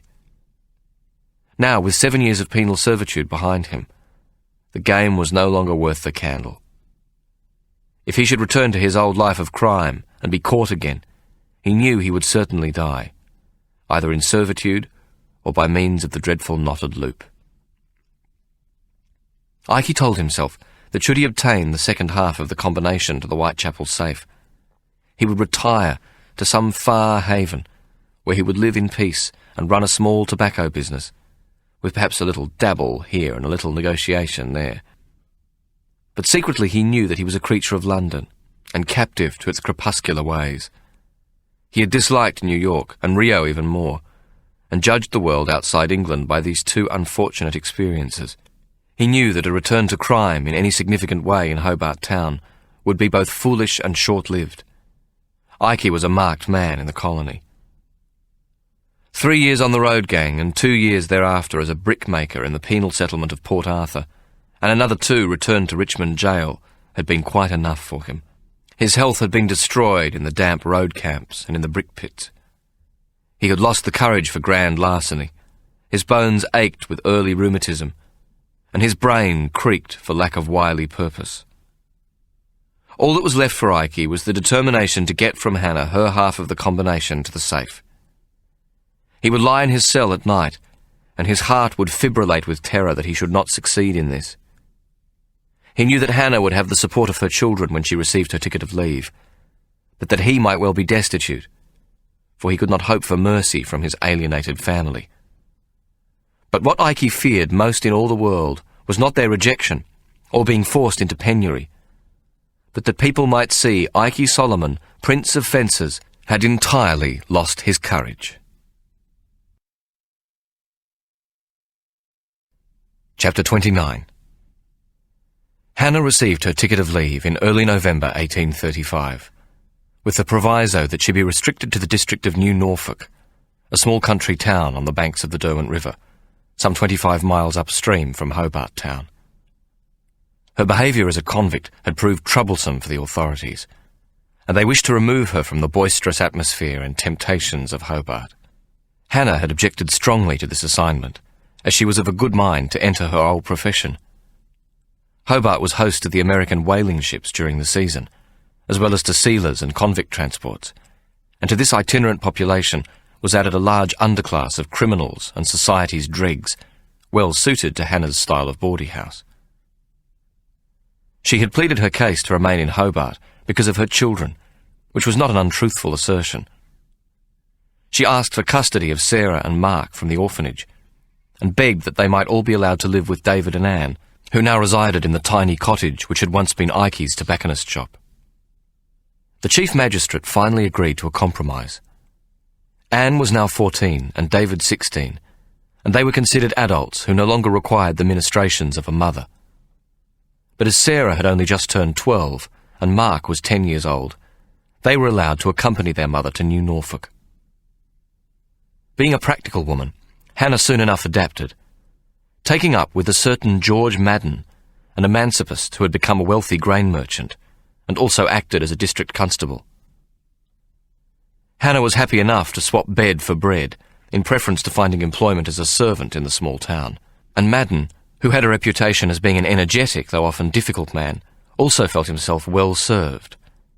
He had gained the services of a skillful concubine in exchange for 2 children accustomed to life in an orphanage, who knew to stay well away from irascible adults. Living with Madden allowed for a lazy life, and Hannah was content to lord it over most of the locals as a grand lady on the arm of a wealthy and handsome man. That there was a good deal of gossip from the country folk regarding her lewd behaviour troubled her not at all. The people of New Norfolk were of no consequence to Hannah. They were emancipists who had served their sentences on Norfolk Island and later settled in New Norfolk, and in the peculiar pecking order of the Van Diemen's Land convict, they were considered below the station of a Main Islander.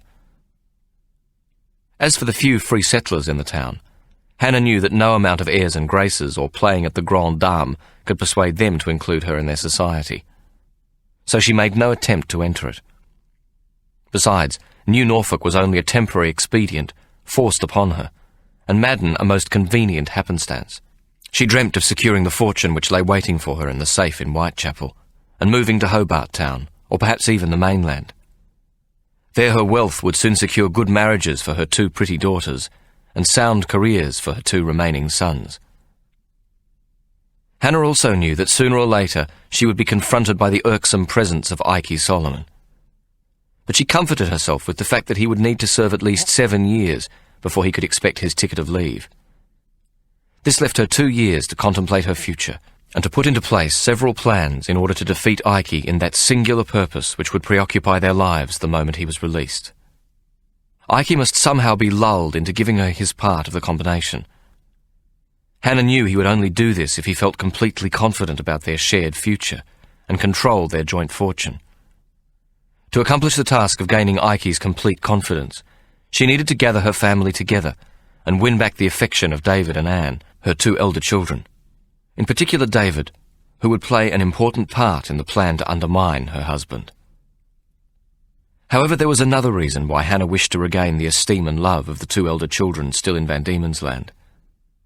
She was determined to destroy any affection they might feel for Mary Abacus. Hannah was convinced that Mary had sought revenge for being transported. She felt certain that Ikey's scar-faced Goyim Shiksa whore had deliberately set out to steal the hearts and mind of her children and turn them against their own flesh and blood. Of course, this was entirely untrue. Mary was not even aware that Hannah had been the cause of her downfall. But no amount of persuasion would have convinced Hannah this was so. She had brooded on the matter too long, and what she had imagined in the dark recesses of her own vengeful mind had become an unshakable truth. Hannah had also concluded that Ikey and Mary were the collective cause of her demise, and it was a matter of personal honour to regain the love of David and Anne. She vowed to live long enough to punish Mary for plotting against her and stealing her children's love. Hannah intended to persuade David to win the complete trust of his father, while secretly maintaining his loyalty to her. After contriving a reconciliation with Ikey, and convincing him that they should serve out their old age together, Hannah presumed David would logically be chosen to return to London, open the safe, and bring the contents back to Van Diemen's Land. To this end, Hannah needed David and his sister to settle in New Norfolk. She planned that they would take up a separate residence there, so that when Ikey obtained his ticket of leave, she would appear to leave Madden out of loyalty and affection for her real husband, and welcome Ike back into the bosom of a loving and united family. Hannah immediately set about cultivating the affection of her 2 elder children, who were frequently invited upriver to New Norfolk. This had not been a difficult thing to achieve. Anne had acted as a mother to young Mark, and had always cared for her younger sister, and when Hannah had removed them from the orphanage, Anne had been broken-hearted. She persuaded David that they should take the boat to New Norfolk and pay their respects to their mother, so that they might visit Sarah and Mark. The first visit had been highly successful, and was followed at regular intervals by others. Hannah was always sure to pay their 2 and 6 each way ticket on the boat, and to furnish their return to Hobart with a handsome hamper, its crowning glory being a large fruitcake with sugar icing. She knew this to be a special favourite with David, who craved sweet things. George Madden, too, seemed taken with Hannah's elder son. Hannah was pleasantly surprised when he offered David a position as a clerk in his grain business. Anne, most anxious to be close to her siblings, had pleaded with David to accept the offer. David, who was too bright for the dullards who were his superiors at the Hobart Waterworks, and flattered by Madden's interest, accepted the position with alacrity. David rented the cottage in Liverpool Street, and brother and sister moved to New Norfolk. Hannah had achieved her initial purpose with a minimum of fuss. There now remained plenty of time for her to win David's loyalty and affection before revealing her grand plan to sabotage Ike. But Ike, as usual, was unpredictable, and he was released not 5 months after Hannah, rescued from servitude by a high-ranking government official who wished to remain anonymous. The official offered surety for Ike, and the government accepted his bond, whereupon Ike left Port Arthur, where he had served the past year of his sentence. He appealed to the reviewing magistrate to allow him to serve the first 3 years of his ticket of leave in New Norfolk. To live peaceably with my dear wife and children in New Norfolk, Your Honour, so that we may regain the lost years and grow old in love and kindness to each other. The magistrate who had signed Ike's ticket of leave papers, a man known for his brusque manner, was quick to reply. There is much in your record of arrest of this kind of mawkish pronouncement, but very little demonstration of its successful consequence. I trust that on this occasion your high-blown rhetoric means more than the empty words of sentimental balderdash that they have been in the past. For a moment Ike's courage returned to him, and he begged leave to make a statement. With an expression of deep hurt, he offered the following pious testament. Your Worship, I must beg to defend myself. My record will show that I escaped from custody in England to the safe and welcoming shores of America, where no rules of extradition apply to send me back to England. Here I was immediately successful in matters of business, but so missed the company of my dear wife and children that I risked all to walk back into the jaws of the English lion, in order that we might be reunited. A most fortunate circumstance for justice, but nonetheless a very foolish decision, the magistrate interrupted. Ike continued. A decision of the heart, Your Worship. A decision made by a husband and father, who could not bear to be parted from his loving wife and 6 children. I have suffered much for what Your Worship called my mawkish sentimentality, but I would do it again if it should put me even a mile nearer to my loved ones. Methinks you might have made an excellent barrister, Mr. Solomon, the magistrate replied, then added, Neither fish nor flesh nor good red herring. He looked sternly at the prisoner. Hear me well now, Isaac Solomon. I should advise you not to return to this court. My patience is well nigh worn through. The Colonial Times reported Ike's little oration, and many a tear was shed by every class of woman in the colony. Ike's testament was held up as the epitome of a husband's love for his wife and children. Officers of the court were never popular, even with the free settlers, and the acerbic tongue of the reviewing magistrate served only to enhance the heroic nature of Ike's charming speech. Despite his notoriety, there were those in the colony who would remain forever most kindly disposed to a man who could sacrifice his own freedom and welfare for the love of his family. It was this same reportage in the Colonial Times that alerted Hannah to Ike's imminent return. She scarcely had time to extricate herself and her 2 youngest children from the home of George Madden and take up residence with David and Anne before Ike appeared on the doorstep. Whatever may have happened to Ike and Hannah in the 6 years they had been parted, their low regard for each other had changed little. After the initial euphoria of homecoming, much pretended by both, the curmudgeonly Ike and the vociferous, sharp-tongued Hannah were soon back to their old ways. Hannah denied Ike her bed either as a place for rest or recreation. This did not unduly upset Ike, whose libido had not increased any during his captivity. He was forced to sleep in a corner of their tiny bedroom, on a narrow horsehair mattress not much better than the one he'd recently vacated in Port Arthur. When their relationship had settled back into their customary mutual dislike, Hannah had forced him from this space as well. Ike's adenoidal snoring kept Hannah awake at night, so he was banished to a tiny compartment in the sloping roof, where his nocturnal melodies had the advantage of rising heavenwards. Several months went by, though there was not a day among them that was not fired with vitriol from one or both partners. Ike had somewhere picked up the habit of drinking, without learning the knack of holding his drink. A mere tipple would send him home cantankerous, with the inevitable result of a dreadful fight with Hannah. The 4 children kept their own counsel. They were reared as orphans, and knew when to keep out of the way. Nevertheless, David and Anne did not take easily to Ike treating them like children, and what's more, in a rude and imperious manner. Ike failed to grasp this. As a child of 8, he had been on the streets selling oranges and lemons, and his father had beaten him severely if he held back a single penny earned. Now he demanded only that David give him a half portion of his salary. He expected Anne, who had obtained work as a shop assistant, to hand over her entire wage. They found Ike smelly and dirty, and as he seldom addressed them by their names, they had little reason to feel he cared for them. In fact, for the most part, he seemed to forget who they were, frequently referring to the nearest child as, "You, come here." The 2 younger children were terrified of him and fled at his approach. Hannah had taken David aside when Ike first arrived, and carefully explained the reason why he should always appear to side with his father. David immediately understood the future advantage to him, so he readily agreed. He capitulated to Ike's demands for money, and dutifully took Ike's side in his parents' frequent arguments. But Ike was not an easy friend to make, and he considered his son a fool to be exploited and humiliated. The young man's patience was growing increasingly thin. He had never liked Ike, but now he found that he loathed him. David warned his mother that, whatever the reward, he could not take much more. Hannah, aware that time was running out, decided to broach the subject of the Whitechapel safe with Ike. She cooked him a mutton stew, well flavoured with rosemary, and followed it with fresh curds. She then joined him at the kitchen table, after he had pronounced the meal much to his liking. "Ike, it's 6 months we've been together." Hannah smiled brightly and spread her hands. "And," she sighed, "here we still are." Ike let out a loud burp. "So?" "Well, we should begin to, make plans, don't you think?" "Plan? What plans?" "The safe?"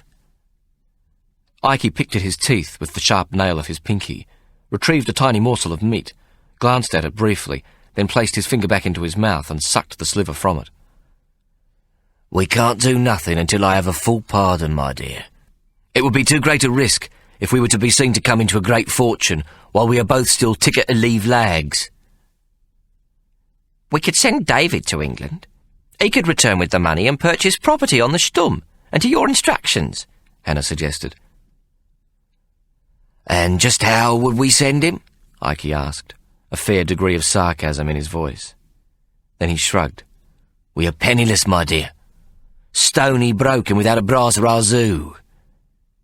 "The cottage in Hobart, we could sell it. That would be sufficient with some to spare." "And how do we know we may trust him?" Ike asked. "But he's our son," Hannah protested. "So?" "He's our own flesh and blood, and a fine young man, what we should be proud to call our own." "Is that so, my dear?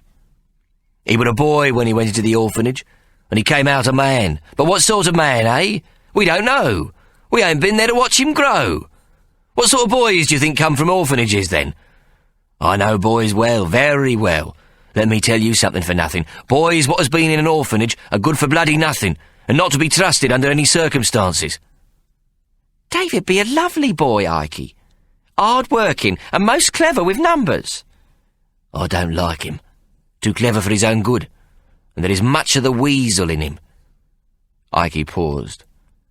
It be his smile, all friendly-like, but it comes with eyes hard as agate stones. Orphanage boys be all the same, dead sneaky, and not to be trusted at all and under no circumstances whatsoever. Well then, how about John or Moses? Hannah asked. Her 2 sons in Sydney had always been a part of her contingency plan. They could leave from Sydney, nobody'd know. Come back, invest the money like you say they should, and when we gets our pardon, it's happily ever after for us, ain't that right, lovey? Those 2 useless baggers, Ikey exploded. Soon as we was nicked, they scarpered, gone, back to Sydney. No sticking around to bring comfort, or to see if you or I could be assigned to them as servants. They simply sells up the shop. Ikey thumped his chest several times. What yours bloody truly bought for them in Hobart, and buggers off with the money, leaving us to fend for ourselves. That's not fair, Ikey, Hannah exclaimed. They tried to get me assigned, but the magistrate wouldn't have no bar of it. John first, then Moses later, both tried. Bullshit! They didn't try hard enough. What about me? They didn't try to get me assigned to them, did they? Not a letter, not a morsel of concern these 6 years. Ikey, you was road gang. You couldn't be assigned to nobody, now could you? They could have tried anyway, Ikey growled. They no bloody good. Spoilt by their mother they was. I wouldn't trust them further than I could blow me snot. What then? Hannah said, exasperated. How are we going to get the stuff out of the Peter if we can't trust our own kind to fetch it? You tell me. I got a plan. You give me your set of numbers and I'll take care of it, Ikey said morosely, though suddenly his heart started to beat faster. What's you take me for, Miss Sugarner or something? Hannah asked, astonished. What plan? Let me hear your plan, Ikey Solomon. I can't tell you. It involves someone what has agreed to cooperate, and what must remain a secret. Secret, is it? Hannah stood up abruptly from the table, her chair scooting off behind her. Some person what's secret? You've told some person what's secret about the bloody safe, have you? She paused, her nostrils dilating as her temper rose. But when she spoke again, her voice, though menacing, remained even. It's her, ain't it? Ikey looked up at his wife in surprise. Her? What do you mean, her? It's her. It's Mary bloody Abacus, ain't it? Hannah leant forward, pressing her palms down flat on the table, her shoulders hunched directly over the seated Ikey. Of course not. Whatever gave you such a peculiar notion, my dear? Ikey tried to keep his voice calm, though Hannah's presence so near to him was unsettling. Hannah's eyes narrowed, and her face, now pulled into a furious expression, almost matched her flame-coloured hair. You bastard! You want me fucking numbers to give to that goyim slut, don't you? That fucking dog's breath was going to be the one to nap the ding! Hannah looked about her for something with which to strike Ikey, and he, sensing it was time to escape, fled from the room and out into the street. You bastard! You'll get nothing from me, you hear? Hannah screamed after him, shaking her small fist at Ikey's rapidly diminishing back. Ikey made for the nearest public house, ordered a double brandy and found a corner to himself. He had never been a drinking man, and a double of brandy was usually more than enough to put him on his ear. But this time the liquor seemed to act in a benign way, bringing back into focus that glorious time when he was a leading member of London's criminal class. Practically the Lord Mayor of thieves and villains. Prince of fences, he mumbled pitifully to himself. It had a grand ring to it, though now, on this miserable little island, it all seemed to be spun from the gossamer of an excitable imagination. As the brandy worked its way through Ikey's bloodstream, he began to imagine that it had been another life altogether. A primary existence, lived before this one of endless misery and despair, where his money had bought him respect and the royal title of thieves. Men had touched the brim of their cloth caps and mumbled a respectful greeting as he passed by or stood beside the ratting ring. Now he was reduced to human vermin, dirt, scum, the dregs of society, less even than the crud that clung to the hairy asses of the settlers who had the nerve to call themselves gentlemen. And then the fiery liquid began to dance in his veins, and Ikey cast his mind back 7 years, to when, in a flush of foolish sentiment, he had sent money and his Waterloo medal to Mary in Newgate. He'd all but forgotten Mary's existence, and Hannah's reminder had come as a shock. Occasionally, when he had first worked in the road gang, and especially when Billy Gone Queer had been with him, he would think of Mary with a sense of longing. But it was always in the past tense, as though she was dead, used up in his life. Ikey never thought that they might meet again, and after a while Mary had simply come closest to the words, "To my one and only blue dove," which were inscribed about the circle of roses surrounding 2 blue doves tattooed on his scrawny upper arm. The brandy in Ikey's blood settled into a mellow fluidity, and he grew sentimental, imagining what it might be like if he should find Mary again. But at this point he made the fatal error of ordering a second glass of the fiery grape. The moment of sentimentality soon passed, and was replaced with an unreasoning rage. Stumbling home, Ikey proceeded to yell violent obscenities, until Hannah, David, Anne and Sarah collectively surrounded him. But after 4 years on a road gang cart, the former weakling was greatly increased in strength, and each of them received several bony blows from Ikey's elbows before he was finally subdued. Young Mark took off with great speed, and shortly afterwards returned with George Madden, who, acting in his capacity as a constable, arrested Ikey and locked him in the jailhouse. Here Ikey shouted and screamed all night, cursing the perfidy of his family, with particular reference to the sexual prowess of the grand whore to whom I have the misfortune to be married. The police lockup stood only a few yards from a public house. Ikey's boisterous remarks carried clearly into the street, and quickly attracted the drinkers inside. Soon a fair crowd had gathered. By morning the small town of New Norfolk was agog with the whispered tales of Ikey's night in jail. Ikey's family had finally had enough, and David caused him to be brought before the deputy police magistrate, where he was charged with drunkenness and violent conduct.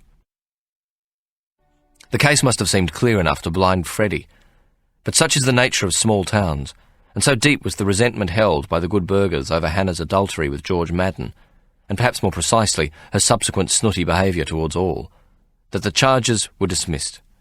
The deputy police magistrate ruled that equal blame was attached to both parties.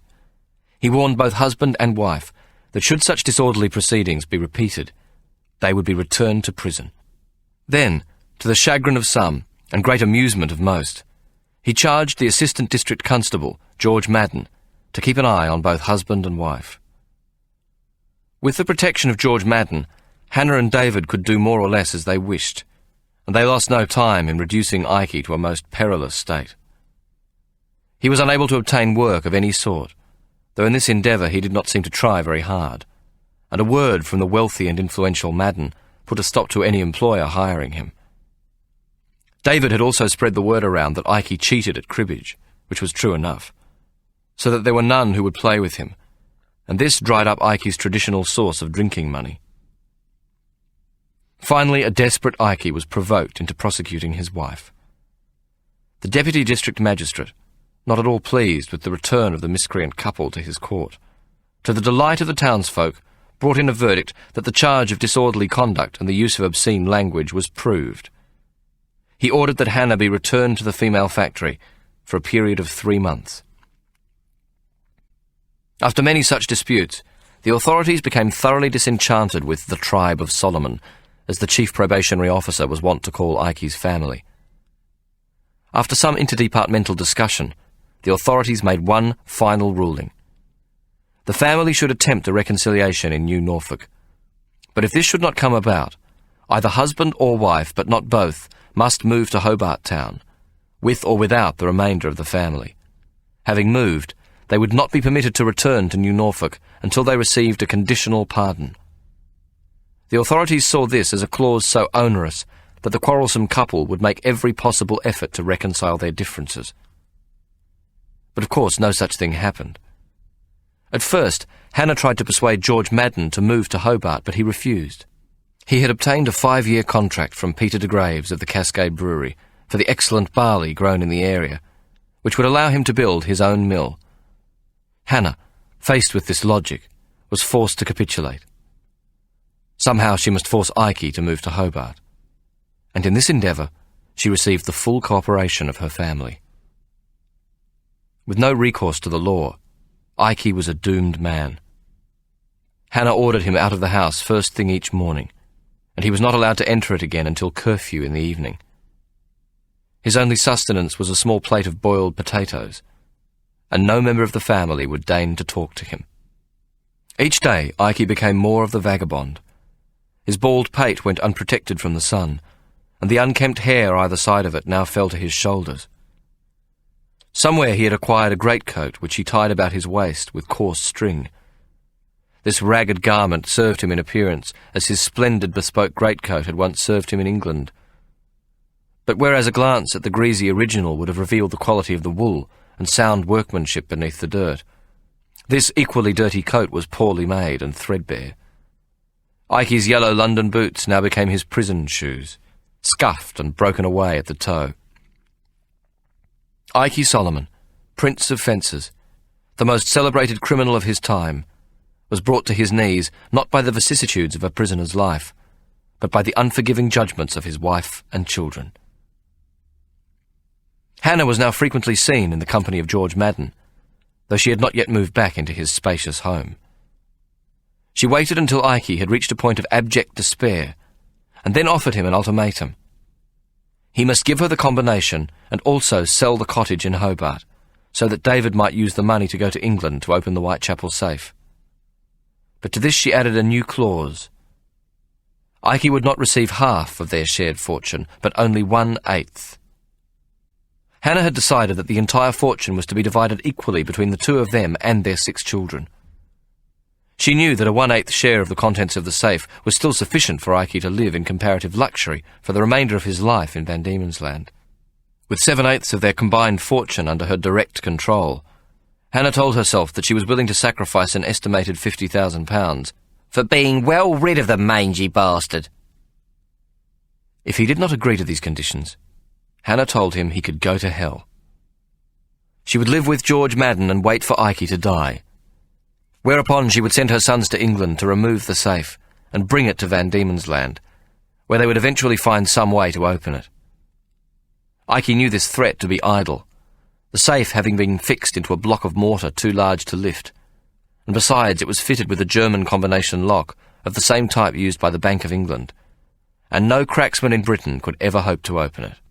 But he was possessed of a morbid foreboding of his own death, and Hannah's willingness to wait until it occurred meant that he might die a pauper, a useless old lag, never able to enjoy the revenge of his wealth.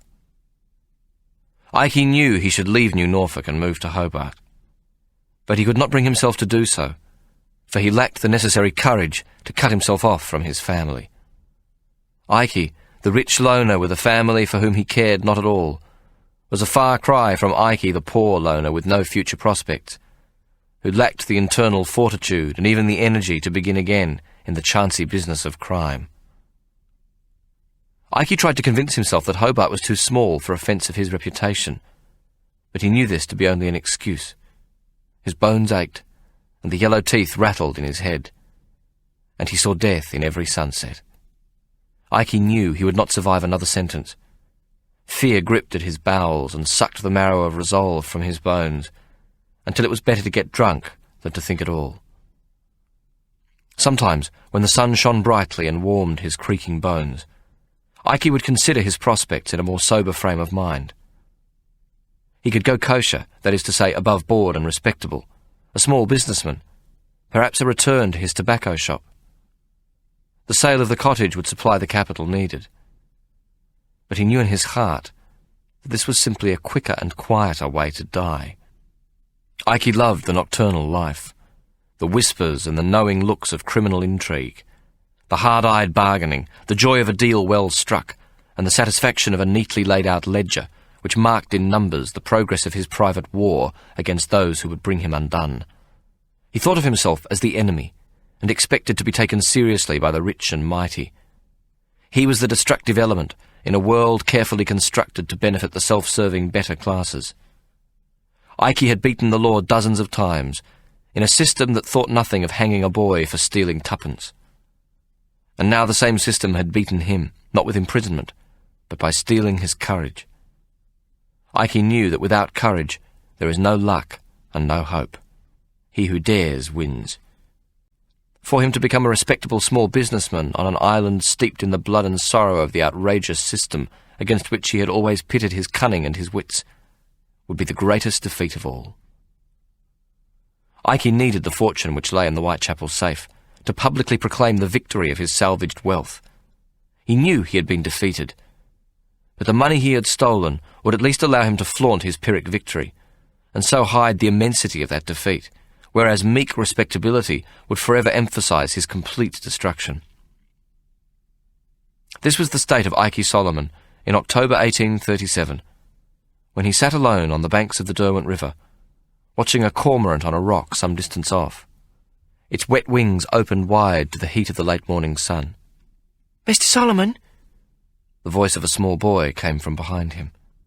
Ike turned to see an urchin of about 12 standing a few feet to his left. The Ike of old would have long since sensed the approach. "Mr. Ike Solomon?" the boy repeated. "You know it's me, boy, so why did you ask?" Ike said gruffly. "I was told I must," the boy replied. "Told, was you? And who might it be what told you?" "I run errands, sir." "Run errands?" Ike's voice changed to a more friendly tone. "A working boy? A respectable boy? A boy what's not footloose and up to no good?" Ike held a dirty hand out in the direction of the boy. "Ah, I don't believe we has been introduced, my dear." "I knows who you is," the urchin said, not taking Ike's hand, and seeing no reason to proffer his own or give Ike his name. "Ha! So you knows who I is. But you asks who I is. Is that not a curious thing to do? Asking and knowing?" Ike returned his hand to his side. "Then what gives me the letter said I must ask first?" Ike's eyebrows arched in surprise. "A letter? You has a letter for Ike Solomon? I don't recall as I've had a letter recently. Would you have it in mind to tell me who gave you this precious letter?" "Why?" the boy asked. Ike immediately marked him as intelligent, a rare enough occurrence among the dull-brained urchins who roamed the streets of New Norfolk, throwing stones at dogs and chickens. "A very good question, my dear. An excellent and most perspicacious question. You see, my dear, there are some letters you will receive in life what are not to your advantage. A letter, for instance, what might contain a summons or a warrant. A letter is not always best opened or even received, if you take my meaning." "I've never had a letter," the boy replied, unimpressed by this first cautionary lesson in life. "That's a blooming shame, boy." "Not if you can't read it, ain't," the urchin shot back. What a waste of a boy, Ike thought. How well this one would have done at the Academy of Light Fingers. Who was it gave you the letter that I might take or I might not? Being as I might be, Mr. Isaac Solomon, and yet I might decide not to be." "It come off a boat from Hobart, the captain. He asks if I knows you, and when I does, he gives me an halfpenny and—" The boy dug into the interior of his shirt and produced an envelope. "He gives me this here letter." "What does it say on the envelope?" Ike asked. The boy shrugged. "Already told you, I don't do no reading." He took 2 steps closer to the seated Ike and proffered the envelope. "Well, that be another shame, boy. A bright lad like you what can't read. Must learn to read, my boy. There are no prospects for a lad what can't read. No prospects whatsoever, and never to be heard of." He glanced up at the urchin. "Do you hear me, boy?" "Don't you want your letter?" the urchin said, and then added, "I ain't no toff what needs to learn to read." Ike still refrained from taking the letter. Can you count, boy? It had been several days since he had sustained any sort of conversation, and the bright morning sun had ironed out some of his aches and pains, and it was like old times talking to the urchin standing beside him. Yes, sir, I can count real good. Pennies in a shilling. 12, the boy snapped back. Shillings in a pound. 20, the boy said with alacrity, then added spontaneously, 4 farthing in a penny and 2 halfpennies, a guinea be a pound and 1 shilling, and I can count good to 100 and possibly even 1,000. But I ain't tried yet. Bravo! Ike exclaimed and clapped in applause. Bravo! Methinks you should still learn to read, but you got the right idea. Ike smiled at the boy. I'm sorry, lad, but I haven't got a halfpenny. Not even a farthing to give you for this splendid delivery of yours. Ike now finally took the letter from the boy's hand. That's all right, sir, the boy replied. Then he cocked his head to one side and squinted down at Ike. You ain't even got a farthing, eh? He asked somewhat incredulously. Ike shook his head, ashamed. Nothing, lad. I'm sorry. Next time I sees you, I might have one, or even a penny, and you shall have it. The boy dug into his trouser pocket and produced a 6pence, which he rested on his thumb and forefinger and then flicked high into the air. The sunlight caught the bright silver coin as it spun, arched and descended, and the boy slapped it onto the back of his hand and glanced down at it. It's heads. You lose, he proclaimed happily. Then pocketing the coin, he squinted at Ike again. I suppose you's now going to tell me you earned your present fortune because you were so good at reading. Cheeky bugger, Ike shouted and made as if to rise. But the boy had already turned on his heels and was running up the steep bank of the river, his bare feet sending small pebbles and clods of red earth rolling into the water below. You'll go far, lad, that I'll vouch, Ike called after him, laughing. Cheero, mister, the boy shouted back. See you in the library, then. Ike looked down at the envelope in his hand. Mr. Isaac Solomon, Esquire, was all it said, in an annoyingly familiar copperplate script. Ike opened it very slowly, as though it might explode in his hands, and carefully unfolded the note. To his surprise, it contained 2 £1 notes. He held each note in turn up to the sunlight, to ascertain that they were genuine. Then he began to read. Hobart Town, 25th October 1837. Dear Mr. Solomon, I have need of a good clerk who can keep an accurate ledger. If such a position should interest you, I urge you to come to Hobart and to make yourself known to the undersigned. I enclose the sum of £2 to defray any expenses involved. I remain, yours sincerely, Mary Abacus. Miss. The Potato Factory. Chapter 30. Mary's first triumph in the brewing of beer did not come from the amber liquid itself, although it was conceded by most to be an excellent ale, crisp and clean to the taste and light on the stomach, but came instead from the label she placed on each bottle. As labels go, it lacked any sign of the artistic, but made up for this with words that caused the Temperance Society to recommend her product to all who had taken the pledge. Those of her customers who could read took great pleasure in the story on the label, and those who could not would soak the label off and have someone read it aloud, so that they might share the exquisite feeling of righteousness it gave them. Sold into slavery. Tom Jones is sold into slavery, said a man to me the other day. Sold into slavery, I cried. Is there anything like that nowadays? Indeed there is, was the answer. Who bought him, pray? Oh, it's a firm, and they own a good many slaves, and more shocking bad masters. Can it be in these days? Who are they? I asked. Well, they have agents everywhere who tell a pretty good story and get hold of folk, but the name of the firm is Messrs. Rum, Gin and Spirits. I had heard of them. It is a firm of bad reputation, and yet how extensive are their dealings. What town has not felt their influence? Once in their clutches, It is about the hardest thing in the world to break away from them. You are sold, and that is the end of it. Sold to ruin sooner or later. I have seen people try to escape from them. Some, it is true, if they should take the pledge, do escape to find the heavenly delights of Mary Abacus's most excellent and unadulterated temperance ale, sold at threepenny halfpence a bottle, or threepence if the previous bottle be returned empty. The Potato Factory. Mary's temperance ale became such a success that the large Hobart breweries decided at once to bring out a version of their own. But here again, Mary was not caught napping.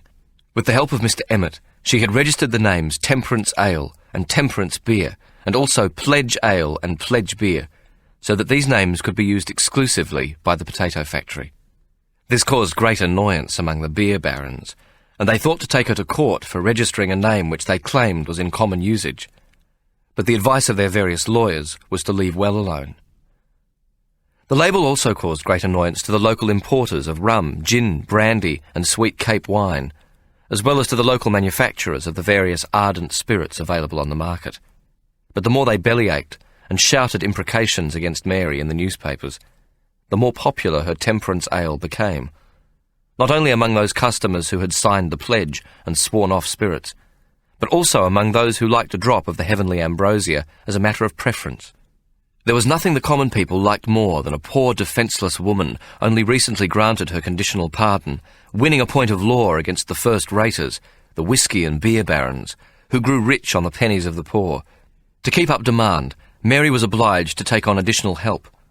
Soon she had 3 men working for her, as well as a girl of 15 who came directly from the orphanage, and who possessed the pretty name of Jessamy Hawkins. Late one morning at the Potato Factory, Jessamy came to Mary while she was testing the fermentation levels in the hop tanks. "Mistress Mary, there be an old man what's called to see you." The young maid looked concerned. "I told him to go away, but he says he knows you. Says he has a letter."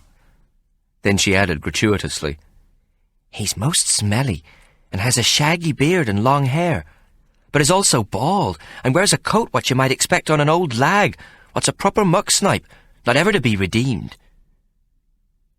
"Hush, Jessamy, do not speak like that. For all you know, he may be a most loving father." "God, I hope he's not mine," Jessamy said, alarmed at the thought. Mary laughed. "Old lag what's a drunk? That description could fit off the bloomin' island. So where be the letter go?" "No, Mistress Mary, it weren't no letter what's for you, it were a letter he said he got from you. He says he comes because of the letter you sent." Mary's heart started to pound. "Dirty, is he? And ragged?" Jessamy nodded, brought her thumb and forefinger to her nose, and pulled a horrid face. "It's Ikey," Mary said, and her poor crippled hands were suddenly all aflutter, touching her hair, patting her apron, her hips, not quite knowing what they should do next. "Bring my cotton gloves," she commanded of Jessamy. Then she thought better of this. "No, I'll get them. You take him into the bottle room and give him a glass of beer. Tell him I'll be along presently." Mary removed her apron and ran her fingers through her hair, fluffing it as best she could in the absence of a mirror. Then she found a pair of clean cotton gloves, and with a feeling of some trepidation, entered the bottle shop. Ikey crouched on a stool, clutching a glass of ale in both hands. He gasped as Mary entered, and his hands jerked upwards in alarm, sending half the contents of the glass into his lap. "Oh, Jesus! Oh!" he exclaimed, looking down at the wet patch on his dirty coat and the mess at his feet. He wiped his hands on either side of the threadbare coat. Ikey Solomon! It's you all right, God help us!" Mary laughed, the spilt beer overcoming her nervousness. "You always were a most nervous old bugger." Ikey grinned, which was not a pretty sight. Mary had forgotten how tiny he was, and he appeared to have lost several teeth, and looked a great deal older than his 52 years. Jessamy was right.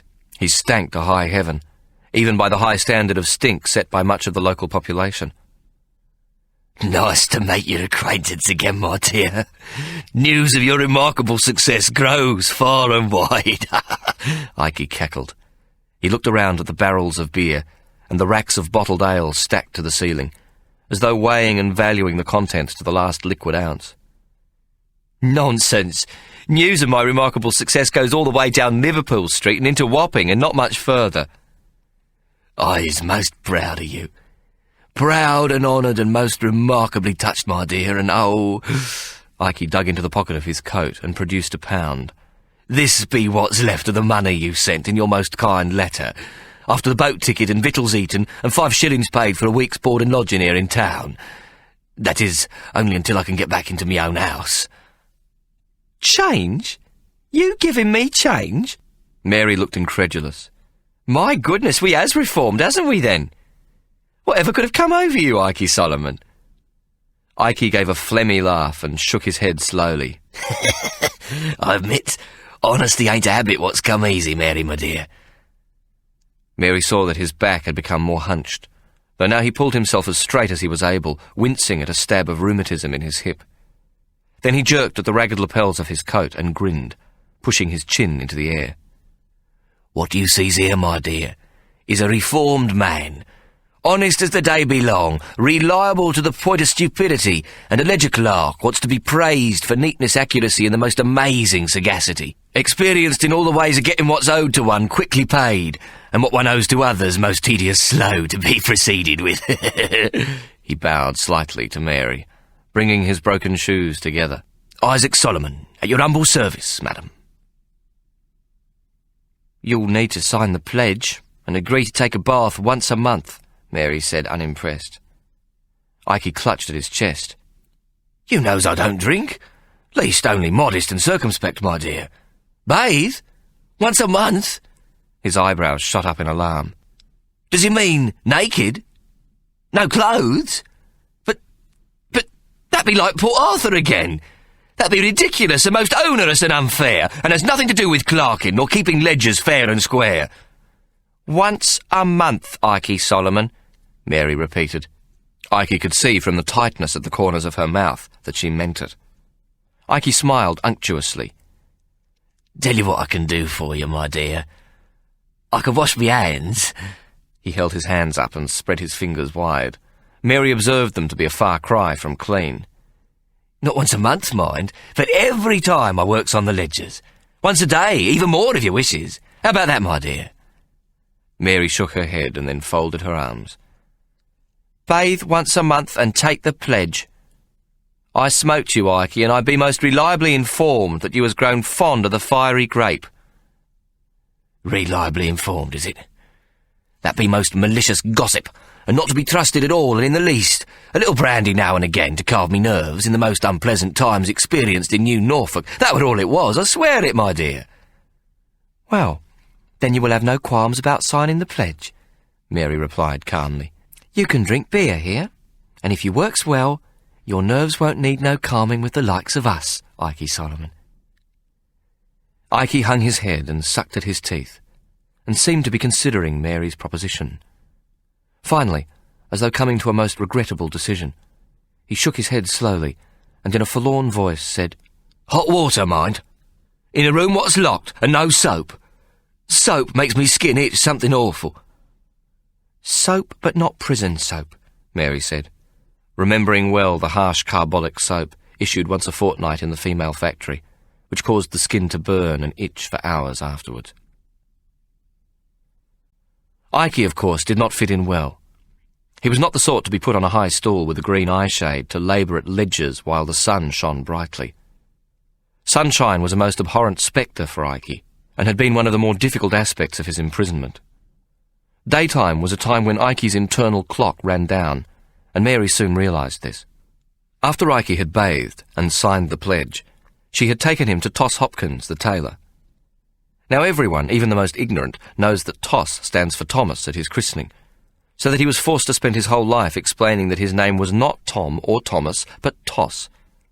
He was small and plump, somewhat irritable and a dreadful snob, but a very good bespoke tailor, and quite the most expensive in Hobart Town. He used only the best imported worsteds and demanded 3 fittings at the very least. Toss Hopkins had recently signed the pledge and become a most enthusiastic user of Mary's temperance ale, to the point of 6 bottles taken most evenings. But he soon revealed that behind his snobbish facade lay an impecunious state of affairs, and he owed Mary nearly £5 in credit. Were it not for the mounting debt, he would not have permitted Ikey to enter his establishment. Mary replaced Ikey's clothes, and had the bootmaker make him a pair of pigskin boots with long, narrow toes, which served as yellow snouts in exactly the same manner as the pair he'd owned in England. The coat was made to Ikey's precise instructions. 100 pockets appeared in the most peculiar places, so that the redoubtable Mr. Hopkins eventually cried out at the very sight of Ikey entering his establishment. "Bah! More pockets! I will not tolerate more pockets!" Eventually the coat was completed, and after 7 years, Ikey was back to something like his old self, which included a return to his nocturnal ways. He would appear at 6 of the evening at the potato factory, just as the other workers were departing, and work until midnight. At the stroke of 12, he would creep away, heading for Wapping and the docks, to spend the night in the public houses, sly grog dens and brothels, inhabited by sailors, whalers, drunks, thieves and the general riff-raff of Hobart Town. Though Ikey was no longer in the crime business, he could still be persuaded to pay out on a watch temporarily loaned, and returned for a small commission added. This was merely the business of being an itinerant pawnbroker, conveniently on the spot when a drunk or a sailor found himself without funds in the early hours of the morning. More importantly, Ikey now carried a large basket over his arm, filled with various types, sizes, packets and prices of snuff, cigars and pipe baccy, and he moved from place to place, selling his wares. If there was only a small profit to be made from this trade, it did not overly concern Ikey, because it gave him an excuse to spend the hours of the night at perambulation. Once again, he was a creature of the dark hours. This suited Mary perfectly, as in daylight hours Ikey proved a difficult proposition. He would argue with the men at the slightest provocation, and had an opinion about everything. What's more, he was a tiger when it came to debt. A great many of Mary's customers came from the dockside area of Wapping, the place in Hobart Town where the poor and the broken lived. Customers who required a drop of credit were a frequent and normal part of Mary's life. But Ikey, who had spent his life among the congregation of the unfortunate, had a very low opinion of the credit rating of the poor, and constantly grumbled and groused at the idea of giving them grog on the slate. Sometimes, when they came to the potato factory to beg a bottle or two for the night in advance of their weekly wages, he would soundly dress them down. A penny owed to Mary would irritate him until it was paid. While Mary found it difficult to argue with Ikey's diligence on her behalf, she knew how hard it was for many of her customers to stay on the pledge and not drink the raw spirit made by the sly grog merchants, which would rot their stomachs, send them blind, or even kill them. This is the end of CD 15. The story will continue on CD 16.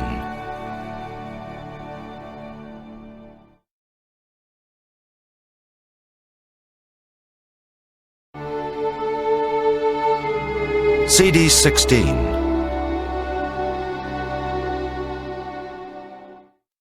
Ikey had become more and more fidgety, often not appearing at the potato factory until mid-morning, and even then still bleary-eyed.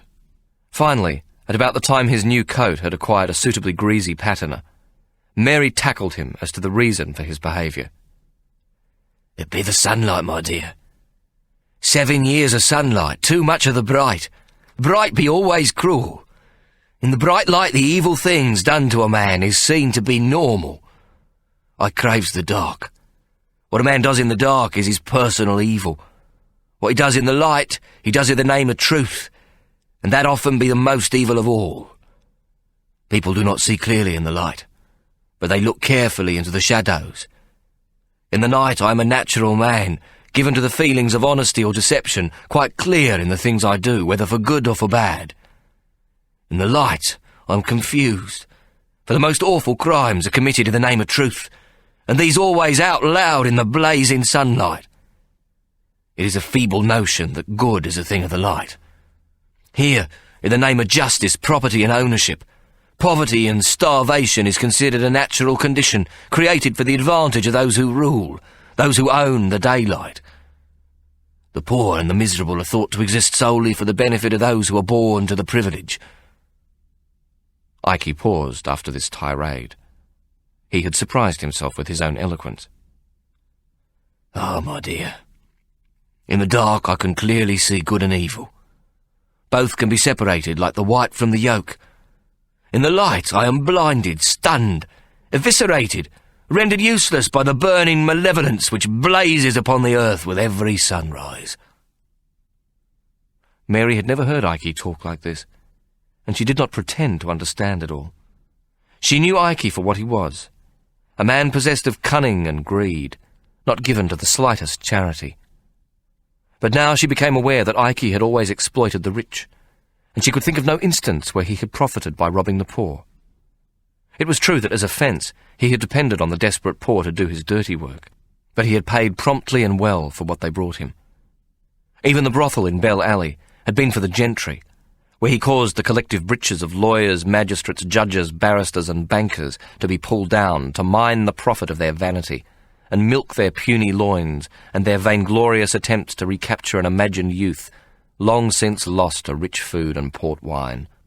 And so Ike had returned to his old ways, and life at the potato factory continued without his avuncular interference, but with the advantage of his instinct for a bad debt approaching, and his sharp eye for any unscrupulous trader's attempt to bring Mary undone. Mary spent the first hour with Ike each evening before he started on the ledgers, and she served him the mutton stew and dish of fresh curds he loved.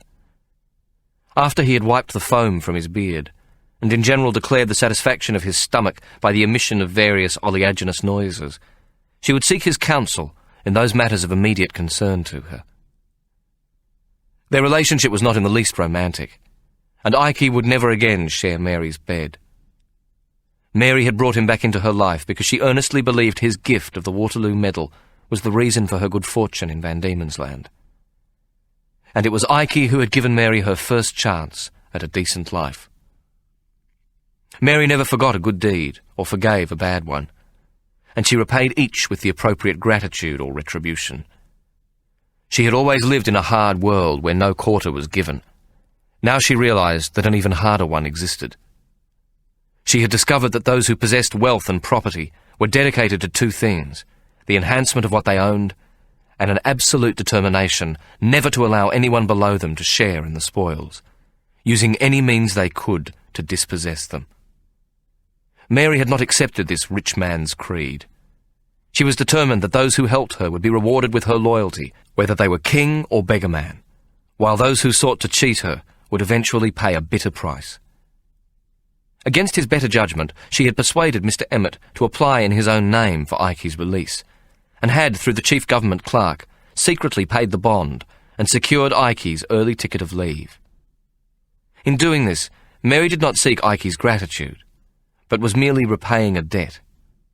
In offering Ike the position as her clerk, Mary was not seeking to gloat at the reversal of their roles.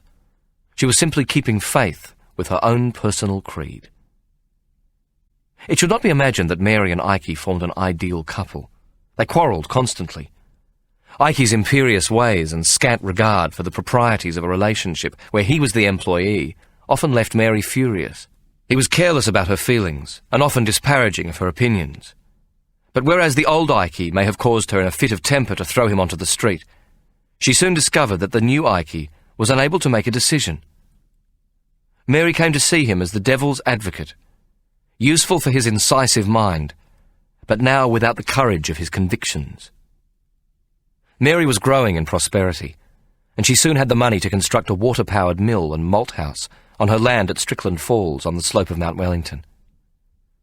Although she was still a long way from owning her own brewery, she already sold her high-quality barley mash and malt to some of the smaller breweries, as well as using her superior ingredients to increase her own output. To her now famous temperance ale, she had added an excellent bitter, a dark, smooth, full-bodied beer with a nice creamy head when poured well from the bottle. It was rumoured that many of the island's nobs and pure merinos would send their servants to purchase her excellent bitter ale for their breakfast table. This new beer came in a distinctive green bottle, and in marked contrast to the verbosity of the temperance ale label, had an oval-shaped label which featured two green parakeets, seated on a sprig of flowering red gum. In an arch above them was the name Bitter Rosella, which soon became known by all as Bitter Rosie, and in the curve below were the words the potato factory. Underneath this ran the line which would one day become famous throughout the world: brewed from the world's purest mountain water. Chapter 31. In the general course of events, the meeting of an acquaintance 16,000 miles from where you had last known them would seem to be a miracle. But in the penal colonies of New South Wales or Van Diemen's Land, it was a very common experience. The underclass of London, Manchester, Birmingham, Glasgow and Belfast were transported in their thousands. Men and women who had lived in the same dark, stinking courts and alleys, who had as children starved and played in the same cheerless streets, might run into one another in a tavern crowd in Hobart Town. An old accomplice might tap one on the shoulder and claim a drink and a handout, or simply an hour's gossip of people and places known in a past now much romanticised by time and absence. Ikey came to expect a familiar yell across a crowded room from someone who recognised him from London or the provinces. Though in truth, he was previously so well known by reputation that there were some who merely imagined a past association with him. It did not come as a total shock, therefore, when Ikey one night entered the Hobart whale fishery, a tavern frequented by whalers, and heard a high, sweet voice raised above the noise of the crowd as it sung a pretty ditty. He had last heard that tune at the Pig and Spit, and knew at once that the voice belonged to Mary Bell Firkin. "Fine ladies and gents, come hear my sad tale. The sun is long down and the moon has grown pale. So drink up your rum and toss down your ale. Come rest your tired heads on my pussy. Come rest your tired heads on my pussy. Cat's tail." Jack Tars of every nation joined in the chorus, so that the tavern shook with their boisterous singing. "Come rest your tired heads on my pussy. Come rest your tired heads on my pussy. Cat's tail." Ikey listened as Mary Bell Firkin now added a new verse to the song. "Whaleman, whaleman, to Hobart you've come. The hunt is now over, the oil in the drum. So lift up your tankards and drink to the whale. Come rest your tired heads on my pussy. Come rest your tired heads on my pussy. Cat's tail." The notorious tavern on the Old Wharf was crowded with whalemen returned from Antarctic waters, with a successful season's catch behind them, and their canvas pockets bulging with silver American dollars, French francs and the King's pound. The tars spent wildly at their first port of call in months, and the shopkeepers rubbed their hands in glee. But it was at the Hobart whale fishery where most of the money was spent. This was the tavern most favoured by the thirsty and randy Jack Tars, and it was here also that some of the more expensive of the town's whores gathered.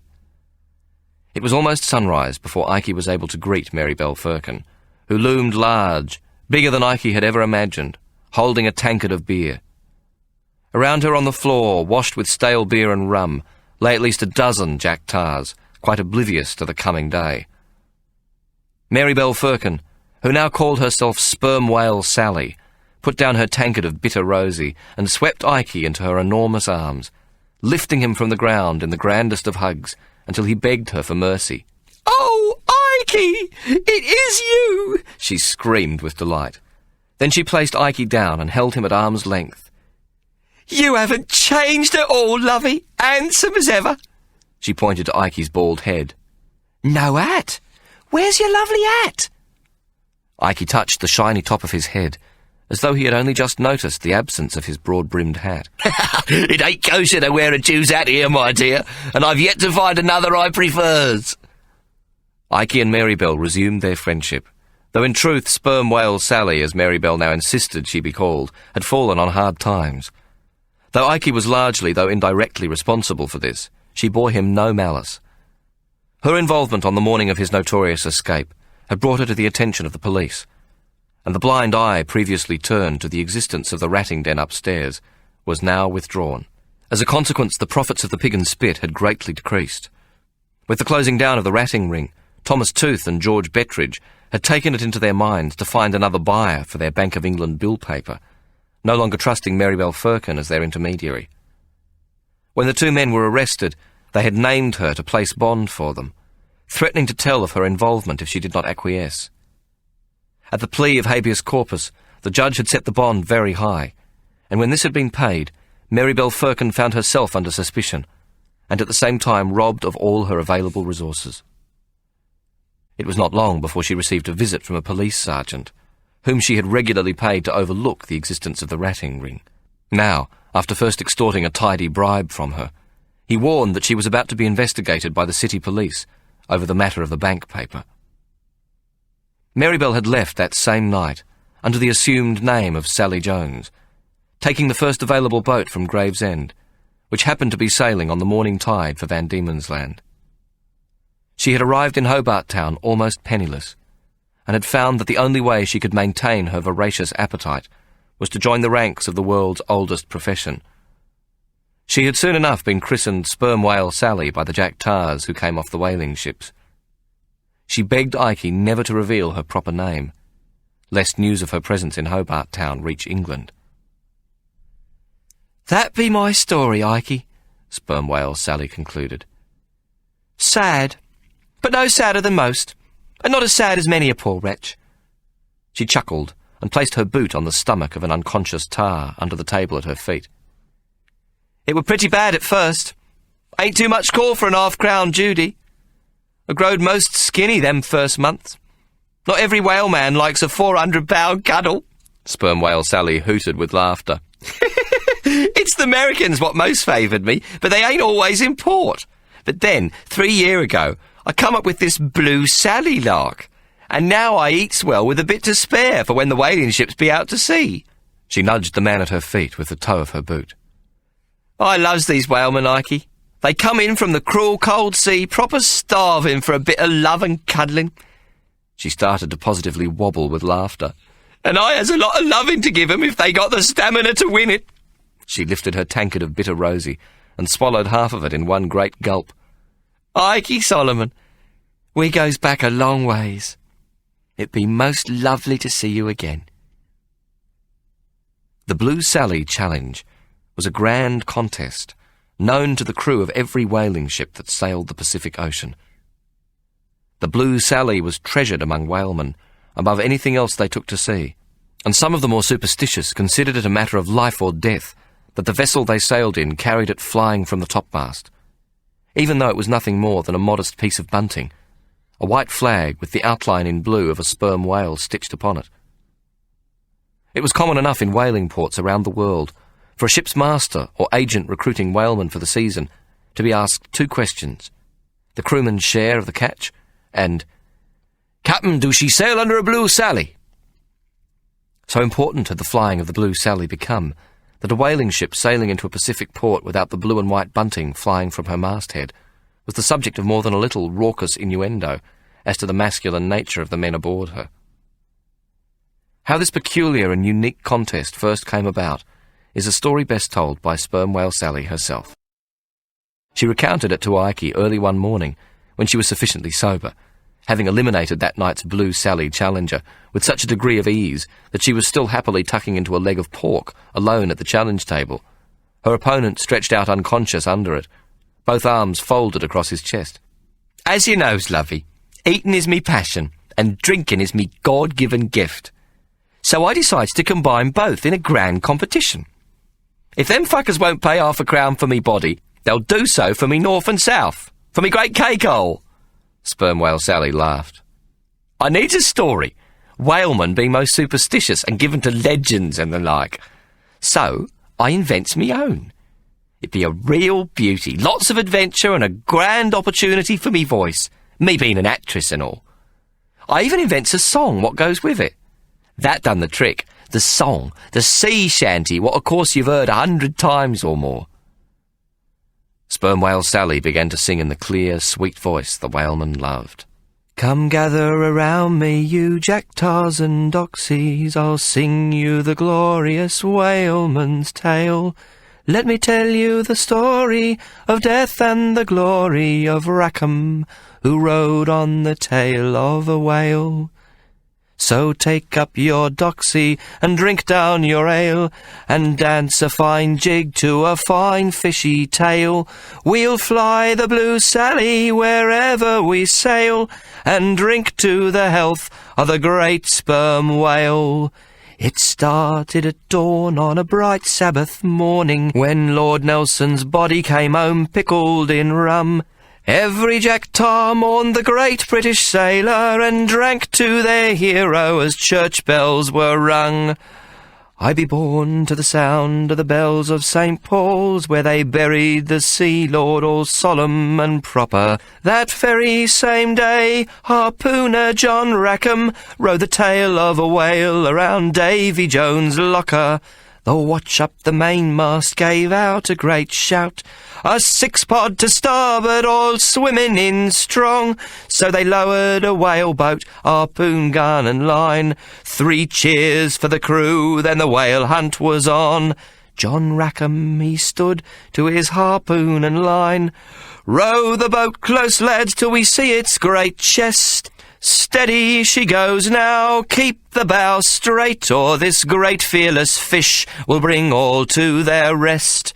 The boat's bow on a crest held still for a moment, sufficient for Rackham to make good his aim. Then the harpoon flew screaming to carry the line, and buried its head in a great crimson stain.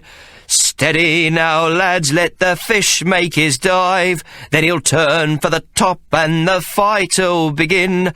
Ship your oars, boys, take the ride as he runs, for the sperm has a courage that comes from within. 10 fathoms down, the fish turned from its dive, as the harpoon worked in on the way to his heart. Then he spied the boat's belly directly above him, and he knew they'd pay for this terrible dart. 50 tons rose as the fish drove like thunder, like a cork in a whirlpool the boat spun around. The jaws of the whale smashed through its planking, and the sharks made a meal of the pieces they found. John Rackham was saved as the fish drove him upwards. He found himself up on the nose of the whale. With a snort he was tossed sky high and then backwards, and landed most neatly on the great creature's tail. Let me live, Master Whale, I've a child to be born. Spare my life, and I promise to name it for you. That's a fanciful tale, cried the furious whale, but how can I know what you say will be true? John Rackham, he pondered, then started to smile. Not only its name, but its soul to you too. And we'll make a white flag with your picture upon it, a great sperm whale emblazoned in blue. The great fish turned and swam straight to the ship, with a flick of his tail threw him safe in a sail. Then the deadly dart finally pierced his great heart.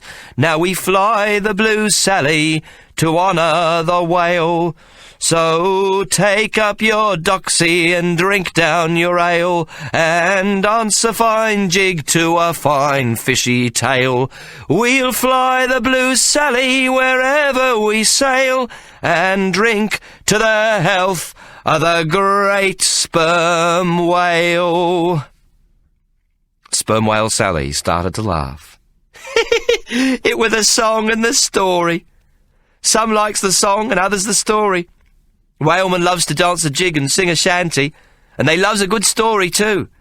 And so I made 'em 2 of the very best I could. Sperm Whale Sally always told the story with the utmost sincerity, so that the whalemen, anxious for a new sea legend, wanted to believe it, and many of them did. Sperm Whale Sally never told the story without singing the song about her dearest papa, whaleman John Rackham, and how he had been nearly killed and then saved by a great sperm whale while hunting in Antarctic waters on the same day that she had been born, and Lord Nelson was brought back to England from Cape Trafalgar in Spain, his body pickled in rum to preserve it. Though Sperm Whale Sally had been born a normal-sized baby, she immediately started to grow at an alarming rate, and she needed the breasts of 4 wet nurses to keep her satisfied. Her concerned mother took her to see a Romany woman who told her that she saw death and life in the form of a great fish, that the fish was her child's birth sign, and it had stolen her spirit and exchanged it for its own, so she had a whale as a child, which would continue to grow, and nothing could stop her. The gypsy prophesied that one day the child of the great fish would return to the hunting grounds where the nearest of all fish were to be found. That her fish spirit, looking to find its natural home so that her own human spirit might return to her, would guide the hunters in their quest for the whale. But this only if there was one among them who could match the strength and endurance of the great female fish, and consummate this by entering her.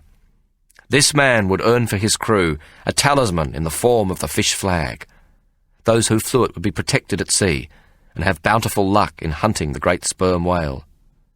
Oh, Ikey lovey, it were a feeble enough legend, and not a very good song. Both most contrived to begin with, but you know how these things grow, with a little bit added here and a little more there. The first season I were dead lucky. The ships of Black Boss Cape Town and Tomahawk were the only two that had earned a Blue Sally, though thank God there were a great many others who'd tried, and met with the greatest of good luck. They took the biggest catches of the season, and not a jack tar among 'em were lost overboard or killed in a whaleboat. Sperm Whale Sally laughed uproariously. That were all it took. When the Stormvogel and the Merryweather come into port flying the Blue Sally, the legend were truly born. Suddenly, I were the reincarnation of the great fishy, the talisman, the good luck a whaleman takes to sea.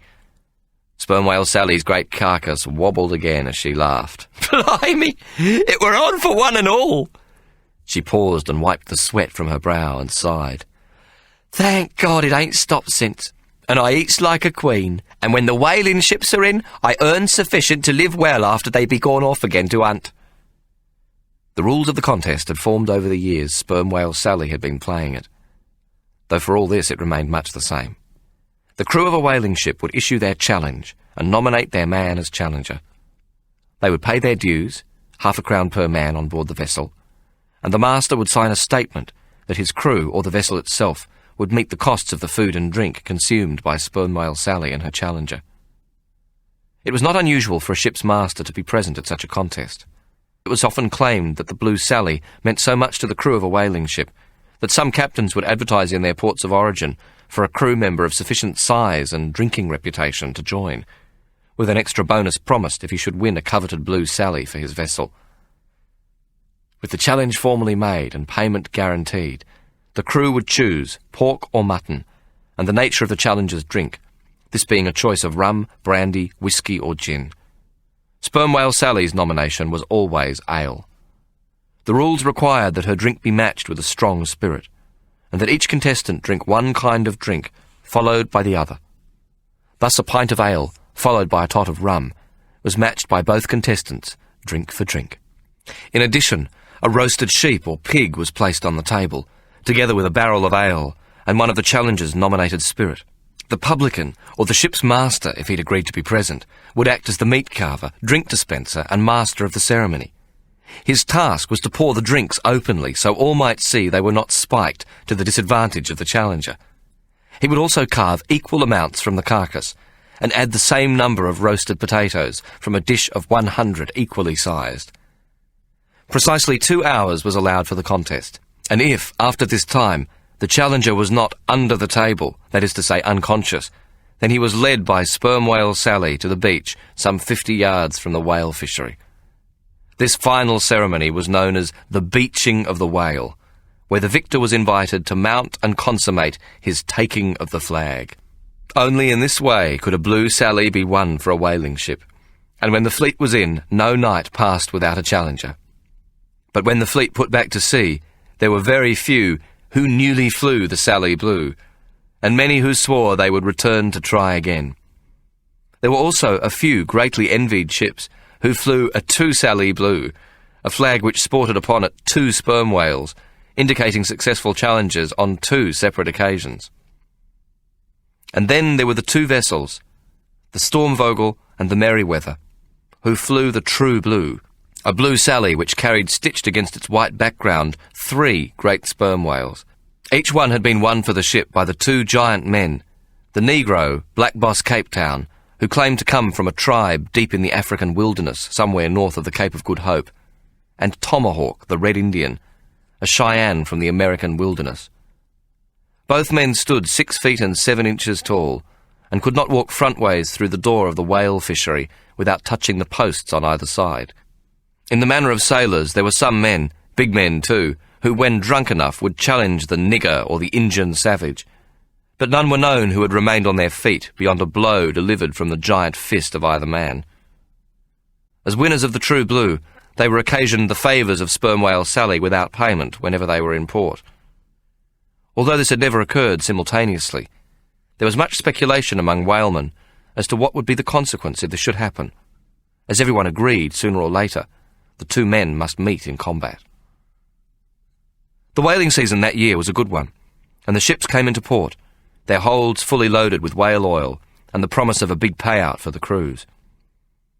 The whole of Hobart Town prepared for the windfall of several hundred whalers, let loose on the town, with cash jingling in the pockets of their canvas ducks. When the Stormvogel came in on the morning tide, and the Merryweather on the evening, both flying the True Blue, it was Pegleg Midnight who was the first to alert Sperm Whale Sally, as she struggled to alight from a hired landau at 10 o'clock of the night, when her day began. Among much giggling and moaning, she locked her great arms about the shoulders of the diminutive driver, who, as she finally alighted, was momentarily obscured, smothered in a mountain of baby blue satin and pink flesh. "Better stay home tonight, Sperm Whale Sally," Pegleg shouted across to her. "What, and starve to death?" Sperm Whale Sally called back. "What be the matter, lovey?" "Black Boss, Cape Town and Tomahawk both be in town," Pegleg said. Sperm Whale Sally looked back at the landau. It took 4 men to load her, but only one to set her down, so she shrugged. The 2 whaling vessels might be in for a fortnight or more. Besides, she hadn't been eating much all day, and had already been booked for a Blue Sally contest. And so she laughed and shrugged her shoulders. "Oh well, may the best man win," she said cheerily, and then made her way slowly towards the whale fishery, where a light supper of a roast leg of mutton and a dish of potatoes awaited her ravenous attention. Pegleg Midnight, known by all to be a terrible gossip, was surprisingly not yet motherless drunk. Before the evening was an hour older, she had caused word to be spread around all the dockside pubs, brothels, cockfights, sly grog shops and gaming dens, that Black Boss Cape Town and Tomahawk would square off at midnight, their prize, the singular favours of the giant whore Sperm Whale Sally. Chapter 32. Evening has a short stay in Hobart Town. A soft, still light that squeezes in between day and night, as the great mountain sucks the last splash of sun into its rounded belly. Far below, the wide river lies flat, like a sheet of tin, and the hills on its distant shore grow smoky and vague to the eye. Then night comes quickly, as though there should be a clap of thunder to accompany such wizardry. It is as if the town sits in the hollow of a great hand, which snaps its malicious fingers shut and crushes it into darkness. Voices grow still, dogs cease to bark, and the wash of the incoming tide slaps hard and cold to the ear.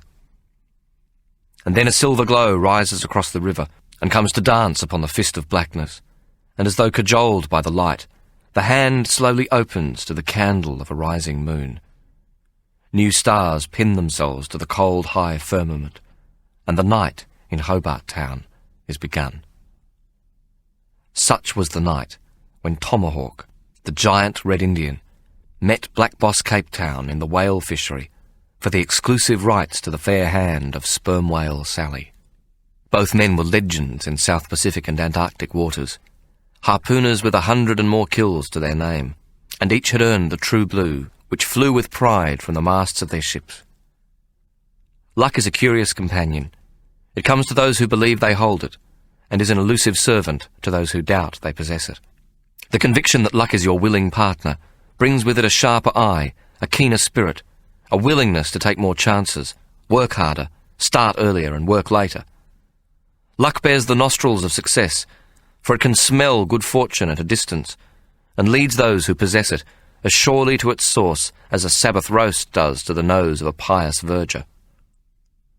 The men who sailed on the Merryweather and the Stormvogel thought themselves blessed with good fortune, and so their catchers seemed blessed, and a cut above the rest of the whaling fleet.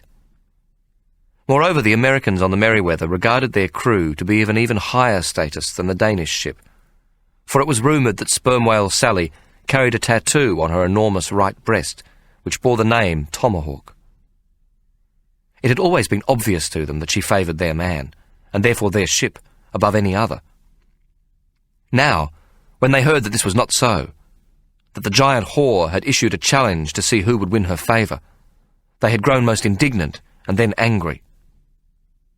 They were convinced that their harpooner must teach Black Boss a lesson and establish for all time their supremacy in the South Pacific. On the Sturmvogel, a similar dilemma existed. They knew about the tattoo and reckoned how the Americans, known in Hobart Town as Jonathans, would think their man most especially favoured by Sperm Whale Sally. They were first to arrive at the whale fishery, preceded by Pegleg Midnight, who hobbled in on his dummy leg playing his fiddle at a furious pace, so that almost all turned their heads. Pegleg continued to play until he reached the huge chair at the end of the challenge table, and which was known as the whale's tail. It was made of solid Tasmanian oak, with the scene of John Rackham riding on the tail of a sperm whale carved into its backrest. It was where Sperm Whale Sally always sat. Another identical chair, adorned with a carving of the Blue Sally, stood at the other end of the table and was known as the flagging chair, which was where the challenger sat. Pegleg Midnight brought his fiddle to a crescendo before abruptly stopping in the middle of the highest note. "They be coming! Black Boss Cape Town and the crew and master of the Sturmvogel, and by all appearances they be most angry," he shouted. He had hardly completed this announcement when Black Boss Cape Town's giant body filled the doorway of the whale fishery. He stooped and pushed himself through the door, his shoulders touching either side of the doorframe. Black Boss Cape Town walked over to where Sperm Whale Sally sat, and upon his dark face was a most mischievous and charming grin. Then he stooped and in a single movement picked her up and swung her around to face the astonished onlookers. Sperm Whale Sally squealed, but when she realised she was held securely, her cries changed to delight. "Good, good, much good, Sperm Whale Sally," the giant black man announced, and then swung her around again and deposited her neatly back into the chair. Sperm Whale Sally, somewhat flustered and red in the face, declared, "I guarantee he be a most pleasing harpooner," and wobbled with laughter. The tension was broken, and those who had come to witness the great bout were swept up in her merriment. Finally she jiggled to a halt and smiled sweetly at Black Boss Cape Town. "Welcome, lovey. It be grand to see you safe returned. I trusts the True Blue flew true for you, and that all your barrels be full of the good oil." She turned to the master of the Sturmvogel. "Evening, Captain," then shouted towards the bar. "Betsy, lovey, bring a double-pint tankard of bitter rosy for Mr. Black Boss Cape Town, please, and a noggin of best rum for the good captain." "We have come to fight," Captain Jurgensen said suddenly in a raised voice. "But we also have a condition, if you please." Sperm Whale Sally looked up, shocked. "Fight? What fight may that be then, Captain?" Jorgen Jorgensen drew back, momentarily nonplussed, having assumed everything to be settled, and that the idea of the fight had come from Sperm Whale Sally herself. "You said may the best man win," Pegleg Midnight chipped in. "Black Boss Cape Town here come to fight the engine. They has to fight to see what ship lays the top claim to you, to the look of the great sperm whale." "Fight? For me?" Sperm Whale Sally drew herself against the back of the huge chair, and brought both her hands to her breasts. "There'll be no fights for me, lads." She shook her head. "Not on your blooming Nelly." "We must fight," Jorgensen repeated, banging his fist on the table. Sperm Whale Sally looked up in alarm at the anger in his voice. "Whatever for, Captain? You both flies the True Blue most proud." Captain Jorgensen was not used to explaining himself, and warily looked about the crowded room, which had grown completely silent. He seemed conscious that what he was about to say might sound rather foolish. "We want to have..." He paused and lightly tapped his heart with his forefinger. "We fight for... your titty." "Huh?" Sperm Whale Sally's mouth fell open. A ripple of surprise came from the crowd, and then silence as the onlookers waited for the response. She glanced down at her breasts, touching each with the tips of her fat fingers before looking up at Jorgensen. "One or both?" she asked. There was a howl of laughter from the crowd, but the master of the Sturmvogel was not amused. "Starboard only." Sperm Whale Sally looked down at her right breast, then at the left one, and then back up at the captain. "So, what be wrong with me other titty?" she inquired mischievously, enjoying the captain's embarrassment and finding it difficult to restrain her laughter. "Port side belong to Jonathan. Sturmvogel wants boarding rights to the starboard titty." He turned and motioned to a Jack Tar who stood near to come forward. "We'll fight the Jonathan Injun, and when Black Boss Cape Town beats him, Svensson here make a tattoo of the Sturmvogel on your starboard titty." He held out his hand to the Jack Tar, and the man he'd called Svensson placed a small piece of paper in it. Captain Jorgensen took 3 steps towards Sperm Whale Sally and handed her the paper. "A picture of the ship, most excellently drawn. Svensson will make a good artwork of it." Sperm Whale Sally looked at the picture of the Danish whaling ship and thought the pretty drawing would look most handsome on her breast. But she did not indicate this to the captain. Instead, she slowly undid her bodice and peeled back the material covering the vast expanse of her left breast, stopping just short of the rosy sphere around her nipple. Resting high upon it was a crude tattoo of the head of an Indian chief, and the single word, Tomahawk. Those in the crowd standing close enough to see the tattoo gasped. The rumour that she favoured the huge Indian was confirmed. Sperm Whale Sally seemed somewhat surprised herself at the presence of the tattoo, as if she had quite forgotten it existed. And indeed, she confirmed this. "Blimey, I quite forgot it be there." She covered the tattoo with her bodice and slowly did up the buttons. "That be there since I were a young un. Long before I come to Van Diemen's Land," she said to Captain Jorgensen. "That be there," she began, and then stopped suddenly, and looked up at Jorgensen, and added, "I don't rightly remember," her voice trailing off. In fact, she remembered it well.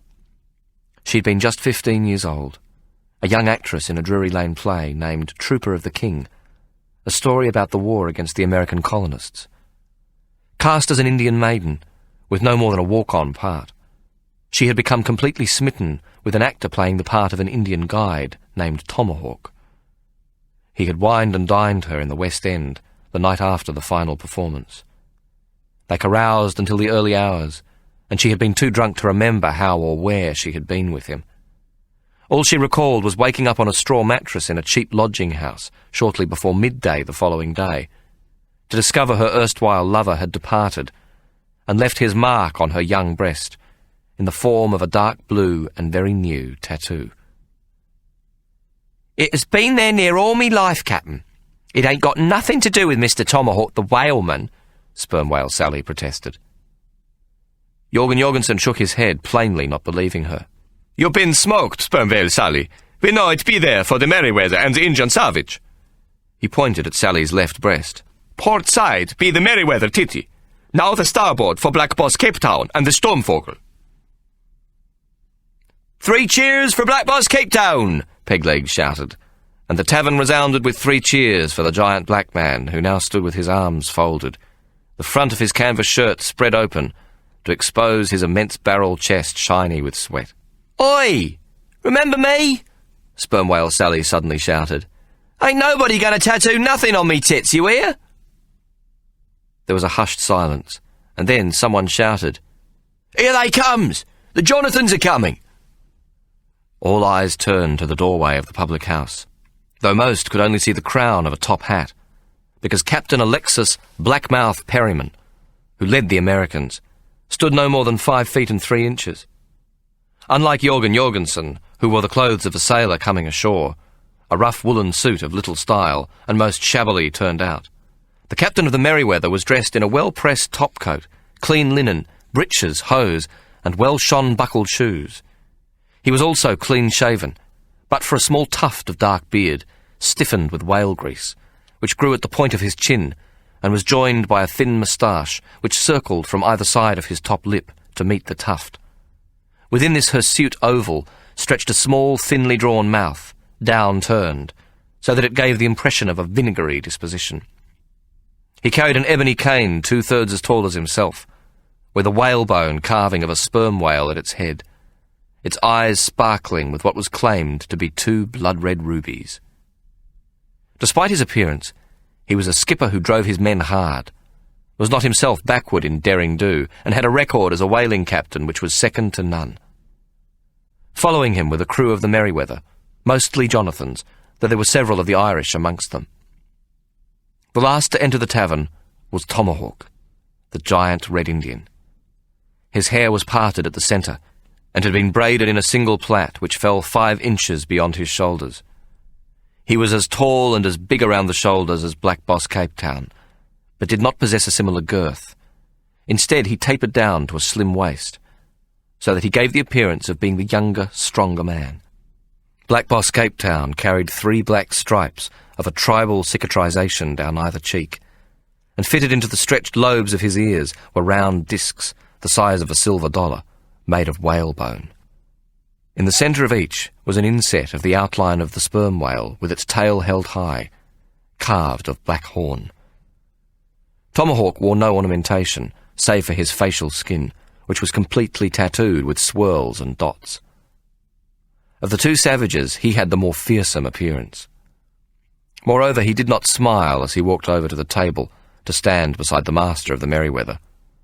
Tomahawk, dressed as a Jack Tar, folded his arms about his chest and looked directly ahead, as though he were there for the purposes of his own sweet repose, quite alone with his eyes inwardly cast. Captain Perryman bowed his head slightly to Sperm Whale Sally, and turning did the same to Captain Jorgen Jorgensen.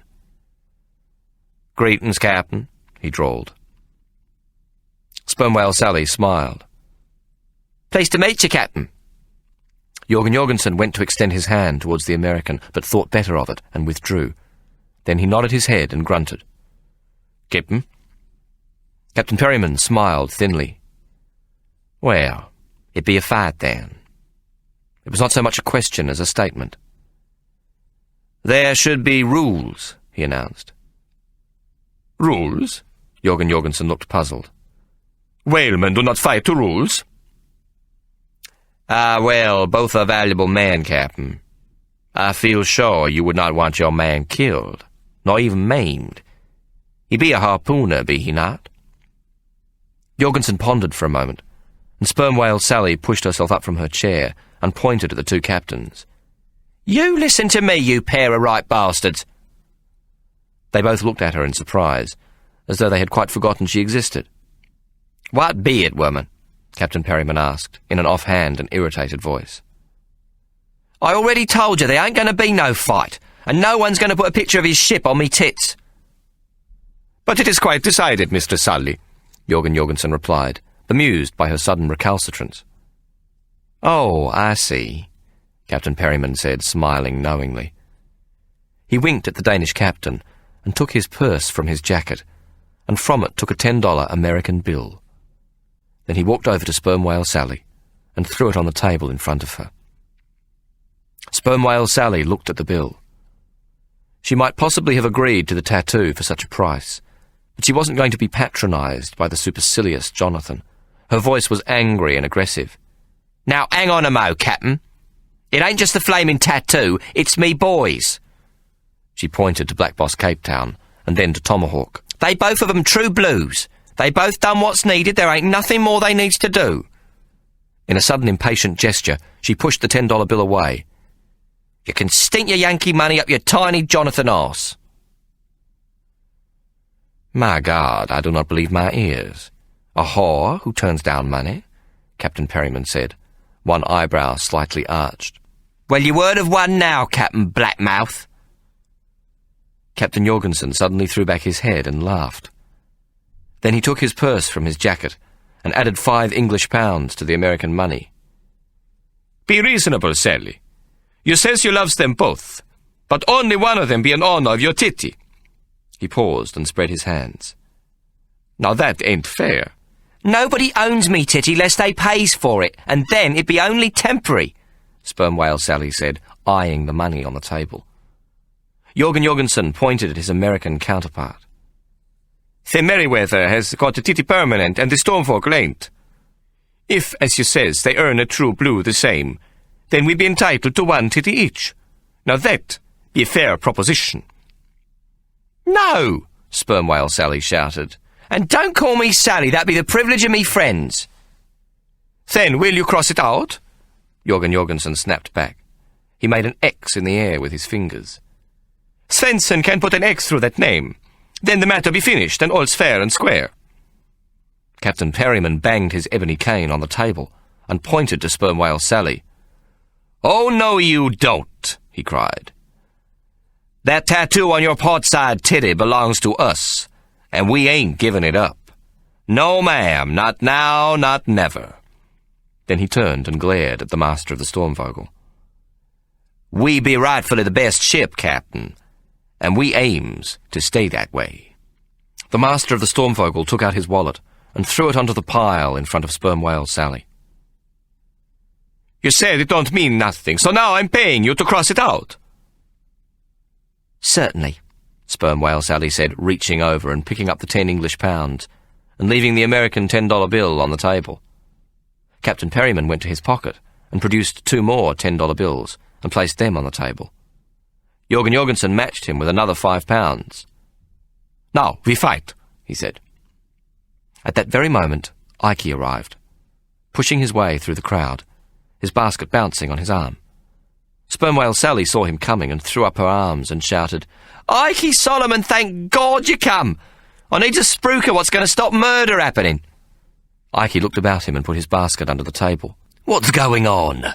There is nobody nowhere, except here, my dear. The brothels are all closed. The cockfight's over early. All the other public houses be empty. He pointed to the money on the table. Jesus, who belongs to that? Sperm Whale Sally shook her head and quickly whispered the story to Ike. Leave the details to me, my dear. I thinks we're going to be rich before this night be out. Ike said, and then straightened up. It's me rheumatism. Lift me up on the table, please, my dear, he requested. Sperm Whale Sally rose slowly to her feet and picked him up and placed him on the table. Ladies and gentlemen. Ike paused and grinned. That is, if any here has the right to be called by either salutation.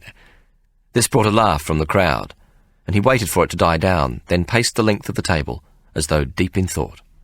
Finally, he lifted his head and addressed the crowd. What we has here be a puzzlement and a problem, a bedevilment of purpose and a contradiction of temperament, what can be summed up and put together as a conundrum what is not easy to solve, my dears. He spread out his hands and wiggled his long fingers as though they were groping for an invisible object. We got 2 tits, one what's snowy white, and t'other what's got an Indian head and tomahawk wrote all over it. He paused to accept the laughter of the crowd. One what's occupied and one what's vacant, one what's rented and one what's seeking a tenant, and that be the conundrum. Ike paused and pointed to Tomahawk, who seemed not to have moved a muscle since he'd arrived. We have here this most honourable Red Indian gentleman by the name of Mr. Tomahawk, and, he pointed to Black Boss Cape Town, the most worthy gentleman of African extraction by the name of Mr. Black Boss Cape Town. Both is true blue and much loved by our very own Sperm Whale Sally. There was a cheer from the crowd at the mention of Sperm Whale Sally's name, followed by some laughter at this amorous ménage à trois. Ike held up his hand for silence. Hands up, them! Who wants to see these 2 lovely whalemen in a contest of strength for the gaining a tenancy to the 2 most beautiful and imposing and desirable areas of mammary accommodation in the Pacific Ocean? There was a roar from the patrons, and seemingly the hands of almost all the drinkers shot up. Ike turned slightly, and from the corner of his mouth whispered, Count the money, my dear. Sperm Whale Sally reached over and gathered up the money. She had long since counted it, but now she pretended to do so again. We have here some stiff what could be used as prize money, if the 2 captains here agrees, Ike said. The crowd roared their approval, and he turned to Jorgen Jorgensen and Blackmouth Perryman. What say you, gentlemen? They immediately agreed, and Ike turned to Sperm Whale Sally. What be the wager, my dear? £15 English, 30 Yankee dollars, lovey. It was enough to feed her for several months, and she was filled with consternation that Ike might be giving it away as the wager. The crowd gasped. It was a huge amount of money, more than double what a crew member received for a season of whaling. Ike looked over the heads of the crowd until he saw Michael O'Flaherty. "Publican, your presence, please," he called. Ike turned and addressed both captains again. "Michael O'Flaherty be as good a man as ever tapped a barrel of ale, gentlemen. Will you accept him to hold your money? If you do not agree to accept the rules of the contest, then you shall have every penny back." Both captains nodded, and O'Flaherty gathered up the money on the table. Ike held his hand up until he had absolute silence. "Ladies and gentlemen, as you knows, Sperm Whale Sally will not tolerate violence." He pointed to Tomahawk and Black Boss Cape Town. "And no harm is to come to her true blue lads." He paused, so the full effect of his pronouncement could be heard. "So, I now announces a grand contest of Indian arm wrestling." There was a groan from the crowd. Their minds were intent on the idea of a bloody fight between the two giant savages, and though a contest of arm wrestling would decide equally well who was the superior of the two, there is nothing like the taste of blood to excite a crowd. Captain Perryman tapped his long stick on the table. "And what about the money?" he demanded. Ike shrugged his shoulders and spread his hands. "Why, my dear, the winner takes all." Sperm Whale Sally looked as though she might faint away, and standing up shakily she slapped at Ike's ankle. "Oi, you gone mad or something?" she said in a loud whisper. Ike bent down so that only she could hear his reply. "Trust me, my dear." Then he straightened up and addressed the crowd. "The winner of the grand arm wrestling stakes all his winnings on the second grand contest of the night." "Two contests?" Captain Jorgen Jorgensen asked. "Fighters not one decide?" "Two grand arm wrestling contests," Ike replied, ignoring him. "But first, the rules and conditions.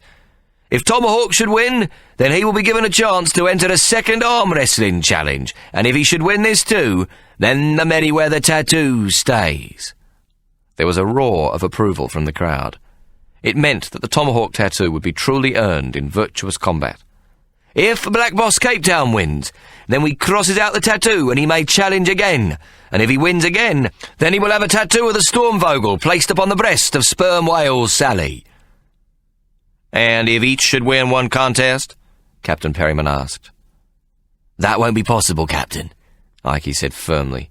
"The second contest will be followed immediately after the first, and will be against the wrestling arm of Sperm Whale Sally." There was a moment of astonished silence. Then the crowd burst into laughter at such an absurd idea. Ike avoided looking at Sally, so he did not see the look of utter dismay on her face.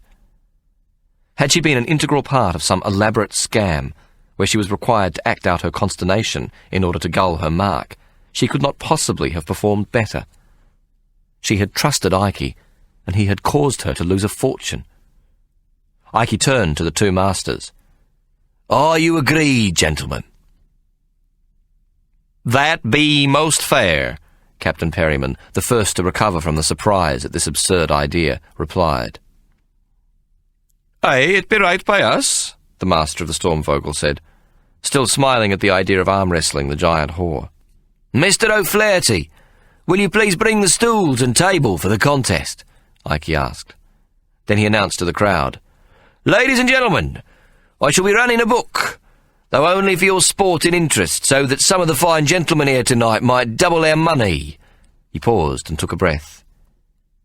"It's evens I offers on both contestants." What this meant, of course, was that Ike could make no profit from the betting, and this was thought most sporting by all, so there was considerable applause. "One more detail, my dears," Ike shouted. "I shall be offering 20-1 odds on Sperm Whale Sally, and 2-1 on whoever wins the first contest.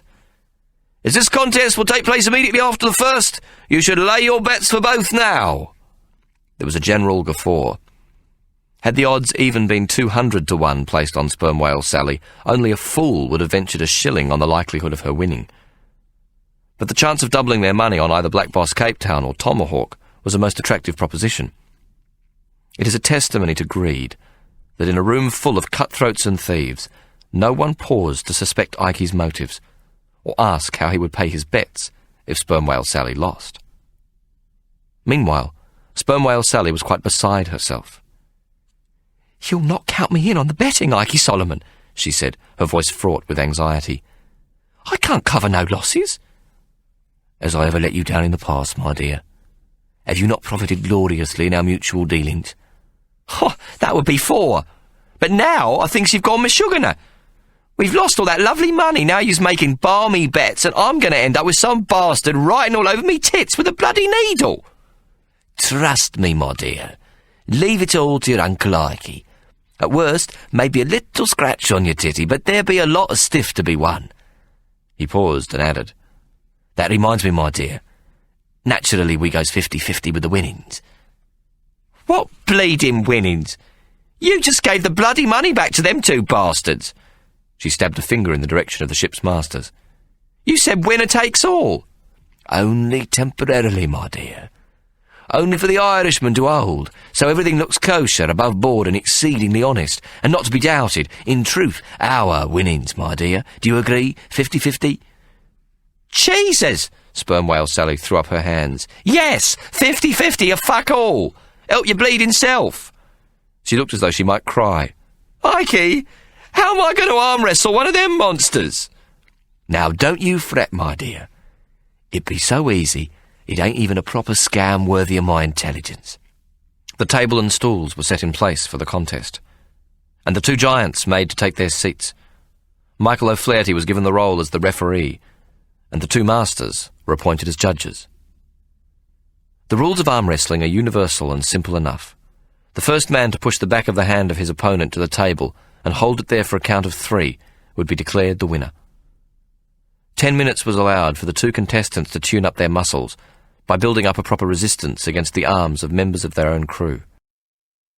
Ikey used the time to make book, and as he expected, after each punter had bet on his favourite, he bet his winnings to continue on the winner of the first bout, so that not a single bet was placed on Sperm Whale Sally. 2 glasses of fiery Cape brandy were brought and placed in front of Tomahawk and Black Boss Cape Town. Tomahawk had not uttered a word all evening, and his silence, contrasted with the ebullient black man, had made him the favourite to win, the strength of silence being reckoned greater than the force of bombast. Black Boss Cape Town lifted the brandy in his left hand, and bending his right arm, showed his huge bicep to the crowd. "We fight," he said, looking directly at Tomahawk, and then threw back his head and tossed down the fiery drink in one gulp. Tomahawk picked up his glass, and for the very first time he looked at the huge black savage seated opposite him. "You die, nigger," he said, and he too tossed down his brandy. Black Boss Cape Town smiled and placed his glass down and reached out and patted Tomahawk on the top of his head. "Good boy." The Red Indian shot up from his stool and grabbed the throat of the huge black man. But Black Boss Cape Town had anticipated the move, and his own hand, moving from Tomahawk's head, simultaneously clasped around the throat of the American savage. Then Tomahawk's left hand, still holding the brandy glass, slammed down on the edge of the table, and in a flash the raw edge of the broken glass smashed into the face of his opponent. A huge crimson arc appeared under Black Boss Cape Town's eye, as the jet-black skin of his face opened up. Black Boss Cape Town did not appear to flinch, nor even lighten his grip on Tomahawk's throat, but his left fist swung around and smashed against the side of Tomahawk's face. A great hammer blow which felled the Red Indian. The big black pushed the table over and raised his boot to kick Tomahawk in the face, when he was suddenly jerked backwards off his feet by a huge arm which gripped him about the neck in a wrestler's stranglehold. Thrown off balance, he could do nothing as Sperm Whale Sally's arm tightened about his throat. Now, there's a good gentleman. We'll have none of that," she hissed into his ear. She held Black Boss Cape Town in a lethal grip as the crew of the Merryweather hurried to pull the bewildered Tomahawk to his feet. Sperm Whale Sally increased her grip on Black Boss Cape Town and addressed the 2 startled captains. "You will have your men arm wrestle or not at all. There will be no fights. Do you understand, gentlemen?" Black Boss Cape Town was near to fainting from the pressure she applied, and should he have tried to regain his feet, his neck would have snapped like a twig. Both captains nodded, and Sperm Whale Sally spoke to her captive. "Do you understand, Mr. Black Boss Cape Town?" An almost imperceptible sound came from the black man's throat. "Bring me some sea sponges, Bridget," she shouted across the bar, "and a bucket of salt water." She turned to Black Boss Cape Town. "Sit down, lad. Let me fix your ugly gob." Then Sperm Whale Sally released the huge harpooner from her deadly grip and pushed him into a whale's tail chair. "Be there a doctor?" she shouted as she took a sponge from Bridget and applied pressure to the wound on Black Boss Cape Town's face. It was not unusual for a member of the medical profession, either surgeon or dentist, to be present in a public house, and in a few moments, Surgeon Balthazar Tompkins stepped from the crowd and waddled towards where Sally sat. It was obvious he was somewhat the worse for wear, and he rocked on his heels as he examined Black Boss Cape Town's face. "Horsehair!" he bellowed. "Horsehair and needle!" In a few moments his young male assistant appeared, carrying a bag, and it was he who appeared to be doing all the work. But then he handed the needle and horsehair to the physician, who stitched the wound with surprising dexterity, neatly snipping each knot as he worked. Throughout the procedure, Black Boss Cape Town remained calm, only flinching slightly during the suturing. Finally, the fat physician completed the task, and Sperm Whale Sally wiped what remained of the blood from his face. It was a crude enough job, but it held well, and there had not been sufficient blood loss for Black Boss Cape Town to have lost any of his strength. At that moment, Ikey's small, frightened face appeared from under Sperm Whale Sally's Tasmanian oak table, and seeing all was well again, he emerged completely and assumed a nonchalant position. "The bets are laid. The Indian arm wrestle contests be still on," he shouted at Michael O'Flaherty. "What say you, gentlemen?" The crowd yelled their approval, and the two ship's masters glanced at each other and after a few moments nodded their consent. Ikey breathed a huge sigh of relief. He felt quite weak at the knees at the thought of losing the money. The two men walked slowly back to the stalls. "To your positions, please," O'Flaherty called. The Irishman held up a large red bandana. "Take the strain. Go!" he shouted, dropping the cloth. The two men's arms stiffened as they took the strain, one then the other making his play. Pressure was slowly applied, which would bend one arm close to the surface of the table, while the onlookers screamed their encouragement to the man on whom they had placed their bets. Sweat fell from their faces and chests, and the linen of their coarse shirts was soaked through, but still there was no advantage to either. Sometimes they would rest in the centre, and then one would try a sudden lunge to catch the other by surprise. But while both came close to victory, neither could lay the other's hand down upon the table. After 40 minutes, it was obvious that the strength was leaching from both men, though it appeared that Tomahawk was gradually gaining the advantage. The Red Indian was the younger man, and in the end, it seemed he would prove the stronger. The muscles on both their arms strained mightily, and at one point the biceps of Black Boss Cape Town started to cramp, and he knew he must surely lose. The strain as he held his opponent's arm was so intense that the blood started to pump from between the sutures on his face and run down his cheek. Then, just as he felt his strength finally deserting him, the Red Indian's eyes suddenly filled with pain as he too was gripped by a violent muscle spasm, and his huge biceps convulsed, and his nose started to bleed copiously.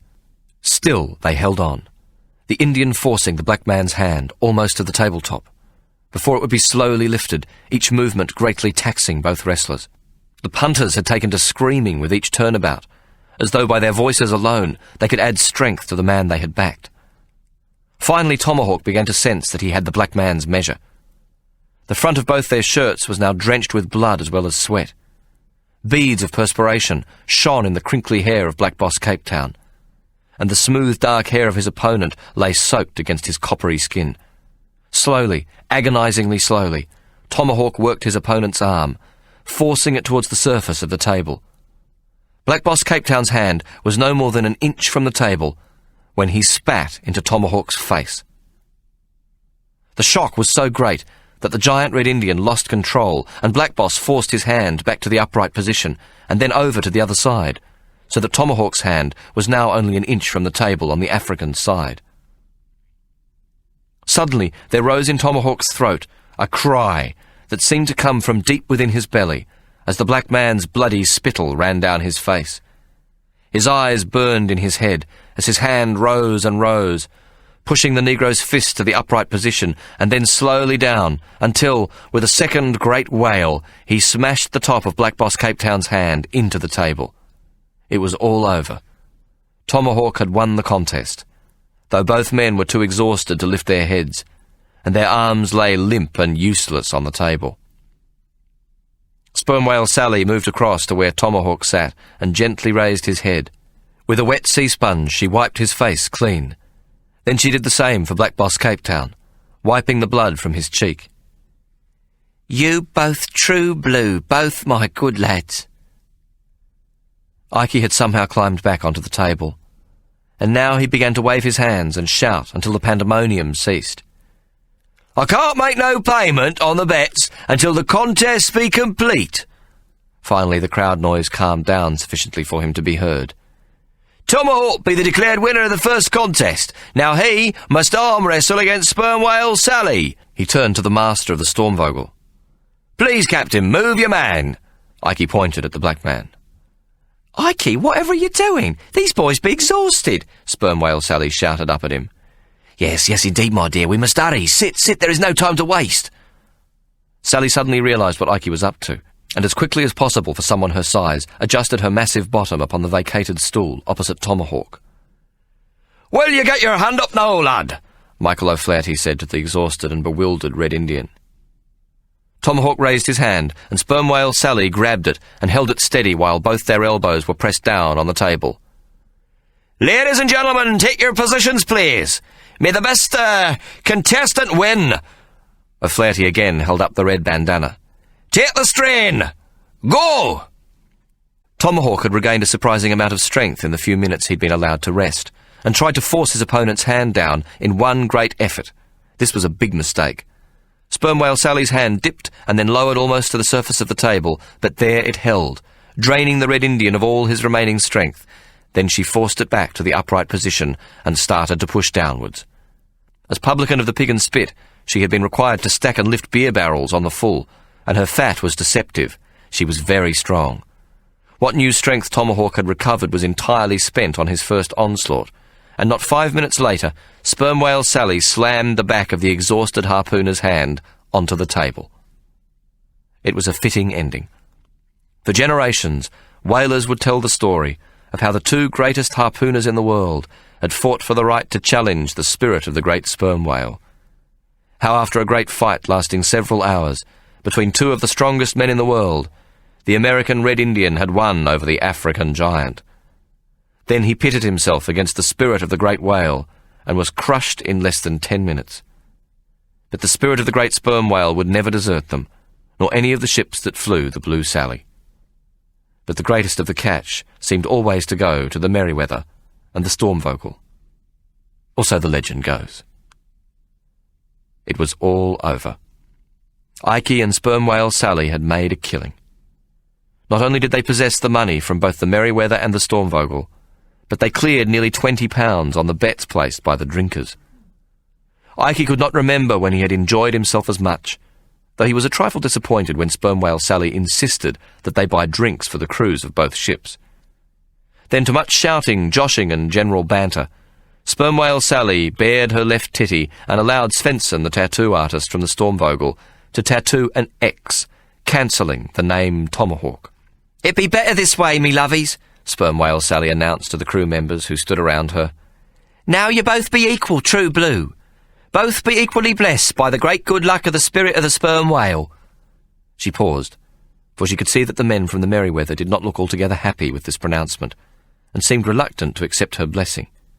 "One more thing be essential, if we is to repair what happened tonight," she announced solemnly.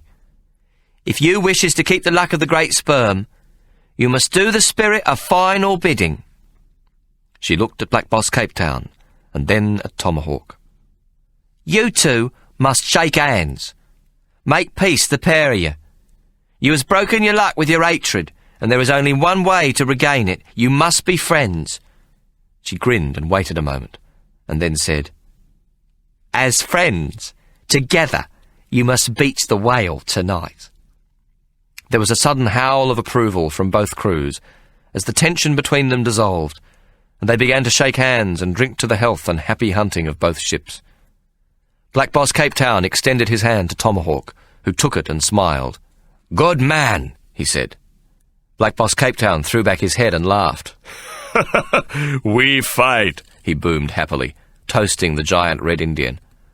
Sperm Whale Sally took both giants by the hand and led them out of the whale fishery and into the dark towards the small beach that lay not 50 yards away. The moon had climbed to its zenith, a bright silver coin suspended high above the great mountain. 1,000,000 stars pricked a sky now closer to morning than to midnight.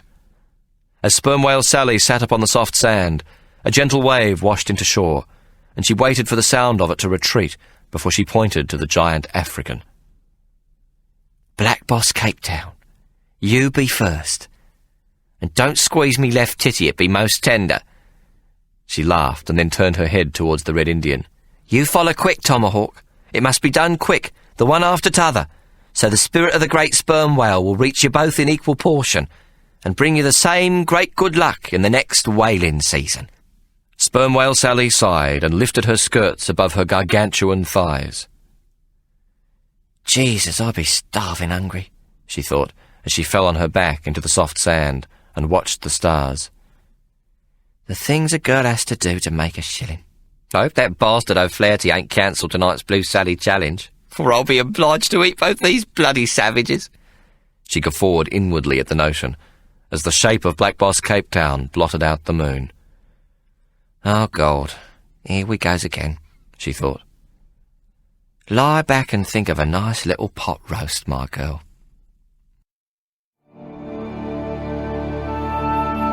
This is the end of CD 16. The story will continue on CD 17.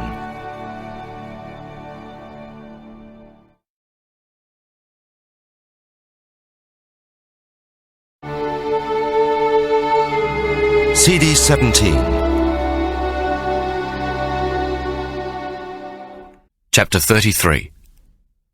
The scam which Ike perpetrated on the evening that Tomahawk and Black Boss Cape Town met became quite famous and was known among the local wags as the glorious night of tit for tat. This incident had further enhanced the legend of Sperm Whale Sally and made the acquisition of a Blue Sally talisman even more desirable among the men of the whaling fleet. But it also served to benefit Ike's own career. He was soon invited to become involved in the local gambling scene, in particular in the sport of horse racing, which was just then becoming popular in the colony. Ike could now be seen at the horse races on a Saturday afternoon, where he set up in a small way as an on-course bookmaker, but this did not curtail his nocturnal wandering. It was still his custom to perambulate from one waterfront dive to the next, selling his tobacco, and he always finished up at the whale fishery, to spend the last hour of each night in contented conversations with Sperm Whale Sally, happily recalling old times. Ike would sip at a glass of well-watered rum, and Sperm Whale Sally would nurse her final quart pot of bitter rosy for the night. It was a time when Ike felt almost like his old self, for Sperm Whale Sally never treated him any differently, and did not seem to notice or care about his change in fortune. They were two old friends with a common past, content to be in each other's company, whether silent or merry, both calmed by the presence of the other after a loud and tiring night on the waterfront. At the end of their hour together, around 5 of the clock in the morning, and with the help of 4 cellarmen from the whale fishery and Ike's own puny contribution, which consisted mostly of meddlesome instructions, Sperm Whale Sally was lifted and manoeuvred and finally loaded into a waiting cart and transported by her driver Dick Smith to her rooms in Wapping, scarcely half a mile away. Whereupon Ike would make his way up the hill to the potato factory, where, half an hour before sunrise, he would habitually take the first meal of the day with Mary. Both Ike and Sperm Whale Sally, the former as thin as a rake and plagued by rheumatism, the other grown even larger than she had been on the night of the tit-for-tat scam some 9 months previously, enjoyed rude good health by the standards of the day. They could be utterly relied upon to be a part of every Hobart night, but for Sunday, when the public houses were closed for the Sabbath. Ikey therefore felt some concern when he arrived as usual at the whale fishery at 4 o'clock on the morning of the 3rd Tuesday in November, to find Sperm Whale Sally absent. "Where be Mistress Sally?" Ikey asked a cellarman named Orkney, who was sweeping the spent sawdust from the floor. The whale fishery was almost empty, with only a handful of whalers still at the bar.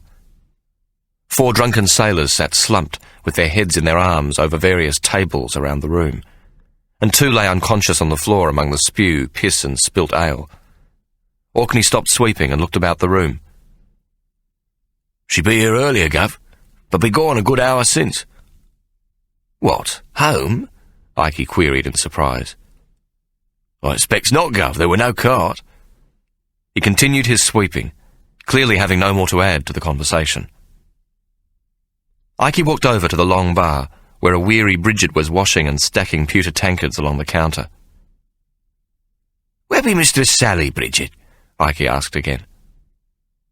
The barmaid glanced over to Sperm Whale Sally's customary spot. "Well, I'll be blessed. She were there to be sure and all. I seen her myself. I took her a quart pot of bitter not half an hour since." Bridget thought for a moment. "Mind, she're off her grub tonight. I don't believe she ate more'n a couple of legs of mutton. Weren't no whaler gentleman eating neither. She paid for her victuals herself." Noting the concerned look on Ikey's face, she smiled. "Don't fret, Ikey, love. She most probably just gone outside to do a bit of women's business, if you know what I mean." Then she added, "I seems to recall she said she had a bit of a stomachache and all." Bridget took down a small pewter tankard, filled it to 1/3 of its volume from a small casket of rum, and then topped it almost to the brim with water. "Here you are then, Ikey, your usual." She smiled, and in a comforting voice added, "Now you sit down, Ikey Solomon. Your friend Sally be back soon, with no harm done, I expect." Ikey sat in the flagging chair until Orkney had almost completed sweeping the large expanse of the floor. He pushed the foul sawdust into a large pile which blocked the doorway.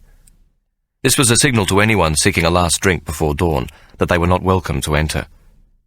A good hour had elapsed since Ikey's arrival, which meant Sperm Whale Sally had been gone at the very least 2 hours by the cellarman's earlier reckoning. "She must have gone home," Bridget called over several times. 2 of the barmaids who had been clearing up the kitchen had meanwhile been consulted, but both confessed they had not seen Sperm Whale Sally leave.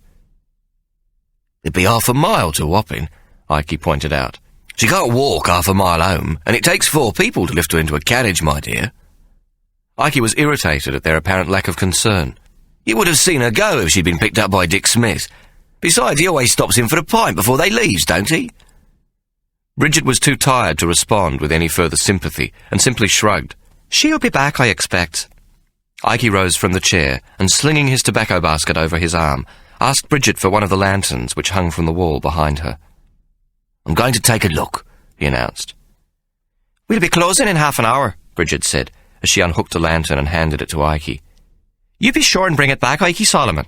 Leave it at the back door. Mr. O'Flaherty will dock me pay if it don't come back. He'd be most strict about not taking down no lamps from the wall."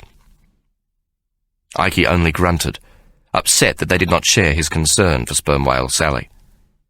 He stepped gingerly through the pile of putrid sawdust at the door and walked out into the last vestiges of the night.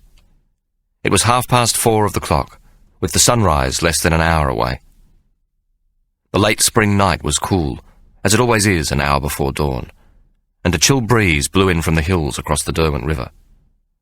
Ikey searched the dark corners and alleys along the waterfront and checked under the hulls of 2 fishing boats pulled up onto a slip for scraping. Then he moved towards the small dark beach where the doxies took sailors for 6-penny quick times and which Sperm Whale Sally herself used for the consummation of a blue Sally. The beach was deserted. Ikey's boots squeaked as he trudged along the sand towards a wooden fisherman's jetty which ran some distance out into the river. Even when the tide was in, a small ramp built over a pipeline directly below the jetty provided a dry platform where drunks would sometimes take shelter from the rain. It was not a good place to sleep, as the pipelines carried the entrails, fish heads and scales from a public fish market into the cove, and was notorious for the bravery of the rats who infested it at night when the tide was out. Many a sailor or hapless drunkard, falling into a stupor, had woken in the morning to find half an ear or nose missing, or his toes a gory, bloody mess where the rats had chewed through his leather boots. Ike stopped just short of the jetty and placed his basket on the sand. Then he climbed up onto the dark platform, which stank of rotting fish. The lantern cast only a small circle of light, and he could hear the rats squeaking and see their darting black shadows as they scurried from the lighted perimeter back into the darkness. Ike was not repulsed by the stench or the rats. Rats were not only an integral part of the gaming ring, but an everyday occurrence in Ike's life. In the rookeries of London, rats and foul smells were a given, hardly to be remarked upon. He moved deeper into the darkest part of the jetty, so that the light from his lantern cast a wider glow. What he saw almost made his heart stop beating. A dozen rats sat on the giant shape of sperm whale Sally, who lay grotesquely huge and still upon the platform. Ike let out a terrible moan, for he knew instantly that she was dead. The rats scuttled away as Ike plunged forward, missing his footing to land on his knees beside the giant shape of sperm whale Sally. Overcome with grief, he laid his head on Mary Bell Firkin's cold breast and started to wail. "Wake up!" he called desperately time and time again, shaking sperm whale Sally's massive shoulder. "Wake up, please, my dear!" Ike sobbed wildly, the intensity of his grief totally unfamiliar to him. After a long while, he gradually became possessed of his wits again, and he slowly recited the words of the Jewish prayer for the dead, even though he knew his friend was not of the Jewish faith. Not since the departure of Billy Gone Queer had Ike felt such a terrible loss, and now he lay panting on the sand, too weak even to resolve to rise to his knees. People are people through other people. We constantly seek confirmation of our own existence by how we relate to others. In losing sperm whale Sally, Ike was losing a part of both his present and his past. Only two people in his life had neither judged him nor made demands on him: Billy Gone Queer and Mary Bell Firkin. They had accepted him for what he was, and in doing so they had defined a softer, more vulnerable Ike no one else knew. Both had given his life meaning beyond sheer greed and survival, and now both were gone. Ike had lost more than two friends. He had lost himself. The Prince of Fences was finally dead. Only Mary Abacus remained. Yet Mary, with her thriving business and her ambition, was growing more and more impatient with him. Ike knew she now thought him an old man who argued too much, and who had little of value to offer her. The death of Mary Bell Firkin filled Ike with a terrible fear. He thought of himself dying, quite alone, with no one to mourn him, and not even a minyan of 10 good Jews to lay him properly to rest. It was at this moment of his own extreme anxiety that he heard the mewling cry of an infant. At first he thought it to be the rats grown bold and moving closer, or some creature crying out in the night. But soon it came again, faint, muffled, but close at hand. Ike rose unsteadily and held the lantern above the body of sperm whale Sally. One side of her bodice had been pulled away, so that a great breast lay exposed. It was as if she had been in pain, and had ripped at her bodice in some sudden agony. Above the surprisingly small areola of her pink nipple, Ike saw the tattoo of the Indian chief's head, and the word tomahawk crossed through with the blue X, which Svensson of the Stormvogel had tattooed to cancel its potency as the symbol of the Merryweather. Ike now saw that her dress was soaked in blood, and that the pathetic whimpering sounds came from below her blood-stained skirt. He quickly sought the hem of her skirt and petticoat, and gingerly pulled them over her thighs. Something was moving beneath the sodden cloth, and expecting rats, he jerked the material upwards. What an astonished Ike saw, squirming between the gigantic thighs, were 2 newborn infants. He gasped, reeling back in shock, and it took a moment for him to recover sufficiently to take a closer look. The tiny bodies were sticky with blood, but he saw that one was the reddish white of any newborn child, while the other was black as the devil himself. Ike's heart commenced to beat rapidly, thumping in his chest, as though it might jump entirely from his person, for he could see that both infants were alive, their tiny fists tightly clenched, and their little legs kicking at the stinking air about them. Each was still attached to the umbilical cord, and from the black one's mouth popped tiny bubbles of spittle. Ike reached inside his coat and pulled out a length of twine and a small knife he used for cutting plugs of tobacco for his customers. He cut the twine into 2 pieces about 6 inches long, tied off the umbilical cord at the base of each tiny navel aperture, and then, some 6 inches higher, severed each of the bloody cords with the sharp blade. He had witnessed this procedure in 100 Netherkins in the rookeries of London, where birth was often enough a public occurrence, and onlookers were charged a halfpenny for the privilege of attendance. But he was nevertheless surprised at how well he was coping with this startling emergency. With this messy task completed, Ikey walked to the water's edge and washed the blood from his hands and from the blade of his knife, then retrieved the basket from where he had left it on the beach. He hastily emptied it by stuffing what remained of the contents into a dozen or so of the pockets in the lining of his coat. The sun had started to rise, and the body of Mary Belle Firkin was now clearly visible in the dawn light. Ikey closed his friend's beautiful blue eyes. Then he removed the cloth which lined his tobacco basket, picked up each tiny infant, and placed them carefully inside the basket. The moment they were lifted, the babies began to scream, and Ikey panicked and swung the basket one way and then another, as if it were a cradle. "Shh! Shh!" he repeated several times. But when the crying continued, he placed the basket down on the sand, and instantly a dozen or more flies settled on the babies, attracted by the blood which still covered them. He picked up the cloth and flapped it to set the flies to flight, then covered the basket. To his surprise, the crying stopped. Ikey hastily pulled the hems of Mary Belle Firkin's bloody petticoat and skirt back down to her ankles, and covered her exposed breast with the torn bodice.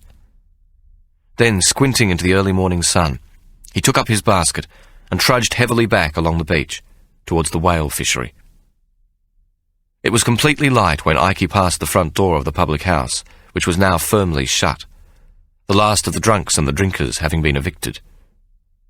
Ikey walked around the back and left the lantern on the back doorstep. He checked the basket, lifting a corner of the cloth to see that both tiny infants seemed to have fallen asleep, and as quickly as his human burden allowed, made his way up the hill to the potato factory, where he knew Mary Abacus would be long awake, grown impatient and somewhat cantankerous that he was late. Ikey tried to picture Mary's surprise. She would, he knew, have cleaned the cold ashes from the hearth, set and lit a new fire, and then taken the pot of oats which had been left to soak all night on the shelf above and hung it over the flames to boil. Small beer and a loaf of yesterday's bread would be waiting for him on the table, the meal they shared together every morning when he arrived back from what Mary called his caterwauling. But today would be different, and Ikey smiled to himself, not thinking for a moment that Mary might not take kindly to the gift of life he carried in the basket, so innocently slung over his arm. Ikey entered the gate to the potato factory and passed down the side of the old mill building to the rear where a small wooden annex had been built. This contained an accounting office Ikey himself used in the evenings, Mary's bedroom, and the kitchen in which they ate, all facing onto a backyard piled high with beer casks, and which led directly down to the rivulet. The kitchen door was open, and he entered to see Mary stirring the pot of oatmeal porridge with a long-handled wooden spoon. "Don't turn about, my dear. I have a surprise." The best surprise you could give me, Ikey Solomon, would be to be on time." Mary sniffed the air without looking up from the pot and brought her finger and thumb to her nose. "And the next is to wash. Wherever you has been, you stinks worse than ever this morning." Ikey ignored her remarks and continued in a merry voice. "A surprise what is a wish and a desire, and a whole life of hopes and dreaming. A surprise what surpasses all other surprises, and a delight you never thought you'd experience, my dear." Ikey started to do a small jig in the doorway. Mary was not accustomed to mirth from Ikey at such an early hour, and now turned at last towards him. "Is he drunk, Ikey Solomon?" She placed her hands on her hips, still holding the porridge spoon. "Surprise, is it? No surprises, if you please. Sit down and eat. I have a long, busy day to begin, while you be soon snoring your head off." While she often talked in such a stern manner to Ikey, Mary's remonstrations were seldom intended to be hurtful. She looked forward to his presence first thing in the morning, for he often brought with him bits of juicy gossip passed on by the servants of the pure merinos and the upper crust in Hobart Town society. Mary had little time to listen to gossip during the day, and Ikey often brought her both merriment and useful information. "Come and see, my dear. Come and see what Ikey has brought for you." The excitement was apparent in his voice as he took 3 paces towards Mary, and then, like a magician at a country fair, whipped away the cloth from the top of his tobacco basket. Mary reeled backwards, dropping the spoon, her hands clawing at her breasts. "Oh, Jesus! Oh, God! What have you done?" she cried. Ikey laughed and took another step towards her, so that Mary now looked directly into the basket. "This little one be Tomo," he said, pointing to the tiny pink creature in the basket. Then his long, dirty index finger moved to the opposite end. "And this big little un be Hawk. A black child to bring you luck and great good fortune, my dear." Ikey turned and placed the basket on the table. "What say you, Mary Abacus, my dear?" The names of the two infants had come to him without any thought, though later he would congratulate himself at the clever notion of splitting the word tattooed on Mary Bell Firkin's breast. Mary was not naturally given to panic, and now she again placed her poor broken hands on her hips and looked most sternly at Ikey. "Ikey Solomon, I hopes you has a very, very good explanation," she shouted. But while her expression was grim, her heart was beating fast as her mind raced to embrace the notion of keeping the two infants. "Dear God, how could such a thing be possible?" she said inwardly, her thoughts a whirl of confusion and hope. "Where? How? Whose be they?" she demanded of Ikey. Ikey placed the basket on the table and, calmly breaking a piece of bread off the stale loaf, popped it into his mouth. "Why, they's yours, my dear," he said, beginning to chew. He explained to Mary what had occurred. "Nobody knowed that Sperm Whale Sally were pregnant, my dear. It be possible that she herself did not know," Ikey concluded. "Huh! When they find her, they'll know," Mary replied, now somewhat recovered. Then she added, "What about the afterbirth?" Ikey swallowed the crust he was chewing. Already the terrible private grief he felt at Mary Bell Firkin's death was hidden completely from view. "Rats, my dear. There be scores of rats by the fish pipe. By now there'll be precious little of the birth bits left. They'll think she be gone and hemorrhaged, internal like, and that be the cause of her death. The coroner ain't going to look too close. She were a whore after all. Natural causes, my dear, that be what he'll say. With twice as much government money to be spent on a double-sized pauper's coffin, he won't want no further complications or expenses." "She'll be buried proper, Ikey. In St. David's burial ground, you'll see to that," Mary instructed. She ran her hand across her flat stomach. "But it don't solve nothing. How did I give birth to twins overnight when yesterday I weren't even pregnant?" "Left on the doorstep, my dear," Ikey said blandly. "The man and young Jessamy, they'll stay stum, or even believe it if you say that be how it happened. Plenty of whores don't want their newborn brats." Ikey shrugged his thin shoulders. "You were well known for your charity at the orphanage." Ikey paused and looked directly at Mary, his scraggy right eyebrow slightly arched. "Of course, my dear, if you don't want them to, I could always take them off to the foundling home and tell them there what happened this morning." Mary gasped. "You'll do no such thing, Ikey Solomon. That'd be a death sentence. More newborn brats dies in the foundling than lives to see their first week." This was true. The first hour of almost every day saw Reverend Smedley officiating at the burial of foundling infants who had not survived their first few days at the home. Mary had not taken her eyes off the two tiny babies, and now she lifted the black one Ikey had named Hawk out of the basket and held him against her bosom. Hawk's tiny mouth, feeling the skin of her neck against his lips, started to suck. That was all it took for Mary to fall utterly and completely in love. "Give me t'other, Ikey," she begged, her voice grown suddenly soft. Ikey plucked Tomo from the basket and laid him against her other breast, where he too started to suck at the side of her neck. Mary knew with a sudden, fierce happiness that she would let no one take her newfound children from her. Mary looked up at Ikey, and tears gathered in her eyes. "Thank you, Ikey," she said tenderly. "Thank you, my love." Then Mary kissed the fine, matted hair on the infants' tiny heads and started to weep softly. She carried Tomo and Hawk into her bedroom, wrapped each of them in a blanket, and placed them in the centre of her narrow bed. She told herself she must prepare hot water to wash away the blood, and tie down their little belly buttons with a strip of linen, then find 2 good wet nurses from the female factory. But for the moment all she could think to do as she looked down at the tiny creatures wrapped in the blanket was to clutch the Waterloo medal around her neck so tightly that the edges of the small medallion cut into the skin of her clenched fist. She turned to the window, where the early sun touched the craggy top of the great mountain. "Please," she begged softly. "Please let me keep them. Let them be mine forever." After a while she stopped crying and released her grasp on the medal. In the centre of her misshapen hand was a small cut where the edge of the medallion had punctured the skin, and from it oozed a bright drop of blood. Mary, not quite understanding what she was doing, dipped her forefinger into the blood, and then returned to where the infants lay on the bed, and touched the tip of her bloodied finger to their foreheads. First Tomo, then Hawk. "You be my life's blood," she cried. "You be my everything. I shall never let you go." Chapter 34. For nearly 4 years, Mary had been processing her own malt in her malt house at Strickland Falls, crushing and preparing the barley mash using the power from the watermill she had constructed. At last she had the money to erect the first of her brewery buildings, and to begin work on the chimney stack which would eventually be required. The chimney needed bricks and the skill of a master builder, so it could only be constructed a small section at a time as money became available. The other buildings were made of stone quarried on her own property.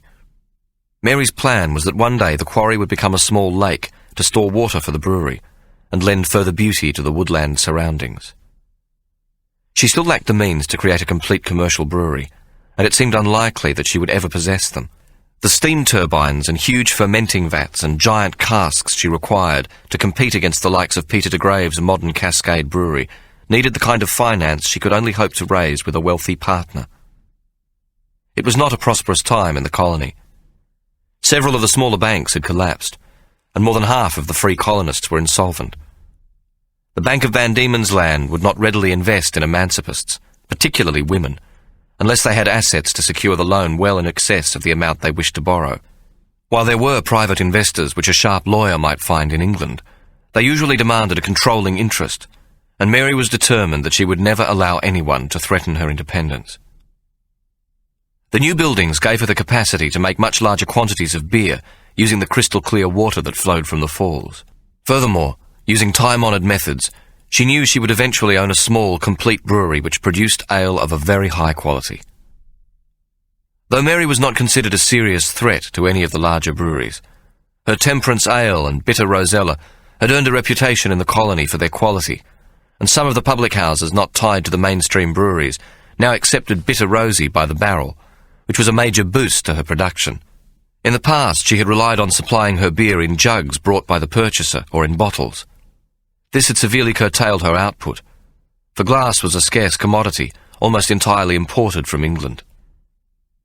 However, it was through the production of bottled beer that Mary was to make her reputation. Ikey's nocturnal habits and excellent nose for gossip meant he was always the first to know what was contained in the manifest of any ship arriving into port. If there should be a consignment of bottles on board, Mary instantly knew about it and purchased the lot before other merchants were any the wiser. She would also buy any bottles the ship used during the voyage, and many a ship's master knew her as Queen Bottle. In addition, any urchin who could lay his dirty little hands on a bottle knew it would fetch him a halfpenny at the potato factory. Soon Mary had sufficient capital to order from England her first consignment of green quart beer bottles, which she used for her temperance ale, and so the potato factory became the first brewery to offer its product in sealed bottles to be consumed in the home. This meant that working folk, who could not afford to buy beer by the barrel, could purchase their beer not, as was the custom, by the jug, so that they had to hurry home in haste to keep the benefit of its good creamy head, but in a sealed bottle to be enjoyed at their leisure. The other brewers sneered at this nonsensical notion.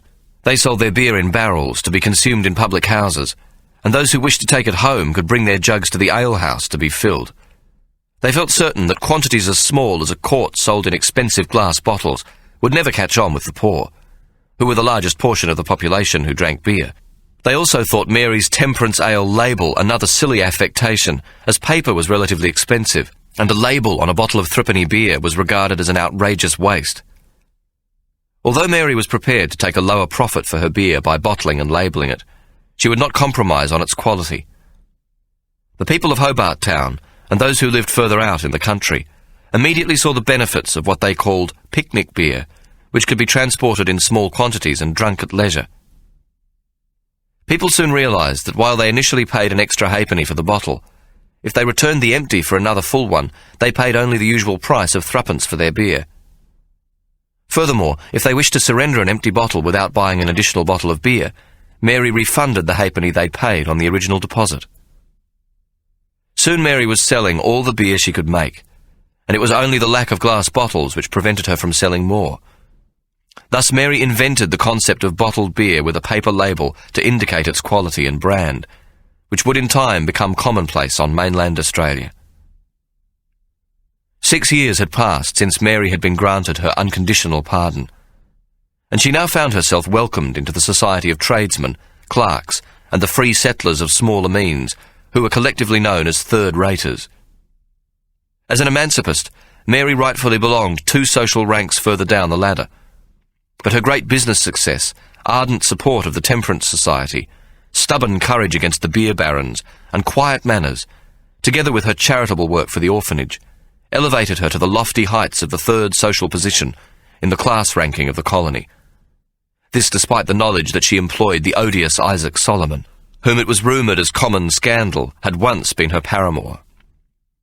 Any other woman of Mary's dubious background would have greatly cherished this unexpected promotion to the better classes. Hannah, for instance, would have made much of the opportunity. But Mary was far too busy to profit from the social advantages of her newly acquired status. This was just as well, for it was soon enough to be taken away from her. Before long, the rumours concerning Tomo and Hawke were spreading among the tattle-tongues of Hobart Town.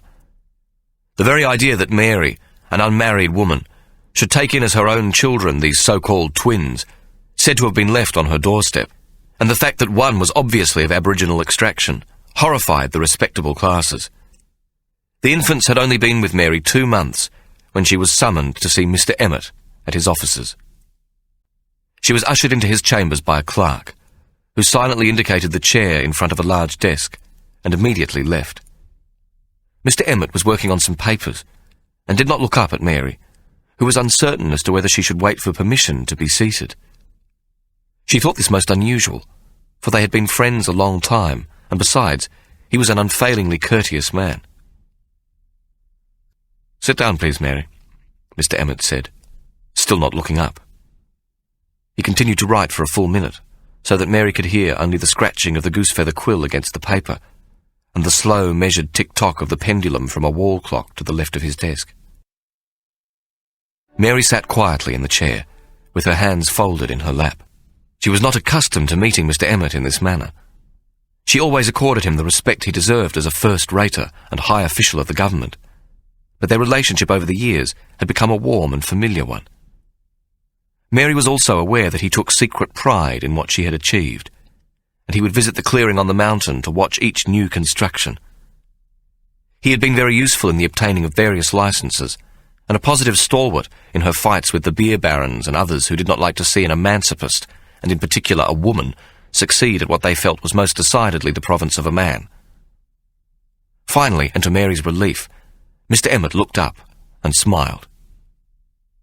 "Good afternoon, sir," she said, also smiling. Mary was still a pretty, slender woman, and today she was wearing a neat dress and best bonnet of a russet colour, which complemented her lovely green eyes. "My dear Mary," Mr. Emmett began, "it is always such a pleasure to see you, though perhaps today is a somewhat less pleasant occasion." "Oh," Mary exclaimed. "Is there something I have done wrong, sir?" Mr. Emmett spread his hands and leant back slightly, both gestures intended to relax her. "You have done so well, Mary, and there are many, even in the government, who think most highly of you. I am sure you know how I feel about your success. We are good friends, do you not agree?" "I take it a great honour to be counted your friend, sir." Mr. Emmett cleared his throat, and now leant slightly forward across the desk. Mary, you must listen to me. It is not right that you should take these children to be your own. They do not have the right blood, and it will turn out badly for all concerned. Tomo and Hawk? Mary exclaimed in surprise. Yes, if that be their names, you must be rid of them. Mary had never before heard such a harsh, uncompromising tone in Mr. Emmett's voice. But why, sir? She pleaded. They'd just be orphans. There'd be hundreds like them. They will destroy you. We cannot have it. Destroy me? But I loves them like me own, Mary cried. Mr. Emmett shook his head impatiently. Mary, I will not lie to you. They be of an inferior species, and the Lord God would not have us to mix with them. You have seen how the aboriginal people of this island are. There can be no place for them in this society. I beg you to see reason. This child will destroy you, and the other, though thought to be white, is, I am told, a twin, and therefore of the same stock.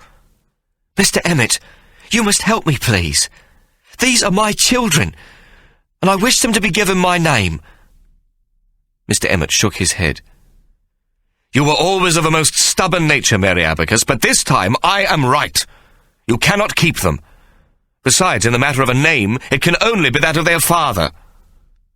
Mr. Emmett was not a cruel man, but now he paused and raised one eyebrow. And God alone knows who he might be. The children of a whore and a nigger are not to be given a decent English name. If I adopt them, they shall have mine. It be decent enough, Mary said defiantly. Should you be married, yes, that might be possible. But you are a spinster woman, and the law will not allow you to adopt them. The chief clerk paused and looked at Mary, whom he could see was deeply distressed. Do not try, Mary. It will be to no avail, and I would personally interfere in the matter. Mary stood up and moved to where Mr. Emmett sat behind his desk. She knelt beside him and held him by the sleeve with both her hands. Please, Mr. Emmett, they be my children. I loves them as though they were my very own flesh and blood. You must help me, I begs you. Mary, do not distress yourself so. And please be seated, Mr. Emmett said sternly. We are not in my garden now, or in the woods at Strickland Falls. He pulled his arm away, forcing Mary to rise and return to her chair. I have consulted the Attorney General on this matter. You simply must give up these children, Mary. You have technically conspired in their abduction, and while God knows it is as much a technical crime as real on this island, with the mother dead and the father unknown, it is a crime nonetheless. The children are wards of the state, and must be given over to the foundling home. Mary half rose in her chair. But they will die. I have seen what happens. It is for the best, my dear. You will soon enough forget them. And if I should find someone willing to adopt them? Mary asked, a heartfelt sob escaping from her. What do you mean? Someone to adopt them, then give them over into your care? Mary nodded and sniffed. I loves them more than my life, sir. Mary, my dear, listen to me.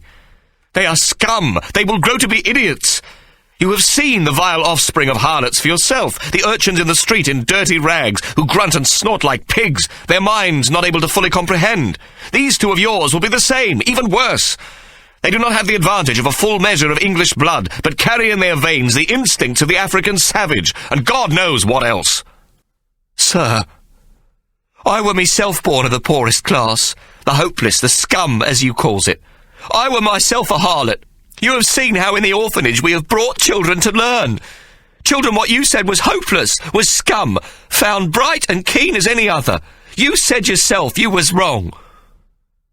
I am not wrong in this, Mary, Mr. Emmett said tersely. They were not black. Listen to me, please. There is more to this matter. The coroner thought not to make public his report of the results of the death of the prostitute known as Sperm Whale Sally, but it was his positive opinion that she died in childbirth. These are the two infants, the twins born to her, are they not? Mary opened her mouth to reply, and Mr. Emmett lifted his index finger. Please do not lie to me, Mary. You and I have always spoken the truth." Mary sighed and looked directly at Mr. Emmett, tears streaming down her cheeks. "Ikey brought them home," she said in a faltering voice. "The morning the corpse was discovered." Mary nodded, biting her lower lip. Then she looked down at her hands, which were folded in her lap. Her shoulders shook as she sobbed. "He stole them, Mary," Mr. Emmett said quietly. "That is abduction. You helped in the kidnapping of 2 children and will be charged with complicity. If convicted, you will both receive 14 years. He leant back. "For God's sake, woman, give them up now, and nothing further will come of it." Mary felt the anger rising deep within her. On the streets of Hobart Town there were gangs of urchins in rags who were treated no better than stray dogs. It was so common to hear of street urchins of 3 and 4 years old found murdered, having been brutally buggered, that the colonial Times did not even make mention of it. These were the lost children of the island, so low in human reckoning that they barely existed in the minds of the general population. If they survived to the age of 8 or 9, they became hardened prostitutes, both male and female. Beyond the age of 11, if they hadn't died of syphilis or some other infectious disease, most became drooling idiots or desperate criminals. Many were hanged before they reached 15 years of age. Newborn children left by their destitute mothers on the steps of the foundling home died more often than not, and this was quietly condoned by the authorities. The King's Orphanage could accommodate only a certain number, and was already thought to be a most onerous drain on the government coffers. Now the person Mary trusted more than any other in the world had turned against her, and was threatening her with prison for having saved 2 such children from certain death. Mary knew that she was on her own again, that nothing had really changed. Her hand went to the Waterloo medal about her neck, and she held it tightly before looking up at Mr. Emmett. "You are wrong, sir. Ikey Solomon be their father," Mary heard herself saying. Mr. Emmett's mouth fell open in astonishment. It was such a ludicrous assertion that he could not believe his ears. Several moments passed before he was able to speak. He shook his head in bewilderment. "Mary Abacus, that is outrageous!" he cried. "Ikey Solomon is a Jew!" Mary looked directly into Mr. Emmett's eyes. "Hawk be a throwback, sir. On the maternal side." Mr. Emmett remained quiet for a few moments, and then he threw back his head and began to chuckle. Before long, this had turned into genuine laughter. Eventually he stopped, removed his glasses, and dabbed at his eyes with his handkerchief. "And Ikey is the willing and happy father, is he?" Mary could no longer restrain herself. "I don't know, sir. I ain't told him yet." With this, they both commenced to howl with laughter. Mr. Emmett was now quite beside himself with mirth, and it took several minutes to regain his composure. "Mary, I shall speak to the Attorney General." He looked most fondly at her. "I fear you will suffer greatly in the choice you have made. The respectable class will not forgive you for this great indiscretion, my dear." "And you, sir?" Mary asked. "Will you?" Mr. Emmett looked suddenly most awkward, and picked up his quill and twirled it in his fingers. Without looking at Mary, he declared, "Me? Oh, I am simply an old fool who is too easily led by the nose by a pretty young woman." Mary smiled, though her eyes filled again with tears. "And if they be proved idiots, Mr. Emmett, sir, they will be as equally loved as if they were the brightest of brats." There is not much that can be said about the first few years of a child's life. They all seem to grow alarmingly quickly, and if they are loved and healthy, they are usually of a pleasant enough disposition. They are a source of great pleasure as well as of moments of great anxiety, when they suffer from the multitudinous childhood complaints every parent must of necessity endure. But the pleasure of infants is known only to those who are with them daily. To others, Children only become interesting when they can think and ask questions. Mary was a dedicated mother to Tomo and Hawk, and the two little boys returned her love with affection and trust. Sometimes when she was busy at other tasks, the mere thought of them would overwhelm her, and she would burst into tears of sheer joy for the love she felt for them. Mary was sure that life could bring her no greater moments of happiness than when the little boys were tugging at her skirts and demanding affection. Had she given birth to them, she felt she could not have loved them any more deeply. From the outset, it became apparent that they would be quite differently sized. Tomo, considering his gigantic parents, was small-boned and delicate in appearance, though not in the least sickly, and Hawk was large and seemed to grow bigger each day. As a baby, Tomo seemed content with the single breast of his wet nurse, while Hawk would take all he could extract from his own and then greedily feed on the remaining breast of the woman who suckled his brother. Jessamy Hawkins had grown into a pretty young lady, much sought after by young men, but she was of a sensible and independent mind, quick-witted and with a laconic humour, and she doted on the two infants. She called Hawk Dark Thought, and Tomo Afterthought. Tomo seemed the more adventurous of the twins. He was always into some sort of mischief, and more often than not, Hawk would be the one caught with his fingers deep in the jam pot after being led there by Tomo. But Hawk questioned everything, and even as a small child, would not be put off by an incomplete answer. Throughout their childhood, they refused to be separated, and Hawk sensed the need to protect the smaller Tomo against all comers, dogs or other children who might want to harm him. Even if Mary grew angry with Tomo for some mischief and he fled from her, Hawk would stand in her way until, impatient and frustrated, she would slap him. The moment she did so, Hawk would stand firm and grin up at her. "That's for Tomo, Mama," he'd declare. "He be punished now." Ike, to his great surprise, confessed to being most fond of Mary's brats, but had nonetheless made Mary pay him £10 for each before he agreed to perjure himself by swearing he was their father. He protested that, as the world had never before heard of a black Jew, but with Hawk and Tomo given the name of Solomon, it was not appropriate that they be Gentiles. Nevertheless, his conscience would be assuaged, he assured Mary, if she gave a donation of £15 to a fund created by Mr. Lewis Nathan to establish a synagogue for the 450 Jews known to live in the colony. Ike was getting older, and increasingly he gave thought to his immortal soul. He thought it worthwhile to be in good standing within his faith. The remaining £5 he wanted for an addition to Sperm Whale Sally's headstone. Mary had paid for the burial of Mary Bell Firkin, alias Sperm Whale Sally, who now rested among the respectable dead in St. David's burial ground, with both her names on her marble headstone, but she soon enough recouped the money.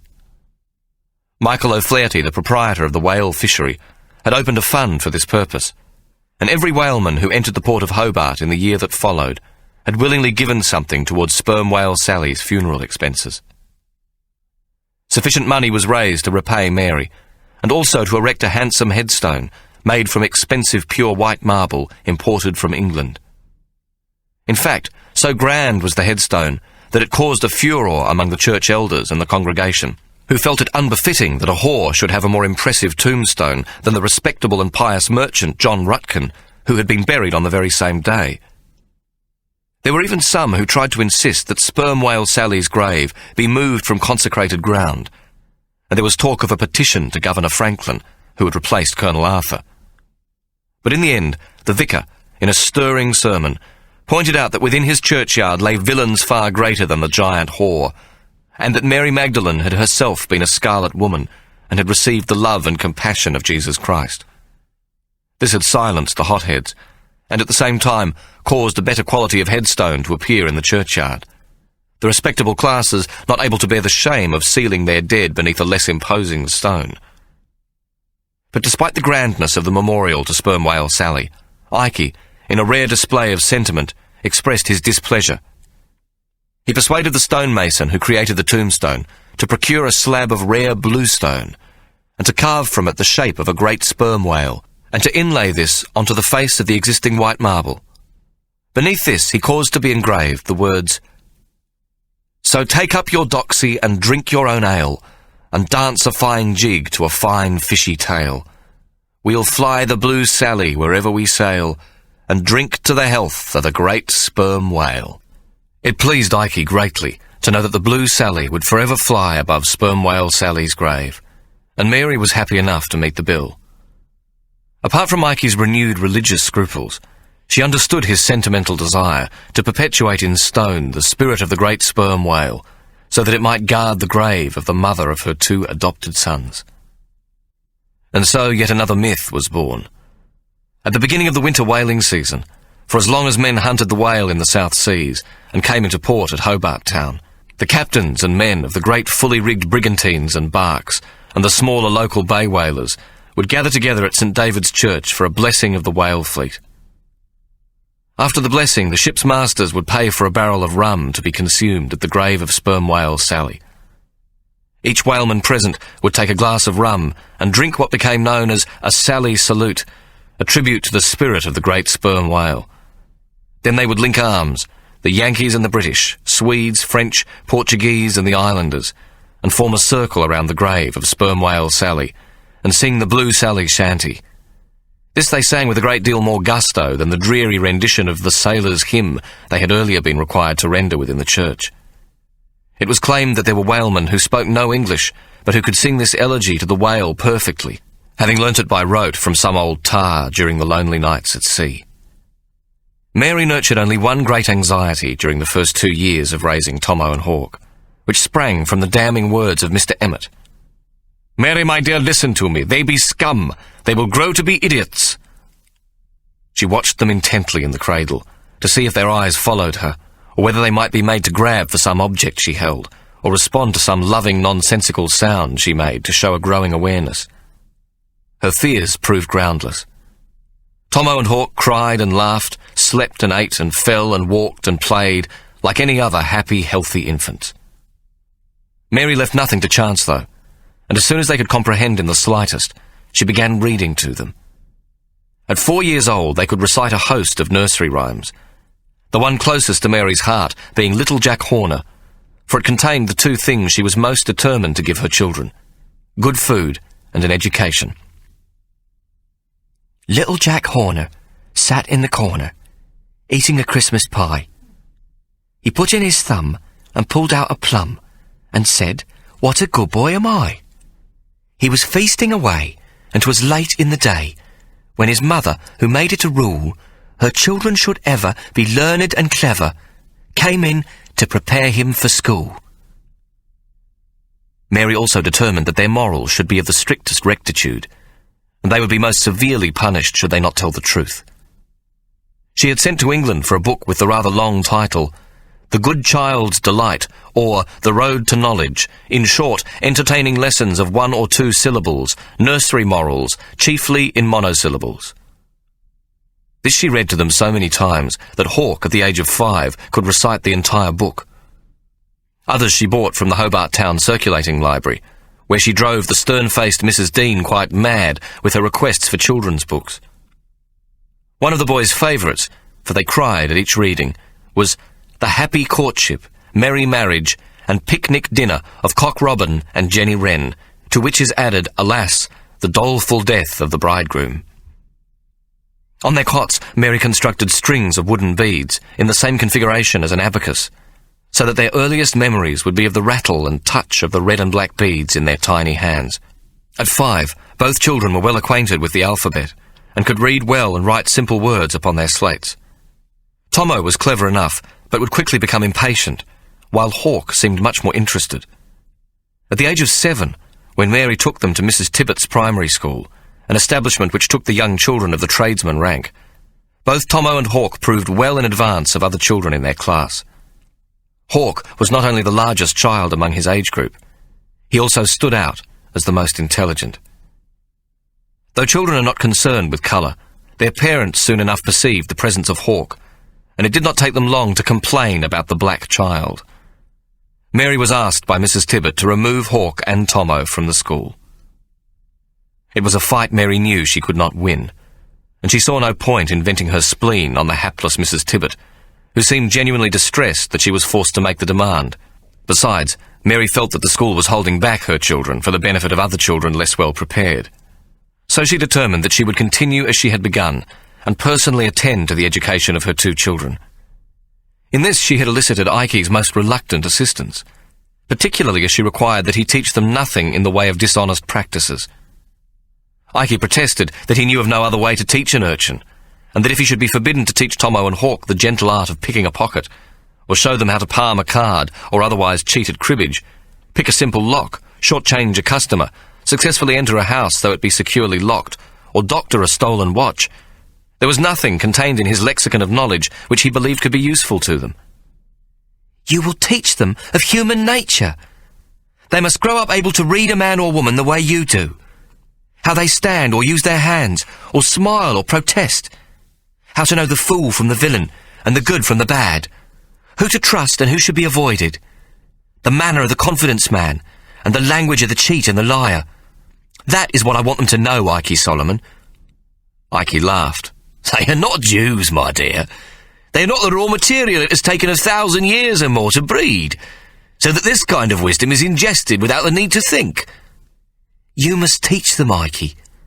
Hawk most of all, for I fear greatly for him in this world where the dark people suffer even though they commit no crime, where the lowest wretch thinks himself superior to a black skin. You must teach Hawk to be a good reader of human nature. Ike soon discovered that children with full bellies who are surrounded by love and attention make poor observers of human nature. Children learn the lessons in life by being thrown into life, and so he decided to take Hawk and Tomo to the races each Saturday. But first, he taught them a new language. He found that both boys enjoyed the finger and hand actions, which comprised the ancient silent language used among the traders in Petticoat Lane, Rosemary Lane, Whitechapel, Covent Garden, and the other London markets. It is said that it is a language used by the Jews since the fall of the great Temple of Solomon, that the Jews brought it to England in the Middle Ages, and it became a language used in English prisons, and had been brought to Port Arthur, where prisoners were not permitted to talk to each other. It was also most useful at the racetrack, where bookmakers talked to each other, setting the odds and laying of bets across the paddocks, and there it was commonly known as tic-tac. Tomo and Hawk, like all young children, quickly learnt the rudiments of this language, and it did not take long before they added some of their own unique signs and devices, which meant they could silently communicate to each other on any subject. Ike was delighted with their progress, and when they were 7, he would take them to the races, where they would move from one on-course bookmaker to the other, sending back the odds to Ike, so that he was seldom caught short, or holding the bundle, as it is known in racing parlance. In exposing them to the myriad people to be found at the Hobart races, he was able to begin teaching Tomo and Hawk the lessons Mary wanted them to learn. Ike taught them how to look at a crowd and break it into its various components. If you knows what you're looking for in a crowd, my dear, then you can read it like a book. He looked down at Hawk. A crowd be composed of what, Mr. Darkthought? Hawk looked at Ike with his big, serious eyes. Folks? Folks? That be a right and splendid answer, very clever indeed. What sort of folks, Mr. Afterthought? He asked Tomo. Very ugly ones, what stinks, Tomo replied, waiting for the giggle to come from Hawk. Well, well, well, and we are the pretty ones, what smells perfect, are we then? Ike said. I stinks myself, and I'm not very pretty, I admit. So be the crowd all like me, like Ike Solomon. All sorts of different folks, Hawk replied for Tomo. Yes, with all sorts of different needs and deeds, Ike replied. Needs and deeds. That be what you have to learn, my dears.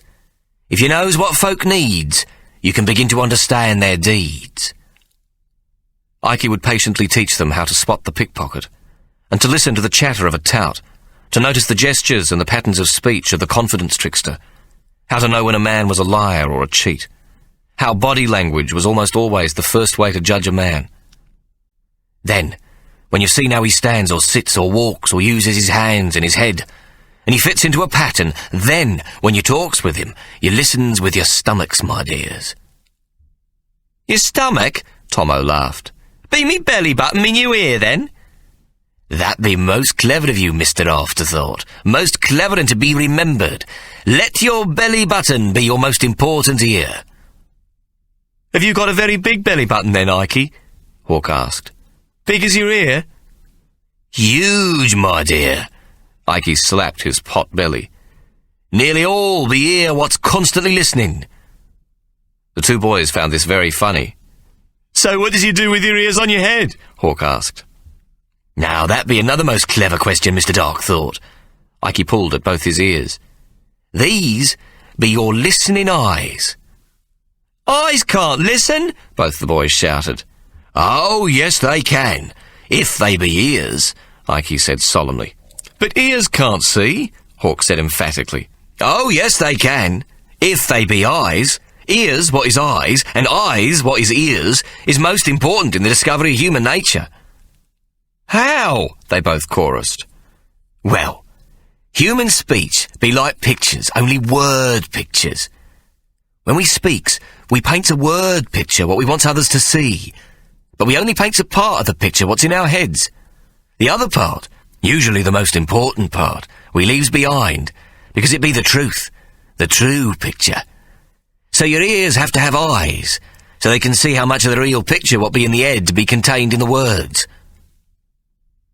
How then our eyes become ears? Hawk asked.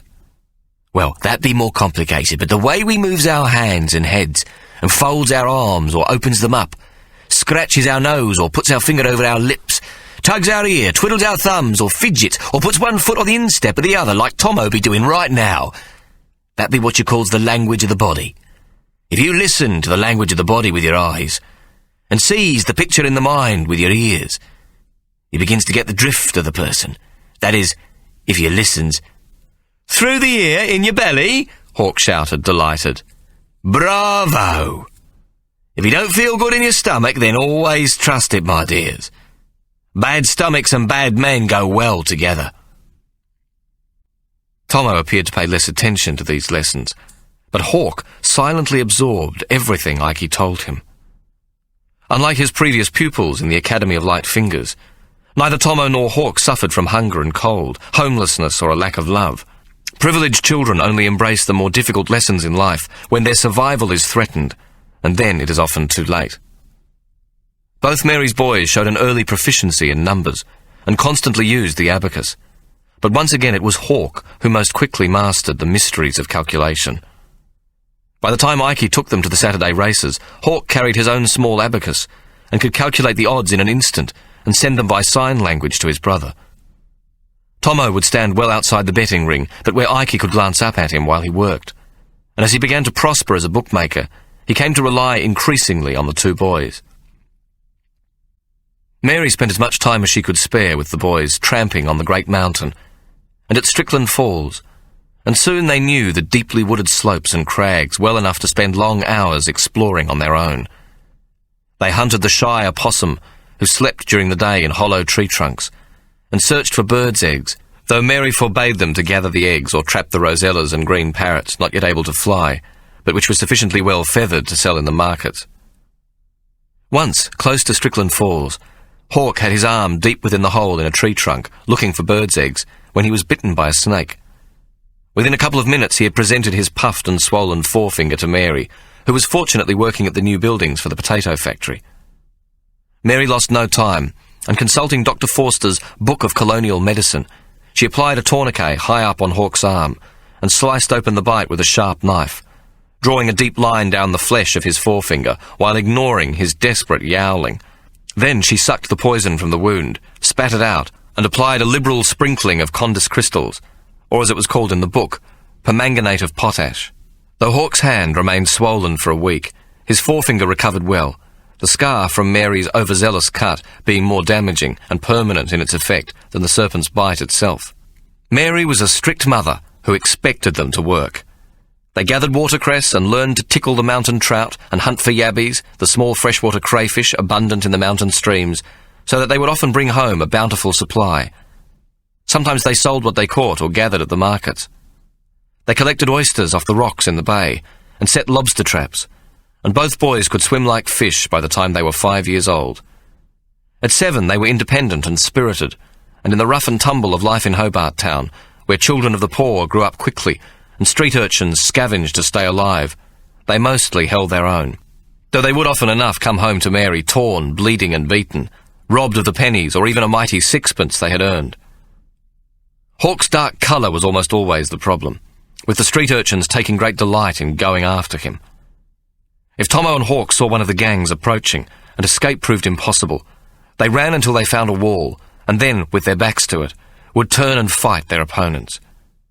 If they were not outnumbered, they gave as much as they got, and more. The street urchins learnt to regard them with respect, and to attack only in sizable numbers, engaging the two boys just long enough to steal their catch, a brace of wood pigeons or several trout, a clutch of wild duck eggs or a couple of opossum. Mary would patch them up, but offered little in the way of comfort. She loved her precious children so deeply that she often felt close to tears when they returned home with a black eye, bleeding nose or a thick lip. But she knew it was a hard world, and that they must learn to come to terms with it. It was Ike who finally gave them the key to a less eventful life. The two boys appeared at breakfast one morning, Tomo with both eyes shut and a swollen lip, and Hawk with one eye shut and a bruised and enlarged nose. "Been in the wars, has we then, my dears?" Ike said. "They've been fighting again," Mary said, placing 2 bowls of porridge on the table. "A couple of proper hooligans, them two." "It were not our fault, Mamma. It be the wild boys again," Tomo said indignantly. "You must run. Don't fight them, just run," Mary said emphatically. "It's not cowardly to run, only prudent." "We had a bag of oysters what took 2 hours to collect," Hawk protested. "It were 4pence worth at least." "You can't run with a bag of oysters," Tomo explained further. "Well, they got the oysters, and you both got black eyes and fat lips and a bleeding nose. Where's the sense to that?" "We ain't scared, Mamma," Tomo said. "Hawk hit 3 of them terrible hard, and I kicked one of them in the shins so he went howling." "Of course, my dears, fisticuffs be all very well," Ike said, picking his teeth. "But a much sharper sword would be your tongue." If the eyes of both boys had not been so well closed, they would have rolled them in unison. "They be idiots, Uncle Ike. You can't try no reasoning on them. They're not like us decent folks," Tomo said. "Don't you speak like that, Tomo Solomon," Mary remonstrated. "They be poor brats what's had no chance in life. They does the best they can to stay alive. They be just as decent as us given half a chance." "Talk to them, my dears. Use your wits," Ike said. "Wits be much more powerful than fists." He rose from the table and stretched his arms above his shoulders. "I'll be off then. No lessons today. Your Uncle Ike's had a long, hard night." Later that morning, the two boys were sitting on Mary's magic rock on the slopes of the mountain, when Hawk turned to Tomo. "What do you think Ike be on about this morning?" he asked. Tomo shrugged. "It be Ike stuff we're supposed to understand but can't." "I got an idea," Hawk said. 2 days later, the two boys found themselves accosted by 5 street urchins. They just returned from their lobster traps, and their sack was bulging and bumping with 6 live lobsters they were hoping to sell to Mrs. McKinney's fish shop for 3pence. Hawk looked at Tomo, and the smaller boy nodded. "What you got?" the biggest of the urchins demanded. Tomo and Hawk remained silent, and the snot-nose who had asked the original question made a grab for the bag in Hawk's hand. "Careful!" Tomo shouted. "They be magic lobsters what can curse you!" The boy drew back confused. "What you mean?" Hawk opened the bag, brought out a plump lobster, and held it up above his head. The creature's claws and feelers waved wildly in the air. "They can read your mind, them lobsters." The boys standing around jeered. "That'd be fucking stupid," the first boy answered. "Lobsters what can read me mind?" Hawk pushed the live lobster into the face of the boy, who reeled back. "Yeah, bullshit," other of the urchins shouted. "Ain't no lobsters what can do that. Not your ordinary lobsters, that I admit, but these be special, magic ones," Tomo said quickly. "It be the secret curse of the people from Africa." "Who, him, the nigger?" the boy said, pointing to Hawk. Hawk grinned. "Black magic," he said. "Want to see?" Tomo asked. The urchins had now forgotten their original intention to rob Tomo and Hawk of the bag. Yeah, they chorused. You brave enough to take the chance to be cursed by the great African lobster, what swum all the way to visit us from the Cape of Good Hope in Africa? Tomo asked the eldest of the boys. The urchin hesitated, but then, seeing the others looking at him, said, It be stupid. That be a fucking lobster like any other what's in the river. Go on, show us the magic, the urchins challenged Tomo. Don't be cheeky, Tomo said to the bunch of skinny boys standing around him. Or we'll curse the lot of you, not only him. He scowled at the boy who had first accosted them, and beckoned to the gang in a low voice. Come here, where that African lobster creature can't hear what you're saying. Come right away, all of you, to that tree. He pointed to a swamp oak about 50 feet away. The urchins and their leader followed Tomo and stood beside the tree. Now, I want you each to whisper your name in me ear, one at a time, and then we'll ask the magic lobster to tell me brother what knows lobster language to tell us what your name be. Tomo pointed to their original attacker. You, what be double cursed already for saying it be a lobster what come from the river, you go first. Whisper your name in me ear, with your back to the magic African lobster me brother's holding.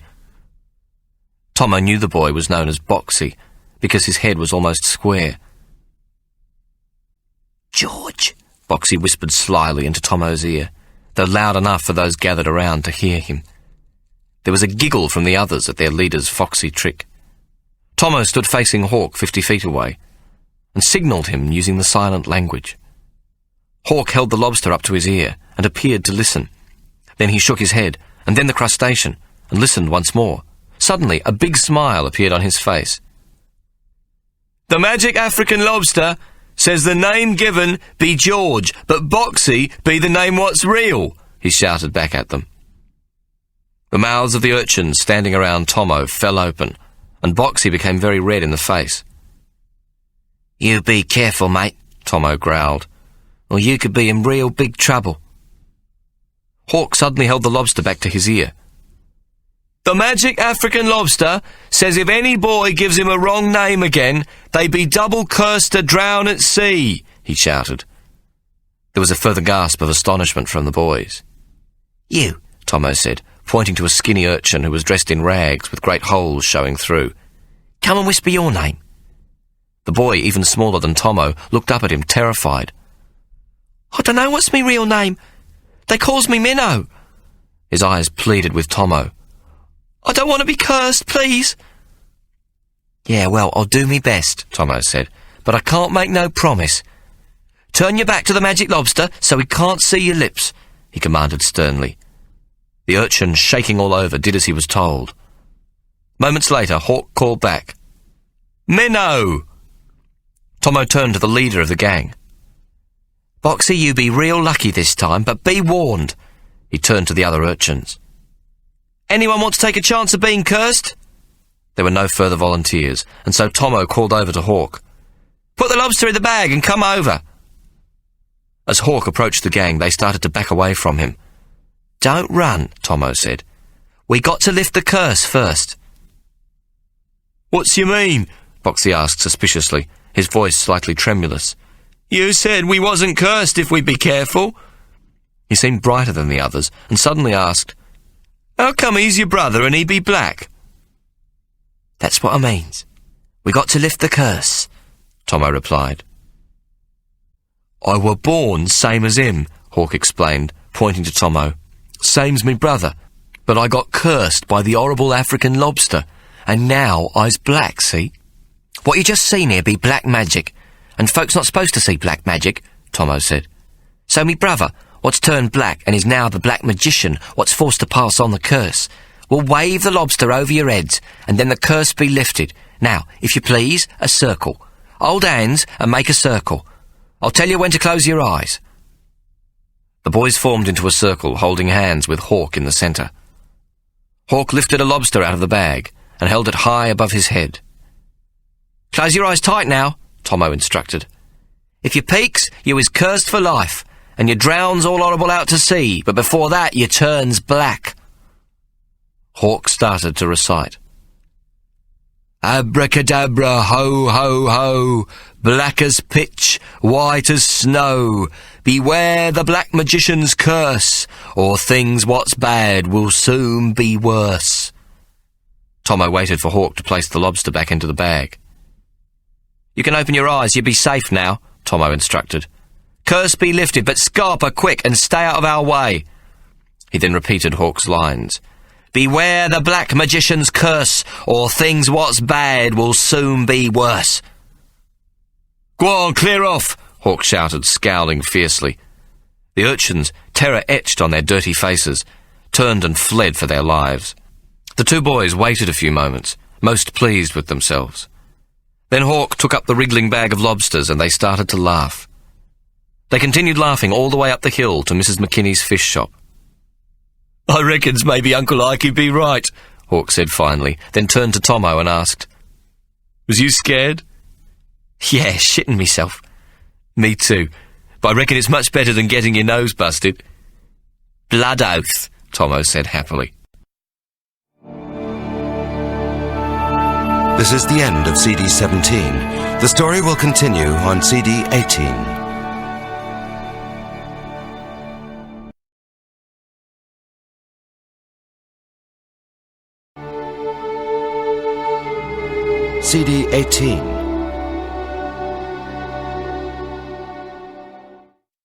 Chapter 35. Towards the end of the 7th year of their lives, Tomo and Hawk disappeared on a perfectly calm winter's day somewhere on the slopes of Mount Wellington. Hobart Town had wakened that morning to find that the first winter snow had fallen and crusted the summit of the great mountain. The day that followed was crisp, with winter sunshine bright and sharp as polished silver. Mary had spent most of the day at the new potato factory buildings, where the majority of her beer production was now taking place. The old mill was used increasingly as a bottle shop, managed by Jessamy Hawkins.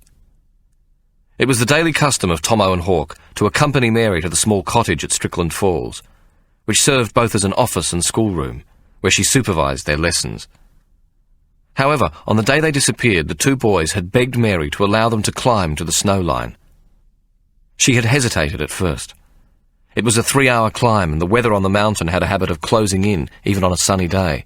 But she had finally yielded to their beseeching, and at 10 o'clock they took some bread and cheese and escaped their lessons to explore the snow at the summit before the warm sunshine should melt it.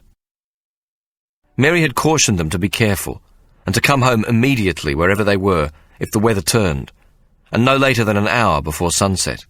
Tomo and Hawk were as agile as mountain goats, and had explored the mountain with Mary since they were toddlers. Furthermore, there was a log hut at the summit should the weather close in, and it contained a plentiful supply of wood left by the woodcutters who worked the slopes.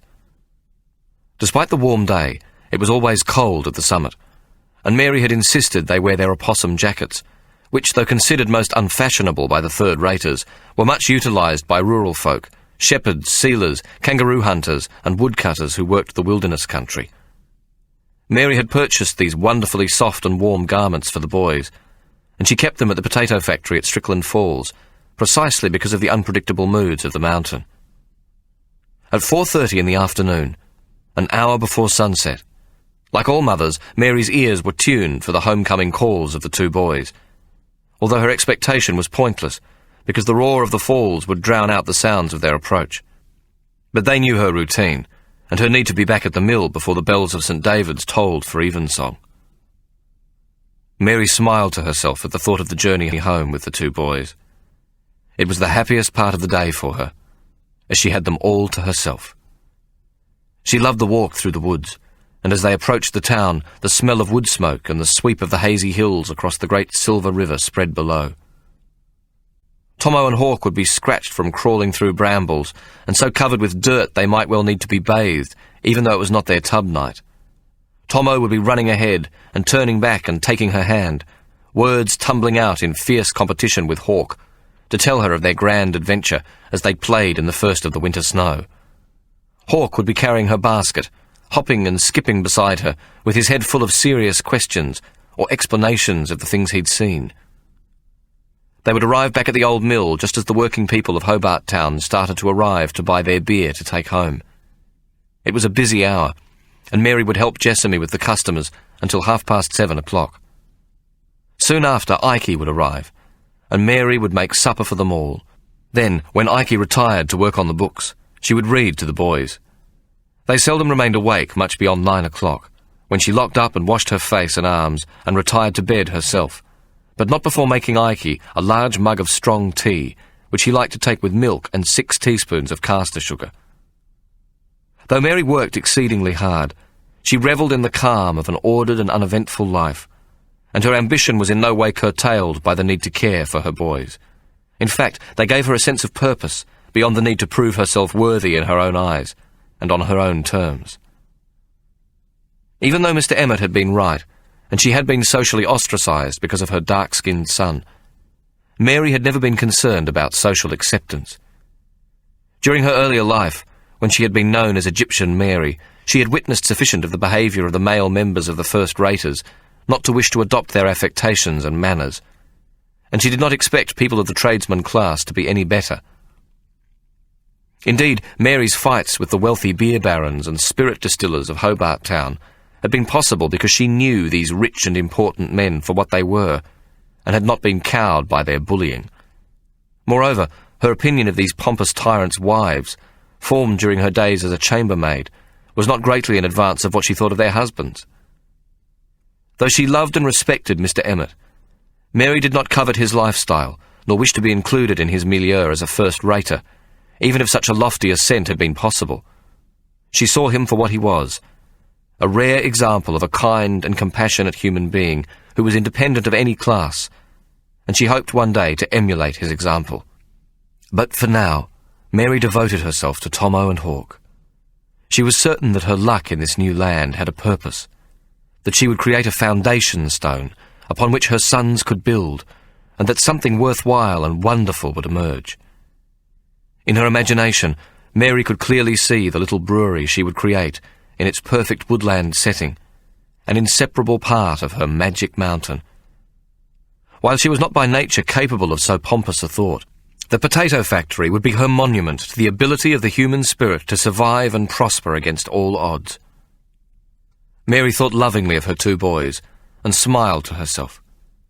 She now possessed a destiny, a continuity in her new land. Tomo X Solomon and Hawk X Solomon would be the source of her second generation. Mary chuckled to herself, as she always did when she thought of the X in the boys' names. When Ike had appeared somewhat sheepishly at the government offices and declared himself to be the father of Tomo and Hawk, he had registered his so-called offspring with an additional single X common to both names. The clerk who had presided over the registration had evinced not the slightest interest in inquiring what the X stood for, and had written out a certificate of birth exactly as Ike had indicated. Later, when Mary had demanded to know what the X stood for, Ike shrugged his shoulders. "It has to be there. It'll be a proper part of their names, my dear. A grand initial, an ancient Hebrew sign," he lied. In fact, the initial X was simply Ike's mind working in its usual convoluted way. He told himself it represented the X which Svensson of the Stormvogel had tattooed through the name Tomahawk on Sperm Whale Sally's breast to cancel the rights of the Merryweather. The additional justification was that he'd split the name Tomahawk in half to give each boy his name, but their names could be recombined with the X to make a whole. Thus, Tomo X Hawk equals Tomahawk equals twins. But in reality, their names had simply been conjured up that first morning when he'd presented them in the basket to Mary, and the X was just a feeble joke he'd thought of on the spur of the moment when he had gone to register the birth of the 2 boys.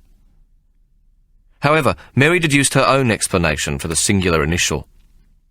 She, who was so very good at the business of numbers, concluded that the X is used as the unknown in mathematics, and that Tomo and Hawk were her 2 unknown factors. The letter X in calculations could be made to represent any number, and it was her duty to see that what it represented in her 2 sons was the sum of the very best she could do to make them men of whom she could rightfully be proud. Mary smiled as she packed her basket in preparation for the boys' return. Then she bid the workmen good night, put on her warm coat, locked the cottage, and walked over to the small bridge just below the falls, which she knew Tomo and Hawk must cross as they returned from the mountain. Mary Abacus waited on the bridge and watched the water as it churned white at her feet. The thundering falls sent a fine mist into the air, which created a rainbow in the late afternoon sunlight, and Mary could not imagine a more perfect moment. She was not to know that the magic mountain she loved so much had just swallowed up her precious children. When the boys had not arrived by 5 o'clock, she walked back to the office and found a lantern which had a good wick and was well filled with the whale oil. Then she looked about and found half a loaf of bread, the remainder of the cheese she had given the boys, and 4 apples. This she replaced in her basket, together with several bandages and a bottle of iodine, which she always kept on the premises. Then she took a small axe which hung behind the cottage door, and this too she pushed head first into the basket. It was almost dark by the time Mary crossed the little bridge again, and set off along the path leading higher up the mountain.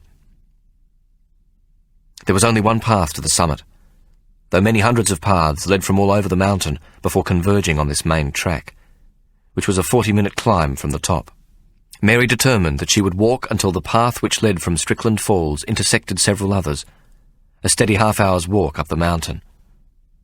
The boys might have taken any of a dozen paths to arrive at this point, but she knew they must eventually turn into the one she now took for the journey home. The trees became more dense as she climbed, and not more than 20 minutes after she had left, it grew completely dark under the forest canopy. Mary stopped to light the lantern, and then proceeded onwards.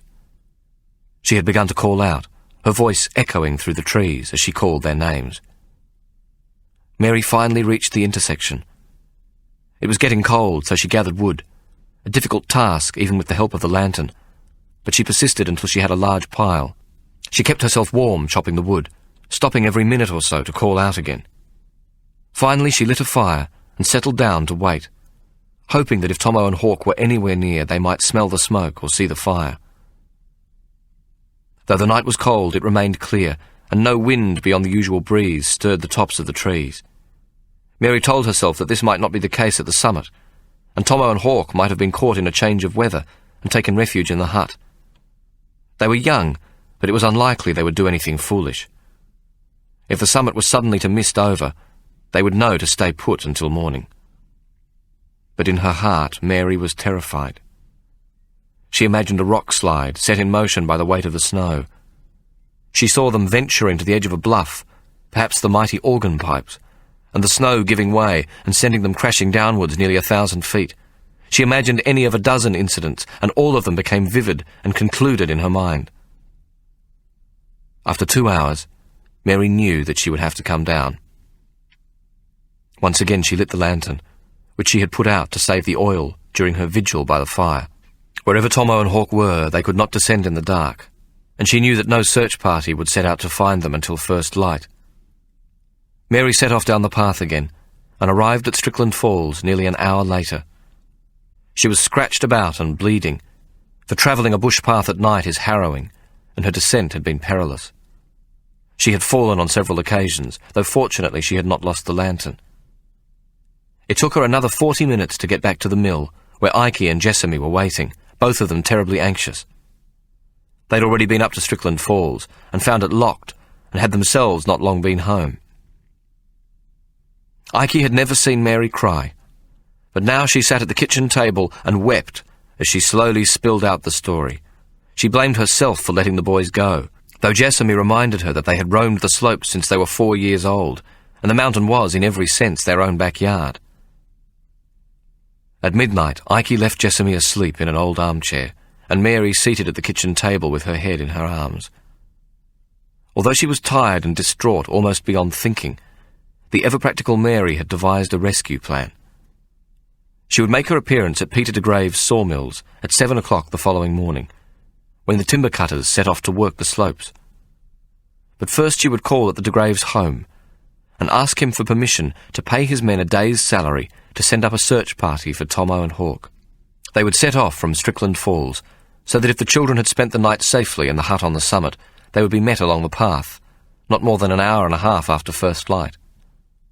At this point the search would be over, and the men already on the mountain could return to their work. Mary was not foolish enough to suppose that this permission would be easily granted. For while her past employer was by the standards of the time a good man, he was tough, and she knew he would expect her to pay for the value of the timber not produced while his men carried out the search. The loss of Tomo and Hawk would not be seen by him as a matter of great importance. Mary was, of course, perfectly willing to meet his demands. The cost of a day's work of 100 timber cutters would exhaust her available liquid resources, and possibly put her in debt to the brewer, but she cared not in the least about this. Having resolved what to do at first light, she fell into a fitful sleep at the kitchen table, only to be wakened an hour before dawn by Ike. "Come, my dear. I have brought help," he said, shaking her gently by the shoulder. Gathered in the street outside the potato factory were more than 100 people. A more motley collection of the hopeless and forlorn would have been difficult to find anywhere in the South Seas. None among them would ever voluntarily have put one foot on the lowest slopes of the great mountain. They were the drunks and whores, gamblers, pimps, touts, publicans, cellarmen, barmaids, whalemen and jack-tars, as well as other assorted human scrapings from the Hobart waterfront. Anne Gower, now the owner of a waterfront bawdy house, had taken a donkey cart and loaded herself upon it together with a large tea-urn, so that she too might help. Mary took one look at the crowd and knew Ike must have finally gone senile.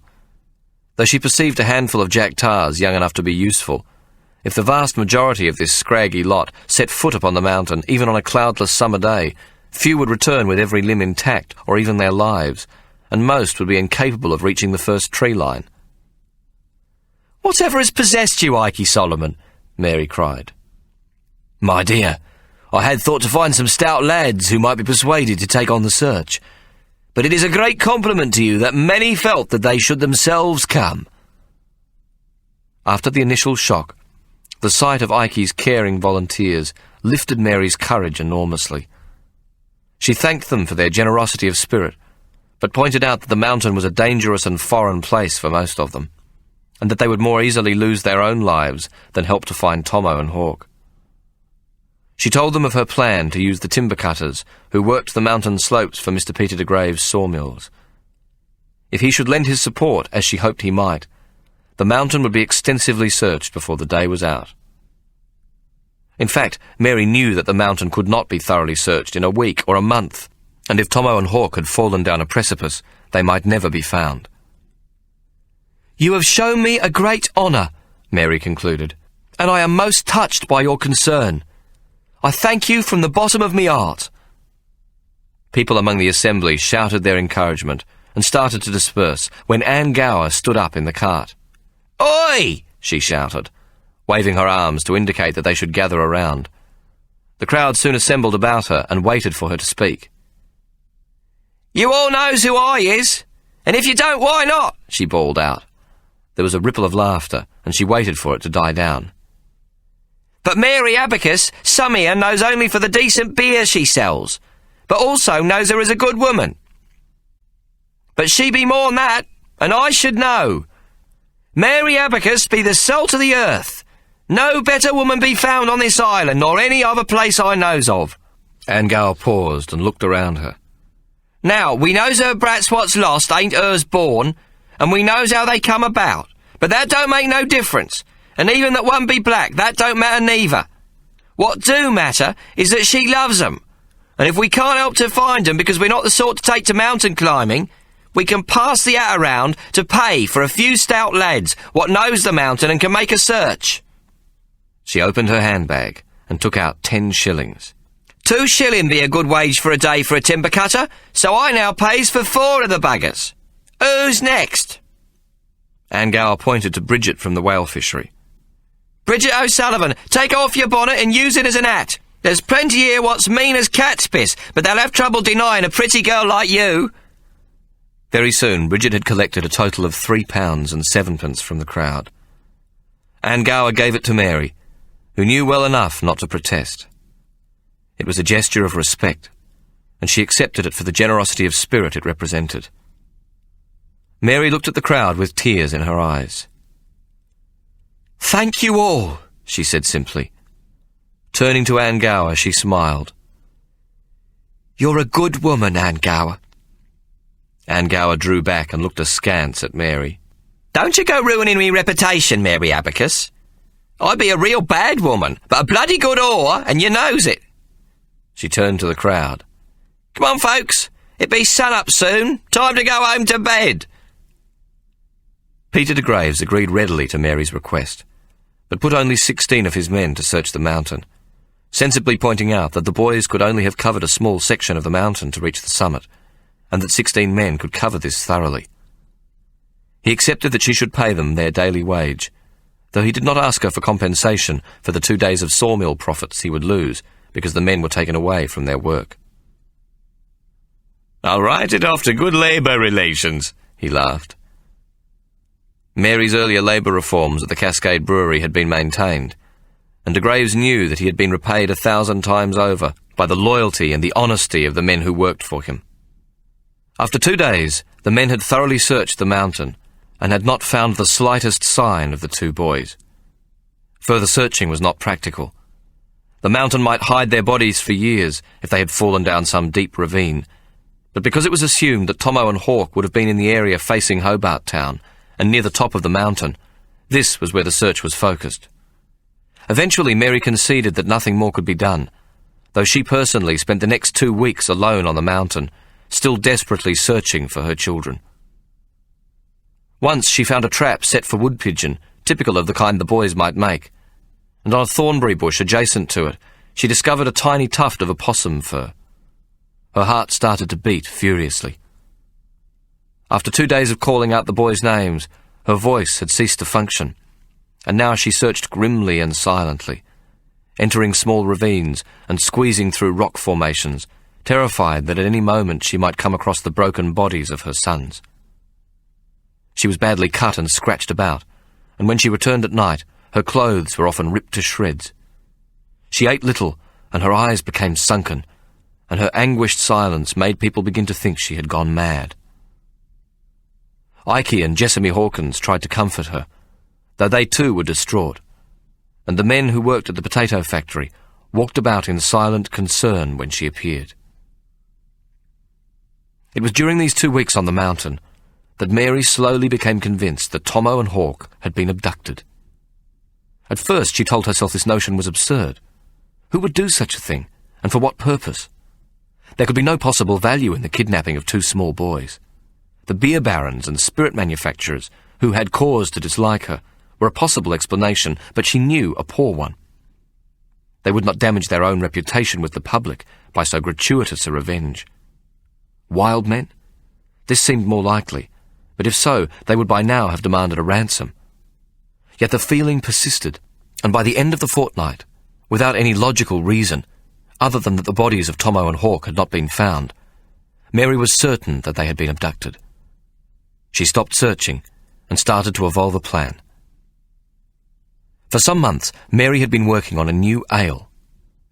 She had tested it on a number of her customers, who found it most pleasing to the palate. Mary now had acceptance of her bottled beer throughout the colony, and she was also shipping it to the new village of Melbourne on the mainland. She now decided to call her new beer Tomahawk.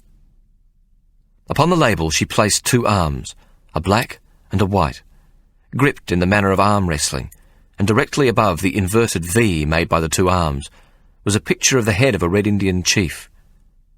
Around the perimeter of the oval-shaped label were the words, "Pale Ale, the Potato Factory, Proprietor Miss Mary Abacus." Directly under the Indian chief's head appeared the words, £50 reward, and under this the injunction, "See back." At the back of the bottle, Mary placed a second label in the shape of a glass. It contained a crude sketch of 2 small boys, one black and the other white, and the following words in the shape of a wineglass. Kidnapping, £50 reward. For information leading to the recovery of the 2 boys, answering to the names of Tomo and Hawk Solomon, and who are identified in person by Miss Mary Abacus or Mr. Ike Solomon as same. Tomo be small with blue eyes and fair hair, Hawk be black of skin and Negro appearance. Both be 7 years old. No questions be asked of persons assisting in recovery. Mary hoped that one of two things might happen. That someone might have seen Hawk, a black boy, and therefore a curious sight, in the company of Tomo, a white one, or that the kidnappers might attempt to claim the reward.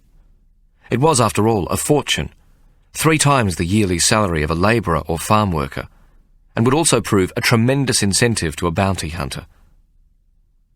It did not take long for the disappearance of Tomo and Hawk to be known throughout the entire colony, and it was shortly afterwards that Ike received a letter from his son David in New Norfolk, asking him if he would come to the river town on a matter of extreme urgency. Ike was glad of the excuse to go. Hannah had not contacted him in more than a year, and she had forbidden him to visit her.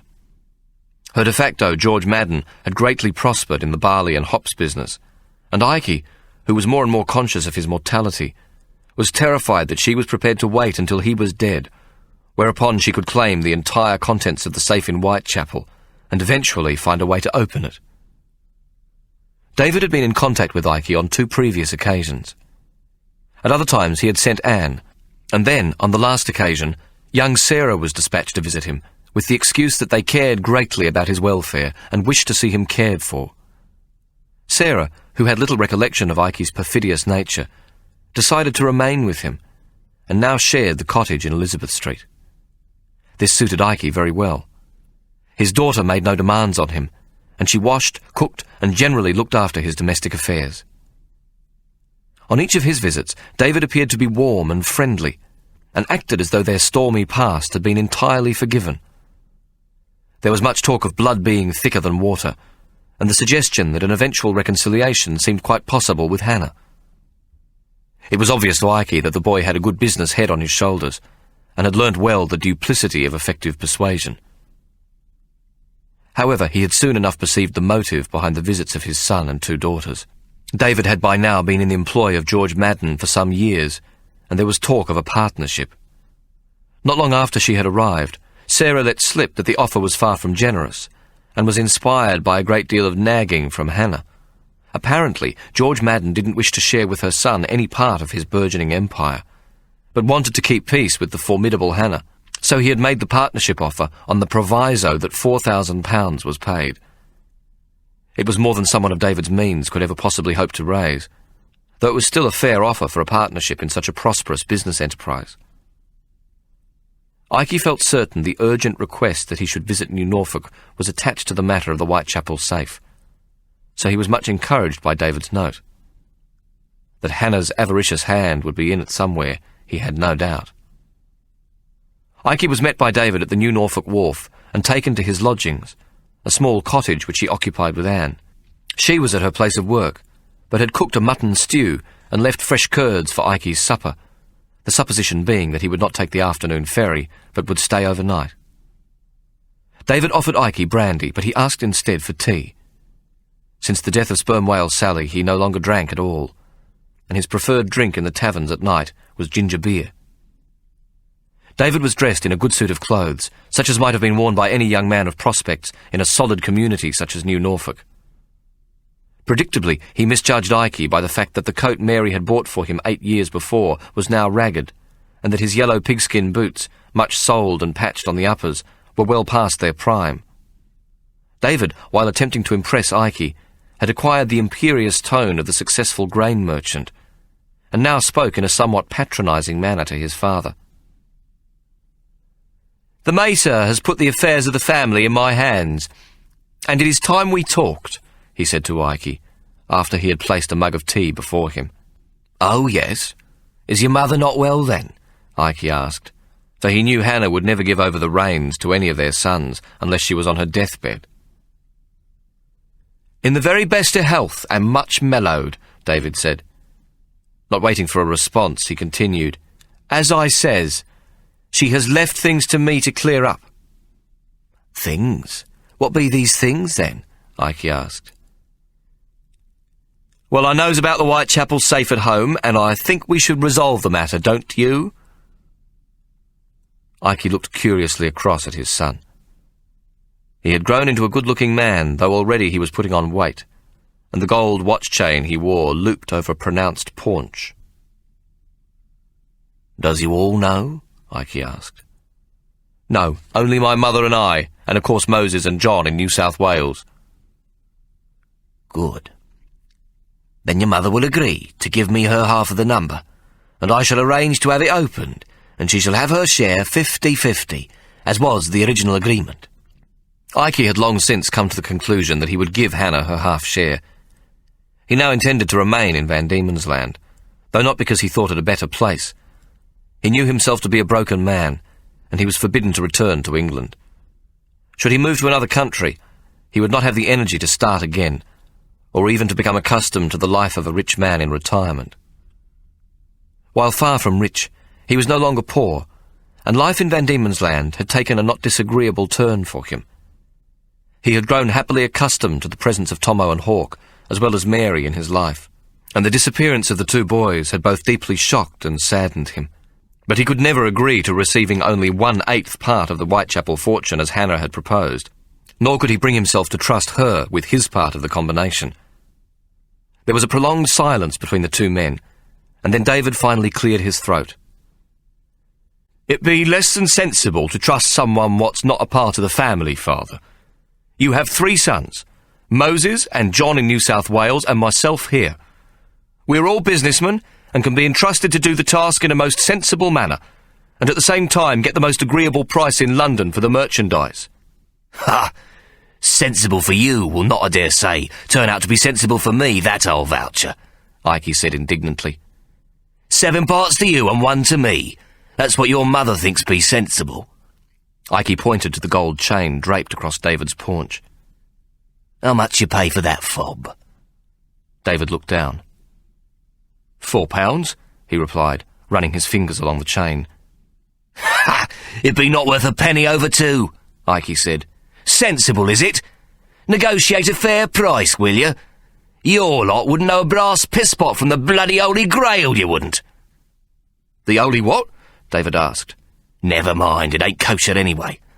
Yes, 50-50, but you gives me your half of the combination, or we ain't got no agreement, and that's telling you flat, my dear."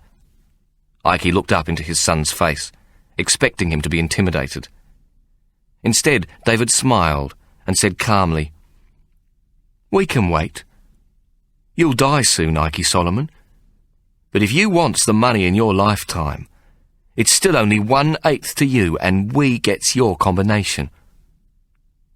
At the mention of his death, Ike felt his innards tighten and then relax, and he thought, "Oh, God, I'm going to shit myself." But he showed no outward sign of the dismay, and was relieved when he felt his sphincter close and his bowels return to normal. "I've smoked you, boy. I'll not die soon enough for you to buy the partnership you want so badly with George Madden." David Solomon flushed, his face turning a deep crimson. He walked over to a drawer in the kitchen dresser, and from it took a small package and handed it to Ike. "Open it, if you please," David demanded.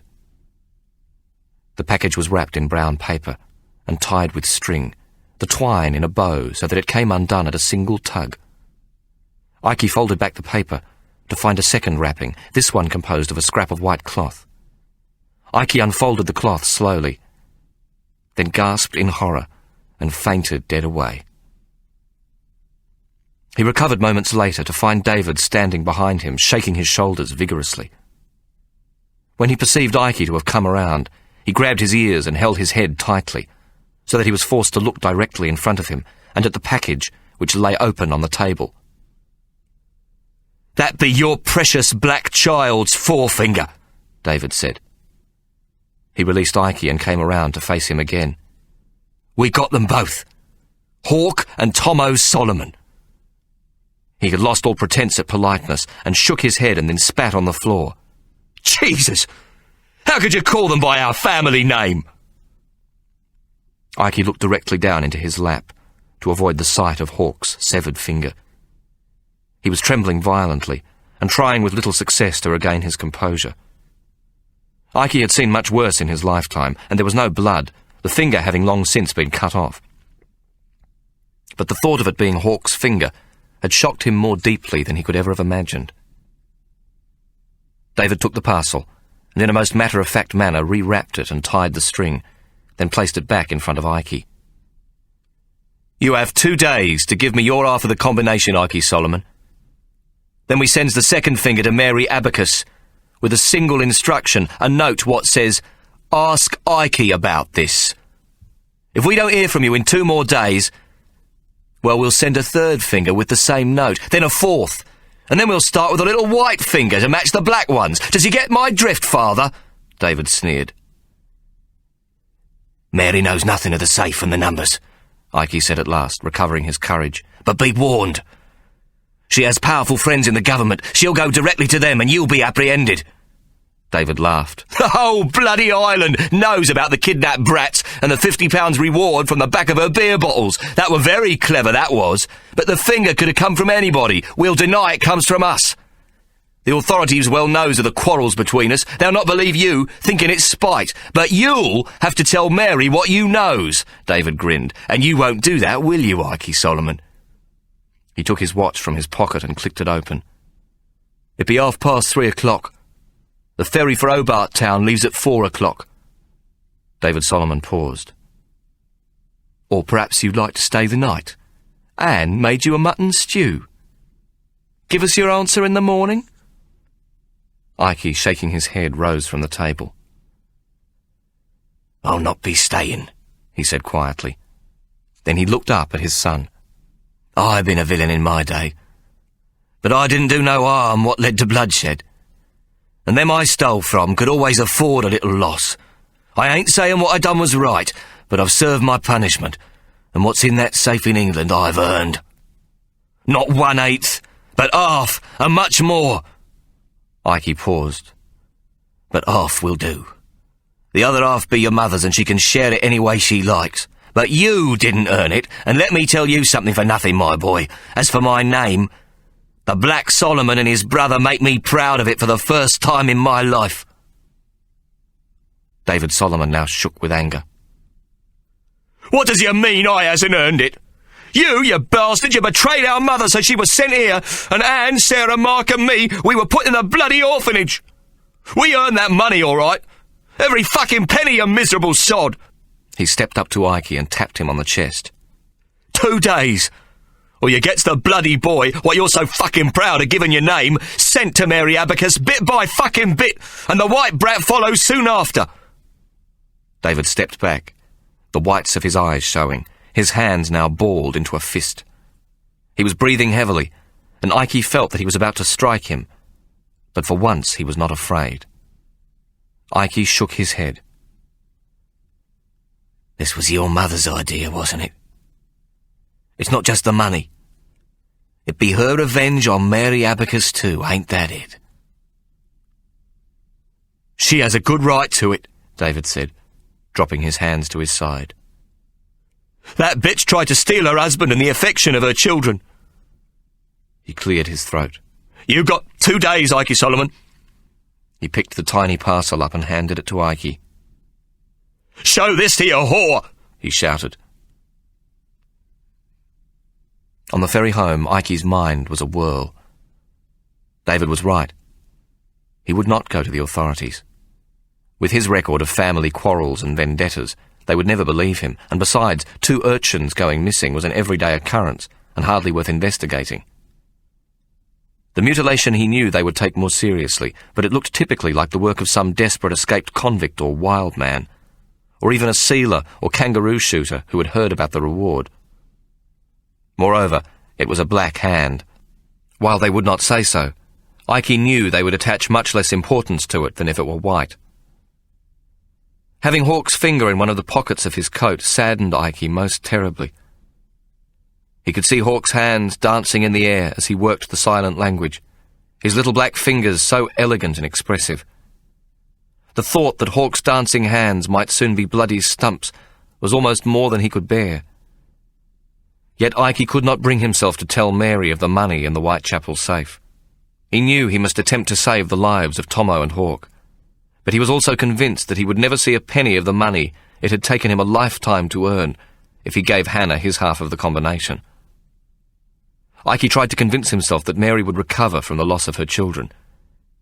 Even if she should never talk to him again, he was comfortable enough and sufficiently independent. Life goes on, he repeated to himself several times.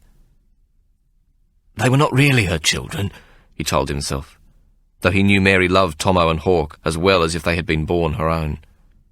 He too was greatly fond of the boys, but Ikey's entire life had been a matter of his own survival, and the first rule was not to mourn the past but move on. He refused, out of a lifetime of habit, to agonize over the matter. Although he might never bring himself to say so, Ikey knew himself to love Mary, but he saw no purpose in telling her about the safe in Whitechapel. He would need to invent something else to explain the package he carried.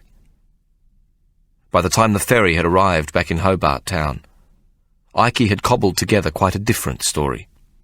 The ferry had caught the outgoing tide on the lower reaches of the Derwent River, and the trip back had taken slightly over 2 hours. It was just after 6:30 in the evening when Mary, helping Jessamy serve customers, saw Ikey arrive and motioned urgently for her to meet him at the rear of the mill. She was already in the kitchen waiting, wiping her hands on her apron, when Ikey entered the doorway. It had been a month and 2 days since Tomo and Hawk disappeared. Mary ate almost nothing and was silent most of the time, talking only when she was required to do so and working until late into the night. The new Tomahawk beer had thankfully kept them all very busy, or they might not have been able to bear the thought of Mary's sorrow. "What is it, Ikey?" Ikey looked at Mary. "Sit down, my dear." Mary saw the concern on his face. "What is it?" she asked again, and then pulled out a chair and sat down. "It's bad, isn't it?" Ikey nodded and drew himself up a chair, then told Mary the story of his visit to New Norfolk. "So there it is, my dear. You get the boys back by signing the deeds to the potato factory over to David Solomon." Mary remained silent for almost a minute. Then she looked up at Ikey, a terrible weariness showing in her beautiful green eyes. She nodded slowly, and Ikey knew she would give up anything for her 2 boys. "He were never a good lad, that David. Bright, but of a mean spirit," Mary said quietly. Then she was silent again, before adding in a small voice, "Show me." Ikey recoiled, his head jerking back. "No, my dear, it will distress you." Mary looked up at him, her expression suddenly fierce. "Show me! I want to see it for myself." Ikey removed the small parcel from the interior of his coat and placed it on the table in front of her. Mary's hands trembled as she picked at the bow and then removed the brown paper wrapping. Silent tears ran down her cheeks as she unfolded the grubby white cloth so that she could barely see the finger. She started to weep, then to wail, choking at the same time, her head averted from the small, dark object. Ikey quickly rose from his chair to stand behind her and place his hands on her shoulders. "Oh dear, oh dear, oh dear," he babbled. He could think of nothing to say to comfort Mary. After a while, Mary reached into the pocket of her apron for a piece of rag and wiped her eyes and blew her nose. Ikey reached over her to take up the parcel, but she saw his action and pushed his hand away. "Leave it," she commanded. "But, my dear—" Ikey stopped mid-sentence, for there was a surprised gasp from Mary, and then she began to laugh, though in a hysterical manner, pointing at the finger. "What is it, my dear?" Ikey cried, alarmed. But Mary's hysterical laughter continued, and finally Ikey slapped her hard. She stopped and looked at him wild-eyed. "It's not Hawk's finger!" she cried, then wept again. "What do you mean?" Ikey cried out. He repeated himself several times. "What do you mean? What do you mean?" before Mary stopped crying. Now she took deep gulps of air to calm herself. "Whatever can you mean?" Ikey repeated urgently. "It be the right forefinger," she said, pointing to the object before her. "Hawk had a long scar down that finger where I cut and sucked it when he had the snake bite. A long, clean scar, not to be missed." Ikey remembered the incident well. "Are you sure it be the right and not the left?" he said. "Left were once broken in a fight. It mended a wee bit crooked," Mary said emphatically. She glanced at the finger on the table and gave a small shudder. Besides, that finger be too small, much too small. That be the finger of an Aboriginal child. You mean this be a scam? Ikey cried in amazement. They've seen the beer label and cooked it all up. Ikey whistled to himself. Jesus, I never thought that old Anna had that much imagination. Mary looked at Ikey and then said fiercely, That finger still come from a little brat. That be wicked and cruel enough beyond imagining. She paused and pointed at Ikey. They could have taken the potato factory. They could have had the bloody lot if only it would have brought back me boys. She burst into tears again and then shouted, Ikey, I swear, I don't know how and I don't know where, but Anna's going to pay for this. Chapter 36. It was 4 months after his visit to New Norfolk when Ikey, in the course of his nightly peregrinations, sensed he was being followed. He changed direction, cutting down the lane past Newmarket and quickening his pace, thinking to slip into the Hope and Anchor, the tavern at the end of the lane facing onto the safety of Macquarie Street. But then he heard his name called, softly, in a voice he was never likely to forget. You good fella, Ikey? Billy gone queer? Ikey called back in surprise. No, William Lenny. Billy gone queer said urgently, as he came out of the darkness not 5 feet from where Ikey stood. Ikey listened to the voice from the shadows, amazed that Billy gone queer could have been so close without his hearing him. The two men embraced, and as Ikey's hands clasped around Billy's shoulders, he felt the raised scar tissue across his back through the coarse canvas shirt. Blimey! I thought you'd be dead, Ikey exclaimed, beaming at Billy gone queer's dark face. What's happened to you then, my dear? Billy gone queer, who now spoke quite passable English, explained to Ikey that under the name William Lanny he had become a whaleman for Captain Kelly on one of the local whaling ships which worked the bays and channels during the winter season. Ikey, listen, Billy gone queer said finally. I come about the black kid on the beer bottle. Ikey's heart missed a beat. What's you know about that, Billy gone queer? William Lanny, you give me the name yourself, Billy gone queer cried urgently. I'm still on the lam, man. Ikey listened carefully as Billy gone queer told him what he knew. He had been down south at the whaling station at Recherche Bay, where they had been boiling down the catch. They had thereafter sailed up the D'Entrecasteaux Channel, but opposite Huon Island had hit a squall and done some damage to the mizzenmast, and so had taken shelter in the Huon River. The wind being fair, they had sailed upriver to Port Huon and put ashore for some minor repairs. Here, Billy had gone for a walk along the riverbank some way from the settlement, when to his surprise he had met 7 Aboriginals, 5 of them half-castes and 2 of full blood. The full-bloods explained they came from the upper reaches of the Commandy River to the southwest, which stretched to the high mountain. They talked for some time, and then told him that several days previously they had been out hunting rat kangaroo when they saw a wild man who rode a horse, behind which he caused a black boy to run. Curious, they had crept closer. The boy was tied about the neck with a rope, which was attached to the saddle. The wild man passed close to where they hid, and they could see that the boy was not an Aboriginal, but quite different in appearance to their own people. Billy gone queer concluded by saying that nearly 3 weeks later he had heard some of the whalemen talking about the £50 reward posted on the beer bottles, and he'd asked one of them to read it aloud. Hearing Ikey's name, he had decided to tell him what he knew. You good fellow, Ikey, he said, laughing at himself, for he now spoke much better English. What sort of country be it, these mountains? Ikey asked at last. Billy gone queer shook his head. You can't go there, boss, he protested vehemently. It blackfella place. Wild men convict and some timber get a very bad country. Can you go with troopers? Billy gone queer sniffed. Troopers can't go this place. Wild men kill. Will I see you again? Ikey asked. About town very dangerous for me, Billy gone queer said. 3 day, he pointed to the ground. Same time, I see you here.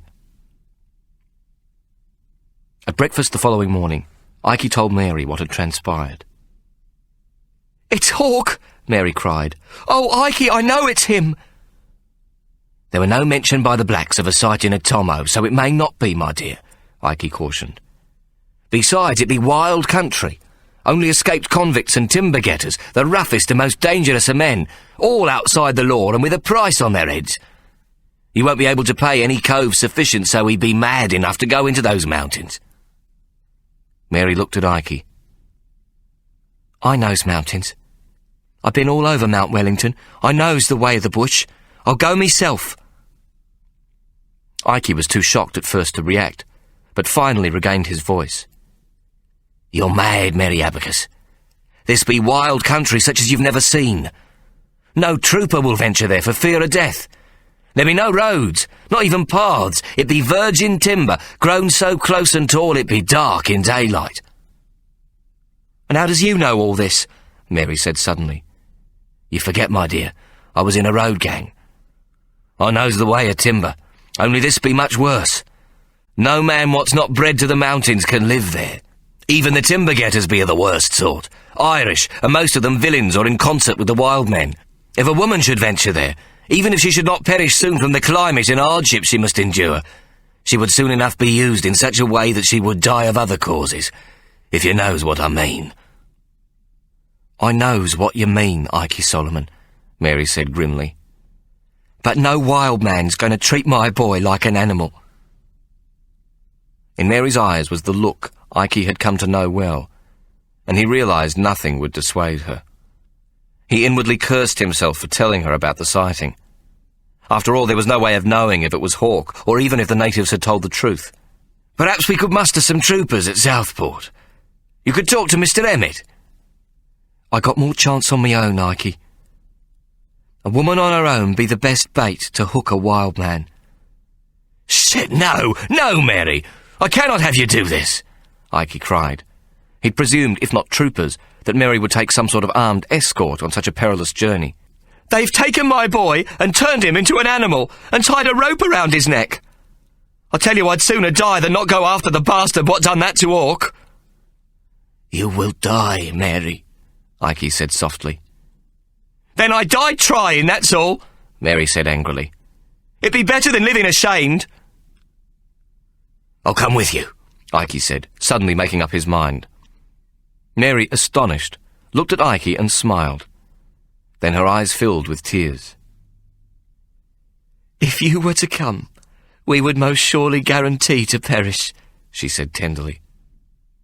But I thanks you, Ike Solomon, from the bottom of me heart. Ike had to admit to himself that he was secretly delighted with this reply, for he already regretted his decision. You will need to make sure your affairs are all in order, my dear, he said sadly. The next day Mary's inquiries revealed that in 3 days a small trading ketch, the Isle of Arran, would be leaving on the morning tide for Port Huon, and then on to the tiny new hamlet of Franklin. Mary booked passage, even though it was a cargo boat, and there were no cabins except the one which belonged to the captain. She was advised to bring her own oilskins, as she would have to remain on deck throughout the 2-day journey, the ship having to lay up at night against the sudden squalls which so often blew up along the D'Entrecasteaux Channel. Ike urged her to wait until he had spoken to Billy Gonquier again, but there was no other boat for 4 days, and Mary would not delay a moment longer. She knew that if news of her impending journey leaked out, she would be forbidden by the authorities to travel into such wild country. So she settled her affairs, and Ike was sworn to secrecy. Mary told Jessamy Hawkins and the men at the potato factory, at both the Old Mill and at Strickland Falls, that she was going to do some trading with the small settlements along the Huon River. She instructed that they send a dray loaded with 6 dozen cases of tomahawk and temperance beer, and 4 50-gallon barrels of her strongest dark ale, to the old wharf where the Isle of Arran was docked. On the 3rd morning, just before sunrise, Mary left Hobart Town, not sure that she would ever return. She looked up at the great mountain which had swallowed her 2 sons, and said a quiet farewell, for she was now convinced that her mountain had not murdered Hawk and Tomo. She sat on the deck of the Isle of Arran, on a case of tomahawk beer, her umbrella spread open and her hand clasping the Waterloo medal. "Bring me luck, and send the green parakeets to find my sons for me," she begged the mountain. The summit of Mount Wellington was covered in cloud, and a light drizzle fell. Though it was late spring, and the almond blossoms already out, there was mist on the river as the bark lofted sail and slipped into the ebb of the outgoing tide. The voyage proved slow, though uneventful. By the time they reached the Channel, the day had turned to bright sunshine, and the small, clumsy and overloaded ketch seemed to make unnecessarily heavy work of a light breeze. At nightfall, they hove onto the leeward side of Huon Island under a near full moon. Mary slept fitfully, for the night was cold. She had brought 2 blankets, one for herself and one for Hawke, or one for each of her children, as she hoped she'd find them both. Mary also wore her warm coat, this being the most she thought she could carry on her back when she set out on her journey into the mountains. The blankets and a supply of hardtack biscuit and dried meat, matches, sugar and tea made up the remainder of her burden. Except for the small axe she'd carried up the mountain on the night Hawke and Tomo disappeared. It was heavy, but she knew she would need to take it along. The blankets she would roll up and place across the top of a canvas bag she had constructed, which was not unlike a child's school satchel, though somewhat bigger. Mary also carried £50 in notes, which were hidden in the brass cylinder of her prisoner's purse and deposited up her cunny. In her handbag she carried sufficient money for any expenses she might incur, and as well, a pearl-handled pepperbox pistol. The pistol had been presented to her by Ike, who had bought it from Anne Gower. Ike was most particular that it be light enough for a woman to handle, yet carried 4 chambers, could be ready loaded, and deadly if fired at close range. Not being in the least accustomed to the workings of firearms, he had diligently written down the instructions on how it should be loaded, and Mary practised until she was certain how it was done. Though she had never before fired a pistol, she was confident that she was capable of using it should the occasion arise. The Isle of Arran arrived in the tiny settlement of Port Huon by mid-afternoon of the second day. Mary's beer was loaded onto a bullock cart to be transported to the Kermandy River settlement, the driver happy to take such a case of beer instead of payment, thinking himself much the better off with such a bargain. Mary sat beside the driver as they made slow progress into the small settlement. The town seemed to be entirely constructed of bark and mud. The streets, if streets they could be called, were ruts where the unwary traveller might sink his boot halfway to the knee in the wet. The buildings were a testament to colonial ingenuity. A framework of wood was raised, and bark was peeled from green eucalypt in strips 6 feet long and 2 feet wide. The strips were flattened on level ground by poles laid across them and allowed to dry. When dry and stiff, they made excellent walls, as well as serving, if lightly strutted, as doors and windows. Brown, warm-coated stringy bark provided the roof cladding. All that was then required was a slab chimney built above a base of stone, and lined a further 4 feet with stone, topped with turf, to protect the walls from fire. The flue, also of bark, was then carried up on a framework of poles to a suitable height above the ridgepole. From the chimney breast up, the flue was boxed on all sides, and experience taught just where to place the chimney to avoid downdrafts. Thus everything was made locally, and if care was taken in the construction, a comfortable home could be built in a very short time. The surrounding countryside rose steeply from the river and clearings, for the small holdings around the settlement were a testament to sheer hard work. The natural growth, which had to be removed before the soil could be tilled, was a staggering 500 tons per hectare. Ringbark trees, 200 feet high, stood like dead sentinels, while from their trunks huge strips of bark whispered and flapped in the wind. On the ground below, cows grazed in paddocks sown with English grasses, cocksfoot and white York, which provided fodder and hay for the winter. The rich virgin soil was deep-loamed and full of nutrients.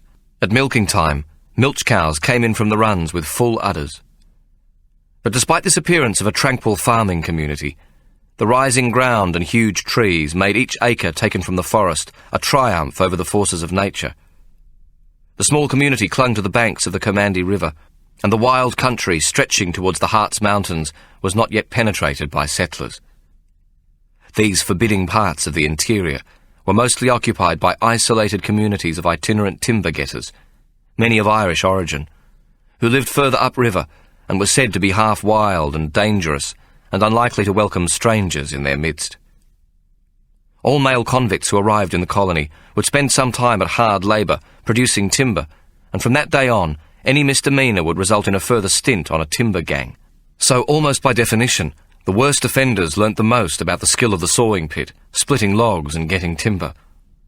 In addition, the Irish, many of whom lacked the basic skills to work in towns, and being usually among the most intractable of convicts, and also Roman Catholics in an overwhelmingly Protestant community, found timber getting was the only lawful skill they possessed upon emancipation. For many, isolation became their only way of avoiding trouble. They seldom ventured with their families into the nearby towns, and their children were wild things. They would score the timber, each with his individual mark and the number of his agent, and float it downriver. Every few weeks one of their kind might venture quietly into the small settlement and collect what was owing to them all. He might stop at the tavern for a few drinks, though he would usually buy what he needed of brandy and rum to take back into the forest, and leave with no more than a grunt to the publican. It was claimed that should the law be foolish enough to wander into a timber camp, and if the timber getters should first see the law and the law not see them, then the law would be unlikely to see the sunset on the river again. It was a brave set of troopers or special constables who ventured out from the police station at Southport to patrol the small, scattered and isolated communities who lived in the dense, dark forests. And those who did travelled on horseback, so that they could more easily cover the ground or avoid a surprise attack. Though these backwoodsmen would come out of the forest in winter to work at the Recherche Bay whaling stations during the peak season, they still kept to themselves, but should they drink, they turned into the very devil himself. The money they made during this period was spent in provisioning at the general store, which they took back into the forests for the summer months. As well, in the summer, escaped convicts and wild men roamed the mountain country. Food was relatively easy to get in the form of small animals and the easily captured native hen. In the winter they came nearer to the towns to raid the small farms and take a sheep or even a calf or pig, and if the property were not well guarded or the owner away, to rape any women or children they would find. These were men outside the law, and like the timber getters, they lived lonely and brutal lives deep in the forests and mountains. They left the timber getters alone, unless they should find one on his own, when they would murder him for his boots or axe or some other possession. The bullock driver took Mary directly to the front of the tavern to avoid the mud. From the moment they entered the outskirts of the little town, dozens of urchins, all with black mud caked up to their knees, had followed the cart and rudely yelled questions at Mary. But now they stood around shyly as she alighted, and first jumping a small mud pool, walked onto the veranda of the public house. It was the second largest building in town, though it too was built of bark, but featured at one end a wall of stone containing a great high chimney, which promised a hearth in the interior of splendid proportions. Mary bid the driver wait and entered the tavern. At first, the smoke, smell and noise overwhelmed her senses.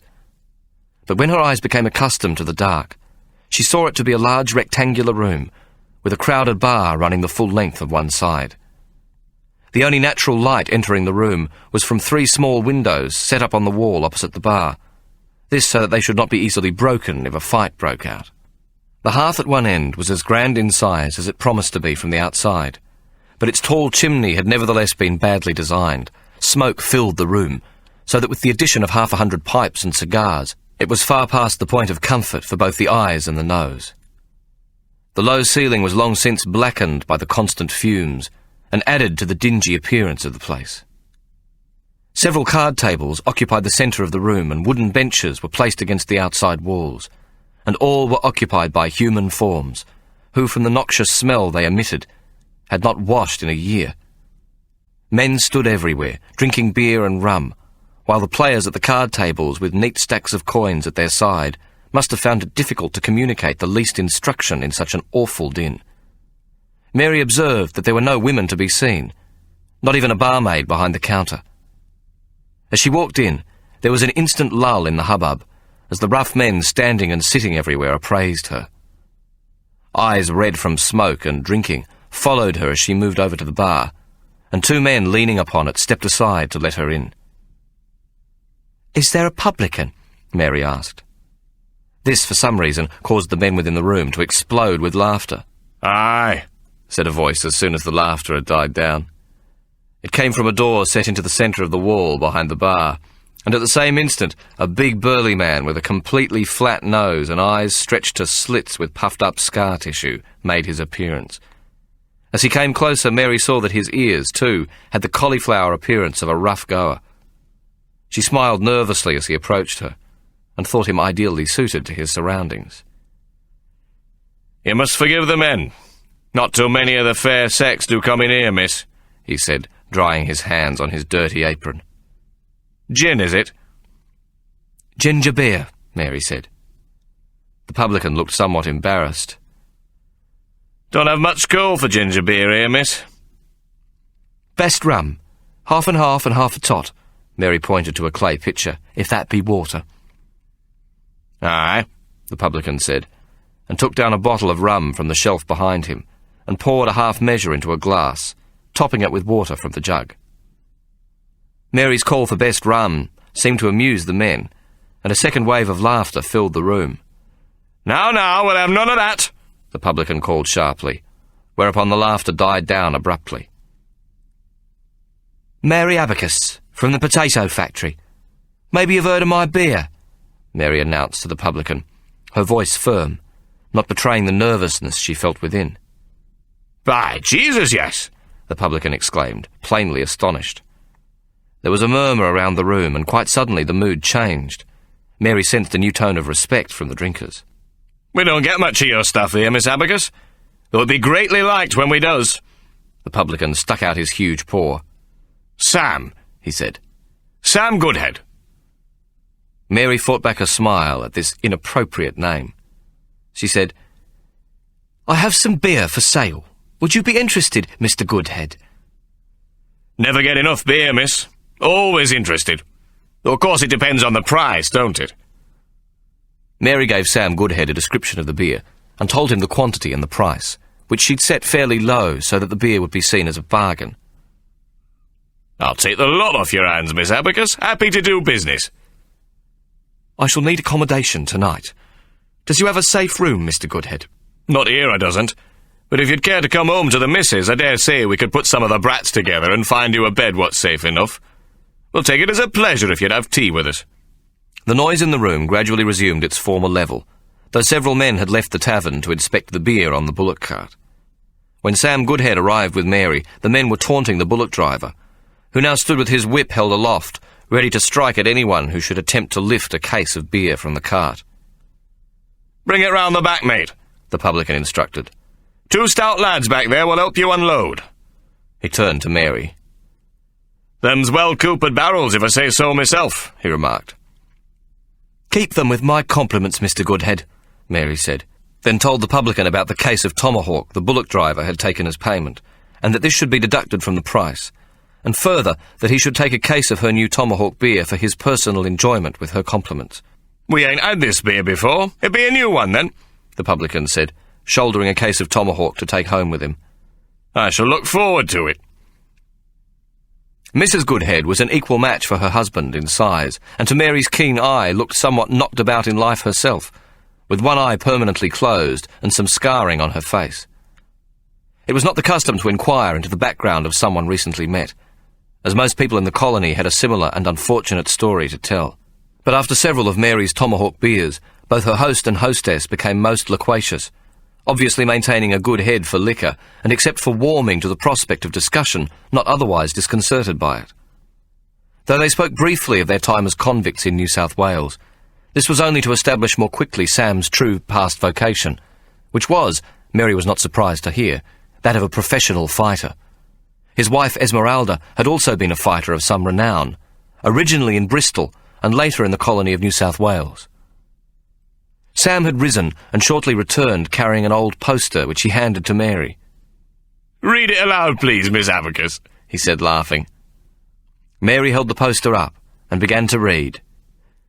"Sam Goodhead hereby challenges to fight any man in the colony for a prize of £5 plus travel expenses and 2 gallons of beer. His wife, Esmeralda, shall fight any woman in the country, bar none, and for a prize of £2, travel expenses, and a bottle of English gin. My dog will fight any dog, £45 or less, for 2 shillings, plus a juicy butcher's bone. My cock shall fight any cock in the colony of any weight for a shilling and a pound of good corn. Apply Mr. Sam Goodhead, Parramatta Post Office." Both Sam and Esmeralda Goodhead laughed uproariously as Mary concluded. "Aye, it does you good to have it read out loud. Though we knows it off by heart, we can't read, neither of us, so it's good to have it read by someone else once in a while," Sam declared happily. This explained why the publican and his wife had not broached the subject of the label on the tomahawk bottle, for they were by now on their 6th bottle. Esmeralda finally rose and prepared supper, a meal of roast beef with potatoes and swedes and a most delicious pickled cabbage. She filled 4 plates for her children and sent them outside to eat, and then brought 3 more heaped helpings to the table, where they had been drinking. It was a meal as good as any Mary had tasted, and much more than she could eat. She excused herself after having finished less than half the contents of the plate. "Never you mind, love. The little uns will polish that off soon enough, or Sam here," Esmeralda laughed. After tea, Sam produced a clay pipe, and when he had it well stoked so that the room was fuggy with smoke, Mary addressed him quietly. "I has a proposition to put to you, Sam," she said, for they were now on Christian name terms. "Put away, lass," Sam Goodhead said, puffing contentedly on his pipe. "It be in strictest confidence." Sam nodded. "Aye, everything is.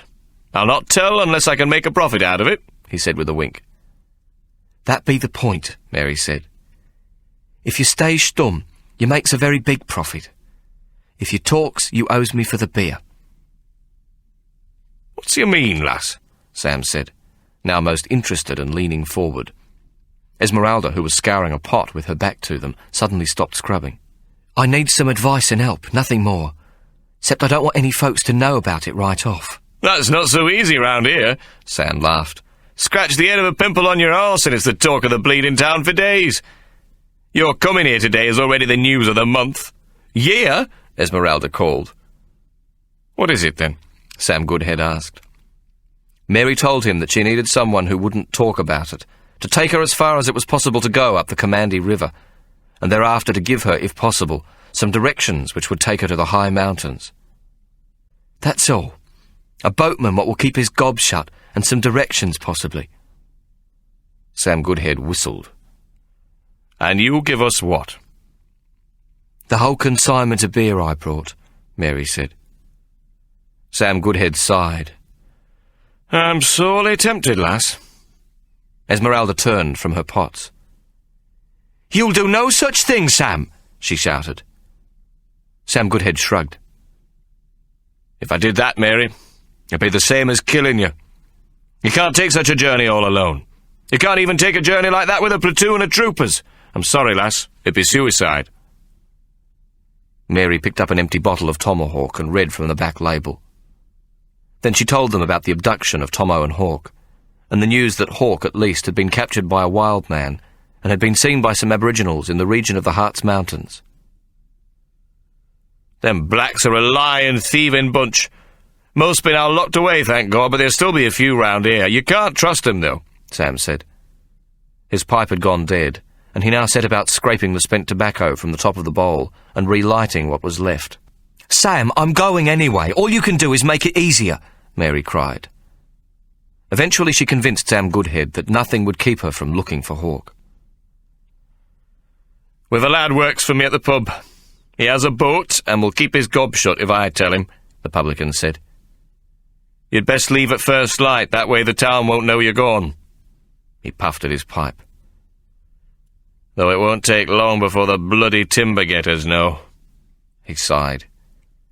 "God help you, Mary Abacus. You're a brave woman, and if I didn't know better, I'd say a very foolish one. If he gets back alive, I'll take your beer as bonus. If you doesn't, which be more than likely, we'll use the money for a tombstone, though I'll vouch your body won't be lying beneath it." Mary was surprised to see that Esmeralda was quietly weeping in the corner. This is the end of CD 18. The story will continue on CD 19.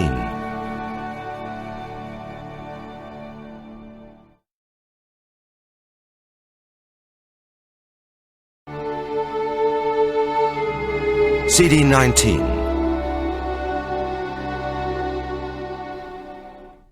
A heavy mist lay over the water as Mary stood on the shore waiting for a lad she knew only as Tom. She heard the slow splash of oars through the fog, and soon the outline of a small flat-bottomed boat appeared through the swirling vapour. Behind it was a second boat, a smaller dinghy attached by a rope to the boat the boy was rowing. The boy shipped the oars, and Mary pulled the boat onto the shore and stepped into it. The young lad standing midships took her canvas bag and stowed it in the bow, and held his hand out to steady her as she seated herself in the stern. Then, without saying a word, he pushed the boat back into the deeper water, pulled it around with one oar until the boat pointed upstream, and began to row. The Kurmandi was a slow-flowing river, but rowing against the current with another skiff in tow was not an easy matter, and every half hour Tom beached the little boats, and his chest puffing violently was forced to rest. About 9 of the clock the mist lifted, and the huge trees, which had appeared simply as shadowy outlines in the misted landscape, now showed clearly on either shore. Mary found herself locked into a narrow ribbon of water, walled as surely and steeply by the giant eucalypts as if the trees had been sheer cliffs of solid rock. A flock of yellow-tailed black cockatoos flew over at one point, their tinny screeching the only sound they'd heard since leaving, but for the lap of the oars in the water, and once the flap of a flock of chestnut teal as they rose in alarm from the water. The sun was now well up, and Mary worked herself out of her coat. They passed a black cormorant on a dead branch, its wings spread to the new sun, and soon after a white-faced heron stood on the shore, its long neck and sharp-beaked head moving in slow jerks, made curious by the slap of the oars. Though the trees on either side of the river still looked cold and dark, the glare from the water and the sun overhead made Mary feel uncomfortably hot. Tom's shirt was dark with sweat, and his long, lank hair lay flat against his head. Mary saw beads of perspiration cutting thin streaks down his dirty neck. The further they travelled, the more dense the trees became. Giant prehistoric tree ferns, some of them 40 feet high, grew at the water's edge, and occasionally they'd hear the splash of an unseen creature plop into the water from the riverbank. At one stage, Mary, intimidated by her surroundings, whispered to Tom simply so that she might make some sort of human contact, but he held a finger to his lips. Once, about an hour out from the settlement, they heard the sound of an axe striking. Sharp, regular echoes seemed to bounce off the trees, though from somewhere much deeper into the forest. Mary was not sure whether the sound was frightening or comforting, but Tom shipped oars for a few moments and listened while the boat drifted backwards in the current. Then, Tom taking great care with his strokes, they moved on again. After 4 hours with regular rests, they came to a waterfall, and Tom pulled the boats into shore. "This be it, missus. We can't go further," he shouted, his voice almost lost in the crash and tumble of water over rock. Mary stepped onto the shore, and Tom pulled the boat fully into the little pebbled beach, untied the smaller dinghy, and dragged it also onto the safety of the riverbank. Then, straining mightily, he pulled the first dinghy into a clump of reeds and fern, piling the branches of dead trees over it until it was impossible to see. He placed 3 rocks close to each other, 2 together and 1 pointing to where the boat was hidden. "I'll be back for the boat in 10 days, he shouted, pointing to the fern and reeds where it lay concealed. Mary nodded and handed the lad a £1. He grinned, his work well rewarded. "Thank ye, ma'am. God bless ye now," he shouted, touching the forelock of damp hair. Then he pushed the smaller dinghy back into the water. The tiny boat turned in the churning current at the foot of the falls. Then the oars dug in and he steadied it, waved briefly, and began to row away. Mary watched as he disappeared round a bend in the river, rowing lazily in the firm current now driven faster by the falls. Then she rolled up her coat and strapped it with the blankets resting on top of her canvas bag, slipping her arms through its straps so that it sat firmly on her slim back.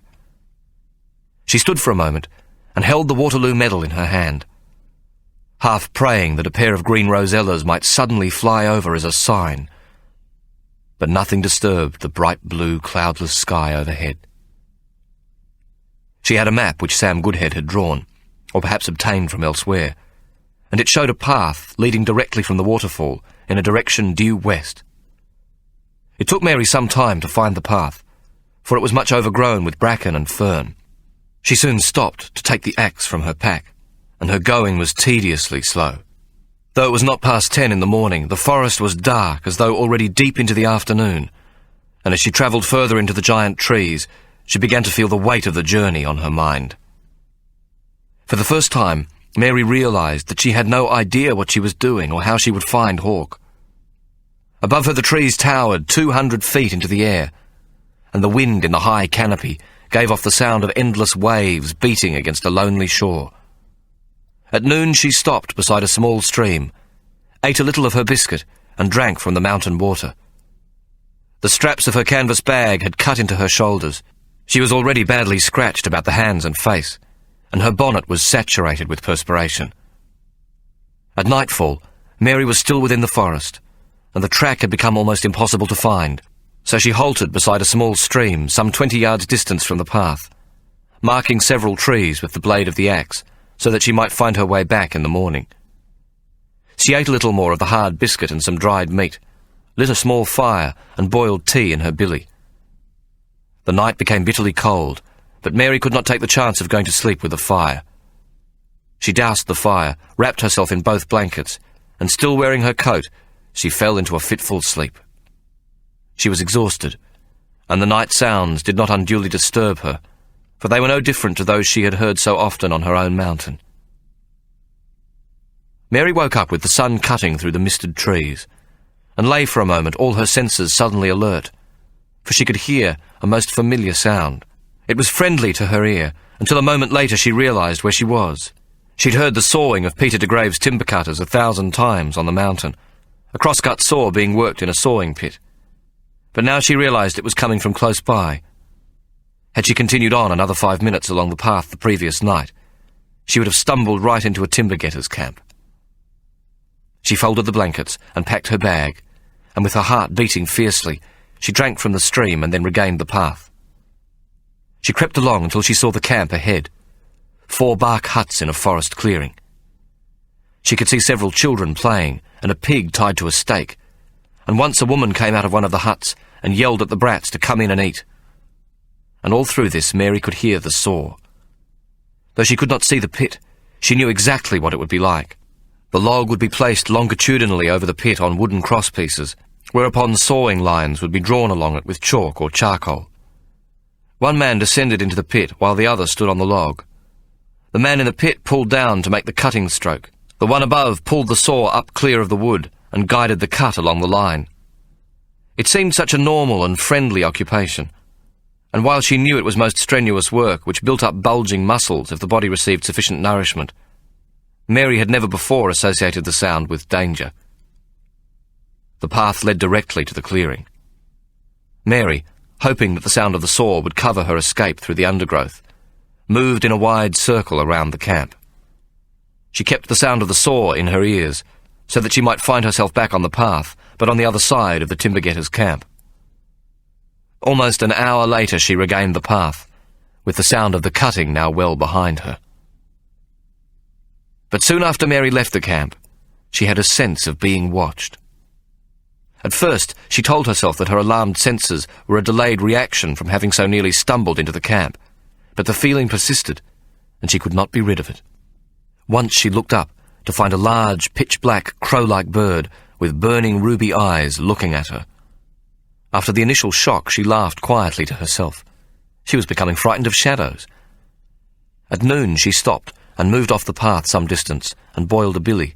She used only the driest, smallest twigs and built the fire against the trunk of a huge red gum so that any smoke she created would be sucked upwards against the trunk and dispersed unseen through the forest canopy. It was then that she was attacked. From a hole in the tree she had disturbed a hive of wasps, and they descended upon her in an angry storm. Mary had the presence of mind to grab her canvas bag and pluck the billy from the fire and run. She rushed headlong through the undergrowth, not caring about any sound she should make, the wasps stinging her furiously as she ran. She fell once and cut her arm, and then got up and ran again, until the wasps seemed no longer to torment her. Finally she stumbled to a halt, and began to weep, her flesh covered in hundreds of stings, so that she felt she could not possibly bear the pain. She had stopped beside one of the numerous mossy-banked streams that cut through the forest, and in desperation threw down her canvas bag and ripped off her clothes. The wasps had penetrated through the material of her dress, and her body and arms were covered in stings, which hurt well beyond the lashes she had received on the Destiny 2. Hysterical with the pain, Mary lay down naked in the stream. The icy water flowing over her body brought some relief, for her flesh soon grew numb. Her poor crippled hands were swollen to twice their normal size, and her right hand was burned where she'd plucked the billy from the flames. Though her bonnet had protected her head, and she had no stings in her hair, her neck and face were badly stung, and her lips were so swollen that she could not open her mouth. Mary was soon chilled to the bone, and was forced to rise from the stream and cover herself with the blankets. As soon as she warmed again, the terrible pain returned, and she seemed close to losing her senses. Her body had grown quite stiff, as though it were paralysed, and she could not move, though she was shuddering violently as if in great shock. Then she lost consciousness. Several times she seemed to see the crow with its ruby eyes and long sharp beak, as though it was seeking to pluck out her eyes. Then a dog-like creature sat and watched her from a short distance, its green eyes sharp as lights in the night, and sometimes she caught flashes of a dark face hovering above her. She tried to scream, but no sound came from her lips, which seemed, in her delirium, to cover her entire face, enveloping her nose and puffing up her eyes. How long she remained in this state, Mary had not the least idea, but when she awoke it was morning, though whether of the next day or several days after she could not tell. Her body and face were covered in a sticky balm, as though the wasp stings had themselves suppurated, but miraculously the pain was gone, and the swelling had abated and did not hurt to the touch. Mary washed in the stream until the sticky substance was removed from her body, hands and face, and then she dressed, distressed to find that her garments were torn in several places from her flight through the undergrowth. Mary ate, and boiled the billy for tea, for she found herself very hungry. Then she packed her bag and prepared to leave, but suddenly she realised that she did not know where the path lay. She moved around for more than an hour without finding it, and then knew that she had become completely lost. Sam Goodhead had cautioned her against leaving the track by more than a few feet. "For if you become lost in the forest, you will die as sure as if you'd put a gun to your own head," he had warned. It was then Mary heard the screech of the green rosella, a sound she knew as well as the beat of her own heart. The curious cussock call repeated, and then a bell-like contact note. When alarmed, a shrill piping sound. Rosellas do not fly in flocks in the spring, but in pairs, and now she heard them both as they chattered somewhere to her left. Mary, ever superstitious, and with no better plan to follow, moved towards the sound. Mary had been 3 days in the forest, for though she did not know it, she had lain all the next day and the night that followed beside the stream in the delirium caused from the wasp stings.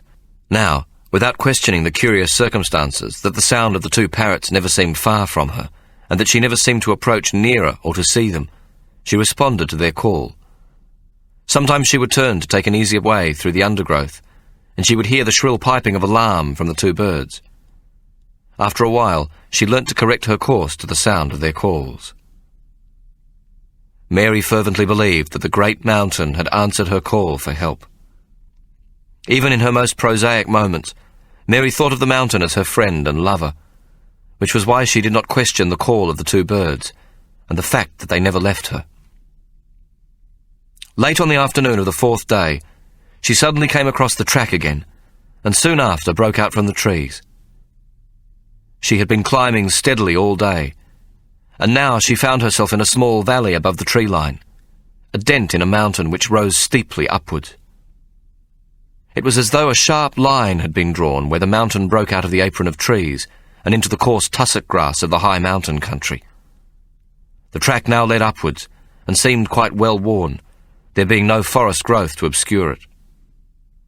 Mary walked along the track a short distance, but then, in the fading light, decided to retreat into the forest for the night.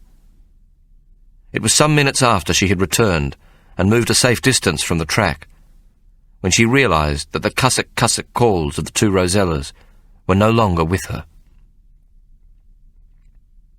She rose again at dawn, her body stiff and sore, and boiled the billy for tea. She ate sparingly, not knowing how much longer she would be in the wilderness, and conscious that if she should find Hawk, she would need to share her supplies with him. However, by now her hope of finding her son was greatly diminished. The forest had left her in despair, and even though she had come safely through it, she now saw that a wild man might hide effectively from 1,000 troopers and not be found in a lifetime. Her only hope was the notion that the monster who had captured her son rode on horseback, and horses do not find fodder in the forest, but need grassland. He would be forced to live or spend time near some sort of pasture, and this meant open ground. Mary climbed steadily all morning. The mountains, she discovered, were punctured with small, sharp valleys like indented cones. Many of them turned to small blue lakes with grassy walls too steep to climb down into. She would often stop for breath, and far below her she could see the endless stretch of green forest turned blue in the distance, and the glinting, wide stretch of the Huon River 20 or more miles away. The mountain, despite the sun, grew cold as she rose higher, and a sharp, icy wind whipped her skin. On her first night, she found a small box canyon which was protected from the wind, and made her camp. It was perhaps a foolish place to spend the night, for there was no place to retreat, but her hand throbbed painfully where it had been burned by the billy, and Mary was too spent of effort to care. Her greatest concern was to escape the cutting wind. Besides, the mountain, but for rocks and grass and bracken fern, was bare of any acceptable hiding place. Mary woke with the crack of a rock striking near her head. Her nostrils filled with the musty smell of horse sweat. She turned to look upwards, and saw a horse and rider not 15 paces from where she lay. Mary now sat up with the blanket still clasped about her neck, to form a protective tent about her body, groping for the pistol, which she had placed fully loaded under a rock near her side the night before. The folds of the blanket concealed her free hand as she found it, though her swollen hand made it difficult to grip firmly the small pistol. The man on the horse did not make a sound, but simply stared down at her. He was dressed almost entirely in kangaroo and opossum skins, but for a trooper's high-topped white cap, much battered and entirely blackened. His filthy beard fell almost to his waist, and his unkempt hair hung wild and knotted to his shoulders. What remained of his face was dark with dirt and crisscrossed with scars, and his nose was squashed flat, like a pig's snout, and from it a stream of yellow snot ran into his matted beard. A red tongue flicked from the dark hair of his face, as though he was tasting the air, or testing the nature of the wind, savouring her body smell. It was then that she saw Hawk. Or perhaps it wasn't, except that the skeleton attached to the rope which led from the back of the horse was black in colour. Mary gasped. "Hawk!" she cried. The skeleton raised both its hands but did not speak, and now Mary saw that it was her son. His hands worked slowly, and Mary tried to follow. Hawk's hands simply spelt Mama. "Hawk! Mama's come!" Mary shouted, and then looking up at the monster on horseback, she screamed, "He's my boy! My precious boy! Give me him!" The creature looked backwards and jerked violently at the rope so that Hawk was thrown to his knees. Then he slowly dismounted and, undoing the rope from the saddle, pulled it, bringing Hawk back to his feet. He then dragged him over to a large boulder and tied him to it. Turning, he drove his fist into the child's face. Hawk made no sound as he fell. At the sight of Hawk knocked to the ground from the vicious blow, Mary began to weep. "You bastard! You fucking bastard!" she moaned, repeating the words over and over again in her terrible distress. The man moved slowly to tie the reins of his horse to the point of a sharp rock. He knew he had Mary trapped. The bluff rose behind and on either side of her, and he himself blocked her only chance of escape. Now he advanced slowly towards Mary, who rose to her feet as he approached. He was no more than 4 feet from her when she raised the pistol behind the blanket, but the wild man, perhaps sensing danger, suddenly lunged forward and threw her to the ground. The pistol fell from Mary's swollen hand onto her coat, which she had the previous night spread on the ground, so that its falling made little noise. Mary landed on her back, the pistol digging painfully into her ribs. The monster, now on top of her, panting violently, tore open the blankets, which still half covered her, then ripped the top of her dress, exposing her breasts. He was not a tall man, but wide and powerfully strong, and he now spread one thick hand around Mary's throat to pin her down. With his free hand, he began to tear the skirt from her body. He was slobbering at the mouth, his tongue darting in and out.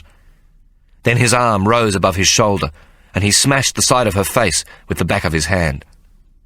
Releasing his grip on her throat, he got to his knees and quickly pulled down his greasy hide trousers to show a huge jerking erection. Parting Mary's legs roughly, he tried to force an entry. Mary, almost unconscious from the blow, did not scream, but fought to keep her wits about her, and willingly allowed her legs to open. The monster was grunting and puffing as he tried to penetrate, but Mary's prisoner's purse prevented his penis from entering her.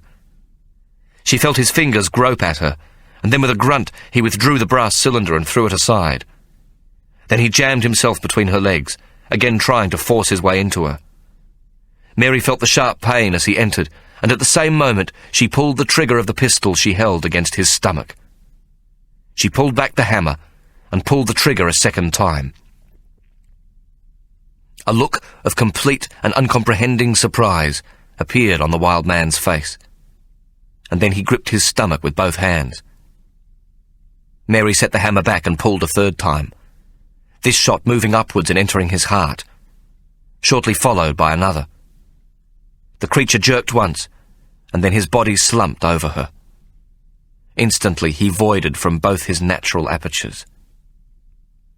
The sound of the 4 shots echoed and reverberated through the small canyon, as Mary lay terrified under the fallen monster, his member still jerking within her. Screaming, she pushed at the dead man, and after a few frantic moments was able to climb out from under him.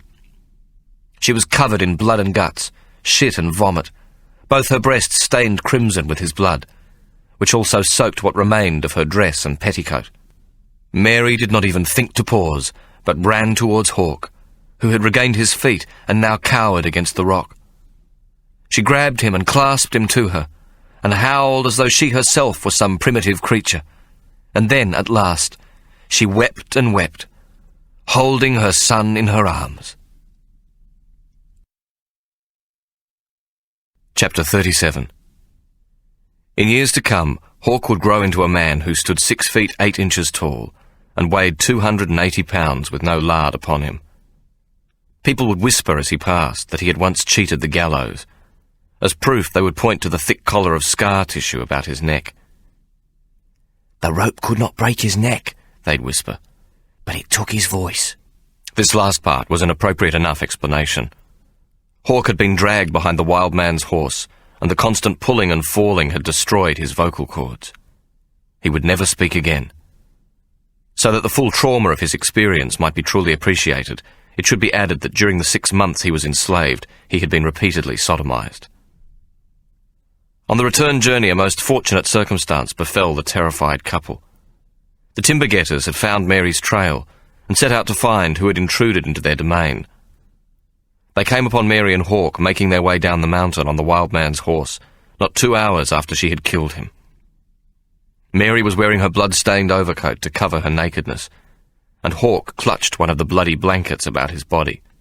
2 of the timber getters continued up the mountain to inspect the corpse, which Mary had covered with the remaining blanket, and the 3 others escorted Mary and Hawk safely down through the wilderness, allowing them to remain on the horse. The two men soon enough caught up with them and started to shout excitedly from some distance before they finally arrived. "She's killed Mad Dog Mulray!" one of them cried. "Shot him through the heart!" the other shouted, so as not to be outdone by his partner. One of them carried over his shoulder a bundle made from the opossum skin coat the wild man had worn. The second one now wore a set of military pistols in his belt, and was waving Mary's pepperbox pistol, which in her state of shock she had entirely and most foolishly forgotten to retrieve. There was much excitement among the three remaining men, and the oldest, a man who had earlier most formally introduced himself to Mary as Hindmarsh, looked up at her admiringly. Then the lad threw the skin bundle to the ground and untied it. Inside was the severed head of the wild man.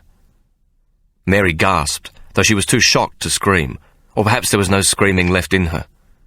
She instinctively grabbed Hawk and placed her hands over his eyes. "You have done us a great service, Mary Abacus," Hindmarsh said at last. "He were a devil, a monster creature, the Antichrist himself. He's murdered 7 of our forest folk." He touched the severed head with the toe of his boot, and then turned to the lad who had placed it at his feet. "Tie it up again, Saul." Then he laughed. "It'll make a grand Christmas present on the gatepost of the police station in Southport." One of the young men now handed the prisoner's purse to Hindmarsh, who examined it briefly and then looked up at Mary. "This be yourn, miss?" he asked. It was obvious to Mary that he well knew the nature of the object he held in his hands. Mary nodded. "In it be £50. It were money offered for the recovery of me son," she explained. "The reward, like." She placed her hand on Hawk's shoulder. The men surrounding her were rough and ready, and now they laughed and looked at each other, their expressions plainly bemused. "The nigger be your son?" Hindmarsh asked, surprised, looking first at Mary and then into Hawk's dark and frightened face. "Yes, mine!" Mary cried fiercely. Hawk jumped at the tone of Mary's voice, and the blanket slipped to his shoulders, and now Hindmarsh and the others saw where the flesh was cut half an inch into the boy's neck to expose the bones. In other parts it was festered and suppurating, and slabs of pink scar tissue had been laid down from earlier rope burns. "Jesus, Mary, Mother of God," Hindmarsh said. Then he handed the brass cylinder back to Mary. "This is not ours to own," he said. "I'll be happy to pay it all if you'll escort us back to the river where we has a boat," Mary said. "Yes, we knows about that," Hindmarsh said. "But we're not very well hid." He smiled. "We'll be after taking you anyway, miss. You'll not be paying us for that privilege." He pointed to the horse, and then the pistols in the young man's belt. "Horse and pistols, they be payment more'n enough." He looked at the 4 younger men so that they might pay keener attention to what he was about to say. "We owes you, Mary Abacus. You be a legend from now among the timber getters, accepted as one of our own kind and welcome to return at any time you wishes, even though I dare say you be a bloody Protestant." He paused and then added with a grin, "And so we won't be after making you a saint, though you comes a bloody sight nearer than most I've heard of what comes from Rome." Hawk spent long periods on his own on the mountain. It was as though he was eternally searching for Tomo, trying to recapture the essence of his brother. He soon regained the flesh on his bones, and his neck healed well as young flesh does. Mary changed the label on the back of her Tomahawk beer to contain only Tomo's name and description, though all else remained. Tomahawk Ale was now most famous in the colony, and also in Melbourne and Sydney, and it seemed almost the entire colony knew of the disappearance of Tomo. Mary never admitted it, but she secretly believed that Tomo was dead, though Hawk did not. Despite being repeatedly questioned in hand language by Ike upon his return, Hawk could remember next to nothing of the kidnapping. The shock of the experience had completely erased his memory of the incident, but for the fact that they had not been captured by the wild man, but by men who knew their names and had been most friendly. Hawk continued with his studies, and was seldom without a book in his hand. Always a serious child, he was now withdrawn and rarely smiled, though when he did, Mary would say, "It's a smile that could brighten a dark room at midnight." With the benefit of the hand language, which Mary soon learnt well, he was able to talk with her as well as Ike and Jessamy, who had also learnt the language. With others, provided they could read, He was able to write upon a slate, which he carried on a string about his neck. Ike, fearing that Hawk's inability to talk might disadvantage him, spent more and more time with his adopted son. Hawk at 10 was already working on the accounting books at the potato factory under Ike's instructions. At 13, he was most competent with a ledger, and had developed a fair hand, which Mary wished, when it matured, should be the most beautiful hand in the colony, and so she bought him the latest in handwriting manuals, so that he might practice the perfection of his letters. But Ike feared that this was not enough, and without Mary's knowledge, he began to teach Hawk all the skills he knew. Hawk was too big in his frame to have ever been a pickpocket, but in all the other tricks of palming he became an expert. His large hands could conceal anything, and there was not a card game he could not play or cheat at with great skill, though Ike despaired of him, for he would never cheat in a real game, but much preferred to win with his own wit and intellect. He taught Hawk how to christen a watch, and how to recognize a forged banknote, of which there were a great many in circulation in Van Diemen's Land. Hawk also learnt to lip-read, even though his hearing was perfect. "So you may read what a man says across a room or in a crowd," Ike explained. Conscious that he had been brought up by Mary to be honest in all his dealings, Hawk would sometimes ask Ike why he should learn a certain skill. "Bless you, my dear. It is not an honest world we live in, and few can enjoy the luxury of being entirely honest within it." Ike would cock his head to one side. "Have you not noted that the expression most cherished by those who are rich is the term the honest poor? They take much time to extol this virtue in those who have nothing, whereas there is no expression in our language which talks of the honest rich. Honesty, if it be truly earned, be for the most part the product of poverty, and occasionally, if it is practised by the rich, a characteristic of inherited wealth, though rare enough in even this circumstance." Ike would warm to the subject. "There is neither bread nor virtue in poverty, but because it is a necessity, for how else will the rich become rich if they do not have the poor to depend upon? It stands to reason that the rich must manufacture more poor if they are to grow more rich. The rich become rich by taking, and the poor by giving. The rich take the labour of the poor in return for a pittance calculated to make poor men near starve, so that they will fight each other for the privilege of giving of the labour the rich man depends upon." "But Mary be not like that, Ike," Hawk protested. "There are none that starve who work at the potato factory." "Aye, Mary be different," Ike admitted. "But you observe she does not grow rich."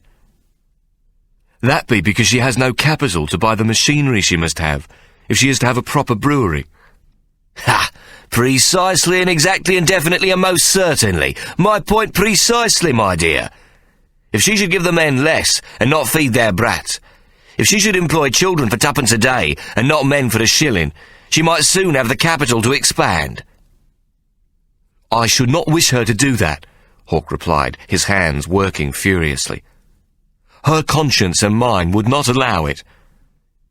"Conscience?" Ike said, surprised, one eyebrow raised. "That be a luxury you be most fortunate to afford, my dear. That be the single greatest gift, and also the worst advantage Mary has given you." "Why then must I learn of these ways of yours?" Hawk asked. "You mean the ways of perfidy?" Hawk nodded his head. "The perfidious man be the normal you will come across in life. Everyone you meet in business will seek advantage over you, my dear. So you must learn to recognise the cheat and the liar, and unless you know the manner of his scam, the method of his ways of doing you down, you will be beaten. If you knows how a man should cheat at cribbage, you will call him early. To know the scam is to make sure it does not happen to you." Ike laughed. "Ah, my dear Hawk, you do not have the character to be a liar and a cheat." Ike paused. "My only wish is that I teach you enough of the perfidy of mankind to prevent you from being a fool." "You wish me to be hard but fair in my dealings?" Hawk asked with his hands. "Aye, but also to remember the first rule of doing business, my dear." Hawk had a peculiar way of raising his left eyebrow when he wished Ike to explain further.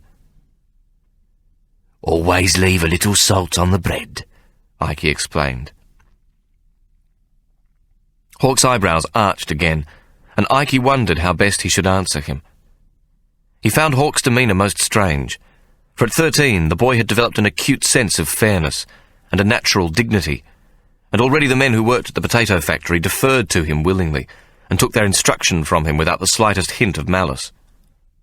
These were rough men, born to the notion that the possessor of a black skin was the most inferior man who walked upon the earth's surface. Yet they seemed to love the boy and eagerly sought his smile. Though the kidnapping greatly saddened him, and his love for Tomo had left some part of him permanently distraught, Hawk retained no bitterness from the terrible experience with Mad Dog Mulray. The men who worked for Mary seemed to sense this, and respected him accordingly. Ike had been pushed into the street from the moment he could crawl about in the courts and alleys of the rookery, and only a minority of the children who had crawled in the filth with him had survived childhood. As soon as he could run from authority, he was sent out to scavenge and pilfer what he could from the streets. He had learnt from the very beginning that the means of life were desperate scarce, and that they went to the toughest. Cunning, quick responses to opportunity and danger, freedom from scruples and courage were the ingredients of survival. The costermonger with his flyweights made a living while the drudging bricklayer went under. The prostitute on the corner fed her children, while those of the bloody-fingered woman who stitched gunny sacks starved to death. In a few fortunate minutes, a gang of urchins could rob a badly loaded dray and earn more from the goods than their parents could earn in a week of labouring. Ike accepted the terms of this society where only the strong survived. But on the first day his father had pushed him onto the streets to trade with a tray of oranges and lemons, he had been confronted with a new conundrum, a contradiction to all he instinctively knew in the game of survival. A rabbi had stopped the small boy and inquired as to the cost of a lemon. "That'll be a halfpenny to you, Rabbi," Ike had answered cheerily. "One lemon is 1 halfpenny. For 12, how much?" "6pence a course," Ike replied cheekily. The Reb was a foreigner, and even if he was a rabbi, he must be treated with a certain English disdain. "Yeah. So, let me see. I take only 1 lemon for 1 halfpenny, or 13 for 6 pennies. "No, sir, Rabbi, that be wrong. Them lemons be 12 for a 6pence, Ike corrected. The rabbi sighed. "So, tell me, my boy, you like to sell 12 lemons or 1 lemon?" "12, of course, stands to reason, don't it?" "Then we negotiate. You know what is negotiate?" Ike shook his head. "Does it mean you be trying to get the better of me, sir?" "Very good. You are a smart boyski, but no, negotiate it means I must win, and you also, you must win." The rabbi spread his hands. "You sell more lemons, and also I get more lemons." He smiled. "You understand, yeah?" "But you gets 1 lemon what you hasn't paid for," Ike said, indignant at the thought that the rabbi was trying to bamboozle him. "Always you leave a little salt on the bread, my boy. 1 lemon costs 1 halfpenny. 12 lemons cost 6 pennies. Then 1 lemon you give to me. That is not a lemon for buying, that is a lemon for negotiating. That is the little salt always you leave on the bread. So when I want lemons, I come back and you sell always more lemons to the rabbi, yeah?" "I'll tell you what, Rabbi. How's about 12 lemons and an orange for a 6pence? What say you?" The rabbi laughed. "Already you're learning good to negotiate," he said, as he took the orange which cost a farthing and the dozen lemons and paid Ike the 6pence. Always leave a little salt on the bread had become an important lesson in Ike's life. From the beginning he had always paid slightly above the going price for the stolen merchandise brought to him, and it had played a significant part in earning him the title Prince of Fencers.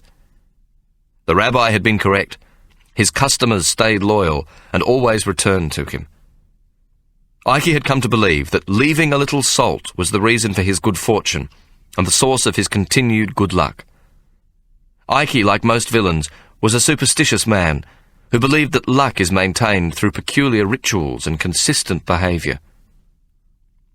And so Ike explained the theory of a little salt on the bread to Hawk, who seemed to like this lesson more than most, and made Ike write it out on a slip of paper for him so that he might copy it into his diary.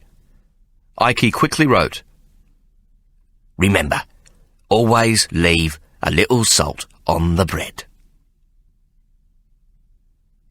It was about this time that an event occurred which would change forever the lives of future generations of both families who carried the name Solomon.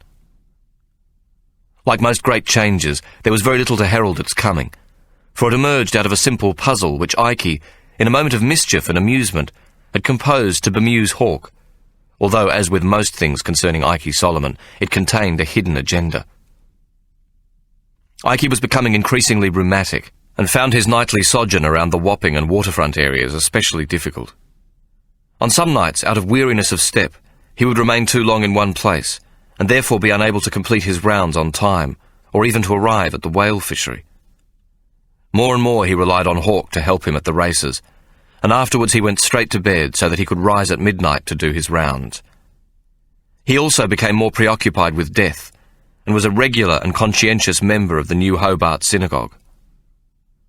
Ike also realised that if Hannah and David and his 2 sons in New South Wales were determined to wait until his death so that they might claim the entire contents of the Whitechapel safe, he was left with a most peculiar dilemma: how to convey his combination number without telling either Mary or Hawke about the safe until he was certain he was on his deathbed.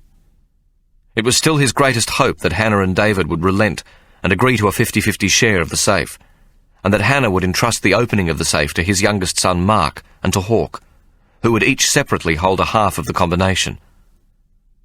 Ike had several times made this proposal, only to have it rejected by Hannah and David. They insisted on the 8-part split, and grew increasingly confident that they would soon be in possession of the entire contents, as Sarah would often express her genuine concern at Ike's frailty when she visited her family in New Norfolk. Hannah knew also that Ike could not openly leave his half of the treasure to Mary or her nigger brat in his will, for fear that the authorities might confiscate it. Nor could he write his combination into it, because as his wife she had the right to attend the reading of the will, so that even if Ike told Mary or Hawke his combination number, without the addition of her own, they could do nothing. David had once suggested, if only to spite them, that Ike on his deathbed might go to the authorities about the Whitechapel safe, so that they received nothing. Hannah knew this to be impossible given Ike's nature, and in this she was right. Even if Ike had not wished to leave his share of the treasure to Mary and Hawke, he could never bring himself to allow the laws of England to triumph over him, even though he should be dead. Rather 1,000 times the perfidious Hannah and her odious sons than the greedy coffers of England. Ike would have liked to tell Mary about the safe and its contents, but he dared not do so, for fear she would immediately know that the incident where David had presented him with the severed finger of an Aboriginal child had been brought about not by his son's demand for Mary's brewery, but because of Ike's reluctance to trust them with his half of the combination to the Whitechapel safe. Though it was not possible to prove, Mary strongly believed that Hannah and David were more than mere scheming opportunists when they set up the finger scam. She was convinced that they had genuinely attempted to kidnap Tomo and Hawke, and their plan had gone disastrously wrong. Though Ike did not admit it, he too had always felt that David knew a great deal more than he had said. But if Ike did not have the courage to face Mary's wrath, he knew that before he died he must confess his guilt and tell her of the reward he was to give her as penance. To this end, Ike taught Hawke how to value jewellery, and as much as he could about the characteristics of each precious stone and how they should be inspected for purity. He purchased a set of gold scales and a testing kit, and drilled Hawke in the weighing of gold and silver, and in the testing of both to see if they were genuine, and of what quality, though Hawke often declared himself puzzled that Ike should wish him to be so interested. One day, while Ike was explaining the valuation of diamonds and carefully drawing the various cuts of the stones, Hawke signalled that he was impatient with the lesson and wished it to end. "Please, my dear, you must pay attention," Ike had said in something of a panic. "There is a fortune waiting for you in this knowledge." "Why?" Hawke signalled, his face sullen. "I shall be a brewer. What has the cut of diamonds got to do with the brewing of ale?" "If you are to get the machinery you will need, and own the land to grow your own hops as you must if you are to succeed, you will pay very close attention to what I say," Ike insisted. Hawke was seldom impolite in his manners, and though he knew Ike to be a villain, he loved him, but now he had had enough. "I grow weary of this stuff, Ike. Mary says our great good fortune, our luck, is in hard work and the making of good beer, that this is luck more than enough." Ike looked at Hawk, and then said quietly, Hawk, I shall give you a riddle, and you must believe me. Should you find the answer, you may be halfway to owning a fortune which be a king's ransom. Hawk, who was very adroit at listening to his stomach, hearing with his eyes, and seeing with his ears, as Ike had taught him, knew with absolute certainty that Ike was no longer playing, or even attempting to teach him yet another tedious lesson. He indicated to Ike that he was listening most carefully. Ike relaxed, regaining his composure. Ah, my dear, you have done well, very well, and exceedingly well, and weller than most wells, and better than most bests. I'd be most proud. You has the same affinity with numbers as Mary, and perhaps you will become even better in time. Ike paused and appeared to be momentarily lost in thought. Then he looked up at Hawk. Words can become numbers, just like the signs you now use to talk to me can become words. There are secret silent numbers to be found in the most innocent words, if you know how to decipher them. A code of numbers to unlock a fortune. Hawk became immediately interested, for not only did he sense that Ike had never been more serious, but that he was about to give him a riddle. There was nothing he loved more than solving one of his mentor's riddles. His eyebrow arched, and his hands motioned Ike to continue. Here is a riddle made to a poem to test you beyond all solving, my dear. But should you solve it, it be half of the key to a great fortune. And then shall I have the other half when I have solved this riddle? Hawk asked, wide-eyed. Ike shook his head. I cannot say. But without the answer to my riddle you have no hope. With it, there be a great chance that you will gain the fortune for Mary and yourself. Will you give it to me, then? Hawk's hands shook with excitement as he made the words with his fingers. Ike cackled the way he had done when Hawk and Tomo were young and a new lesson was about to come from him, and he clapped his hands and rolled his eyes in secret congratulation at his own cleverness, just like old times. Then he began to recite. If perchance I should die, and come to God's eternal rest, let me in plain pine coffin lie, hands clasped upon my breast. Let a minyan say Kaddish for me, in words ancient and profound. In a chapel white, there safe it be, 'neath familiar English ground. On my flesh these words be writ, to my one and only blue dove. To this cipher be one more to fit, then add roses ringed to love. Hawk had never before been confronted with a riddle so elaborate or beautiful of rhyme, and he fetched quill and paper and made Ike write it down so that he knew every word was correct. Remember always, Ike chuckled as he read what he'd written, the answer is at arm's length, and words can have two meanings. Numbers from the words, and words what has two meanings, Hawk signalled, wanting to be sure he had it right. Aye. Words what mean other things, and numbers from words. If all is done properly, you will be left with a 3-digit number. There be 3 more to come. 6 in all. With this said, Ike would cooperate no further. Hawk worked for several weeks in what time he could spare on the riddle, but came no closer to solving it. Finally he had returned to Ike, but he was evasive, other than to say, "It be about London." This helped Hawk very little, for while Ike had talked a great deal to the two boys about London when they'd been younger, he had only the knowledge of what he'd read about the great city and no more. Finally, one evening when he and Mary were walking home from Strickland Falls after work, ashamed at his ineptitude, Hawk begged Mary to help him, telling her about the riddle and explaining what Ike had said about it being half of a great treasure. Hawk at 14 was considered a grown man. He already towered above Mary and stood fully 6 feet. With his serious demeanour, many took him to be much older.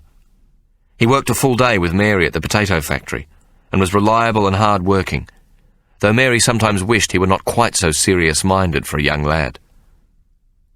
Hawk handed her the slip of paper with the poem, and Mary, who had much on her mind, read it somewhat cursorily, and was unable to venture an opinion, so she simply said, "It'd be a nice poem, lovey," though in truth she thought it somewhat maudlin and typical of Ikey's increasing preoccupation with his own demise. "What's a minyan and Kaddish?" Hawke signalled. "It's Jewish religion. A minyan be 10 men what's got to be present when a Jew dies. And Kaddish, that be the prayer they says at the funeral," Mary replied. "Ikey said it be about London and a treasure in London," Hawke repeated, and then asked with his hands, walking backwards so that Mary could plainly see his fingers, "Did he ever say anything about a treasure to you?" Mary shook her head. "Careful, you'll fall," she cautioned. Then with Hawke once again at her side, added, "Ikey be very tight-fisted about money. Tight-mouthed, too. Tight everything," she laughed. "He often stored stolen goods in all sorts of places when he was Prince of all London's fences." Mary stopped, her head to one side, and seemed to be thinking. "Maybe it be the number of an house where he's got something stashed." Then she added ruefully, "Well, it ain't much use to him now. He can't go back to find it, and he won't trust any of his sons not to tell Hannah, so he might as well—" She stopped suddenly in mid-sentence and pointed to Hawke and said softly, "Send you." Hawke looked startled at the idea. "What do you mean?" Mary did not answer for a moment. Then she shrugged. "I don't know, lovey. I'll think about it tonight. Make a copy of this for me, will you?" She handed the poem back to Hawke. Hawke nodded, though he looked anxious. "You'll tell me what you thinks, won't you? I'd be most anxious to be the one to work out the riddle." Mary laughed. "Don't worry, lovey. It be more'n a mouthful, believe me. My stomach tells me Ikey be onto something what ain't no nursery rhyme." "A 3-digit number has to come out of all this," Hawke said finally, folding the poem and placing it back in his pocket. That night, after she had made Ikey his tea, Mary sat at the kitchen table with the poem and read it more carefully. The first incongruity which struck her were the words "chapel white." In the context of a Jewish funeral, these seemed strangely Christian. Why would someone of the Jewish persuasion use them about his funeral? "Chapel white?" she said aloud. She had passed the Duke Street Synagogue 1,000 times as a child, and chapel to her was a word used by the Wesleyans, and not at all appropriate to the ancient, gloomy building the Jews used as their church. Almost the moment she thought this, the words transposed in her mind. "Whitechapel!" she exclaimed triumphantly, clicking her fingers. Mary's nimble mind now began to sniff at the words in quite a different way. Long after her usual time for bed, she had isolated a group of words which could have a double meaning or be fitted together. Safe, beneath, familiar, and finally, ground. She was too tired to continue, and finally went to bed. The next morning after breakfast, when Ikey had left to totter down to his cottage in Elizabeth Street to sleep, she gave the words to Hawke. "Work with these. There may be something," she said, explaining the link between the words chapel and white into the word Whitechapel. Several days passed, and one morning Hawke came into Mary's office at Strickland Falls and gave her his brilliant smile. Then he started to signal, his fingers working frantically. "The safe in Whitechapel, containing Ikey's fortune, is within the house beneath the ground." "Huh?" Mary said, taken aback. "What you mean, lovey?" Hawke handed Mary a piece of paper, and Mary saw that it was written somewhat as an equation. But first he had transcribed the lines, "In a chapel white, there safe it be, neath familiar English ground." Safe equals safety plus iron box. Neath equals under. Familiar equals family. English equals London. Ground equals soil plus below surface. Beneath these careful notations, Hawke had written in his beautiful hand, "Translation. The treasure being a safe below the ground in the family home in Whitechapel." "Good boy," Mary beamed, delighted with her son's tenacity and careful analysis. But then she added, "That be the second verse. What of the first and the third?" Hawke signalled that he was convinced that the first verse was meant to deflect any suspicion of a hidden meaning, and meant exactly what it said. Then he frowned. "Last verse be most difficult, Mamma." Mary set aside her barley mash register, a ledger in which she kept the temperature of the barley mash as it came out of the crusher. "Here, let me see that poem again," she asked. Hawk produced the poem, and Mary read the first and the last verse. She agreed that with the first verse, Ike had meant to mislead by the very fact that there was no ambiguity within it. But the last verse sounded very strange, and she read it aloud. "On my flesh these words be writ, to my one and only blue dove. To this cipher be one more to fit, then add roses ring to love." Mary pointed to the word cipher. "This verse is where the numbers be," then added, "But what numbers? Why does we need numbers?" Hawk smiled, and Mary was delighted at his sudden lightness of mood. "Like the safe you bought, Mamma. They'd be a combination," he signalled. "Oh, my God!" Mary cried. "You're right, you're dead right!" Her heart started to beat so loudly that she could hear the thumping of it in her throat. "If we can get the numbers from the verse, then we've got the combination to the safe, the fortune." Hawk shook his head slowly. "What do you mean?" Mary cried, disappointment written on her face. Hawk's fingers spoke. "Half. We got half the combination." "Half?" Ike said the poem only be half, 3 digits. 6 is what's needed. Mary had in the past often wondered about Ike's persistence with his family, for whom, with the exception of Sarah and perhaps Anne, she knew he had a general dislike, as well as a great loathing for Hannah and, in recent years, David. His periodical visits to New Norfolk, taken with their history with the Newmans and the debacle when he had come out of Port Arthur, had never made any sense. Ike was a loner by nature, and his pretence at being a diligent and caring family man had never convinced Mary in the least. She had often urged him, for his own peace of mind, to cut his ties completely, but he had always made the same reply: "We have unfinished business, my dear."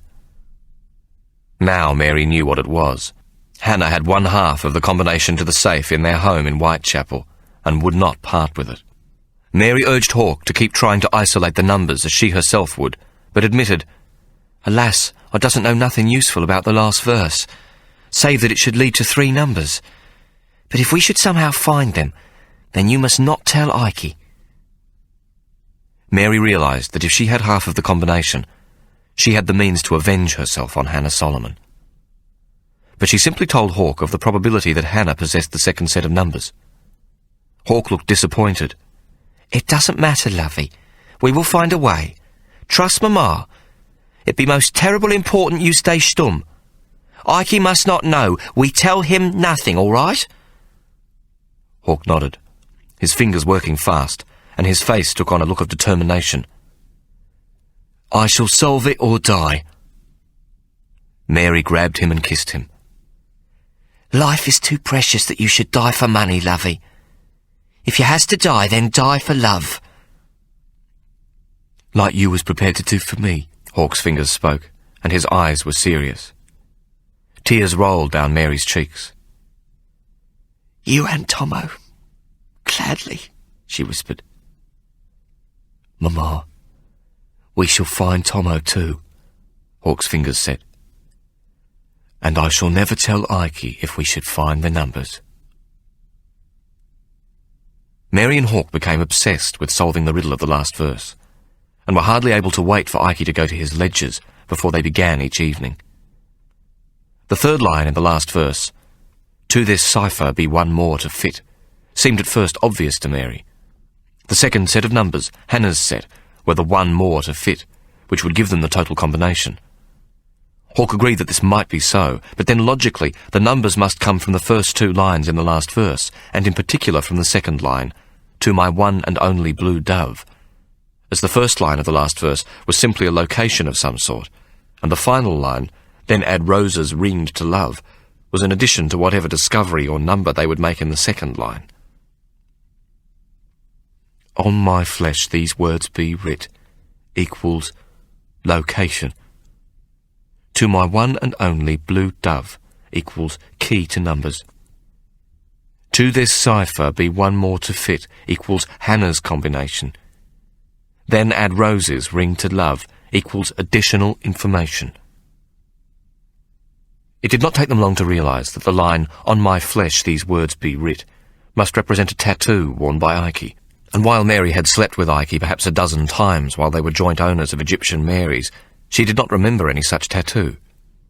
However, she admitted to herself that the dreaded deed took place in the dark, and that he might quite possibly have obtained the tattoo while a convict in Van Diemen's Land, in which case she would know nothing about it. However, this did not overly concern them. They simply assumed that the words were written on Ike's flesh, as all the other information made sense, and worked on the second line for the numbers they were now convinced it contained. Both Mary and Hawke were practised in leaps of logic, and exceedingly good at numbers, and they soon worked out a logical way of converting the line, "To my one and only blue dove," into numbers. They took each letter and equated it with its number in the alphabet. For example, the letter A equals 1, B equals 2, Z equals 26, and so on. They gave each letter in the line its appropriate number, and the total came to 276. If they reduced this number down to its next lowest, it became 2 plus 7 plus 6 equals 15, and if they reduced this further, it became 1 plus 5 equals 6. As they already knew the final result must have 3 digits, the combination number could only be 276.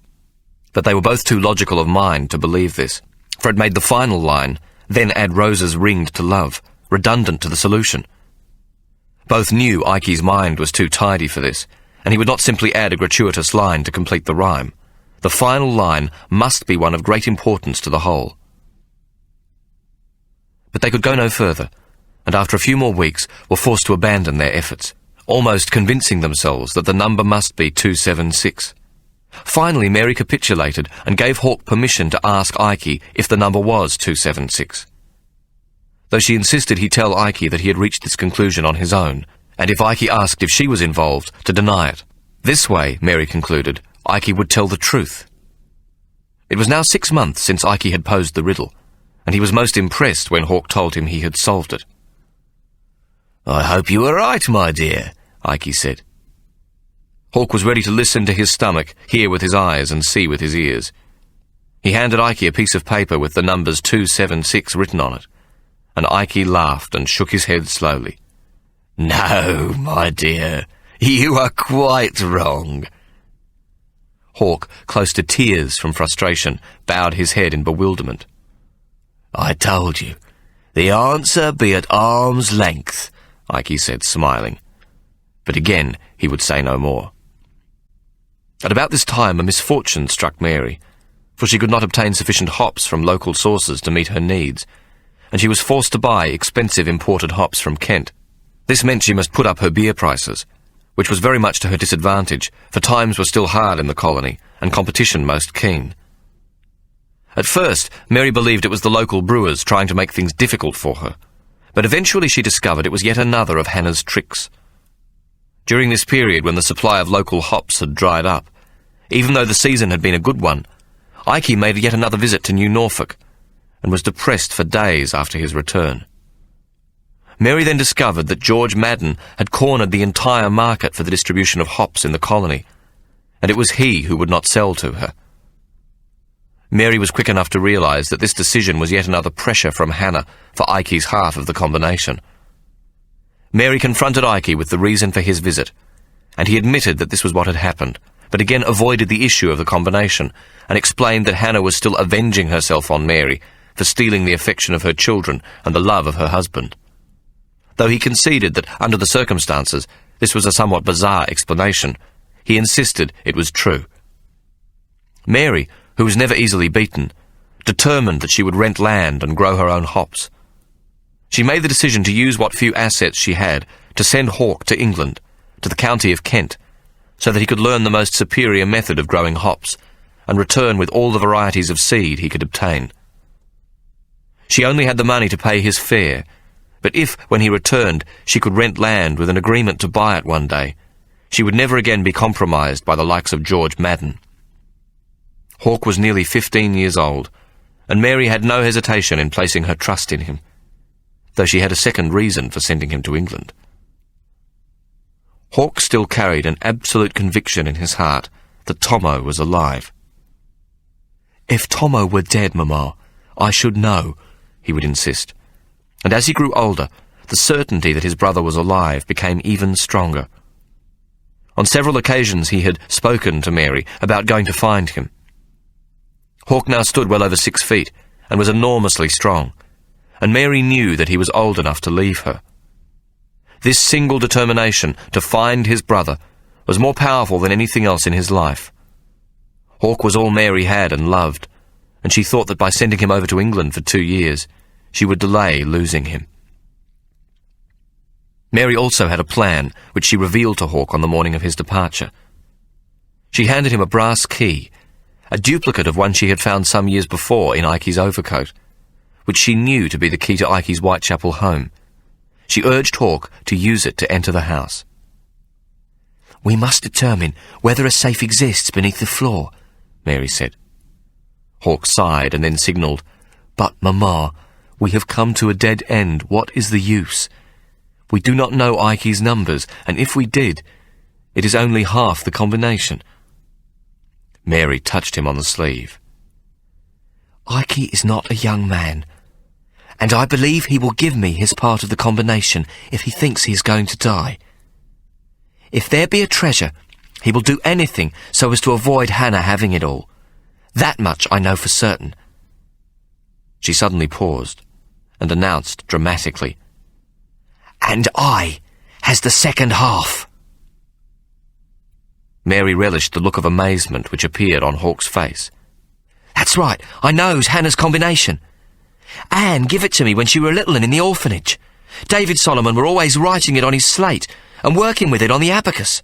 Anne told me it were a number their mother give them what they must never, never forget in case she should die. The number 816. Hawk signalled the numbers. 816. Mary nodded. "Just you make sure there be a safe in that house, lovey." Ikey was terribly distraught at the news of Hawk's departure to England, for he was convinced he would not live long enough to see Hawk again. Hawk was able to comfort him a little by promising to spend his last day helping Ikey at the Saturday races, even though he would rather have climbed the mountain and spent time with Mary. Hawk was by now doing most of the work of the races, and he knew Ikey could not manage without him. This would be Ikey's last day as a bookmaker. Poor Ikey had given up his nocturnal wandering, unable to manage the walking. The races were his only remaining pleasure. Hawk would take a sad memory away with him of this last day with Ikey. Late in the afternoon, while Hawk's back was turned, a drunken punter accosted Ikey, accusing him of cheating, and knocked him to the ground. Hawk arrived moments later and picked the drunk off Ikey's prostrate and squealing body, giving the man a cuff across the side of the head which sent him spinning to the ground. Hawk picked up the sobbing Ikey. The shoulder of his ancient coat and also the sleeve of his shirt had been torn in the struggle, so that his thin white arm hung bare. It was then that Hawk saw the tattoo. It was of 2 blue doves surrounded by a garland of red roses, and in a ribbon across the top of the circle of roses was the legend, "To my one and only blue dove." Hawk took scant notice of this at the time, being more concerned for Ikey's welfare. Later, when he thought about it, he simply concluded that their guess had been correct, and Ikey wore a tattoo with words from the poem. He told Mary of his findings, and they congratulated each other on their perspicacity, but otherwise decided the information was of no additional help. This is the end of CD 19. The story will continue on CD 20.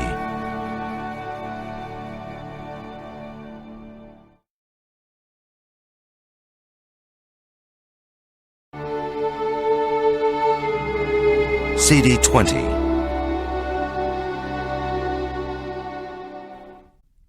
With Hawk away, Ikey seemed to fade, and in the next year he progressively became an old man, much dependent on his daughter Sarah and on Mary, who was increasingly under pressure as local hops were being denied her and imported stock was not always available.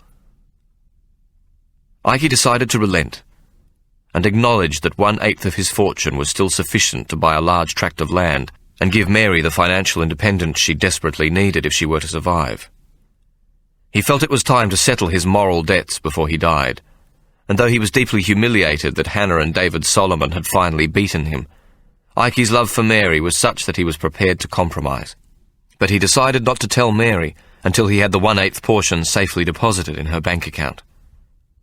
Ikey proposed that one of Hannah's sons, he preferred it to be Mark, should take a ship to England with her combination to the safe, while he would instruct Hawke by letter of his combination and the whereabouts of the safe. Hannah was adamant that David go. It delighted her to think that he was to be pitted against a 15-year-old nigger mute, and she felt sure David would not allow Hawke to win even 1/8 of the value of the treasure. But she insisted that David leave immediately. That was in 2 days' time, when the Midas, a convict ship, was leaving Hobart bound for London. Hannah's reason for this was so that Ikey's letter to Hawke could not arrive in London before David, and thus allow Hawke to get to the safe first and have it removed, or worse, attempt to open it. Ikey argued that the safe could not be opened without the combination, even if it were given over to the Bank of England. Its removal would involve the demolition of a wall of the house, and as the safe was set in concrete, it would require a very large dock crane and a gang of men to lift it out of the ground. Nevertheless, Hannah was resolute that Ikey's letter must go on the same ship as David Solomon, so that the two could meet and visit the Whitechapel house on the same day and simultaneously open the safe. Ikey smelt a rat and thought David would bribe the captain to give him Ikey's letter, so he did not entrust it to the captain, but gave it instead to the ship's chaplain, whom he swore to secrecy and added further to the man of God's integrity with a nice little stipend for his ministry. Chapter 38. On a day of persistent drizzle, with swirling clouds obscuring the top of the great mountain, the Midas sailed from the river port bound for London. On board was Mr. David Solomon, who had been carefully drilled in the description of each item in the safe and the value of the gemstones. Though Hannah was not as expert as Ikey in this, she had a keen eye for appraisal and knew each precious stone individually. Also in his luggage was a set of scales for weighing gold and a new pistol of American design. The voyage home to England was uneventful, and the Midas berthed at Gravesend, where David immediately sent a letter by courier to Hawke at the hop farm where he worked, asking him to come to London at once to meet him on board the Midas. On the same day, Hawke received a message from the ship's chaplain that a letter awaited him from Mr. Ikey Solomon, which he was instructed to hand over to him personally on board. When Hawke opened the letter, Ikey was already dead. He had passed away not 2 weeks previously. His funeral had been a mixed affair, one of the first few to take place in the Hobart Synagogue, which had been open for 5 years. 180 of the male Jews in Hobart Town attended Ikey's funeral and filled the tiny synagogue to overflowing. As well, standing outside, was a crowd which the polite society of Hobart found most undesirable. Publicans and whores, touts, con-men, cockfight proprietors, sly grog merchants, and most of the racing fraternity of Hobart Town stood outside the little synagogue. The minyan of 10 good men consisted of Hobart's most prominent Jews: Philip Levy, Samuel Moses, Jacob Frankel, Abraham Reuben, Judah Solomon, Isaac Feldman, Edward Magnus, Abraham Wolfe, Isaac Marks, and Philip Phillips. Ikey was buried in the Jewish cemetery according to the ancient rites and beliefs of his own people, and though Mark and Moses attended, as only men are allowed to attend an Orthodox funeral, Sarah stood outside the cemetery with Mary, and both wept, while Hannah stood apart with Anne, dry-eyed and triumphant. What transpired between Hawke and David is best revealed in the account David Solomon gave to his mother on his return to Van Diemen's Land. He told how the dumb nigger nodded in agreement when asked if Ikey's letter contained his half of the combination to the Whitechapel safe. Then he proposed they both inspect and test the safe to ensure it had not been tampered with, and then remain present to observe while each worked his part of the combination.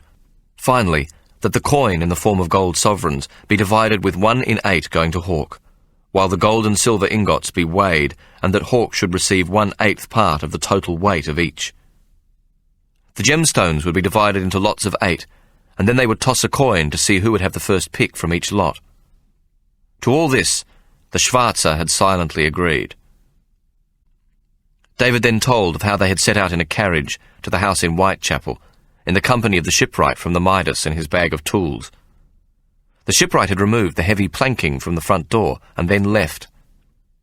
It was a miserably cold February day when the two men, each carrying a bull's-eye lamp, entered the house, which had stood empty for over 20 years. They moved along the dusty hallway, brushing aside cobwebs and going straight to the scullery, for both had a location plan, Hawk from Ikey and David from Hannah. David opened the closely fitted scullery door with a key given to him by his mother, which had hung about her neck as long as he could remember. The room contained no windows, and the air within it was most stale, though surprisingly free of dust. While Hawk Solomon held the bull's-eye lamp, David read the instructions which triggered the false nails in the floorboards, and carefully lifted each board until the door of the huge safe beneath was clearly exposed. David stooped down and tested the handle of the safe, giving it a firm pull. It was obviously locked. He rose and allowed Hawk to do the same. David confessed that at this point his heart was pounding, and his face must have shown his excitement, though he couldn't speak for the nigger. It being dark and all. His hands shook as he tried to hold the torch steady for Hawk, as the black boy's numbers were the first part of the combination. Hawk had dialed quickly, his huge hands graceful to the touch, and the numbers 690 appeared, and then a distinct click sounded. Then Hawk rose and placed his torch on a shelf, so that the room was dimly lit, and then held David's torch directed at the wheels of the combination lock. David, his hands trembling, dialed 816, whereupon there was another click. For a moment all that could be heard was their rapid breathing, Hawk's steady, and David's coming fast as though he was short of breath. Hawk tapped David on the shoulder and indicated that he should be the one to open the safe. David pulled, but nothing happened. The door remained shut. "Oh, Jesus!" David exclaimed.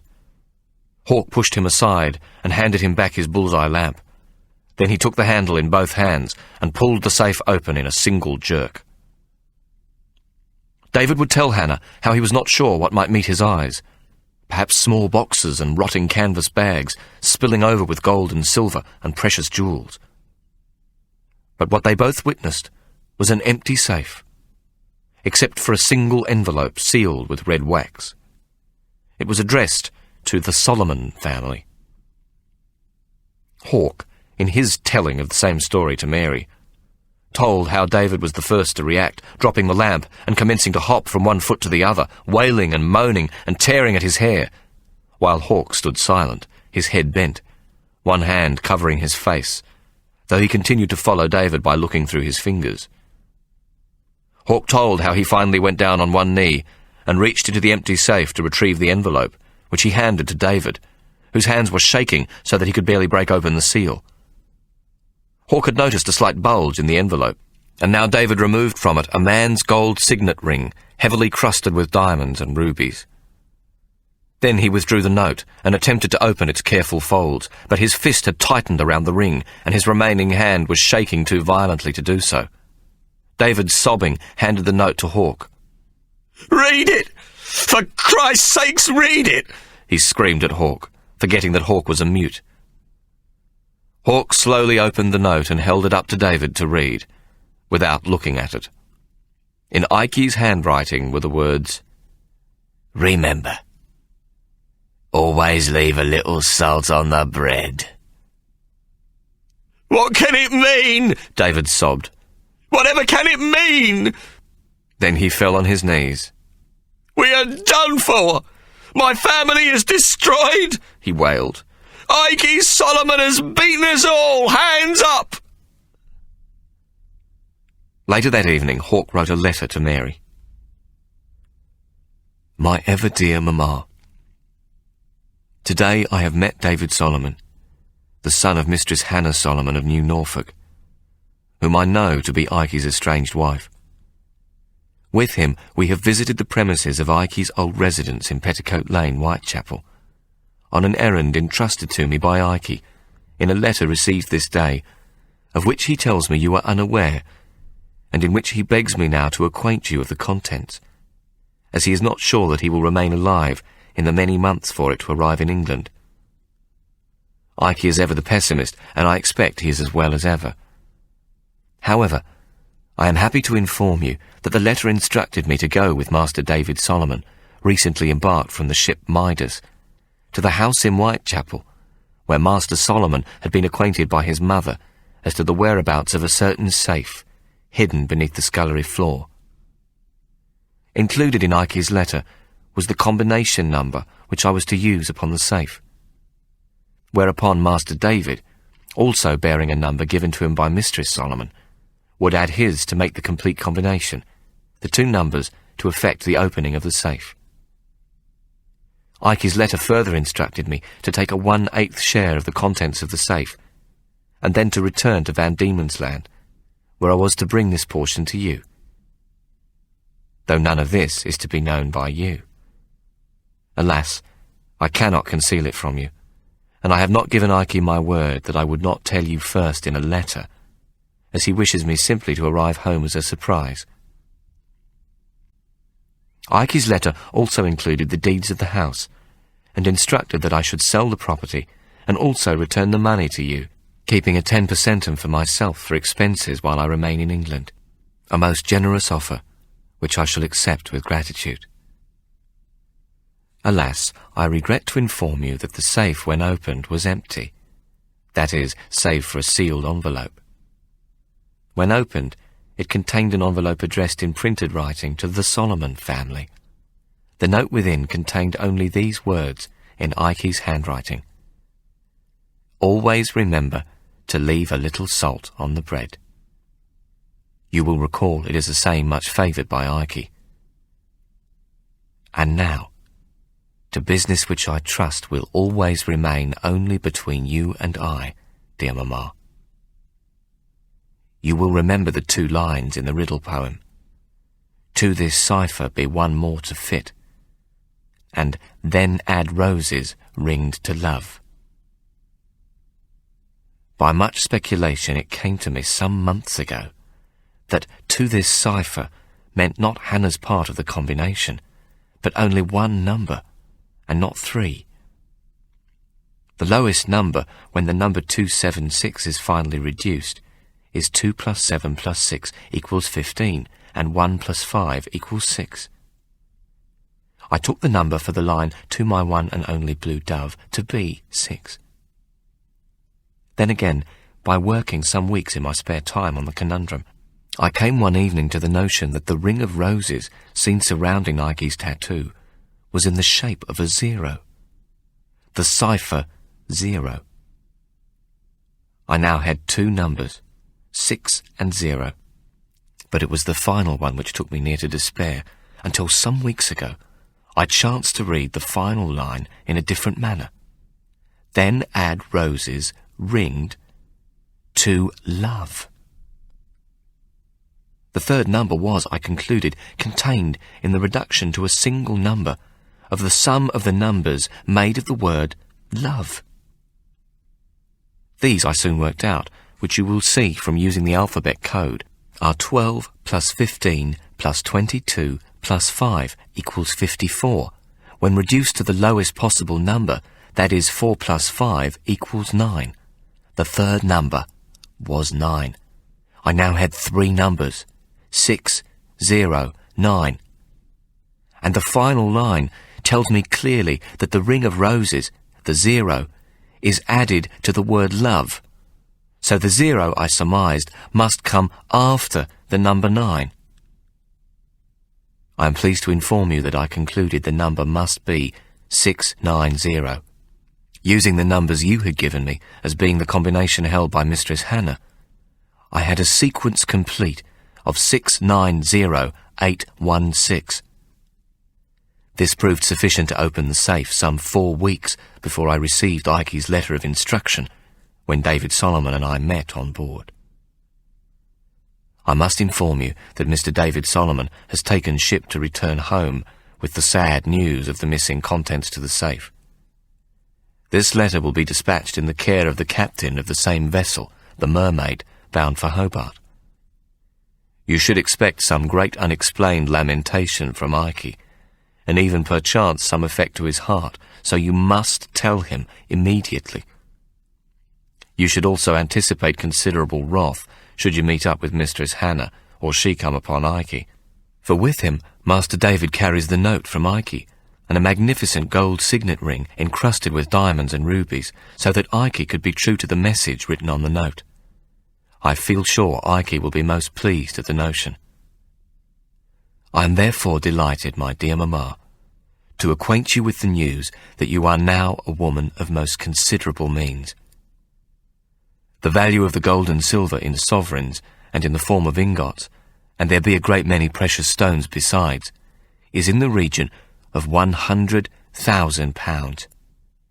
If you wish, you shall have the land in the entire Huon Valley for the cultivation of hops. I am now exceedingly happy to inform you that I have learnt all we will need to know on the tilling, sowing, netting and harvesting of hops, and have with my own hands worked every part of the growing and harvesting process. I have also acquired 50 bags of the finest quality seed. I now most eagerly and impatiently await your instructions to come home, as I must set out upon my search for my brother Tomo. I remain your humble, loving, and obedient son, Hawk X. Solomon. P.S. I caution you to burn this letter at the conclusion of your having read it. I will include a bank draft for the value of Ikey's house, made out in your name, to the Bank of Van Diemen's Land, though I shall find the 10% in commission most useful.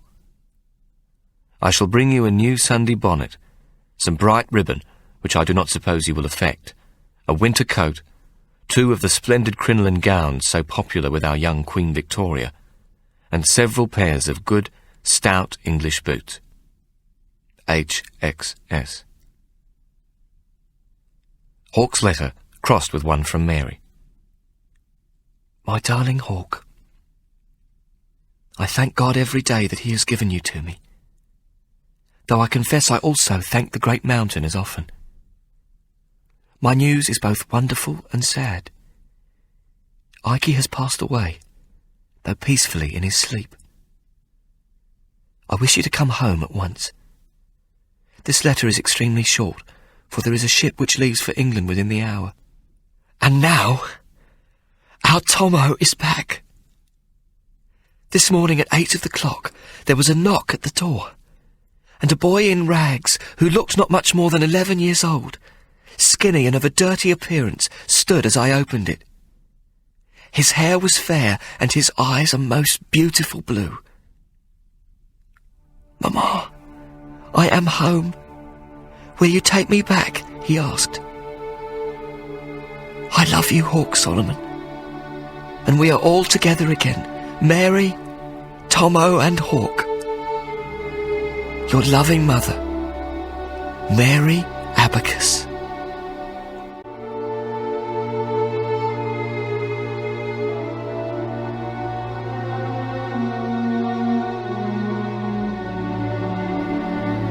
That was the end of The Potato Factory, written by Bryce Courtney and read by Humphrey Bower. This has been a Belinda Audiobooks production. Bryce Courtney, best-selling Australian author, wrote his first book, The Power of One, at the age of 55. It has now sold nearly 3 million copies worldwide, has been translated into 11 languages, and made into a movie of the same name. During a very successful advertising career, Bryce has won most of the local and international advertising awards, and in addition has won a gold medal for Best Documentary at the 1984 New York Film Festival. Committed to the cause of literacy and the importance of motivating young people to read, he is actively involved with literacy programs in primary schools Australia-wide. Bryce was born in 1933 in Johannesburg, South Africa. He has 2 sons. Other Belinda audiobooks available on CD by Bryce Courtney include The Power of One, Tandia, and Tomo and Hawk. For more information on these or other releases in our extensive range of unabridged audiobooks, please visit our website at www.belinda.com or write to the address on the cover or call 03-9338-0666 or toll-free 1-800-335-364.